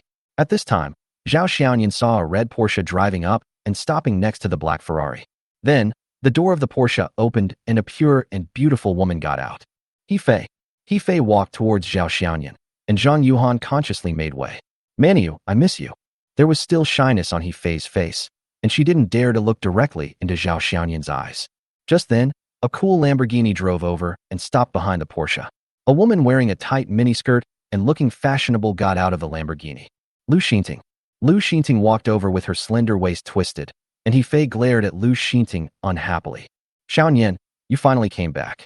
Lu Xinting stared at Zhao Xiaoyan with a pair of fox eyes. "What are you doing?" Zhao Xiaoyan was stunned by the appearance of these 3 people. He Fei and Zhang Yuan knew each other. Zhang Yuan told Zhao Xiaoyan before they went to Shanghai. But now there's another Lu Xinting, which makes Zhao Xiaoyan a little unsure of what they mean. Then, before Zhao Xiaoyan could finish his words, another BMW drove over and stopped behind the Lamborghini. The person who came down this time was a beautiful lady wearing a short uniform skirt and a women's windbreaker. Zhou Jiaying. Zhou Jiaying showed off her 2 beautiful dimples and walked towards Zhao Xiaoyan with a pair of beautiful legs and black stockings. On this side, Lu Xinting was pulled away by He Fei early on. "Does it look good?" Zhou Jiaying asked softly when she saw Zhao Xiaoyan looking at her in a daze. Zhao Xiaoyan nodded. "It looks good." Zhou Jiaying's dimples became more prominent, and she said, "If it's beautiful, just look at it more. By the way, what color do you like?" This little devil, where has her dignified temperament gone? The scene of Zhao Xiaoyan being picked up by 4 beauties in a row at the airport was naturally seen by many people around him. For luxury cars, for beauties, but they picked up the same man. Suddenly, Zhao Xiaoyan was cursed by the men around him. The women were curious about what charm this man had that could make 4 beauties fall in love with him. "Okay, let's go." Zhao Xiaoyan didn't want to be treated like a monkey, so he urged them to leave quickly. Zhou Jiaying then revealed a sly smile and asked, "You can go, but now it's Mr. Zhao's turn to choose. For cars, for people, which car do you want to get in?" Lu Xinting blinked her fox eyes and flirted with Zhao Xiaoyan. Zhang Yuan pretended to show off her long legs unintentionally. He Fei just looked at Zhao Xiaoyan quietly, her eyes full of longing. Zhou Jiaying, on the other hand, showed a deep dimple when looking at Zhao Xiaoyan. For a moment, Zhao Xiaoyan began to suffer from decision-making difficulties. Whose car should I choose? Then, just when Zhao Xiaoyan was hesitating about what to choose, Zhou Jiaying winked at the other 3, and then the 4 women walked towards their respective cars in unison, and before Zhao Xiaoyan could react, they drove away one by one. What was just a scene of 4 girls picking up someone at the airport suddenly turned into a scene of a prank. Zhao Xiaoyan. When Zhao Xiaoyan took a taxi directly from the airport back to Jinyan Investment, the 4 women were already sitting in the general manager's office, drinking tea and chatting. "Wow, Mr. Zhao is pretty fast." When Zhou Jiaying saw Zhao Xiaoyan come in, he quickly smiled. Zhao Xiaoyan put the suitcase aside, sat down on the sofa, looked at the four girls with a gloomy face and asked, "Whose idea was this today?" The four girls looked at each other and said nothing. Zhao Xiaoyan pointed at Zhou Jiaying and said, "No need to guess, I know it. It must have been your idea." Chapter 130 Zhou Jiaying's Arrangement. Zhao Xiaoyan wasn't actually angry, he just felt a little depressed. For people came to pick him up, but he still had to take a taxi back home. Zhou Jiaying nodded and said with a smile, "Well, it seems that you know me well enough. You can tell it was my idea right away. Why do you do this?" Zhao Xiaoyan turned his gaze to Lu Xinting. Lu Xinting is worthy of being called the green tea girl. When she saw Zhao Xiaoyan's gaze, she decisively betrayed her teammates. Sister Jiaying said that she wanted to teach you a lesson, to let you know that there are 4 beautiful women at home, so don't always think about the wildflowers outside. Zhao Xiaoyan was sweating profusely. "Look at you, your mouth is too loose. No wonder he swallowed you so hard." Zhou Jiaying glared at Lu Xinting, turned to look at Zhao Xiaoyan, and asked, "Okay, now that everyone is here, tell me what's going on between you and that Sun Yalan?" "What, Mr. Sun?" "He Fei is from the dance department, and Sun Yalan is her dance teacher." Zhao Xiaoyan realized that Zhou Jiaying wanted to make him confess. He probably wanted to make him confess because he was afraid that he was not important enough, so he called the other 3 women to join him. However, since everything has been brought up, and the 4 of them have already spoken out today, Zhao Xiaoyan simply speaks frankly. "Yalan, she's pregnant." The next day, as soon as Zhao Xiaoyan arrived at work, he saw that there was already someone in his office. "Hello, Mr. Zhao. I am your secretary today, He Fei." In the office, He Fei, dressed in a professional suit, bowed slightly respectfully towards Zhao Xiaoyan. "Feier, what are you doing today?" "Boss Zhao, during work, please call me He Fei or Secretary He. Please don't use personal names." He Fei placed a document on Zhao Xiaoyan's desk and said in a serious tone, "Boss Zhao, here are the company's schedule for today. This morning, the HR department has arranged for several people to come for an interview. Vice President Zhou is the interviewer. She hopes that if you have time, you can attend the interview. The project in Sanshui County has officially started, and the special mission team has requested the first payment. This is their work schedule. President Hao and Secretary Yi have sent us a progress report on Pengcheng. It is expected that the first production line will be operational next month. They asked you to go to Pengcheng to inspect the work if you have time. Biotti has also been looking forward to your achievement for a long time. Besides," 10 minutes later, He Fei finally finished speaking. "No matter how big or small the matter is, the situation of all the work of the entire company was roughly presented to Zhao Xiaoyan in these 10 minutes. Fei, Secretary He, you did a good job, very good." Although Zhao Xiaoyan didn't know what He Fei was doing, after she sorted it out, it was very good for him as a boss. Ever since Yi Lingshan went to Pengcheng, Zhao Xiaoyan has not received such a detailed work report for the entire company. He Fei was a little embarrassed and said, "These were all taught to me by Sister Lingshan." No wonder, Zhao Xiaoyan thought he had a blind eye and missed the fact that He Fei had such talent. Zhao Xiaoyan looked at He Fei with some doting and asked with a smile, "By the way, what's going on with you? Don't you have classes today? Why did you think of coming here to be my secretary?" "I can't tell you. Anyway, I'm your secretary now, so you have to take me with you wherever you go today." On that day, He Fei really did what she said. She followed Zhao Xiaoyan in everything he did, except going to the toilet, and they even ate together. Although sometimes she still seems a little at a loss because of unfamiliarity or having never done it before, Zhao Xiaoyan is generally very satisfied with He Fei as a secretary. The next day, when he arrived at the company, the receptionist greeted Zhao Xiaoyan and then looked towards the general manager's office with a strange look. Zhao Xiaoyan raised his eyebrows and walked into his office, where he saw a woman in a white suit and skirt suit, looking at him with her charming eyes. "Hello, Mr. Zhao. I am your secretary today, Lu Xinting." Then, for the whole day that followed, Zhao Xiaoyan experienced Lu Xinting's sexy and seductive secretary style, which was different from He Fei's rigorous secretary style. When handing over a document, Lu Xinting is always slow and methodical with a delicate air. As she walked, her slender waist twisted into a snake shape. When talking about things, she looked at Zhao Xiaoyan with a pair of admiring eyes, like a young secretary. Day 3. Without being reminded by the front desk, Zhao Xiaoyan walked into his office. Sure enough, a long-legged beauty in a light blue OL uniform had already appeared in his office. "Hello, Mr. Zhao. I am your secretary today, Chen Yijuan." Day 4. After Zhao Xiaoyan arrived at the company, he put his hand on the door handle of the office, but he did not dare to open the door. However, he didn't open it, but the door was opened by the person inside. Zhou Jiaying was seen showing her dimples and looking at Zhao Xiaoyan with a smile. Jiaying, why is it you? Zhao Xiaoyan was a little surprised to see that it was Zhou Jiaying. What? Am I disappointed? Zhou Jiaying asked with a smile. No, I'm very happy. If it's you, it's great. If it weren't for those three women, Zhao Xiaoyan felt relieved unconsciously. Holding his waist, Zhao Xiaoyan sat on the chair. Seeing Zhao Xiaoyan's expression, Zhou Jiaying asked with a hint of meaning. Did President Zhao have a good time these 3 days? Are you satisfied with the arrangements for the 3 trainee secretaries? It's you. Zhao Xiaoyan was awakened by this word. He stood up suddenly and looked at Zhou Jiaying. Zhou Jiaying covered her mouth and smiled. It's only been 3 days. Is it really that serious? Forget it. I'll make you some nourishing soup later. By the way, my soup-making skills are pretty good. No, I'm fine. A man can never admit that he is incompetent even if he is beaten to death. Really? Zhou Jiaying walked around the table to Zhao Xiaoyan, bent down, so that his face was very close to Zhao Xiaoyan, his face full of cunning. You mean watching a movie? In the evening, Zhao Xiaoyan followed Zhou Jiaying with a nervous mood.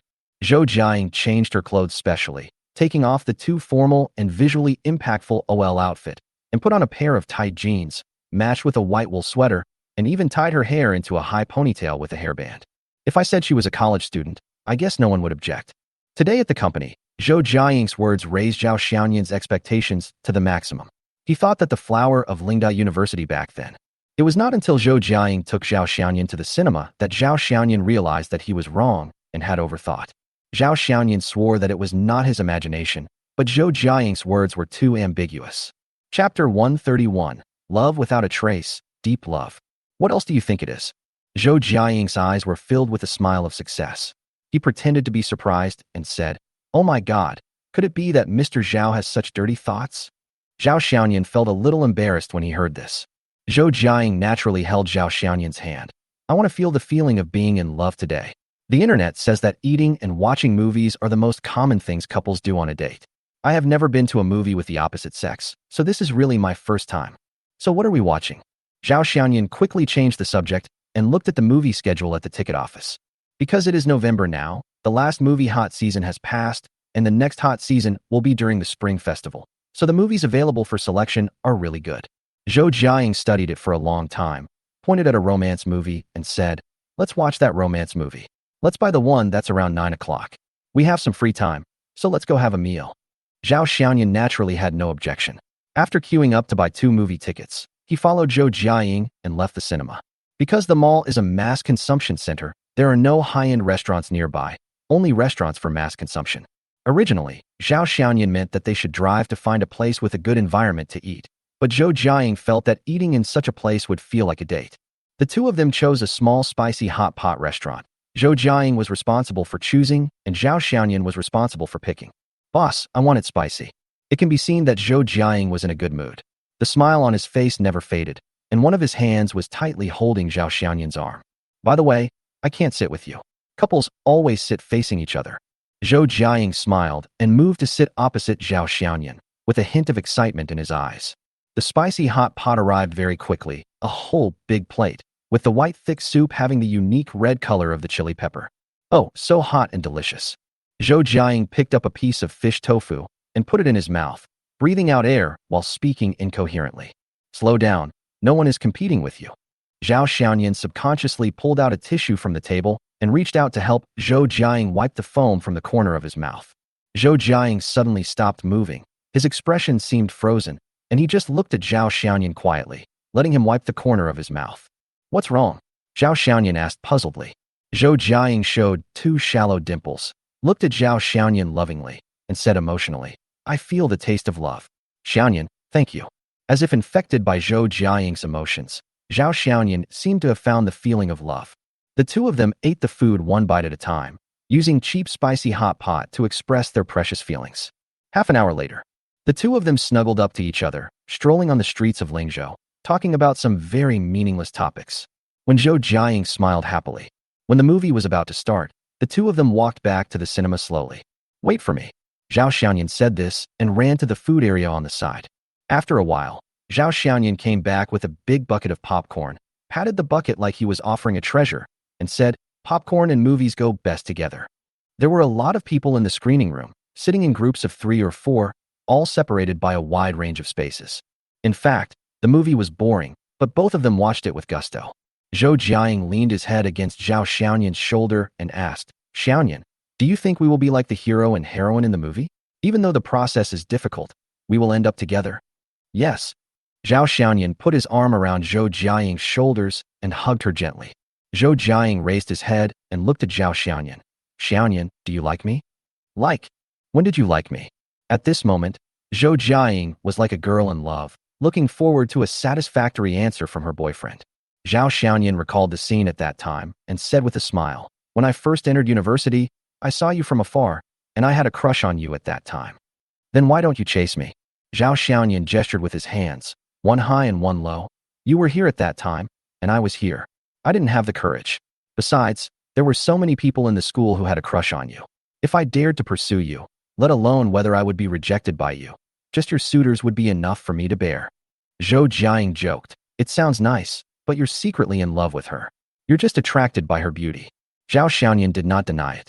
After all admiration comes from lust. Only when your appearance meets my aesthetic standards will I want to understand your inner self. If your appearance doesn't interest me, then we will always just pass each other by. Do you know when I fell in love with you? Zhou Jiaying asked. Although there was a reminder about the favorability, Zhao Xiaoyan pretended not to know at this time. The first time I saw you was at the car dealership. You gave me the impression of a nouveau riche, buying cars like cabbages. Plus, with Feifei by your side, I felt that you were no different from other second-generation rich people. You only knew how to spend money to pick up girls. Zhao Xiaoyan thought about it and realized that he was getting cash back crazily at that time and really looked a bit like a nouveau riche. The second time was when I asked you to borrow money. I thought you would make some rude requests, and I had even thought about it. As long as your request was not too excessive, I would agree to it. But what I didn't expect was that you gave me the money without even blinking an eye and didn't even ask for any proof. Zhao Xiaoyan continued. You must have been very moved at that time, right? No, I thought you had some feelings for me at that time. You were the typical person who wanted to take advantage of others while having your cake and eat it too. Zhou Jiaying laughed and said, and in my eyes at that time, you were just like the old saying, stupid but rich. Later, we had more contact, and I got to know you a little better from Feifei. Especially after I learned about you and Feifei, I suddenly felt that you were not such a bad person. Especially when Su Feng forced me to get married. My father was willing to sacrifice my happiness for Bohai construction. At that time, I had actually compromised and felt that the whole world had abandoned me. You showed up at that time. You used a very direct method to wake my dad up and severely slapped the faces of the Su family father and son. And you also dropped another 3 billion. I was almost knocked unconscious by you. Later, I learned more about you and found out that you were a playboy. But at this point, Zhou Jiaying looked at Zhao Xiaoyan, his eyes almost tearing out, and said, love begins without knowing where it comes from, yet it grows deeper and deeper. Love ends without knowing where it ends, yet it is ultimately extinct. Ding. Target, Zhou Jiaying's favorability plus 17, current favorability 100. Ding. Target counterattack completion rate 100, triggering complete counterattack reward, driving skills, master level. Ding. Any purchase made to the target goddess, Zhou Jiaying, will no longer be rebated. Chapter 132, Unexpected Photo. The next day, Zhao Xiaoyan arrived at the company early as usual. The receptionist stood up hurriedly and said, Good morning, Mr. Zhao. Zhao Xiaoyan nodded, then thought of something, turned back, and said to the front desk, Tell the others that Vice President Zhou is not feeling well today. If you have any questions, come to me directly. After the front desk clerk responded, he notified the relevant department.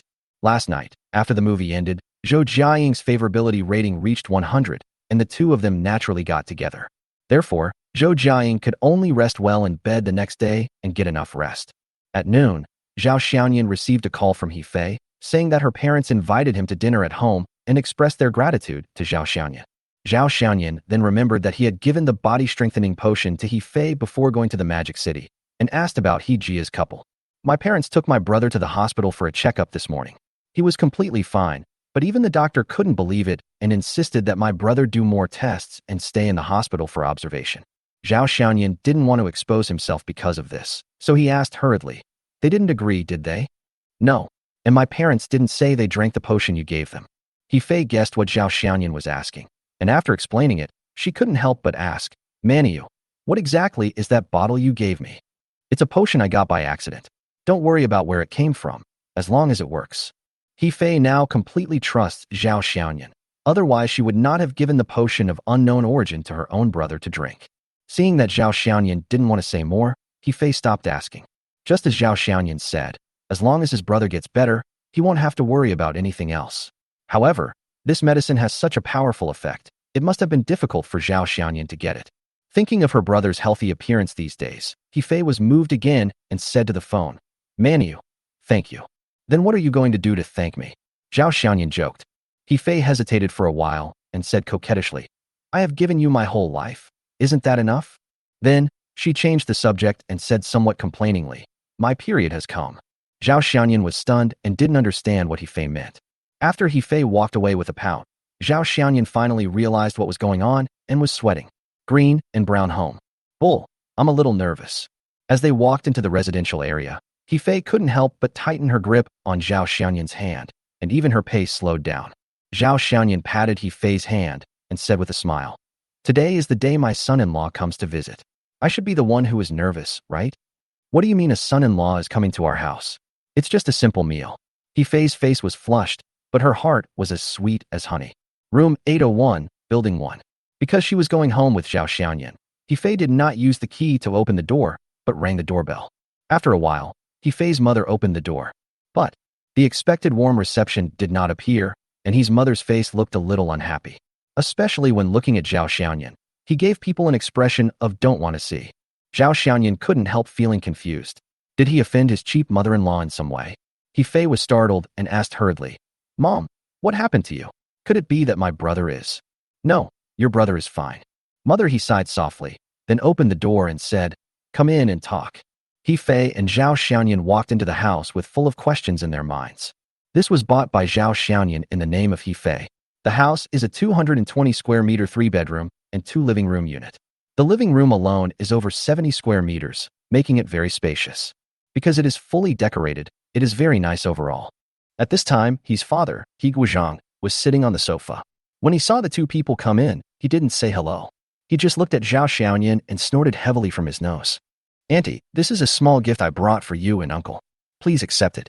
Zhao Xiaoyan handed the 2 bottles of matai and a set of high-end cosmetics in his hand to his mother.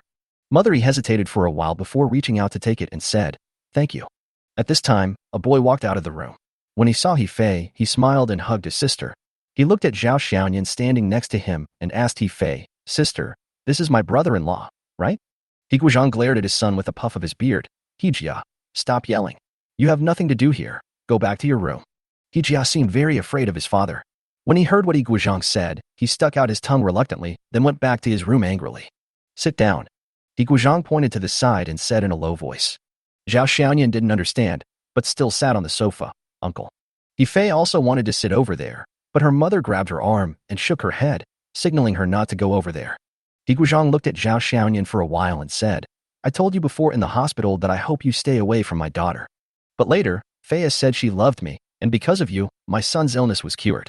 It was also because of your financial support that our family was able to live in a house like this again and live a life that was no longer tied on money. You have done a great favor to our family. You have saved our lives. Logically speaking, I should not object anymore. But..." At this point, He Guizhang's face suddenly darkened. He took out a stack of photos from the drawer of the coffee table and threw them hard on the coffee table. "But how do you explain all this? You were with my daughter while you were flirting with other women. Are you being worthy of my daughter?" When Zhao Xiaoyan picked up the photo and looked at it, he suddenly felt a chill in his heart. All the photos were taken when Zhao Xiaoyan was outside with other women. There are photos of him with Zhang Yuan, Lu Xinting, Yiling Shan, and even Yu Ningqiu. It was obvious that someone was following me and taking pictures. "Uncle, where did you get these photos?" "Someone sent it to our company anonymously today." He Guizhang looked at Zhao Xiaoyan and said, "I still say the same thing as before. I hope you stay away from my woman. You are really not qualified. Mr. Zhao is a big boss. We are just a small family and cannot afford you." "Dad, I want to be with Xiaoyan." He Fei walked over at this time, her face full of tears of grievance. She had imagined that tonight would be a family dinner full of warmth and tenderness, the first meal her man had in her own home. The father-in-law and son-in-law were in harmony, the husband and uncle were close, and the atmosphere was a happy family. But unexpectedly, what they encountered was their father's separation. He Guizhang pointed at the photo and scolded, "Are you together? He has other women outside." He Fei nodded and said, "I know, but I just want to be with him. My daughter has chosen him for her whole life." Chapter 133, the best liquor in the world, Mr. Han. Because of what happened, Zhao Xiaoyan naturally couldn't stay in the He family any longer. He Fei was originally going to go with Zhao Xiaoyan, but was stopped by his mother. After leaving the He family, Zhao Xiaoyan kept thinking about one question along the way. Who took the photo? Zhao Xiaoyan was very unhappy that he was being followed again. It feels like you are living under the spotlight, but someone is secretly watching your every move. It's scary just thinking about it. Zhao Xiaoyan tried hard to think about who he had a grudge against and who knew about the relationship between him and He Fei. Several people's names came to Zhao Xiaoyan's mind. The most direct one is Zhou Liang, because He Fei was snatched from Zhou Liang by Zhao Xiaoyan. Although he was forced to give in later, he was definitely the biggest suspect. Next is Su Feng. I ruined his good deeds twice and made him lose face again. He must hate me to the core. Apart from these two, Zhao Xiaoyan really couldn't think of anyone else. After parking the car on the side of the road, Zhao Xiaoyan took out his cell phone, found a number and dialed it. Why are you calling me? As soon as the call was connected, a woman's impatient voice came from the receiver. Let me ask you something. The last time you investigated me. I say, Zhao Xiaoyan, how can a man like you still hold a grudge? It's been a long time since the incident happened, and it's not customary to settle scores in the autumn harvest. Don't interrupt me. Just listen to me. Zhao Xiaoyan said in a cold tone. Who did you ask to investigate me last time? A private detective from Lingzhou. Why are you asking this suddenly? Someone is secretly investigating me again, and even took photos of me. When hearing that Zhao Xiaoyan was photographed, the person on the other end of the phone laughed with gloating. Zhao Xiaoyan, who did you offend? Someone is following you. By the way, there are also photos of you and me walking together. Zhao Xiaoyan added indifferently. What? Why am I included? The woman's voice immediately became louder, with anger in her tone. Tell me, who did it? I don't know, so I wanted to ask you. The woman hesitated for a moment and said, you want to hire someone to investigate this matter? Okay. I'll give you the private detective's phone number later. He's pretty capable. Also, tell me as soon as you get any news. After saying that, the woman hung up the phone. A few seconds later, Zhao Xiaoyan received a phone call. The next afternoon, a very unexpected person broke into Zhao Xiaoyan's office. Zhao Xiaoyan waved his hand and asked the receptionist who followed him to leave first. Why are you here? Zhao Xiaoyan was really surprised that Han Mingzi suddenly appeared in Lingzhou. Han Mingzi didn't waste any words and asked, have you found out who did it? Zhao Xiaoyan understood what the other party was asking and shook his head, saying, I hired a private detective to investigate this matter last night. They will tell me when there is any result. But then again, is this matter worth it for you, young Master Han, to mobilize so many troops and come all the way to Lingzhou? Han Mingzi's face turned livid, and he said unhappily, if it was just your little thing, I wouldn't bother to care. But that person even took a picture of Ning Qiu, so I can't just ignore it. Zhao Xiaoyan sighed. What a love-struck dog. I have also made appointments with a few private detectives in Magic City. They will return to Lingzhou later. Zhao Xiaoyan had no opinion on Han Mingzi's decision. More people means more strength. Do you suspect anyone? Han Mingzi asked. So, Zhao Xiaoyan told Han Mingzi his guess. Han Mingzi picked up his phone and probably sent the names of Su Feng and Zhou Liang to his private detective. All right, let's leave professional matters to professionals.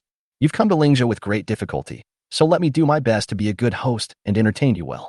When they were in the Magic City, Han Mingzi had done his best to be a good host. Now that they were in Lingzhou, Zhao Xiaoyan naturally had to reciprocate. Forget about tonight. I still have to visit Grandpa Su. I didn't visit him the last time I came to Lingzhou, which was already very rude. Zhao Xiaoyan thought that he hadn't been to the Su family's old house for some time, so he planned to go with Han Mingzi to see Grandpa Su. You little bastard, how long have you not come to see the old man? At the Su family's old house, as soon as Zhao Xiaoyan entered the door, he saw Su Dajiang with a dissatisfied look on his face. Zhao Xiaoyan immediately smiled and said, I'm busy, right? Look, I came to see you as soon as I had some free time.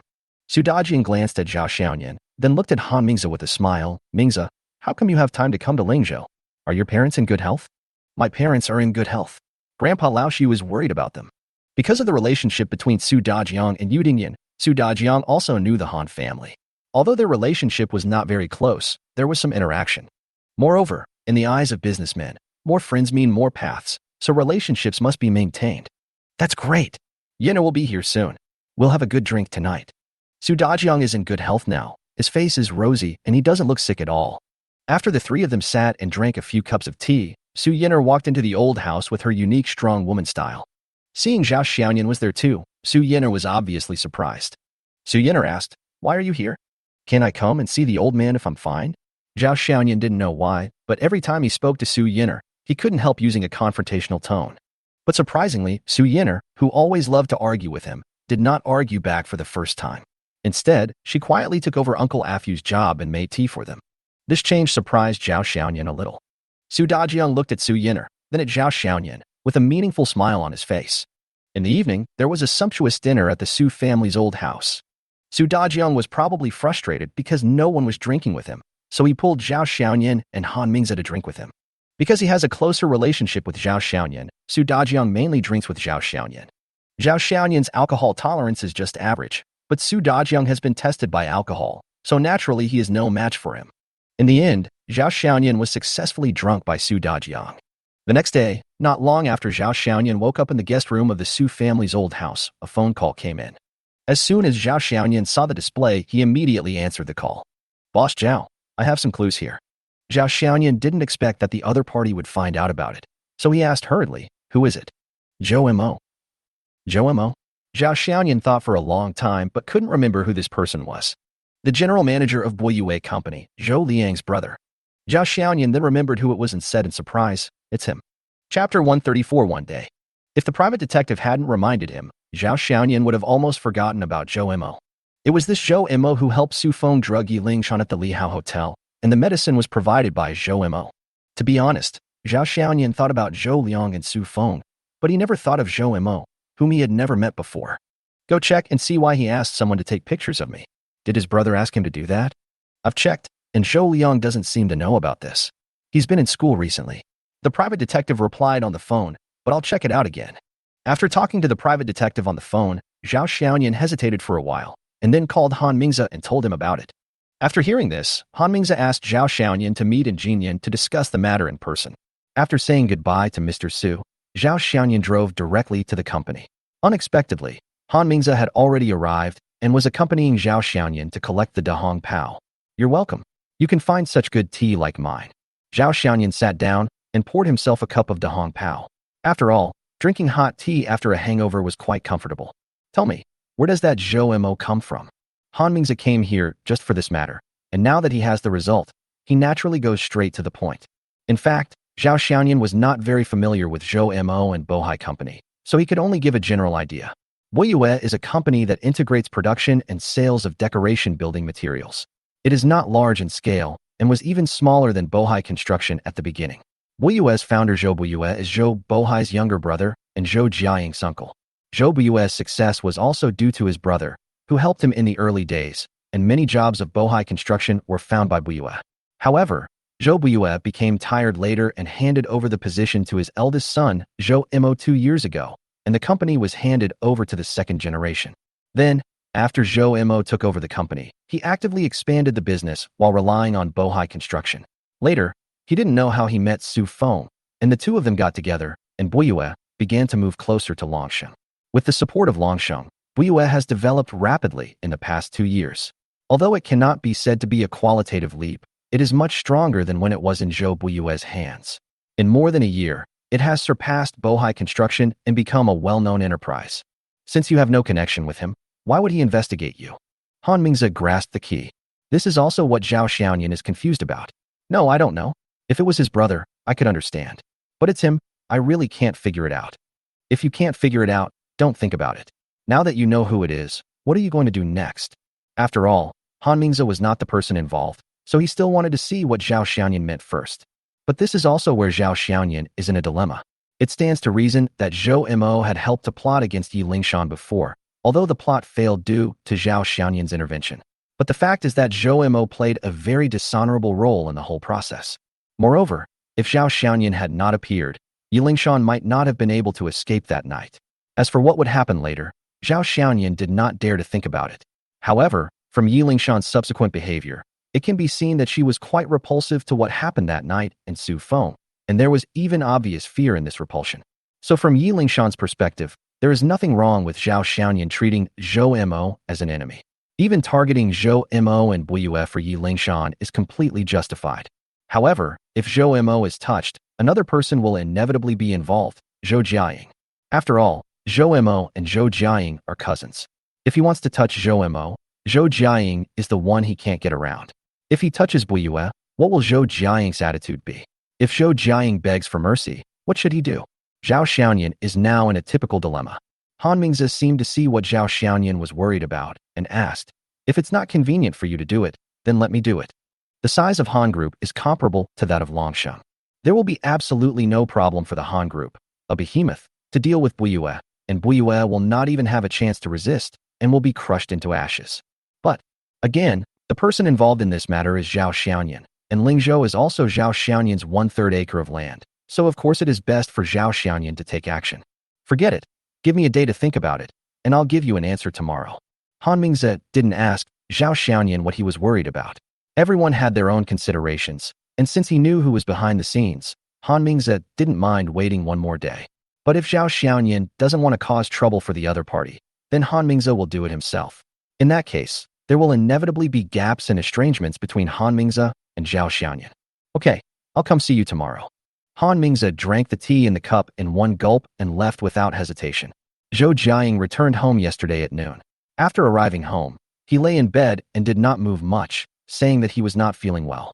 Zhou Jiaying felt angry and ashamed as he felt the pain in his lower body with every big movement. After feeling better today, Zhou Jiaying came to the company afternoon. Now Zhou Jiaying's care for Jinyan is obviously much stronger than when he was at Bohai Construction. As soon as he arrived at the company, Zhou Jiaying went to the general manager's office. Seeing Zhao Xiaoyan standing in front of the floor-to-ceiling window, looking at the scenery outside in deep thought, Zhou Jiaying gently closed the door, walked over slowly, and hugged Zhao Xiaoyan from behind with his arms as fragile as lotus roots. "What's wrong with you? Are you pretending to be profound here?" Zhao Xiaoyan turned around, looked at the beautiful woman with a rosy face, and reached out to hug her. "I didn't see you call anyone yesterday. You are just a ruthless man with a gun." Zhou Jiaying expressed her dissatisfaction with Zhao Xiaoyan's lack of concern for what happened next by swearing at him. Zhao Xiaoyan didn't explain either. It would be useless to explain more at this time. "How are you?" Zhou Jiaying raised his head and looked at Zhao Xiaoyan and said with a look of satisfaction and complaint, "You are really cruel." "Humph. Now I finally understand why He Fei always calls you a bull. You are indeed a bull, a stinky bull who has no sympathy for women." Zhao Xiaoyan didn't say anything, but just hugged Zhou Jiaying tighter. Zhou Jiaying noticed that something was wrong with Zhao Xiaoyan, and his smile gradually faded. He asked, "What's wrong with you today? Is there something bothering you?" Chapter 135 Zhou Mo's First Contact. Zhao Xiaoyan looked at Zhou Jiaying, hesitated for a while, and asked, "Your cousin is hiring someone to follow and secretly photograph me." "My cousin? Zhou Mo?" Zhou Jiaying's eyes widened with an expression of confusion. "Why did he send someone to follow you?" Zhao Xiaoyan shook his head. "I don't know. I found out after I asked someone to investigate." So, Zhao Xiaoyan told Zhou Jiaying what happened at his house yesterday. When she heard that Zhao Xiaoyan had followed He Fei back home, she suddenly felt a little jealous and said, "He's already going back to meet his parents. It seems like Mr. Zhao is about to get married. Don't make a fuss. As for meeting the parents, I met your dad even earlier." Zhao Xiaoyan didn't have time to talk about these things, so he changed the subject back to the main business. "Han Mingzi is here too. He is waiting for my opinion. If I take action, he won't. If I don't take action, then he will be the one to take action." Zhou Jiaying said, "Doesn't that mean Zhou Mo and even Buyue are definitely finished?" Zhou Jiaying had some idea of what the Han Group was like after several encounters with them. In front of the Han Group, Boyu was like a child, unable to fight back. As for Jinyan, although Zhou Jiaying didn't know how much personal assets Zhao Xiaoyan had, as the vice president, she had checked the company's cash flow. Just from the amount, Zhou Jiaying could clearly know that Buyue was definitely not Jinyan's opponent. Now, this is a dead end, and Buyue can't escape it anyway. Especially after hearing that Zhou Mo had planned to help Su Feng drug Yu Lingshan, Zhou Jiaying didn't know what to do. You can say that, but the difference is that if it's me who does it, I can control the strength. But if it's Han Mingzi who does it, it's probably going to be a one-shot kill. Zhao Xiaoyan has a certain understanding of Han Mingzi. If Zhou Mo investigated him, there might not be too serious consequences. But Zhou Mo involved Yu Ningqiu, and considering Han Mingzi's high-quality licking dog attributes, it would definitely be a thunderous wrath. Even now that things have developed to this point, Zhao Xiaoyan feels a little regretful about telling Han Mingzi about this. So what are you going to do? After all, it involved his family, so Zhou Jiaying asked very carefully. Zhao Xiaoyan looked at Zhou Jiaying and smiled bitterly. If it weren't for you, I might have already started. But I have to consider you after all. When Zhou Jiaying heard this, her heart felt sweet, and she gave Zhao Xiaoyan a light kiss on the face. How about I ask my cousin to come and talk to you guys in person? Maybe there's some misunderstanding. Zhou Jiaying now really hopes that this is a misunderstanding. Otherwise, she really doesn't know what the outcome will be. Okay, then you arrange it. The time is only tonight. Okay, I'll call him now. At night, Regal Hotel. Mr. Zhao, I haven't seen you for a while. Seeing Zhao Xiaoyan and Zhou Jiaying coming together, Manager Chao hurried over to greet them. Miss Zhou, it's been a long time since we last met. Zhao Xiaoyan still has a very good impression of Manager Chao. If others give him face, he will naturally give others face as well. After talking to Manager Chao for a few words, Zhao Xiaoyan took Zhou Jiaying to the reserve box. Zhou Mo had already arrived in box number 1 and was smoking alone in the box. When he saw Zhou Jiaying and a man come in, he knew who the other person was without any introduction. He had seen this face many times in photos taken by private detectives. Mr. Zhao, I've long heard of your name. Nice to meet you. Zhou Mo quickly stood up and walked towards him, extending his right hand as he walked. Zhao Xiaoyan hesitated for a while, then stretched out his right hand, shook hands with Zhou Mo briefly twice, and then let go. Zhou Mo was looking at Zhao Xiaoyan, and Zhao Xiaoyan was also looking at Zhou Mo. This was the first time Zhao Xiaoyan met Zhou Mo. Zhou Mo and his brother, Zhou Liang, don't look alike. Zhou Liang looks average, but Zhou Mo is a little handsome. And from the appearance, Zhou Mo gives people a feeling of being open-minded and cheerful, and seems to be a very suitable person to be friends with. This reminded Zhao Xiaoyan of an old saying. To put it nicely, you can know a person's face, but not his heart. To put it bluntly, the more a dog bites, the less it barks. After the three of them sat down, the waiter started serving the food. Zhou Mo has good social skills and is an expert at this. Even though he knew that the other party was looking for him to accuse him, he still had a calm expression and said something that would not make the conversation awkward. While Zhou Mo was still chatting away, Zhou Jiaying over there was becoming a little impatient. Brother, what's going on? Did someone ask you to do this? Zhou Jiaying's question was very direct. Zhao Xiaoyan looked at Zhou Mo, waiting for his answer. Zhou Mo put down his chopsticks, looked at Zhao Xiaoyan and said, Actually, I didn't expect that this matter would be traced back to me so quickly. It seems that the private detective I hired must have been lax in his words. But what is Mr. Zhao going to do about this matter? I want to know the reason and then make a decision. Zhao Xiaoyan really wants to know the reason now. Zhou Mo laughed, took out a cigarette, and lit it. I'm just curious. I want to know how many confidants Mr. Zhao has around him. But Mr. Zhao is indeed a famous figure who has risen to fame in just a few months, and there are really a lot of beautiful women around him. Then he looked at Zhou Jiaying again. I guess my cousin should have a special relationship with Mr. Zhao. We have no hatred in the past and no grudges in the present. I really can't figure out why you did this. Zhao Xiaoyan looked at Zhou Mo for a long time and said calmly, It's not nice for you to say that. Although it's not a big deal, the consequences are not something you can handle alone. For Jiaying's sake, I will sit with you tonight and listen to your explanation. If you don't cherish this opportunity, then I don't think there's any need to be sorry for you. Haha. Maybe with just your Jian International, Mr. Zhao, you may not be able to deal with me. Zhou Mo said confidently. In fact, Zhou Mo also investigated Jian International, but in his opinion, Jian International seemed to have more companies than his own, but it had been spending money all the time and did not have much income. This gave him the illusion that Jian Investment was nothing special. Brother, just tell us, who are you doing this for? Zhou Jiaying was a little anxious. His cousin had always been conceited since he was young. Once he made up his mind, he would go all the way to the end. Coupled with the smooth sailing in the past few years, Zhou Mo felt a little inflated. Zhou Mo, I'm doing this for myself. Chapter 136, If you choose the wrong one, you will be punished. Zhao Xiaoyan nodded. Okay, I know what you mean. Then, picking up a tissue and wiping his mouth, Zhao Xiaoyan continued. Then I'll have to beat you until it hurts, and I guess you'll tell the truth then. Then I'll wait and see how Mr. Zhao hurts me. Zhou Mo smiled, without any sense of guilt. Zhao Xiaoyan looked at Zhou Jiaying and said, I have done what I should do. You won't blame me, right? Zhou Jiaying looked at Zhao Xiaoyan, then at Zhou Mo, sighed softly, and shook his head. The dinner was over very quickly, in less than 20 minutes. Manager Chao saw that Zhao Xiaoyan was in a bad mood, so he didn't come up to disturb him when he left. Do you think my brother really did this? Sitting in the passenger seat, Zhou Jiaying looked at Zhao Xiaoyan with a worried look on his face. Yes and no. Zhao Xiaoyan was driving the car, looking forward. Your cousin is obviously just a gun. There must be a real black hand behind it. But whether it's your brother or the culprit, what they did was very meaningless and even a little childish. This is also what Zhou Jiaying found strange. Tracking, taking photos, and sending photos may very likely lead to a breakdown in the relationship, or even eventually split the business in two, if it is a husband and wife business. But this is completely useless to Zhao Xiaoyan. At best, it will only disgust Zhao Xiaoyan, but it will not cause any substantial harm to Zhao Xiaoyan. Zhou Jiaying asked, "Who do you think it is?" "I'm not sure, but if there are people who have a grudge against me, then the Su family and his son are probably the only ones in the entire Lingzhou." Zhao Xiaoyan had suspected the Su father and son before. After meeting Zhou Mo, this suspicion not only did not decrease, but it made him more convinced.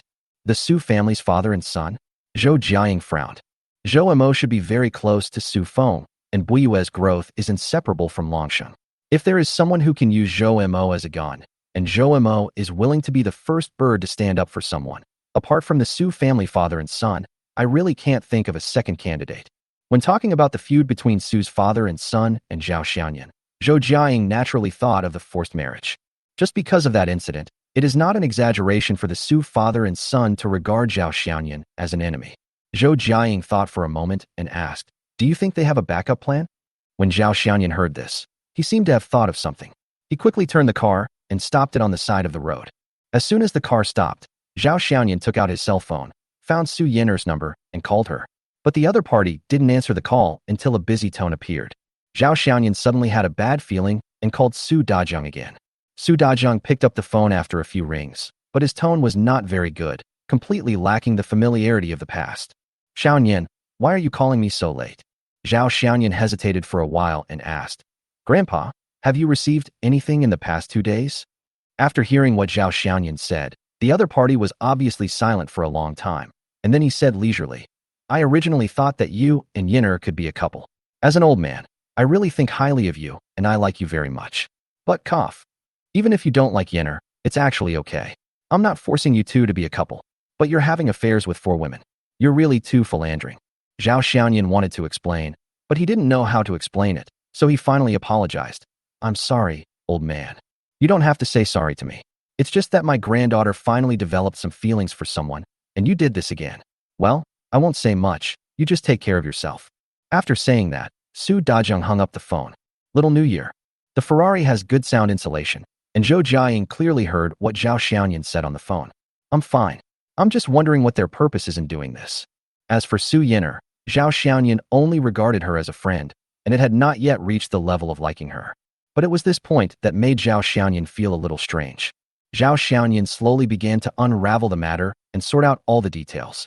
The other party first sent photos to the He family, with the obvious purpose of destroying the relationship between himself and the He family. The result was that He Guozhang stepped in to interfere with his daughter's feelings.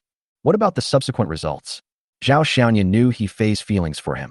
Even if her parents objected, He Fei would still be determined to be with him. The worst result would be that the relationship between father and daughter would be broken because of Zhao Xiaoyan. But it will not bring any losses to Zhao Xiaoyan, and even the purpose of revenge may not be achieved. Then there is the Su family. It is not difficult to see from the current results that there is definitely a rift between Zhao Xiaoyan and the Su family. Su Dazheng still answers his calls, but the relationship has obviously faded, and Su Yinner simply doesn't answer them anymore.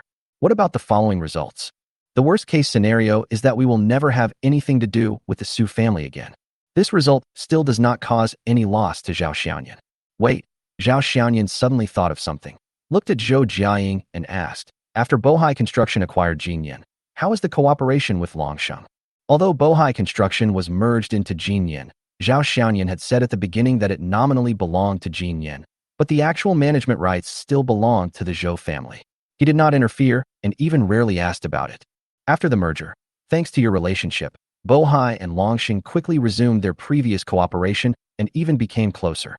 At this point, Zhou Jiaying stopped talking, as if he had thought of something, and exclaimed, "Since there is a rift between you and the Su family, it will definitely affect the cooperation between Bohai and Longsheng. If Su Yinner is ruthless enough, it is very likely that the cooperation between Bohai and Longsheng will be directly cut off." Zhao Xiaoyan continued. Then Bohai will want to be like before, and his development in Lingzhou will inevitably be limited. But is there any point in them doing this? Jinyan doesn't rely on Bohai to survive, Zhou Jiaying asked puzzledly. Zhao Xiaoyan analyzed. That's because you are the vice president, you know. But outsiders don't think so. After all, although it is an investment company, Jinyan's career has been stagnant. Zhou Jiaying asserted. So, they intend to defeat you from this point. I don't know any better explanation than this. Zhao Xiaoyan's expression now was as weird as it could be. So what are you going to do? Since you have done something wrong and made the wrong choice, you must be punished. As I said, only when you hurt them will they be truly afraid, and that's when the truth will be revealed. Chapter 137. Give him a trick. Zhou Jiaying's eyelids twitched.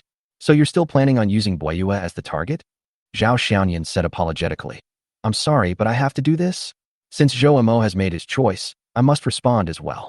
After all, it's really annoying to know that there are people behind you, always trying to mess with you and disgust you. If you don't swat these flies to death, you will only attract more and more flies. So what are you going to do? Either don't do it, or do it completely. Zhao Xiaoyan released the handbrake and drove the car onto the main road. I want to make those people feel truly scared. Before Zhao Xiaoyan could take any action, something went wrong with Jinyan first. The next morning, Wu Jiejie came up from the 10th floor and found Zhao Xiaoyan. After putting a business report in front of Zhao Xiaoyan, Wu Jiejie reluctantly submitted a resignation. Why do you want to resign? Zhao Xiaoyan tapped his fingers lightly on the thin resignation report, but his eyes were on Wu Jiejie's face. Wu Jiejie lowered her head, looking guilty. For 3 consecutive days, half of our anchors have left. Our anchors have dropped from second rate to third rate, and there is no anchor with more than 1 million fans anymore. In the live broadcast section, our live broadcast room has been flooded with a large number of haters these days, constantly stirring up trouble. Our live broadcast revenue has also shrunk significantly. Hearing this result, Zhao Xiaoyan's heart suddenly turned cold, and his tone became colder. Why didn't you tell me earlier? I thought it was our peers who were messing with us, so I thought I could handle it on my own. I'm sorry, Mr. Zhao. I overestimated myself, and I'm ashamed of your trust. Zhao Xiaoyan is very angry now. He even feels that he has misjudged Wu Jiejie. The lack of talent for the position, coupled with one's own impulsiveness, may be the root cause of this situation. Although Lemon Media currently only brings a few 100,000 yuan in revenue to the company every month, it is its own industry after all. Zhao Xiaoyan is not so magnanimous as to not hold anyone accountable if it makes a loss. Just when Zhao Xiaoyan was about to sign his resignation letter, Zhou Jiaying gently held Zhao Xiaoyan's hand and said to Wu Jiejie, "You go first. Lemon's current situation cannot be solved by just walking away. Go and sort out the information of all the anchors who have resigned and the relevant data of the recent live broadcast room." Zhou Jiaying is the vice president of Jinyan, so naturally he is also Wu Jiejie's immediate superior. Okay, Mr. Zhou, I'll be out first then. Wu Jiejie walked away dejectedly. You are. Don't you think this happened very suddenly? Zhou Jiaying picked up the operating report handed over by Wu Jiejie, flipped through it for a while, and said, although live short video is a trend now, the competition is also fierce. But Lemon is not yet to the point where it can be disposed of by its peers. At best, it is a small company that will not lose money. The anchor would rather pay the penalty than leave. Don't you think it's strange? Wu Jiejie's report said that the daily income of the live broadcast room is only a little bit. After deducting the cost, it is just a small profit. But the number of black fans suddenly increased. So, Zhao Xiaoyan understood what was going on and said, someone wants to mess with Lemon.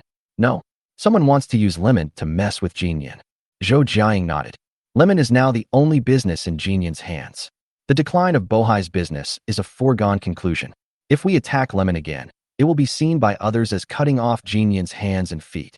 A single leaf can block your view, but if you pluck the leaf, everything will become much clearer. Zhao Xiaoyan looked at the resignation letter in his hand, smiled, tore it into pieces, and threw it into the trash can. Looking up at Zhou Jiaying, Zhao Xiaoyan grabbed her hand and said, no wonder they often say that behind every successful man there is always an outstanding woman. Jiaying, you are simply my good wife. Zhou Jiaying felt sweet inside, but said in a veiled way, it seems like I'm not the only good wife behind you, Mr. Zhao, right? 30 minutes later, Lemon Media. When Zhao Xiaoyan finished reading the information compiled by Wu Jiejie, he naturally handed it to Zhou Jiaying next to him. Mr. Wu, your resignation has been rejected by me. Although the current situation of the company is not what I want to see, I am willing to give you another chance. Although Zhao Xiaoyan felt that Wu Jiejie was not to be blamed, he still felt that she needed to be punished for not reporting such a serious incident to him. Wu Jiejie looked at Zhao Xiaoyan in surprise and listened to what Zhao Xiaoyan continued to say. However, you still have to be punished for making a mistake. Your year-end bonus this year will be cancelled. Do you have any objection? Wu Jiejie was deeply moved. Her nose felt sore and tears came out of her eyes. Thank you, Mr. Zhao. I accept the punishment. Please give me another month. If I can't recover the loss, I will leave Lemon directly. Although the lemon is not big, it is a rare opportunity for Wu Jiejia's career path. Moreover, Zhao Xiaoyan's hands-off management method almost gave her supreme power in Lemon Media. Although she resigned, she was actually reluctant to leave. Okay, I believe in your ability, Mr. Wu. You should focus on doing a few things now. Zhao Xiaoyan waved his finger and said, First, I will have the law firm I work with contact you. We will seek compensation from those anchors who resigned. The liquidated damages will be calculated based on the highest standard of the original contract. Remember, if you do not accept mediation, you will have to go to court. Second, Vice President Zhou will transfer 100 million yuan to Lemon's public account. If any company is trying to poach our anchors, you should go and poach their anchors. They must be their top anchors. You can negotiate the price yourself. If the money is not enough, you can ask Vice President Zhou for more. Third, whether you contact the internet trolls or use other methods, you must find out who is blackmailing us. At the same time, you must set the tone in the live broadcast room and use fans to fight fans. You should also ask Vice President Zhou for the funds needed for this. Fourth, screen the anchors who have not left yet. If you think they are good and have potential, you can increase their salary and re-sign their contracts. But remember to raise the compensation for breach of contract. The highest price is a sky-high price. Those who are willing to sign will be vigorously trained. Those who are unwilling to sign will be directly asked to leave. Any questions? Wu Jiejia has been working in the live streaming industry for many years. As soon as she heard it, she knew that Mr. Zhao was preparing to fight back, especially the second one, which was simply a case of returning the favor in his own way. It was a pure conspiracy to disrupt the anchor market. Chapter 138, A Hero Saves a Beauty. I am trying to poach your people with high salaries. If you don't let them go, I will have to increase the salaries of my own anchors, and the corresponding costs will also increase. But if you don't release it and don't add money, then the anchor will change owners. Don't talk about ideals with the anchor, and don't make empty promises. Real money is the most effective way to attract people's hearts. Wu Jiejia nodded, sweeping away her previous lethargy. Don't worry, Mr. Zhao. I will definitely get these things done. Okay, if you do these things well, you can still be the general manager of Lemon.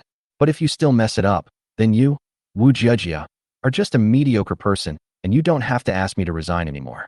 Just leave on your own. Okay, Mr. Zhao. The big stick has been swung, and it's time for Zhou Jiaying, the candy, to come on stage, especially with a smile on her lips. The sugar content is quite high. Mr. Wu, please don't feel too much pressure. I have always believed in your ability. Don't worry, you can tell me anything that is beneficial to the development of Lemon. Of course, if there are any problems, you must tell me as soon as possible. After all, one person's power is limited, and you must know how to borrow strength.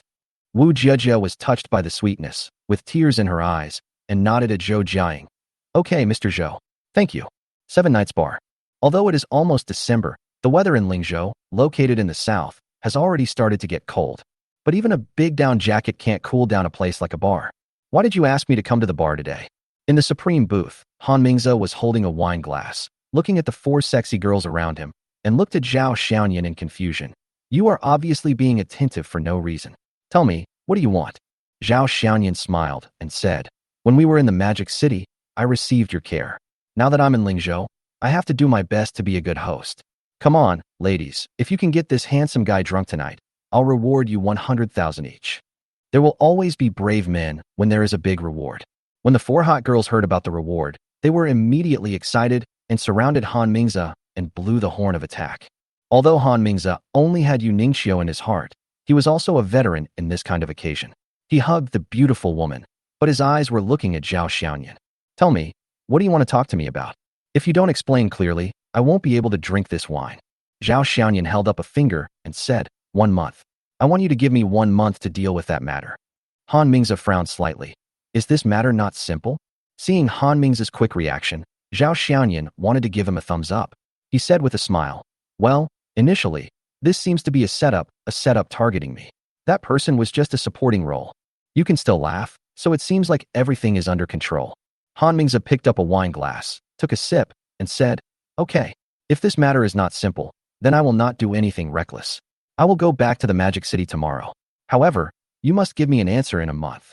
Zhao Xiaoyan didn't expect Han Mingze to be so obedient and was very surprised. When he came, he was still thinking about how to convince Han Mingze, but he didn't expect that he wouldn't have to waste his words at all. Leaving Han Mingze to the 4th brother's hot girl, Zhao Xiaoyan wandered to the bar alone. Zhao Xiaoyan said towards the bar, Just have a drink. The bartender recognized that this was his boss, nodded, and then used all his skills to mix a glass of wine for Zhao Xiaoyan. The first sip is the sweet and sour taste of orange juice, followed by the refreshing taste of vodka. The sweet and sour taste of fruit, the stimulation of alcohol, and the multi-layered taste experience gently caress Zhao Xiaoyan's taste buds. Zhao Xiaoyan thought it was good and asked casually, "Not bad. What is it called?" "It's getting better." The bartender was very happy to see that the boss liked the drink he prepared. "It's made with vodka and orange juice." At this time, a fragrant breeze blew over, and a woman in a brown deep V-knitted skirt was seen sitting next to Zhao Xiaoyan. Around her neck, there was a 2-finger-wide black collar. The beauty was very pretty, with fair skin, and looked to be around 25 or 26 years old. Her long hair, which was tilted to one side, made her look sexy and mature. Zhao Xiaoyan noticed that many men around him were looking at the woman. The woman didn't look at Zhao Xiaoyan and said to the bartender, "A glass of Long Island iced tea." Her voice is like the chirping of a swallow, and her timbre is very comfortable. After a moment of hesitation, the bartender began to mix drinks for the woman. Soon, a glass of mixed drink was placed in front of the woman. "Hello, can I sit here?" At this time, a fashionably dressed man walked up to the woman. Although he was asking questions, he had already honestly sat down on the high chair next to the woman. The woman just glanced at the man calmly and said nothing. "Beauty, are you alone too?" "What a coincidence, me too. Can I buy you a drink?" The man persisted and started to strike up a conversation. But the woman still didn't look at him. She just savored the cocktail in her hand, as if she didn't hear anyone talking to her. Seeing this scene, a few laughs were heard not far away. It seemed that the woman knew the man who was chatting her up. The man embarrassed himself in front of his friends and looked a little unhappy. "Beauty, since we're all here at the bar drinking Long Island iced tea, there's no need to pretend to be pure." The man stretched out his hand and was about to hug the woman's shoulders. "I'm the killer you're looking for." Zhao Xiaoyan didn't understand what the man meant, but when the man was about to hug the woman poured the cocktail in her hand out, all over the man's face and on her clothes. My fuck. Being splashed with wine in public is a very humiliating thing, especially in front of your friends. "You bastard, why are you pretending to be so arrogant? You dare to splash me with water? Fuck you." The man raised his hand to slap the woman. The woman subconsciously dodged and fell into Zhao Xiaoyan's arms. "The beauty is in my arms, and her fragrance fills my nose."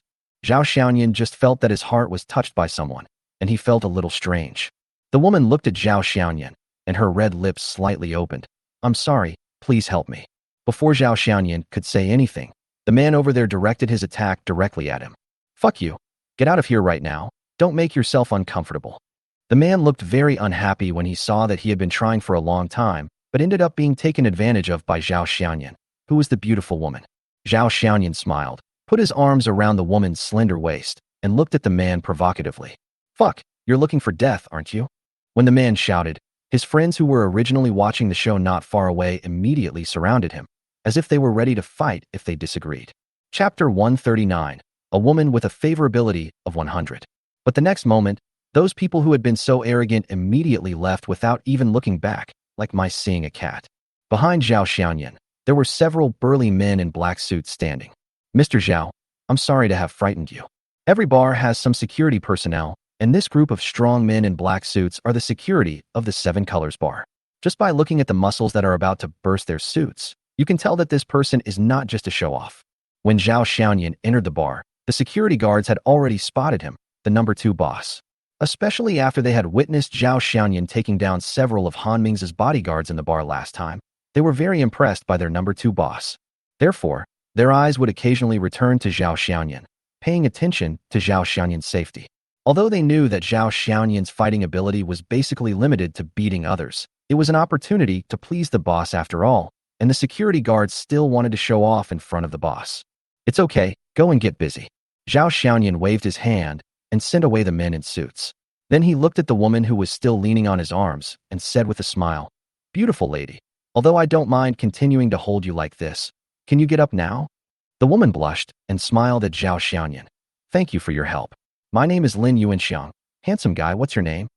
However, the next moment, the system voice coming to Zhao Xiaoyan's ears made him look carefully at the woman. Discover a target that can be counterattacked. Target, Kobayashi Haraka. Height, 165 cm. Age, 25. Appearance, 85.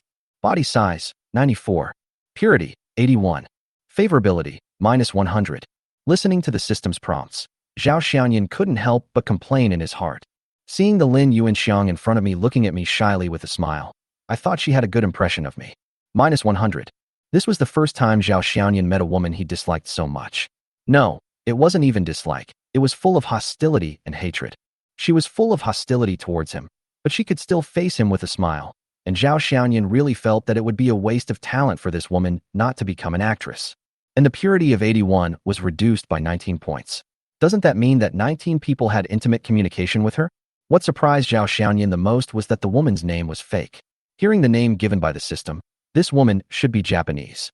But it must be said that this Kobayashi Haruka spoke Chinese very well, with clear pronunciation and no accent at all.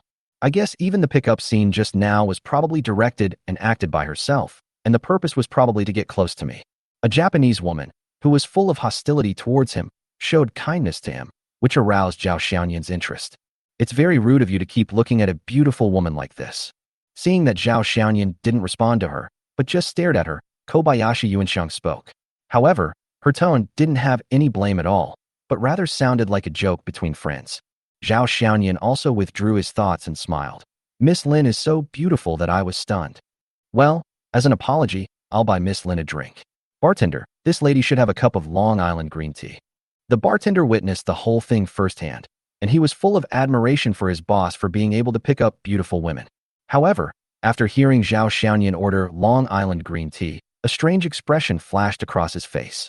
Handsome guy, you haven't told me yet, what's your name? Lin Yuanxiang looked at Zhao Xiaoyan, tilted her head, and gently stroked her hair with her delicate fingers. The action was very seductive. Zhao Xiaoyan had no intention of hiding anything. And since the other party could get close to him, he must know him, so there was no need to give a fake name at this time. The bartender placed a cocktail in front of Lin Yuanxiang, exactly the same as the one she had ordered just now. Looking at the cocktail, Lin Yuanxiang looked at Zhao Xiaoyan with a dazed look and said, "Thank you for the drink. But do you know what the code word for Changdao green tea is? Are there code words for drinking?" Zhao Xiaoyan shook his head to indicate that he didn't know. He ordered this drink simply because that's what Lin Yuanxiang ordered just now. At this point, the bartender finally had a chance to interrupt. "Mr. Zhao, the code word for Changdao green tea is, I need a killer. And it also means losing one's virginity, so it's also called virginity-losing wine. It tastes and looks like black tea, and tastes sour and sweet, but the alcohol content is 40. People who can't drink may get drunk and pass out after just one glass." Zhao Xiaoyan was stunned when he heard this. Only then did he understand why the man who had just approached him said, "I am the killer." Then, there was an unnatural look on his face. It is very interesting when a man orders a glass of virginity-losing wine for a woman. "I'm sorry, I don't know that. Let me get you another drink." Lin Yuanxiang looked at Zhao Xiaoyan's expression and chuckled. "It's okay. I was just teasing you. I really like drinking this kind of wine." Then he looked at Zhao Xiaoyan with a seductive look in his eyes and said, "Besides, aren't you still here? I don't think you'll let me lose my virginity, right?" "Well, you guessed it right. I really won't let you lose your virginity, because I'm afraid of uncleanliness." Zhao Xiaoyan was complaining in his heart, but his face showed a lustful expression. "Don't worry, I won't let myself lose my virginity to other men." Lin Yuanxiang gave Zhao Xiaoyan a coquettish look. At the bar, a man and a woman were chatting happily, and they seemed to get along quite well. From time to time, Lin Yuanxiang could be heard chuckling. Lin Yuanxiang is acting, and Zhao Xiaoyan is also acting. After finishing a cup of Long Island green tea, Zhao Xiaoyan said to the bartender, "Another cup." Lin Yuanxiang held down her wine glass, smiled, and shook her head at Zhao Xiaoyan. "No, let's stop here today. I don't want to really lose my virginity tonight. I'm leaving now. We'll meet again if we're lucky." Having said that, Lin Yuanxiang stood up and prepared to leave. "Ms. Lin, let's add each other as friends and leave your phone number." Zhao Xiaoyan called Lin Yuanxiang and took out his cell phone. Lin Yuanxiang stroked her long hair and smiled. "I am very happy tonight. Next time, if we meet again, we can add it again." After saying that, Lin Yuanxiang left. Lin Yuanxiang's action was completely beyond Zhao Xiaoyan's expectations. He approaches me deliberately and flirts with me in all kinds of ways. But when the moment comes, he stops in time and doesn't even leave his phone number. I can only say that Kobayashi Haruka is very skilled and has a very good grasp of men's psychology. Men will not cherish women who come to them. But the more you get close to a woman but can't get her, the more annoying it is. Zhao Xiaoyan would not chase after her and force her to do so, because if nothing unexpected happened, he believed that he would see Lin Yuanxiang again. As it turned out, Zhao Xiaoyan was not wrong. Chapter 140, New Female Secretary. On the morning of the next day, Zhao Xiaoyan met Lin Yuanxiang again, but the location was at Jinyan Investment. This Miss Lin has been in the investment industry for many years. She used to work in the imperial capital and has an excellent resume. She's out there. Do you want to meet her? After Yi Lingshan left, Zhou Jiaying took over some of her work, especially the recruitment aspect. After several people were transferred to Sanshui County last time, Jinyan, which already had an insufficient staff attendance rate, is now even more stretched in terms of personnel. Zhou Jiaying has been accelerating the recruitment of personnel in recent days to increase the number of employees. Zhou Jiaying placed several resumes in front of Zhao Xiaoyan and specifically introduced the top one to Zhao Xiaoyan, which shows how much she values this applicant. Zhao Xiaoyan looked at the name and photo on the resume with great interest. It was Lin Yuanxiang whom he met at Chia Bar last night. Okay, since you value him, I'd also like to meet him. When Lin Yuanxiang followed Zhou Jiaying into the general manager's office, Lin Yuanxiang's eyes widened with surprise. It's you? Lin Yuanxiang was wearing a well-fitting professional suit today, with her peaks towering high and very eye-catching. I have to say that this Japanese woman has a really good figure, and she looks even more charming when she wears a business suit. Even if she stands next to Zhou Jiaying, who is also wearing a business suit, she will not steal too much of the limelight. Zhao Xiaoyan smiled and took out his cell phone. Ms. Lin, can we add each other as friends this time? Zhou Jiaying, who was standing nearby, frowned when he saw Zhao Xiaoyan's expression, but said nothing. Kobayashi Haraka was not at all embarrassed. She smiled, took out her mobile phone generously, and added Zhao Xiaoyan as a friend. Are you the boss of this investment company? Kobayashi Haraka's tone was full of ease and casualness, as if the two were friends who had not seen each other for a long time. As she spoke, she lightly lifted her hair, and her eyes held an indescribable charm and a subtle temptation. Zhao Xiaoyan had no intention of avoiding the question. Instead, he looked Lin Yuanxiang up and down unscrupulously. Zhou Jiaying saw this and unconsciously clenched his fist. She decided to pass this woman up after the interview. When she had her first interview just now, she thought that Lin Yuanxiang was very good. She was beautiful, capable, experienced, and graceful. She was applying for the position of investment manager, and she was very satisfied with her, so she brought her to meet Zhao Xiaoyan. But she didn't expect that Zhao Xiaoyan and she actually knew each other. And as a woman, she noticed that this woman seemed to be very interested in Zhao Xiaoyan. Especially after seeing Zhao Xiaoyan, her every move seemed to be tempting. Ms. Lin's resume is very good, but I see that you have been in the imperial capital before. Why did you come to Lingzhou, a second or third-tier city?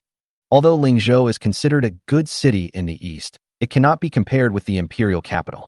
Kobayashi Haraka said, although the capital is nice, the pressure is too great. Besides, I have always liked the misty and rainy cities in the south, so I resigned. I see that Miss Lin is applying for the position of investment manager. I think your experience is good. Then, Zhao Xiaoyan changed the subject. However, I have another position here. I wonder if Miss Lin is interested? May I ask what position you are in? My secretary. Zhao Xiaoyan had a smile on his face, but his eyes kept switching between Lin Yuanxiang's chest and legs, as if he had a deeper meaning. I don't know how Japanese women look. Although they are of average height, their breasts are quite well developed. Zhao Xiaoyan also remembered reading somewhere that Japanese women have ugly legs, with their calves shorter than their thighs. But Lin Yuanxiang's legs are very well proportioned. Lin Yuanxiang did not think that Zhao Xiaoyan was being rude. Instead, she straightened her chest and said with a smile, "Sure, I think I can do this job." Zhao Xiaoyan tapped the table lightly. "Okay, it's settled then. You can come to work tomorrow." The interview process was quick, and after the relevant matters were discussed, Lin Yuanxiang left. Before leaving, Zhao Xiaoyan got Lin Yuanxiang's phone number as he wished, and the two added each other as friends. After Hayashi Yuanxiang left, Zhao Xiaoyan swiped his phone with interest, and what was displayed was Hayashi Yuanxiang's circle of friends. I have to say, this woman's circle of friends is very interesting. It's filled with all kinds of photos of her. For example, photos of holding coffee, looking at the scenery, and sleepy selfies. In addition, there are also various photos of beautiful legs, with black stockings, white stockings, with letters, and without letters. When coupled with some literary copywriting, it is absolutely lethal to LSP. As for work photos or other content, there is not a single one. Zhao Xiaoyan looked at the pictures very seriously, with a smile on his face from time to time, and he would click on almost every picture to see the full picture. Is it so beautiful? Zhou Jiaying was jealous when he saw Zhao Xiaoyan like this, and he was very competitive. If you like it, I'll wear it for you when we get home. and it's definitely better than the ones in my circle of friends. Zhao Xiaoyan put his phone down and said to Zhou Jiaying with a lecherous look, "You said it yourself. I like you best when you wear black stockings." Zhou Jiaying rolled his eyes at Zhao Xiaoyan and said, "Who is she?" Zhao Xiaoyan looked at Zhou Jiaying puzzledly. "Stop pretending. Even though you're a SP, you're not the type to fall in love with every woman you meet. And the way you acted just now was so deliberate. It was obviously fake at first glance." Zhou Jiaying has been with Zhao Xiaoyan for so long, so naturally he could tell that Zhao Xiaoyan was pretending. "You are indeed an old married couple. I can't hide this from you at all." Zhao Xiaoyan walked over and hugged Zhou Jiaying in his arms, causing Zhou Jiaying to roll her eyes at him shyly. Zhao Xiaoyan calmed down and smiled, saying seriously, "I saw this woman in the bar last night. Her real name is Kobayashi Yuan. She should be Japanese." Afterwards, Zhao Xiaoyan recounted what happened at the Chia bar last night with some omissions. After listening, Zhou Jiaying pondered for a moment, frowned and said, "So it seems that this Lin Xiaolin Yuanxiang is intentionally approaching you? Then why did you recruit her into the company and arrange her for the important position of secretary? We met last night and came for the interview today. What a coincidence. It's obviously because of me. No, it should be because of Jinyan. We don't know what her purpose is now, but since she has sent someone, it's better than us trying to find a needle in a haystack. She might be the rope that allows me to find the person behind her, and I don't want to cut her off. The enemy is in the dark while I am in the light. Now that they have finally landed a bright move, I will naturally hold on to it. This is getting more and more interesting." Chapter 141, The Beginning of the Breakup. Zhao Xiaoyan had previously thought that it was Zhou Liang or Su Feng's revenge on him, a very low-level revenge. But after the other party deliberately separated him from Longsheng, Zhao Xiaoyan felt that the suspicion was completely placed on Su Feng. However, the appearance of this Japanese woman suddenly disrupted the thread of events that Zhao Xiaoyan had thought was very clear. Although what you said is true, the position of secretary is too sensitive after all. If she really has some intention, wouldn't it be easier for her to succeed? Zhou Jiaying also has his own concerns. The absolute core of Jinyan is Zhao Xiaoyan. As Zhao Xiaoyan's secretary, she can naturally take advantage of the convenience of work and have more opportunities to get in touch with the core things. Zhao Xiaoyan looked at Zhou Jiaying and smiled slyly. "So, we have to make some adjustments." Holding Zhou Jiaying's head in his arms, Zhao Xiaoyan whispered in her ear, "Okay, as long as you know the number." After hearing this, Zhou Jiaying did not insist. However, his eyes became somewhat resentful, and he said in a coquettish tone, "But I warn you, this is just a show. If you dare to make it real, I will join Fei Fei and the others and never talk to you again." After the last rotating secretary incident, Zhou Jiaying acted like a big sister among the girls. "Don't worry, I'm content as long as you're here. Besides, I wouldn't dare touch that kind of woman, like a bus." Zhou Jiaying raised his eyebrows. "How did you know?" The next day, everyone in Jinyan knew that his boss had changed his secretary again. Everyone in the company is used to this kind of thing.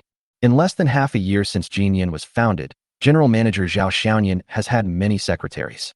First it was Hao Yu, then it was Yi Lingshan. After the two left, Zhou Jiaying also worked as a secretary before taking up the position of deputy general manager. If we add Yi Fei, Lu Xining, and Zhang Yuhan who are on duty as secretaries, Lin Yuanxiang is already Zhao Xiaoyan's seventh secretary today.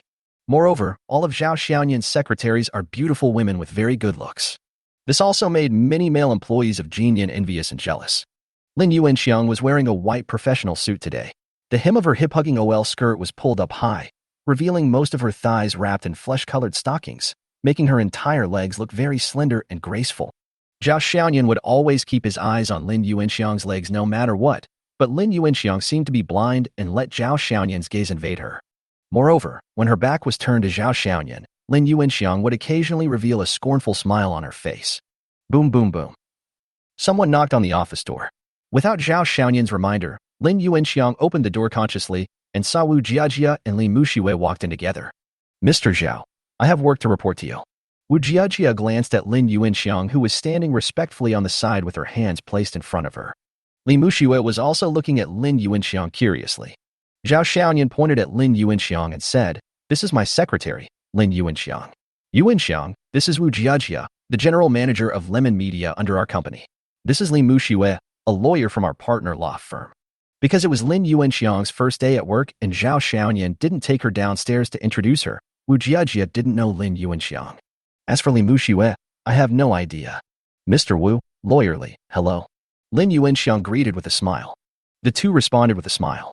Then Wu Jiajia placed a report in front of Zhao Xiaoyan. Mr. Zhao, according to your instructions, we have carried out relevant work in the past 2 days.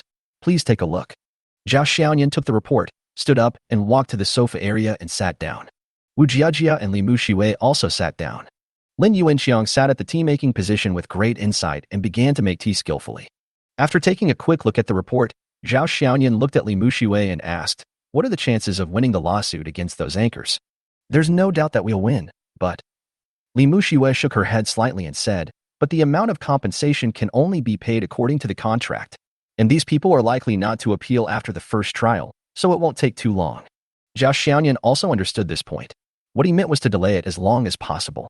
If other MCN anchors are poaching people, we should just focus on the top ones and try to contact them all. As for the money, we can pay the penalty, but we must control it. If I want the same result, as long as someone poaches one of our people, we will poach that person as well. Wu Jiajia was a little curious about what Zhao Xiaoyan meant just now.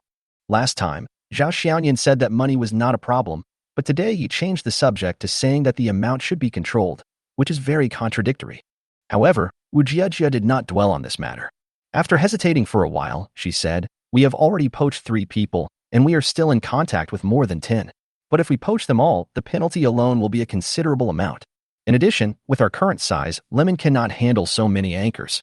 Zhao Xiaoyan frowned. "Then we should integrate the company internally, increase the workload, recruit anchors, and pair up relevant personnel. Live streaming is a hot topic, and I must take advantage of this wave of dividends." Although he has never done short video live streaming, he knows that there is huge potential in it. Haven't he seen so many big companies start to pay attention to this aspect? So Zhao Xiaoyan is not afraid of losses, because he will be able to make it back sooner or later. After chatting with Wu Jiajia and Li Mushiwei for a while, Zhao Xiaoyan let them go about their business. As soon as Wu Jiajia and Li Mushiwei returned to Lemon Media, they saw Zhou Jiaying already waiting for them in Wu Jiajia's office. "Boss Zhou, do you have something to talk to me about?" Zhou Jiaying smiled and nodded. "Yeah." During the entire conversation about Lemon's report, Lin Yuanxiang sat on the side. Zhao Xiaoyan even handed the report to Lin Yuanxiang very naturally. Zhao Xiaoyan looked at the report submitted by Wu Jiajia, scribbling something on it from time to time, and then stopping and frowning from time to time. After a while, Zhou Jiaying knocked on the door of the general manager's office with a serious expression. "Xiaoyan, Longxing has completely stopped cooperating with Bohai on the grounds that the project is not up to standard. Do you think we should let a lawyer intervene?" As soon as he came in, Zhou Jiaying dropped a bomb. "What?" Zhao Xiaoyan stood up from his chair and said in surprise, "The project is unqualified? Bullshit. Wasn't this how we cooperated before? This is an excuse. By the way, who made this decision?" "It was Su Ida, who was in charge of real estate at Longxing, but..." At this point, Zhou Jiaying looked at Zhao Xiaoyan meaningfully, but it is said that Su Yin'er also nodded. Chapter 142. Su Yin'er slapped the table. "Xiaoyan, you have a good relationship with Mr. Su and Su Yin'er. Why don't you go and ask them what they mean?" Zhao Xiaoyan waved his hands and said dejectedly, "No need. Forget it. If you don't want to cooperate, then don't cooperate.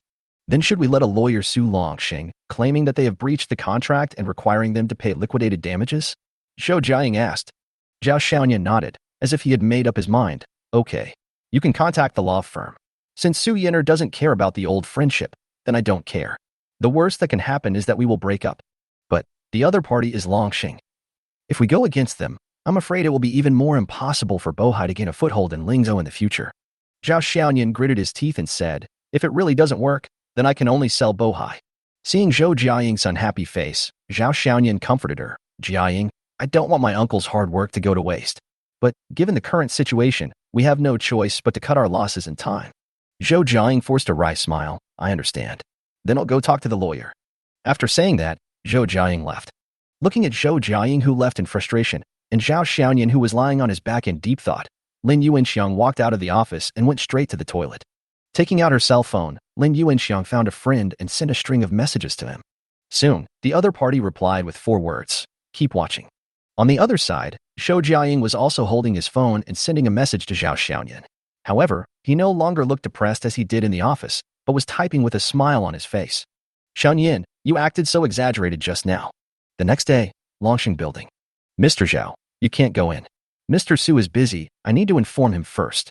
When Su Yin'er's secretary saw Zhao Xiaoyan and his men rushing into the president's office, she quickly stood up to stop them. However, Zhao Xiaoyan ignored the secretary and pushed open the door of Su Yin'er's office. In the office, Su Yin'er was sitting at her desk, processing documents with her head down. Seeing Zhao Xiaoyan and his men barging in, she frowned. Boss Su, Boss Zhao. Seeing that his boss was angry, the secretary quickly wanted to explain. Su Yinar said to the secretary, "There is nothing for you to do now, please go out first." The secretary felt as if he had been pardoned. He did not dare to hesitate for a moment and hurriedly left the office, even wanting to close the door considerately. Su Yinar just glanced at Zhao Xiaoyan, then lowered her head and continued to work, saying in a cold tone, "Mr. Zhao, what do you want to talk to me about?" Zhao Xiaoyan walked quickly to the opposite side of Su Yinar and asked in a questioning tone, "Su Yinar, what do you mean?" Su Yinar stopped writing and looked at Zhao Xiaoyan with a cold face. "Boss Zhao, you brought people into my office, and I haven't asked you what you mean. Why did Longsheng stop cooperating with Bohai Construction? You should go to Su Ida for this matter instead of asking me." Zhao Xiaoyan slammed the table and said, "Su Yinar, don't try to play tricks on me. Without your approval as the president, would Su Ida dare to stop cooperating with Bohai?" Su Yinar glanced at the place on the table where Zhao Xiaoyan had taken the photo, and her face became even colder. "Zhao Xiaoyan, if you want to show off, go back to your Jinyan. This is Longsheng, not a place where you can act like a rogue. You are the first one who dares to slap my Su Yinar's desk." Zhao Xiaoyan showed an expression of not being afraid at all. "Su Ida said that Bohai had quality problems. We did the same thing before, and I didn't hear you from Longsheng saying that there was any quality problem. Now you are saying that there is a quality problem without any evidence. Do you think I, Zhao Xiaoyan, am stupid?" Zhao Xiaoyan. Su Yinar also got angry. "Don't bother me. If you have the guts, go talk to Su Ida about this. As long as he agrees, I won't say anything. You know that he and I don't get along. I'm going to find you now. If you don't agree, I'll go find the old man and let him handle this matter." Zhao Xiaoyan, do you think this is still interesting? Do we really have to fall out? Su Yinar took out an envelope from the drawer and threw it in front of Zhao Xiaoyan. Several photos also slipped out from the unsealed envelope, which were intimate photos of Zhao Xiaoyan and other women. "I, Su Yinar, have absolutely no interest in your private life. Although I don't know who sent this, I still have to thank him for letting me see what kind of person you, Zhao Xiaoyan, are." It was Su Ida who suggested stopping the cooperation with Bohai, and I nodded in agreement. "A shopping mall is a shopping mall, and I will not use Longsheng to joke with you, Zhao Xiaoyan. I'll let it go if you come to me this time. But I warn you, don't bother my grandfather again. If I find out that you go to the old house again, don't blame me for being ruthless." Su Yinar's words were very clear. "Cooperation? Impossible. Want to make friends? Don't even think about it." Zhao Xiaoyan's face was not looking good either. The anger in his heart could not be suppressed, and he pointed at Su Yinar's nose and cursed. "Okay, you Su Yinar are great, and your Lingzhou's number one Longsheng is great. Since you, Su Yinar, did the first thing, then don't blame me, Zhao Xiaoyan, for doing the 15th thing. If you, Longsheng, stop cooperating, then stop cooperating. You were the first to breach the contract, so you have to compensate us for our losses. I wanted to discuss this with you, but since you, Mr. Su, have said so much, there is nothing to talk about. Su Yinar, let's meet in court." After saying that, Zhao Xiaoyan picked up the envelope and photos and was about to walk out. "Stop," Su Yinar said. Zhao Xiaoyan turned around and looked at Su Yinar. Su Yinar said slowly, "How you? Isn't it time for you to return it to me? I agreed to lend it to you for 3 months, and now the time is up." Zhao Xiaoyan didn't answer, but turned around and walked out of the president's office angrily. Basement parking lot of Longsheng building. Zhao Xiaoyan sat in the passenger seat with a grim face, smoking a cigarette with one hand on the window. "Mr. Zhao, don't be angry. It's not good for your health if you get angry." As she spoke, Kobayashi Haraka stretched out a slender, white hand and gently pressed it on Zhao Xiaoyan's chest to help him breathe more smoothly. What does Su Yinar mean by this? Doesn't she even think about who helped her in the first place? If I wasn't here, she would be crying somewhere right now. And the president of Longsheng? That position should have been occupied by Su Ida a long time ago. Damn it, it doesn't matter if we don't interact, but it makes me feel like I'm very rare. If it weren't for Mr. Su's forced matchmaking, I wouldn't pay any attention to her. Su Yinar, she's like an ice cube. They're just women. I have the ability to find more. So what? Su Yinar is not my wife. Why should she care about my private affairs? Chapter 143, The Real Purpose. Kobayashi Haraka moved her whole body towards Zhao Xiaoyan, getting closer to him. "Mr. Zhao, please don't be angry. By the way, what are you going to do about what Mr. Su said about Mr. Hao?" Zhao Xiaoyan said without thinking. "Isn't it just how you? Just return her. I don't need a secretary." Having said that, Zhao Xiaoyan picked up her cell phone, found Hao Yu's number and called her. After the phone rang 3 times, the call was connected. "Hello, Mr. Zhao." Zhao Xiaoyan said in a distant tone. "Hao Yu, your CEO Su asked you to go back. You should hand over the work on Handy Lingshan now. Why are you in such a hurry? The battery factory will be done in a while. Why don't we wait for this?" Zhao Xiaoyan interrupted directly. You leave now. You don't have to worry about the battery factory. I will have someone take over. Okay, Mr. Zhao. I'll follow your instructions. Zhao Xiaoyan's tone softened slightly, and he said, although our cooperation is over, I hope you can remember what you can and cannot say. Yu's tone also changed. Boss Zhao, what do you mean by this? Nothing. Zhao Xiaoyan said in a neutral tone, you are Su Yenner's secretary. You are just loaning me your services for a while. But you are exposed to important business secrets. Please keep your mouth shut. Be sensible about what you can and cannot say. Otherwise, don't blame me for being rude.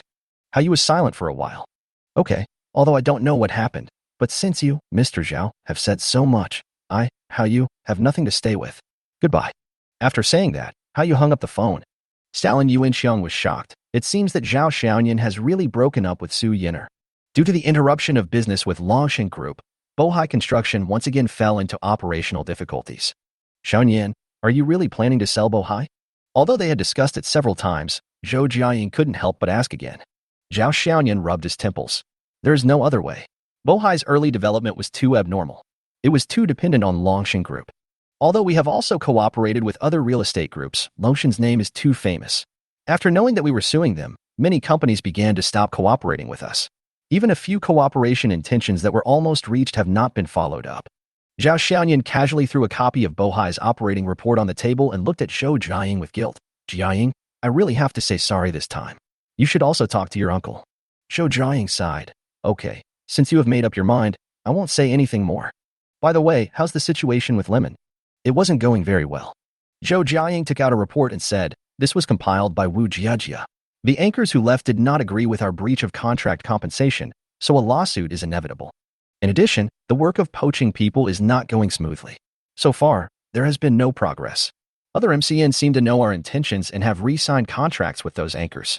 The liquidated damages are ridiculously high and we cannot afford it. Those anchors don't want to find another employer at this time.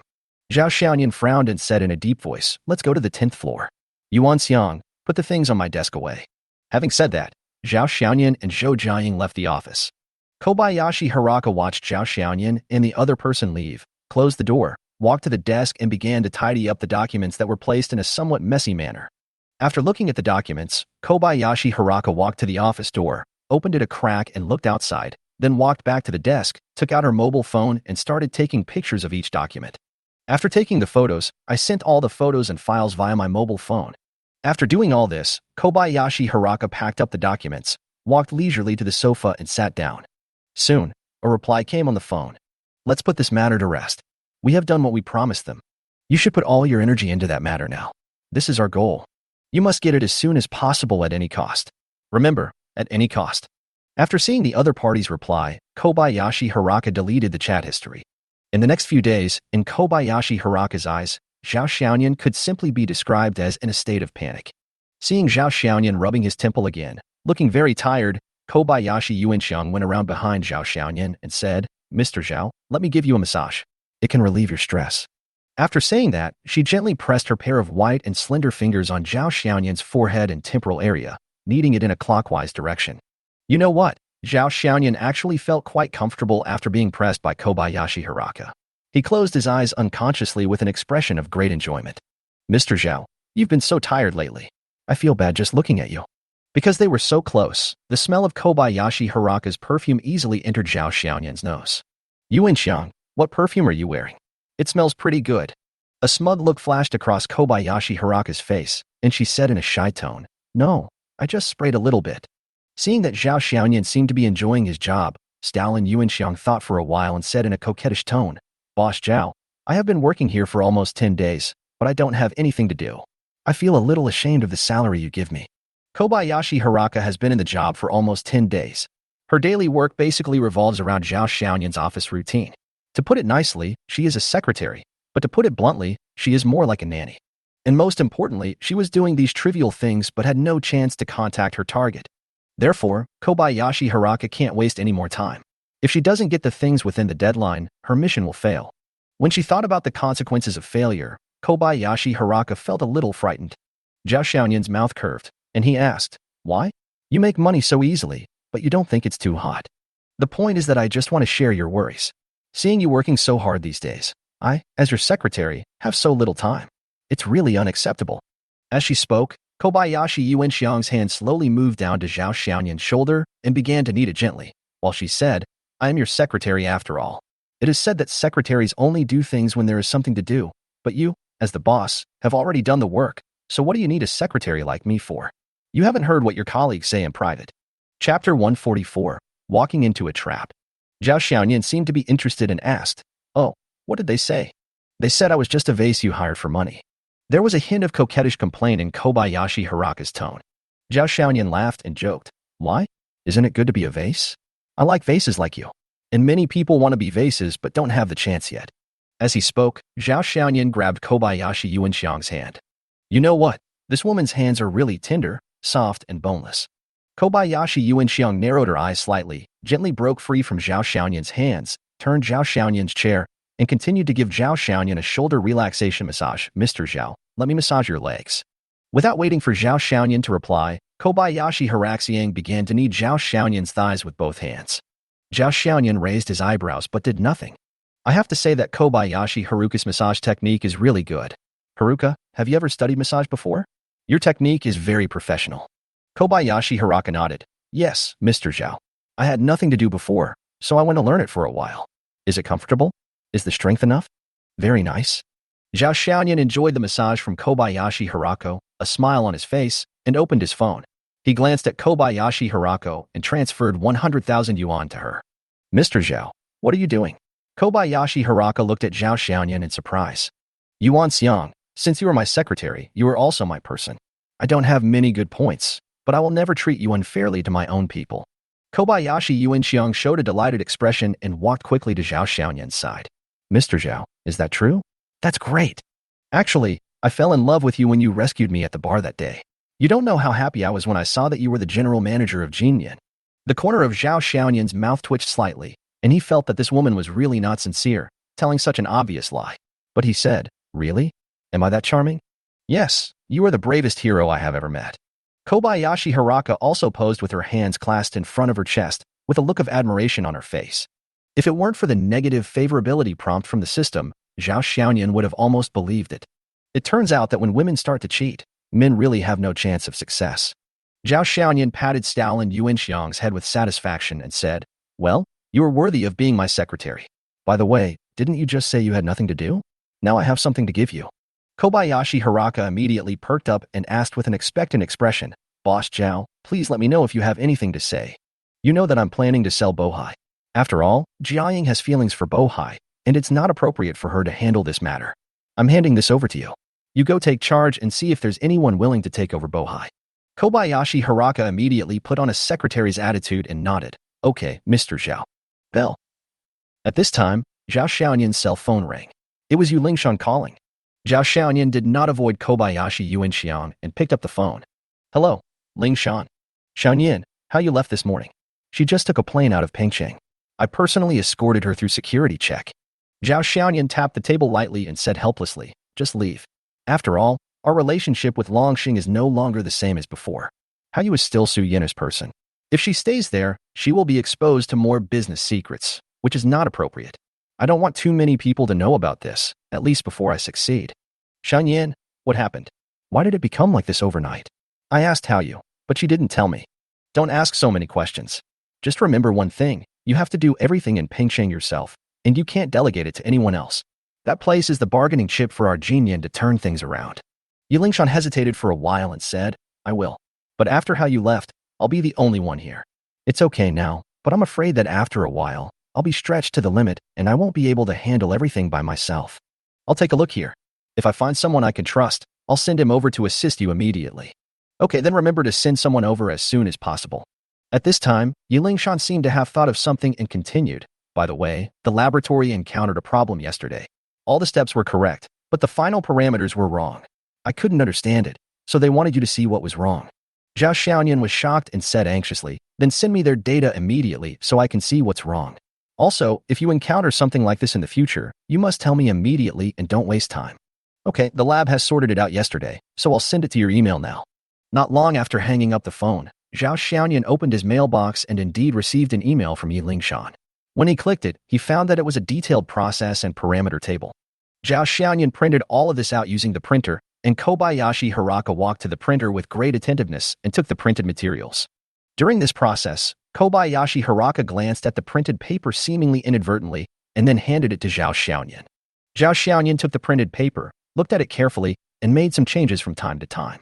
Since the system rewarded him with complete knowledge about blade batteries, Zhao Xiaoyan can be said to be a top expert in the field of batteries. These things are really easy for him. Half an hour later, Zhao Xiaoyan took a photo of the revised content with his mobile phone and sent it to Yi Lingshan.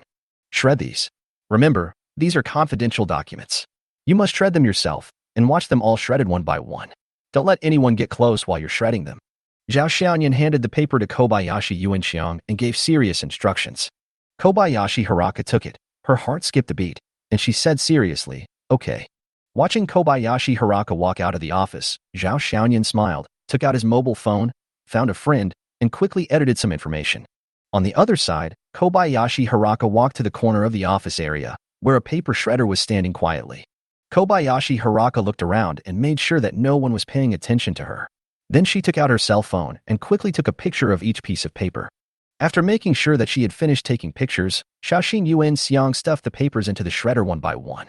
At this moment, on a workstation not far from the shredder, a tiny lens covered under some office supplies was emitting a faint red light. Chapter 145 Yifei's Dark Cuisine. In the evening, when Zhao Xiaoyan returned to the villa, he found that the lights were on. A smile appeared on Zhao Xiaoyan's face. He opened the door and walked into the villa. As expected, he saw a graceful figure busy in the kitchen. Because he was not very experienced, he looked flustered and had to turn his head to look at the tablet beside him from time to time. What is displayed on the tablet is the content of cooking instructions. Zhao Xiaoyan was in a playful mood. He tiptoed over and hugged the graceful figure from behind. "Ah." The figure was startled, and after turning his head to glance back, he complained, "I was scared to death by you." Zhao Xiaoyan leaned his head against her shoulder and asked with a smile, Fei, why did you suddenly think of cooking?" Fei pressed her back against Zhao Xiaoyan's chest and said shyly, "I just want you to have a hot meal when you get home after a busy day." Zhao Xiaoyan looked at the contents of the pot and asked curiously, "What's that black thing in there?" "Braised spare ribs." Zhao Xiaoyan. Half an hour later, Zhao Xiaoyan took off her apron and brought out 3 cooked dishes. Fei had a look of frustration on her face and sat on the sofa with her head down. Zhao Xiaoyan walked over and asked, "What's wrong? Are you still angry? Manu, am I useless? I can't do anything except dancing. I wanted to make braised spare ribs for you, but you can't even tell the difference between soy sauce and dark soy sauce." As Fei spoke, she suddenly felt a little aggrieved and tears began to well up in her eyes. Zhao Xiaoyan hugged Fei and comforted her, "Who said you were useless? Don't be so self-deprecating. Isn't it just cooking? Many girls can't cook. This is normal. Besides, I don't ask you to hang around the stove every day. You just need to do what you like." Fei leaned her head into Zhao Xiaoyan's arms, her nose sore. "Xiaoyan, I'm sorry." "Why are you saying sorry?" "The last time you came to my house, my dad treated you like that." Zhao Xiaoyan patted Fei on the shoulder and said with a smile, "It's okay. I understand. Besides, this is my fault. I don't want to talk about this matter anymore. After all, it's because there are too many women around Zhao Xiaoyan. By the way, you suddenly came back today?" Fei now lives in the school dormitory and only returns to the villa on weekends. Of course, she doesn't come back to be with Zhao Xiaoyan every weekend. Sometimes she also has to go back to visit her parents. When asked by Zhao Xiaoyan, Fei exclaimed, moved out of Zhao Xiaoyan's arms, and said, "Oh, I almost forgot. Zhou Liang found me today and talked to me again." Fei suddenly stopped talking here, talking about you and me. Zhao Xiaoyan's face turned cold and he looked at Fei quietly, waiting for what was to come.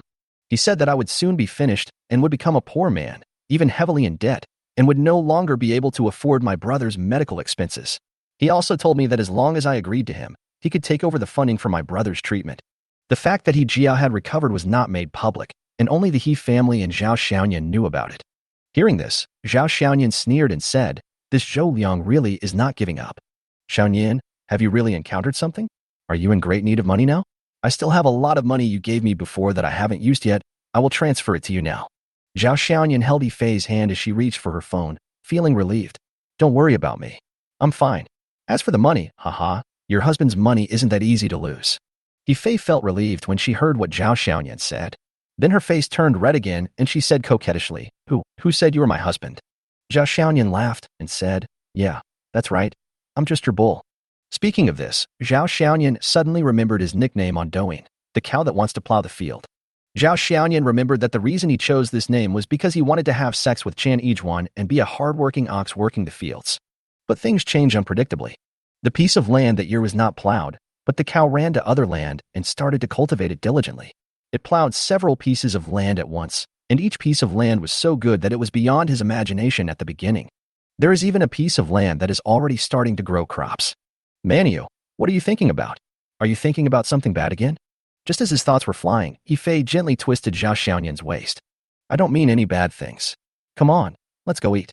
Zhao Xiaoyan naturally couldn't tell the truth, so he just laughed it off. After dinner, Yifei insisted on washing the dishes. Zhao Xiaoyan did not fight with her and sat on the sofa smoking. Zhao Xiaoyan doesn't have a heavy smoking habit and only smokes occasionally when he is thinking about something. What Yifei said today made his guesses more realistic. What he didn't expect was that Zhou Liang had maintained a certain composure and decisiveness of a rich second generation before, but this time he was so impatient that he ran to Yifei just when things were showing some signs of moving forward. It seems that the last time I slapped him in the face, he was filled with resentment. It seems that I can't always stay away from taking action. It's time to pretend to take action and shift the target. Zhao Xiaoyan thought about it and called Zhang Haolong. Hey, Xiaoyan, you finally found your conscience. Remember to call me. Zhang Haolong's hearty laughter came from the other end of the phone. Infected by the laughter, Zhao Xiaoyan couldn't help but laugh. I'm just afraid of disturbing Mr. Zhang. After all, you are a busy person now. Stop talking nonsense. Tell me, what do you want to talk to me about today? Zhao Xiaoyan was speechless and said, Is this the image of me in your mind? Do I have to look for you when I have something to do? Don't try to fool me. You are the typical person who never comes to visit someone for no reason. By the way, I heard that you and Longxing had a falling out. What happened? After all, Zhang Haolong is a well-known figure in Lingzhou, so it is normal for him to know such news.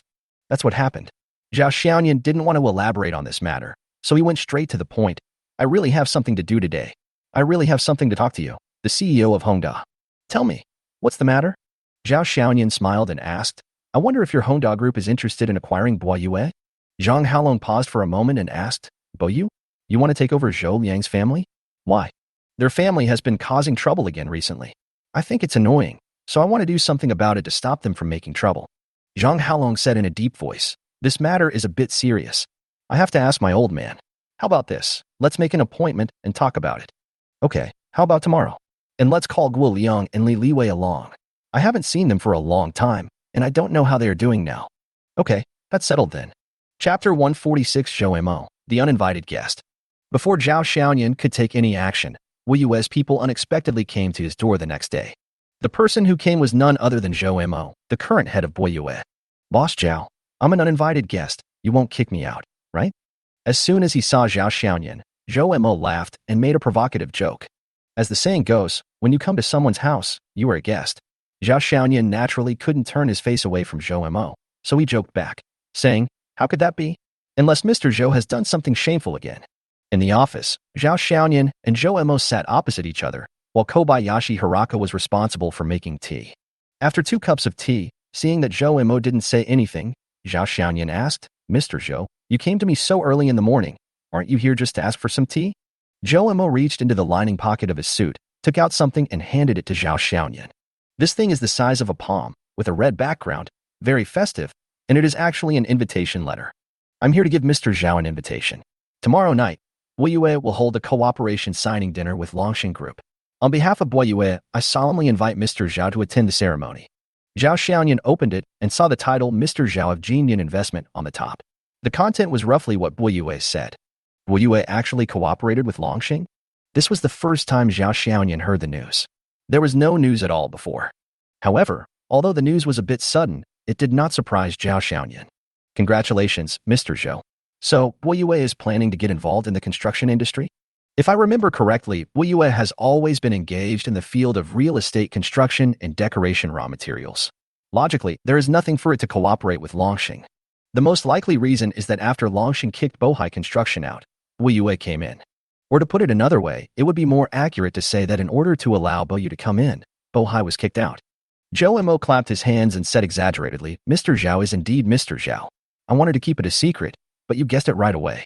Zhao Xiaoyan felt it was a little ridiculous. The younger brother teamed up with outsiders to bring down his older brother's business.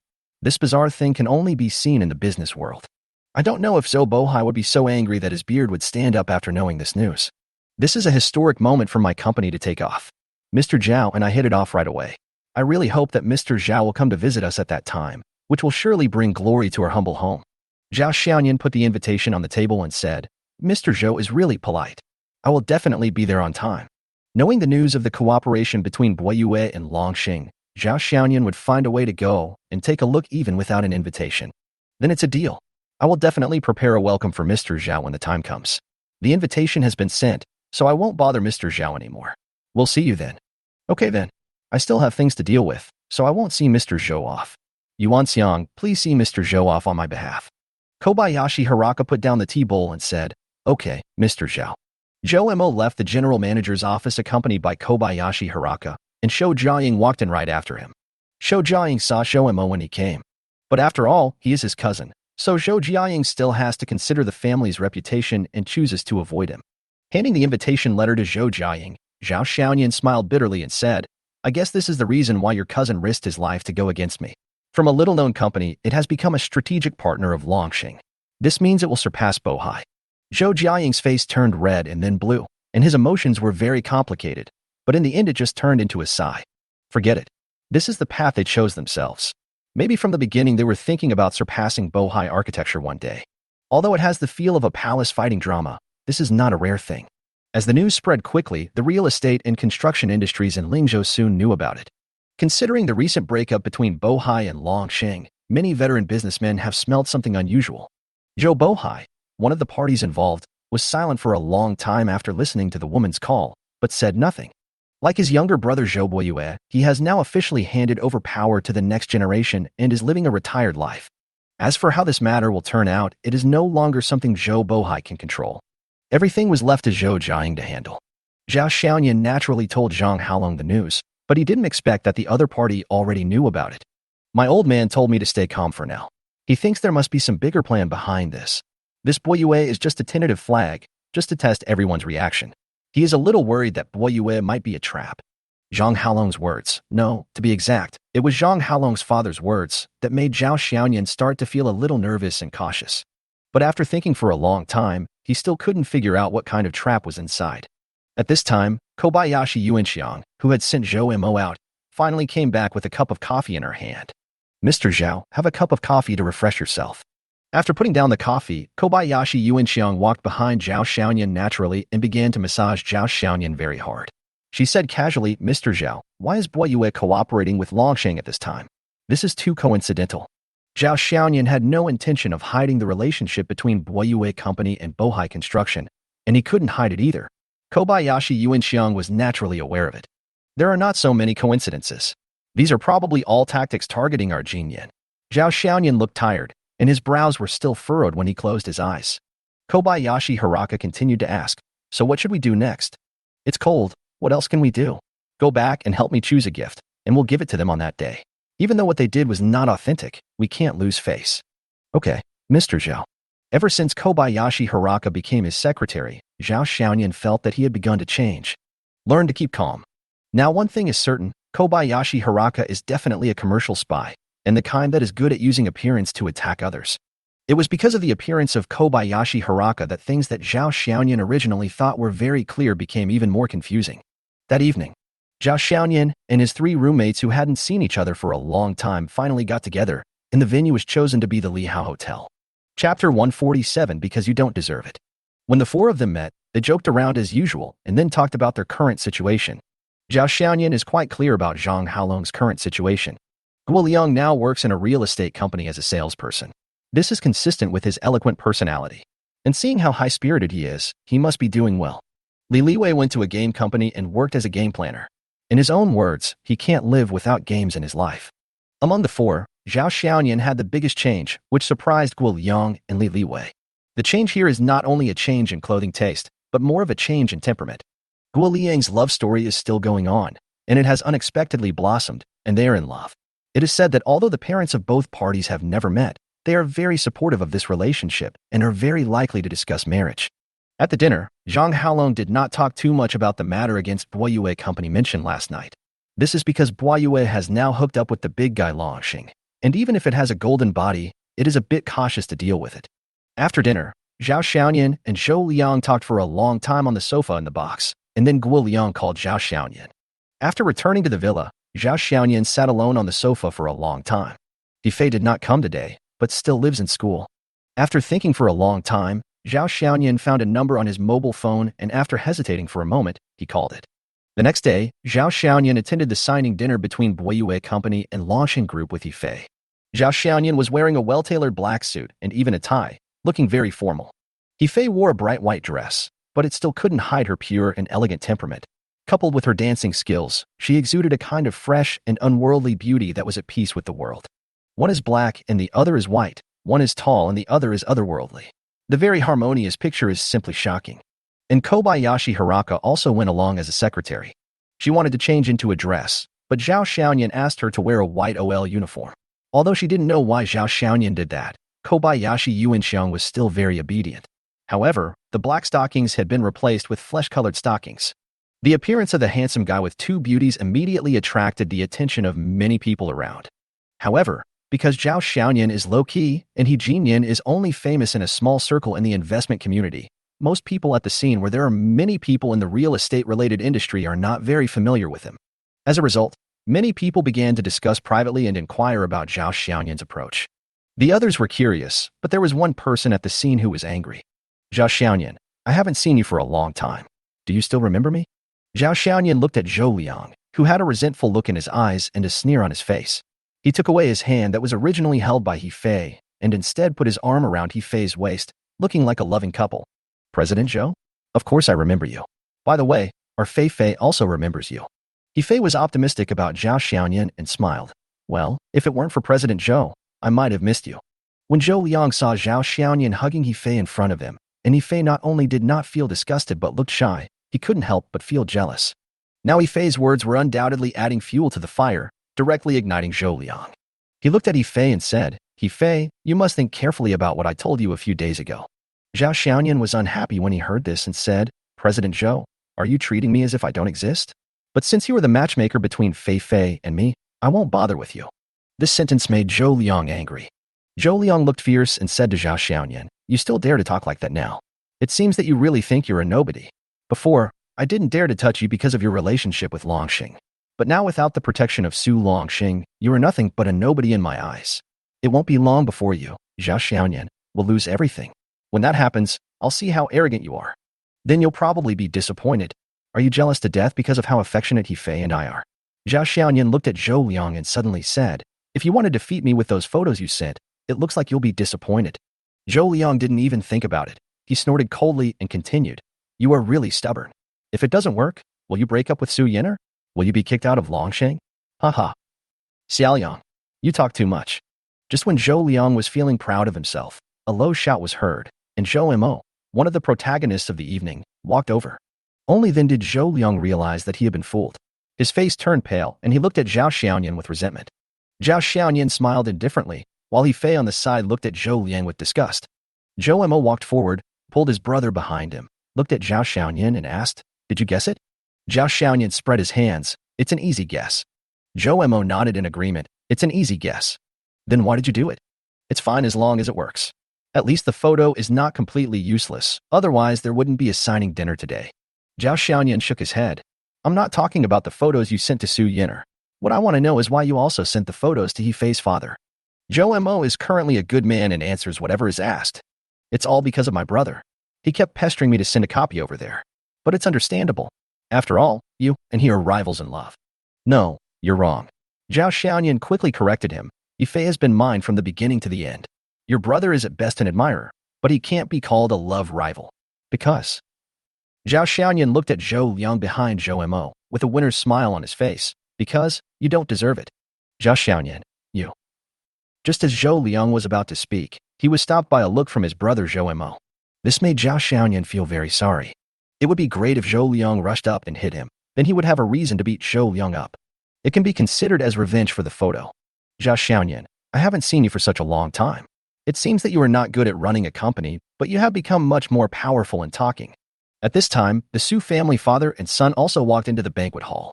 After hearing what Zhao Xiaoyan said, Su Feng couldn't help but retort. Zhao Xiaoyan turned around, glanced at Su Feng, and said with an exaggerated expression, Hey, isn't this young Master Su? Why, seeing that his gun was bullied, you, the chief, came to stand up for him. Chapter 148, The Real Mastermind. Su Feng was stunned and said, I don't know what you were talking about. Mr. Zhou and I are friends. Are you sure you think he's a friend? Zhao Xiaoyan turned to look at Zhou Mo and asked, by the way, who did you ask to take the photos of me? Many of them are a bit out of focus. If Su Yin'er wasn't familiar with me, she probably wouldn't recognize me. Isn't your master, young Master Su, angry? Zhou Mo smiled but said nothing. Su Feng seemed to have his tail stepped on and was about to speak, but was interrupted by Su Ida. Boss Zhao is angry. But I understand.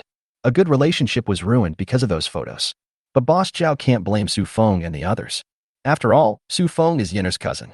As a younger brother, it's his responsibility to let his sister know the true face of some people as soon as possible. It's good that you just admit it, but it's too unchallenging. I guessed it right away. It's boring. Zhao Xiaoyan confirmed his guess. But just as he said, it was too easy to guess these. The first layer of the mystery has been solved, but the next mystery is the most crucial. It's okay.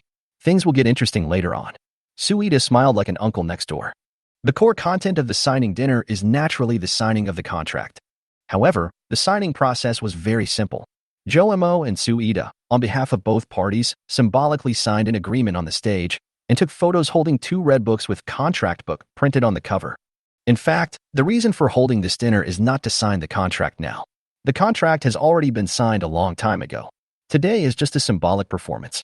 The purpose is to announce the cooperation between the 2 parties, and it is also Suida's support for Zhou Mo and his Boyue company. After taking photos, both sides were preparing to leave the stage. At this time, Zhao Xiaoyan stood up. My 2 CEOs, today is such a happy day. I am honored to witness the historic moment of the 2 companies. I, Zhao Xiaoyan, have 2 gifts for you. Having said that, without waiting for them to react, Zhao Xiaoyan took the 2 things from Kobayashi Yuanxiang's hands, quickly walked onto the stage, and displayed them in front of everyone. It was a portable electronic scale and a compass. This electronic scale is a gift from me to Mr. Zhou Mo. Zhao Xiaoyan placed a portable electronic scale in front of Zhou Mo and said, I'm giving a scale to Mr. Zhou because I want him to always know how much he weighs. If you don't have that much, don't force yourself to take on heavy work. Zhao Xiaoyan placed the compass in front of Suida again. This compass is for our Vice President Su. I hope that Vice President Su can understand that there is no order without rules. Don't exceed the limit of your ability and do things that you can't do. Zhao Xiaoyan's actions confused the people watching the ceremony. Some corporate representatives who usually had a bad relationship with him almost laughed out loud. Suida and Zhou Mo's faces were livid. The reason they invited Zhao Xiaoyan was actually to slap Zhao Xiaoyan in the face. But unexpectedly, Zhao Xiaoyan's 2 gifts turned the situation around, and she was slapped in the face by his innuendo-filled gifts. No matter how good Suida's chi cultivation skills are, he now wishes he could strangle Zhao Xiaoyan to death. Zhao Xiaoyan, who had given out the gift, walked off the stage with a big laugh. He held Yifei's hand and left the venue with Kobayashi Haraka. When they arrived at the parking lot, Zhao Xiaoyan took Yifei to bus 812, while Kobayashi Haraka got into her own car. In car 812, Yifei asked, So, you had already guessed that Zhou Liang and his team hired someone to take those photos? Zhao Xiaoyan nodded. This is obvious. I don't have many enemies. In fact, if they hadn't sent it to your father, I might not have guessed it so quickly. This Zhou Liang is so hateful. Yifei pouted and attributed all the reasons why her parents had a 180-degree aversion to Zhao Xiaoyan to Zhou Liang. Zhao Xiaoyan smiled and said, Then you really blame the wrong person. Zhou Liang and his brother were at most the executors. In fact, the people behind the scenes were the Su family father and son. Yifei nodded as if she understood, then changed the subject and asked, By the way, when did you get a new secretary? And she's so pretty. The vinegar smell should not be too obvious. Ha ha ha, there's no need for you to be jealous of her. She won't be here for long and will leave. Zhao Xiaoyan stretched out a hand and pinched Yifei's thigh through the gift. Yifei asked curiously, Why? Zhao Xiaoyan smiled mysteriously. I can't tell you now. I'll tell you about it slowly later. Zhao Xiaoyan didn't want to say anything, so Yifei didn't ask any more questions. In the car behind 812, Kobayashi Haraka was wearing headphones and talking on the phone. I'm sorry, I didn't expect that he bought those 2 things for gifts. Okay. Really? Are you already doing the final test? Okay. I'll stick with it for the last 7 days. This is what Yuan Xiang should do. 3 days later. As soon as Zhao Xiaoyan arrived at the company, Kobayashi Haraxiang reported something. Mr. Zhao, someone is interested in acquiring Bohai Construction. Huh? Which company wants to acquire Bohai? Zhao Xiaoyan asked. Wuyue contacted me and expressed their intention to acquire Bohai Construction. The price they offered was 100 million yuan. Seeing that Zhao Xiaoyan did not respond, Xiaolin Yuanxiang continued. There is also a company called Heng Yuan Real Estate Construction Company, but they are not from Lingzhou, but a company from the imperial capital. They offered 1.5 billion. Zhao Xiaoyan smiled and said, "It seems that Zhou Mo is really stingy. His uncle's company only offered such a small price. He really didn't show any mercy. It's too ugly to be greedy. Yuan Xiang, go contact Heng Yuan and ask them to come and discuss something." Kobayashi Yuanxiang replied respectfully, "Master, the other party has made an appointment with us. They want to visit you tomorrow to discuss the acquisition." Has the other party arrived in Lingzhou? Yes. Zhao Xiaoyan didn't expect the other party to come so quickly and had already arrived in Lingzhou. It seemed that the other party was very interested in Bohai construction. Then let's ask him to come to the company for a face-to-face meeting tomorrow afternoon. We should show some welcome. After all, he is a visitor from afar, so we should be more enthusiastic. Also, we have booked a table at the Regal Hotel tomorrow night. I will treat him well. After Kobayashi Hiraka understood, she went to deal with these two matters. When Zhao Xiaoyan saw her walking away, he took out his cell phone and sent a few messages. When Shou Jiaying learned that someone was coming to discuss the acquisition of Bohai, he remained very calm and did not interfere too much. But when he heard that his cousin wanted to acquire Bohai construction at a super low price of 100 million yuan, he was clearly unhappy on his face. Chapter 149, Selling Bohai Building. At noon, Zhao Xiaoyan received a call from Yilingshan. On the phone, Yilingshan said that the blade battery has basically passed the test and will be put into mass production in the near future. This phone call was the best news Zhao Xiaoyan had received recently, and he said on the spot that he would go to Pingxing in a while. It is embarrassing to say that as a partner, Zhao Xiaoyan has basically become a hands-off boss since he handed over the blade technology. Yang Donglai called many times to express his dissatisfaction with Zhao Xiaoyan, an incompetent partner. Wang Chuanfu also condemned Zhao Xiaoyan's behavior and invited him to visit Pingcheng. In the afternoon, Wu Jiajia came again to report on the recent situation of Lemon Media. All the work of Lemon Media is progressing very slowly. On the one hand, the loss of anchors has not been curbed, and on the other hand, the poaching situation is not ideal, and only some second-tier internet celebrities have been poached. Zhao Xiaoyan had no better solution to this problem. The next afternoon, Zhao Xiaoyan met with representatives of Heng Yuan Company in Jinyan. The other person was a man in his 30s, wearing a neat suit, and his every move was very decent. "Hello, Mr. Zhao. I am the representative of Heng Yuan Company. You can call me Li Dongming." There were 3 people from Heng Yuan Company who came this time. In addition to Li Dongming, there were 2 assistants, 1 male and 1 female. As for Jinyan, Zhao Xiaoyan asked Kobayashi Hiraxiang to accompany him and did not let Shou Jiaying intervene. There was no excessive politeness between the 2 sides, and they got straight to the point. "Excuse me, your company has always been in the imperial capital. Why did you suddenly come to Lingzhou?" This was also what Zhao Xiaoyan and Kobayashi Hiraka were curious about when they discussed this matter before. Compared with the imperial capital, Lingzhou cannot be compared in terms of geographical location and city level. Perhaps Mr. Zhao has some understanding of our company. Our Heng Yuan's business is actually mainly in the real estate sector.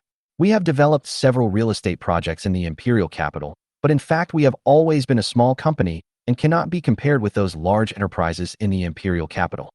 The current domestic real estate business is actually not easy to do. Although Daidu has a big name, its profits and development space are actually very limited. So, we at Heng Yuan are thinking about moving out of the down market and looking for development space in second and third tier cities.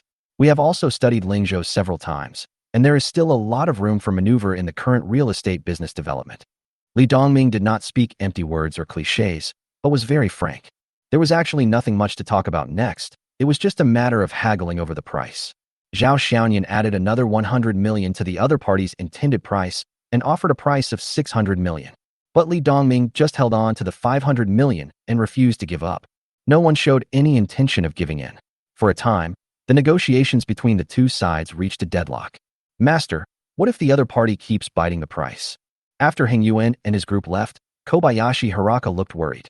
Zhao Xiaoyan was more relaxed. "I just said 600 million casually. What if the other party agrees? Even if they don't agree, we can just reduce it to 500 million.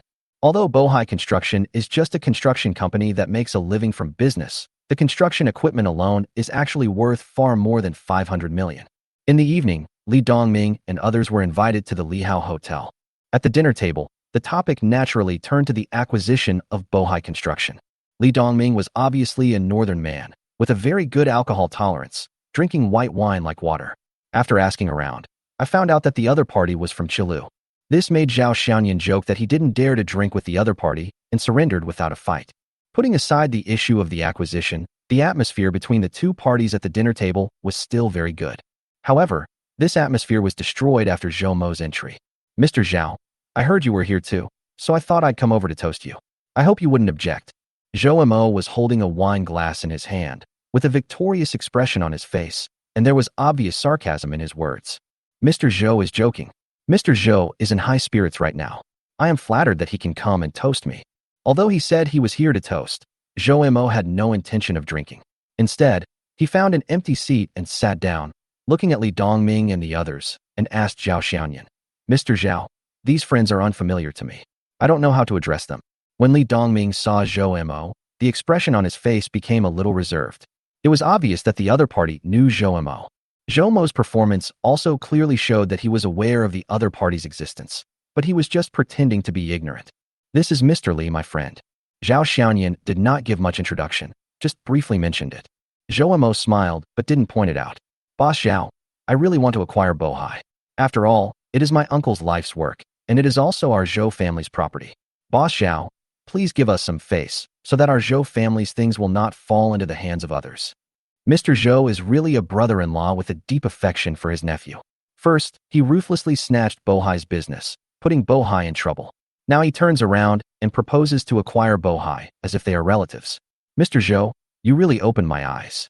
Zhou Mo seemed not to have noticed Zhao Xiaoyan's sarcasm and said, it's business. Besides, it's not me, Zhou Mo, who put Bohai in this situation, but you, Mr. Zhao. How about this? I'll give Mr. Zhao a favor and offer 300 million yuan. How about that? Li Dongming exchanged glances with his two subordinates before speaking. Boss Zhao, 500 million is already our highest price. This price also demonstrates our Heng Yuan's sincerity. Zhao Xiaoyan raised his glass towards Li Dongming and said, Mr. Li, I know your company's sincerity. I'll toast to you. After both of them drank the wine in their glasses, Zhao Xiaoyan continued. How about this? I'll take a step back and offer 550 million. If possible, we can sign the contract tomorrow. Li Dongming still refused to give in, saying, 500 million yuan is actually very high.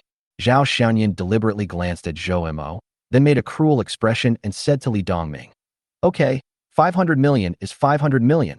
We will sign the contract and hand over tomorrow. Li Dongming smiled and raised his glass to toast Zhao Xiaoyan. At this time, Zhou Mo spoke again. Mr. Zhao, I, Boyue, am also willing to offer 520 million. Zhou Mo's words made Li Dongming put down his glass and looked over with displeasure. Mr. Zhou, isn't it a bit inappropriate for you to do this? Chapter 150 Zhao Xiaoyan, long time no see. Mr. Li, you don't have to look at me like that. It's just a deal. The one who pays the highest price wins. Besides, you haven't reached an agreement yet, so I'm not being too much. Zhou Mo obviously didn't take Li Dongming seriously. He just wanted to get a reply from Zhao Xiaoyan. Boss Zhao, this price is very high. And Bohai belongs to our Zhou family, so it can be considered as returning the property to its original owner. Even if we don't deal with it, there is no need for Boss Zhao to go against the money, right? Zhao Xiaoyan nodded, tooted, and asked curiously, Mr. Zhou, I'm just curious. Why do you want Bohai so much? This has nothing to do with you, Mr. Zhao. Just tell me what you think of the price of 550 million. Zhao Xiaoyan didn't say anything, but just smiled and raised his glass, clinked it with his hand, and drank it all in one gulp. Because of Zhou Mo's intervention and the offer that was 50 million higher than their own, Li Dongming and the others looked visibly unhappy and lost interest in drinking. After hastily ending the banquet, they left with their two assistants. The next day, Zhou Mo couldn't wait to bring his people to Jinyan. Boss Zhou, you are really anxious. Although both parties agreed to discuss the acquisition today and go through the relevant legal procedures, Zhao Xiaoyan did not expect Zhou Mo to come so early in the morning. Yuan Xiang, call lawyerly and ask them to come quickly. Kobayashi Haraka agreed and went to make a phone call. This was Zhou Mo's first time to invest in Jinyan. He looked around casually and said to Zhao Xiaoyan, Boss Zhao, your place is really good. Next time if you sell Jinyan, remember to tell me in advance. I will definitely offer a high price. This is very unfriendly. Zhao Xiaoyan smiled and continued the conversation. Okay, if you, Mr. Zhou, are willing to buy it, I can sell it now. 5 billion, how about that? Zhou Mo just curled his lips after hearing this. 5 billion is too much. I can't afford it even if I sell myself now. If it's 100 million, I'm still willing to accept it. It seems that we can't make this deal. But Mr. Zhou, I am a little interested in your boyue. When you want to sell boyue, remember to tell me that I will buy it. But I am more generous than you. I will offer 120 million. After looking at each other for a moment, they both laughed. As for the meaning of this, only the two of them know it clearly. At this moment, the office door was pushed open from the outside. Zhou Jiaying walked in angrily. Zhou Mo, what do you mean by doing this? As soon as he entered the door, Zhou Jiaying walked straight to Zhou Mo and questioned with a cold face. Zhou Mo's expression did not change much in response to his cousin's questioning. He just said calmly, Jiaying, what do you mean by that? Others can acquire bohai, but you, Zhou Mo, can't. You know what bohai means to my dad, but you still do this. What are you trying to do? Do you have to make this internal strife known to the whole city? Jiaying, we are a family, but what we are talking about now is business. Since my uncle can sell bohai to Jinyan, why can't I buy it back from Jinyan? Also, what do you mean by fratricide? You're talking as if I, Zhou Mo, was behind this. Don't make random accusations against me. I, Zhou Mo, don't dare to accept them. Zhou Mo's words made Zhou Jiaying very angry. Why did Bohai stop cooperating with Longsheng? And then you Buyue announced your cooperation with Longsheng with great fanfare. Aren't you rubbing salt into Bohai's wounds? You and uncle should not forget that if it weren't for my father's help, you Buyue wouldn't be where you are today. Hearing this, Zhou Mo, who always behaved calmly, also turned cold. He stood up and said, how dare you bring this up? How did Zhou Bohai treat us? As his daughter, don't you know? In his eyes, Buyue is like his own family business. He suppresses us everywhere and gives us the lowest price for all projects. I'm telling you, I've disliked him for a long time. Why should I, Boyu, have to look after Bohai's face? Why should I, Zhou Mo, have to look after his uncle's face? My dad has been oppressed by him all his life, and I, Zhou Mo, don't want that. Doesn't Zhou Bohai think he's awesome for founding Bohai Construction? Fine, then I'll buy Bohai for him and destroy what he's always been so proud of in the family. Looking at the two cousins who were arguing, Zhao Xiaoyan winked at Kobayashi Yuanxiang. Kobayashi Haraka hurried forward and pulled Zhou Jiaying out. Li Muxue also arrived at this time with her legal team. With the cooperation of the legal teams of both parties, the transfer agreement was quickly drafted. After confirming that he had received the 520 million yuan in fees remitted by Buyue, Zhao Xiaoyan signed his name on the transfer agreement. At this point, Bohai Construction officially became Buyue's property. As for the remaining relevant procedures, they were handed over to the lawyers of both parties. After Zhou Mo left, Zhou Jiaying walked into Zhao Xiaoyan's office again. Seeing Zhou Jiaying coming in, Zhao Xiaoyan sent Xiaolin Yuanxiang away and asked her to follow Li Muxue back to the law firm to follow up on the acquisition. You acted so well just now that I was scared by you, Zhao Xiaoyan said jokingly while hugging Zhou Jiaying. Zhou Jiaying smiled bitterly and said, actually, I'm not really acting. I'm really sad. I didn't expect that my dad was so good to his family, but they would take advantage of him instead. This is what it means to be grateful for a little bit of money and then resent it for a little bit of money. They only see that you are using them to make money, but they choose to forget that it is because of you that they are where they are today. Zhou Jiaying had already told Zhao Xiaoyan about the Zhou family's situation. This is a typical internal family conflict. The eldest brother became rich and took his younger brother with him. After the younger brother started his own business, the elder brother would take his younger brother with him in business.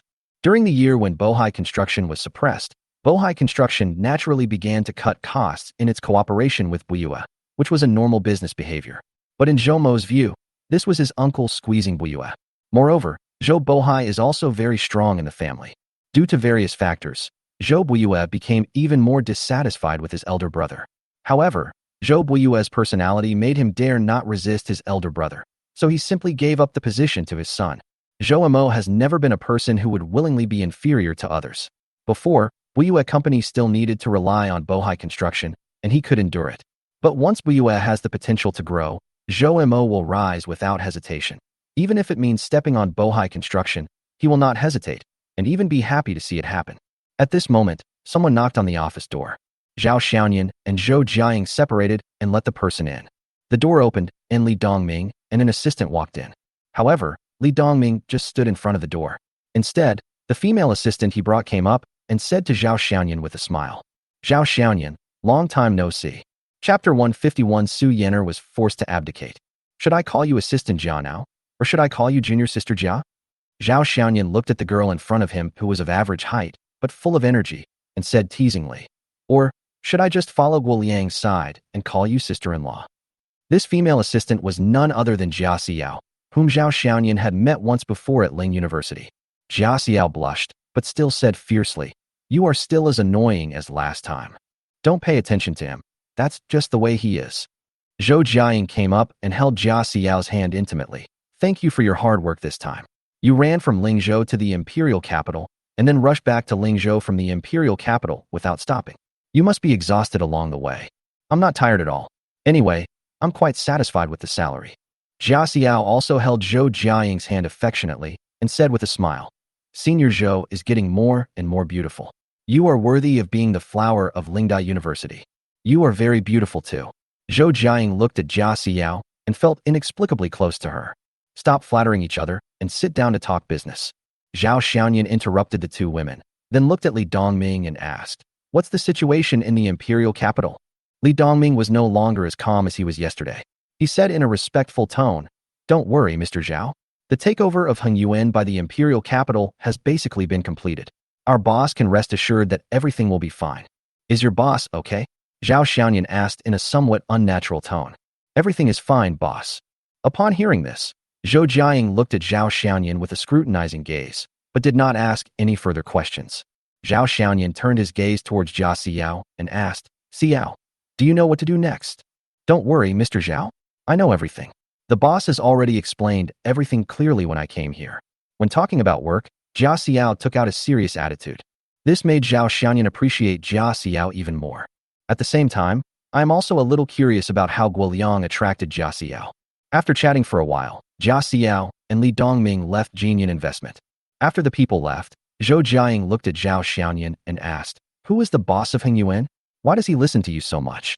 It has to be said that women are very curious and have a strong sixth sense. Although Zhao Xiaoyan did not say much and only told her that Yuan company was absolutely trustworthy, Zhou Jiaying always felt that Zhao Xiaoyan and the other party must have an unclear relationship. "Is she a woman?" Zhou Jiaying asked a question that he felt was very crucial. Just when Zhao Xiaoyan didn't know how to answer, there was a knock on the office door. It was Kobayashi Haraka who came back. "Mr. Zhao, the law firm has basically handled it. As long as we wait for the approval of the relevant departments, we can complete the handover of Bohai." It was the first time that Zhao Xiaoyan found Xiaolin Yuanxiang so pleasing to the eye, and he quickly said, "Very good. You need to continue to follow up on this matter. Remember to let me know when it is officially completed." In fact, there is no need for Kobayashi Haraka to tell Zhao Xiaoyan. Li Muxue will notify him. Seeing that Zhao Xiaoyan was deliberately avoiding the question, Zhou Jiaying's doubts became even greater. 3 days later, 2 major and minor events occurred in Lingzhou's business circle. The owner of Yongfeng Building has changed. Yongfeng Building is a newly built office building in Lingzhou. It has 20 floors and covers an area of more than 4,000 square meters. It is reported that Yongfeng Building was acquired by a Beijing company for 10 billion yuan. The name of this company is Yuan Real Estate Construction Company. The second thing is an extension. After acquiring Yongfeng Building, Yuan Real Estate Construction Company renamed Yongfeng Building as Yuan Building and registered it in Lingzhou, establishing Lingzhou Yuan Group, and announced its entry into Lingzhou's real estate and other industries. As for the existing land leasing company of the building, they have also begun negotiations on termination of the contract, as if they are trying to use the entire building for themselves. The whole Lingzhou was shocked, and many people shouted, "The wolf is coming." After hearing the news, Zhou Mo made a special call to Zhao Xiaoyan to inquire about the family situation. Zhao Xiaoyan said that he didn't know much about it, but he had no contact with her after the acquisition of Bohai failed. The day after this incident, another piece of news began to spread in the national media. Japan's Fuda announced that it has developed a new type of battery technology, which is the first in the world to achieve a new energy vehicle range of 500 kilometers. When this news came out, the entire automotive industry was shocked. On the same day that this message appeared, Kobayashi Haraka disappeared, and even her phone number was cancelled. Looking at the phone, Zhao Xiaoyan smiled. "I kept wondering what the big fish behind me was, but I didn't expect it to be such a big fish." Just the day after the Fengtian news came out, BYD also announced publicly that the Blade battery jointly developed by them was officially declared a success, with a range of over 600 kilometers, and will be put into use in BYD's latest new energy vehicles. This new model is named Spring. There will be 3 more models in the future: summer, autumn, and winter. For a moment, the eyes of the whole world were focused.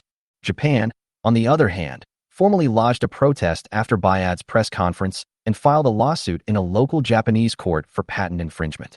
A patent case involving foreign parties has also become the focus of everyone's attention. Lingzhou 1 week later. Shortly after the stock market opened, Longxing Group was suddenly attacked by huge funds. The stock price, which had been stable, began to fall rapidly and closed down 5. In the following days, Longxing stock remained sluggish and the share price continued to fall. The drop in stock prices led to a large number of people selling Longxing Group shares, while at the same time, funds were buying a large amount of Longxing's shares. It is obvious that someone is preparing to acquire Longxing behind the scenes. Under this circumstance, the board of directors of Longxing Group began to attack Su Yinner, demanding that Su Yinner resign in order to stabilize the stock price. Yinner, you must be responsible for this matter. The decline in the stock price has caused the group's market value to evaporate by several billion. If the losses continue, how are you going to explain to us shareholders? At the shareholders' meeting of Longxing Group, the first to take action was the third largest shareholder, Suida. Su Yinner, who was sitting in the main seat, looked at her second uncle and asked, "Then how does Vice President Su think I should be responsible?" "You should resign. Perhaps it was a mistake for the old man to choose you as his successor," Suida said with a look of deep sorrow. Chapter 152 PK must be punished. Su Yinner looked at her second uncle and said, "Does second uncle want to sit in this position so much?" "Yinner, it's not that second uncle wants to take that position. It's just that if things continue like this, the shareholders will get restless. This is a matter of life and death for Longxing. Our stock price is still falling. If we don't stop it and let it go on like this, the group will be in danger." Suida looked heartbroken. Su Yinner frowned slightly. "I have asked the finance department to allocate funds to protect the market. Then we won't have enough funds for our other projects. What you're doing is nothing more than robbing Peter to pay Paul. If you're not careful, it's likely that the entire group's funding chain will be broken." Suida immediately objected to this approach. "Then I wonder if Vice President Su has any better idea?" Su Yinner looked at Suida with cold eyes. Suida still used the same argument as before. "I have already said it just now. Hold a press conference. Take responsibility for this matter, and resign to appease the confidence of shareholders. Vice President Su, I want to remind you that this time someone is clearly trying to target Longxing. Even if I resign, do you think they will stop targeting me?" The other shareholders also nodded subconsciously.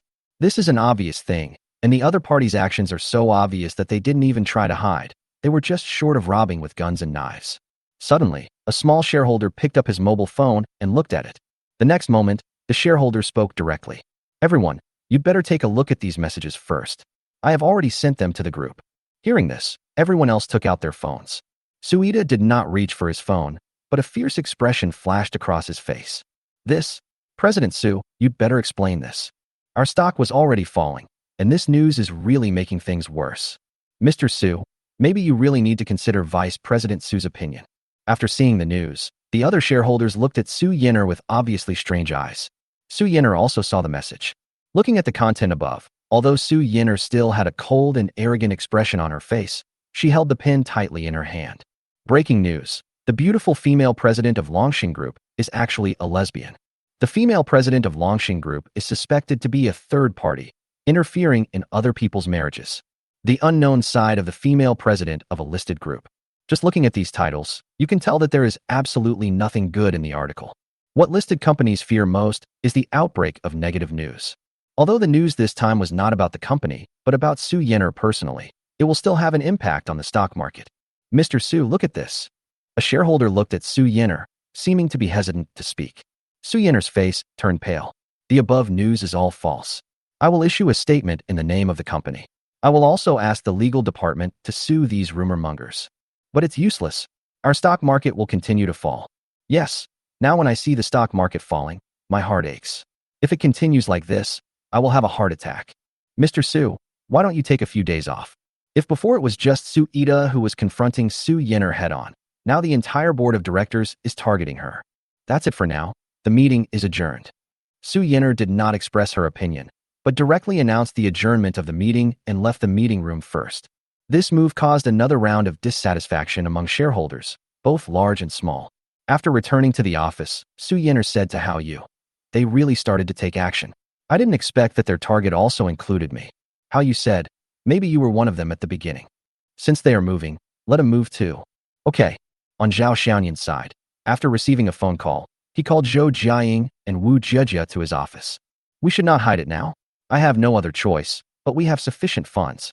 Don't care who it is, as long as there are people targeting Lemon this time. Poach all their anchors, and we will pay the penalty. Also, when they are live streaming, send some trolls to their live streaming rooms to stir up trouble, and have our anchors go to the other side's microphones to play PK. It doesn't matter how much money is spent, but only win and not lose. I only have one request.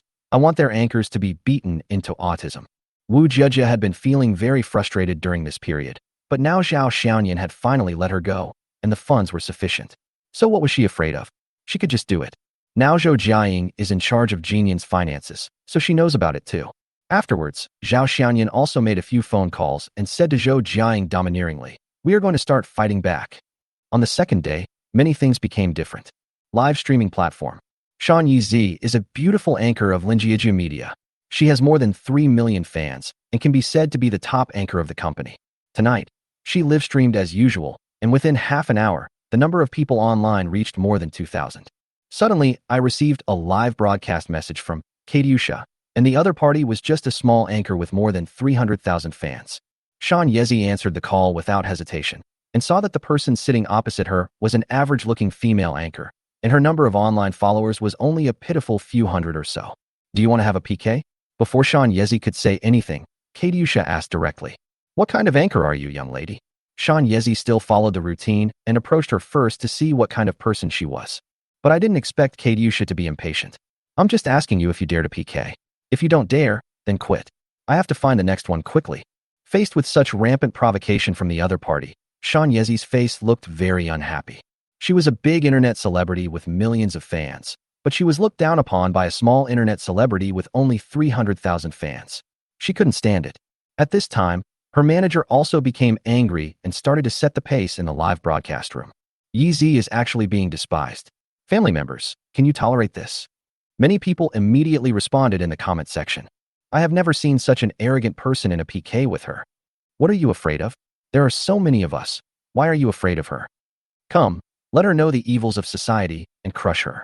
Seeing that the atmosphere was getting heated, Chen Yijuan said to Katyusha, "PK is fine, but we have to have some punishment, right?" Katyusha asked, "Tell me, what is the punishment? Let's do a train shake or squat and jump up." Chen Yijuan blurted out without even thinking. Chapter 153 Weird PK. These two punishments are what she often uses on those anchors she dislikes. The punishment is not difficult, but because it is too borderline, it is easy to be reported or directly detected by the super administrator, and the live broadcast room is in danger of being blocked. Hearing this, Katyusha frowned and looked very embarrassed. "What's the matter? You're not brave enough anymore, are you?" Seeing this, Chen Yijuan thought that the other party was frightened, and her face looked very smug. Unexpectedly, Katyusha shook her head and said, "It's not that I don't dare, I just think it's too light. How about we try something more ruthless?" Chen Yijuan raised her eyebrows, became interested, and asked, "Then tell me, which punishment is more severe?" "Whoever loses will quit the internet. How about that?" "No way you play so hard." "Don't be scared. Yizi, what are you afraid of? We are following you." "How foolish. The other party is just a small anchor. He is trying to win big with a small investment. Yes, we are losing too much. It's not worth it." Chen Yijuan's fans are about 10 times that of the other party, which is a bit uneconomical. Just when I was about to refuse, Katyusha said directly, "How about this? If I lose, I will not only quit the game, but also do 50 train shakes and squat jumps before quitting the game. Is that okay?" After hearing what Katyusha said, Chen Yijuan became a little hesitant. If the other party dares to say such things, he either has some guarantee of victory, or he wants to give it a try and step on her, a million-level internet celebrity, to get to the top. For a moment, Chen Yijuan hesitated, unsure of the other party's tactics. "Whether you're coming or not, just tell me straight. If you're not coming, just say so sooner rather than later. Don't waste my time. I still have to find the next one." Katyusha saw that Chen Yijuan didn't say anything, so she urged her. At this time, someone from Chen Yijuan's side spoke. "If you fight her, you can't lose with me here." As soon as Chen Yijuan saw the person who was speaking, a smile immediately appeared on her already pretty face. "Welcome home, our number one brother on the list. Brother, Yizi has been waiting for you for a long time. The number one brother on the list. Yizi, don't be scared, just fight the other side." With the presence of the top guy on the list, the comment section below also exploded. "Fuck, I can't stand it anymore. This is too infuriating. Is there a big brother who is afraid of this little Karami across from me? Just do it. We are waiting to see the train on the other side." You can also squat and jump up. Those two headlights seem to be quite big. Chen Yijuan was brave enough and started the PK without hesitation, while Katyusha decided in seconds. As soon as the PK started, Chen Yijuan began to canvass for votes for herself in a coquettish voice in the live broadcast room. Although she was confident of victory, since it was a matter of getting off the internet, Chen Yijuan did not dare to be careless at all. Chen Yijuan is a beautiful anchor. Although the filter has some effect on her appearance, her own conditions are also very good, and she has many fans. As soon as the live broadcast started, Chen Yijuan received several carnival messages. Chen Yijuan was so happy that she immediately performed a hot and exciting dance. To be honest, Chen Yijuan is a beautiful anchor who is being trained by Ling Yijuan Media. Not only does she look good, she also has a great figure. A pair of long legs and black stockings, coupled with seductive eyes. Even if the dance moves are not very professional, they are full of flavor and a feast for the eyes. As a result, all kinds of gifts flew into the live broadcast room. On the other hand, Katyusha on the opposite side did nothing but stared at the screen in a daze, not even saying a word. In the live broadcast room, let alone the super hot carnival, there was not even a free heart. The whole room was silent, and Katyusha even yawned at the screen. Chen Yijuan showed a disdainful smile at the corner of her mouth. But the strange thing is that Katyusha's fans didn't say anything either, as if they were blocked, without even a punctuation mark. Very weird. In this way, the PK time slowly passed and was about to enter the countdown to the last minute. In Katyusha's live broadcast room, a large number of comments suddenly appeared in the originally quiet comment area. Almost there, almost there. Count down with me, 10, 9, 8, 2, 1. As the countdown in the comment section ended, carnivals began to appear one after another in the live broadcast room, as if they were free. And it wasn't just one person who was doing the carnival, but 5 accounts were doing it at the same time. In just a blink of an eye, 500 of the carnival players poured in, a total of 1.5 million, which instantly overtook the health bar that was originally 0. Chen Yijuan became anxious and stopped dancing. She leaned in front of the camera, shouting, "Brothers, hurry up, inciting fans to give gifts. Because she was leaning forward, her loose neckline drooped, revealing the beauty inside. Chen Yijuan acted as if she didn't see it and didn't even try to cover it. As a result, fans who got the benefits went crazy and gave out gifts quickly. But even so, Chen Yijuan still lost the PK and was crushed. She has many fans and many people give her gifts, but there are only a few big brothers who can afford the carnival. Most people only give gifts of a few yuan or more to show their appreciation. But on the opposite side, Katyusha had 5 big brothers who were brushing carnivals, and they brushed the carnivals that cost 3,000 yuan each as if they were free, and they just threw them in with their eyes closed. After the PK, Katyusha yawned without any joy of a winner. She just said calmly, "You lost, so accept the punishment. Now quit the internet." No.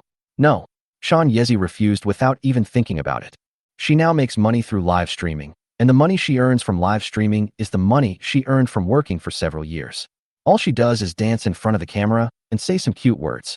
Of course, when you meet some big brothers, all you have to do is lie on the bed. How could she bear to quit the internet and give up such an easy way to make money? Oh, you won't retreat, right? Fine then, I will post this video of yours everywhere. Whenever you are online in the future, I will look for you. I will let the whole network know that you can't afford to lose and you don't keep your word. Katyusha said calmly. Chen Yijuan wanted to refute, but didn't know how to argue. She gritted her teeth and ended the live broadcast. After the live broadcast, Chen Yijuan made a direct call to the boss of the company. Damn it, I lost the PK and the other party asked me to quit the internet. What should I do now? Chen Yijuan had to pay something to become the company's top internet celebrity. Chapter 154 New Energy leads the way. After hearing this, the boss of Ling Yijuan MCN shouted, "What? You are being targeted too? Is the person competing with you from Lemon MCN?" Chen Yijuan was stunned for a moment. Then she checked on the computer and said, "Yes, he is really a lemon." As soon as the boss heard this, he knew that he was being targeted by the other party. Now I really regret why I got involved in this mess just for such a small amount of money. Including Chen Yijuan, the top 3 internet celebrities in my community have all been piked tonight, and the opponent's punishment is to ask them to quit the internet. On the other hand, Katyusha's live broadcast room is now very lively, and with the sending out of large gifts, the number of online people in the live broadcast room directly exceeded 10,000. Anchor, keep going and look for the next victim. What happened tonight? It's too crazy. 5 newbie accounts were directly upgraded to max-level bosses. How terrifying. Come, explain the rules to the newcomers. Before the last minute of the PK, everyone must remain silent. No typing, no speaking. Katyusha began searching for new prey under the camera. Such things are constantly happening in multiple live broadcast rooms. Seeing their own anchors being suppressed like this, these MCN companies can no longer sit still. Therefore, under the call of the boss of MCN Linjiaju Media, these MCN companies united together and put all their strength on a big internet celebrity with 5 million fans. Everyone, please stop hiding your weaknesses. If we lose again this time, our company will be humiliated. Even if these anchors continue to broadcast live in the future, no one will support them. After all, breaking one's promise is a very embarrassing and fan-losing thing in the live streaming industry. However, even though they gathered the strength of many companies, they still lost in the final PK. 300 million. In just one night, Lemon Media spent 300 million. For no other reason than to give these MCN companies a slap in the face. What does it mean to be rich and powerful? It means not treating money as money. Moreover, this situation lasted for 3 days. What's even more ironic is that some anchors not only connected to anchors with thousands of fans, but the other party was even a man. After 3 days, any MCN company targeted by Lemon Media would immediately receive PK calls as long as its anchor came online. The MCN companies were so scared that they urgently asked their anchors to stay out of the show for the next few days and stopped broadcasting collectively. On the 4th day, these MCN companies received an invitation from Lemon Media to gather together at the Lihao Hotel and drink and chat. And that day, everyone finally met the boss behind Lemon Media, the general manager of Jian Investment, Zhao Xianyan. Afterwards, there was a major reshuffle of the entire Lingzhou MCN company. All the anchors with millions of fans have either been recruited by Lemon or really quit the internet. As for those MCNs, they have basically been acquired by Lemon Media. Even if they don't want to be acquired, they only have a few 100,000 anchors left, not even a single one with 1 million. Lemon Media became a legend in one battle. Not only is it a household name in Lingzhou, but it has also become a large MCN company on the entire short video platform, and even has a slogan. There are thousands of lemon beauties. Who is your Namboan? Wu Jiejia finally came out of her previous haze, and her whole person became more and more charismatic.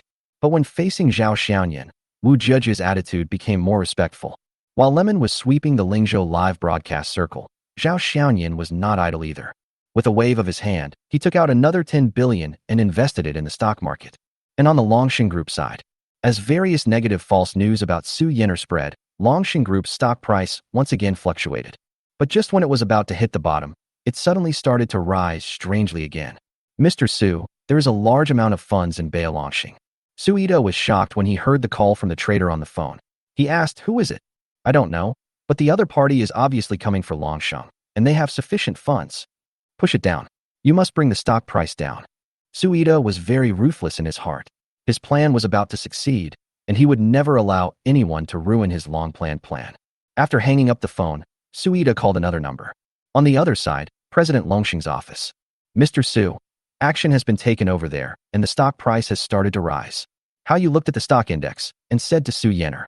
Su Yener's hand movements paused, and she subconsciously revealed a very shallow smile at the corner of her mouth. Okay, I understand. Stay tuned. After how you left, Su Yener took out her phone, found a number, edited 2 words, and sent it to the other party. Thanks.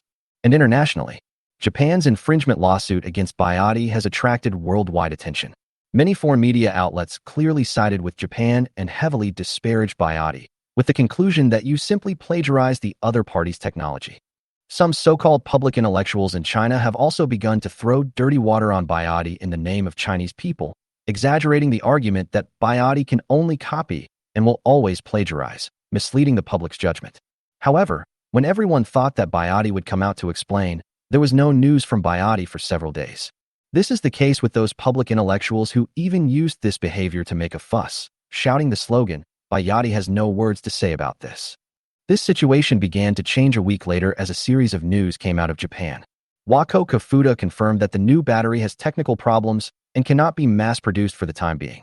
Fengtian executives, new energy vehicles are just an idealized utopia. Giving up the research and development of new energy vehicles, Fengtian focuses on fuel vehicles. As the news from Japan came out, Biotti, unfortunately, also sent out a message. The new blade battery has been successfully tested, with a continuous range of over 700 kilometers. BYD Spring has completed the evaluation of relevant departments and will be put on sale offline in 1 month. BYD, China is far ahead in the new energy field. Two completely different results, two contradictory arguments on new energy. In an instant, all eyes were drawn to Biotti. At this time, Biotti launched a nationwide event, Biotti Spring National Physical Store Experience Month. It also convened a number of automotive celebrities to jointly stage the BYD Full Test Live Broadcast event. The anchor used an uninterrupted live broadcast to present the entire process of BYD Spring, from charging to battery exhaustion to netizens. Then, the whole wind direction began to change. Chapter 155 Goodbye Kobayashi Haraka. The situation has changed from the public intellectuals leading the trend to be pessimistic, to netizens are now all optimistic. Wang Chuanfu has been pushed to the top of hot searches several times and was praised by netizens as a representative figure of national enterprises. Just when Wang Chuanfu became famous, Zhao Xiaoyan met an unexpected but reasonable person in the office. Kobayashi Haruka. Ms. Haraka. Oh, no. I think I should call you Miss Kobayashi. Right, Kobayashi Haraka. Kobayashi Haraka was surprised. How do you know my real name? Zhao Xiaoyan smiled faintly and blurted out in extremely standard Japanese dialect. Who are you?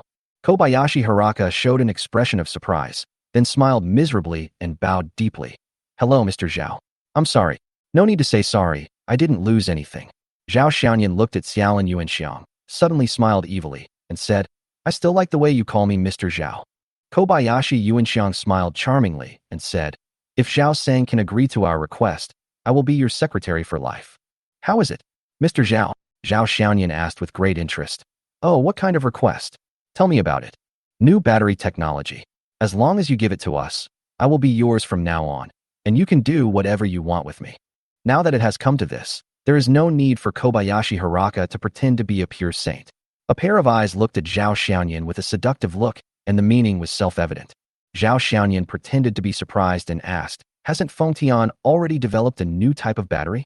Zhao Sang, don't ask me questions when you already know the answer. The battery technology you gave me is simply fake. Kobayashi Haraka was punished by the organization because of this fake battery technology. If it is not a last resort, commercial spies like them will not be exposed to the target again afterwards. It seems that Kobayashi Haraka was really sent by Fuda. Zhao Xiaoyan quickly corrected him. Don't make it sound so nice. I didn't give it to you. You stole it. Besides, how do you know it's fake? Maybe you didn't understand it. Who knows? Zhao Sang, do you think this is interesting? If it were true, there wouldn't be a battery explosion accident in our Fengtian battery laboratory. Zhao Xiaoyan was not surprised at all when he heard the news. He was the one who had tampered with the technology, and no one knew better than him what would happen if the plan was followed. This is also the reason why Japan, just after announcing that it had mastered the battery technology for new energy vehicles, soon went back on its word and began to deny the battery technology. Really? There was an explosion? That's such a pity. Kobayashi Yuanxiang felt uncomfortable when she saw Zhao Xiaoyan like this, but she also came with a mission this time. Zhao Sang, let's not beat around the bush. Give me the battery technology, and I'll be yours. Miss Xiaolin thinks you are very valuable? What about an additional 2 billion? All you have to do is nod, and both I and the 2 billion will be yours, and I will appear in your bed tonight. 2 billion yuan plus one person is going to exchange for their core technology of blade batteries? These Japanese people are really too whimsical. Speaking of money, he spent 300 million on the live streaming platform in one night, and Zhao Xiaoyan really didn't care about the 2 billion. As for women, Kobayashi Haruka was a beauty, but compared to Zhao Xiaoyan's many women, she was just that good. What's more, she was a dozen-year-old, and Zhao Xiaoyan really didn't have the habit of taking the bus. Zhao Xiaoyan simply stopped talking. Or, if Zhao Sang has any conditions, you can also put them forward.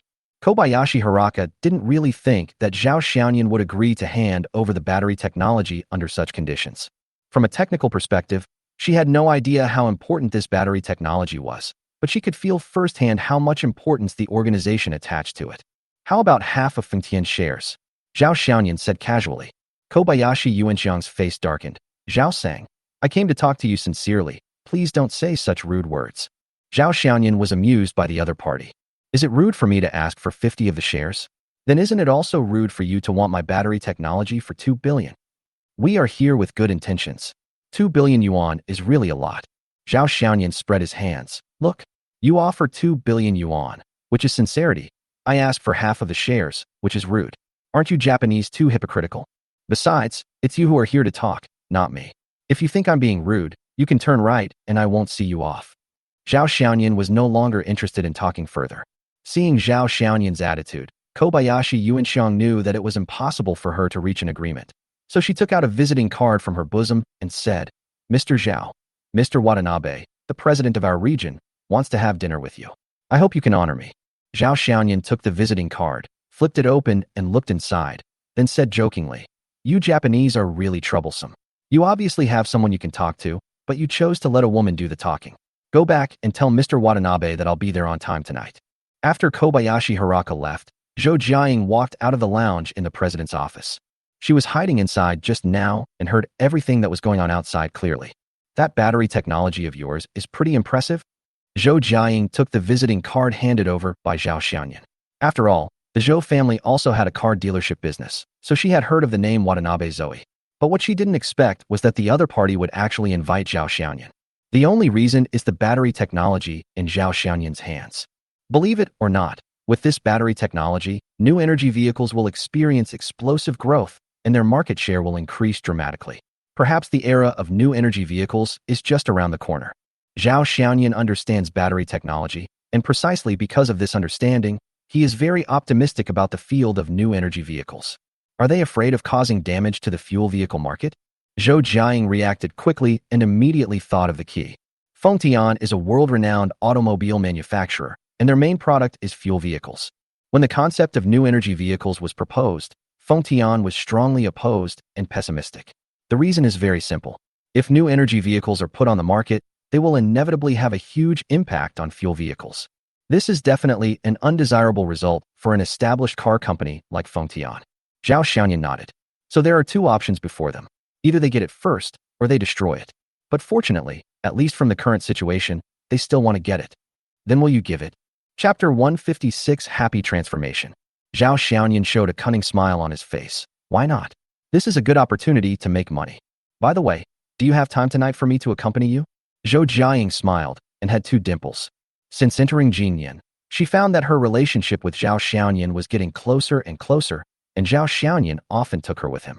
Compared with other women, she was not only beautiful, but also a good wife, which made Zhou Jiaying feel that she had a great advantage. Thinking of this, Zhou Jiaying couldn't help but joked happily. Aren't you afraid that if I go there, I will disturb you and that Lin Yuanxiang? No, it's Xiao Lin Yuanxiang's good time. She is a big beauty, and she is so good at teasing people. Zhao Xiaoyan hugged Zhou Jiaying's slender waist and said in a lewd way, What Xiao Lin Yuanxiang, in my eyes, is just a bus. How can she be as pure and beautiful as our Lingda flower? Zhou Jiaying raised her eyebrows and asked, How did you know that Xiao Lin Yuanxiang was a bus? Have you tasted it? Zhao Xiaoyan. Lingzhou is very cold in December, unlike the dry cold in the north. In the gloomy weather, the cold wind penetrates into the neck, making it unbearable. Zhou Jiaying considerately put a scarf on Zhao Xiaoyan, took Zhao Xiaoyan's arm, and walked into a Japanese izakaya. Kobayashi Haraka greeted Zhao Xiaoyan and the others at the door. After they entered, the waiter hung a temporarily closed sign in front of the door.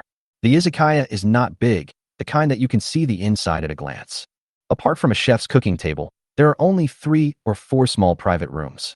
Kobayashi Haraka did not lead the 2 people to the private room, but took them to the cooking table and sat them down. At this time, behind the cooking table stood a middle-aged man in a white chef's uniform. The man was not tall, about 40 years old, with a bun tied on his head, and was making sushi rolls carefully. Mr. Zhao, please take a seat. Kobayashi Haraka pointed at the 2 stools in front of the cooking table and gestured. Zhao Xiaoyan glanced at Kobayashi Haraka, then at the middle-aged chef who was concentrating on the work. A smile appeared on his face, and he sat down happily, watching the Japanese chef's hand movements carefully. The Japanese chef had short hands, but was very skillful. Throughout the whole process, his eyes were always on the sushi, as if he had no other thoughts. After cutting the nori sushi into cylinders of equal size with a knife, the chef put the sushi on 2 small plates, handed them to Zhao Xiaoyan and the other person, and made a gesture of invitation with a smile. Zhao Xiaoyan was not polite. He picked up the prepared chopsticks, picked up one, and put it in his mouth. It tasted really good, better than those sushi made in the street stalls. That's nice. Zhao Xiaoyan gave the chef a thumbs up and praised him. The chef smiled in response, as if being praised was something very gratifying. Next, the chef took out a piece of delicious, tender red fish meat, cut it lightly along the grain with a knife, cut it into thin slices, and served it with a dish of soy sauce and mustard. Zhao sang, please taste it. This time, The chef smiled and spoke. Zhao Xiaoyan smiled back, picked up a piece of fish, dipped it in some sauce, and put it in his mouth. Instantly, his mouth was filled with the delicious taste of tuna. Even Zhou Jiaying couldn't help but nod his head to express his approval of this sashimi. The chef was even happier. Deep fried until golden and crispy tempura, octopus balls fried in batter and chopped octopus, with a rich miso-based broth. One by one, Japanese dishes were served after passing through the hands of the chef. Zhao Xiaoyan ate everything with gusto, while the chef just stood there watching with a pleased smile on his face. What do you think, Zhao sang? Seeing that Zhao Xiaoyan had eaten everything cleanly, the chef asked with a smile. Zhao Xiaoyan thought about it and said jokingly, if Mr. Watanabe stops selling cars someday, he can still support himself with this skill. The chef was stunned at first, then he burst into laughter. This is the best compliment I have ever heard on my cooking skills. Zhou Jiaying was surprised. She could not imagine that the plain-looking chef in front of her was actually the famous Watanabe-sai in the automotive industry. Zhao Xiaoyan took a tissue and wiped his mouth. Mr. Watanabe, I came here today just to taste your island cuisine, right? Watanabe Zoe brought out a small cup of warm sake and poured a glass for Zhao Xiaoyan and himself. After drinking a glass of sake, Watanabe Zoe said, I want to exchange something with Zhao Sang. Hearing this, Kobayashi Haraka took out a document and placed it in front of Zhao Xiaoyan. After taking a look, Zhao Xiaoyan asked calmly, this thing is indeed good, but if Mr. Watanabe wants to use it to exchange for battery technology, I'm afraid it won't be enough. Yami, you and I both know how valuable battery technology is. I won't dream. Watanabe Zoe raised her glass. I want to replace the new energy battery that is exclusively supplied in Japan.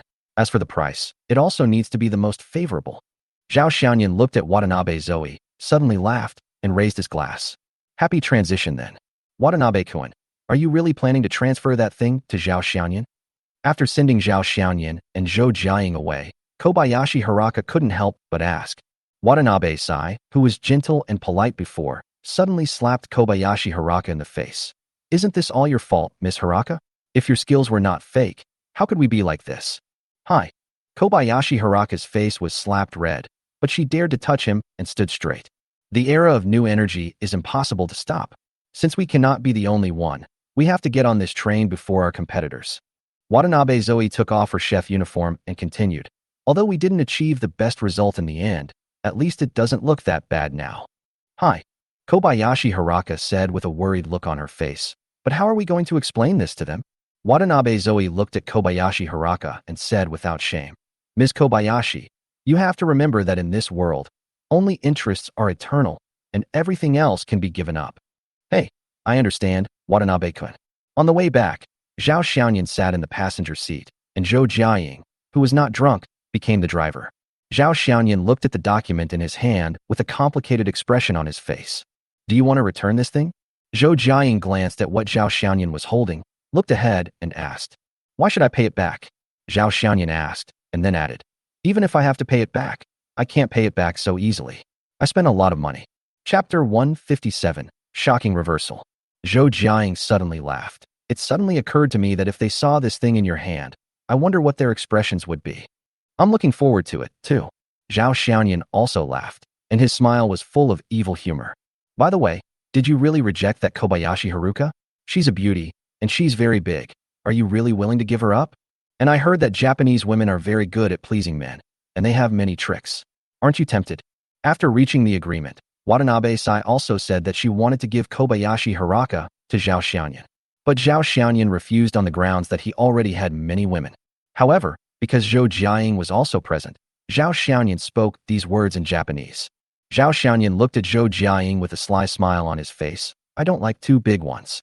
I like yours. Not too big, not too small, just right. As for the tricks, I wonder if Ling Dezihua is willing to explore more positions with me. Zhou Jiaying's face suddenly turned red, and she glared at Zhao Xiaoyan. I find you are getting worse and worse now. That night, Zhao Xiaoyan and Zhou Jiaying reviewed what had happened that night. Early the next morning, Zhao Xiaoyan got up and went out. Today, he has something important to do. Longshan Group, high-level conference room. The major shareholders of Longshan Group gathered together again. The initiator of this meeting is still Suida. After Su Yinner walked into the conference room, Suida coughed lightly, stood up, and said, I called you all together today to make an announcement. Suida spread out the documents in front of him and said, in the past 10 days, Our stock price has fallen by 15, although the downward trend has stabilized.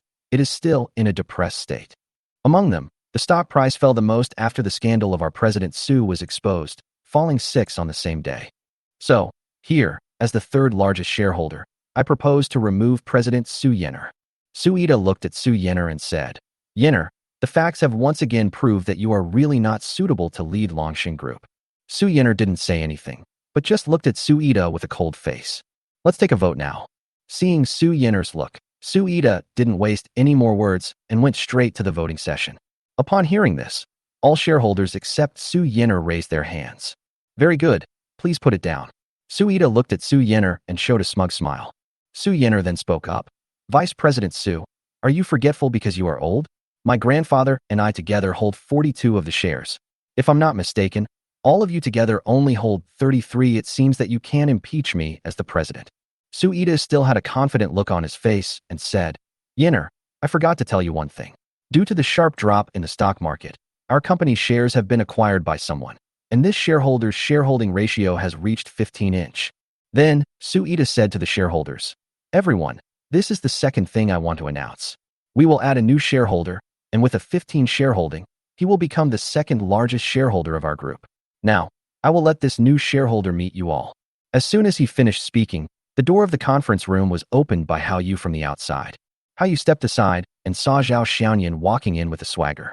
Su-ida was stunned, then angrily shouted, Zhao Xiaoyan, this is our Longxing Group's shareholders meeting.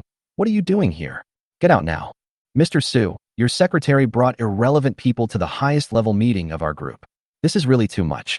I ask you to fire Hao Yu immediately. Su Yener didn't say anything, but Zhao Xiaoyan came over and started bombarding Su-ida. Su Lao Air, what are you talking about? Do you want to chase me away? I'm afraid you are not qualified to do so. When Su-ida heard Zhao Xiaoyan calling him Su Lao Air, he immediately became angry again and said angrily, Zhao Xiaoyan, this is Longxing, not a place for an outsider like you to act wild. Where are the security guards? Call them and kick this man out. Zhao Xiaoyan was too lazy to talk nonsense and just threw the document in his hand onto the table with a bang. Isn't this Longxing's shareholders meeting? I'm here to attend this meeting. Su-ida, take a good look at this. After reading it, think again whether you dare to kick me out. Seeing Zhao Xiaoyan's fearless look, Su-ida suddenly had a bad feeling and hurriedly picked up the document. After taking a quick glance at the document, Su-ida looked as if he had seen a ghost. His eyes widened. Impossible. Absolutely impossible. How could this thing be in your hands? This is definitely fake. Watanabe Zoe gave it to me personally. How could it be fake? Zhao Xiaoyan rolled his eyes at Su-ida. He was the one who notified me to attend this meeting. Oh, by the way, it was after you notified him that I became the second largest shareholder of Longxing. How is this possible? When Su-ida heard the name of Watanabe Zoe, his face turned pale. Everyone, I now hold 15 of Longxing's shares. I have applied to become the company's major shareholder. Does anyone have any objections? Zhao Xiaoyan showed the share transfer agreement to each shareholder one by one and said, Everyone, I should be qualified to join the board of directors, right? After waiting for a while, seeing that no one spoke, Zhao Xiaoyan continued, Of course, I will support President Su with my 15 of the shares. Now President Su's shares account for 57. So does your vote on President Su have no use? This incident is a big reversal. Before this, Su-ida had 48 of the shares because of this 15 share, plus his current 33 with this value. He could squeeze out Su Yener and become the chief helmsman of Longxing Group. However, at the last moment, all this took a shocking turn. Chapter 158. Is it time to move your butt? If Vice President Su doesn't believe it, you can call Watanabe and see how he responds to you. Zhao Xiaoyan was too lazy to pay attention to Su-ida and said to Su Yener, Mr. Su, as the holder of 15 of the shares, do I have the right to initiate the removal of another shareholder? Oh, I wonder which shareholder Mr. Zhao is going to remove from office. Zhao Xiaoyan found that he actually saw Su Yener smile. Although it was very shallow and subtle, it was definitely a smile. Oh my god, Su Yener, with this poker face, can actually smile? But now is not the time to study this. Zhao Xiaoyan collected his thoughts and pointed at Su-ida and said, I want to remove Su-ida from his position as vice president. I personally don't trust Su-ida as vice president to bring any development to the company. You are now the second largest shareholder, so naturally you can initiate this proposal, Su Yener said.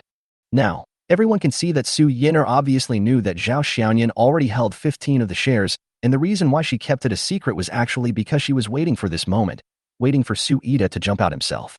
These two people are performing a double act.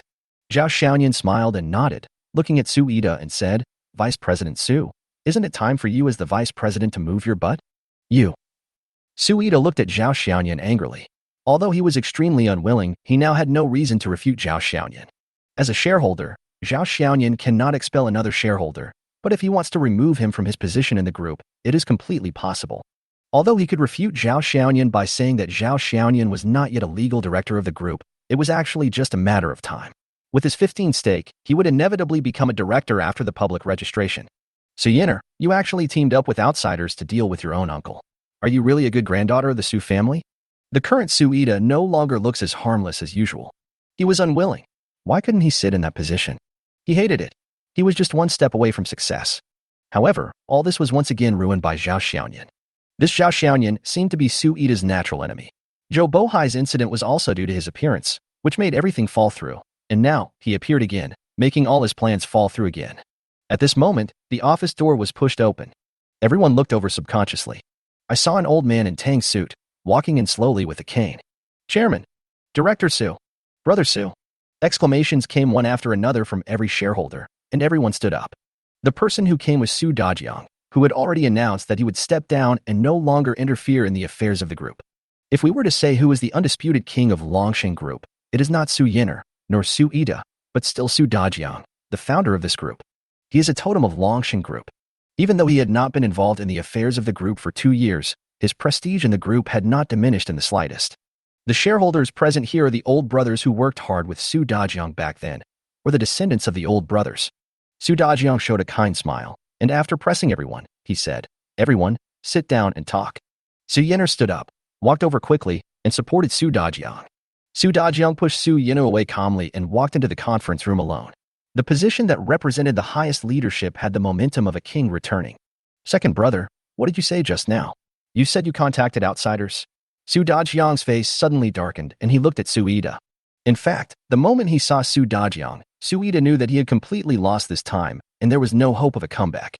In terms of shares, with Zhao Xiaoyan's 15 joining, he could no longer suppress Su Yinner. Now with Su Dajiang, those small shareholders that he had managed to win over during this period of time surrendered instantly. I can't lose anymore. But he was really unwilling in his heart. He now understood that he was planning to seek that position, and the other party was also setting a trap for him. The story about Zhao Xiaoyan breaking up with the Su family was all fake. It was all acting. Since things have become a foregone conclusion and have come to this point today, Su Ida decided to just go for it. Facing Su Dajiang's gaze, he asked hysterically, Why? Why won't you let me take that seat? Before, my elder brother was here, and that position belonged to him, so I had no objection. But why did you give that position to a little girl like Su Yinner after my elder brother left, and not give it to me? I am also your son, and I am capable too. How am I inferior to them? Su Dajiang felt equally sad when he looked at his second son. Facing Su Ida's questioning, Su Dajiang slowly said, Why? Just because you can do such a thing, do you think I will give you the position? No one knows a son better than his father. I know best what kind of person you are. Yes, you have been smart since you were young, and your brain works faster than your elder brother. However, it is because you are too smart and know how to use any means to achieve your goals that I dare not give this position to you. Su Ida angrily scolded, Is there anything wrong with being smart? There's nothing wrong with being smart, but your mistake is that you use your intelligence in the wrong place. Su Dajiang's wrinkled eyes flashed with anger. Let me ask you, why did you collude with the Japanese to attack the company stocks? Why would you spread such shameful rumors about your niece? Do you still act like an uncle? Is it the demeanor of a president of a large group to suppress and humiliate Bohai Construction for personal grudges? Faced with Su Dajiang's questioning, Su Ida did not speak and did not know what to say. He couldn't answer any of the questions, saying that he couldn't answer them because all the answers were wrong and would slap Su Ida in the face. This time, he lost again. And he knew that after losing this time, he would never have a chance to turn things around. Su Ida stood up dejectedly, smiled bitterly twice, and walked out of the meeting room door. Not long after, a notice was issued in the name of the Longshan Group's board of directors. 1. The board of directors voted to remove Su Dajiang from his position as vice president. 2. The board of directors decided to appoint Zhao Xiaoyan, a director of the group, as vice president. Once the notice was issued, some people who knew the news were shocked. Not long after, Su Yinner released another message in the name of the president of Longshan Group. Longshan Group will reach a strategic partnership with Yuan Group and conduct in-depth cooperation in multiple fields. As soon as the message was released, Yuan Group also released the same message. As a result, Everyone's attention was once again focused on Heng Yuan Group. Chapter 159. If you make a flag, you must be prepared to be eaten. The old house of the Su family. Although you did a great job this time, I'm still angry. Su Dajiang drank a glass of old wine and became angry when he looked at Zhao Xiaoyan.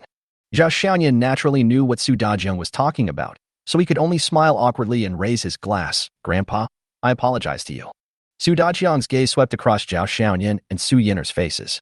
He sighed, raised his glass and drank it all. Forget it, forget it. It's your own business, young people. I, an old man, won't interfere. In his heart, he felt that Zhao Xiaoyan was the perfect match for Su Yiner, and the more he looked at her, the more he liked her. But Zhao Xiaoyan was too philandering, and he had so many women around him. When he thought of this, Su Dajiang became extremely angry. Boy, as long as you cut off all other women, I will marry Yiner to you immediately. Zhao Xiaoyan subconsciously looked at Su Yiner. In the past, whenever Su Dajiang mentioned this matter, Su Yiner would immediately object. But this time, Su Yiner didn't say anything. She just ate quietly without saying a word. Lang Ao's face still had a poker expression, but... Ding. Target Su Yiner's favorability plus 30, current favorability 70. Master, why did you bring this up again? Su Yiner was unreliable, so Zhao Xiaoyan had to do it himself. Don't worry about these things. Just focus on raising the bird and take care of your health. It's better than anything else. You kid. How is my granddaughter inferior to your confidants? Really, forget it. Just because of your philandering behavior, I don't want to give my granddaughter to you. Su Dajiang puffed out his beard and glared, looking unhappy. Here, Zhao Xiaoyan was kicked hard on the calf. Just by looking at the direction and force of the kick, as well as the sharp point of contact, you can tell who did it without even having to think. But when Zhao Xiaoyan looked over there, Su Yiner just continued eating and drinking as if nothing had happened, and didn't even glance over here. At this moment, Hao Yu, dressed in a white-collar uniform, walked in. Hao Yu, come and sit down. With the old man's order, Hao Yu sat next to Su Yiner. Come on, Secretary Hao, I'll toast you a glass. Zhao Xiaoyan picked up the wine glass, stood up, and solemnly toasted Hao Yu with a glass of wine. Hao Yu smiled and stood up, and said in a rare playful tone, Boss Zhao, is this cup of yours an apology? Yes, it's definitely an apology. Zhao Xiaoyan didn't mind at all and quickly agreed. Not only an apology, but also thank you for your help in this matter. So, I will approve a bonus for you when I get to Jinyan. Su Yiner was unhappy and glanced at Zhao Xiaoyan. Why should I ask you to reward my people? Don't you have any good intentions? I just didn't have any good intentions. What's wrong? Zhao Xiaoyan saw that his idea was exposed by Su Yiner, so he simply said, I really don't want to return Hao Yu. Hao Yu, you can continue to come back to Jinyan to help me tomorrow, or just resign from Longxing and focus on Jinyan. Don't worry, I will never treat you unfairly in terms of money. Su Yiner, humph, Mr. Zhao, you are the only one who can do such a thing as poaching my people in front of me. Haha, I've thought about it. As long as Hao Yu nods, the position of president of Heng Yuan Group will be yours. What do you think, Hao Yu? Consider it. At this point, Su Yiner suddenly asked, Zhao Xiaoyan, what's going on with this Heng Yuan Group? Oh, this is just a whim of mine. When Boyue wanted to acquire Bohai, I bought a construction company in the imperial capital and came here specifically to compete with Boyue. It turned out that when the other party was suppressing Bohai in many ways and Bohai had become the target of public criticism, Zhao Xiaoyan actually thought about giving up Bohai. But it was not that he wanted to make a heroic move, but because Bohai's business structure was indeed too dependent on Longxing. So Zhao Xiaoyan thought it was better to just sell it. Bohai, which was already declining, could not be sold for much money, and Boyue was also trying to replace it. So Zhao Xiaoyan thought of setting up a company outside the city to compete with Boyue. If Boyue doesn't really want Bohai, then the company will integrate Bohai, let Bohai change its name, and revive it on the spot. If Boyue really wants to swallow Bohai, but because there are competitors, it will have to spend more money to swallow it. And this is indeed the case. With the participation of Heng Yuan, Zhou Mo finally bought Bohai for 520 million. So what are you going to do next? Su Yiner suddenly thought of a possibility, with a hint of expectation in her eyes. Since Zhou Mo took over Bohai construction, he wanted to expand himself so that he could develop rapidly. But now that Longxing is gone, his ambitions can no longer be sustained. Zhao Xiaoyan smiled with a hint of ruthlessness. Since Zhou Mo is not good enough, I will not only take Bohai back, but also eat his Boyue. Su Yiner asked, what if he doesn't sell it? Not selling? That won't be a big loss to me. Heng Yuan is already absorbing some small companies. With the manpower and equipment purchased, Heng Yuan is no longer a competitor of Boyue. But if that happens, it won't be me who actively buys Boyue, but Boyue will beg to sell it to me. Boyue is following the old path of Bohai and can't stand on one foot. Finally, Zhao Xiaoyan said with emotion, Since you have chosen to be a chess piece, you must be prepared to be eaten. Su Dajiang looked at Zhao Xiaoyan with approval. It can be said that Zhao Xiaoyan grew up under Su Dajiang's watch. He started out as a jobless vagrant, then started his own business, and now has gradually developed the aura of a superior. The more Su Dajiang watched, the more he liked it, and the more he liked it, the more regretful he felt. Su Yino had an expression that said, as expected. At the same time, on the other hand, after learning that Su Ito was kicked out of Longshan's management, Zhou Mo was stunned for a long time. The subsequent news about the cooperation between Longshan and Heng Yuan made him collapse on his chair. It's over. Everything is over. Zhou Mo no longer had the high spirits and vigor he had a few days ago. He looked as wilted as an eggplant hit by frost. From heaven to hell, it's like a roller coaster. Taking out his cell phone, Zhou Mo quickly called Su Feng. As soon as the call was connected, Zhou Mo quickly asked, Mr. Su, what should we do now? How would I know what to do? Damn, this Zhao Xiaoyan actually got 15 of the shares. Those Japanese guys are really unreliable. Su Feng's voice came from the other end of the phone. Chapter 160 Zhou Mo takes a risk. Mr. Su, Longshan has cooperated with Heng Yuan, so what about Boyue? I just spent 520 million to acquire Bohai, and now I need business volume. Su Feng said in a nonchalant tone, then you should think about how to increase the business volume. What's the point of looking for me? No, Mr. Su, didn't you promise me before? Zhou Mo, I have done what I promised you. I have also done the promotion for the contract between Longshan and your Boyue. I have done everything I promised you. Now my dad has been kicked out of Longshan, and the rest is your own business. Zhou Mo actually guessed that this would be the result, but he was still unwilling to accept it. Master Su, are we just going to admit defeat like this? Su Feng was stunned and replied, what else can I do if I don't admit defeat? Unless what? Zhou Mo asked hurriedly, like a drowning man grabbing a straw. Unless Su Yinner disappears, my dad will naturally be able to make a comeback and take that position. Zhou Mo's eyes widened, and his breathing became a little rapid. Mr. Su, do you want to? I didn't say anything. Okay, I don't have time to talk nonsense with you anymore. I'm hanging up. Hearing the hang-up tone coming from the phone, Zhou Mo seemed to be in a daze. Making Su Yinner disappear? Is it really possible? After eating and drinking, Zhao Xiaoyan took out a document and said to the grandfather and grandson of the Su family, okay, now let's talk business. You decide how to go about the process of these shares. By the way, this money is paid by me, so don't transfer it to Jinyan's public account later. Su Dajian glanced at the documents on the table and said to Afu, when I get old, I get sleepy easily. Afu, help me go back to the house to rest. Hey, old man, everyone else is trying to pee, but you're trying to sleep. Su Dajiang said calmly, I'm just a retired old man. You can't talk to me about this. Having said that, the old man walked out with the support of Afu. Zhao Xiaoyan shifted his attention to Su Yinner again. I saw Su Yinner stood up at some point, put on her bag, and looked like she was going to leave after eating. Su Yinner, you can't run away. Zhao Xiaoyan immediately grabbed Su Yinner's hand. Su Yinner glanced at Zhao Xiaoyan's hand but did not break free. She raised her head and asked, What's the matter? What's the matter? Are you pretending to be confused? Zhao Xiaoyan handed the documents to her. I spent money to buy these shares from the Japanese for you. Do you think you should buy them back now? Su Yinner said calmly, when did I ask you to buy it for me? Hey, Su Yinner, you are a bit like burning bridges after crossing the river. Yes, I didn't discuss it with you when I bought it, but didn't I tell you after I bought it?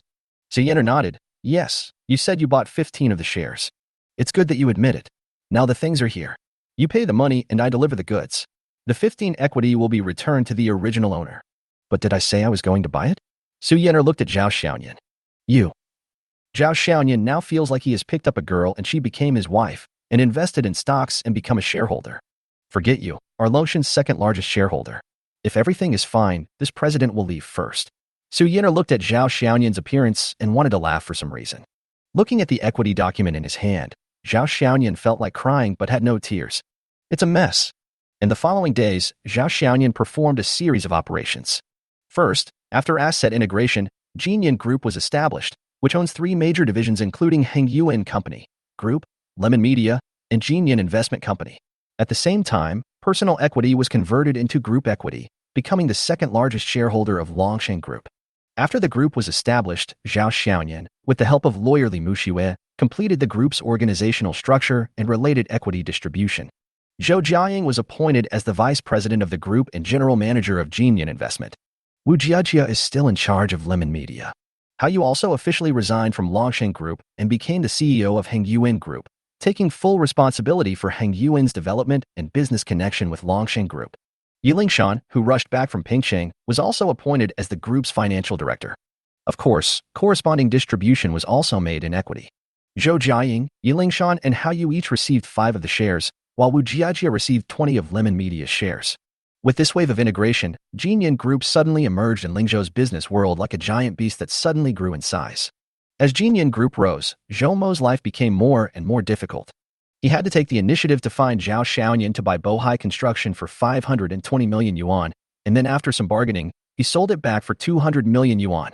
After all the trouble, they lost 320 million yuan. After Zhao Xiaoyan bought Bohai, he specially found Zhou Bohai to have a drink with him, as a farewell to Zhou Bohai's hard work for most of his life. Then, with the participation of Zhou Bohai, Bohai was split up, the name of Bohai Construction was cancelled, and the company was integrated into Heng Yuan Group as a whole. Zhou Mo didn't want to sell Bohai either, but he had spent a lot of money to buy Bohai before, and now the business volume has dropped drastically, and the company's operations are no longer profitable. Things will change over time. This time it was Zhou Mo's turn to bear the tragic situation that Bohai had experienced at that time. Under such circumstances, no one except Zhao Xiaoyan would be willing to buy Bohai. However, after Bohai bought it, it did not solve the problems he was facing. Wu Yue began to be suppressed in the industry, and he knew without thinking that Longsheng and Heng Yuan were behind it. Now, there are only 2 options before Zhou Mo, either sell Boyue or wait for Boyue to be declared bankrupt.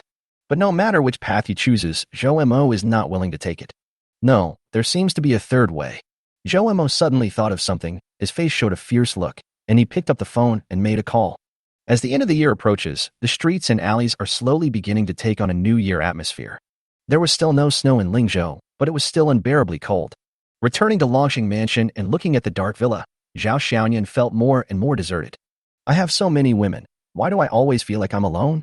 Zhao Xiaoyan couldn't help but complain. Because there were so many women, he often had to run around and was unable to cope with everything. Damn it, why did I think of separating them so far in the first place? He opened the door and walked into the villa while talking to himself. Just as he was about to turn on the light, his heart suddenly skipped a beat and a sense of danger came over him. Chapter 161 Assassination in the Dark. Zhao Xiaoyan subconsciously took a step back and felt a strong wind passing by where he had just stood. Zhao Xiaoyan did not dare to hesitate and quickly stepped back, taking out his cell phone in a flash. With the dim light from his cell phone, he saw 2 men in black. "Who are you?" Zhao Xiaoyan shouted. "The one who wants to kill you." One of the men in black shouted, and in his hand flashed a dagger about 1 foot long. Zhao Xiaoyan threw his phone out, the light on the phone went out, and the villa fell into darkness again.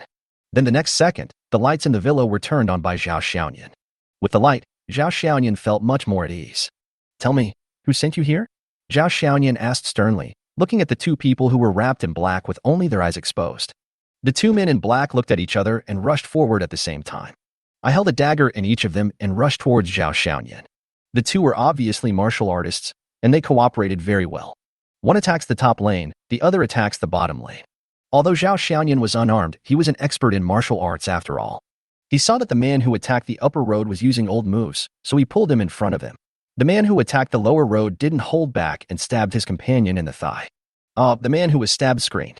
Zhao Xiaoyan didn't give the opponent any chance. He kicked the man attacking from below directly on the chin.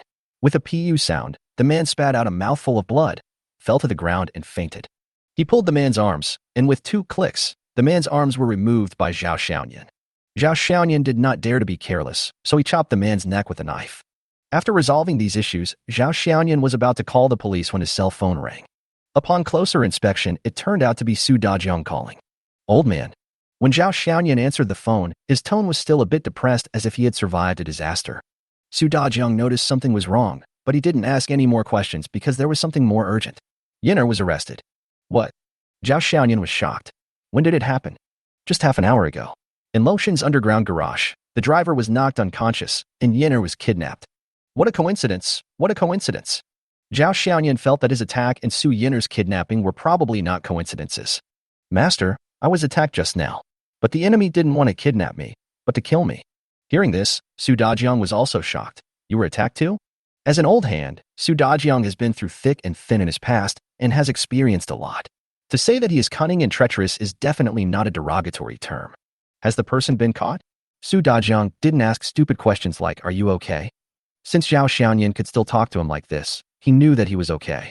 Similarly, the fact that Zhao Xiaoyan can still speak like this also means that the risk has passed. Zhao Xiaoyan glanced at the two people lying on the ground and said, I caught them. They are in my house. Okay, stay safe. I'll be there soon. Su Dazhang hung up the phone quickly. Zhao Xiaoyan searched the whole villa and finally found a plastic rope in the grocery room. After tying the hands and feet of the two people on the ground, the doorbell of the villa rang.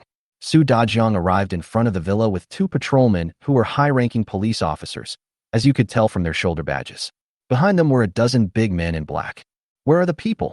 As soon as he saw Zhao Xiaoyan, Su Dazhang couldn't wait to ask. Zhao Xiaoyan pointed inside the house and said, in the living room. Su Dazhang didn't bother to be polite and walked straight in with the two patrolmen. The dozen or so big men in black were scattered around the villa, ready for battle. Seeing two men in black who had fainted, one with obvious blood around his mouth and the other with a pool of blood on his thigh, the two patrolmen subconsciously looked at Zhao Xiaoyan.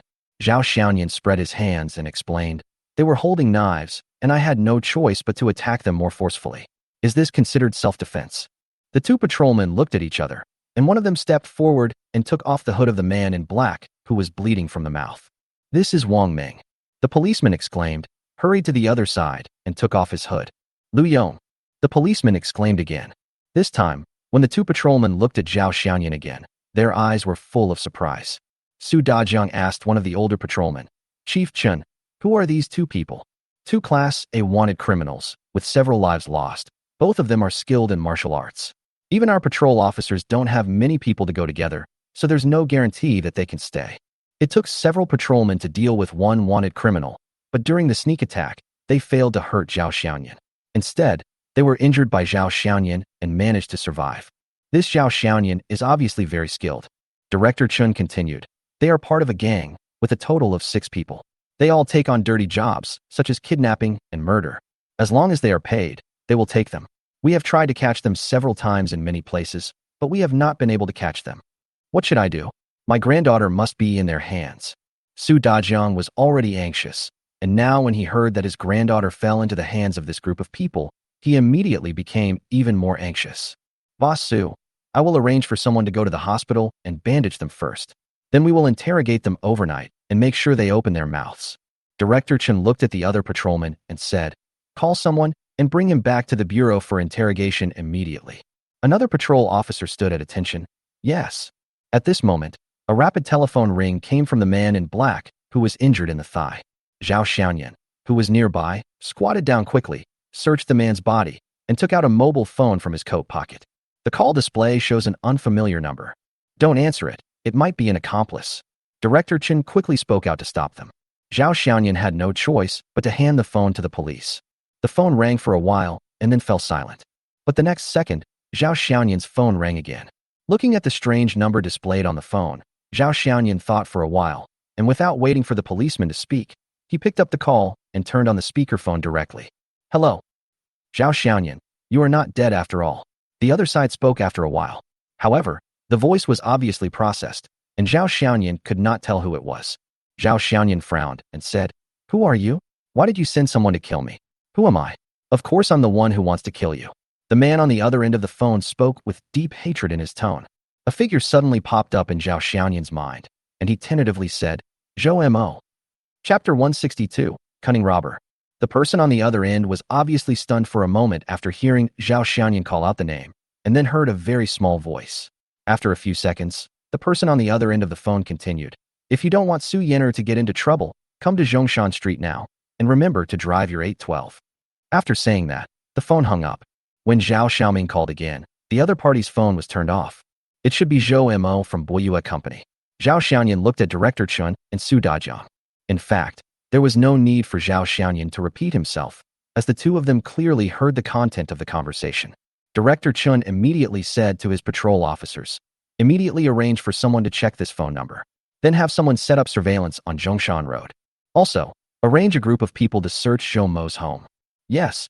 The policeman quickly went to make a phone call. Director Chen looked at Zhao Xiaoyan with some embarrassment. Mr. Zhao. Xiaoyan, please save Yener. Su Dazhang interrupted Director Chen without waiting for him to speak. Director Chen obviously meant the same thing, but because he was a patrol officer, his position did not allow him to say such words. If it were someone else, Director Chen might not take the risk, but when he saw Zhao Xiaoyan take down two knife-wielding Class A wanted criminals with his bare hands, Director Chen felt somewhat reassured about Zhao Xiaoyan's skills. Su Dajiang continued, I know this is very dangerous, but Yenner is still in their hands after all. If anything happens to Yenner. He didn't finish his words, but Su Dajiang's meaning was very clear. It is too much of a blow for an older person to see his younger son die. Su Dajiang has already done it once and cannot accept a second time. Zhao Xiaoyan held Su Dajiang's hand and said, Grandpa, don't worry. Even if you don't tell me, I will definitely go this time. I also promise you that as long as I can find Su Yenner, I will definitely bring her back safely. Su Dajiang nodded. Okay. As long as you rescue Yenner safely, I will agree to your matter, even if I have to be your mistress. Zhao Xiaoyan was left at a loss whether to laugh or cry because of this. However, Zhao Xiaoyan also felt how nervous Su Dajiang was at the moment. Su Yenner, his granddaughter, is so important to him. Don't worry, Mr. Zhao. Our people will always follow you. Fortunately, Director Chen spoke at the right time and changed the subject. While they were talking, a group of police officers came in from outside, many of them holding various equipment in their hands. One of the police officers was a female police officer. She came over with a button-sized object and said, Hello, I want to install a tracker on my body. Zhao Xiaoyan nodded, and the female police officer deftly attached the tracker to the inner pocket of Zhao Xiaoyan's suit jacket. At this time, a patrol officer handed over an earphone and said, Take this with you. You can talk to us at any time. It seems that this is a miniature walkie-talkie.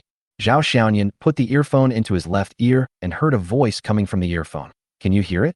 Can you hear it clearly? Because he didn't know who asked the question, Zhao Xiaoyan could only look at Director Chen and say, I can hear it. I can hear it very clearly. Director Chen nodded, glanced at his subordinates, and seeing that no one was moving, he said to Zhao Xiaoyan, As a patrol officer, I am asking you one last time, are you really going?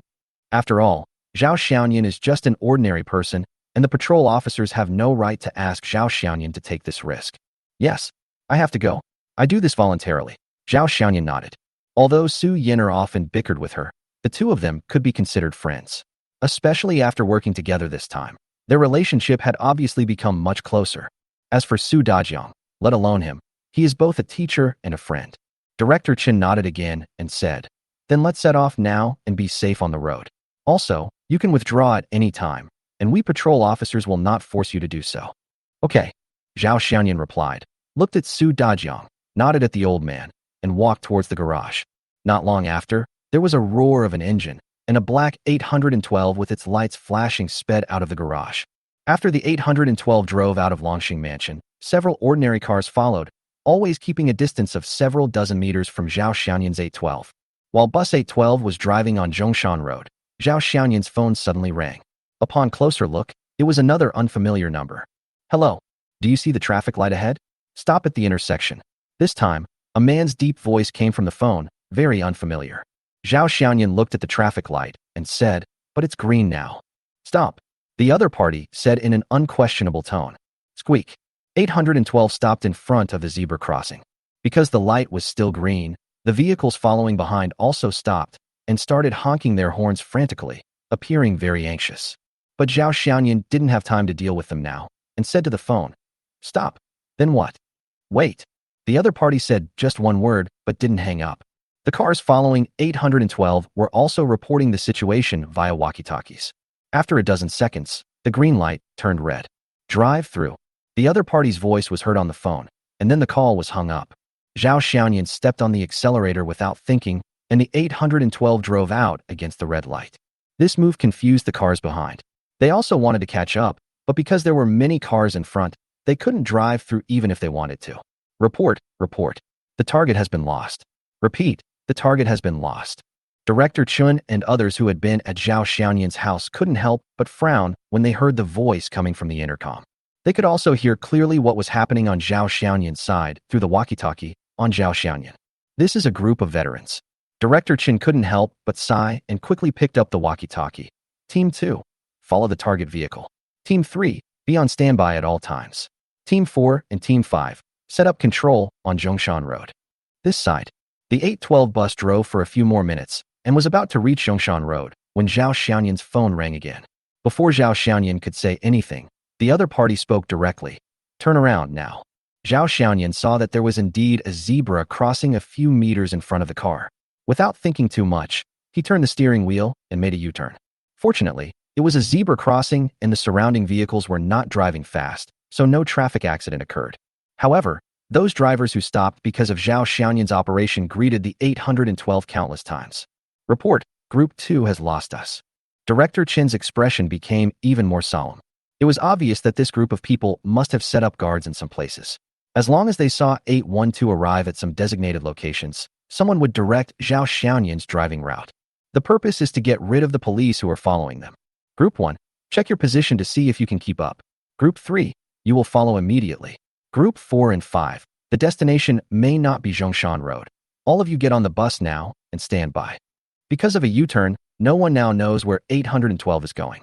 After driving for a few minutes, Zhao Xiaoyan's phone rang again. Drive into the alley. Chapter 163, The Wanted Criminal in the Unfinished Building.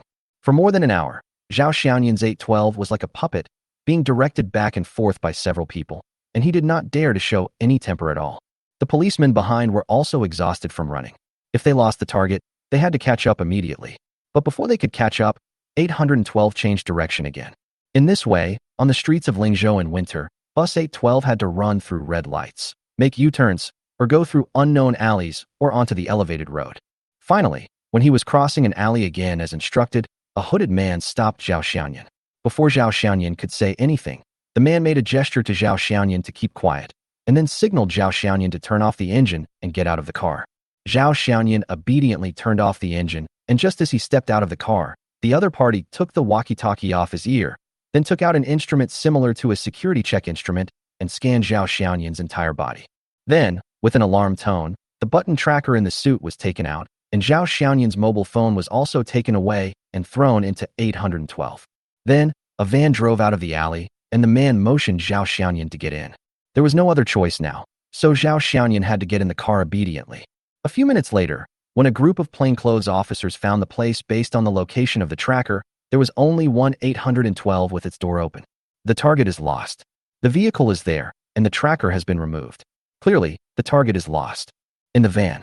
As soon as Zhao Xiaoyan arrived at the door, he was put on a hood and his wrists were tied together.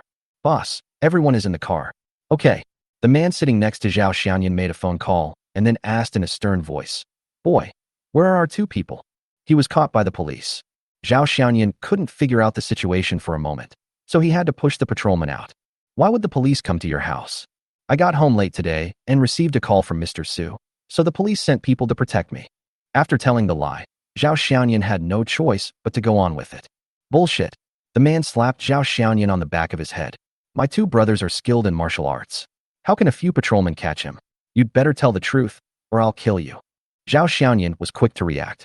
He pretended to be scared and said, the police were armed, and there were also several bodyguards from Mr. Su's side. They all worked together. I didn't see what happened. I only saw two people being arrested, and one of them, named Lu something, was shot in the leg.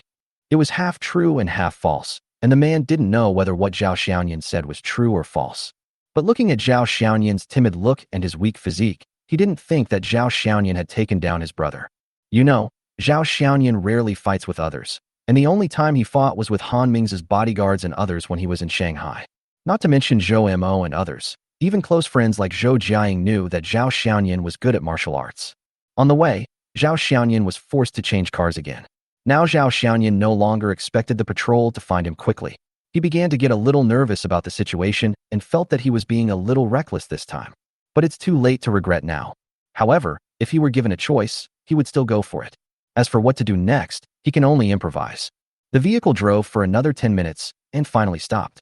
Zhao Xiaoyan was wearing a hood and was escorted to walk for a distance and climb a few steps before stopping. Then, the hood on his head was taken off. Fortunately, the light was not bright there, and there was only a fire burning. This should be an abandoned construction site in the suburbs. In front of the fire, a scarred man was holding a barbecue fork and placing it on the fire. A few sausages were hanging on the top of the fork, crackling in the firelight. In addition to the scar-faced man, there was another man who was seemingly randomly scattered in several places, looking outside from time to time. Including the two people behind Zhao Xiaoyan, there are a total of 4 people here.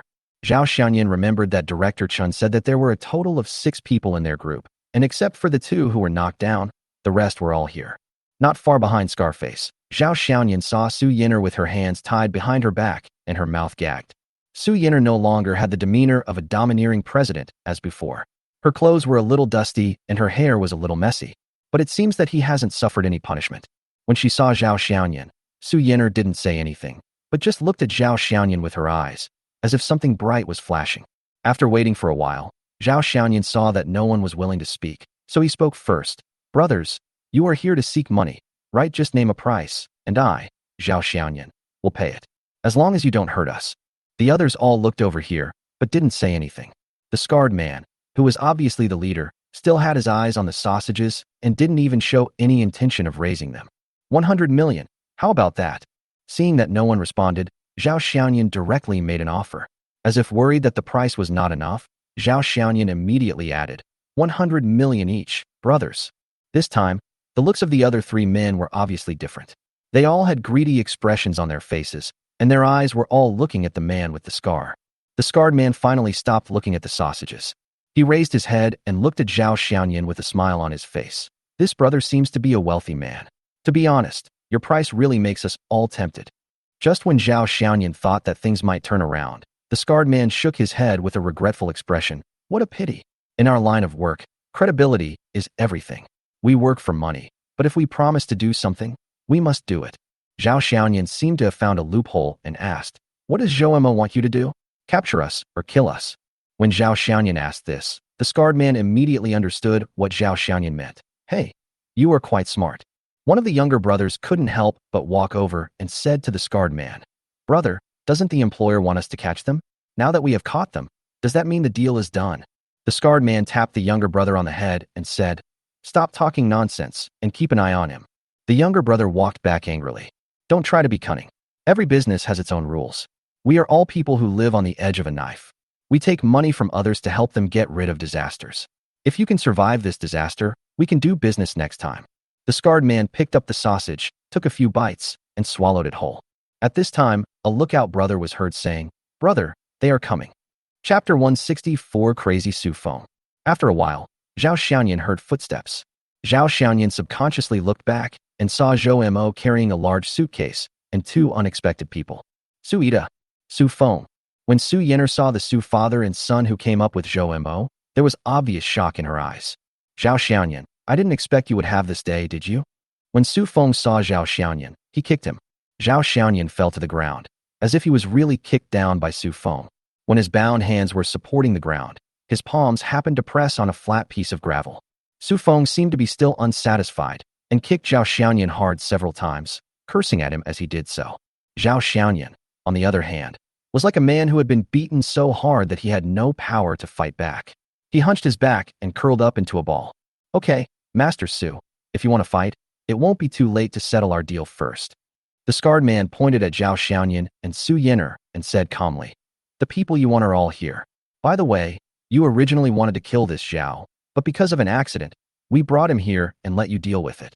Su Feng said to the scarred man, okay, give me a gun, I want to kill him. When Zhao Xiaoyan heard Su Feng wanted a gun, he felt a pang in his heart. But the next moment, the voice of the scarred man rang out. Mr. Su, do you think this is a movie? Can China easily get guns? You know how strict China is in this regard.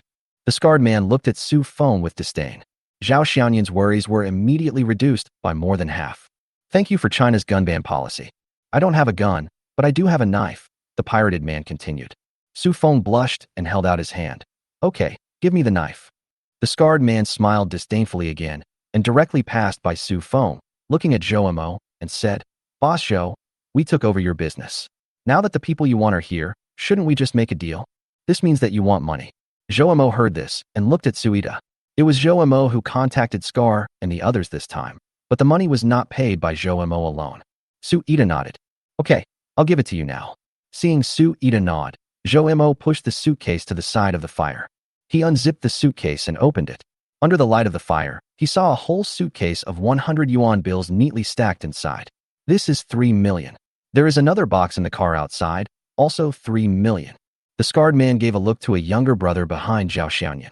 The younger brother understood and immediately jogged away. Not long after, a young man came up with a suitcase. When he unzipped it, he saw that it was full of neatly stacked $100 bills. The younger brother randomly picked up a pile of banknotes on the ground and flipped through them. He also randomly picked up a pile from Zhou Mo's box, and after confirming that it was correct, he nodded to the scarred man. Haha, that's great. But this money is not enough. I need another 2 million. Zhou Mo was startled, looking unhappy. Scar, we agreed on 6 million. Why are you raising the price at the last minute? 2 of our brothers were killed by the police when they tried to kill him. Tell me, are these 2 brothers of mine, who are as close as brothers, worth 2 million? The scarred man looked at Zhou Mo and said this, but there was no trace of pain for losing his brother on his face. Zhou Mo was angered by the scarred man's reason. Zhou Mo, give it to him. Su Feng urged from the side. The scarred man laughed loudly and gave Su Feng a thumbs up. Mr. Su is still very generous. But I don't have that much cash. Zhou Mo looked at Su Feng in embarrassment. Su Feng thought for a moment and asked the scarred man, do you have any overseas accounts? Mr. Su, please watch less young and dangerous movies in the future. Who among us do you think has an overseas bank account? The scarred man looked down on Su Feng again. It's too late now. Cash is hard to come by. I do have some gold bars, 5 1-kilogram bars. According to the current market value of gold, they are worth 2 million. Su Ida, who had been silent, spoke. The scarred man thought for a moment and said, gold bars are fine. I want them now. Once you get the gold bars, I'll be yours. Son, wait here for a while and go home to get it. Because all the gold bars in the house were locked in a safe by Su Ida, and only he could open it. Su Feng naturally had no objection. Then Dad, go quickly and come back soon. This time they were doing something that could not be seen in public, so they did not dare to bring any bodyguards. With his father around, Su Feng was somewhat confident. But Su Ida was leaving, so Su Feng was inevitably a little timid in front of the scarred man. Not even as calm as Zhou Mo. Su Ida nodded, turned and left. The scarred man took out another sausage, put it on the fork and continued to grill it, without paying any attention to the 2 men. After a few minutes, Su Feng also adapted to the current situation. He glanced at the tied Su Yener, greed flashed in Su Feng's eyes, and he walked up to the scarred man. Give this woman to me. Su Feng pointed at Su Yener and said. The scarred man glanced at Su Yener and nodded. Of course I didn't ask this, Mr. Su. Oh, it's a pity that this beautiful woman is going to die. I feel a little sad. But Mr. Su, she is your cousin. You even want to kill your own cousin. You city people really know how to have fun. Seeing Su Yener tied up and unable to fight back, Su Feng said, so what? I just don't want to see her. I want to destroy her. From childhood to adulthood, the old man has always protected her and given her all the good things. He even gave her the company. Why? She is just a woman, and she will get married sooner or later. I am the grandson, the only descendant of the entire Su family. Longsheng should be mine, and must be mine. Just because she relies on the old man's favor, she dares to ignore me and boss me around. I don't accept it. I think about destroying her all the time. The women around me are all found according to her arrogant appearance. I want those women to dress like her, look like a domineering president, and then submit to me. In the light of the fire, Su Feng's face became more and more distorted, like a madman. Zhao Xianyan, who was still lying on the ground, looked at Su Feng's current appearance and thought of the time when Su Feng drugged Yi Lingshan and forced Zhou Jiaying to marry him. Could it be that Su Feng didn't like them, but because of the aura they occasionally exuded, Su Feng thought of Su Yener? Chapter 165 Jealousy Makes People Ugly. Su Yener, who was curled up on the side, was stunned after hearing Su Feng's words. Her eyes were full of disbelief, and she was even more shocked than when the Su father and son appeared here. Mr. Su, since you are the buyer, it is not easy for us to stop you. But this place is not too secluded. Mr. Su, why don't you wait for your father to give us the gold bars, and then take her to a less populated place to deal with it? What do you think? No need, just stay here. I have been waiting for this moment for a long time. Today, I will destroy her with my own hands and take back everything I have. Su Feng's mood has changed drastically now. Jealousy made him ugly. Jealousy distorted his psychology. The scarred man thought for a moment and said, well, since you, Master Su, don't mind, we have nothing to discuss. At this time, one of Scar's men said, Master Su, before you kill her, can you let me play with her too? I've never seen such a beautiful woman before. I wonder what it would feel like to play with her. The scarred man looked at the younger brother and said, Little Six, if you don't control your lust, you will die in the hands of a woman sooner or later. The younger brother smiled awkwardly. Su Feng laughed. Sure, no problem at all. As he said that, Su Feng looked at Su Yener with an evil smile on his face. President Su, are you scared now? Abandoned construction site. The fire flickered with the north wind. Su Feng just looked at Su Yener and walked towards her step by step. And the lustful younger brother also walked towards Su Yener with an excited smile on his face. Although he despised Su Feng's actions, Scar had no intention of stopping him. He even looked over sideways with interest. The other two brothers also watched with smiles on their faces. It seemed a bit cold, so they walked towards the fire, warming themselves by the fire while waiting for the show to begin. Zhou Emo didn't expect Su Feng to do such a thing, but he didn't say anything to stop him, but he wasn't interested in watching it either. He just looked at Zhao Xiaoyan, who was still lying on the ground. Su Yinar looked at Su Feng walking towards her. She wanted to stand up and run away, but her hands and feet were tied. She couldn't even stand up. She was very scared now. She would never allow herself to be violated by Su Feng. This fear even made her want to jump off from here. But she simply couldn't do it now. Even if he wanted to shout, he couldn't make a sound because something was blocking his mouth and could only make woo-woo sounds. Su Feng finally walked up to her and looked at Su Yinar with a wicked smile. President Su Yinar, you never thought that you would end up like this, did you? Today I will make you feel what it feels like to be dominated by someone powerful. Seeing the cloth stuffed in Su Yinar's mouth, how can there not be your miserable voice in this situation? After saying that, Su Feng reached out and took down the piece of cloth. Don't pick it. Don't come over here. There were two voices, one coming from the scarred man and the other from Su Yinar. Then, Su Yinar shouted in a sharp voice unique to women. Help! Help! At this time, the scarred man had thrown the barbecue fork in his hand to the ground, walked over quickly, snatched the cloth from Su Feng's hand, pressed Su Yinar's head and stuffed it in, and it took a long time before he finally stuffed it back in. Scar, what the hell are you doing? Su Feng was very dissatisfied with the scarred man's behavior and subconsciously behaved in his usual manner. The scarred man didn't show any leniency and slapped Su Feng in the face, knocking him to the ground. Still not satisfied, the scarred man put one foot on Su Feng's head and cursed. Su, are you a fool? Aren't you afraid that this woman's screams will attract people? If you want to die, don't drag us brothers down with you. This sudden change made everyone look over there. Seeing Su Feng being beaten, Zhou Emo no longer cared about Zhao Xiaoyan. He quickly walked up and pushed the scarred man away. Scar, what are you doing? In fact, Zhou Emo just pushed lightly, but in the eyes of the other three brothers with scars, this action was like pushing their big brother, so they hurried over. At this moment, Zhao Xiaoyan, who had been lying on the ground, moved. His wrists loosened, and the cable tie between his wrists was worn off by the stones. Standing up, speeding up, and rolling on the ground, Zhao Xiaoyan grabbed the barbecue fork that the scarred man threw on the ground in his hand. By the time the scarred man and the others reacted, Zhao Xiaoyan had already arrived in front of them. With a side kick, he knocked over the younger brother who had not noticed him. Then a fork was stabbed into the thigh of another younger brother. Oh! A scream was heard. The scarred man reacted quickly, pulled out the dagger from his waist, and stabbed Zhao Xiaoyan. Zhao Xiaoyan stepped back and retreated in front of Su Yinar. After taking a look at his younger brother, one of whom was unconscious and the other was lying on the ground screaming with his legs pressed down, the scarred man's expression changed drastically. Good boy, you defeated two of my brothers in one go. It seems that I was short-sighted and didn't realize that you are a martial artist. Su Feng was so frightened that he rolled and crawled backwards for an unknown distance. He hid behind Zhou Emo and pointed at Zhao Xiaoyan and said, Scar, kill him for me, kill him. At this time, Scar and another younger brother were both holding a dagger in their hands. Zhao Xiaoyan is a barbecue fork. The three of them confronted each other like this, and no one dared to act rashly. Although Zhao Xiaoyan's move just now was a sneak attack, it was clearly based on his kung fu skills, and his kung fu was not shallow.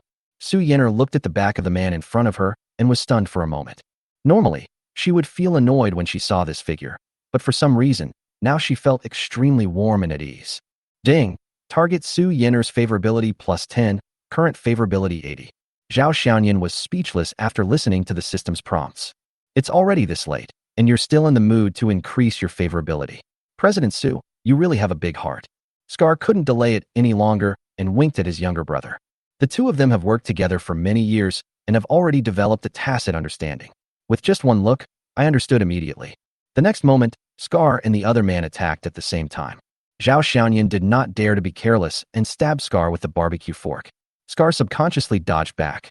But this was just a feint, and the kick towards the younger brother was the real move. The younger brother was also concentrating, and when he saw a kick coming, he turned the dagger in his hand and stabbed it towards Zhao Xiaoyan's leg. Chapter 166, Zhao Xiaoyan's Jedi Counterattack. Zhao Xiaoyan changed his tactics and stabbed the younger brother's wrist with the barbecue fork in his hand, and actually pierced the wrist. The younger brother couldn't stop in time, and the barbecue fork stabbed straight into his wrist holding the dagger. There was a sudden scream, and the dagger in the younger brother's hand fell out of his hand. At this moment, Zhao Xiaoyan felt a gust of wind coming from behind.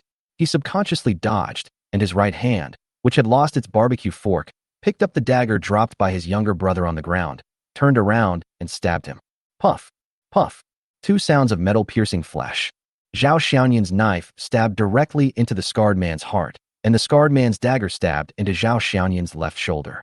The scarred man's pupils dilated and his eyes widened as he stared at the dagger at the position of his heart. Then his body fell straight to the ground. Zhao Xiaoyan wasn't feeling well either. Although the dagger did not cause a fatal wound, the pain was unbearable. But this was not the time to relax. Zhao Xiaoyan kicked his younger brother, who was still wailing, in the neck and knocked him unconscious. Then, using only his right hand, he dislocated the arms of several unconscious brothers one by one, and then he stood up, gasping for breath. Zhao Xiaoyan didn't dare to pull out the dagger from his shoulder, fearing that it would cause excessive blood loss. He walked to Scar's body and pulled out the dagger from his heart.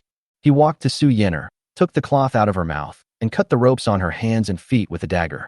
After doing all this, Zhao Xiaoyan looked at Zhou Mo and Su Feng, who were already scared silly. Now it's your turn. Zhao Xiaoyan, you killed someone. Su Feng is now terrified. The scene just now was too fast, too bloody, and too shocking to him. In his eyes, Zhao Xiaoyan, whose life and death depended on him the moment before, turned into a devil the next moment. He knocked down 3 of the 4 men and killed one. Zhao Xiaoyan cursed directly, "Idiot! Su Yener, search those people and see if they have any cell phones." Su Yener had not yet recovered from the thrilling experience and did not hear what Zhao Xiaoyan said at all. Seeing no movement behind him, Zhao Xiaoyan shouted loudly, "Su Yener!" Su Yener was shocked back to her senses and looked at Zhao Xiaoyan. "Huh? What's wrong? Are you in pain?" Looking at the dagger still stuck in Zhao Xiaoyan's shoulder, Su Yener felt a lump in her throat and tears started to flow. "Silly woman, now is not the time to cry. I'm not dead yet." Zhao Xiaoyan was irritated by Su Yener and cursed at her. He felt less and less pain in his arm now, which was not a good sign. If he continued to delay, his hand would be disabled for at least several months, even if it was not crippled. In addition, blood was still oozing out from the wound, and there was nothing on hand to stop the bleeding. Zhao Xiaoyan was afraid that he could not hold on for much longer. "Quick, go see if those people have any phones." Zhao Xiaoyan shouted hurriedly. Su Yener finally reacted, but when she saw the younger brother closest to her with a barbecue fork stuck in his wrist, she was frightened and had to take a few more steps towards the younger brother, who was knocked unconscious first. After searching his body for a while, I actually found a cell phone. During the whole process, neither Su Feng nor Zhou Mo tried to stop it. In fact, it's not that they don't want to stop it, but even if they try to stop it, they can't. But Zhao Xiaoyan was still looking at them with a dagger in his hand. "Call the police." Zhao Xiaoyan continued to direct Su Yener. "Zhao Xiaoyan, we can discuss this." Seeing that Su Yener was about to call the police, Zhou Mo finally spoke up. "Haha, you have hired someone to kill us. What else is there to discuss?" Zhao Xiaoyan felt that these villains were too naive. They had done all kinds of bad things, but when they encountered trouble, they lowered their heads and talked about discussing. "Don't worry about him. Call your number." "Oh." Su Yener obediently dialed the phone. "Zhao Xiaoyan, do you really have to force us into a desperate situation?" Zhou Mo's eyes were red, filled with hatred and murderous intent.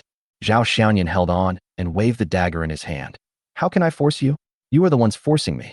If I wasn't good at fighting, I would be the one lying on the ground now. If you, Zhou Mo, want to kill me, now is your last chance." Zhao Xiaoyan actually wished that Zhou Mo would rush over right now, because he still had some strength left, which was more than enough to deal with Zhou Mo and Su Feng. If we delay any further, it will be hard to say. However, Zhou Mo and Su Feng were frightened by Zhao Xiaoyan's actions just now, so they didn't dare to go forward. Even Scar and his men would be killed instantly if they went up there. So wouldn't it be a sure bet that if they went up there, they would just be giving away their heads? Su Yener had finished her call, but she didn't hang up the phone. It seemed that she was waiting for the police to locate the signal source of the phone. Zhao Xiaoyan's heart was also half relieved. As long as they waited for the police to arrive, he and Su Yener would be out of danger. At this time, there were footsteps coming from the stairs. It was Suida coming back. When he saw Scar and others lying on the ground, as well as Zhao Xiaoyan protecting Su Yener, Suida didn't need to think too much to see the current situation clearly. "Dad." When Su Feng saw his father coming, he felt like he had become his backbone, and he felt like he was about to cry. "Dad, he killed Scar and the others." Suida was also discouraged when he saw his son like this. How could he have given birth to such a useless thing? He usually brags and talks a lot about how great he is, But when the moment comes, he is not as calm as Zhou Mo. Zhou Mo hurriedly said, "Boss Su, they have called the police. Scar's little brother is not dead yet." As soon as he heard that the police had been called, Su Ida knew that this matter would not end peacefully today. As long as the police catch up here, the three of them will be finished. There is no chance of turning things around, and there is a possibility that they will be beaten to death. There is only one way now, to get rid of Zhao Xiaoyan and Su Yinar and silence everyone at the scene. I saw that there was still a dagger stuck in Zhao Xiaoyan's left shoulder, and blood was dripping from the dagger. There was already a small pool of blood where he was standing. "Let's go together, three of us, and kill this guy." Su Ida gritted his teeth and made up his mind.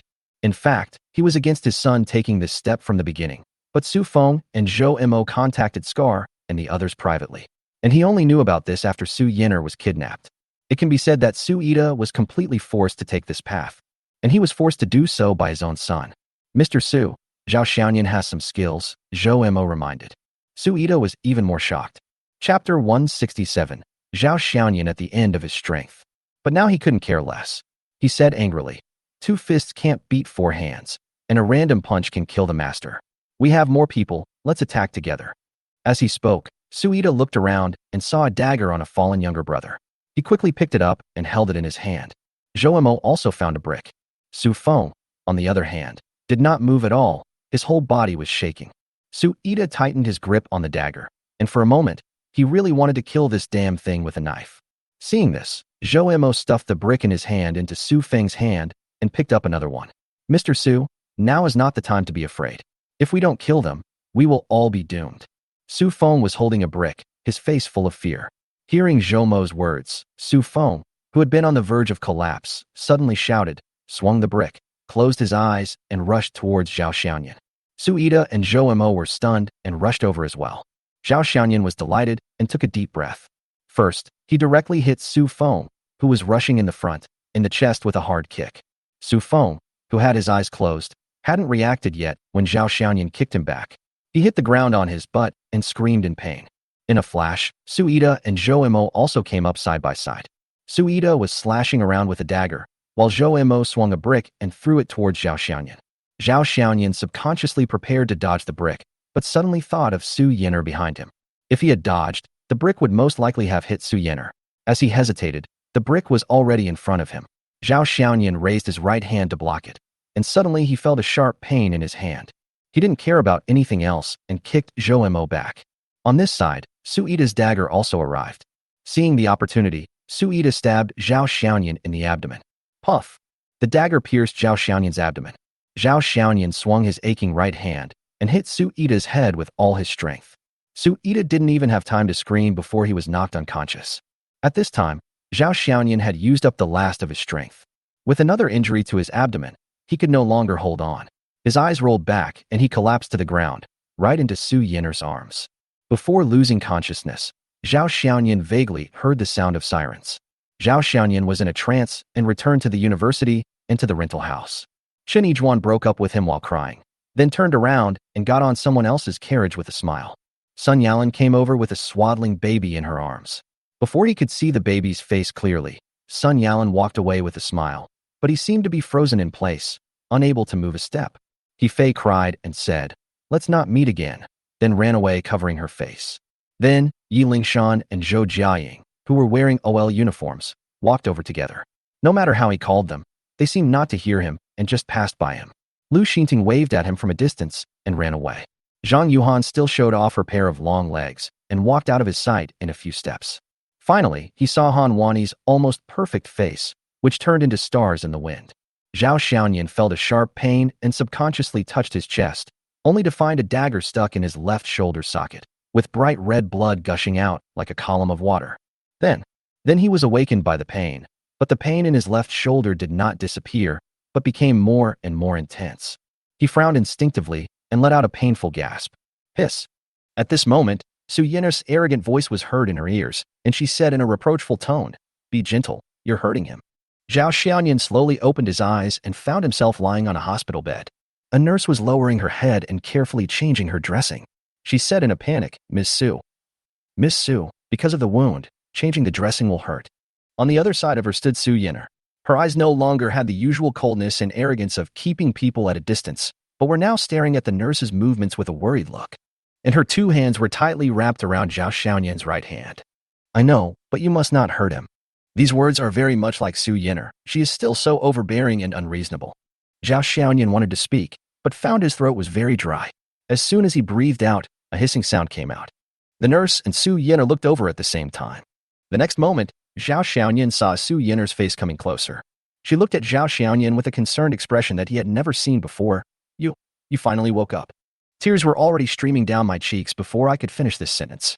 Thoughts are slowly activated and memories are slowly becoming clearer. It seems that he and Su Yin'er are out of danger.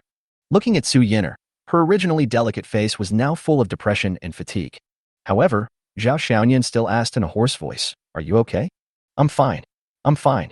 These words made Su Yin'er cry even more, and she choked up. The hands that held Zhao Xiaoyan's right hand put Zhao Xiaoyan's hand on her cheek and caressed it gently. Just like a good wife. The nurse realized it only then, and didn't care about the medicine that had not yet been applied. She ran out with a cotton swab in her hand, shouting as she ran, "The patient is awake. The patient in bed VIP 6 is awake." After a while, a flurry of footsteps was heard and a group of people in white coats rushed into the ward. A doctor with half-white hair walked up to Zhao Xiaoyan and waved a flashlight at him. Seeing Zhao Xiaoyan's eyes following the flashlight, he nodded with satisfaction. After taking another look at the wound on the shoulder, and then the wound on the abdomen, the doctor smiled and said to Su Yin'er, "It's not serious anymore. You should be fine after a few more days of rest. The wound should not be exposed to water recently. Keep it dry and clean, and change the dressing every day." Only then did Xiaoyan realize that he had been in a coma for a whole day and a night.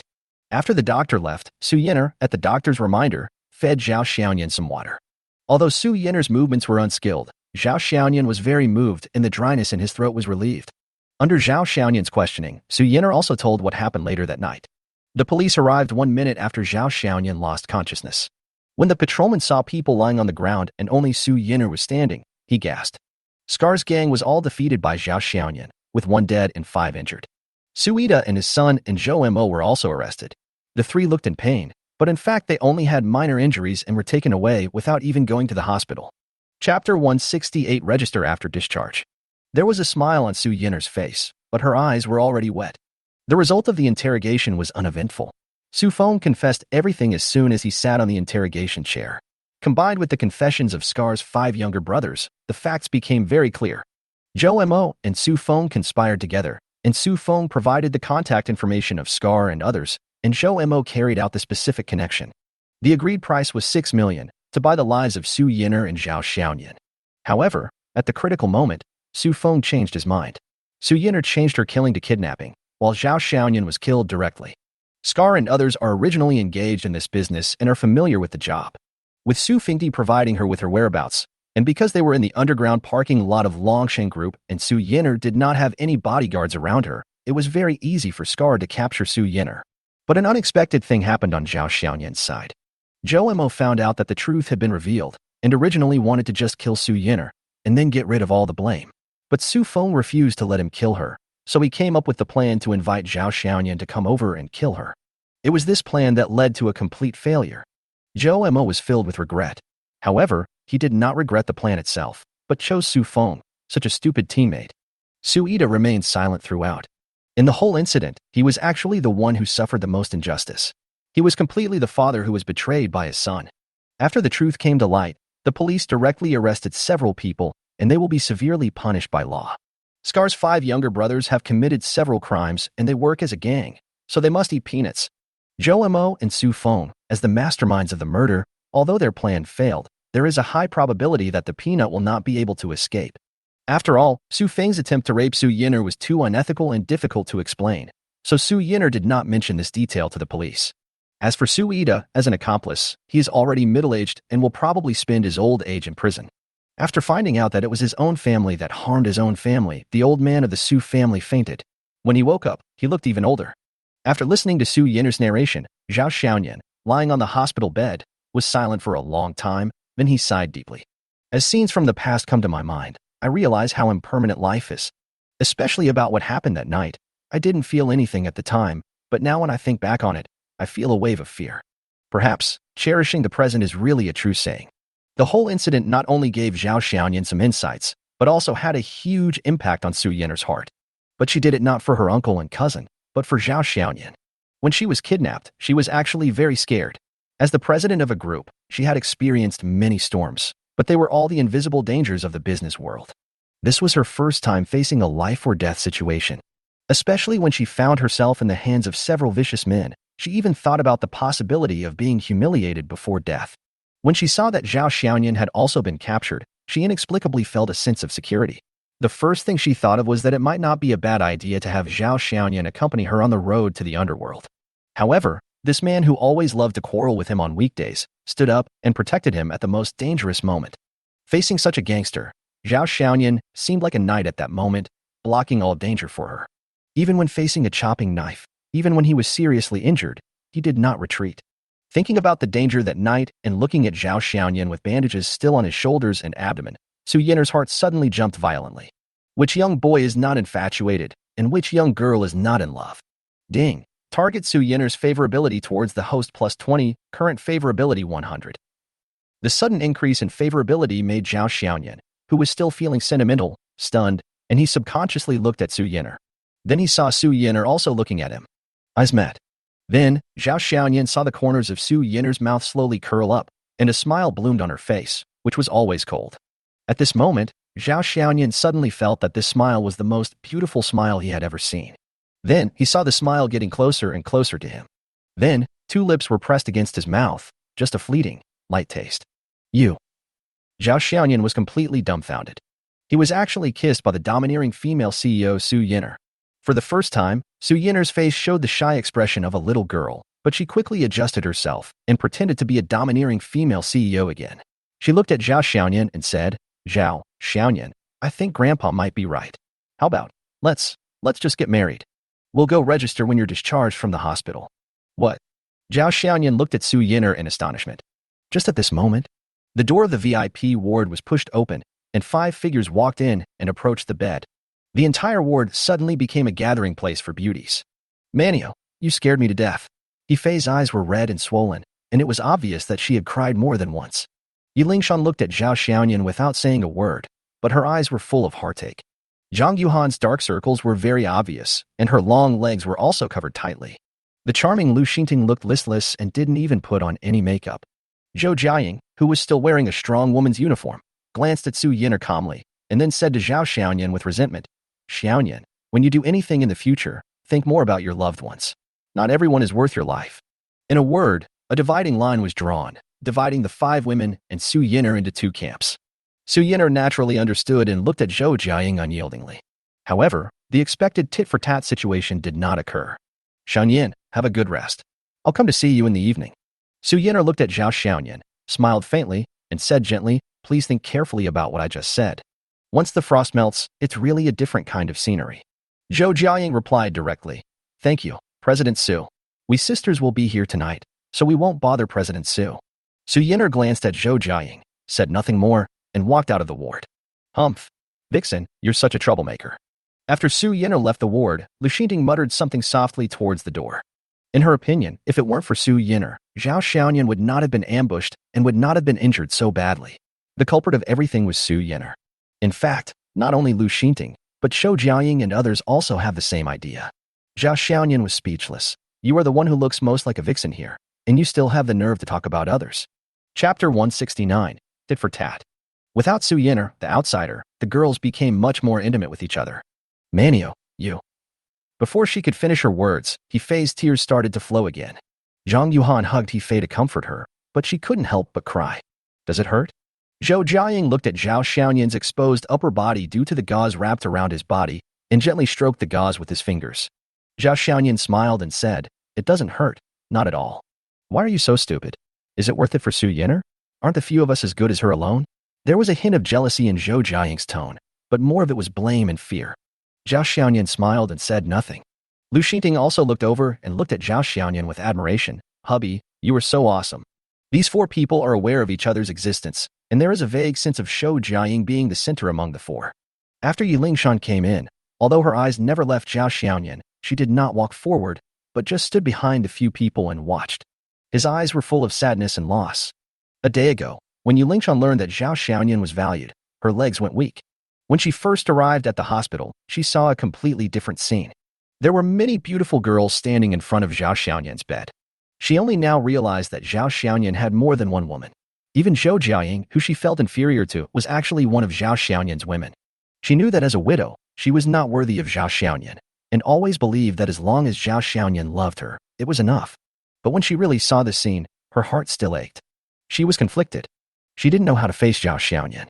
However, as a very traditional woman, she didn't know how to deal with this. But when she left Zhao Xiaoyan, she found that she couldn't do it. Lingshan. Zhao Xiaoyan saw that Lingshan was worried and waved his right hand at her. Zhou Jiaying also looked over, then walked over very considerately, took Lingshan's hand, and led her to the bedside. Zhao Xiaoyan held Lingshan's hand, sighed, and said, "I'm sorry." The word, "I'm sorry," seemed to give Lingshan an outlet for venting. She couldn't stop her tears anymore, and they fell on Zhao Xiaoyan's hand like pearls from a broken string. Zhou Jiaying walked forward, patted Lingshan on the shoulder, and suddenly asked, "Xiaoyan, what did Su Yinar ask you to consider just now?" Zhao Xiaoyan. Because Zhao Xiaoyan was injured, his confession was recorded on the hospital bed. Zhao Xiaoyan had nothing to hide and explained the relevant circumstances truthfully. In fact, with Director Chen and others present at the time, the police were basically aware of Zhao Xiaoyan's situation. The reason why they had to record the confession was mainly because of the process. As for Zhao Xiaoyan's violation on that day, the patrol police also came forward to explain that the traffic police had rescinded the penalty. Zhao Xiaoyan's 812 was driven back to Longxing Mansion by Zhou Jiaying himself.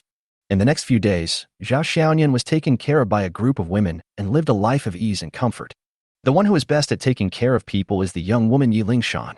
She would cook some nourishing soup for Zhao Xiaoyan from time to time and feed it to Zhao Xiaoyan one spoonful at a time personally. The one who is the worst at taking care of others is Lu Xinting, the little fox. She is clumsy and even feeds Zhao Xiaoyan's nose, which makes Zhao Xiaoyan so angry that he swears that he will never let Lu Xinting take care of him again. He Fei and Zhang Yuan couldn't always accompany him because they had classes at school. But after class every day, they would come to the hospital together and accompany Zhao Xiaoyan until 9 o'clock before reluctantly returning to school. The people who gave Zhao Xiaoyan the most headaches were Su Yinar and Zhou Jiaying. The two of them seemed to have made an appointment. Whenever Su Yinar came to visit Zhao Xiaoyan, Zhou Jiaying would arrive right after her.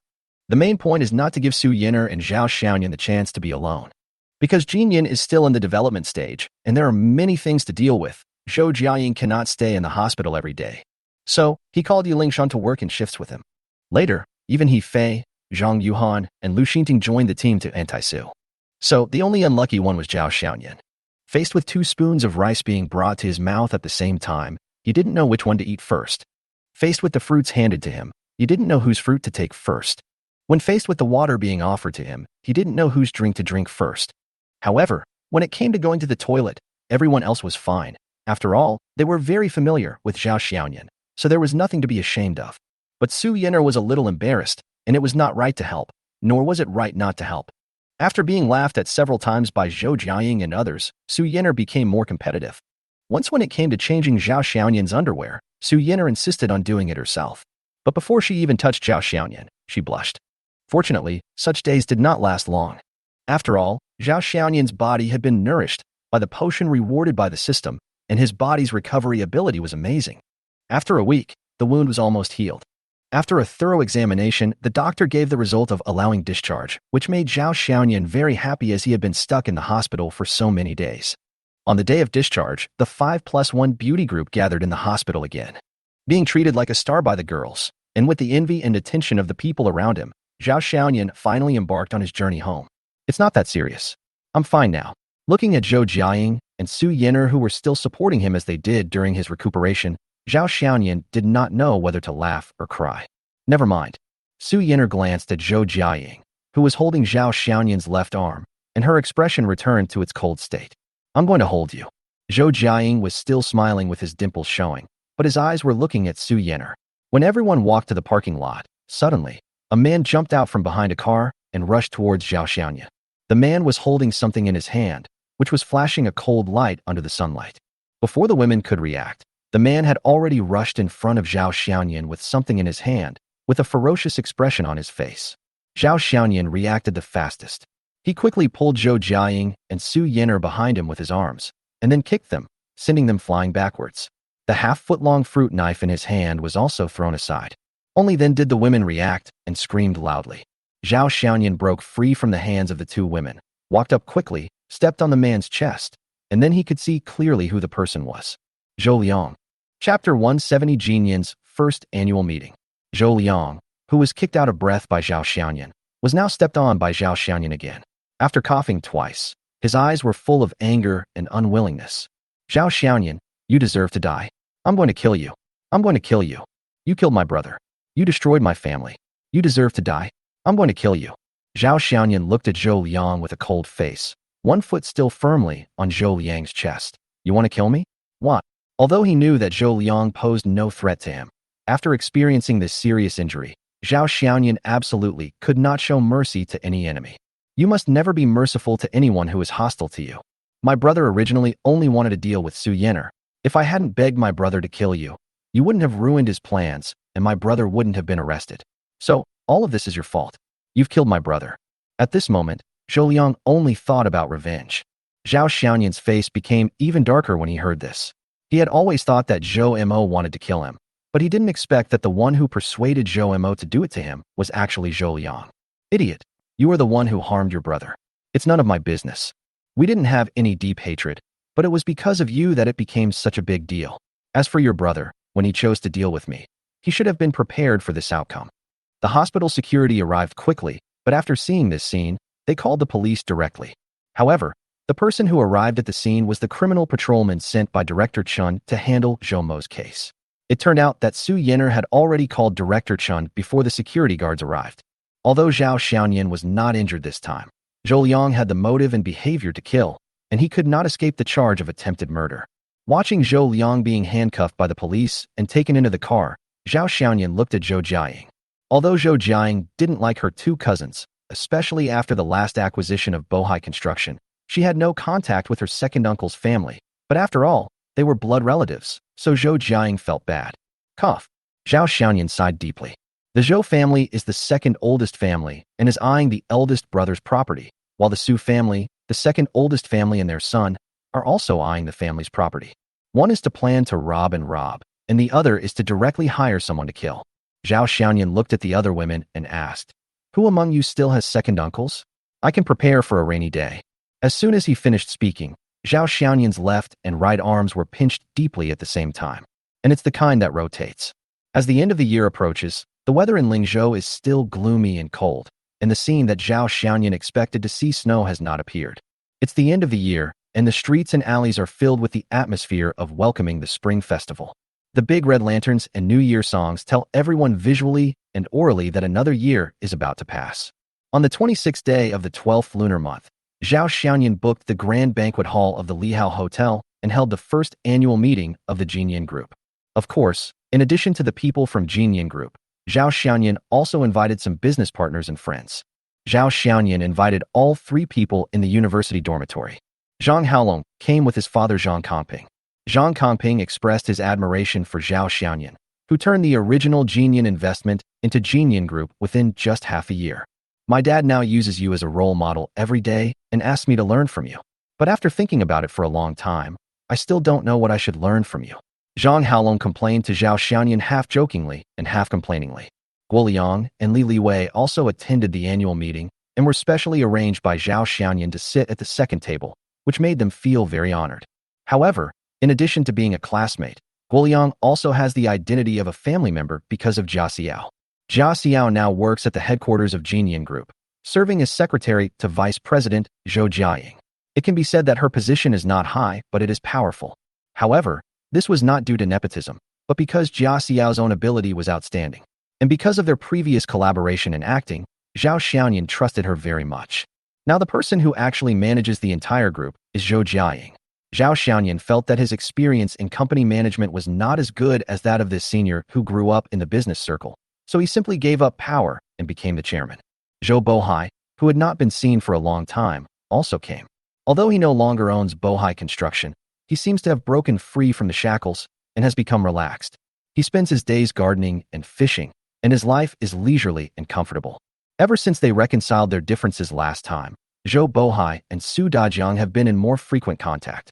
As both of them are retired, their relationship is getting better and better. Of course, the premise is that Zhao Xiaoyan cannot be mentioned. As soon as Zhao Xiaoyan is mentioned, the two of them will get angry. Zhou Bohai thought his fresh cabbage had fallen into the hands of a handsome young man, but later he found out that Zhao Xiaoyan was a playboy. What's even more infuriating is that after knowing this, his cabbage tried desperately to get in, and he couldn't pull it back. There is no way out. A girl is no longer under the control of her father when she grows up, so Zhou Bohai can only let it go and console himself with the thought that children and grandchildren have their own blessings. Su Dajiang did this because he had said at the beginning that as long as Zhao Xiaoyan rescued Su Yin'er, he would not interfere in their affairs, and he even promised to let Su Yin'er be Zhao Xiaoyan's mistress. Now that Su Yin'er really liked him, he could only swallow his anger. So when Su Dajiang saw Zhao Xiaoyan, he didn't look happy, but could only stare at his granddaughter as she got closer to Zhao Xiaoyan. At the annual meeting, Zhao Xiaoyan, as the chairman, naturally had to speak. But after all, he had never experienced such a thing before, and Zhao Xiaoyan didn't know what to say. So after completing the shortest speech in history with a sentence, "Everyone eat and drink well," he gave the stage to Zhou Jiaying. Zhou Jiaying is becoming more and more charismatic now, and has a tendency to move closer to Su Yin'er. However, the two have two different styles, one is aloof and the other is friendly. Annual meetings naturally involve performances, and as the leader in the short video field in Lingzhou, the programs at this annual meeting are basically monopolized by Lemon Media. Internet celebrities of all sizes are on the scene, giving the male compatriots of the entire Jinyan group a feast for the eyes.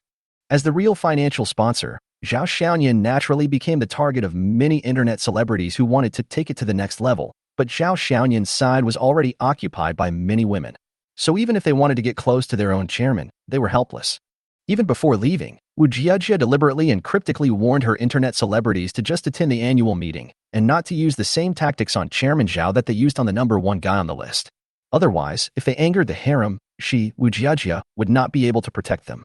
Qian Jianjun was also invited to attend the annual meeting. Chapter 171: The Unexpected Person. Zhao Xiaoyan can be said to be an important client of Qian Jianjun now. Perhaps other people don't know, but Qian Jianjun is one of the few people who knows Zhao Xiaoyan's wealth. It is so terrifying. Qian Jianjun dared to assert that if Zhao Xiaoyan's family assets were made public, the top 10 richest people rankings would be shaken. So, when President Qian saw Zhao Xiaoyan taking the initiative to toast him, he was so excited that he became incoherent. Even when his former subordinate Yi Lingshan clinked glasses with him, he deliberately lowered his glass. Although Yi Lingshan is only Zhao Xiaoyan's secretary now, she still holds the financial power of the entire Jinyan group and can be said to be the real god of wealth. The highlight of the annual meeting was the lucky draw, with a total cash prize of nearly 10 million yuan, which attracted everyone's attention.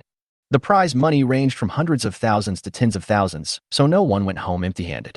After the annual meeting, Jinyan Group officially started its annual holiday. Chairman Zhao Xiaoyan directly gave 15 days of paid annual leave, which made everyone very happy. As for some positions, such as Wu Jiajiu's live broadcast, they are also promised triple overtime pay. After the annual meeting, Zhao Xiaoyan was still drunk, mainly by the two angry elders Zhou Bohai and Su Dajiang. Zhao Xiaoyan did not dare to object, so he had to accept the offer and quench their anger with wine. In the blink of an eye, it was New Year's Eve. In the huge Longxing villa, Zhao Xiaoyan was the only one there. Yifei wants to spend the Spring Festival with her family. This year is the first year of He Jia's recovery, and it is also the happiest and most relaxing Spring Festival for the He family in recent years. Because He Guozhang has not yet passed the test, Zhao Xiaoyan dare not visit, so Yifei can only deliver a New Year's gift on his behalf, and he dare not even enter the He family's door. Zhou Jiaying didn't need to be mentioned. The incident between Zhou Mo and Zhou Liang had officially broken up the relationship between Zhou Bohai and his younger brother Zhou Boyue. Zhou Jiaying had to stay at home with her father, and the father and daughter spent a quiet Spring Festival together. Yi Lingshan stayed at home with her mother. She didn't tell her mother about what happened with Zhao Xiaoyan, and she didn't know how to start the conversation. Wu Xining and Zhang Yuhan also returned to their hometown. They were not only from Lingzhou, but also had to go home to spend the new year with their parents. As a result, Zhao Xiaoyan became the loneliest person. Fortunately, it was not the first time for him to celebrate the new year alone. Even if he went back to his hometown, he would celebrate alone, so he simply decided not to go back. As for the New Year's Eve dinner, Zhao Xiaoyan was too lazy to prepare it, so he just called manager Chao and asked her to arrange for someone to deliver it. Feeling really bored at home, Zhao Xiaoyan drove his 812 around the world on the afternoon of New Year's Eve. Lingzhou is a city with many migrant workers.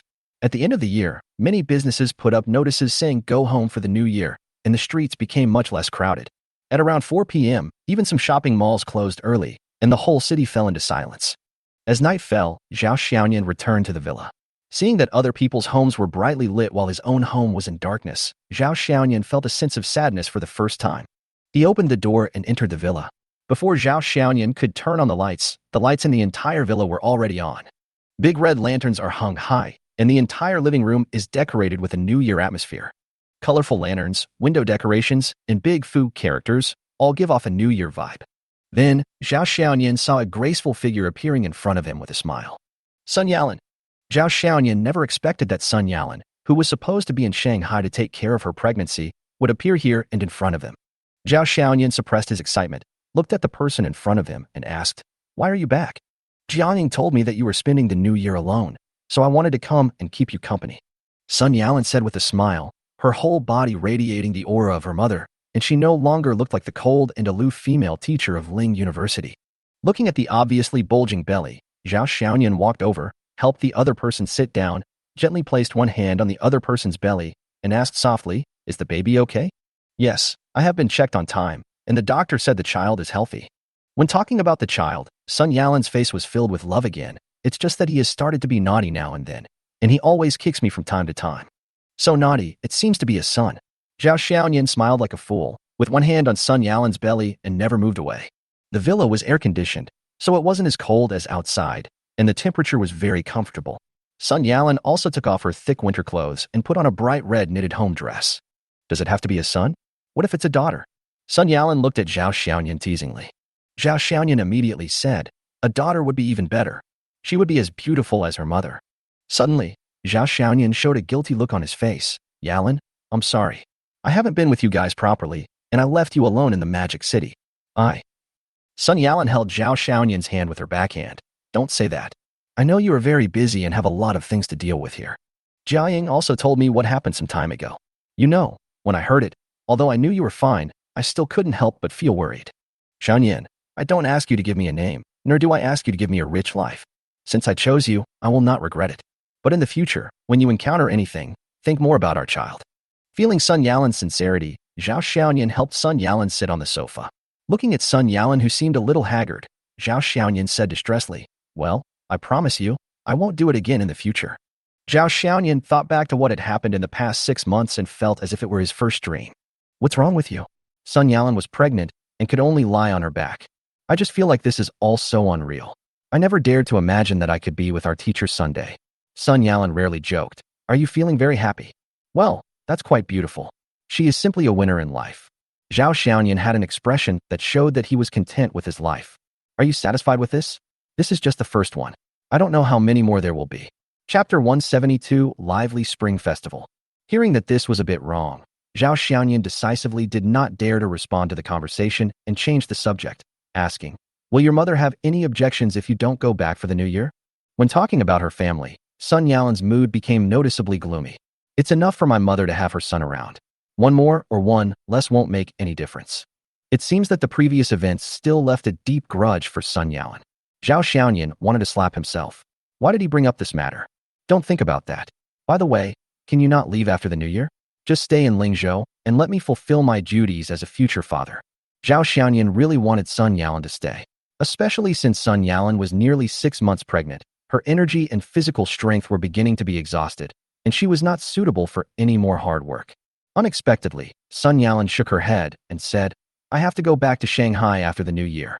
The Jianyuan Education Fund has just started, and there are still many things to deal with." At this point, Sun Yalan touched Zhao Xiaoyan's face and said gently, "You know, I like children and I also like the profession of teacher. Now I am not a teacher, but I still want to do something for the children." The last time he left Shanghai, Zhao Xiaoyan directly gave Sun Yalan 2 billion as startup capital for the foundation. Originally, Zhao Xiaoyan wanted to name the foundation after Sun Yalan, but she disagreed no matter what. In the end, they had to name it Jianyuan Education Fund in the name of Jianyuan Group.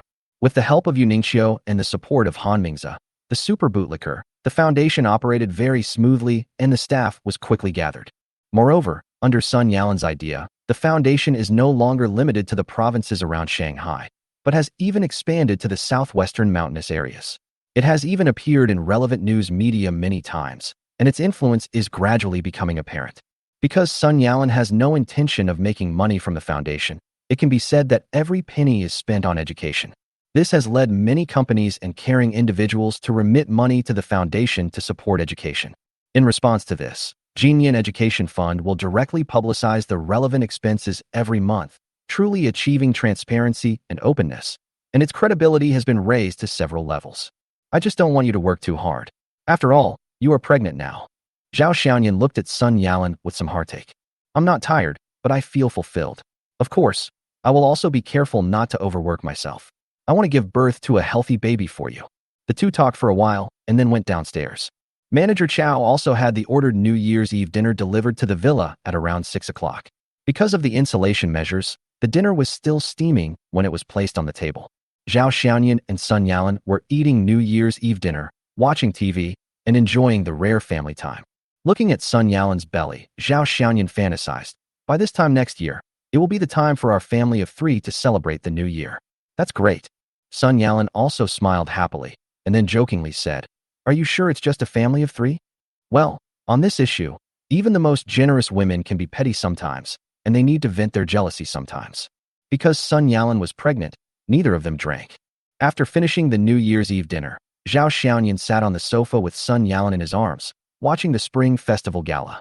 It is said that the Spring Festival Gala is getting worse every year, and people complain about it every year, but it is still held every year, and people complain about it every year, but they still watch it every year. Perhaps it carries not only laughter and joy, but more of an atmosphere of reunion. Then, this time together was soon broken by the doorbell. Who is it, coming to visit at this time? Zhao Xiaoyan was very surprised that there were still people coming on New Year's Eve. Sun Yalan had a strange look on her face, and she urged with a smile, go open the door quickly, don't keep people waiting. Zhao Xiaoyan didn't think too much about it. He walked out, opened the door of the villa, and saw several figures standing in front of the door. They were Zhou Jiaying, Yi Lingshan, and He Fei. Why are you here too? Zhao Xiaoyan was surprised again. Unexpectedly, Zhou Jiaying pushed Zhao Xiaoyan aside, held Yi Lingshan's hand, and walked directly into the villa. Don't block the way. I have to go see the pregnant woman. Yi Lingshan was dragged by Zhou Jiaying and only had time to give Zhao Xiaoyan a smile before following him into the villa. Zhao Xiaoyan pulled He Fei, who also wanted to go in, and asked, why are you here too? Sister Jiaying said she wanted to give you a surprise. We were going to come earlier, but Sister Jiaying said you and Teacher Sun haven't seen each other for a long time, so she wanted to give you two some private space so that you can. So we came later. He Fei seemed to have thought of something, and her face turned red. Zhao Xiaoyan smiled helplessly, but he was more touched in his heart. Come here, your parents. My dad didn't say anything when I left, He Fei said, lowering her head shyly. My mom said she wanted you to come over to her house when you have time. This is a new hopeless situation. Zhao Xiaoyan nodded. Okay, I'll go on the second day of the first lunar month. Why go on the second day of the Chinese New Year? He Fei asked puzzledly. Zhao Xiaoyan gently scratched He Fei's nose and said, silly girl, the second day of the Chinese New Year is the day to go back to your mother's home. This one sentence made He Fei's face even redder. With the arrival of the 3 girls, the villa became more lively. Sun Yalan was not at all surprised by the arrival of these people. It seemed that she knew they would come in advance. Zhou Jiaying and the others sat down around Sun Yalan. Zhou Jiaying kept touching Sun Yalan's belly and asking questions. Yi Lingshan kept looking at Sun Yalan's belly, and no one knew what she was thinking. He Fei still looked like a good girl. Although she knew the relationship between Sun Yalan and Zhao Xiaoyan, she still called Sun Yalan Teacher Sun. Fei Fei, stop calling her Teacher Sun and call her Sister Yalan instead. Zhou Jiaying joked. This one sentence not only made He Fei blush, but also made Sun Yalan feel embarrassed. She always felt like she was stealing a man from her student. Both ashamed and inexplicably excited. It is said that 3 women make a drama, and now there are 4 women together. Zhao Xiaoyan has no chance at all. A person looked at the 4 women in front of him with a silly smile, and suddenly felt a sense of satisfaction that this life is enough. Xiaoyan, let's hire another professional manager tomorrow. As Zhou Jiaying was talking, he suddenly looked at Zhao Xiaoyan and said this. Why? Aren't you doing well? Zhao Xiaoyan asked. Zhou Jiaying said as if it was a matter of course. I am not young anymore. I will be 24 next year. There are reports that it is best for women to have children before the age of 26, which is the best way to restore their figure. Chapter 173 New Year Greetings and Visiting Again. Zhao Xiaoyan was startled and subconsciously said, Huh? You want to have a baby too? What? Can I give birth? Okay, if you don't let me give birth, I'll find someone else to give birth. Seeing Zhao Xiaoyan like this, Zhou Jiaying replied coquettishly. Zhao Xiaoyan smiled and said, yes, I can definitely have a baby. As long as you want, I will definitely try my best. Unexpectedly, Yi Lingshan on the side looked worried and asked Zhou Jiaying, really? If I give birth at this age, will my body become ugly? Even the pregnant Sun Yalan looked at Zhou Jiaying with worry on her face. Sure enough, no matter what kind of woman she is, body management is always a topic of eternal concern. Zhou Jiaying was amused by the two women's reactions and said with a smile, I say, sisters, judging from your figures and condition, even if you give birth to children, they won't change much. Zhao Xiaoyan. A few people got together, talking and laughing as the new year came. Sun Yalan, who was pregnant, was the first to lose her sleepiness. Just after midnight, she yawned and said she wanted to go to bed. A few of them felt that it was getting late, so they went back to their rooms and went to sleep. At noon, the few people finally got out of bed. You guys are really great. I can sleep better than this pregnant woman. Sun Yalan, who was sitting in the living room watching TV, turned around and looked at them. It was already this late, and Zhao Xiaoyan was too lazy to cook, so they went straight to the Lihao Hotel. Mr. Zhao, Happy New Year. On the first day of the Lunar New Year, Manager Chow was rarely seen wearing a red uniform. When he saw Zhao Xiaoyan and his group coming in, he hurried over to greet them and wished them a Happy New Year with a smile. Happy New Year. Is Manager Chow still at work today? Zhao Xiaoyan found that Manager Chow was really dedicated. He could see her every time he came to Lihao, and now he could even see her on New Year's Day. I'm just a part-time worker. Others didn't want to come on duty. I had no choice but to come. Triple the salary is also very attractive. Manager Chow smiled and joked, then led the few people to the box. Because it was the first day of the new year, there were not many guests coming to eat and the food was served quickly. Sun Yalan cannot eat spicy food during pregnancy, so the overall taste is light. Then, Zhao Xiaoyan started answering the phone. The calls came one after another, and the first ones were from Guo Liang and Jia Xiao. The parents of these two people met before the Spring Festival, and the marriage was basically settled.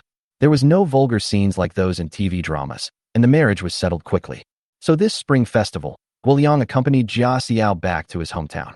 It seems that among the people in their dormitory, Guo Liang is the most likely one to be the first to get married. Then came the calls from Li Liwei and Zhang Haolong.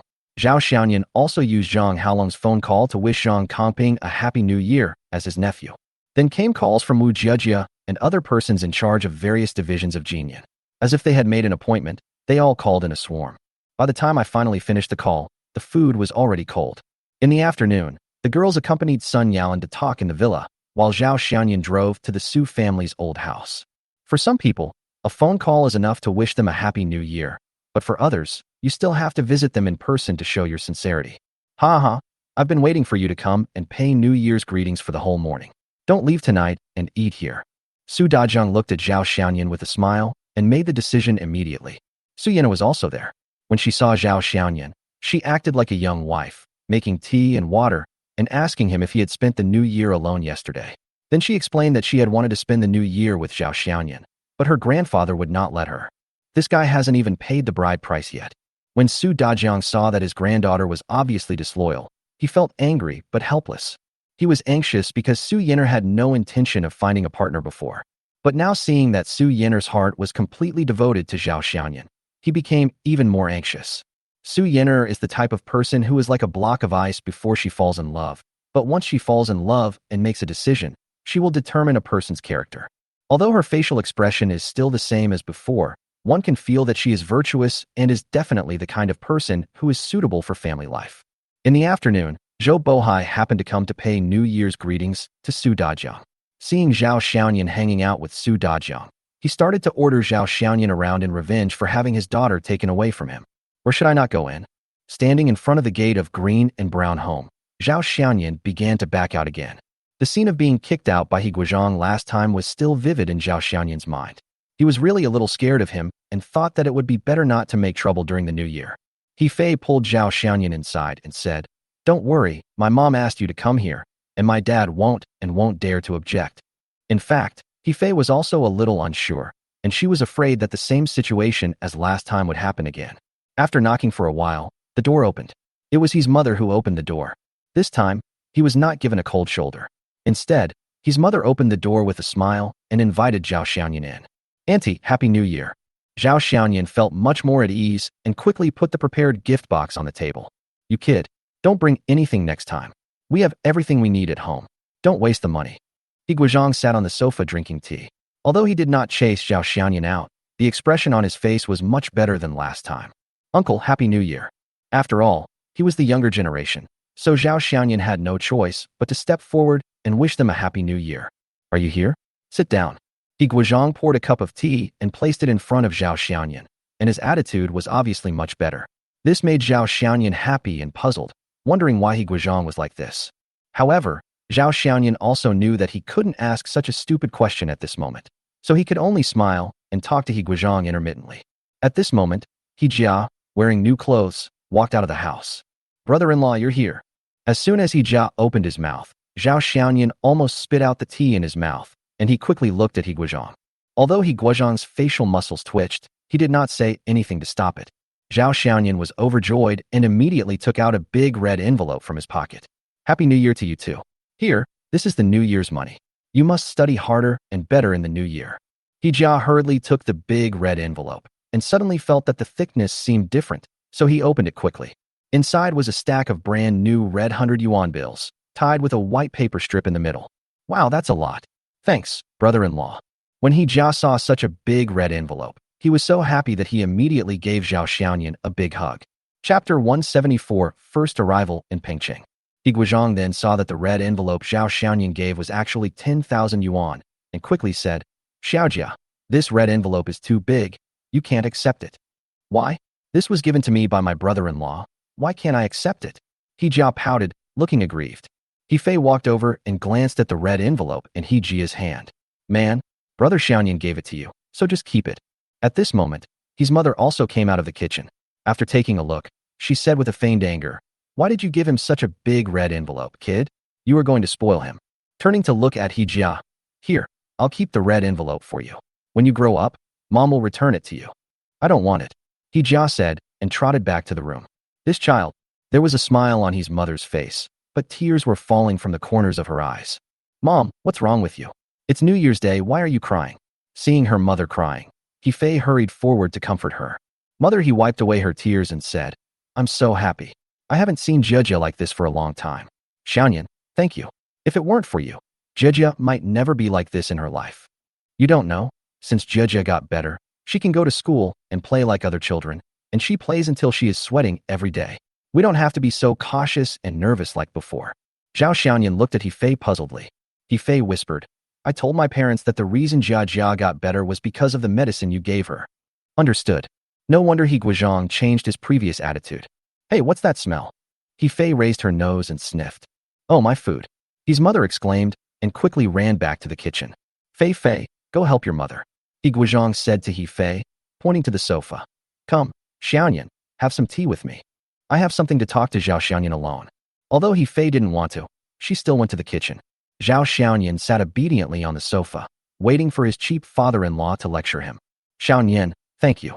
Unexpectedly, He Guozhang's first words were to thank him, and Zhao Xianyan quickly said, Uncle, you are too polite.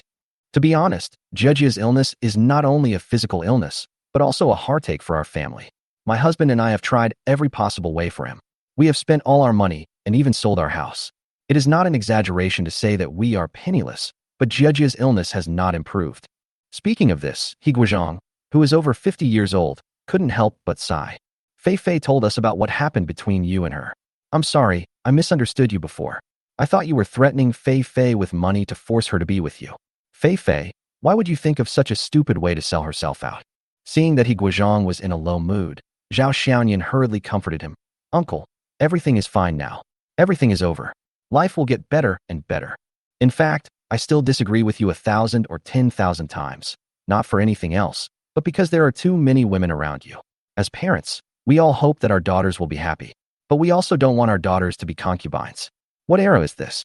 Hearing He Guozhang mention this, Zhao Xianyan could only scratch his nose in embarrassment. But Fei had a big fight with us because of you. It was also that time that she told us that the reason Jia got better was because you gave her a special medicine. It can be said that without you, Jia can't be well. Our family can't have a peaceful year like we do now without having to worry about other things. He Guozhang sighed and said, Forget it. Since Fei insisted on taking this path, and you have been so kind to our family, her mother and I will not interfere in your affairs. But At this point, Higuozhang looked at Zhao Xiaoyan and said seriously, "You must be good to my daughter. If I find out that you treat her badly, I will not let you go even if I risk my life." Zhao Xiaoyan also sat up straight and said, "Uncle, don't worry, I will definitely treat Feifei well. I can't promise that I will only love her, but I promise that I will always love her, pamper her, and not let her get hurt. Okay, I hope you can keep your word. Dad, Xiaoyan, it's time to eat." At this time, Hefei came over with a plate of food and placed it on the dining table. A few days after the Spring Festival, on the 7th day of the first lunar month, Zhao Xiaoyan boarded a plane to Pengcheng. As the main person in charge of the Pengcheng project, Yi Lingshan naturally had to go with them. Because this trip to Pengcheng will involve cooperation with Japan and the signing of contracts for cross-border cooperation projects, Zhao Xiaoyan called Li Muxue again and flew to Pengcheng as a legal advisor. Sun Yalan flew back to Shanghai yesterday. She returned to Lingzhou to spend the new year with Zhao Xiaoyan. Since Zhao Xiaoyan had important things to do, she naturally had no reason to stay in Lingzhou. Besides, there are still many things waiting for her at the foundation. It seems that the cold and aloof female teacher Sun Yalan is also developing into a strong woman. When we arrived in Pengcheng, Yang Donglai was already waiting at the airport gate. The car we chose to pick him up was naturally Biotti. It's all my own fault. If I use another brand of car, wouldn't that be slapping myself in the face? Because it was already quite late, Yang Donglai sent Zhao Xiaoyan and his companion to the hotel. After they checked in, he held a welcome party for Zhao Xiaoyan at the hotel. There were not many people at the table. Apart from Wang Chuanfu and Yang Donglai, the rest were the core members of the battery factory. As Zhao Xiaoyan's secretary, Yi Lingshan naturally had to attend. Li Muxue had other arrangements, so she left after checking in. After finally meeting Zhao Xiaoyan, Wang Chuanfu was not willing to let go of the man who had stood them up for half a year. He toasted Zhao Xiaoyan with all kinds of drinks to relieve his resentment and unhappiness. Zhao Xiaoyan also knew that he would not get through the day, so he let them toast and said, "I was wrong. I drink," with a very good attitude. Even though he tried hard to avoid drinking too much, Zhao Xiaoyan still drank too much as expected. Fortunately, I didn't get drunk. After drinking a bowl of sobering soup, I felt much better. Lying on the bed, Zhao Xiaoyan felt his cell phone vibrate in a daze. When I took it out and looked at it, I found that they were two messages sent by lawyer Li Muxue. The first one is the location of an address. The second one is a string of text. "Dear, come and pick me up. Chapter 175 Li Muxue's past." Zhao Xiaoyan glanced at Yi Lingshan and found that she was not woken up by him, so he quietly got out of bed. After getting dressed, he went out, hailed a taxi, and headed towards the location address sent by Li Muxue. The address is a KTV, and it shows that it will take more than 20 minutes to get there. Zhao Xiaoyan got in the car, took out his cell phone, and called Li Muxue again, but no one answered. In the 818 box of Haiyu KTV, Li Muxue was surrounded by several people. There was a visible blush on both sides of her cheeks, and her eyes were a little blurry. It was obvious that she was a little drunk. An ugly but seductively dressed woman raised the wine glass and said, "Muxue, we haven't seen each other for a long time. You have to drink this glass of wine. I'll drink it first as a sign of respect." "Xiaoyan, I really can't drink it." Li Muxue held on to the last bit of clarity. She knew that if she drank this glass of wine, there would be several more glasses to come. She didn't see that many people were ready to come after her after she drank this glass of wine. She was almost full now. If she continued drinking, she would probably pass out. She looked at the handsome man sitting next to the charming woman with a look of help. The man avoided her gaze and did not dare to look directly at Li Muxue. "Muxue, you finally came to Pengcheng, so I have to do my best to be a good host. You didn't come to my engagement with a yin last time, so this time I'll make up for it by drinking that glass of wedding wine." The charming woman smiled, put one hand around the man's arm, and stared at the boy. "Ian, do you think Muxue should drink our wedding wine?" The man looked extremely unnatural. "You should drink it. Did you hear that? Our squad leader has spoken. Besides, Muxue, don't you congratulate me for finding such a good husband." Now that things have come to this, Li Muxue had no choice but to raise her glass. The charming woman saw Li Muxue holding up the wine glass. A smile appeared on her face, and she touched the man with her hand. "Muxue is here to toast us. What are you doing stupidly? Why don't you pick up the wine glass quickly?" The man obediently picked up the wine glass. Li Muxue's hand trembled slightly, but she still clinked glasses with the two of them and forced a smile on her face. "Li Yin, Xiaoyan, I wish you a long and happy life together, and may you have a son soon." When the charming woman heard this blessing, she showed an exaggerated smile on her face. "Thank you, Muxue. With your blessing, Yin and I will definitely be very happy. happy for the rest of our lives. After finishing the glass of wine, the charming woman turned the bottom of the glass upside down to indicate that she did not keep fish. The man next to him also finished his drink and silently put the glass on the table. Li Muxue gritted her teeth and drank a glass of wine. When the wine went down her throat, Li Muxue felt it was so bitter that she almost wanted to cry. Especially when I see a charming woman holding a man's hand, I can't help but feel sad and heartbroken. The man's name was Li Yan, and she once held his arm like this. At that time, they were an enviable couple in the class. They were talented and beautiful, and very much in love. They were just like the male and female protagonists in a campus romance. Li Muxue once dreamed that the two of them would stay like this until graduation, and then take the bar exam together and become a legal couple. After they have worked hard for a few years and become famous, they can open their own law firm and become a lawyer couple. At that time, they will work together to handle cases and face the daily necessities together after get off work. However, not long after graduation, she successfully passed the bar exam, while Li Yan, who had always had excellent grades, failed the bar exam. Li Muxue was worried that Li Yan would be frustrated, and she kept encouraging him, saying that he would definitely pass the exam next time. With her encouragement, Li Yan regained his spirit and began to prepare for the second bar exam. So, Li Muxue worked while paying for the living expenses of the two of them without any complaints. Until one day, Li Yan went out to drink somewhere and came back drunk. When he saw Li Muxue, he pushed Li Muxue down on the sofa and started to undress her. Seeing this, Li Muxue angrily pushed Li Yan away. It's not that she didn't want to give it to Li Yan, but in order to motivate Li Yan, Li Muxue once made an agreement with him that she would give herself to him after he passed the bar exam. However, she never thought that Li Yan would force himself on herself after getting drunk. The two had a big fight, and Li Yan, under the influence of alcohol, vented his unhappiness, saying that he was under a lot of pressure to be with Li Muxue, especially after Li Muxue passed the bar exam and became a trainee lawyer. But he, the best student in the class and the monitor of their class, did not even pass the bar exam and had to be supported by a woman. They were clearly lovers, and they had already slept together many times in college. But Li Muxue never gave him sex, making him feel like he had no difference between having a woman and not having one. Li Muxue was very angry and slapped Li Yan. She was not angry that Li Yan wanted to get her, but she was angry that Li Yan at that time was like a defeated rooster, without any fighting spirit. She wanted to wake Li Yan up. What she didn't expect was that the slap made Li Yan run away. The next day, Li Yan packed all his luggage without leaving any words. When Li Muxue returned to their two-bedroom, one living room rental house after get off work, there was no trace of Li Yan's things in the house. Li Yan just left like that, very cleanly, and his phone was turned off. He disappeared completely, as if he had vanished from this world. Afterwards, Li Muxue asked around for news about Li Yan, but there was still no news of him. From then on, Li Muxue started to keep herself busy with work and had no time to think about the love that she had longed for throughout her college years, but ended in failure after graduation. It was not until before coming to Pengcheng this time that her former roommate, Hu Xiaoyan, contacted her and told her that she had news about Li Yan.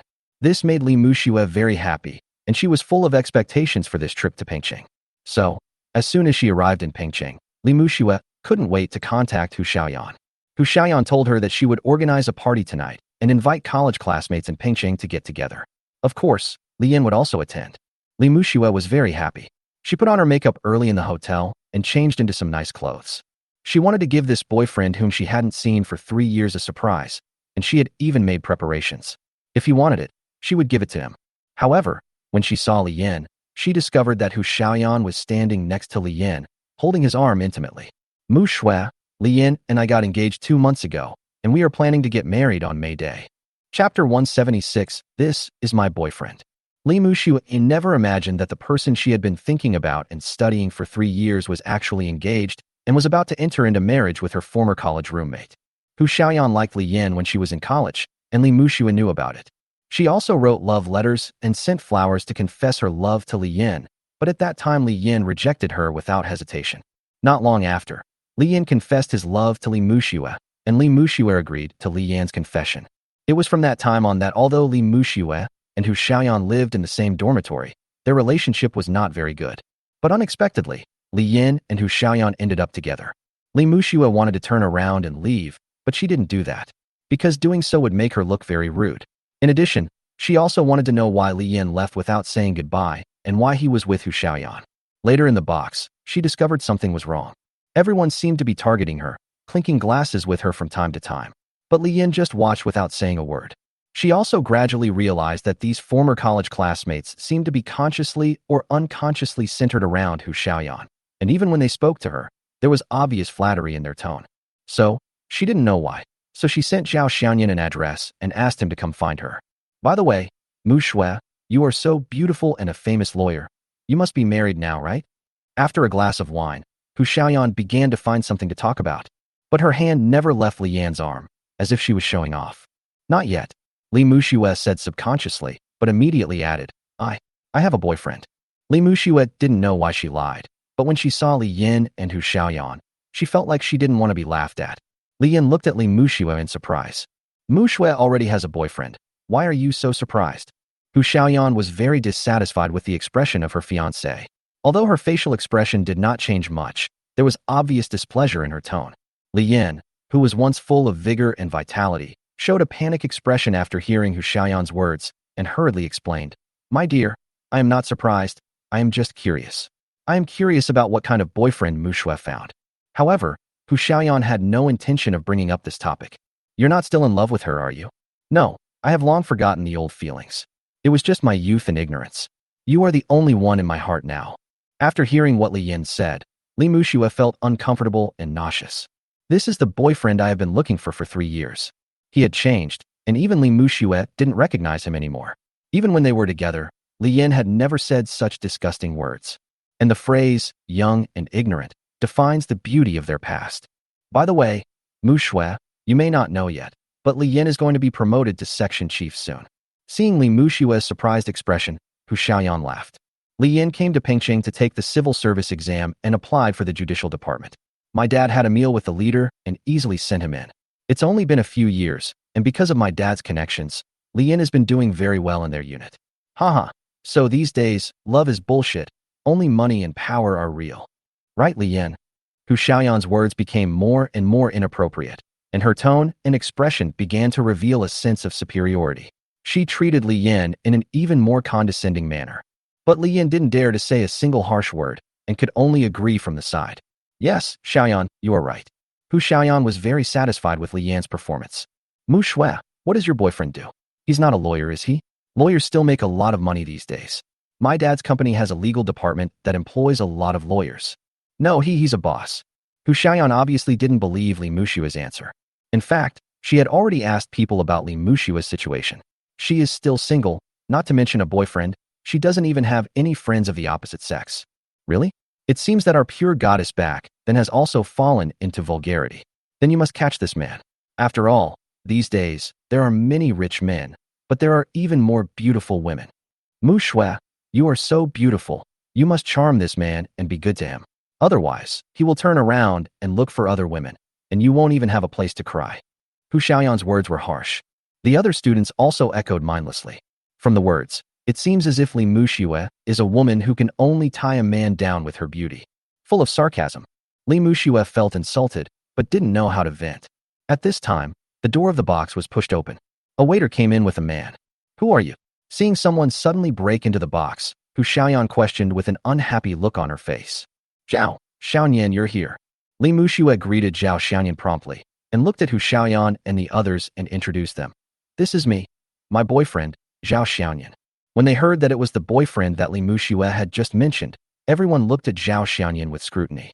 Although Zhao Xiaoyan is of average appearance, the clothes he wears are obviously from high-end brands, and his aura makes it clear that he is a promising young man. Hu Xiaoyan was also looking at Zhao Xiaoyan. So you're Muxue's boyfriend? Then come in quickly. Hu Xiaoyan, out of hatred for Zhao Xiaoyan, did not have any good feelings towards him and spoke with disdain in her tone. Zhao Xiaoyan raised his eyebrows and looked at Li Muxue, and saw a pleading look in Li Muxue's eyes. Without saying anything, Zhao Xiaoyan sat down next to Li Muxue. As soon as she sat down, Li Muxue put her hand into Zhao Xiaoyan's arm, and a sweet smile appeared on her face. Thank you for your hard work and for making such a special trip. Zhao Xiaoyan didn't understand the situation yet, so he just smiled and didn't say anything. Hu Xiaoyan pointed at Li Yin and introduced him to Zhao Xiaoyan. This? Zhao, right? This is my fiancé, Li Yin. By the way, he is also Mu Shui's ex-boyfriend. Do you know that? Zhao Xiaoyan was secretly surprised. He is both the ex-boyfriend and the fiancé. What kind of situation is this? Why is it so confusing? Zhao Xiaoyan looked at Li Muxue with a strange expression on his face. But when Hu Xiaoyan saw this expression, she thought that Zhao Xiaoyan was unhappy and was blaming Li Muxue. Oh, Muxue, did I say something wrong? Oh, look at my mouth. You finally found a sponsor. If I ruined it, wouldn't I be a sinner? Chapter 177. Unexpectedly learning the truth. Li Muxue really wanted to slap Hu Xiaoyan. Of course, she was just thinking about it. If she really did get beaten, it would be a relief, but the consequences would be something that a young lawyer like her would not be able to bear. But on this side, Zhao Xiaoyan moved.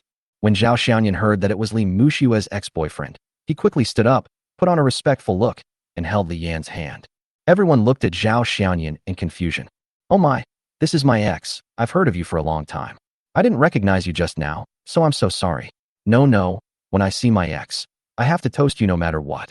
As he was talking, Zhao Xiaoyan searched the table for a long time, but didn't find a clean wine glass. So without thinking, he picked up the wine glass in front of Li Muxue, poured himself a glass of foreign wine, and raised his hands respectfully to Li Yan. Come on, my ex, I'm toasting to you. I'll drink it first. Zhao Xiaoyan hadn't yet digested much of the alcohol he drank that evening, and after another glass of foreign liquor, he actually felt very uncomfortable in his stomach. Li Yan looked at Zhao Xiaoyan in confusion.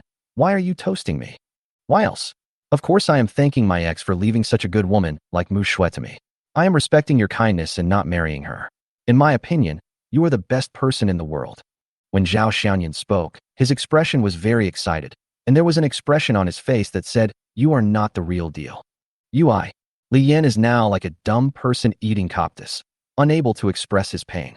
Whatever he says now will be absolutely wrong. Hu Xiaoyan looked at Zhao Xiaoyan with anger in her eyes. Seeing Li Yan like this, she couldn't hold back her anger. What do you mean? You can't even talk anymore. What? Do you regret it? If you regret it, go get her back. No, I have nothing to regret. I no longer have any feelings for Li Muxue. I only love you in my heart now. As if to express his love, Li Yan kissed Hu Xiaoyan's acne-ridden face without caring about the presence of others. After the kiss, Li Yan's lips became paler and covered with a layer of foundation. Hu Xiaoyan glanced at Li Muxue with pride and said to Li Yan in a commanding tone, Did I ask you to kiss me? Yes, I was wrong. I. Get lost. Hu Xiaoyan pointed to a seat next to her, and Li Yan sat down obediently. Zhao Xiaoyan gave Hu Xiaoyan a thumbs up and said, My beautiful lady, your upbringing is really strict. I admire you. Hu Xiaoyan was very pleased and said with a smile, Women are just like men. They need to be trained so that they can be obedient. Xiao, do you want me to teach you? I guarantee that you will be able to train Muxue with twice the result with half the effort. This is becoming increasingly inappropriate. Zhao Xiaoyan pretended not to understand what he meant and said with a look of pain and joy, Oh my, how dare I discipline Muxue? Muxue makes the decision between us. If she tells me to go east, I dare not go west. Li Muxue didn't expect Zhao Xiaoyan to say that. Hu Xiaoyan looked at Zhao Xiaoyan suspiciously. Xiao, Muxue just said that you are a boss. I wonder what business you are in. Why haven't I seen you before? Hi, I've been hanging out in Lingzhou. This is my first time in Pingqing, so it's normal that the beauty hasn't seen me before. By the way, what does the beauty do? Speaking of this, Hu Xiaoyan showed a proud look on her face. My father is Hu Qingfu. Zhao Xiaoyan had a bewildered expression, thought about it, and then shook his head honestly. I haven't heard of it. Puff. Li Muxue was amused by Zhao Xiaoyan's appearance. You a frog in a well. Hu Xiaoyan was angry and annoyed. She had thought that Zhao Xiaoyan would immediately come up and compliment her when he heard her father's name. This trick had been tried and tested many times and never failed. But unexpectedly, Zhao Xiaoyan said he had never heard of it, which made her feel like punching cotton. Have you heard of Bayadi? My father does business with Bayadi. Many of the materials for the new battery developed by Bayadi recently were provided by our family. Bayadi is a well-known enterprise in Shenzhen and is also one of the largest enterprises in the whole of China. Zhao Xiaoyan raised his eyebrows and asked, Bayadi is developing a new type of battery? Why haven't I heard of it? The cooperation with BID has always been kept confidential, especially regarding blade batteries, which very few people have access to.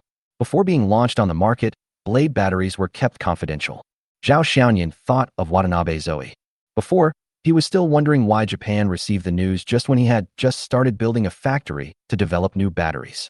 Apart from the appearance of a traitor, he really couldn't think of any other reason. Of course, this is all kept secret. How can people like you get in touch with it? My dad is a supplier. There is nothing that can be hidden from him. Last time, a few Japanese people came to talk to my dad about this. Zhao Xiaoyan frowned slightly and asked, I wonder what the name of the beautiful lady's company is. Hu Xiaoyan didn't know why Zhao Xiaoyan asked, but she still said happily, Zhuangrong Technology. Zhao Xiaoyan picked up his mobile phone and turned off the KTV speakers. Hu Xiaoyan was about to speak when Zhao Xiaoyan's call was connected. Mr. Zhao, what's wrong? Wang Chuanfu's voice came from the other end of the phone. It was already late, and Zhao Xiaoyan suddenly called him. Wang Chuanfu felt that the other party must have something urgent to tell him. Zhao Xiaoyan didn't waste any words. Boss Wang, we found out who leaked the information. The last time Wang Chuanfu heard Zhao Xiaoyan say that someone in Japan was stealing blade battery technology, he began a secret internal investigation. Blade batteries can be said to be the key to whether BYD's new energy vehicles can take the lead. If they are really leaked and other countries are able to develop them first, it will have a great impact on BYD and even the entire new energy field in China. Who is it? Wang Chuanfu asked anxiously. Zhao Xiaoyan replied, one of BYD's suppliers, Zhuangrong Technology. Zhuangrong. This company has been cooperating with us for a long time. Wang Chuanfu was very surprised.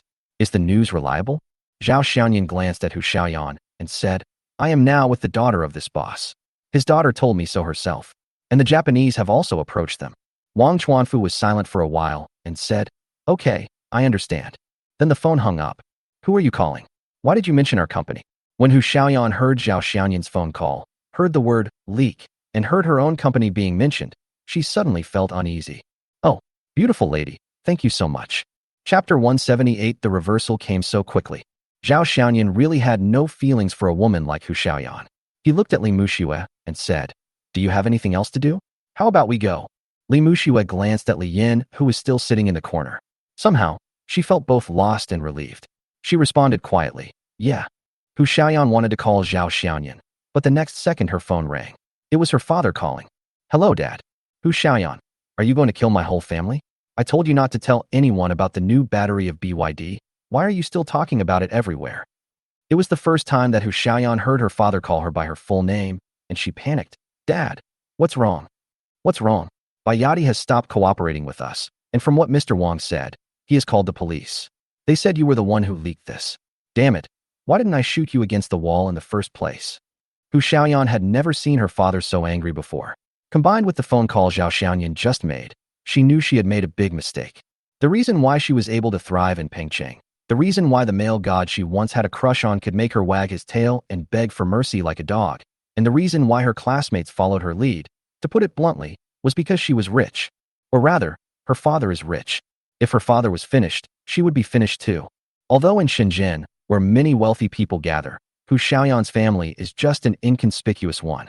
But Hu Xiaoyan also has her own skills. That is, she always stays away from people she cannot afford to offend.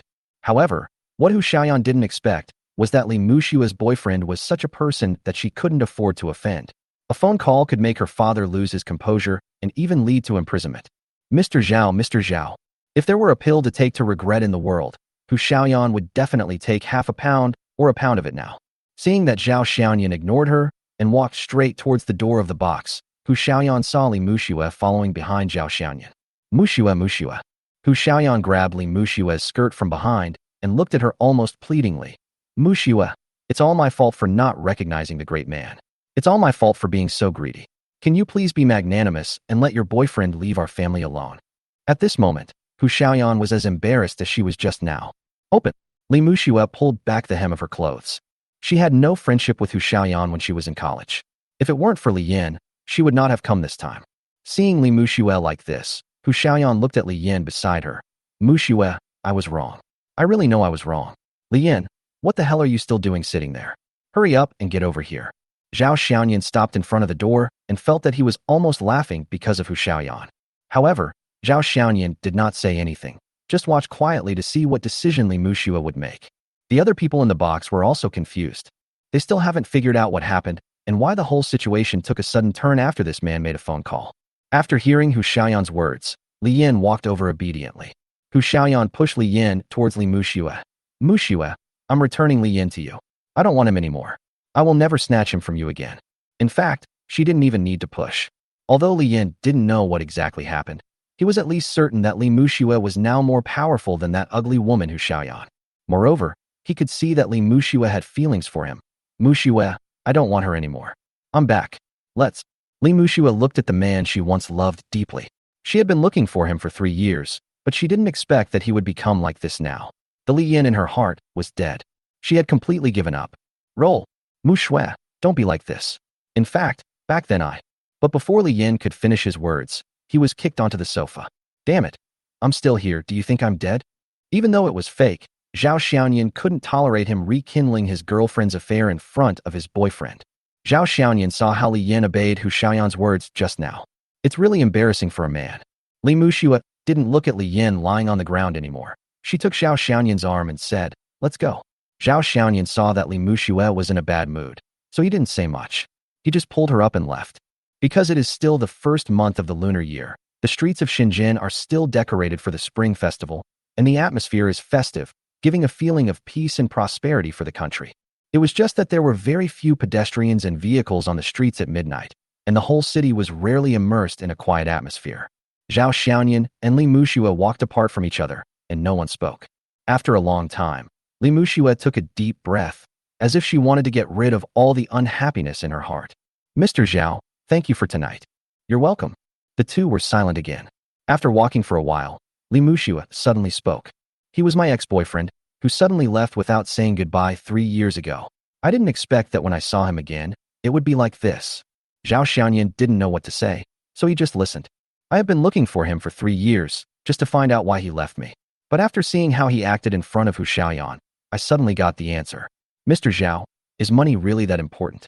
Li Muxua looked at Zhao Xiaoyan, as if wanting to get a different answer. Zhao Xiaoyan laughed. "Since you can ask this question, it seems that you have never been short of money. Also, how much money are you talking about? You are a lawyer. You must have seen and heard of many cases. These days, people say that it is feelings that hurt people, but in fact, it is money that hurts people the most. Take me for example. I had a girlfriend before, and we were together for 2 years. I thought I treated her very well. I held her in my hands for fear of dropping her, and held her in my mouth for fear of melting her. I was willing to give her everything I could, but because I had no money at that time, I could only rent a one-bedroom apartment. So she ended up running off with a boss whom she had known for less than a week, and that boss was old enough to be her father." Li Muxua was very surprised. In her impression, Zhao Xiaoyan was definitely a wealthy man. He is rich, young, not ugly, and very fickle. But I didn't expect that such a person would have such a bloody love history. It's not that the world is cold and heartless. It's that money hurts people. You should be thankful that your ex-boyfriend left without saying goodbye. It's better than him finding a rich man and showing off in front of you. Li Muxua was also a little curious. "Did you go to see your ex-girlfriend later?" Chapter 179, You Make Me Feel Sick. "Why are you looking for her?" "I'm sick, but I still have to thank her. If it weren't for her, I might not be who I am today." Zhao Xiaoyan was absolutely sincere in what he said. If he hadn't suffered the blow of a broken heart, perhaps he wouldn't have been bound to the system, and all this wouldn't have happened. Li Muxua didn't know what it meant, so she lowered her head and thought. The two chatted and walked aimlessly for almost an hour before taking a taxi back to the hotel. Before entering the room, Li Muxua called Zhao Xiaoyan. "Mr. Zhao, thank you so much for tonight." Zhao Xiaoyan smiled and waved to Li Muxua. "See you tomorrow. Don't think that you can be careless at work just because you've been heartbroken. If you delay your work, I will still find your law firm to punish you." Li Muxua also laughed. Ding! Target Li Muxua's favorability plus 20, current favorability 40. The next day, Zhao Xiaoyan, accompanied by Yi Lingshan, got into the vehicle sent by Wang Chuanfu. What surprised Zhao Xiaoyan was that Li Muxua also got up and followed him into the car. Seeing that Li Muxua seemed to be in good spirits, it seemed that what happened last night did not cause her much mental fatigue. After driving for more than half an hour, the car left the city center and stopped in front of a newly built factory. Wang Chuanfu, Yang Donglai and others had been waiting in front of the door for a long time. Jinxing Energy Technology. This name was given by Wang Chuanfu and the Jin, and it was taken from the first character of Jinyan Group. Zhao Xiaoyan had no reason to object to this and accepted it with pleasure. The entire Jinxing is very large, covering an area of hundreds of acres, with 2 manufacturing workshops alone. The entire tour took more than 2 hours. After reading all the production parameters and participating in product testing, Zhao Xiaoyan was very satisfied. Also on the third day after the visit, major media and mainstream media across the country published an event.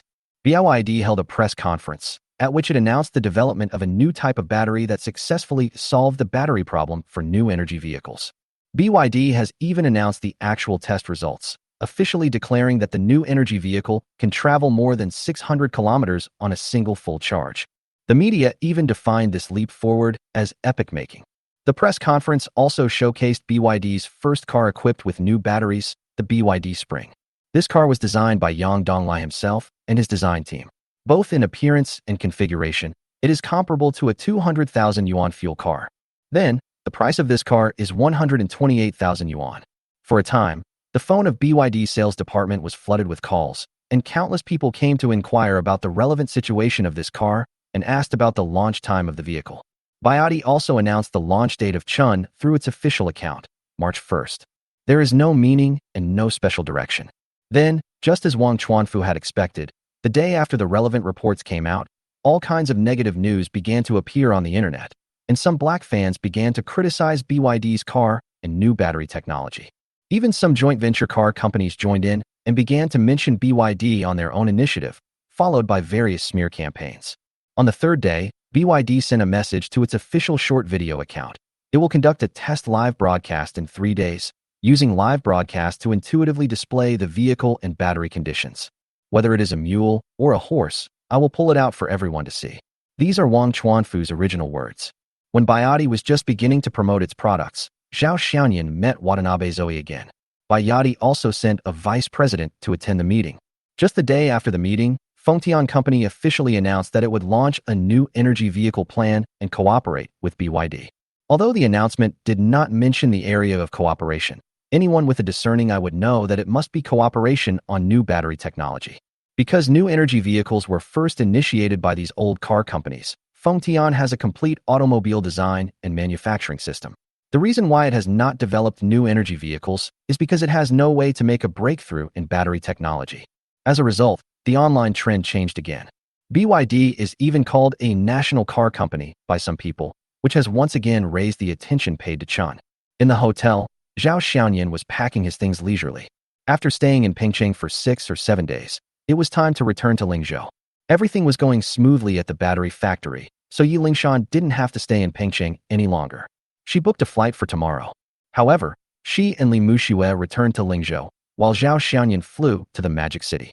Although they said they were packing up, there was actually no need for Zhao Xiaoyan to do it himself. It was all done by Yi Lingshan, and he couldn't get involved at all. So, Zhao Xiaoyan strolled downstairs, ready to buy some local specialties to bring back. After all, it was a business trip, so he couldn't return empty-handed. As soon as he walked into the hotel lobby, Zhao Xiaoyan saw people arguing in the reception area. At a quick glance, he found that it was Li Muxue. The person who had the quarrel with Li Muxue was her ex-boyfriend whom she had not seen for 3 years. Originally, Zhao Xiaoyan didn't plan to go over there, but when he saw Li Muxue wanted to leave, but was kept being pulled by Li Yan, Zhao Xiaoyan couldn't help but walk over there. Before I even reached the reception area, I heard the voices of 2 people. Li Yan, it's impossible for us to do this anymore. Please let go. Muxue, I know you still love me, right? Let's start over, okay? I've also quit my job at the court, and we can be together again. I already have a boyfriend. Please stop doing this. I know he's not your boyfriend. He's just a shield you found. Muxue, let's go back to Lingzhou and start all over again. Or, let's get married and have another. No, 2 children. Li Yan, please stop talking. You make me sick. Go back to find your Hu Xiaoyan. I don't. Muxue, you still love me, right? Li Yan became more and more excited as he spoke, and reached out his hands to hug Li Muxue. Li Muxue wanted to break free, but she was no match for Li Yan in strength, and was held by him, and couldn't get away. She had to put her hands in front of her chest, trying to keep a distance from Li Yan. Hey, I say you're almost there. Zhao Xiaoyan really couldn't bear to watch it anymore, so he took 2 quick steps towards the 2 of them, grabbed one of Li Yan's hands, and lifted it away. Li Yan's strength was no match for Zhao Xiaoyan's, and he let go of his arm as soon as he felt the pain. Li Muxue took the opportunity to break free, stepped back a few steps, and stood behind Zhao Xiaoyan. You again. Chapter 180. The working group is unpopular. When Li Yan saw Zhao Xiaoyan, although he was afraid in his heart, he still said stubbornly, "Go away. This is my Muxue's business. I don't want an outsider like you to interfere." Zhao Xiaoyan ignored Li Yan and looked at Li Muxue. What do you mean? Li Muxue looked at Li Yan with disgust. I don't want to see him. Let him go. Did you hear that? Muxue doesn't want to see you. I say, as a man, can you please stop playing this game? You're really good enough to even pester me all the way to the hotel. Zhao Xiaoyan let go of Li Yan's hand and pointed in the direction of the door. Do you want to leave by yourself, or should I ask the security guard to take you away? When Li Yin saw that Li Muxue had such an attitude towards him, he looked at Zhao Xianyan again. The bitterness on his face immediately disappeared and was replaced by a resentful expression. Okay, Li Muxue, you are so heartless. Just wait for me. I will make you pay the price. Magic City Airport. Zhao Xianyan walked out of the airport lobby carrying his luggage, hailed a taxi, and drove towards the city center. Zhao Xianyan decided to come to Shanghai on a whim. He missed Sun Yalan. Now Sun Yalan is almost in the last 3 months of her pregnancy. The frequency of prenatal checkups has become more frequent, and this is also the period when she needs rest the most. But even at this time, Sun Yalan was still working, and it seemed that the workload was not small. Otherwise, Yu Ningqiu would not have called Zhao Xianyan and asked him to persuade Sun Yalan. The headquarters of Jinyan Education Foundation is on the 13th floor of Jinchong Building. The headquarters is not very big, only about 1,000 square meters, and there are only about 17 or 18 employees inside. Hello, what can I do for you? Because this was Zhao Xianyan's first visit, no one knew him. The girl at the front desk stopped him politely. Hello, I'm looking for Ms. Sunday. I'm her friend. Then you came at an unfortunate time. Ms. Sun is not in the company. She went out. Zhao Xianyan was stunned when he heard this. Could it be that he failed to give the surprise and would be in vain? Then he thought of how Sun Yalan dared to run around with such a big belly, and he complained in his heart. Why is she running around with such a big belly? Do you know where your CEO's son went on a business trip? I went to Sanshui County. Zhao Xianyan was stunned. Where is she going and what is she doing? Isn't she no longer a teacher? When the receptionist found out that Zhao Xianyan even knew about this, she was sure that this man was Mr. Sun's friend, so her tone became casual. Our CEO's son goes back to Sanshui County every month to visit her students there. After thanking the girl at the front desk, Zhao Xianyan went downstairs and hailed a taxi. Master, let's go to Sanshui. The taxi driver was stunned. Where are you going? Sanshui County. Zhao Xianyan scanned the QR code on the ground and transferred 1,000 yuan to the driver. Master, please hurry up. Money makes the world go round, and money can also make a taxi driver take you on a long-distance trip. 2 hours later, the taxi finally arrived in Sanshui County. Without stopping in the county town, Zhao Xianyan directly turned on the navigation and took himself to Weio Village. There have been obvious changes in Weio Village today compared to a few months ago. First of all, the dirt road that was very difficult to drive on at that time has now become a very easy-to-drive cement road. Among the people I met on the road, there were a lot more young people than before. Zhao Xianyan asked the driver to drive the car to the gate of Weio Village Primary School and stopped. After getting out of the car with his luggage, Zhao Xianyan dragged the suitcase and walked towards the school gate. Like the road leading into the village, the current Weio Village Primary School has also changed a lot. The old school has been given a completely new look. It is now completely different, cleaner, more vibrant, and the work arrangements are much better than before. Hello, who are you looking for? In front of the tightly closed door of the well, the glass window on the side was opened, and a security guard dressed in cement gray was sitting inside. The security guard looked to be in his 30s, in the prime of his life. A middle-aged man is a school security guard, and that's what security means. If we still put an old man like before, it won't have any deterrent effect. Hello, is Mr. Sun in there? Seeing that he was looking for Teacher Sun, the security guard looked Zhao Xianyan up and down and asked warily, what do you want to see Teacher Sun about? At this moment, Zhao Xianyan saw Sun Yalan walking out of a classroom through the fence gate. Sun Yalan was seen walking quickly, stroking her belly. Not far in front of her were 2 men in suits. Sun Yalan took several quick steps before catching up with the 2 men. Then, she didn't know what they said, but the 2 men in suits kept shaking their heads, with a proud attitude on their faces, not taking Sun Yalan seriously at all. Zhao Xianyan frowned and asked the security guard, Master, are those 2 men from the school? The security guard looked back with disgust in his eyes. Bah, there are no such people in our school. Those 2 are from the working group left by the investor. It seems that Teacher Sun is going to be frustrated again. When Zhao Xianyan heard this, he felt that something was wrong, so he quickly took out a box of Zhonghua cigarettes from his pocket, opened the package, and gave some to the security guard. The security guard took it and started smoking. Zhao Xianyan placed the remaining cigarette on the table in front of the security guard and said, Master, what kind of investor is this? Why is he so arrogant? As the saying goes, one who eats someone's food is grateful. Since he had smoked someone else's cigarette, and it wasn't something that needed to be kept secret, he said, those 2 people are from Lingzhou Jinyan Company. Their boss invested here last year, saying that he was going to build roads, schools, and factories. Their boss is a good man, and these are all practical things he did for the village. But after the previous group of people left, The current group came. This group of people is not as capable as the previous group. Not only can they not get things done, but they also often brag and extort money from the village, acting like imperial envoys. As long as they really get the job done, it's fine. But the current group of people not only don't get the job done, they also take bribes everywhere. For example, the new desks and air conditioners they promised to equip the school with last year have not been approved yet. Teacher Sun has approached their working group many times about this matter, but they just won't approve it. They said the group didn't pay them, and there's nothing they can do. Bah, it's not that there is no solution, it's clearly that they are just being greedy. From the performance of the security guards, it can be seen that this working group is indeed unpopular. Especially when he saw Sun Yalan chasing the two men with her big belly. Zhao Xiaoyan became furious. Master, please open the door for me. I'll go help Teacher Sunday. The security guard looked at Zhao Xiaoyan again, and finally nodded and opened the school gate. Chapter 181, Our Negligence in Work. But the security guard was still worried, so he picked up a rubber stick and followed Zhao Xiaoyan. At this time, Sun Yalan was still chatting with the two of them and did not notice Zhao Xiaoyan walking towards him from behind. But the two working group members saw Zhao Xiaoyan approaching. Especially when they saw Zhao Xiaoyan's face turn pale, the working group members felt a little uneasy. Mr. Zhao, why are you here? When the two saw Zhao Xiaoyan approaching, they had no time to pay attention to Sun Yalan and hurriedly trotted over to him. Sun Yalan looked back and saw that Zhao Xiaoyan was not far away. I just came to take a look when I have nothing to do. Zhao Xiaoyan made up a random excuse, glanced at Sun Yalan, and asked the two people in the working group, "What's the matter?" "Oh, it's nothing. We've already taken care of it." One of the working group members quickly replied, then turned to Sun Yalan and said, "Teacher Sun, let's go back and report this to the leader and resolve it as soon as possible." "Mr. Zhao, you didn't even tell me you were here. Come, we'll take you around the factory." The working group obviously didn't want Zhao Xiaoyan to stay here any longer, so they quickly moved out of the factory.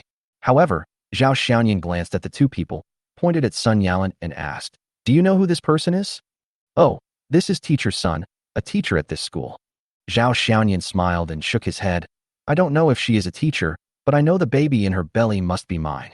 After hearing this, the two people in the working group were stunned, and then they reacted instantly. This pregnant woman is actually Mr. Zhao's woman. It's over. This time I'm showing off in front of the host's house. Mr. Zhao, we really didn't know that Teacher Sun was your... The man in a suit who had spoken to him earlier hurried to explain, but how could this explanation be justified? The couple was together, and Mr. Zhao didn't know clearly what was going on with him. "What are your names?" Zhao Xiaoyan asked, and it was hard to tell whether he was happy or angry in his tone. If the boss asks, it's hard not to answer. Zhao Xiaoyan didn't waste any time, picked up his phone and called Zhou Jiaying. Now Zhao Xiaoyan has handed over all the affairs of Jinyan Group to Zhou Jiaying, and he seems to be gradually retreating behind the scenes. On the other end of the phone, Zhou Jiaying felt a little jealous and said half-jokingly, "Why? Our boss Zhao is looking for a place for his woman. If it were you, I would have kicked these two guys out long ago." Zhao Xiaoyan has learned his lesson now. The most important thing with a woman is to coax her and say nice things to her. Although Zhou Jiaying knew that Zhao Xiaoyan was fooling him, he still felt very happy. After hanging up the phone, Zhou Jiaying called the manager of the Human Resources Department. Meanwhile, Zhao Xiaoyan put away his phone without even looking at the two employees. They definitely couldn't stay in Jinyan. He still needed to dig deeper into the matter to see if the work group he had arranged was actually being carried out according to his ideas. Walking up to Sun Yalan, Zhao Xiaoyan carefully supported her, and his tone was very gentle. "Why did you run so fast just now? What if you fall? How can I be so precious?" Feeling Zhao Xiaoyan's care for her, Sun Yalan was also very happy in her heart. "Why did you come here suddenly? Aren't you in Pengcheng to handle something?" "I've finished dealing with it, so I thought of coming to see you." Zhao Xiaoyan helped Sun Yalan walk to a stone bench on the playground, took off his coat, and put it under it, then let Sun Yalan sit down. When I looked up, I saw the security guard who had just smoked with me, looking at me in shock. "Master, what's wrong with you?"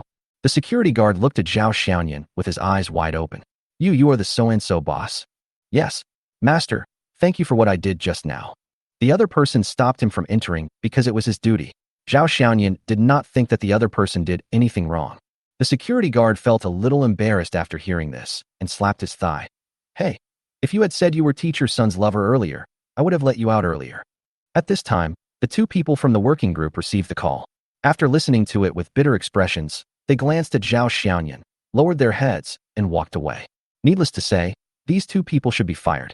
Zhao Xiaoyan didn't care about where these little people were going, and he didn't show any unnecessary pity. Just based on their attitude towards Sun Yalan, there was no way they could stay. And from what the security guard said, the working attitude of the working group is not well received by the locals.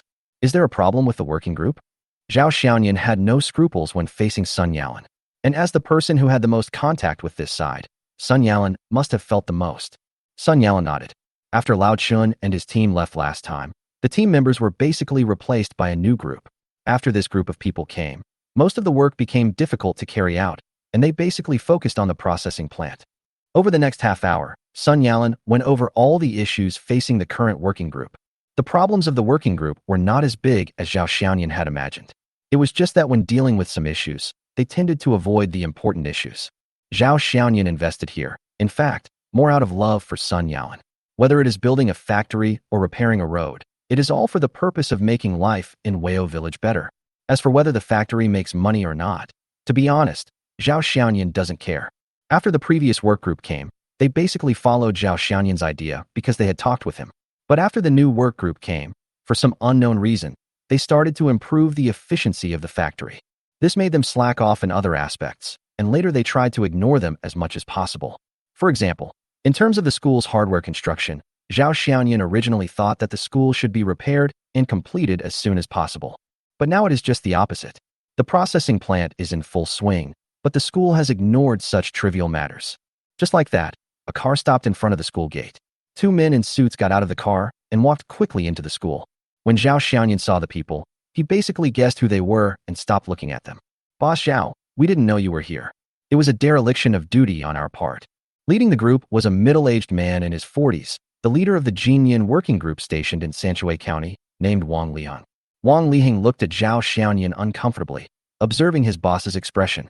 Just now, the HR department at the headquarters called him and told him that 2 of the people had been fired, and also told him that the big boss had already arrived in Sanchui County. The big boss arrived, but didn't contact them and directly fired 2 people. This is definitely not a good sign. After a while, Zhao Xiaoyan said, "Let's go to the village." Chapter 182, Revisiting Weo Village. The vehicle drove to the threshing ground at the entrance of the village, and several old women who were busy with chores sitting in front of a house looked over here. When they saw Zhao Xiaoyan helping Sun Yalan get out of the car, several old ladies showed surprised expressions and hurriedly put down their work and came over. "Hey, teacher son, your man is here. The big boss hasn't come to our village for a long time. Teacher son's belly looks like she's about to give birth. She shouldn't move anymore. What's the due date? Are you ready? You are a man too. You are carrying your woman around with her when she is so pregnant." It is said that people in rural areas are the most simple. In their eyes, Zhao Xiaoyan, the big boss, is just a title. In their hearts, his label is teacher son's man. There was no fawning or flattery, only sincere concern. But this concern was all for teacher son. Zhao Xiaoyan could only smile. It felt like he was back at Sun Yalan's parents' home. The old village party secretary who received the news also hurried over. "I haven't seen the village party secretary for half a year. He looks much healthier and smiles more often than before. Mr. Zhao, you didn't even say hello when you came. I have nothing to say. Let's have a feast in the village today so that everyone can thank you for being such a great benefactor." "What great benefactor? If you call me that, I won't dare to come next time." As for the Weo village, Zhao Xiaoyan never felt that he was giving alms or pity to them. Instead, he was thanking them for taking care of Sun Yalan. Whether it is investing in building factories, roads, or schools, it is just his way of expressing gratitude. The village party secretary took everyone to his home. Wang Liheng felt very distressed when he saw that his boss was so familiar with the village party secretary. Everyone knows their own business. As the team leader, he naturally knows the problems of the work group. Although he is also trying to change, the boss came before he started to change, and he was caught in the act, which made him feel wronged and speechless. At the old village chief's house, Zhao Xiaoyan sat and talked a lot with the old man, while Sun Yalan followed a few old ladies to the kitchen to warm themselves by the fire and chat. Although it is spring, the weather is still cold, with the lowest temperature still around 0 degrees. There is no heating in rural areas, and people do not have the luxury of turning on air conditioning for heating. A brazier is the most commonly used thing to keep warm in winter. Zhao Xiaoyan leaned against the brazier, listening to the words of the village party secretary. One thing after another gave him a basic understanding of the work of the working group. The problem raised by the working group is the same as what Sun Yalan raised, which is that they regard the processing plant as the top priority. Because the previous group of people were building factories, repairing roads, and doing some basic work. Not long after the factory was built, Wang Liheng and his team were replaced. Since the company has built a factory, it is natural to make money, so the focus is on this. This is understandable, because the factory is profitable and can most directly reflect the work group's achievements to the headquarters. As for other things, they all involve spending money, so naturally they don't care much about them and try to save as much as possible. As a result, the people below the working group saw this situation and stopped paying attention to other matters. They even played Tai Chi when cooperating with the village and county. Because of Jin Yin's investment, Sanshui County attached great importance to it. As a result, the status of the working group members also rose, and some people took this as an opportunity to ask the county for things. Team leader Wang Zhao Xiaoyan called Wang Liheng over and asked, "I heard that you didn't go back to your hometown during the Chinese New Year?" Wang Liheng was stunned, but still smiled and said, "I came here at the end of the year, and I didn't go back before I got familiar with the things." How many other people are like this? Including me, there are 2 more people. Zhao Xiaoyan nodded without comment. "Thank you for your hard work. I'll ask the finance department to give you an extra 5,000 yuan in bonus this month, and 2,000 yuan for the other 2 people. Wang Liheng was prepared to be scolded, but Zhao Xiaoyan's move made him confused. He didn't know what his boss meant. But since he was offered money, he naturally had no reason to refuse. "Thank you, Mr. Zhao. You heard what the village party secretary said just now, so I won't repeat it. We are here to help Wayo village live a good life. I don't expect much benefit from this. As long as the villagers live a better life, that is the best answer. I won't say much else. A loud drum doesn't need a heavy hammer. I'll just say this much. You can do whatever you want." The phrase, "take care of yourself," is already very heavy. Wang Liheng immediately lowered his head and said, "Yes, I understand. Please rest assured, Mr. Zhao. If the top beam is not straight, the bottom beam will be crooked. As the team leader, you cannot escape the responsibility for the current situation. This month's bonus will be deducted as a warning to others. Do you have any objection?" "No problem." Although his bonus was deducted, Wang Liheng had no complaints at all. "Okay, if there's anything else that needs to be purchased for the school's renovation, please arrange it as soon as possible. If you have any difficulties, please report it to General Manager Zhou or contact Manager Yi, and they will help you solve it." After talking to the village party secretary for a while, Zhao Xiaoyan called Sun Yalan and left. The village party secretary wanted to invite them to have dinner in the village, but Zhao Xiaoyan declined on the grounds that he was doing a prenatal checkup for Sun Yalan. Wang Liheng asked the driver to drive Zhao Xiaoyan to the Magic City. After Sun Yalan arrived in Shanghai, she went to the foundation headquarters first, while Zhao Xiaoyan went to the Yu family. Since he was in Shanghai, and it was still the first month of the lunar year, Zhao Xiaoyan had to go there to pay New Year's greetings and visit relatives. Old Master Su also asked him to bring some gifts to Yu Tingyun. The foundation also had a bus, but Zhao Xiaoyan didn't take it and instead took a taxi to Yu's house. Because he didn't have Yu Tingyun's phone number, Zhao Xiaoyan had to contact Yu Ningqiu first and said that he would visit her later. When I arrived at Yu's house, I saw Yu Qinglin already waiting at the door. "Boss Yu." Last time, he pretended to be Yu Ningqiu's boyfriend, and adding uncle was also determined by his status. Calling him that now would be a bit too intimate. Yu Qinglin smiled and pointed at Zhao Xiaoyan, jokingly saying, "Don't call me that. It's too distant. Anyway, I'm calling you Xiaoyan, so you can decide for yourself. This is meant to bring the relationship closer. Then I will call you Uncle Yu." Zhao Xiaoyan didn't care about this. When I walked into the Yu family's house, Yu Tingyun was in the living room. After greeting Yu Tingyun and wishing him a happy new year, Zhao Xiaoyan handed over the paper bag in his hand. "Grandpa Yu, this is a gift from Grandpa Su." Yu Tingyun was not polite. He took it and opened it. He immediately said happily, "Dahong Pao? This old guy is sensible. He gave me such a good thing. I won't be polite. Come, Xiaoyan, let's have tea and talk in the study." Chapter 183, Just an Actor. At this time, a figure walked down from upstairs. Zhao Xiaoyan. Zhao Xiaoyan took a quick look and saw Yu Ningqiu wearing a homely cotton robe with fluffy hair, looking like a stay-at-home girl. There was no trace of the delicate woman she had been before. "Miss Yu, you have such a low status, don't you? Even if you are a beauty, you can't be like this." When talking to Yu Ningqiu, Zhao Xiaoyan was obviously much more relaxed, and his tone was full of teasing between friends. "It's none of your business. Also, what do you mean by even if I'm a beauty? I am a beauty, and a great beauty at that." Yu Ningqiu's tone was also relaxed, and it seemed that she had come over the breakup. Zhao Xiaoyan looked around, as if looking for something. "What are you looking for?" Yu Ningqiu asked. Zhao Xiaoyan smiled and said, "I'm looking at where our eldest son Han is." I want to know if she still loves you so much after seeing you like this. You are so good, Zhao Xiaoyan. I was kind enough to wash the fruit for you, but you actually made up a story about me. Ningxiu, don't worry. I like you no matter what you look like.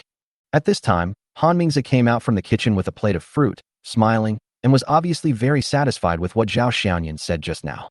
Yu Ningxiu shuddered exaggeratedly. This is so disgusting. I'm not going to talk to you anymore. I'm going to go change my clothes.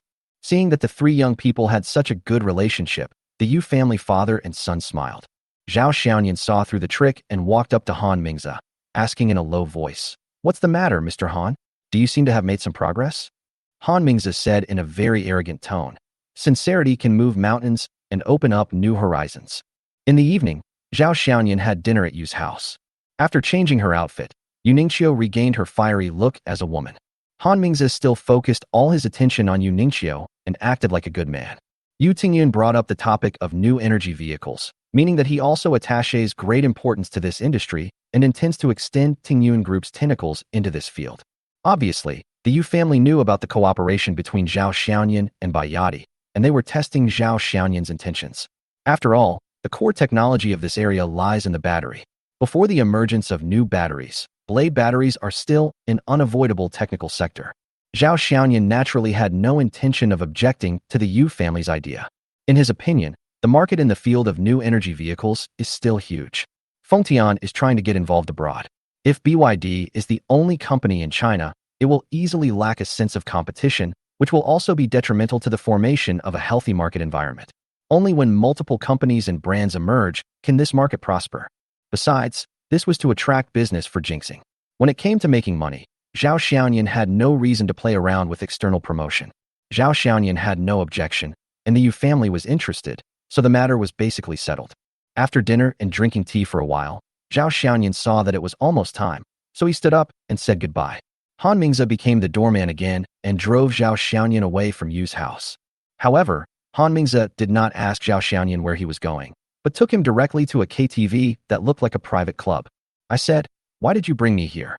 Han Mingzi said helplessly, "A beautiful woman came to me for help, and I'm really worried about what to do. Tonight is the White Hair Group's game, and you came just in time. You came at the right time." Zhao Xiaoyan stopped walking, looking shocked. "Master Han, you didn't get her pregnant outside, did you? Are you setting up a conspiracy to force her to abdicate? What are you thinking about?" Han Mingzi's face was full of black lines. "Can you use a more vivid imagination? You will know what's going on when you come in." After walking into a private room, Zhao Xiaoyan saw Bai Ninghao's iconic white hair. He had also seen the others before at the Magic City bar, but Zhao Xiaoyan couldn't remember their specific names. In addition to the three men, there were also several women. But it seems that these women are the ones brought by these young masters themselves. Each of them is pretty, and the key is that each one has a better figure than the other. Then, the woman sitting next to Bai Ninghao, about one person's distance away from Bai Ninghao, caught Zhao Xiaoyan's attention because he knew this woman. Big star, Lu Shihua. Zhao Xiaoyan had only seen this woman on TV and on the internet before. This was the first time Zhao Xiaoyan had seen a celebrity in real life. Lu Shihua looks pretty much the same as she does on TV, with fair skin and a great figure. She wore a shoulderless long dress that was both decent and showed off her figure. Seeing Han Mingzi coming, several people stood up and called him Brother Ming. Han Mingzi also saw Lu Shihuan, but as a young master who only cared about Yu Ningxiu, he didn't have much interest in other women. He just nodded and sat aside. Lu Shihuan glanced at Bai Ninghao, who nodded at her, then stood up and walked towards Han Mingzi. "Boss Han." Lu Shihuan's voice is very pleasant, and her tone is flattering. Han Mingzi looked at her without much expression on his face. "Bai Mao told me about your situation. I'll tell you the truth. I can't help you." There was no beating around the bush, just a direct rejection. This answer was very Han Mingzi. Lu Shihuan smiled bitterly, as if she was not surprised by the result. After showing a smile that was almost a bitter smile, she walked back. "Brother Ming, can you help her?" Bai Ninghao was obviously interested in Lu Shihuan. Seeing Han Mingzi refused, he walked over and tried to persuade him. "My family has no intention of getting involved in the entertainment industry, and there is no need for me to make enemies with the Zheng family because of her." Han Mingzi interrupted Bai Ninghao bluntly. "Can." Bai Ninghao wanted to say something, but he didn't know what to say. Han Mingzi glanced at him and decided to persuade his younger brother. "For a woman, you really don't need to wade into this muddy water." But Zheng Yaodian has already taken action. Qixing Entertainment has sued Qihuan and asked her to pay more than 900 million yuan in liquidated damages. Bai Ninghao was a little anxious. The reason he set up this plan today was actually to get everyone to help Lu Shihuan. But the other people have not agreed to this matter, and now even Han Mingze has no intention of taking action, which makes him feel a little embarrassed. You're just an actor. It's okay to play along, but if you put your true feelings into it, you're too naive. It was obvious that Han Mingze did not have a good impression of these celebrities in the entertainment industry. Even though Lu Shihua had hardly been involved in any scandals since her debut, in the eyes of Mr. Han, she was just an actor. Chapter 184. Another lockable target appears. Zhao Xiaoyan, who had been sitting there and staying out of the matter, was stunned for a moment when he heard the name Zheng Yaotian. He couldn't help but think of the gorgeous woman, Han Wani.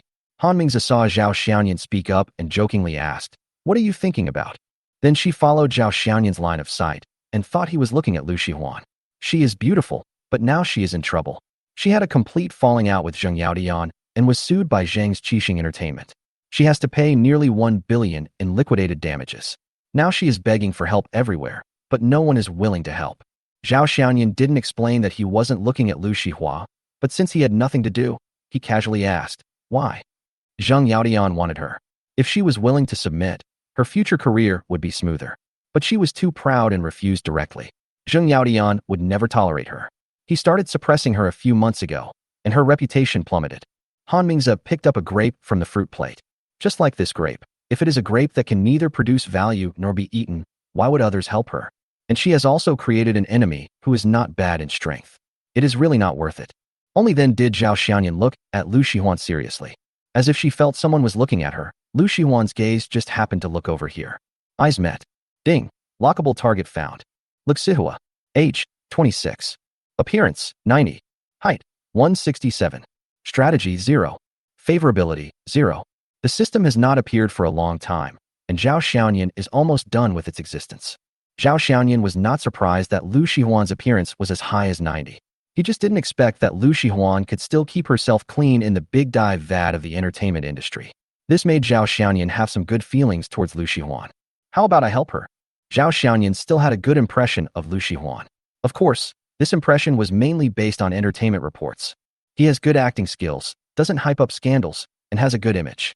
This was Zhao Xiaoyan's entire impression of Lu Shihuan. As for whether it was like this in private, he didn't know. After all, this was Zhao Xiaoyan's first time meeting a celebrity. I've long heard that the entertainment industry is a big melting pot, with all kinds of unspoken rules everywhere. There are too many things like, if you want to get a role, talk to the director first. Or, today you're holding hands with this person, tomorrow you're photographed kissing that person, and the day after tomorrow it's revealed that you're living with someone else. What has been revealed is already very destructive to one's worldview, and as for what has not been revealed, there are probably even more. So, when Zhao Xiaoyan heard that Lu Shihuan was suppressed for refusing to submit to Zheng Yaotian, he suddenly had some appreciation for this actress who was still 100 pure. It's not that Lu Shihuan is untainted by the mud, it's just that she is set off by her peers. Han Mingze looked at Zhao Xiaoyan with some surprise and joked, "Are you attracted to her?" It seems that Ning Qiu was right. You are a playboy. Han Mingze was naturally aware of Zhao Xiaoyan's situation. He was having affairs with several women around him and was very philandering. In the eyes of Mr. Han, a man should be loyal. A heart is too small, and a lifetime is too short. He can only love one person well. But these are all Zhao Xiaoyan's private affairs, and Han Mingze is not interested in getting involved. I said I just admire her. Do you believe me? However, Han Mingze did not believe a word of Zhao Xiaoyan's truth. I said I am an alien. Do you believe me? Lu Shihua, who was sitting opposite, saw that Zhao Xiaoyan and Han Mingze were chatting happily. From the looks of the two, Zhao Xiaoyan had no intention of being inferior to Han Mingze, so she asked Bai Ninghao beside her, "Mr. Bai, who is the person sitting next to Mr. Han?" Bai Ninghao took a look and said, "I don't know this person. I've only met him once. I heard he was from Lingzhou. His last name is Zhao, and I don't know what he does, but Brother Ming said he's his friend." At this point, Bai Ninghao suddenly thought of something. "Oh, right, this guy doesn't get along with Zheng Yaotian. He beat Zheng Yaotian up in the bar last time." When Lu Shihuan heard this, her beautiful eyes lit up. Being able to be friends with Han Mingze, his strength should not be much different. Having had conflicts with Zheng Yaotian, he is not afraid of getting into trouble with the Zheng family. Both of these conditions are very favorable. But, I don't know what kind of person this person is. If he is the same as Zheng Yaotian, then wouldn't that be another trouble? In fact, today's situation was nominally initiated by Bai Ninghao, but in fact she asked Bai Ninghao to do it. She has now fallen out with Qixing Entertainment. She has also consulted a lawyer. The nearly 1 billion yuan in liquidated damages proposed by the other party was calculated entirely according to the contract, and the evidence in their hands is sufficient, so the possibility of her winning the case is very small.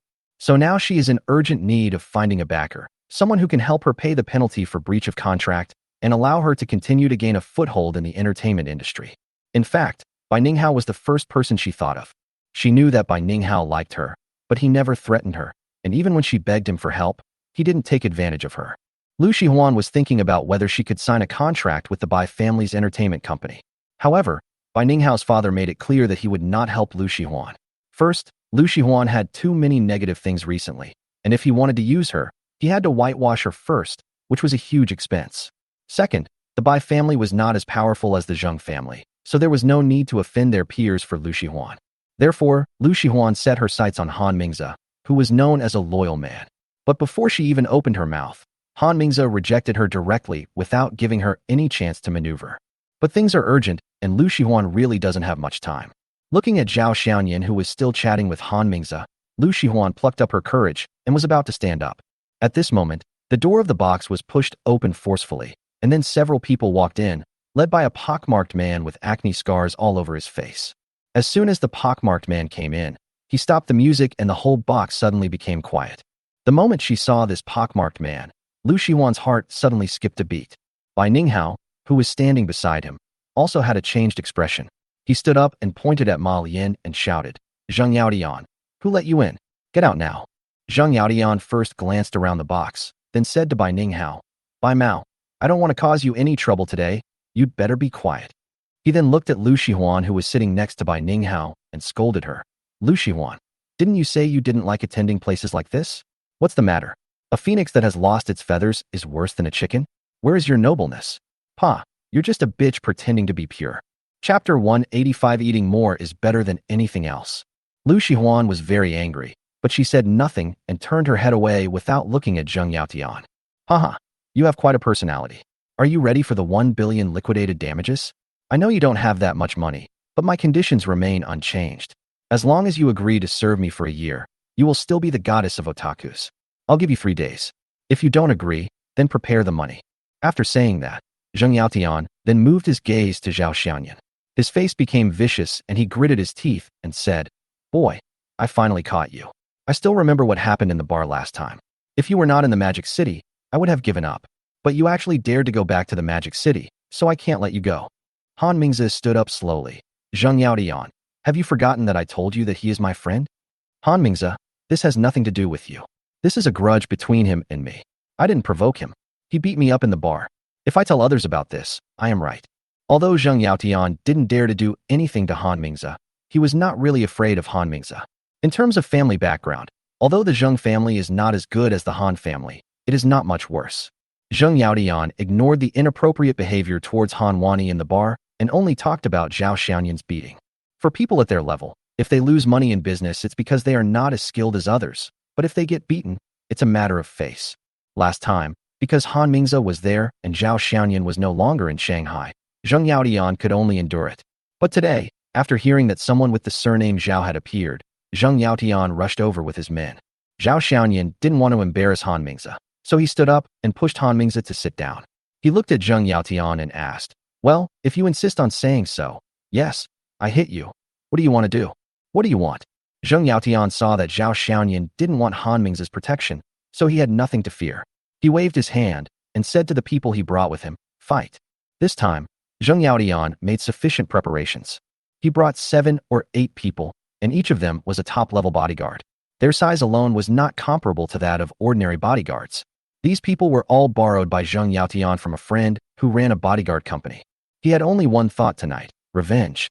The moment he saw this group of bodyguards again, Han Mingze felt a little worried. Zhao Xiaoyan is a very good fighter, but no matter how good he is, he may be able to deal with ordinary bodyguards. However, it is obvious that these people are not ordinary people. He originally wanted to negotiate, but he didn't expect Zheng Yaotian to start a fight directly, which caught him off guard. As for the others, they subconsciously moved away after Zheng Yaotian brought people in. It's not that they are afraid of death, But people like them are more likely to know how to judge the situation and understand the principle that a gentleman should not stand under a dangerous wall. Even Zheng Yaotian had already thought about how to humiliate Zhao Xiaoyan later. Then, ideals are full and reality is skinny. Seeing that this group of bodyguards seemed quite powerful, Zhao Xiaoyan did not dare to be careless. When Zheng Yaotian shouted to take action, he reached for the toothpicks on the coffee table and quickly pulled out a few toothpicks. All the girls in the audience closed their eyes out of fear, and even some men couldn't bear to look away. The only one who was watching with his eyes open was probably Han Mingze. Then, Han Mingze saw a scene that he would never forget. When facing the group of bodyguards brought by Zheng Yaotian, Zhao Xiaoyan had no intention of fighting back and was just dodging the whole time. But just as he was dodging, Han Mingze saw Zhao Xiaoyan's hand, like lightning, gently poking the bodyguard's armpit, and then the bodyguard's hand seemed to be fixed, unable to retract it, just raised there, looking very funny. After that, Zhao Xiaoyan basically did the same thing, dodging, and then poking with his hand, leaving one bodyguard's legs unable to move.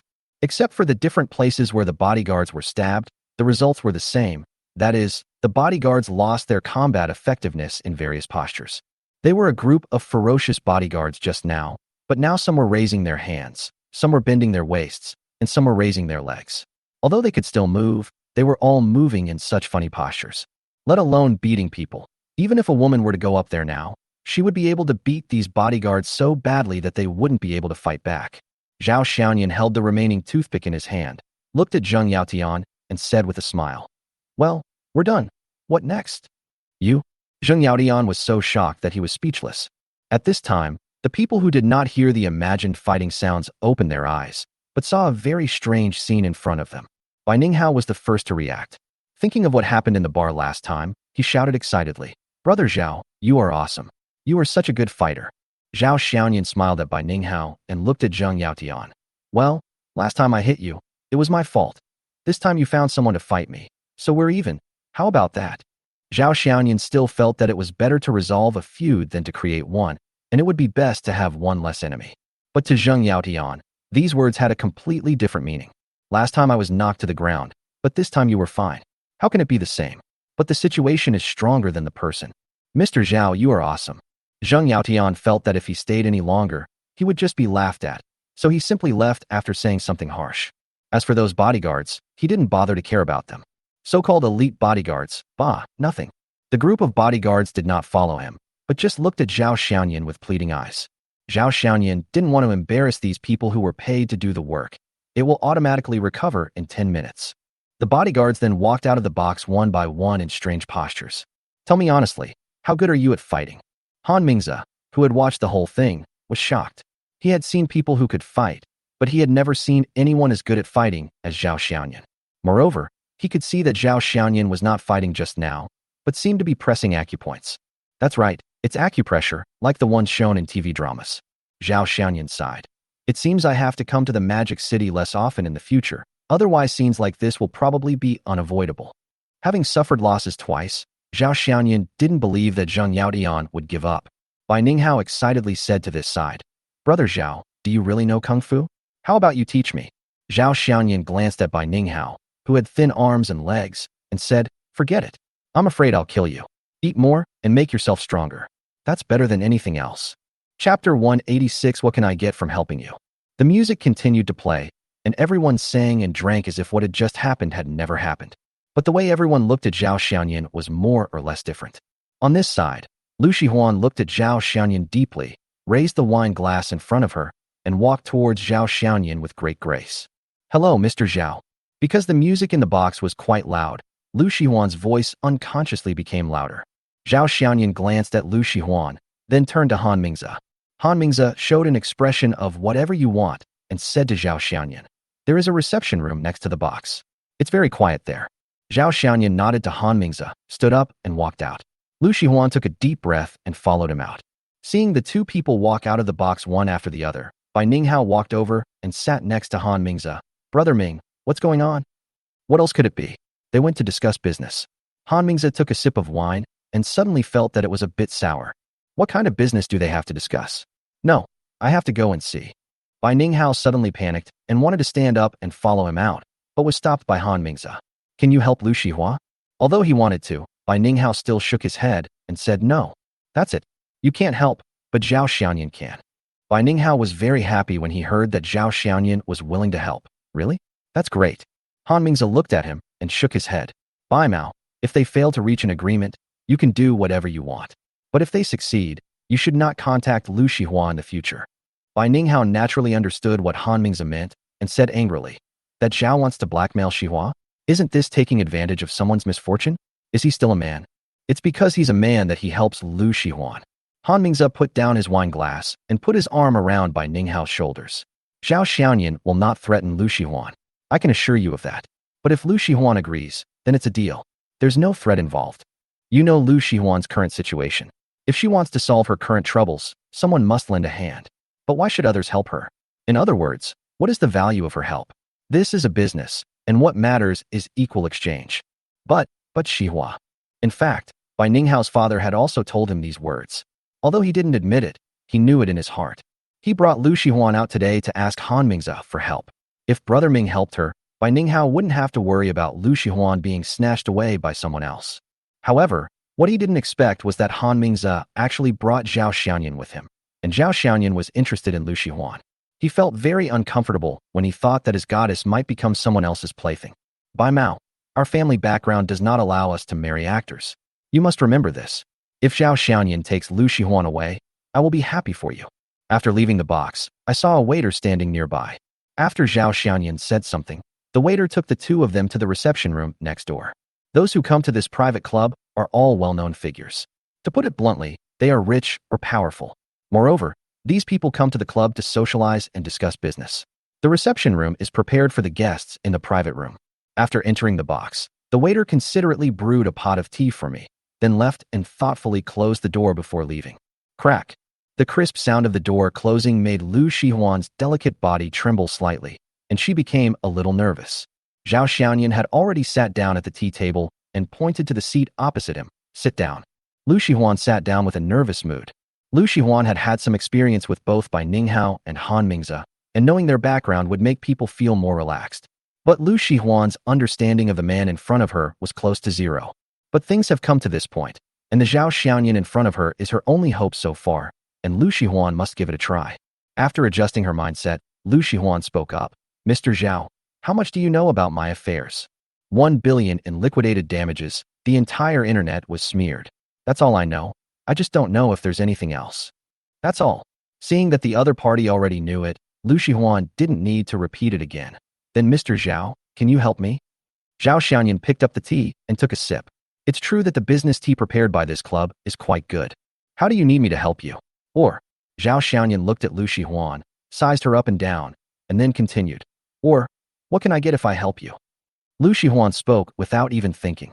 She had actually practiced this question many times in private. As long as you help me, you can get a quasi-first-tier star. I have more than 6 million fans and have great commercial value. I can bring huge benefits to the company. Zhao Xiaoyan smiled, took out his phone, and pointed the screen at Lu Shihua. Ms. Lu, how much commercial value do you think you have now? The screen showed all the search results related to Lu Shihuan, all of which were negative. There were even reports that several big brands that had previously cooperated with Lu Shihuan had replaced their spokespeople. In my opinion, any action has to be valuable. To help you, I need to pay 1 billion in real money, and I also need to make new enemies with Zheng Yaotian. And what I get is just the script you just recited, which is a set phrase with zero feasibility. Lu Shihuan was speechless. In fact, she knew all these situations, but apart from these empty words, she really had nothing else. Apart from this body that he has guarded for 26 years, is he just like everyone else, caring only about his own flesh? I'm sorry to bother you, Mr. Zhao. It is impossible for Lu Shihuan to really sell herself out for money. If she was that kind of person, why would she have put herself in this situation today? Wouldn't it be better for her to just follow Zheng Yaotian? But just as Lu Shihuan was about to get up and leave, with her, but almost off the stool, Zhao Xiaoyan spoke. How are your connections? Lu Shihua didn't understand what he meant. What did you say? If I were to start an entertainment company, how could your connections help me? Zhao Xiaoyan refilled his cup with tea. I can help you pay the penalty, but I need to see where your value lies. I have never worked in an entertainment company, so I need someone who knows the business. Do you understand what I mean? Chapter 187 Bring a Woman to Me. Lu Shihuan didn't expect what Zhao Xiaoyan got, and she actually felt a little guilty for wrongly accusing Zhao Xiaoyan before. Although she didn't know why Zhao Xiaoyan wanted to start an entertainment company, she knew that now was an opportunity. Her mind raced, and after thinking for a while, Lu Shihuan said, I know some agents who are very familiar with discovering and managing celebrities. I also know quite a few celebrities, some of whom are dissatisfied with their own companies or whose contracts are about to expire. We can try to poach them. Also, I know some people in the distribution channels, whether it's music, movies, or TV. Because she was thinking at the last minute, Lu Shihuan could only think of these, and she didn't know whether Zhao Xiaoyan was satisfied with this answer or not. Do you know anyone who can run an entertainment company? What Lu Shihuan said is secondary. What Zhao Xiaoyan cares more about is whether there are professional manager-type talents. There is one named Chu Ling. You may have heard of her. She used to be a celebrity, but later she moved behind the scenes and became the general manager of a small entertainment company. However, the company was acquired by Qixing Entertainment a few months ago, so she left and is currently idle at home. Lu Shihuan thought of a senior she once knew, who was also a successful example of someone who made the transition from the front stage to behind the scenes. What are her abilities? It's okay. It's because she made a small entertainment company influential that it attracted the attention of Qixing Entertainment. Zhao Xiaoyan nodded without comment and handed his business card to Lu Shihuan. I'm staying at XX Hotel, room 818. I'll be in Shanghai for 2 days. Bring her to see me within 2 days. I won't wait for you later. By the way, give me your contact information as well. Lu Shihuan left after leaving her contact information. She continued to look for Chu Ling because Zhao Xiaoyan's intention was very clear. If she asked Chu Ling to come out, he could help her solve her current difficulties. As soon as Lu Shihuan left, Han Mingzi came in. You promised to help her? When Han Mingzi saw Lu Shihuan leaving, the anxiety on her face was gone, but a sense of urgency. He guessed that Zhao Xiaoyan must have agreed to help her. It's like giving her a chance. As long as she can pass the test, I will help her. In fact, Zhao Xiaoyan had already thought about it. Even if Lu Shihuan failed the test, he would help. After all, apart from anything else, Zhao Xiaoyan would not miss this opportunity just for the 10 times cashback benefit. Although he is no longer short of money, why not earn more money if he can? Han Mingzi was curious. What test? Bring a woman to me. Han Mingzi raised his eyebrows and laughed. Woman? You have a really big appetite. After hearing Han Mingzi's words, Zhao Xiaoyan knew that the other party had misunderstood and explained. I asked her to find someone who can run an entertainment company, and she recommended a woman to me. Are you going to enter the entertainment industry? Han Mingzi heard the key information in Zhao Xiaoyan's words. Zhao Xiaoyan nodded without hesitation. Han Mingzi was a little surprised that Zhao Xiaoyan suddenly wanted to expand the entertainment business. He had never heard him talk about this before. When did you come up with this idea? I had this idea before, but I never had the time or opportunity to implement it. This time I met Lu Shihuan, and I had this opportunity, so I wanted to give it a try. Zhao Xiaoyan didn't tell the truth. In fact, he had no intention of entering the entertainment industry, and even when he was thinking about helping Lu Shihuan, he didn't have this idea. He made this decision entirely because of Zheng Yaotian. After what happened tonight, the hatred between Zheng Yaotian and me has deepened. After the lessons learned from Su Ida and Su Feng, father and son, Zhao Xiaoyan had already given himself an order that he must never put himself in danger again. Zheng Yaotian was still holding a grudge for what happened at the bar a few months ago, and even specially hired a few more capable bodyguards to settle the score. After being slapped in the face by himself again this time, there was no guarantee that Zheng Yaotian would not be the next Su Feng. It is better to think too much than too little. It never hurts to plan ahead. Since the Zheng family owns an entertainment company, I might as well open one myself. I can't say that I can bring the Zheng family down, but at least I can make sure that they are too busy to take care of themselves and have no time to cause trouble for me. If you want to enter the entertainment industry, the Bai Mao family is doing this. Why don't you go and cooperate with them? Han Mingzi still felt that it was a bit risky for Zhao Xiaoyan to enter an industry he had never been involved in before. Instead of forcing his way into an unfamiliar industry, it was better to find a stepping stone, and the same was true for investment. Moreover, all business models are similar. The process from scratch is too difficult. Directly investing in existing companies can save a lot of time and costs. I still like the feeling of being in complete control. Everyone has their own ideas. Seeing that Zhao Xiaoyan was so persistent, Han Mingzi stopped trying to persuade him. The next afternoon, Zhao Xiaoyan received a call from Lu Shihuan. On the phone, Lu Shihuan said that she had already talked to Chu Ling, but Chu Ling did not agree immediately. Instead, she asked to meet Zhao Xiaoyan. The reason why Zhao Xiaoyan is still in the Magic City is because of Lu Shihuan. Okay, I'm in the hotel, you can come anytime. Half an hour later, Lu Shihuan called Zhao Xiaoyan again and said they had arrived. Zhao Xiaoyan went downstairs to pick up the two people. When Zhao Xiaoyan arrived at the lobby downstairs, he was looking for Lu Shihuan when he saw two women walking towards him. One of them was wrapped up tightly, not only wearing a mask, but also a pair of large sunglasses, which was inappropriate for the season. The other woman was not so exaggerated. Seeing the outfit, Zhao Xiaoyan guessed who it was and asked with a smile, "Don't you think you'll attract a lot of attention if you go out like this?" "I can't help it. Although I'm being blacklisted by the entire internet right now, even if I'm blacklisted, if I'm photographed entering the hotel, it will also be on the hot search." Lu Shihuan's voice sounded a little muffled because of the mask. "This should be Miss Chu Lingchu, right?" Zhao Xiaoyan turned his gaze towards the other woman. This woman was tall, had well-maintained skin, and was very beautiful. Especially when she is dressed in a professional suit, she gives people the aura of a domineering female president. When Zhao Xiaoyan saw this woman, he thought of Su Yan'er and Zhou Jiaying. He couldn't understand why these career-oriented women loved to dress themselves so professionally. Lu Shihuan made a brief introduction. "Well, this is Sister Chu Ling, Sister Chu. This is Mr. Zhao whom I mentioned to you." "Hello, Mr. Zhao. Nice to meet you. I have also heard of Miss Chu's name for a long time." Everyone carried the sedan chair, and Zhao Xiaoyan also said something polite. "This is not the place to talk. Let's go to the room and talk." Chapter 188, I want the Zheng family to be destroyed. After going upstairs and entering the suite, and closing the door, Lu Shihuan took off all her armor, revealing her exquisite face under the mask. Zhao Xiaoyan made a cup of water for the two of them and asked first, "Miss Chu, what do you want to talk to me about?" "Boss Zhao, do you have a grudge against the Zheng family?" Contrary to Zhao Xiaoyan's expectation, the first thing Chu Ling asked was this. Zhao Xiaoyan thought about it and said, "It's not a big grudge. I just had two conflicts with Zheng Yaotian. Xihua told me what happened last night. Based on my understanding of Zheng Yaotian, he will not let it go if President Zhao embarrasses her in public." Judging from the tone, Chu Ling seemed to know Zheng Yaotian very well. Zhao Xiaoyan smiled non-committally. "Miss Chu is so concerned about me and the Zheng family. There is no relationship between you two, right?"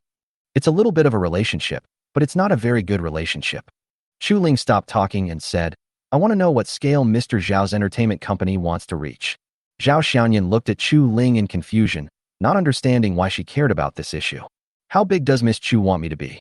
"It's a scale that can bring down the Zheng family." Hearing this, Zhao Xiaoyan narrowed his eyes slightly and asked back with the same question as before. "Miss Chu has a grudge against the Zheng family?" "It's not a grudge. I just have some conflicts with Zheng Yaotian." Chu Ling responded with the same words Zhao Xiaoyan had said before. Zhao Xiaoyan looked at Chu Ling, and Chu Ling also looked at Zhao Xiaoyan. Ding! Lockable target found. Chu Ling. Age, 33. Appearance, 89. Height, 172 cm. Strategy 1. Favorability, -20. After a long time, Zhao Xiaoyan laughed and said, "Miss Chu, if you are hostile to me, then there is no need for us to cooperate." Chu Ling asked in confusion, "Why did Mr. Zhao say that I am hostile to you?" "Intuition, and my intuition is always right." Zhao Xiaoyan firmly believed that the system's favorability rating would not lie. However, he did not understand how Chu Ling's favorability rating of -20 came about when he and she first met. Chu Ling looked at Zhao Xiaoyan for a long while after hearing this, and then she let out a long breath and put on a calm expression. "Okay, I really don't have a good impression of you. But if you can help me get rid of the Zheng family, I can help you. Moreover, I can agree to any conditions you have." I said, "Any conditions are fine." Chu Ling's words were almost like telling Zhao Xiaoyan directly, "As long as you help me destroy the Zheng family, I will be yours." Zhao Xiaoyan was shocked by Chu Ling's words. Lu Shihuan also understood the meaning of Chu Ling's words and looked at her in surprise. After looking at Chu Ling for a while and seeing that she was still looking at him with a calm expression, Zhao Xiaoyan was a little confused about the situation. After a moment of silence, Zhao Xiaoyan looked at Lu Shihuan and said, "Miss Lu, I will help you with your matter. You don't have to worry about the penalty for breach of contract. I will pay it for you." Seeing that Zhao Xiaoyan was willing to help, Lu Shihuan was overjoyed. "Really? Thank you, Mr. Zhao, thank you so much." The 1 billion yuan penalty was like a huge stone pressing on her heart, making it hard for her to breathe in the past few months. "Ms. Lu, please sit down for a moment." "Miss Chu, can we go to the inner room to chat?" The soundproofing in the inner room was very good, and Zhao Xiaoyan felt that he needed to have a good chat with Chu Ling. "Good." Chu Ling agreed readily, stood up, and walked towards the inner room. Zhao Xiaoyan also stood up, gave Lu Shihuan an apologetic smile, and followed her into the inner room. The hotel's soundproofing is very good. If you close the door to the inner room, No one outside can hear the conversation inside unless you shout. Because the inner room was the bedroom and there was no other place to sit, Chu Ling naturally sat beside the bed. Miss Chu, do you still have a deep hatred with the Zheng family? This is the issue that Zhao Xiaoyan is concerned about. Just now, Zhao Xiaoyan heard hatred in Chu Ling's words. A woman is willing to sacrifice herself in order to bring down others. This is not just a matter of friction. Although I heard from Lu Shihua that the entertainment company that Chu Ling previously managed was acquired by the Zheng family, this grudge is not worth risking my innocence. Chu Ling nodded, very deep. I want the Zheng family to be destroyed. May I know why? No, at least not now. Just like your intuition, I really don't like you. It's impossible for me to tell my secrets to someone I don't trust.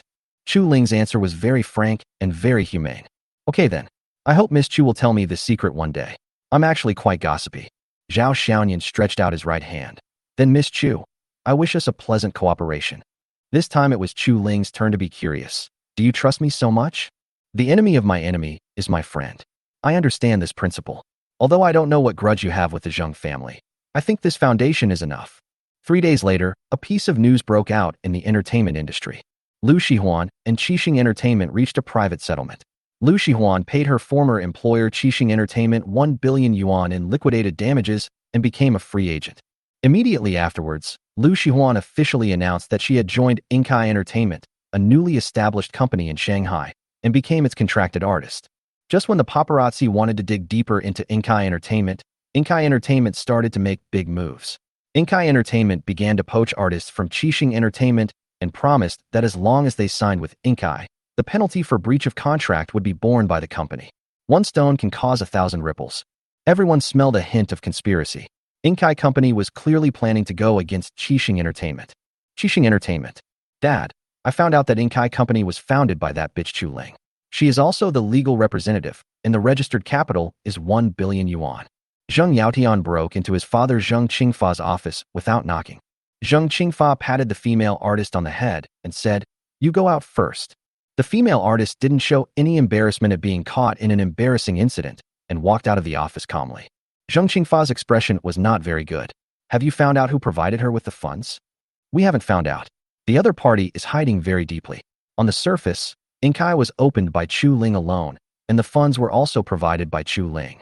Zheng Yaotian looked at his father and asked, "Dad, it seems that Chu Ling is against us to the end. This woman doesn't seem to be afraid of being beaten. Humph, she is worthy of being our opponent. You think too highly of her. However, I am worried about the person behind her. To be able to easily come up with 1 billion yuan in registered capital, she must be someone with a great background. And since the other party allowed Chu Ling to do this, it is obvious that they are targeting us." Chapter 189, Slander and Whitewash. Zheng Qingfa was actually wondering who he had offended, but he had no clue. Zheng Yaotian didn't care. Who cares who they are? Since they want to play, let's just follow them. As long as we beat that bitch Chu Ling, the people behind her will show up. When there is no other way, this method is the best resort. Go tell the artists below that it's best for them to behave themselves and not have any unnecessary thoughts. If anyone dares to terminate the contract with us, we at Qixing will completely ban him. Zheng Qingfa took out a cigar, put it to his nose and sniffed it. Before you touch Chu Ling, do one thing first. Use all your connections to discredit Lu Shihuan and make her unable to stay in the entertainment industry. This woman just terminated her contract with us and paid the penalty so happily. There must be Chu Ling behind this. Even if the contract is terminated, we can't let her off easily. To scare the crap out of you? Okay, I get it. I'll do it right away. Within a week, I guarantee that Lu Shihuan will never dare to step into the entertainment industry again. Etc. Zheng Qingfa stopped his son who was about to leave and said, "I heard that you suffered a loss again a few days ago. The social circle in Shanghai is so small, and what happened that night 3 days ago has already spread among the rich second-generation circle." Zheng Yaotian has really lost face. When Zheng Yaotian mentioned this, he was furious. Damn it, it was that guy named Zhao. Who knew he was so good at fighting? The few people I brought with me were knocked down by him in just a few moves.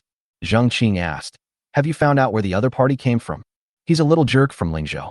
He knows Han Mingze, and I heard he has some connection with the Yu family.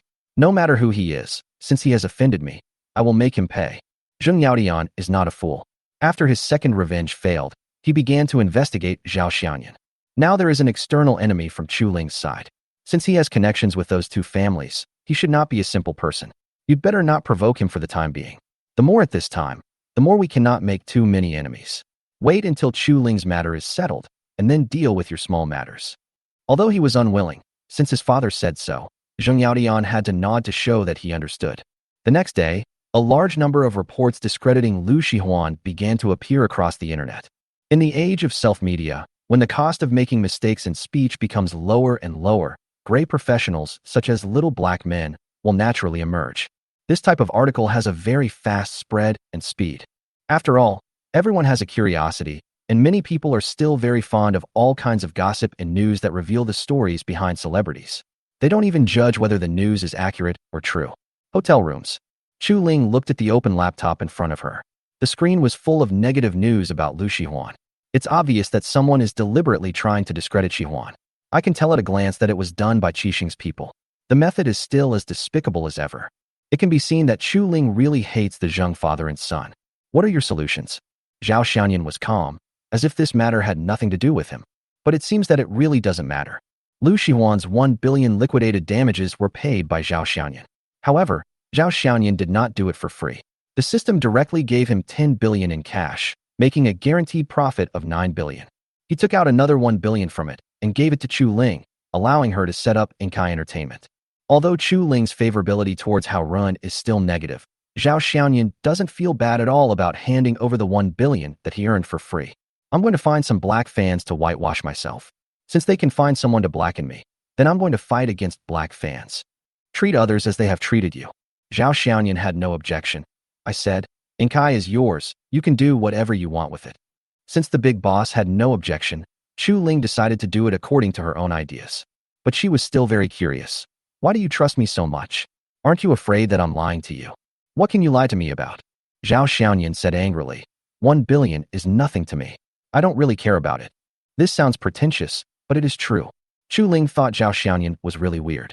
He gave her 1 billion without saying anything just because of her words. After the establishment of Inkai, not only did Chu Ling become the legal representative, but he also had no intention of intervening in the entertainment company. It can be said that Chu Ling has the final say in Inkai company. You don't want me to pay a price or something? Chu Ling didn't believe that there was no cat that didn't steal fish in this world. Zhao Xiaoyan was so willing to help him, he must have other intentions. She said that day that as long as Zhao Xiaoyan was willing to give her the opportunity to bring down the Zheng family, she would be Zhao Xiaoyan's. Zhao Xiaoyan made the move without hesitation and was very happy to pay. However, 3 days passed, and she did not receive any request for her to devote herself. Even though it was not the first time that the two of them were alone in the hotel, Zhao Xiaoyan never touched her, not even the thought of doing so. Is it because my charm has decreased? Chu Ling unconsciously looked at her chest, which was still tall and straight. Although she was almost middle-aged, her charm was definitely still there. She had a perfect waist-to-hip ratio, and she had admired her beauty in the mirror. But the little man in front of him didn't show any interest at all. Every time he came, we only talked about business, and after the conversation we served him tea and sent him away. Zhao Xiaoyan didn't know that Chu Ling was having so many inner thoughts at the moment, and continued to talk about business. How is the poaching going recently? Recently, the work of poaching people has been difficult. Qixing has issued an order that whoever dares to resign will be deposed. He can build a star, but he can also destroy a star. I'm sorry, I was too hasty in this step. Chu Ling was just too impulsive at the time and spread the news. She ended up losing more than she gained, and now Qixing is on guard against her. I've said, you have the final say in Inkai Entertainment, and I won't interfere. I only look at your results and whether you can really bring down the Zheng family. Zhao Xiaoyan became more and more natural in being the hands-off boss. Chu Ling was a little confused about Zhao Xiaoyan. You are really a weirdo. Zhao Xiaoyan suddenly became concerned about Liu Shihuan. How is Liu Shihuan? With so much negative news coming out, can she still bear it? Speech is an invisible knife, and sometimes it can take someone's life. She's fine. As a star, if she can't even handle this little thing, then there's no point in pushing her forward. Since she had decided to clear Liu Shihuan's name, Chu Ling immediately contacted several teams she had worked with before. After the price was agreed upon, they began to whitewash Liu Shihuan. But compared to the smear campaign, this kind of whitewashing was more time-consuming and laborious. Chapter 190. Chu Ling is eager to fulfill her promise. Why don't you find a team that is trying to discredit Liu Shihuan? Zhao Xiaoyan thinks that since the black fans are smearing for survival, it is nothing more than money. If the black fans can be bought off by money, they can be bought off with better money. All we need to do is find these black gangs and ask them to start whitewashing Lu Shihuan. I believe this will definitely be twice the result with half the effort. Can you do it? To be honest, Chu Ling had never thought of this method, but at first glance, it does make sense. Next, Chu Ling treated the hotel as her office, chatting online and talking on the phone, and was very busy. Zhao Xiaoyan was sitting on the sofa doing nothing, playing with his phone. Once Chu Ling got busy, it was almost 2 hours later. Although it took some effort, there are fewer articles on the internet that slander Lu Shihuan, and more reports about Lu Shihuan's positive image. If you have nothing else, you can go back first. Zhao Xiaoyan was ordering them to leave again. However, this time Chu Ling did not leave directly like she did the previous 2 days. Instead, she looked at Zhao Xiaoyan with interest. Boss Zhao, you see it's time for dinner. Is it okay to treat me to a meal? Since people have said so, if Zhao Xiaoyan refuses, he would be a bit stingy. So Zhao Xiaoyan called the hotel front desk and ordered some food. Not long after, the restaurant sent someone to deliver the food Zhao Xiaoyan ordered to the door. Chu Ling didn't hesitate to pick up the chopsticks and started eating. After eating and drinking, Zhao Xiaoyan looked at Chu Ling as if he wanted to say something but hesitated. Do you really want me to leave? Don't you have any feelings for me? Chu Ling still refused to give up. The more Zhao Xiaoyan ignored her, the more she became more competitive. It's up to you. I'm going to take a nap first. Zhao Xiaoyan yawned and went into the inner room. After stripping himself down to his underpants, Zhao Xiaoyan hid in the quilt and fell into a deep sleep. I feel sleepy in spring, tired in autumn, nappy in summer, and unable to wake up in winter. But while sleeping, Zhao Xiaoyan found something different. He seemed to touch something smooth on his hand. Zhao Xiaoyan woke up instantly and opened his eyes. Chu Ling didn't know when she was lying next to him. I have to say that although she is 35 years old, Chu Ling has maintained a very good figure. Are you awake? There was no panic or shyness on Chu Ling's face. She was as natural and calm as an old couple. Why are you here? Zhao Xiaoyan couldn't understand what Chu Ling meant. His favorability was still -20, but he took the initiative to climb onto his bed, which made Zhao Xiaoyan feel suspicious. The last person who also had a negative score and threw herself into his arms was Kobayashi Haruka, but she had a clear intention. So what was Chu Ling's purpose? Zhao Xiaoyan has always been very self-aware. Judging from his appearance alone, he is far from being able to make a woman let go of her reserve and devote herself to him. Moreover, Chu Ling and I have only known each other for no more than 2 days. A woman goes to bed with a man. What else can happen? Chu Ling acted very casually, as if this was something she did frequently. But the number of strategies given by the system is 1, which means that although Chu Ling is not an absolutely pure woman, she is not a casual person either. If you want to sleep in the bed for a while, go ahead. Zhao Xiaoyan got out of bed and quickly put on his clothes. Although it was a bit awkward for Zhao Xiaoyan to be in front of a woman he didn't know well, it was better than lying on the same bed with her. After drinking a glass of water in the living room, Chu Ling came out of the bedroom, neatly dressed. You don't like women? Chu Ling felt a little hurt when such a beautiful woman offered herself to her. But Zhao Xiaoyan not only didn't know how to enjoy it, but also escaped from the bed. As a former first-line star, Chu Ling's figure, appearance, and other external conditions are naturally very superior. There are many men who covet her, including some rich second generations and male celebrities. They can be said to have racked their brains to get a glimpse of her, but to no avail. But I have already done this, and Zhao Xiaoyan was able to leave calmly. Either Zhao Xiaoyan is too manly, or he is not a manly at all. When his sexual orientation was questioned, Zhao Xiaoyan naturally refuted it. I am a man, but I like women. Then why are you willing to get out of bed? Is my body not attractive to you? Or do you dislike my age? Chu Ling's words were very bold. She was talking about a very explicit topic, but her tone was as if she was talking about something very ordinary. Zhao Xiaoyan didn't want to dwell on this topic, so he raised his voice unconsciously. Chu Ling, what do you want to do? Seeing that Zhao Xiaoyan seemed to be really angry, Chu Ling was a little surprised, and then she put on a faint fake smile on her face. Don't get me wrong, I'm just completing the deal. You've paid your chips, so I must fulfill my promise. Zhao Xiaoyan understood what she meant. When she first met Chu Ling, she said that as long as Zhao Xiaoyan helped her deal with the Zheng family, she would agree to any conditions. I'm not paying you to do this. That's your business. Since you fulfilled your agreement, I must also honor my promise. Only then will the deal between us be considered complete, and I won't owe you anything. Chu Ling seemed eager to complete the deal she had made. She pointed in the direction of the bedroom and said, Don't worry, I told you. This is just a deal. I won't stick to you, nor will I ask you to take responsibility. Of course, before the Zheng family falls, as long as you fulfill your promise to help me, during this period, my body will be your personal property. I can call you to come and send you away at will. Why would you do this? The price seems a bit high for you. This is my business, not yours. We are just partners, and privacy is not within the scope of cooperation. Chu Ling made it very clear and redefined their relationship as not a pure relationship between a man and a woman, but one that was conditional. But what Chu Ling didn't know was that the more she did this, the less likely Zhao Xiaoyan would touch her. This woman, or this kind of woman, has a very deep mind and her motives are not pure. Before you figure out her purpose and reasons, it is best not to do anything and try not to send her. Who knows whether what is wrapped in her clothes is the best of the human world, or a monster that will never spit out bones. Zhao Xiaoyan still shook his head to express his refusal. Chu Ling was also a little anxious and urged, Zhao Xiaoyan, what do you want? Hurry up, don't be so fussy, just be straightforward. Seeing that Zhao Xiaoyan was still unmoved, Chu Ling grabbed her hair in annoyance. As if she was still not satisfied, she walked to the sofa, picked up the pillow, and smashed it against the sofa a dozen times in anger. Chapter 191. No woman is worry-free. Why? After Chu Ling vented, she panted and looked at Zhao Xiaoyan. I don't want to owe others anything, and I don't want to feel like I'm begging for help. This will make me feel inferior to you, and this feeling is really uncomfortable. Zhao Xiaoyan seemed to understand what Chu Ling meant. You don't have to do this. As you said, this is just a deal between us. If you don't feel like you owe me anything, then use your abilities to build up Inkai instead of asking me to take you away. Zhao Xiaoyan poured her a cup of hot water. Instead of trying so hard to convince me here, you should quickly clear Lu Shihuan's name. I spent 1 billion to sign her. If you can't solve Lu Shihuan's problem and can't let her stand up again, the possibility of you poaching Qixing's women is 0.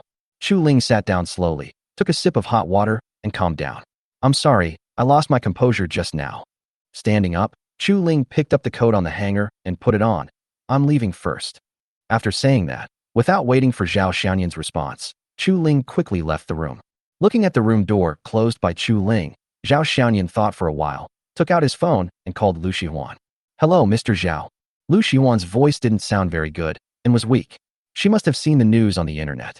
But Zhao Xiaoyan didn't have time to care about these things now, so he asked directly, how much do you know about Chu Ling? Sister Chu Ling?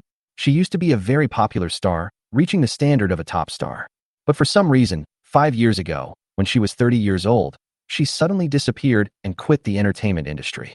When I later learned about her, she had become the general manager of a company called Guangwei Entertainment and had directly moved behind the scenes.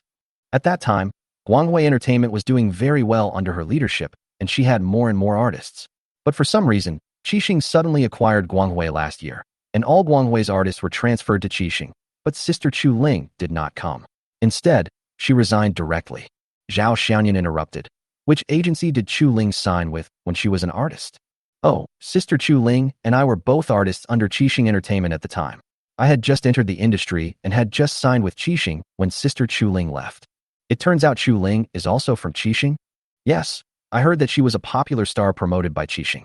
But later, for some reason, Sister Chu Ling had a falling out with Qixing and left Qixing. Qixing's explanation at the time was that they failed to reach an agreement on the contract renewal with Sister Chu Ling. So, the feud between Chu Ling and Qixing Entertainment stems from the contract renewal issue? But Zhao Xiaoyan quickly denied the idea. Just because Chu Ling was willing to give up her dignity just now, the reason behind this may not be the issue of contract renewal. There must be a bigger reason that led to Chu Ling's hatred towards the Zheng father and son. Anything else? Lu Shihuan thought for a moment and said, I don't know about the rest. This is all I know. As if she felt that her answer could not satisfy Zhao Xiaoyan, Lu Shihuan continued, Mr. Zhao, how about I ask other people? No, it's nothing, I just asked casually. Although Zhao Xiaoyan was curious about Chu Ling's affairs, if Lu Shihuan really went to inquire about it, Chu Ling would inevitably find out, and then it would be difficult to explain. After all, we are now on the same side of the trench.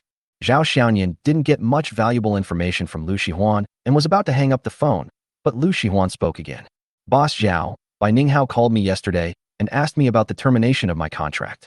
He also asked if you were the one who paid the termination fee and asked me. At this point, Lu Shihua paused and said in a shy tone, he asked me if I agreed to any conditions, so you were willing to help me. I was worried that he might cause trouble for you. Because Bai Ninghao was there that night, he must have seen Zhao Xiaoyan taking Lu Shihuan to the reception room. Combined with Lu Shihuan's later termination of the contract, Bai Ninghao guessed that it was Zhao Xiaoyan who took action, which was not a very test of IQ. Zhao Xiaoyan was stunned for a moment and asked, by Ninghao? Is he interested in you? Well, I think so. If the girl says it should be, then it must be.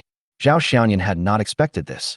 Zhao Xiaoyan had a good impression of Bai Ninghao, and the fact that he was also Han Ming's friend made Zhao Xiaoyan feel a little embarrassed. How did you answer? I said no. But he didn't believe me, saying that no one would throw 1 billion away for no reason, and he kept forcing me to tell the truth. I was annoyed by his pressure, so I said. Zhao Xiaoyan had a bad feeling. What did you say? I just said that you were supporting me, and the 1 billion is the maintenance fee. Women, as expected, none of them are worry-free. Mr. Zhao, I'm sorry. I was really annoyed by him at that time. I told him the truth, but he just didn't believe it, so I said that.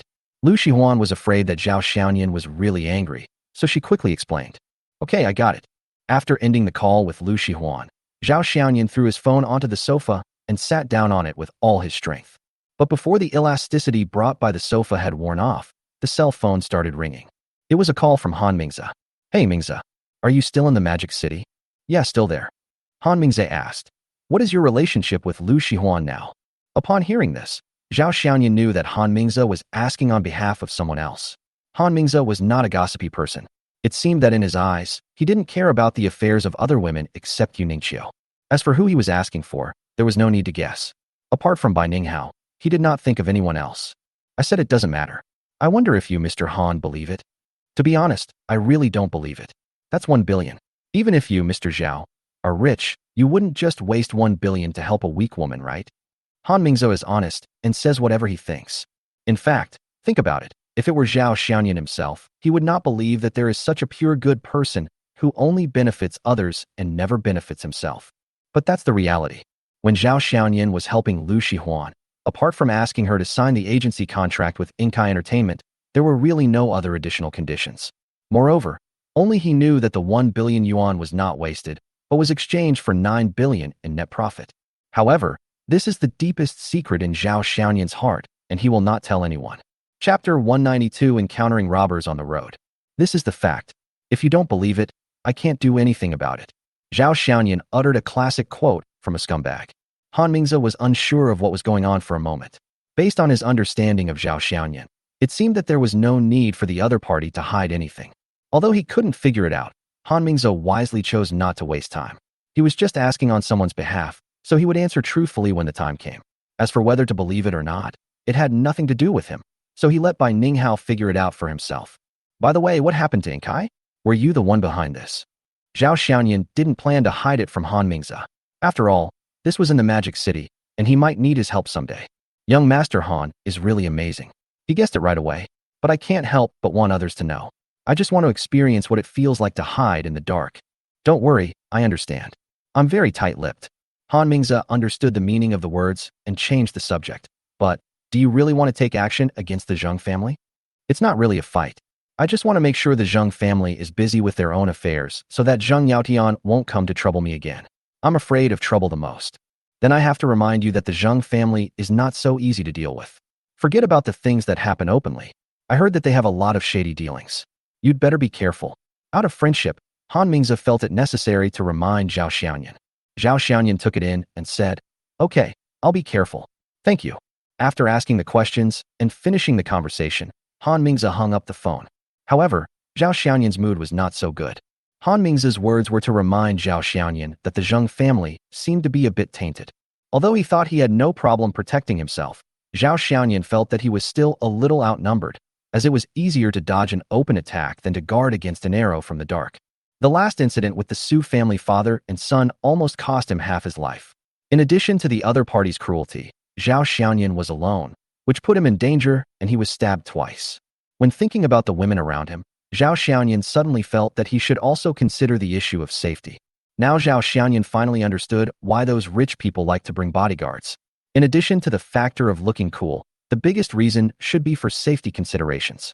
I have previously condemned and despised their behavior of bringing bodyguards. Unexpectedly, the dragon slayer eventually became a dragon. He, Zhao Xiaoyan, finally became the person he once hated the most. After resting for a while, Zhao Xiaoyan went out. He came to the Magic City this time to see Sun Yalan and wanted to spend some time with her. But even though Sun Yalan was pregnant, she was still a workaholic.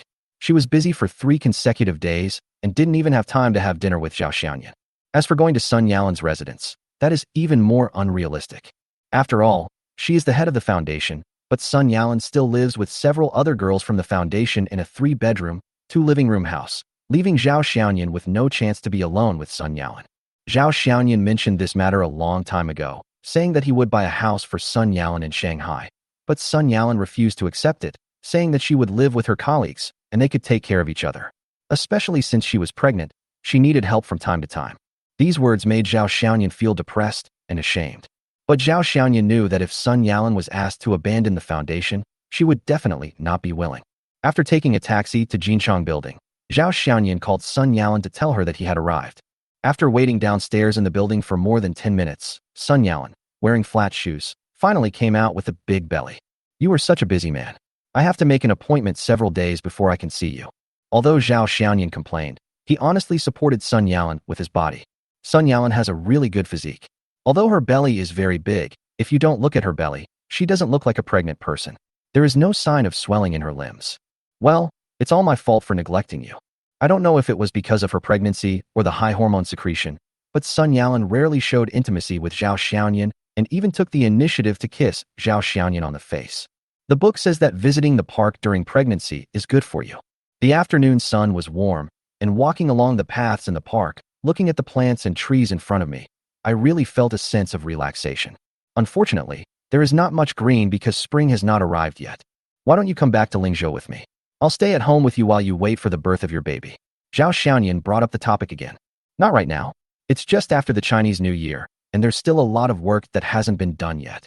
After hearing what Sun Yalan said, Zhao Xiaoyan regretted establishing this education foundation.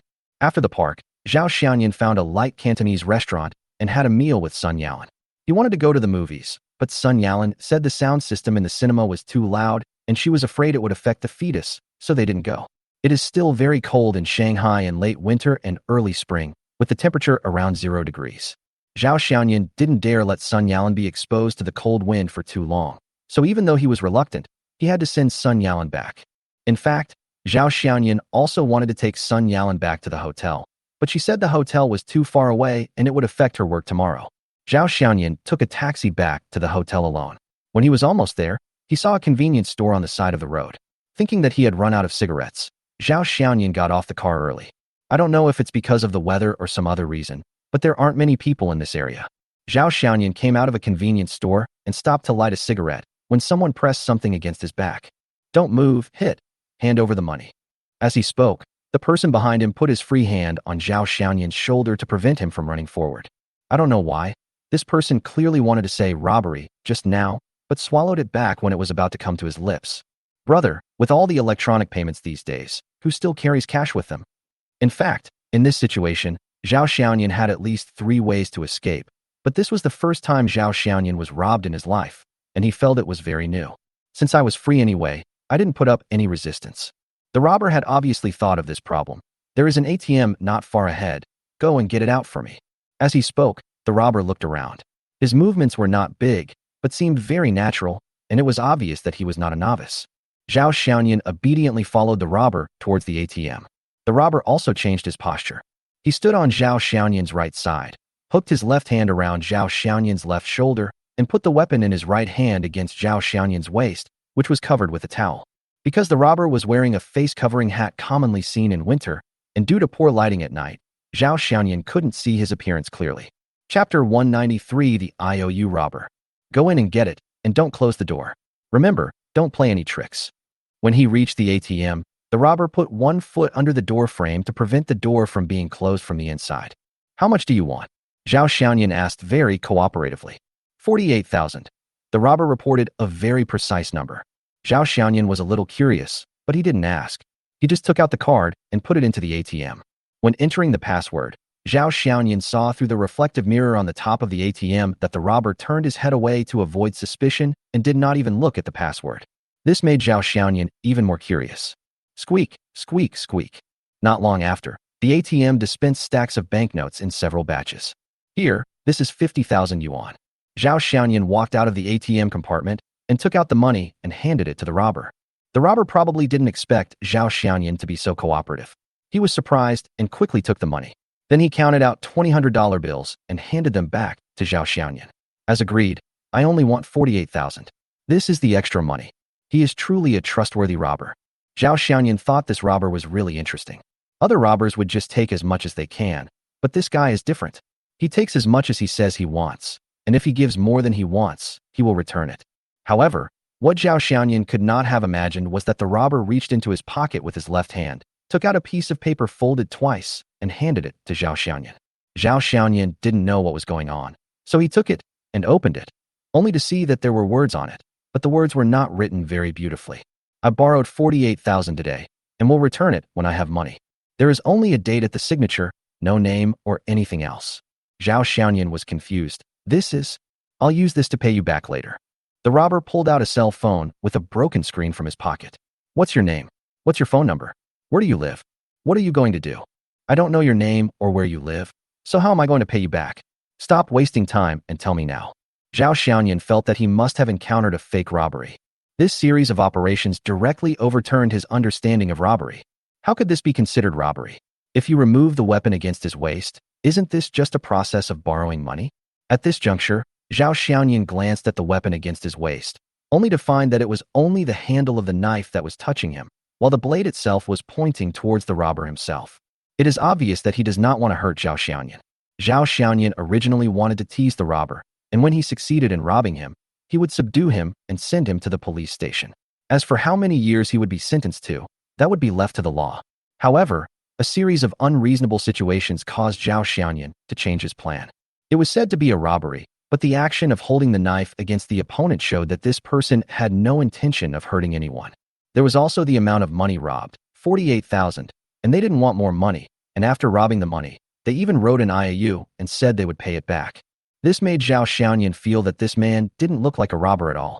Zhao Xiaoyan handed the paper back to the man and said, "You don't have to pay me back. Just consider it my New Year's gift to you."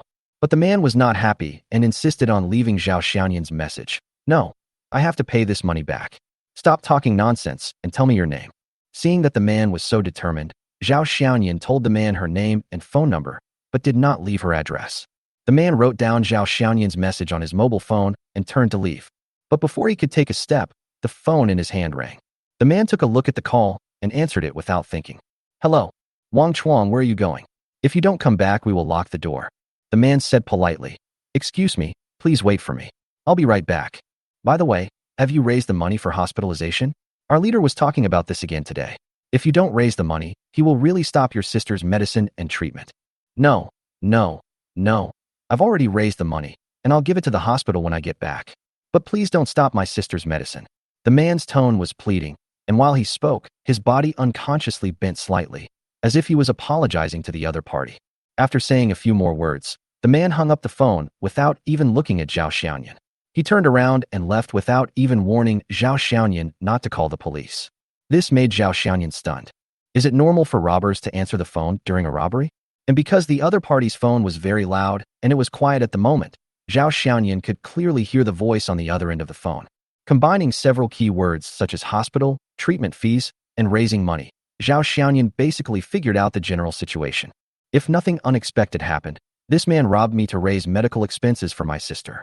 Thinking of this, Howard called out to the man who had just taken a few steps. "Hey, brother, where are you going?" The man stopped and looked back. "Go ahead. I'll pay you back." After saying that, the man took another step forward. Zhao Xiaoyan thought about it and chased after him. The man heard the footsteps and looked back. He was surprised to see Zhao Xiaoyan catching up with him. He thought Zhao Xiaoyan wanted to get back the money he had robbed. He covered the pocket of money with his hand and said, "Why are you chasing me? Go away. I can't return the money to you now. If you don't leave, don't force me to be rude to you." Zhao Xiaoyan shook his head. "I'm not here to ask for money. Where are you going? I'll take you there." The man didn't say anything, but just looked at Zhao Xiaoyan with strange eyes. Perhaps he had not expected that the person being robbed would actually offer to send the robbers away. "Don't just stand there, let's go. It's faster to take a taxi to the hospital." Zhao Xiaoyan was too lazy to waste time, so he reached out for the man and prepared to pull him to the side of the road. When the man saw Zhao Xiaoyan reaching out his hand, he thought he was going to attack him, so his body naturally reacted by taking a step back and raising one hand at the same time to block Zhao Xiaoyan's hand. Zhao Xiaoyan narrowed his eyes slightly. "Have you practiced?" Without waiting for the man to answer, Zhao Xiaoyan rushed out, swung his left arm, and punched the man in the chest with a straight punch. When the man saw that Zhao Xiaoyan was really going to make a move, he instantly put his hands into a standard fighting posture. He swept his left hand across his chest, and when Zhao Xiaoyan's straight punch was about to reach him, he changed his fist into a palm and grabbed Zhao Xiaoyan's wrist with his backhand. Then he quickly stretched out his right hand and pressed it on Zhao Xiaoyan's shoulder. This is a standard grappling and fighting move. Zhao Xiaoyan turned around, dodged the man's hand that was reaching out to grab him, and then threw a punch with his right hand.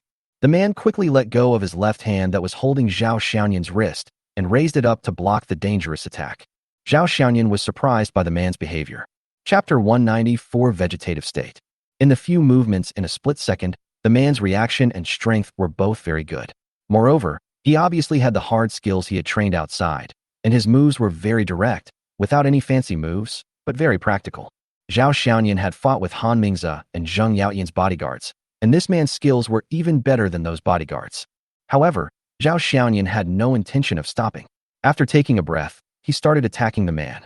While the man was blocking Zhao Xiaoyan's attacks, he was actually able to counterattack occasionally, which surprised Zhao Xiaoyan very much, and he became more and more excited as the fight went on. But the man became more and more frightened as the fight went on. I didn't expect that the man I robbed was obviously better at martial arts than me. Although I can still block him now, if I continue to fight, I will definitely not be his opponent. The man had something on his mind and didn't want to get entangled with Zhao Xiaoyan anymore. After receiving a heavy blow from Zhao Xiaoyan, the man endured the pain and kicked out. Zhao Xiaoyan dodged, but he didn't expect that the opponent's move was just a feint. Before he could complete the move, the man's center of gravity had changed. Seeing that he was about to run away, Zhao Xiaoyan would never let him do as he wished.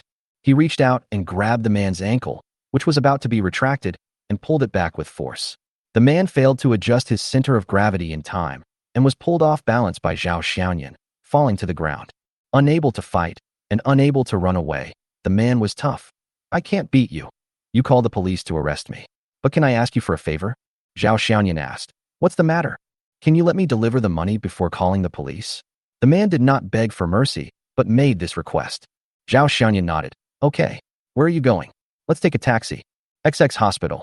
The man gave the name of a hospital. 10 minutes later, the taxi stopped in front of the hospital. The man got off first, and Zhao Xiaoyan got off after paying the fare. When Zhao Xiaoyan saw the man who got off the car first but did not run away, his impression of him was elevated. The man took Zhao Xiaoyan into the hospital's inpatient department and then went up to the neurology ward on the 8th floor with ease. Wang Chuang, why did you come back just now?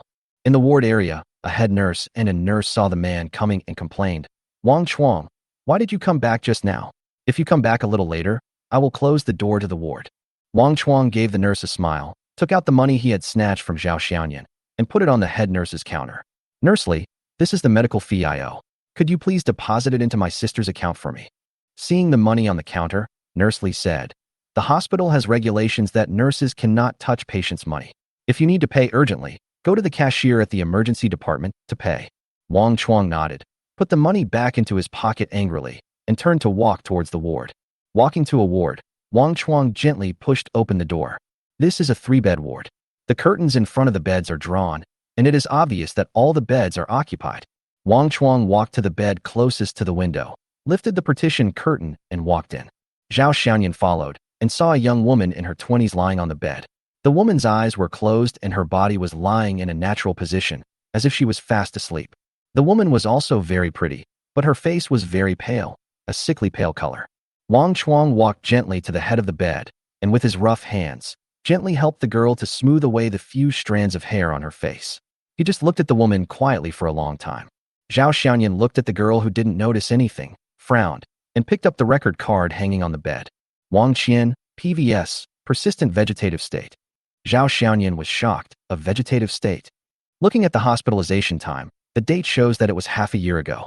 At this moment, Wang Chuang smoothed the quilt for Wang Qian again, stood up and looked at Zhao Xiaoyan, and whispered, okay, let's go. Zhao Xiaoyan nodded. The two walked out of the ward, went downstairs, left the inpatient department, and headed towards the emergency building. But at this time, Zhao Xiaoyan slowed down his pace and asked, is that your sister? How did you become a vegetable? I don't know, but the doctor said it might be a car accident after checking. Zhao Xiaoyan was stunned. Maybe. My sister was seen on the roadside and called the police. She was covered in blood and unconscious. After she was sent to the hospital, the doctor said she had suffered a severe brain injury. She has not woken up since then. Zhao Xiaoyan sighed. Has that person been caught? No. The police also checked the surveillance footage, but the location of the incident happened to be in a blind spot, so they don't know what happened. Even if they continue to check, there will be no results. When they arrived at the emergency building, Zhao Xiaoyan did not follow in, but sat outside waiting. More than 10 minutes later, Wang Chuang came out and said, "Thank you. You can call the police now. I won't run away." Zhao Xiaoyan looked at Wang Chuang, who looked calm, and asked, 48,000 is a huge amount. You may have to work for several years. Since you've made a mistake, you have to admit it. Wang Chuang was quite firm and didn't make any excuses. What will happen to your sister if you go in? Zhao Xiaoyan continued to ask. This time, Wang Chuang was silent. After a long while, he sighed and said, I don't know. Maybe this is our fate. Zhao Xiaoyan did not continue the conversation on this heavy topic, but talked about something else. Have you ever served in the army? Yeah. Scout. No wonder you are so good at fighting. Zhao Xiaoyan praised sincerely. Wang Chuang took off his hat and answered directly. You are more powerful. I know you held back. Otherwise, if we really fought, I would have been defeated long ago. Zhao Xiaoyan smiled noncommittally. I'm in need of people. Are you willing to follow me? Wang Chuang looked at Zhao Xiaoyan in surprise. With the help of the bright light, Zhao Xiaoyan saw Wang Chuang's appearance clearly for the first time. He has a very ordinary appearance, not very attractive, and looks a bit simple and honest. I told you that the 48,000 yuan was a gift to you. I don't need that little money, and I don't plan to call the police. Why? Zhao Xiaoyan. Because when you robbed me, you used the handle of the knife instead of a tip. Because you had so many chances to escape along the way, but you didn't. Seeing that Wang Chuang didn't say anything, Zhao Xiaoyan continued. I have a pretty good company that does decent business, but I need a driver and bodyguard. You are quite skilled, so you are just the right person. I will give you 10,000 yuan a month. How about that? You're better at fighting than I am. I'm a boss after all. I can't do everything myself, right?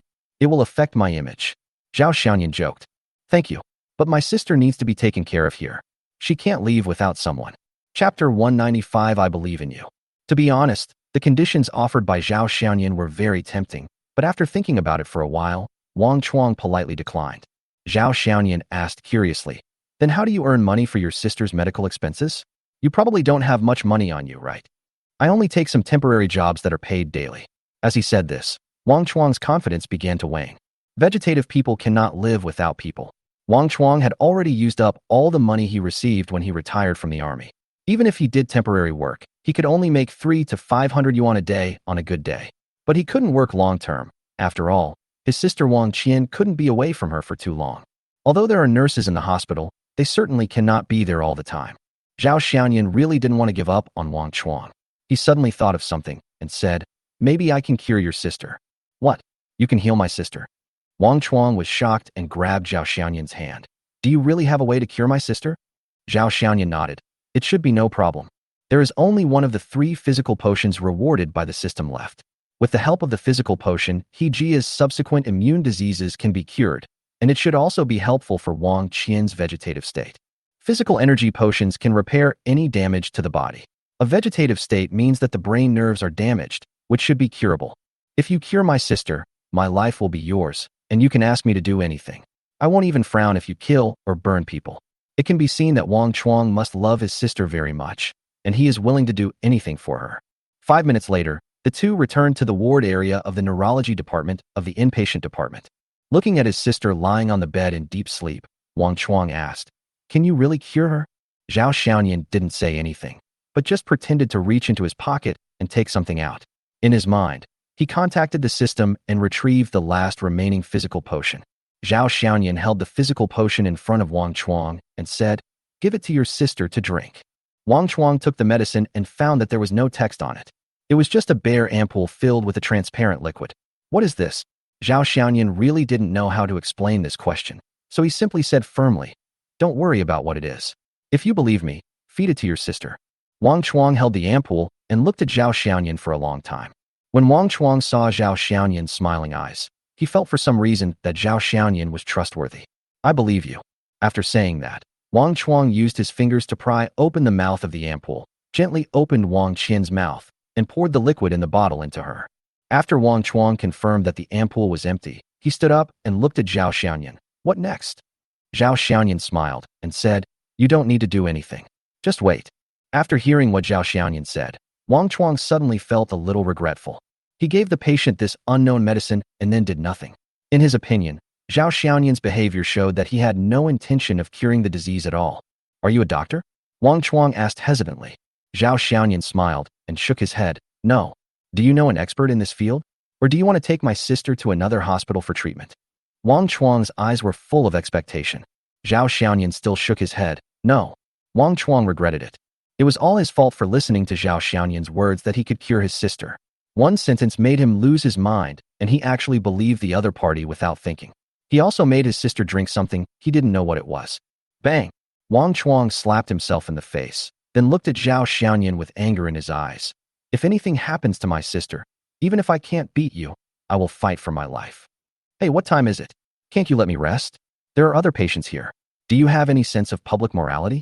Perhaps because the slap was too loud, a man's dissatisfaction was heard from the direction of the bed next to him. Wang Chuang didn't say anything, just glared at Zhao Xiaoyan, then squatted at the head of the bed and looked at his sister. 1 minute later, Wang Chuang, who was surrounded by regret and self-blame, suddenly felt his sister's hand move. But he was not sure whether it was his illusion, so he turned his eyes to the hand. Then, the hand stopped moving and remained naturally bent on Wang Qian's belly. At this time, Zhao Xiaoyan noticed that Wang Qian's eyelids moved, and then her tightly closed eyes opened slightly. Seeing this scene, Zhao Xiaoyan finally let go of the worry in his heart. Zhao Xiaoyan reached out and patted Wang Chuang on the arm. What are you doing? Wang Chuang shouted in a low voice. Zhao Xiaoyan didn't care about Wang Chuang's attitude towards him. He pointed in Wang Qian's direction and said, Your sister is about to wake up. Wang Chuang subconsciously turned his head to look at his sister, and then his whole face showed a look of surprise. Wang Qian's eyes slowly opened, with confusion and trance in her eyes. Sister, are you awake? Are you really awake? That's great, that's great. Wang Chuang didn't care about so many things now. He was so excited that he couldn't control his voice at all. But just as he was shouting, a few footsteps were heard in the ward, and then the partition curtain was pulled open, revealing 2 figures, who seemed to be the family members accompanying the patients in the 2 adjacent beds. These family members did not come to blame Wang Chuang, but looked towards Wang Qian. Are you really awake? Oh my god. The other 2 beds were entered later than Wang Qian, so they all knew that there was a vegetative person lying on this bed. Now when they heard Wang Chuang wake up, they were startled and hurried over to see what was going on. A person who had been lying in a vegetative state for more than half a year, and the doctor had said that he would not wake up unless there was a miracle, suddenly woke up without any warning. This is a plot that only appears in movies and TV dramas.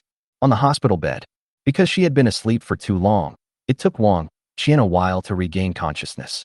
Seeing her brother looking at her, she weakly called out, Brother! Hey, Qian, you're really awake. That's great. That's great. Wang Chuang couldn't hold back his emotions anymore, and tears started to flow out. Half an hour later, all the lights in the ward were turned on. There were doctors in white coats standing in front of Wang Qian's bed, and 2 nurses standing behind her. Normally, it was already evening and the doctor would have gone off duty long ago. Unless there was something important, the doctor would not come. But the vegetative patient woke up. The nurse on duty hesitated for 3 seconds and finally called Wang Qian's attending physician, who was also the director of their neurology department. After hearing the nurse say that Wang Qian, who was in a vegetative state, had woken up, the director would not blame them for disturbing her sleep in the middle of the night. He put on his clothes and rushed to the hospital, calling several other departments on the way. Finally, even the dean was alarmed. Chapter 196, He is our benefactor. The vegetative patient woke up in his own hospital, which was definitely a big deal. It was also of great medical and scientific value. The director of the neurology department, who was in his 50s, briefly examined Wang Qian's condition and then had some further conversation with her. Seeing that Wang Qian answered questions fluently, the doctor finally confirmed that the patient had really woken up and that his intelligence had not been damaged. This was another big surprise. In previous cases, even if a vegetative patient woke up, it would take some time for him to slowly regain consciousness. But after just over half an hour of waking up, Wang Qian's intelligence had basically recovered, which was a complete overturn of previous medical experience. A vegetative patient who had been lying in bed for more than half a year and had been declared to have almost 0 chance of waking up suddenly woke up inexplicably. This incident quickly spread throughout the neurosurgery department, and even in the middle of the night, it still attracted more people to stand outside the door to watch. How did the patient wake up? The doctor asked Wang Chuang. He is. Wang Chuang just opened his mouth when Zhao Xiaoyan answered first. We don't know either. She woke up so suddenly. This should be all thanks to you, doctor. It was your treatment that finally allowed her to successfully wake up at this moment. How could Zhao Xiaoyan possibly let Wang Chuang tell the truth? If Wang Chuang told the doctor everything, the doctor would definitely think of himself, and many things would be difficult to explain. I can't tell them that I have a system and the medicine is given by the system. It's too incredible and too difficult to explain scientifically. Several doctors began to discuss Wang Qian's previous cases, and various opinions and speculations emerged. But no one can convince anyone.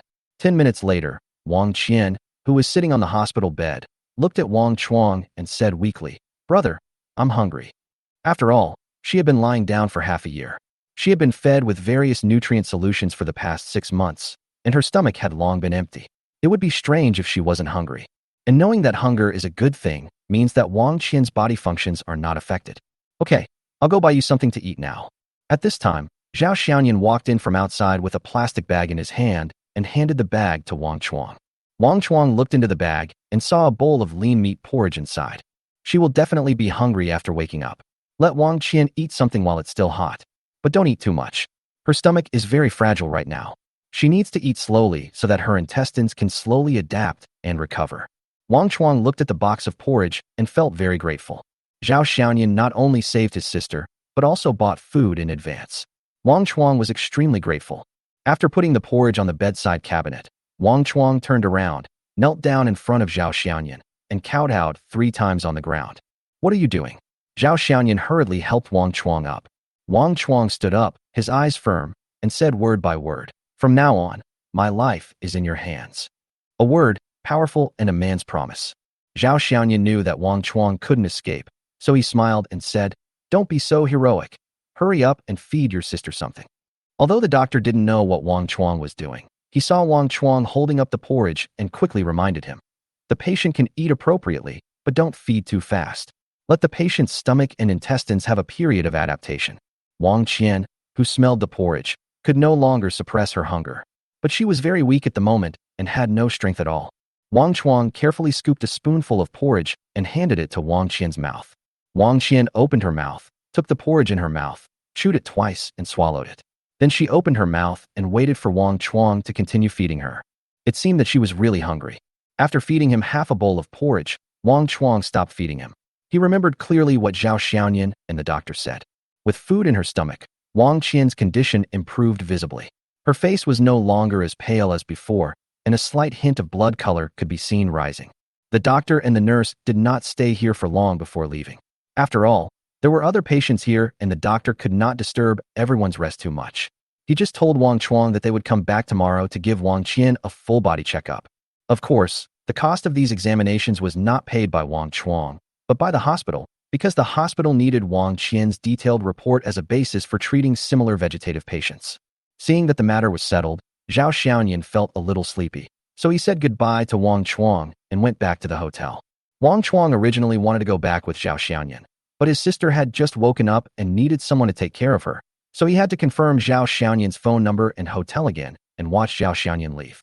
Wang Qian watched Zhao Xiaoyan leave and asked curiously, "Brother, who is he? Is he your friend?" "No." Wang Chuang shook his head. "He is our benefactor." It was already past 3 a.m. when Zhao Xiaoyan returned to the hotel. After taking a shower, I fell asleep in less than 2 minutes while lying on the bed, until I was woken up by a phone call. Seeing that it was an unfamiliar number in Shanghai, Zhao Xiaoyan guessed who was calling. Sure enough, as soon as I picked up the phone, Wang Chuang's voice came through. "Hello, is this Mr. Zhao? I'm Wang Chuang." Wang Chuang's voice was obviously much clearer than yesterday, which showed that he was still very excited at the moment. "Wang Chuang, how is your sister?" "The hospital checked her out, and everything was normal, and she is healthy." "Thank you, Mr. Zhao." This was the happiest moment for Wang Chuang in the past 6 months. His sister finally woke up and was healthy. This made him feel that life had hope again. Therefore, Wang Chuang was very grateful to Zhao Xiaoyan. He knew that his sister was able to wake up not because of the various treatments in the hospital. In fact, the hospital had given up in the end. They called it treatment, but in fact it was just hanging some nutrient solution to keep his sister alive. What actually woke his sister up was the bottle of medicine that Zhao Xiaoyan gave him. Although he didn't know why Zhao Xiaoyan didn't mention this to the doctor, since Zhao Xiaoyan didn't mention it, Wang Chuang didn't mention it again. As for what the bottle of medicine was, Wang Chuang didn't ask any questions. As long as he could save his sister, why would he ask so many questions? He will keep this secret forever. That's good. Zhao Xiaoyan was very happy to be able to save this poor girl. Mr. Zhao, I'm at the hotel, in the lobby on the first floor. Zhao Xiaoyan didn't expect that the other party would come today. While he was a little surprised, he also had a better impression of Wang Chuang. He is a man of his words. He would still come to me even in this situation. He is a good bodyguard. But after all, her sister just woke up, and it was really inhumane for her to come over now. So Zhao Xiaoyan said, I don't have anything to do here for the time being. Your sister just woke up, and I still have a lot of things to do. You should go and accompany her first. No need, Mr. Zhao. The hospital has already arranged a nurse to look after her. It doesn't matter whether I'm there or not. And I promised you that from today on, I will be your driver and bodyguard. Chapter 197. It's impossible for him and me. Seeing that Wang Chuang was so determined, Zhao Xiaoyan decided not to postpone it, as that would be a bit hypocritical. Okay, tell the front desk. Never mind. Wait a moment. I'll be down soon. After hanging up the phone, Zhao Xiaoyan started to wash and get dressed. But just as I was about to go out, the phone rang again. I picked it up and saw that it was Lu Shihuan calling. Hello. As soon as the call was connected, Lu Shihuan said in a cautious tone, Mr. Zhao, I may have to trouble you for a moment. What's up? Lu Shihuan's troubles are only related to two people. One is Zheng Yaotian, and the other is by Ninghao. Listening to Lu Shihuan's tone, there was no urgency in her voice, but more like helplessness. Lu Shihuan quickly said, It's by Ninghao. He's blocking me at my door. I don't dare to go out. Can you come over to my place? Zhao Xiaoyan replied a little later. Okay. Send me the place. Zhao Xiaoyan took a taxi to the address Lu Shihuan sent him, and Wang Chuang was with him. Wang Chuang quickly got into the role and just followed Zhao Xiaoyan silently, not asking where they were going or what they were doing. Tianhu Garden. It was obvious that the prices here were high, and the security measures at the door were very good. So, Zhao Xiaoyan and his companion were stopped by the security guards as expected. After Zhao Xiaoyan reported Lu Shihuan's house number, the other party dialed the number and confirmed it before letting him in. He entered the residential complex, found Building 3, and took the elevator to the 16th floor. As soon as he stepped out of the elevator, Zhao Xiaoyan saw Bai Ninghao's iconic white hair. When Zhao Xiaoyan saw Bai Ninghao also saw Zhao Xiaoyan. Bai Ninghao was like an adolescent boy who saw his love rival. The hostility in his eyes was not hidden at all and was all exposed to Zhao Xiaoyan's gaze. Even Wang Chuang couldn't help but look at him twice. Why are you here? Bai Ninghao spoke first, but his tone already suggested a loser. Zhao Xiaoyan pointed to the door and said, She asked me to come. At this time, the door opened, and Lu Shihuan must have seen Zhao Xiaoyan through the peephole. Xiaoyan, you're here. Lu Shihuan's face showed the expression of a virtuous wife who finally waited for her husband to return. She was wearing a milky white slim-fitting home dress. Her smile was as beautiful as a flower. Her eyes were as charming as silk, and the corners of her mouth were slightly upturned, revealing her neat and white teeth as white as jade. Lu Shihuan seemed to have put on some makeup, which made her already beautiful face even more beautiful. When Zhao Xiaoyan heard Lu Shihuan's address to him, he smiled, walked forward, and put his arms around Lu Shihuan's slender waist without any hesitation. He also pressed gently with his fingers, feeling the elasticity of her waist without a trace of fat. Lu Shihuan's eyelashes trembled slightly, but she did not show any resistance or discomfort, as if this action was the most common and natural posture between the two of them. Zhao Xiaoyan glanced at Lu Shihuan, and Lu Shihuan quickly looked away. Do you want to come in too? Zhao Xiaoyan looked at Bai Ninghao, who was still standing in front of the door. Bai Ninghao glanced at Zhao Xiaoyan, then at Lu Shihuan, without saying a word. He just snorted and pressed the elevator button. As if he was annoyed that the elevator had not arrived yet, Bai Ninghao went down the stairs at the side. Wang Chuang, come in and close the door. Zhao Xiaoyan ignored the childish Bai Ninghao and walked in without any hesitation, holding Lu Shihuan in his arms. Wang Chuang walked behind the two of them at a distance of 3 steps. After entering the room, he closed the door and stood at the entrance without going in. Mr. Zhao. Lu Shihuan seemed a little uncomfortable with being hugged by Zhao Xiaoyan, and her body began to twist slightly. Don't move, Zhao Xiaoyan said somewhat domineeringly. You took advantage of me, so you should pay a price. After hearing what Zhao Xiaoyan said, Lu Shihuan stopped moving instantly and lowered her head like a child who was caught doing something wrong. But Zhao Xiaoyan let go of Lu Shihuan at this time, sat on the sofa, and looked up at this popular young actress. Lu Shihuan still didn't dare to look at Zhao Xiaoyan, but she noticed from the corner of her eye that the other party was still looking at her, so she didn't dare to move. After a long time, Zhao Xiaoyan finally asked, Why did you lie to me? I didn't lie to you. That Bai Ninghao. Lu Shihuan's words were rudely interrupted by Zhao Xiaoyan. I'm asking you. You'd better tell the truth. If you tell another lie. Sometimes, threats or warnings do not need to be completed, especially when it comes to the consequences. Leaving them alone leaves room for imagination. If it is said out loud, everyone will subconsciously weigh whether they can bear the consequences. That's human nature. Lu Shihuan finally lost the courage to pretend and said, Bai Ninghao has been calling me these past few days, saying that he can convince Mr. Bai to get me signed to their entertainment company, and that he will use his resources to support me and get me back on the front line. What is the price? Let me leave you alone. Zhao Xiaoyan asked curiously. Nothing else? For example, you becoming his woman or something like that? No. Lu Shihuan shook her head. Bai Ninghao didn't say that. He just said he liked me. As long as I'm willing to go, he'll take care of the rest. When Zhao Xiaoyan heard this, he almost laughed out loud. It is true that birds of a feather flock together. Han Mingze is in love with Yu Ningxiu, but Bai Ninghao likes Lu Shihuan. Both of them are wholeheartedly doing dog licking. The only difference is that Han Mingze is a high-class nobleman who likes to serve the emperor, while Bai Ninghao is a bit like a silly kid from a nouveau riche family. Zhao Xiaoyan looked at Lu Shihuan teasingly. Why don't you agree? The Bai family is quite powerful in the entertainment industry, and he likes you so much. Maybe you can marry into a wealthy family and don't have to endure all the troubles in the entertainment industry. I don't like him. Lu Shihuan's words were very direct. If you don't like him, then why are you still hanging on to him? Why don't you just tell her directly?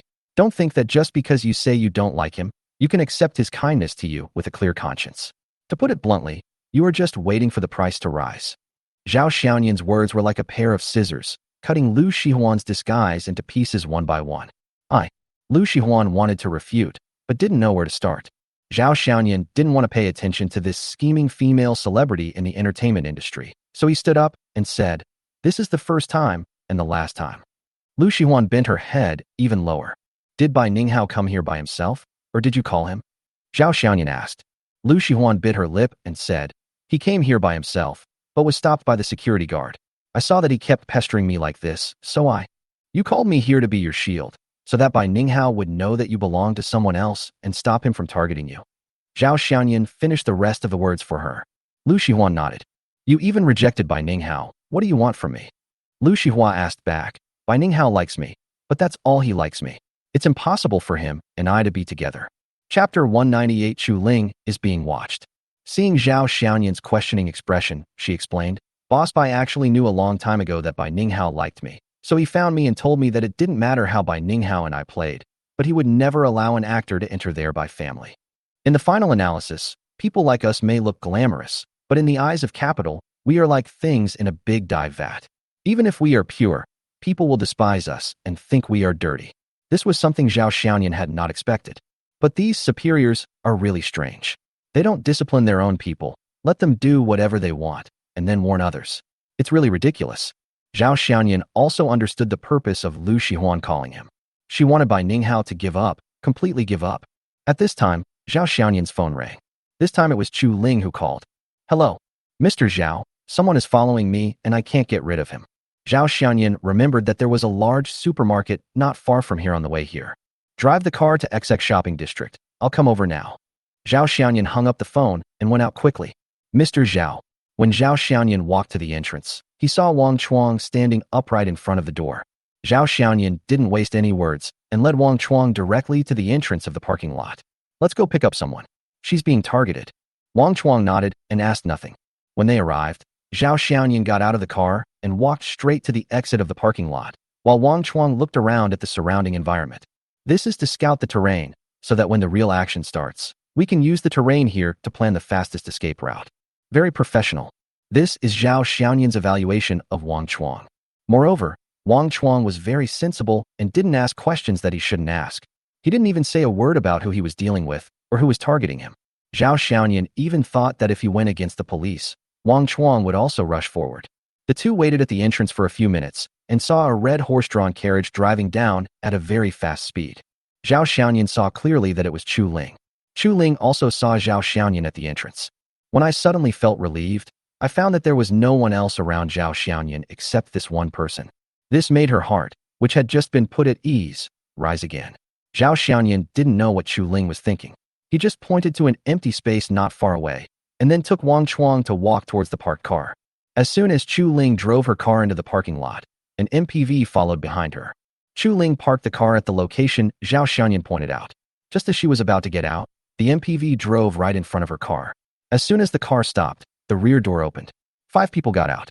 One of the people surrounded was Zheng Yaotian. Zheng Yaotian's appearance made Chu Ling retract her hand that was about to open the door. Zheng Yaotian walked to the outside of Chu Ling's carriage, looked at Chu Ling sitting inside, showed an arrogant smile, knocked on the glass with his hand, and then made a gesture to open the door. Chu Ling was very scared now, especially when she saw Zheng Yaotian's face. At the same time as she was scared, a feeling of anger also rose in her heart. But she was a woman after all, and facing several big men, her body couldn't help but tremble, and she was reluctant to open the car door. Seeing this, Zheng Yaotian just sneered, then retreated to the side of the MPV and said to his men, "Drag him down for me." A few people understood, took out the steel pipes that had been prepared long ago from the trunk of the MPV, and walked towards the horse guard carriage. Looking at a group of men holding steel pipes, walking towards her with ferocious looks, Chu Ling had already guessed what they were going to do. Fear, terror, and helplessness all surged up at this moment. Zheng Yaotian was looking at Chu Ling in the car with an attitude of enjoying the show. He likes to see women looking scared, weak, and helpless, and it gives him a sense of satisfaction. However, Chu Ling's fear changed the next moment, and she looked at him with an expression of surprise. Before Zheng Yaotian could react, a knife was already placed on his neck. This is a slender kitchen knife that is as ordinary as it can be, but Zheng Yaotian knows that if the other party wants, this knife can also take his life. If they smash the car, I will cut your neck. From childhood to adulthood, Zheng Yaotian has only threatened others and has never been threatened by anyone. This was the first time he realized how uncomfortable it felt to be threatened. The blade of the kitchen knife on his neck was pressed against the skin of his neck, which made him feel scared. A fear of death spread throughout his body, and even his hair stood up. He was scared. It turns out that the feeling of death is so unpleasant. They are about to smash it. Are you ready? The owner of the kitchen knife whispered in Zheng Yaotian's ear. Only then did Zheng Yaotian realize that the people he brought with him had already walked to the side of the horse-guarding carriage, and one of them who walked fast had even lifted up the steel pipe. Zheng Yaotian quickly shouted at the other party without thinking, "Stop, stop for me." It was this sound that attracted the attention of the sturdy men, and they saw that their boss had been held at knife point at some point. The few of them had no time to care about Chu Ling. They quickly walked back and surrounded the MPV in a semicircle. Let them all get in the car. With a knife at his neck, Zheng Yaotian had no choice but to obey. All of you get in the car. They looked at each other and then walked towards the MPV. Everyone fasten your seat belts. Zheng Yaotian followed the instructions and gave orders to several people. The swordsman carried Zheng Yaotian and walked back step by step to the side of the carriage. He glanced at Chu Ling in the carriage and motioned her to get out. Chu Ling recognized that this person was the one who had been with Zhao Xianyan just now. She didn't care about anything else and opened the car door and got out. Go back. Wang Chuang kept his eyes fixed on the people in the MPV. Although they all got on the car, they still held the steel pipes in their hands and were ready to rush up at any time. Chu Ling got out of the car and walked back. She was very panicked and didn't know where to go, so she went around behind the wall. As soon as she got around to the other side of the wall, Chu Ling saw Zhao Xianyan. Zhao Xianyan said nothing, took Chu Ling's hand and ran towards the safe passage not far away. On the other side, Wang Chuang and several others maintained a confrontation posture for 5 minutes. At this time, Wang Chuang whispered in Zhang Yaoyan's ear, "Someone asked me to bring you a message. If you keep staring at Miss Chu, he will kill you." After he finished speaking, a loud noise suddenly came from the other side of the MPV. Under high tension, everyone in the car subconsciously looked over and then quickly turned back. But in less than a second, Zhang Yaotian was pushed to the ground, and the person who had just held him hostage had long disappeared. Several people quickly got out of the car and found that they were still wearing seatbelts, so they hurriedly unbuckled them. 2 of them went to check on and protect Zhang Yaotian, while the others quickly ran to the back of their previous position and went around behind the wall, but they didn't see even a ghost. At this time, Wang Chuang had already left the parking lot. Chapter 199: Wang Chuang's roughness but delicacy. The hotel where Zhao Xianyan stayed. He poured a cup of hot water for Chu Ling, allowing her to use the hot water to calm her nervous mood. I don't know why he was so cruel to me today. Maybe it's because I'm still trying to steal their girls, which made them anxious. After calming down, Chu Ling said, "Thank you." There was sincerity in Chu Ling's tone. Ding. Target's favorability towards host plus 25, current favorability 5. Zhao Xianyan pointed at Wang Chuang, who was still standing at the gate, and said, "I didn't do anything. It was my brother who did it. If you want to thank someone, Then go thank Wang Chuang. Thank you, Wang Chuang. Chu Ling was very generous. She stood up and nodded slightly towards Wang Chuang. Being looked at by such a charming woman, Wang Chuang became shy unusually, not daring to look at her. Don't thank me. Mr. Zhao asked me to do this. I was just following orders. Zhao Xiaoyan rubbed his temples. Since you are in danger this time, there is no guarantee that he will not cause trouble for you next time. You must have someone to protect you. Otherwise, if something like today happens again, the consequences will be disastrous. Since the Zheng family is somewhat shady, Chu Ling is in more danger. Zheng Yaotian had clearly come prepared today. The men and weapons were all in good order, and it was obvious that this had been planned long ago. If Zhao Xiaoyan and Wang Chuang hadn't appeared, he would have succeeded today. However, what Zhao Xiaoyan didn't understand was why Zheng Yaotian would take action at this time, and why he would block people openly. What's the Zheng family doing recently? Chu Ling thought about it and shook her head. No, the Zheng family has been very quiet recently. Apart from warning the artists not to change jobs, there has been no further movement. At this time, Wang Chuang, who had been silent all this time, spoke. They should be coming for the person behind this lady. They're just testing her today. They want to see if anyone will show up after Miss Chu is in danger. Zhao Xiaoyan looked over and saw Wang Chuang still standing obediently at the entrance. If they really wanted to smash the car, they would have done it long ago. But I noticed that they were deliberately slowing down, as if they were waiting for someone to rescue her. If I'm not mistaken, they were just pretending. Zhao Xiaoyan frowned. You haven't been exposed, have you? Don't worry, my face was not exposed. I pulled my hat very low and avoided the cameras along the way. Zhao Xiaoyan increasingly found that the development of things seemed to be beyond his expectations. Zhao Xiaoyan's starting point for dealing with the Zheng family was to protect himself, in order to prevent the incident with the Su family father and son from happening again. So his idea was very simple, which was to make Zheng Yaotian dare not to become his enemy. These days, money is everything. As long as the financial resources of the Zheng family are suppressed, then they will naturally lose the bargaining chips to go against him. So when he saw Lu Shiyuan, he decided to help her. Then let Chu Ling build another company that can compete with Zheng's Qixing Entertainment. In this way, the Zheng family will be busy dealing with business rivals and will not have enough time to find trouble for themselves. He's very afraid of trouble. However, since the cooperation with Chu Ling, everything seems to have changed.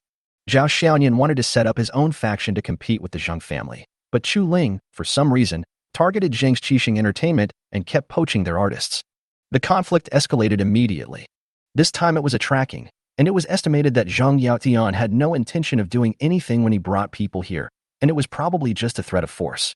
Then, as Wang Chuang said, he wanted to force out the people behind Chu Ling. But because Zhao Xiaoyan didn't play by the rules, he just drew his sword. Thus, the hunter became the prey, and Zhao Xiaoyan, the man behind the scenes, remained behind the scenes.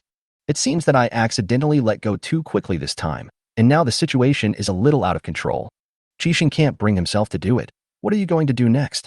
Zhao Xiaoyan closed his eyes and rubbed his temples, and naturally the person he asked was Chu Ling.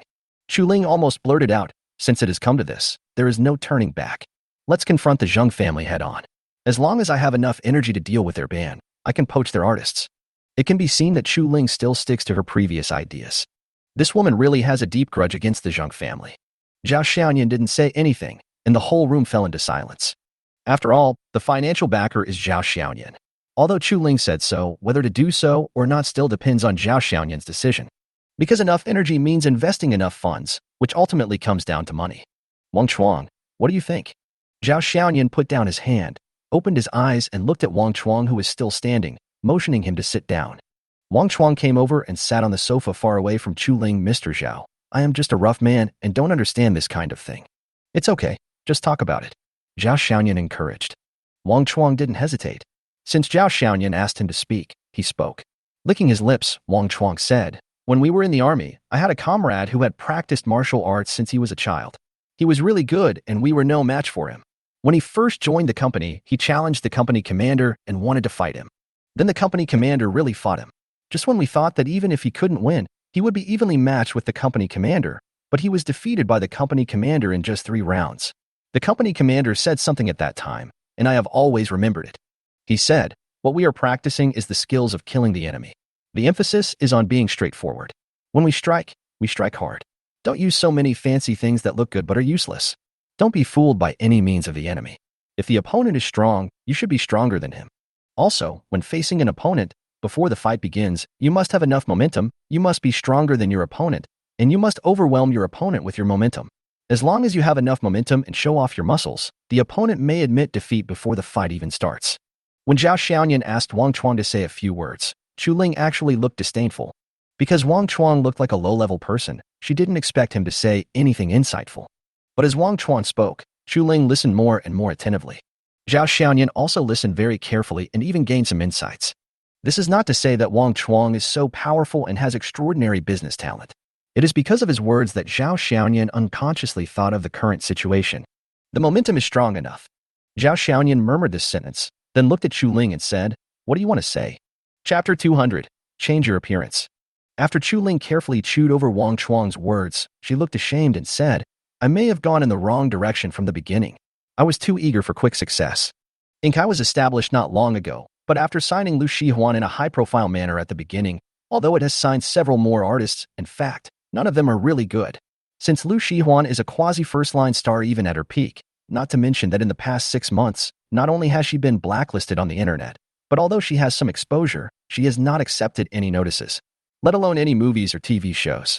Although it has started to clear up now, the 6 months of darkness cannot be cleared up overnight. It also takes time.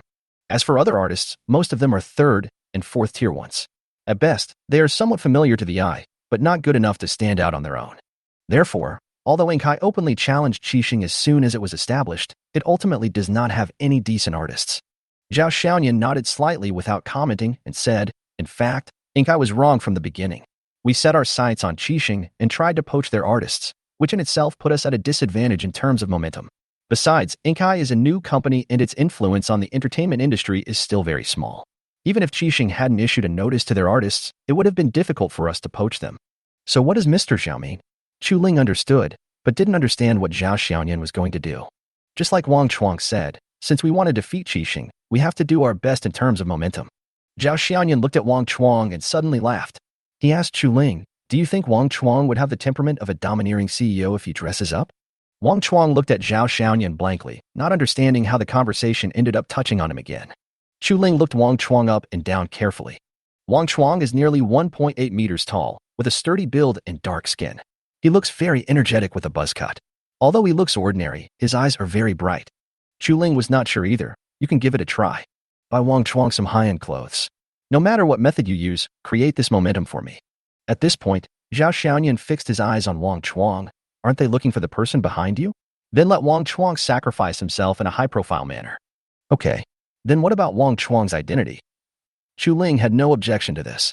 If she pushed Wang Chuang out, there would be fewer eyes on her. Zhao Xiaoyan smiled and said, "The imperial capital." In the past 2 days, Zhao Xiaoyan has turned into a full-time husband and basically revolves around Sun Yalan. Originally, I came to Shanghai because of Sun Yalan and Lu Shihuan. Chu Ling and others were all accidents by chance. Chu Ling and Wang Chuang flew to the imperial capital the next day. There, Wang Chuang will undergo a transformation, and when we see him next time, he will be a brand new Wang Chuang. Although Wang Chuang didn't know why Zhao Xiaoyan asked him to go to the imperial capital, since Zhao Xiaoyan asked him to go, he agreed without hesitation. "You really don't have to be around me all the time. I'm not incapable of taking care of myself." Looking at Zhao Xiaoyan, who was wearing an apron and raising the spoon of chicken soup to his mouth, Sun Yalan felt both happy and a little uncomfortable. This was the first time she had been taken care of like this, to the point where she had everything provided for her. "You are now the most precious person in the world, the first person in our Zhao family to have children. If not you, who else should we surround?" Zhao Xiaoyan was not embarrassed at all. It was natural for a man to be good to his woman. Moreover, this woman was pregnant with his child. Sun Yalan's belly is now very big, and her breasts are also bulging due to pregnancy. Zhao Xiaoyan can clearly feel that they have grown at least a size bigger than her breast cap. Sun Yalan smiled helplessly and still opened her mouth to let Zhao Xiaoyan feed her. Wang Qian, who was sitting nearby, looked at the two of them with a smile on her face. "Sister Yalan is so lucky. Brother Xiaoyan is so good to you." Wang Qian is in very good health now, even better than before. The hospital wanted to keep Wang Qian in the hospital for a while longer to observe her recovery, and told Wang Chuang that Wang Qian was not fully recovered yet. Zhao Xiaoyan knew the efficacy of the systemic drugs, and the idea of not recovering was completely nonsense. So Zhao Xiaoyan ignored the doctor's earnest advice and asked Wang Chuang to handle the discharge procedures for Wang Qian. Wang Qian used to work as a clerk in a company, but she lost her job after a car accident and became a vegetable. In order to relieve Wang Chuang of his worries, Zhao Xiaoyan arranged for Wang Qian to work at the Education Foundation as Sun Yalan's assistant. Sun Yalan naturally had no objection to Zhao Xiaoyan placing someone in the foundation. After learning about Wang Qian's situation, Sun Yalan also sympathized with this little sister and took good care of her. With Wang Qian as his excuse, Zhao Xiaoyan bought a villa for Sun Yalan in Shanghai. However, knowing that Sun Yalan would not agree, Zhao Xiaoyan could only buy the villa in his own name. Although he did not receive the system's advanced reward, Zhao Xiaoyan did not care. He was not without the ability now, so there was no need to buy a suite, which was small and inconvenient. Wang Qian was also arranged by Zhao Xiaoyan to move into the villa, firstly, so that she could take care of Sun Yalan, and secondly, so that she would not have to rent a house outside. As for the incident that caused Wang Qian to become a vegetable, Zhao Xiaoyan also asked Han Mingze, a local snake, to investigate. But after all, it happened half a year ago, and the traffic camera at that time was also in a blind spot, so it would take time to investigate. Han Mingze even told Zhao Xiaoyan clearly not to hold out too much hope, as the possibility of finding the culprit was very low. The master bedroom is on the 3rd floor, and an elevator is installed in the villa, so Sun Yalan doesn't have to climb the stairs with her big belly. Wang Qian's bedroom is on the 2nd floor. In fact, Wang Qian is 1 year older than Zhao Xiaoyan, but she still insists on calling Zhao Xiaoyan Brother Xiaoyan. I'm not the only one who has helped the Zhao family to expand, right? With so many people, I guess the next generation of the Zhao family will be very prosperous. Sun Yalan gave Zhao Xiaoyan a teasing look, full of femininity. Sun Yalan then said to Wang Qian, but her intention was very obvious, Chan Qian, you must be careful when looking for a man in the future. You can't look for a playboy. This is the only way I can live my life. You are still young, so you must look for someone carefully when the time comes. Remember, don't give yourself up in a muddle. Wang Qian looked at Zhao Xiaoyan with her mouth wide open. She really didn't understand why Zhao Xiaoyan would be so unfaithful when there was a beautiful and elegant woman like Sun Yalan. However, her brother once told her not to ask too many questions or make too many guesses about Zhao Xiaoyan's affairs, and just remember that Zhao Xiaoyan was her benefactor. Faced with Sun Yalan's complaints, Zhao Xiaoyan could only pinch his nose in embarrassment.